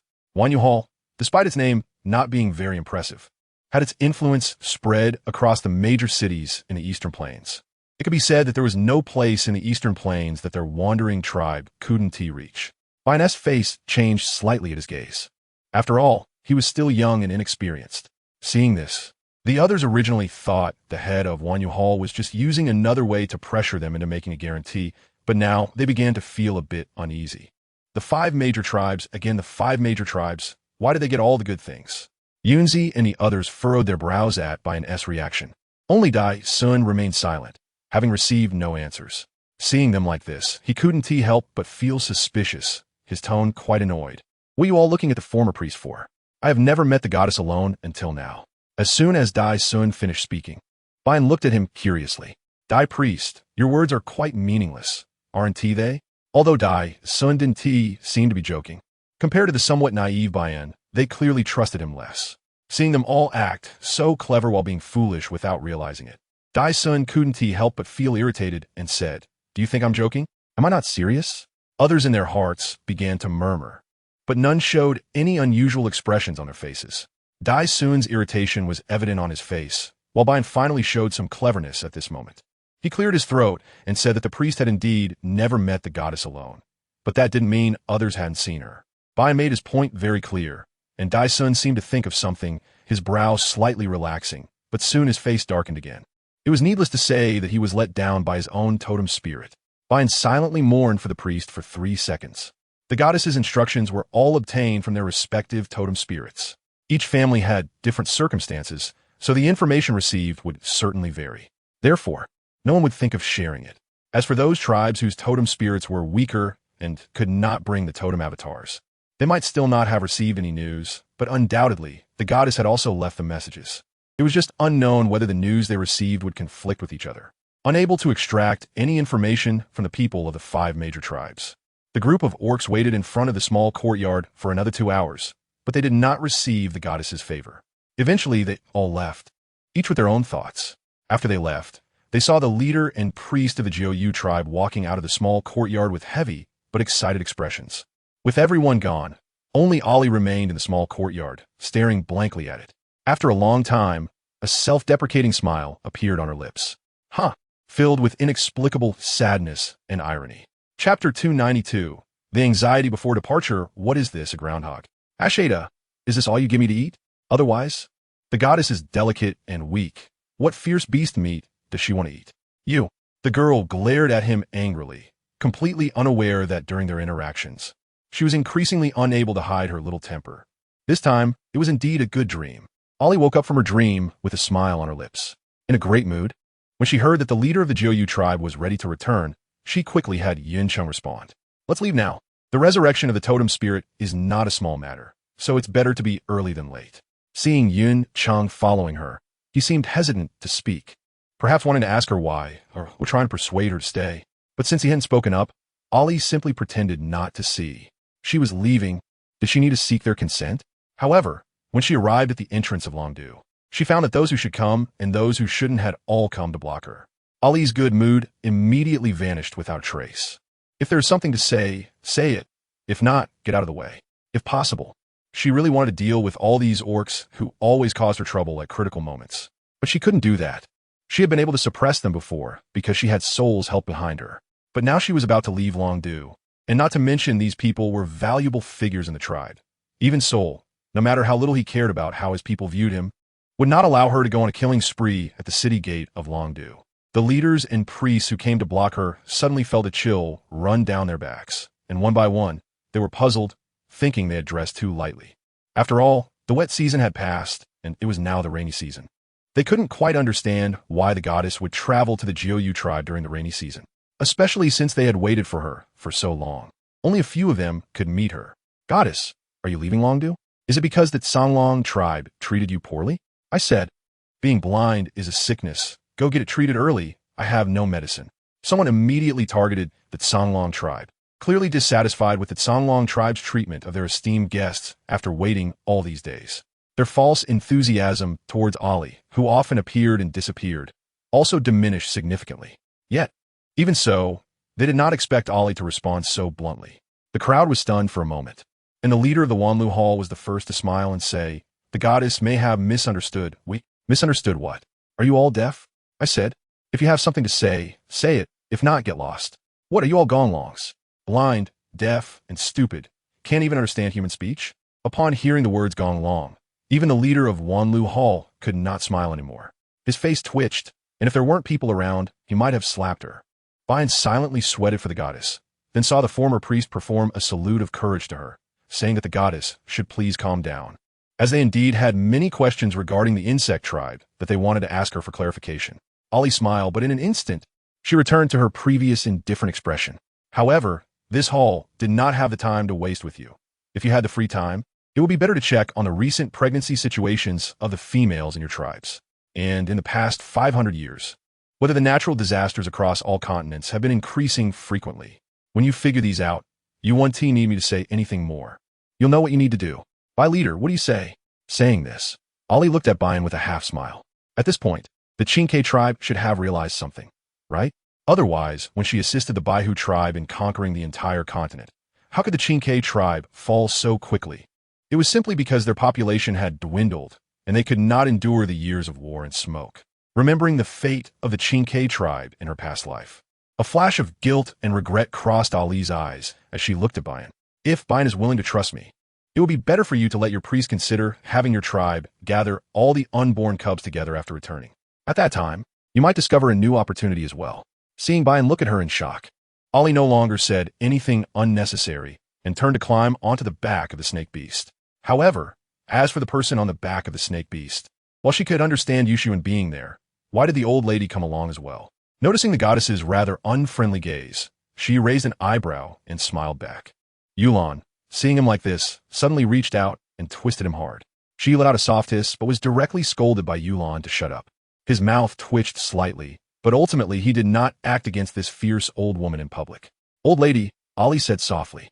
She could ignore Yushuan, and she could also ignore Yulan's pleading gaze. But as for the old lady, she could not explain the changes in herself. Deep down, she hoped that after knowing the suffering she had endured, the old lady would be as heartbroken for her as in her past life. However, when truly facing the old lady, she began to feel guilty again. She had already dragged the old lady down for a lifetime. Did she have to drag her down for this lifetime too? Nervously pinching the hem of her skirt, Ali lowered her head, looking at Yulan, unsure of what to say. "You always like to do this when you're nervous, biting your lips and lowering your head as if you dare not say anything." Yulan finally stopped in front of Ali, wanted to reach out and pat her head like before, but when she saw Ali slightly turn her head, as if noticing, she quickly softened her heart and her tone. "Ali, no matter what you remember or what you've been through, in the old lady's eyes, you will always be that little female from the Watakan Forest." "Old lady," after a moment of silence, Ali said softly, "Even if it's more than 100,000 people? Even if the number of people I've killed is more than 100,000?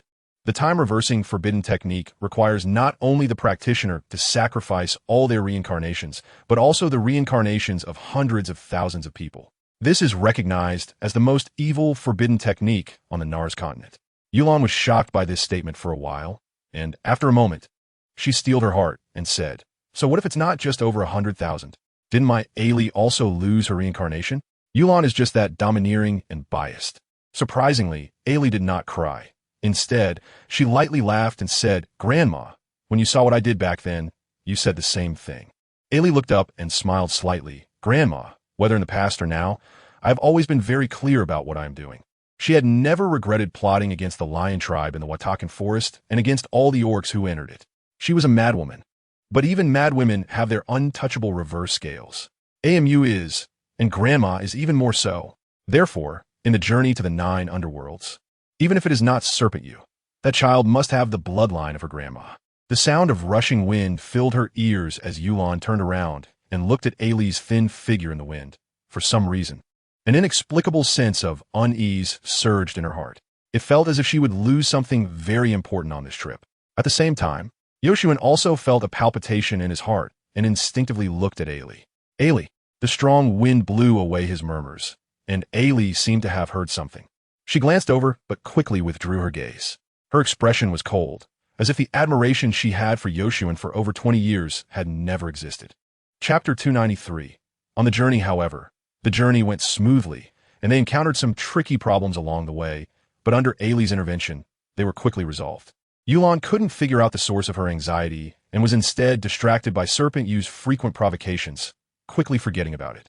However, Yoshuin remained silent throughout the journey, and although he wanted to talk to Ailey several times, he was blocked by the Serpent Priest. After 4 or 5 attempts, Yoshuin finally gave up on this plan. Is this the 9 Underworld tribe? Ailey surveyed the mountains before her, the ridges rolling and the clouds swirling, showing no signs of anything unusual. However, under the sweeping of a massive psychic force deep within the mountains, the clear stream hidden beneath the towering waterfall is the paradise where all the cubs of the 9 Underworld tribe find joy and encouragement. Yes, esteemed goddess Serpent Chief, Serpent Priest, and 5 distinguished guests, please come in. The chief of the 9 Underworld tribe, Han, welcomed them. After 6 months of long travel, even the cold season had passed halfway, not to mention that there would be a brief windy season after the rainy season. Accompanying Ailey on this journey, besides Yulon and Yoshuin, were Tsangyin, Sanqing, and another Beast King-level orc sent by the Tsanglong tribe. The 9 Underworld tribe was not well known across the Nars continent for various reasons, such as the prejudice against the cold-blooded orcs, which made other orcs look down upon them. Similarly, the 9 Underworld tribe is located in a remote area, and the Serpent Orcs are very exclusive, which is also a significant reason. The seemingly calm mountains outside actually conceal dangers more perilous than those encountered on the way here. If it weren't for Hong guiding them, Ailey would likely have run into considerable trouble if she had come here herself. So it was no wonder that no matter how the 5 major tribes fought, the flames of war never reached the 9 Underworld tribe. The geographical environment here truly gives the Serpent Orcs an advantage. Ailey lowered her eyes slightly, her mind racing with thoughts. How should she propose to the chief of the 9 Underworld tribe to move their territory to Chiyuan? The environment of Chiyuan is harsh. Even if she has a way to transform the abyss into a suitable habitat for the Serpent Orcs, the 9 Underworld tribe would not easily grant her wish. Given the examples set before them, Ailey, what are you thinking? When Yulon asked this, she had freed herself from Serpent Yu's entanglement and walked towards Ailey. Nothing. The girl was slender. Her oversized robe made her look fragile, as if she could fall at any moment when the wind blew. Why do you look so bad? Seeing her frown slightly as she approached, Yulon instinctively stopped, then fixed her gaze on Ailey's face, noticing that her complexion was abnormally pale, and her tightly pressed lips had no trace of color.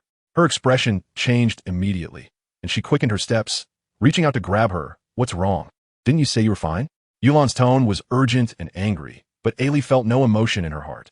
With a thought, an invisible force stopped Grandma from getting too close. I'm fine. You should take care of yourself.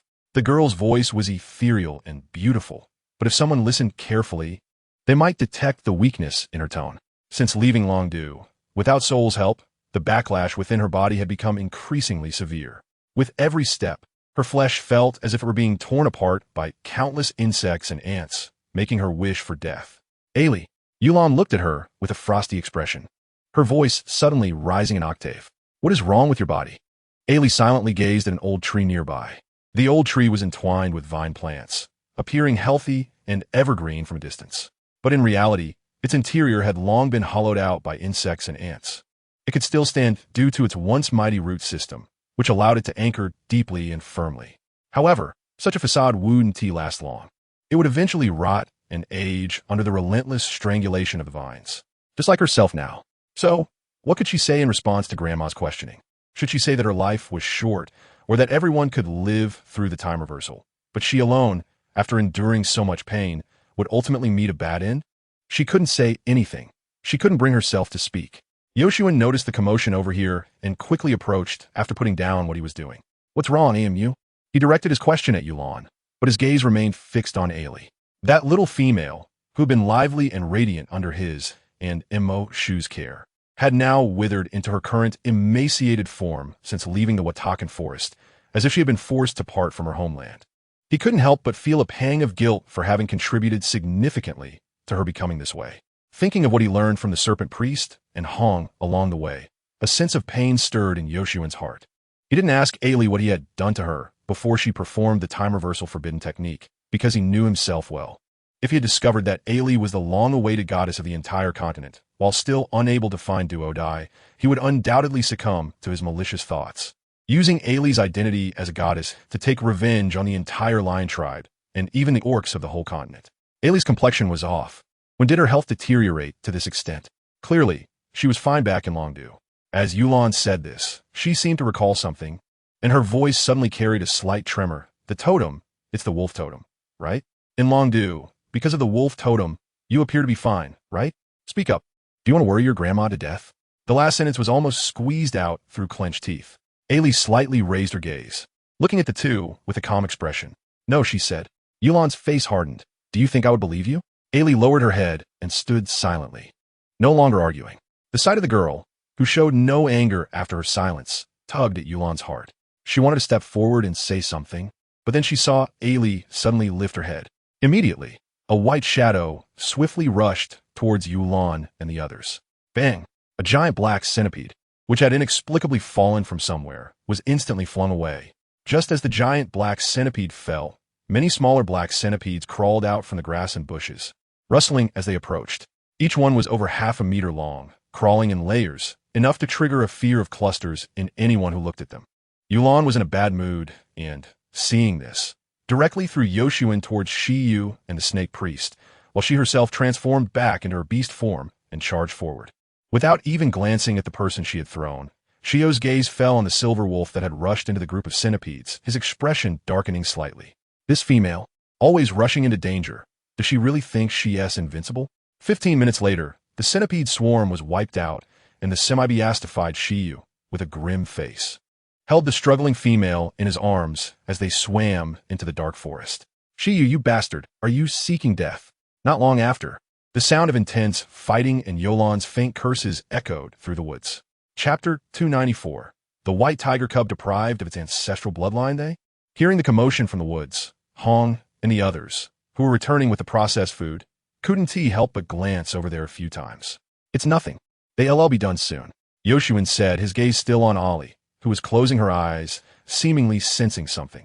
30 kilometers away, a member of the snake tribe was being chased by a group of venomous spiders while carrying a cat cub, and it seemed something was off with the cub.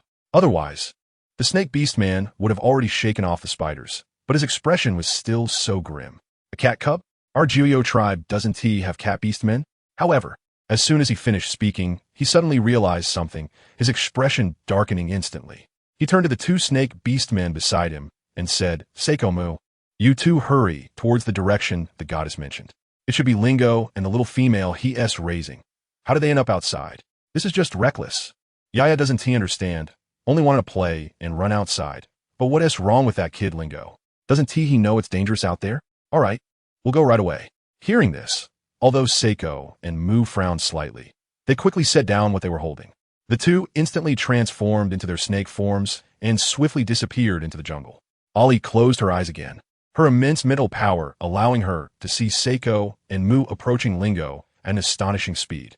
When a male named Lingo first sensed someone approaching, his instinct was to be on guard, but upon realizing it was his own kin, his vigilance eased slightly, and his snake tail moved faster, shaking off the spider swarm further behind. Lingo, where's Yaya? Mu and Lingo passed each other and charged directly towards the spider swarm. Seeing Lingo holding the cub and noticing the grim look on his face, Seiko couldn't help but frown and chase after him, asking, what's Lingo's temperament? Everyone in the Juyo tribe knows he gets injured all the time without batting an eye. Only when Yaya is hurt or ignores him does he show this unlikable demeanor. Although he is usually reclusive and unlikable, many snake beastmen have this temperament. No one can say anyone is worse than another. As soon as this was mentioned, Lingo's expression darkened even more, and the pressure around him became even more terrifying. He shot a cold glance at Seiko, saying nothing, but his speed increased as he seemed to want to hurry back to the tribe. Seeing this, Seiko furrowed his brow tightly and said sternly, why are you running? It's still a good distance back to the tribe from here. Do you want to get Yaya killed? When he saw Lingo ignoring him and about to vanish from sight, Seiko shouted. The tribe leader brought back a priest and a shaman this time. Lingo's figure finally paused. The next moment, his deep, sexy voice rang out where, simple and concise, just 2 words with no extra talk. Seiko, more than 20 kilometers to the west. The tribe leader and the goddess are all there. Lingo only heard the first part and completely ignored the latter.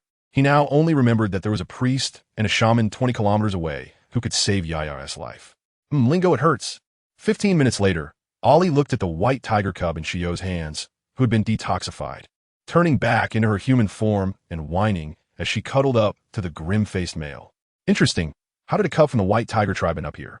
And it seems she still has the power of an old acquaintance within her. Lady Goddess, you noticed too? The snake priest, sitting near Ollie, spoke in a hoarse, aged voice, but it didn't draw Ollie's attention away from Yaya. Instead, it attracted Hong and the others. What do you think? Ollie said with a faint smile, but it inexplicably made others feel a pang in their hearts. Lady Goddess' insight is sharp. She wouldn't be wrong. However, she also wanted to know what the Lady Goddess would do. Would she save the person or turn a blind eye? The snake priest said, his gaze also falling on Yaya, and both of their eyes landed on the same cub, causing Sanyin and Sanqing to glance over as well. Only the snow wolf remained silent, occasionally turning to roasted meat on the campfire. I can't restore the ancestral bloodline of a little one who has already been deprived of it. At most, I can help her find the enemy who deprived her of it. I just don't know if that person's ancestral bloodline can be replanted. Such forbidden techniques that can deprive beastmen of their ancestral bloodlines can usually only be performed by priests. Moreover, the deprived ancestral bloodline can only be placed into cubs closely related to Yaya. Otherwise, the beastman receiving the ancestral bloodline could easily suffer a backlash. I wonder which tribe's priests dare to covet the ancestral bloodline of a white tiger cub. They really have some guts. Lady Goddess, are you serious? Hong asked in surprise. Can Yaya's ancestral bloodline really be found again? Even the high priest said he couldn't do anything otherwise. Yaya wouldn't still look like a small cub at 5 or 6 years old. It's precisely because her ancestral bloodline was deprived that not only did her physique become weak, but her intelligence seemed to be affected as well. She is still the same as when she first came to the Juyo tribe, easily swayed with just a little food. I don't know, I haven't tried. Ollie said lightly. She spoke the truth. Her method was just what she thought could work, but she hadn't tried it. So who knows if there would be any other accidents? What kind of reward does the Lady Goddess need?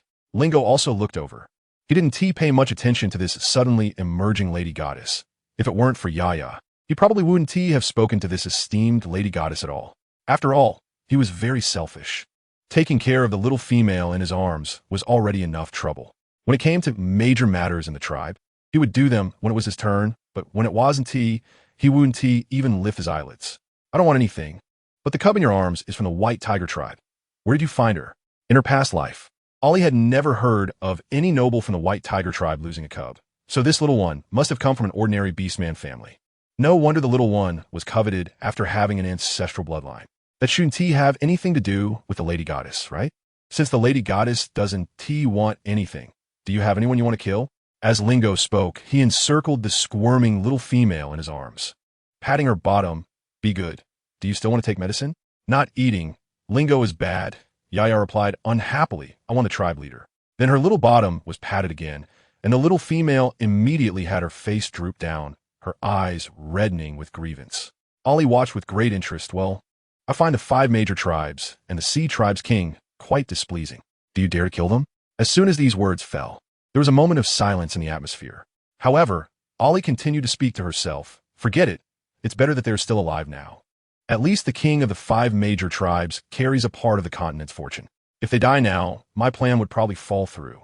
Besides, it's really troublesome. I still wish I could just kill them to end it. If it weren't for the 5 major tribes waging wars everywhere, and if their wars hadn't affected the Sea tribe, would her past self have lived better without the arrival of Phonely? No one could tell Ollie the answer to that, not even herself, because it was too late. What was meant to happen had already happened. Even if she started over, it would only mean that the tragedies on her body would repeat once again. Chapter 295. Behind the turning point of the continent 2 days later, at the Nine Nether tribe, an elderly male dressed in a black robe with golden patterns led a group of elders to gather in the tribe square. When Hong brought Ollie and the others over, the elderly male finally shifted his gaze away from the statue of the 9-headed serpent. Goddess, you have arrived. Ollie lightly responded. I'm here. Goddess, you've traveled a long way. You've worked hard, the high priest said, waving his hand to have the elders behind him arrange today's welcoming banquet. He politely stated, tonight we have prepared a welcoming banquet for the goddess. I hope you can eat and drink well and have a good rest. Ollie first furrowed her brows slightly, then caught sight of a few people behind her. She nodded lightly. Then I will follow your lead. After a brief exchange of pleasantries, the high priest looked at Shiyu and the serpent priest. The serpent priest, with Shiyu, clasped his chest and said, Shihi from the serpent tribe in the Watakan Forest has met the high priest. The high priest nodded slightly, his gaze lingering on Shiyu for a moment longer. A rare glimpse of ancestral bloodline. The serpent priest replied, thanks to the goddess's protection. If it weren't for the goddess wanting to be born in the silver wolf tribe, how could the Tsang wolf tribe place the totem avatar in the Watakan Forest? She wouldn't have gained the power of the wolf totem and awakened the ancestral bloodline upon reaching adulthood. It's all fate. The high priest scanned a few of them one by one, finally resting his gaze on Yulan, who stood closest to Ollie, a hint of understanding flashing in his eyes. Ollie coldly glared at him and said, don't look where you shouldn't. Otherwise, with your lifespan of just a few decades, you should save it for doing what you need to do. Don't blame me for being rude. The atmosphere suddenly froze. The elders looked at Ollie with dissatisfaction in their eyes. However, the high priest raised his hand to stop them. What the goddess says is right. To ensure the success of the goddess's plan, my old life must be preserved well. Mentioning the plan left by her past self, Ollie felt a chill in her heart and turned her head away, no longer speaking. Seeing this, the high priest sighed inwardly. He then looked to Hong, who conveyed the news obtained from this trip, and after whispering a few words to him, he even shared some good news. High priest, the goddess said that The high priest, after hearing this, looked at Ollie. Goddess, no, you're not a sky witch? As soon as Ollie heard him start to speak, she knew what he wanted to say. He was merely curious about how she could find Ya's enemy. The Nine Nether tribe also had shamans skilled in divination, but because the spirit of the totem had sacrificed its power to the continent's barrier, the totem power the Nine Nether tribe could obtain had gradually decreased over the years, making it impossible for even gifted priests and shamans to exert greater power, resulting in fewer young ones possessing ancestral bloodlines. This was also the main reason why, during her past life, when Ollie refined the human pill and used the time reversal secret technique, she had not seen anyone from the Nine Nether tribe emerge. Goddess, you misunderstood my meaning. However, upon hearing this, the high priest merely shook his head and said, I just wanted to say that the goddess is more surprising than I imagined. He had thought that an orc like the goddess, who would go to any lengths to achieve her goals and use the time reversal secret technique, would have a heart of iron. But he didn't expect her to actively save a cub unrelated to herself. Ollie snorted lightly. Surprising? Don't act like you understand me well. Whether it was my past self or my current self, what you see is merely the side you want to see. Surprising? That's a ridiculous statement. Some orcs treat their prophets as facts, just like the current high priest, who divined her past life and defined her according to his own standards. While some orcs wish to create the prophecies they believe should exist by their own efforts, just like Feng Li in her past life, who learned that the goddess was in the Watakan Forest and arrived there early. He first replaced the priest of the Silver Wolf tribe and recognized Ollie as the goddess chosen by the beast god during the coming-of-age ceremony, in order to keep the land orc tribe in perpetual turmoil, preventing them from uniting under the goddess and then collectively attacking the sea tribe. He chose to remain hidden by Ollie's side, repeatedly putting her in unfavorable situations. Thinking of this, Ollie couldn't help but let out a cold laugh. Even though she had imposed a ban on the use of the time reversal secret technique to prevent the merfolk from coming ashore, that guy Feng Li still managed to come ashore. This showed that one of the things he had told her before was not a lie.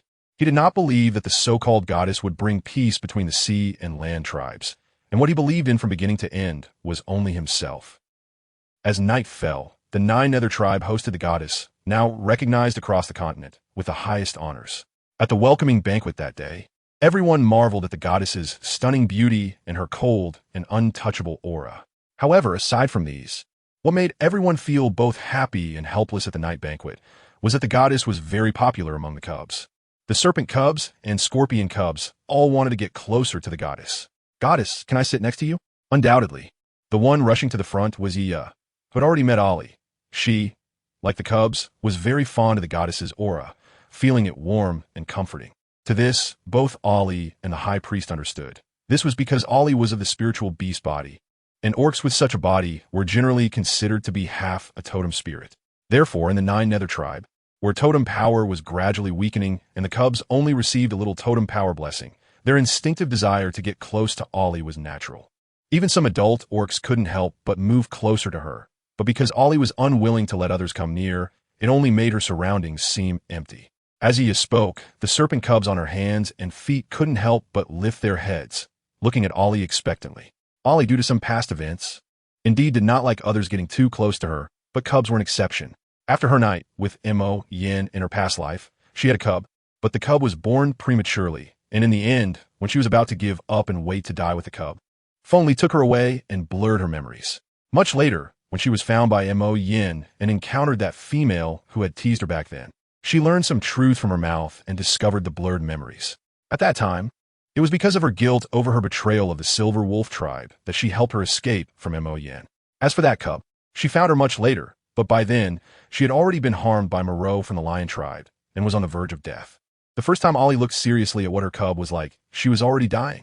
So later she captured Moreau and used him for various experiments, ultimately discovering the invasion of the insect race. However, it was too late. She didn't even know where to start. At that time, Alali's strength was still weak. And after years of running around, she bore a reputation full of blame, ultimately relying on Yunzi from the Songlong tribe to take on everything for her. But it was still too late. She couldn't do anything. She directly refined the frozen corpses of the cubs into human pills, gaining the power of a celestial witch, and began her massacre, rallying all the orcs she had captured who were already parasitized, as well as the homeless half-orcs and so on. It took a full sacrifice of 300,000 orcs, plus her own reincarnation, to finally welcome a new turning point. Chapter 296, The Goddess and Yaya. However, this turning point still required much planning.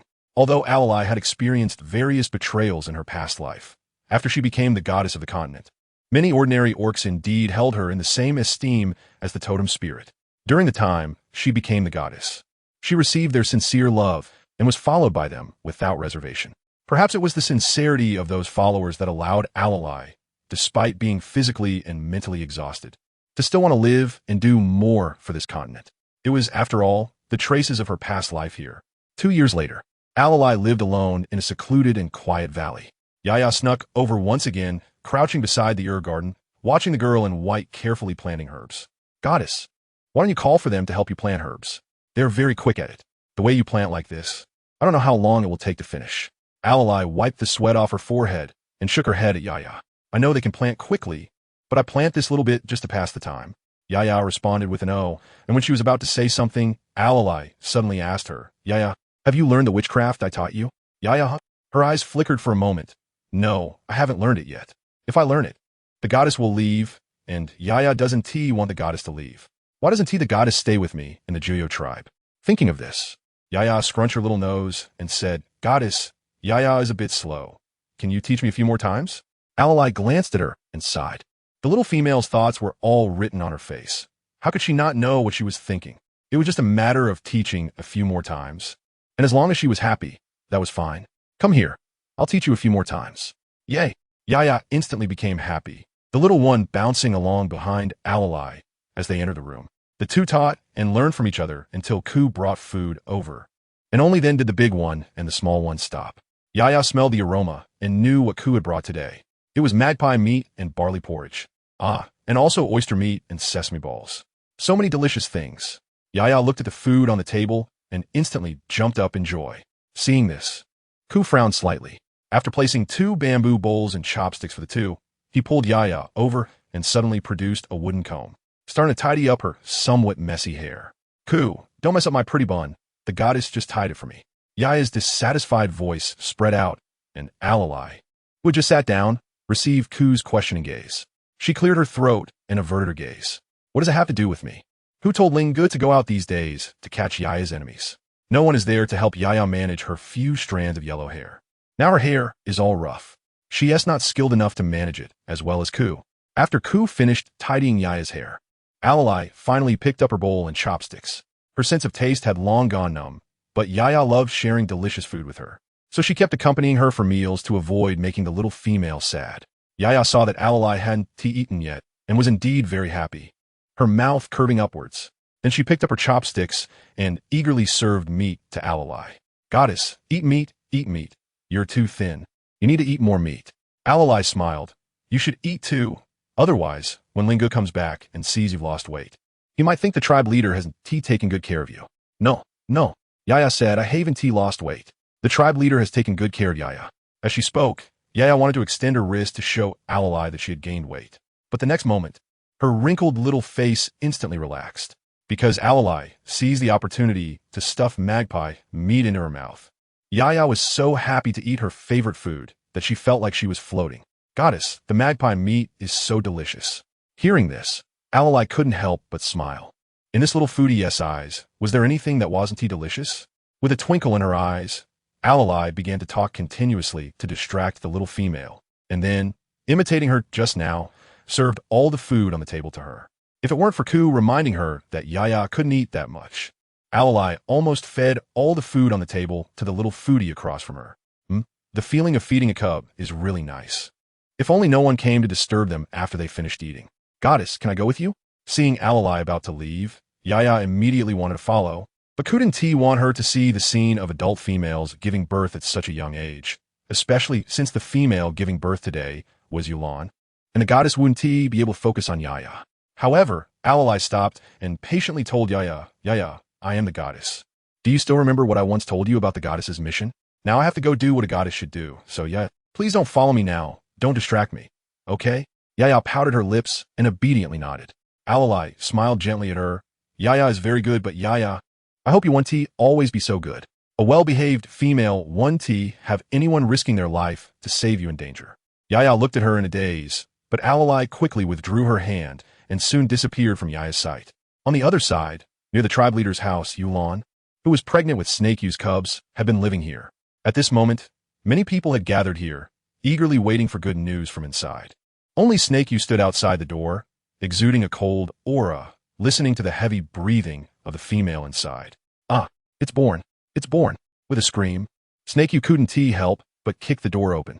Just as he was about to come out to announce the good news, the witch said, Lord Snake Yu, Yulan has given birth to a snake egg, a very healthy snake egg. Before the words were finished, the witch who had just handed the snake egg to Snake Yu screamed. Who would have thought that the first reaction Snake Yu had upon seeing the snake egg was not joy, but a desire to smash it? At that critical moment, the high priest intervened. When Alalai arrived and heard the discussions among the crowd, she was almost infuriated. Snake Yu, what are you doing? Do you want my grandmother to hate you again? Get lost. Before Alalai could finish her words, Yulan's voice came from inside. Snake Yu, with a bright red handprint on his face, walked out with a dark expression. Upon seeing Alalai, his sinister gaze instantly turned murderous. Alalai snorted coldly. Imph? You want to kill me? I want to see if you can do it. Saying this, she grabbed his collar, and the two instantly teleported into the air. Snake Yu transformed into his beast form without hesitation, but Alalai vanished at that moment. The surrounding environment suddenly changed drastically, and two arguing voices came from the other side. Hearing what seemed like a familiar dialogue, the giant snake instinctively looked over. It was precisely the time when Yulan encountered Shiyu after leaving the valley. Chapter 297. She was too selfish. However, this time there was no appearance of Ali, and Yulan and Shiyu fought for a long time as a result. By the time they finished fighting, the lion tribe's invasion of the Watakan Forest had already begun. The Silver Wolf tribe was the first to become their target. And when Shiyu learned that Yulan's entanglement had delayed her return to the tribe, leading to the rapid collapse of the Silver Wolf tribe, most of the beastmen of the Silver Wolf tribe had already been captured by the Lion tribe. After that, Ali and Yulan's plan failed. Ali went missing, and there were very few remaining members of the Silver Wolf tribe, with Yulan not knowing where they were taken. The Snake tribe eventually met the Tsang Wolf tribe, and although there were sacrifices, they saved a significant number of their people and relocated the entire tribe out of the Watakan Forest. Years later, when Shiyu saw Yulan again, her attitude towards him was no longer the previous impatience, but rather disgust and resentment. Shiyu certainly would not give up easily, as even if Yulan had rushed back that day, the Silver Wolf tribe might not have been able to survive. So while Yulan searched for Ali, Yoshuan, and Yushur throughout the continent, Shiyu followed closely behind her.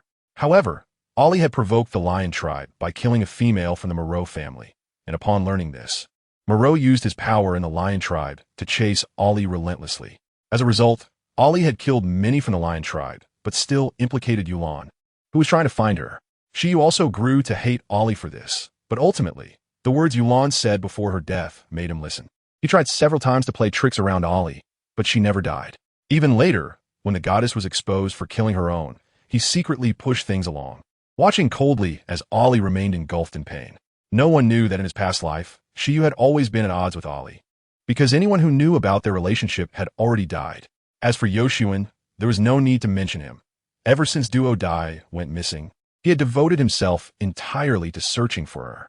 When he could no longer find her, he sought revenge against the beastmen on the continent. Later, upon learning that Ali could go to another world but failed to save her in time, he also developed a murderous intent towards her.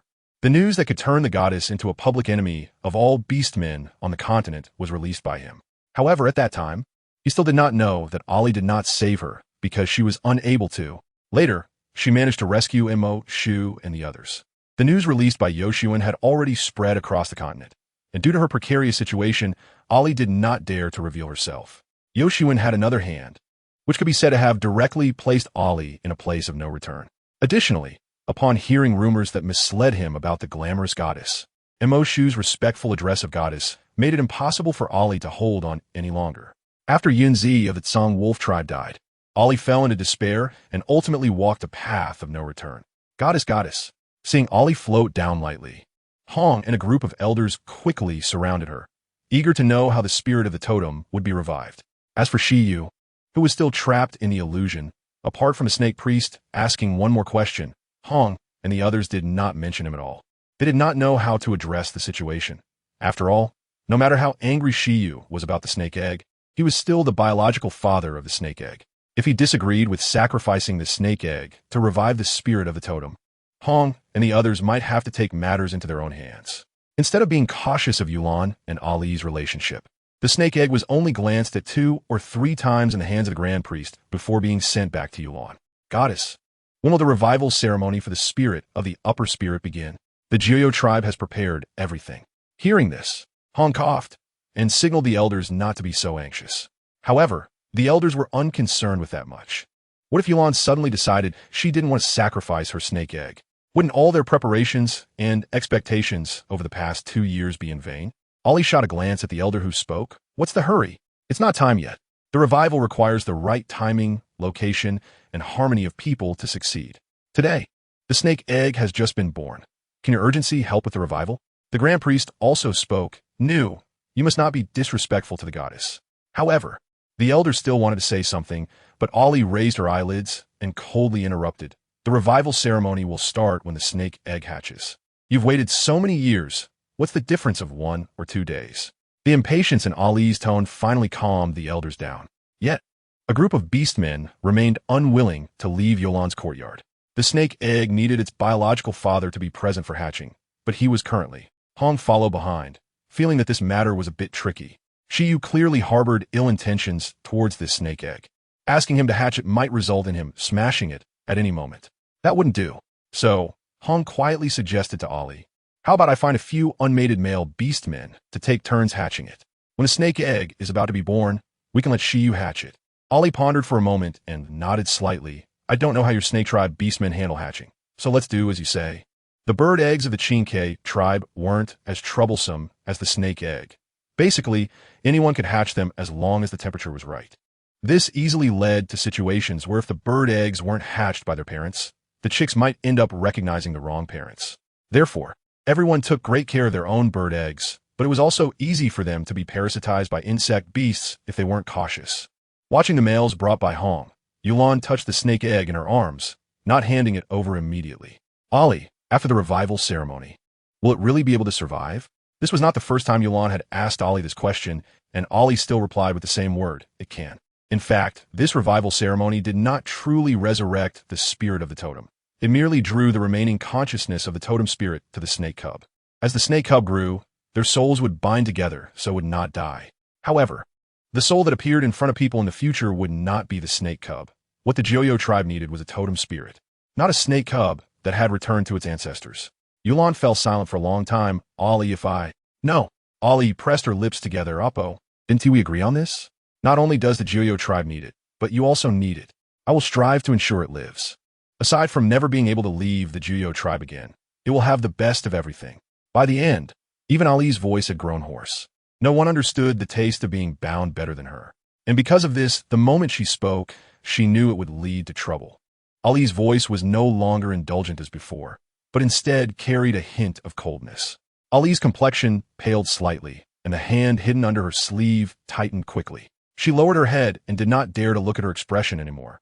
I am sorry, Apo. I was too selfish. Chapter 298. Departure. Long separation.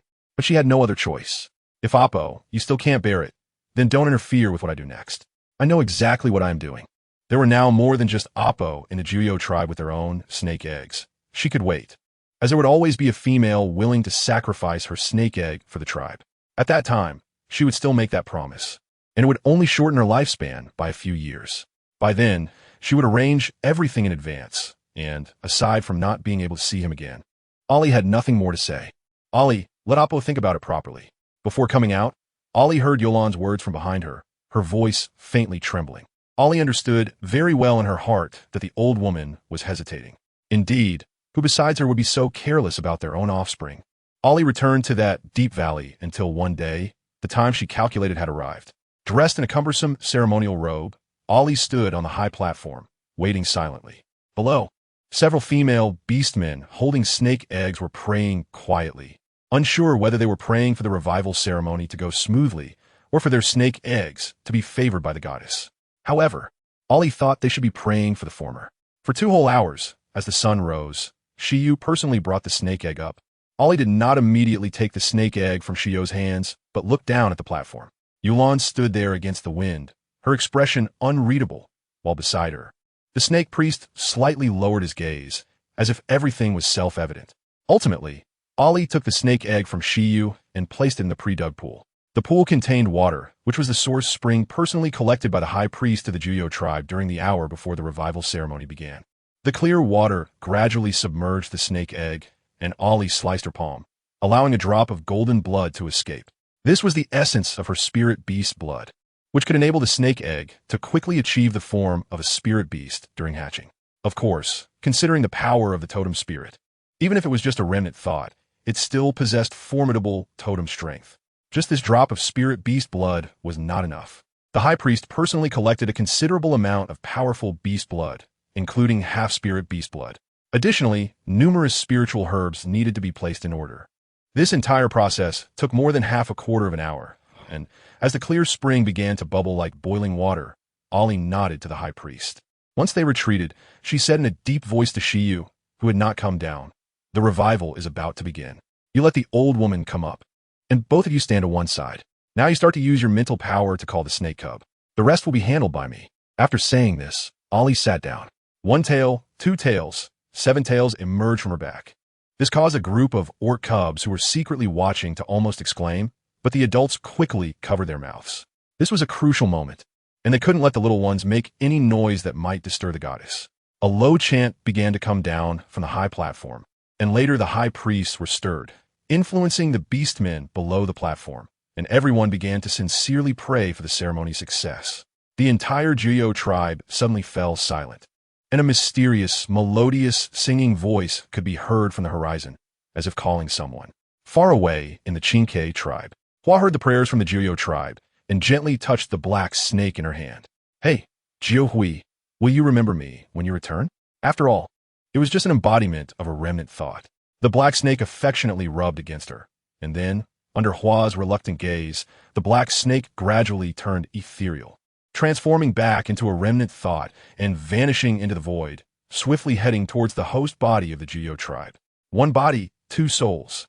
This was the best revival method Ali could think of, because the remnant thought of the totem spirit could fundamentally no longer be restored. If it weren't for Hua's continuous efforts to protect this remnant thought of Jiuhui, perhaps the Juyo tribe would have disappeared from the continent along with the sacrifice of the totem spirit long ago. After the revival ceremony was successful, Ali proposed her conditions to the Juyo tribe. The tribe must send people to guard the rift in the mainland barrier at Chiyuan. Since the totem spirit of the Juyo tribe had just returned, they needed time to regain their strength. Moreover, the safety of the continent was not the responsibility of just one tribe. The Juyo tribe naturally agreed to send people to guard, but needed to wait for the response from the 5 major tribes regarding the matter of relocating the whole tribe to guard the rift. This was something Ali didn't need to worry about. In fact, she couldn't worry for too long, as her lifespan was dwindling day by day. A decade or so might seem long, but when it came to saving the world, it was still too short.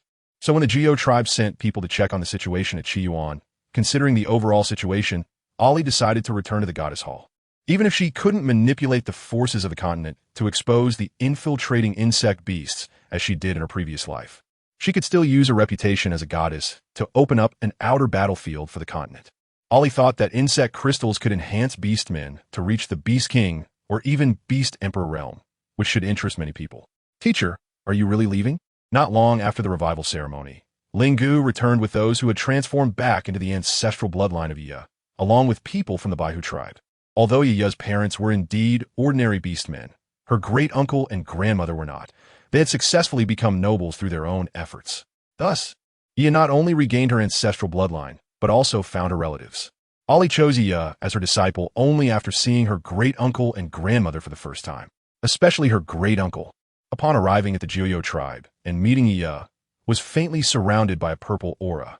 And when Iya was with her great-uncle, it seemed as if a chemical reaction occurred, and the originally bad light luck was also dyed with gold.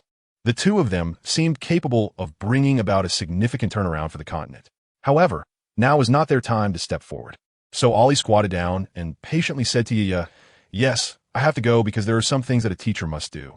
No matter how much she disliked everything the title of goddess brought her, when the moment came, Ali could not simply cast aside this responsibility. Iya pouted, feeling aggrieved, and asked, "Then will you come back in the future, teacher?" Seeing Ali shake her head lightly, Iya frowned, wanting to say that she also wanted to go along. But Ali saw through her thoughts and directly spoke to dispel them. "Iya, I'm but a very far place, a place you cannot go now, and very likely will not be able to go in the future. And I also do not wish for you to go. The place is not a good place. I am going because I am the goddess, and it is necessary for me to go. So Iya, I have one request of you. Once you leave the Jiuyo tribe, do not tell anyone that you are my disciple. Otherwise, my responsibilities will be inherited by you, and that is not what I wish to see." Iya looked at her in confusion, but Ali did not say much more and gently patted her head. She simply gazed at the dawn that had just broken, her eyes filled with melancholy. She was leaving, but before she left, she hoped to see that person one more time. "Asheda, at this time, you are still an underage male cub, right? What a pity. I won't be able to watch you grow up." She had originally thought to accompany him for a while longer in the guise of strange female.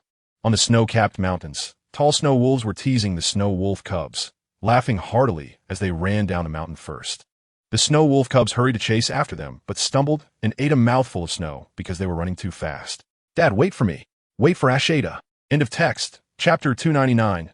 Side story. Ali's previous life, the Silver Wolf tribe, where Ali was originally an ordinary medium tribe under the Tsang Wolf tribe on the continent. But after Ali's coming-of-age ceremony, it was caught in the flames of war between the Lion tribe and the Tsang Wolf tribe.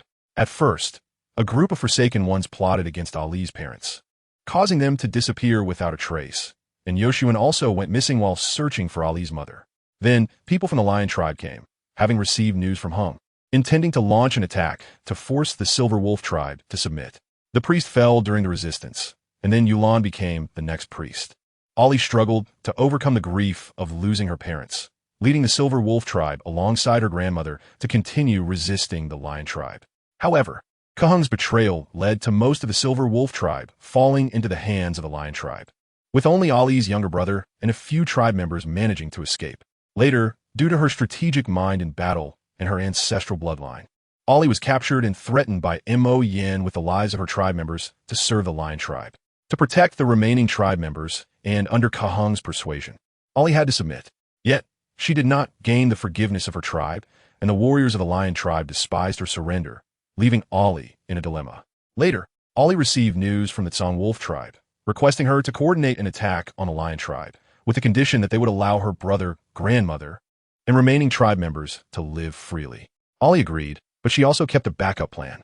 After consulting with her grandmother, they decided to send her brother and the tribe members to the most western desert, a harsh environment, but one that was outside the conflicts of the 5 major tribes. However, her brother secretly reported to the king of the Tsang Wolf tribe, Tsangshi, and it was at this time that Ali learned her brother had fallen in love with and had already conducted a marriage ceremony with the Tsang Wolf tribe's princess. He would never betray the Tsang Wolf tribe. The Lion tribe suffered heavy losses from a surprise attack, and Mo Yin, furious at Ali for not escaping, turned his admiration into hatred. The more he hurt her, the more he became emotionally attached.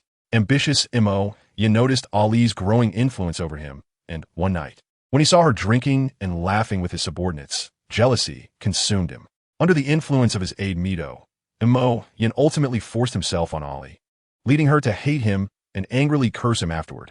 Mo Yin intended to make amends later, but was infuriated when Ali said he was inferior to Kahung, which he could not tolerate, and he threw her out, leaving her to fend for herself. All of this was particularly glaring in Mito's eyes, who was jealous of Ali's favor with Mo Yin. However, she soon realized that Mo Yan's current neglect of Ali was a huge opportunity.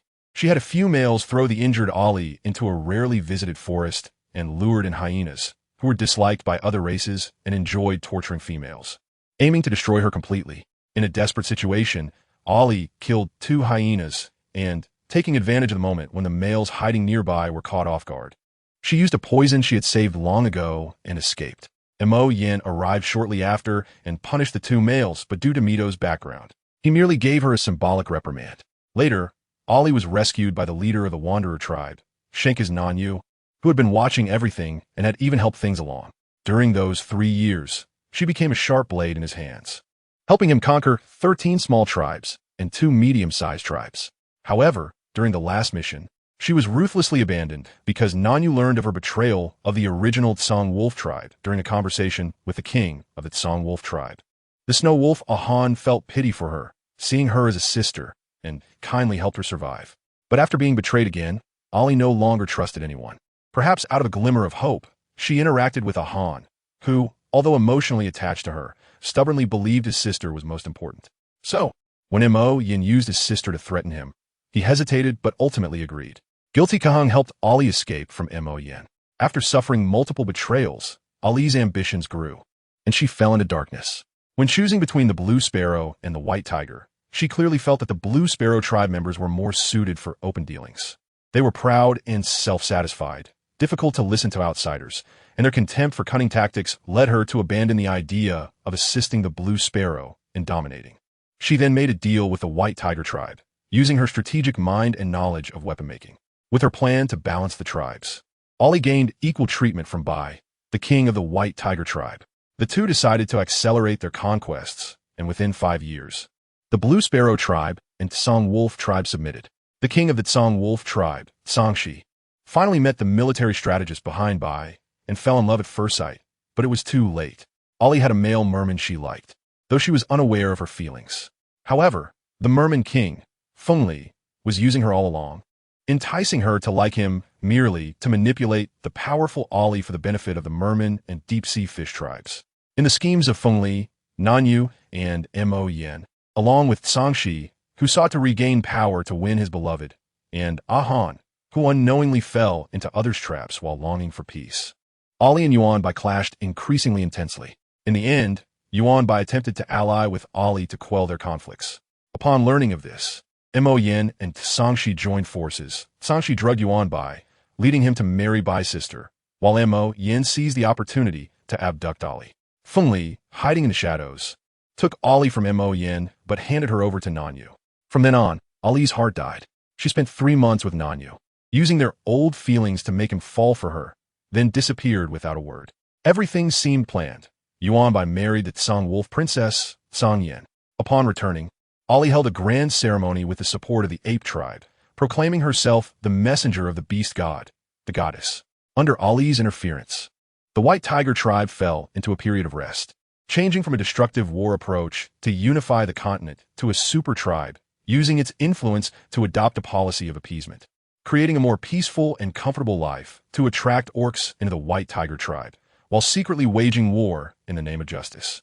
In the next 100 years, with Ali and Fengli's secret help, Nanyu gained recognition from the king of the Azure Dragon tribe, and Mo Yin became the king of the Lion tribe.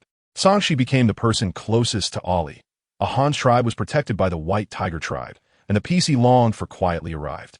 Yuan Bai became the king of the largest tribe on the continent. Knowing Ali liked him, Fengli reached his goal when the continent's wars ceased. Everyone won, but also lost. Nanyu's unwillingness and Ali's scheming destined him to fight with his father for life until death.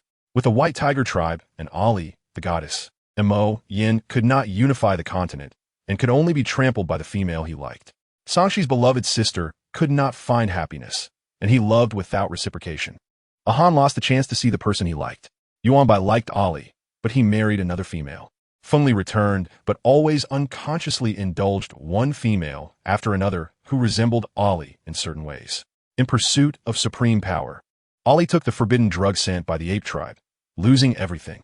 Finally, upon discovering the insect tribe invasion and making a series of mistakes, she could only choose the secret technique of time, reversal, to bring everything back to the beginning.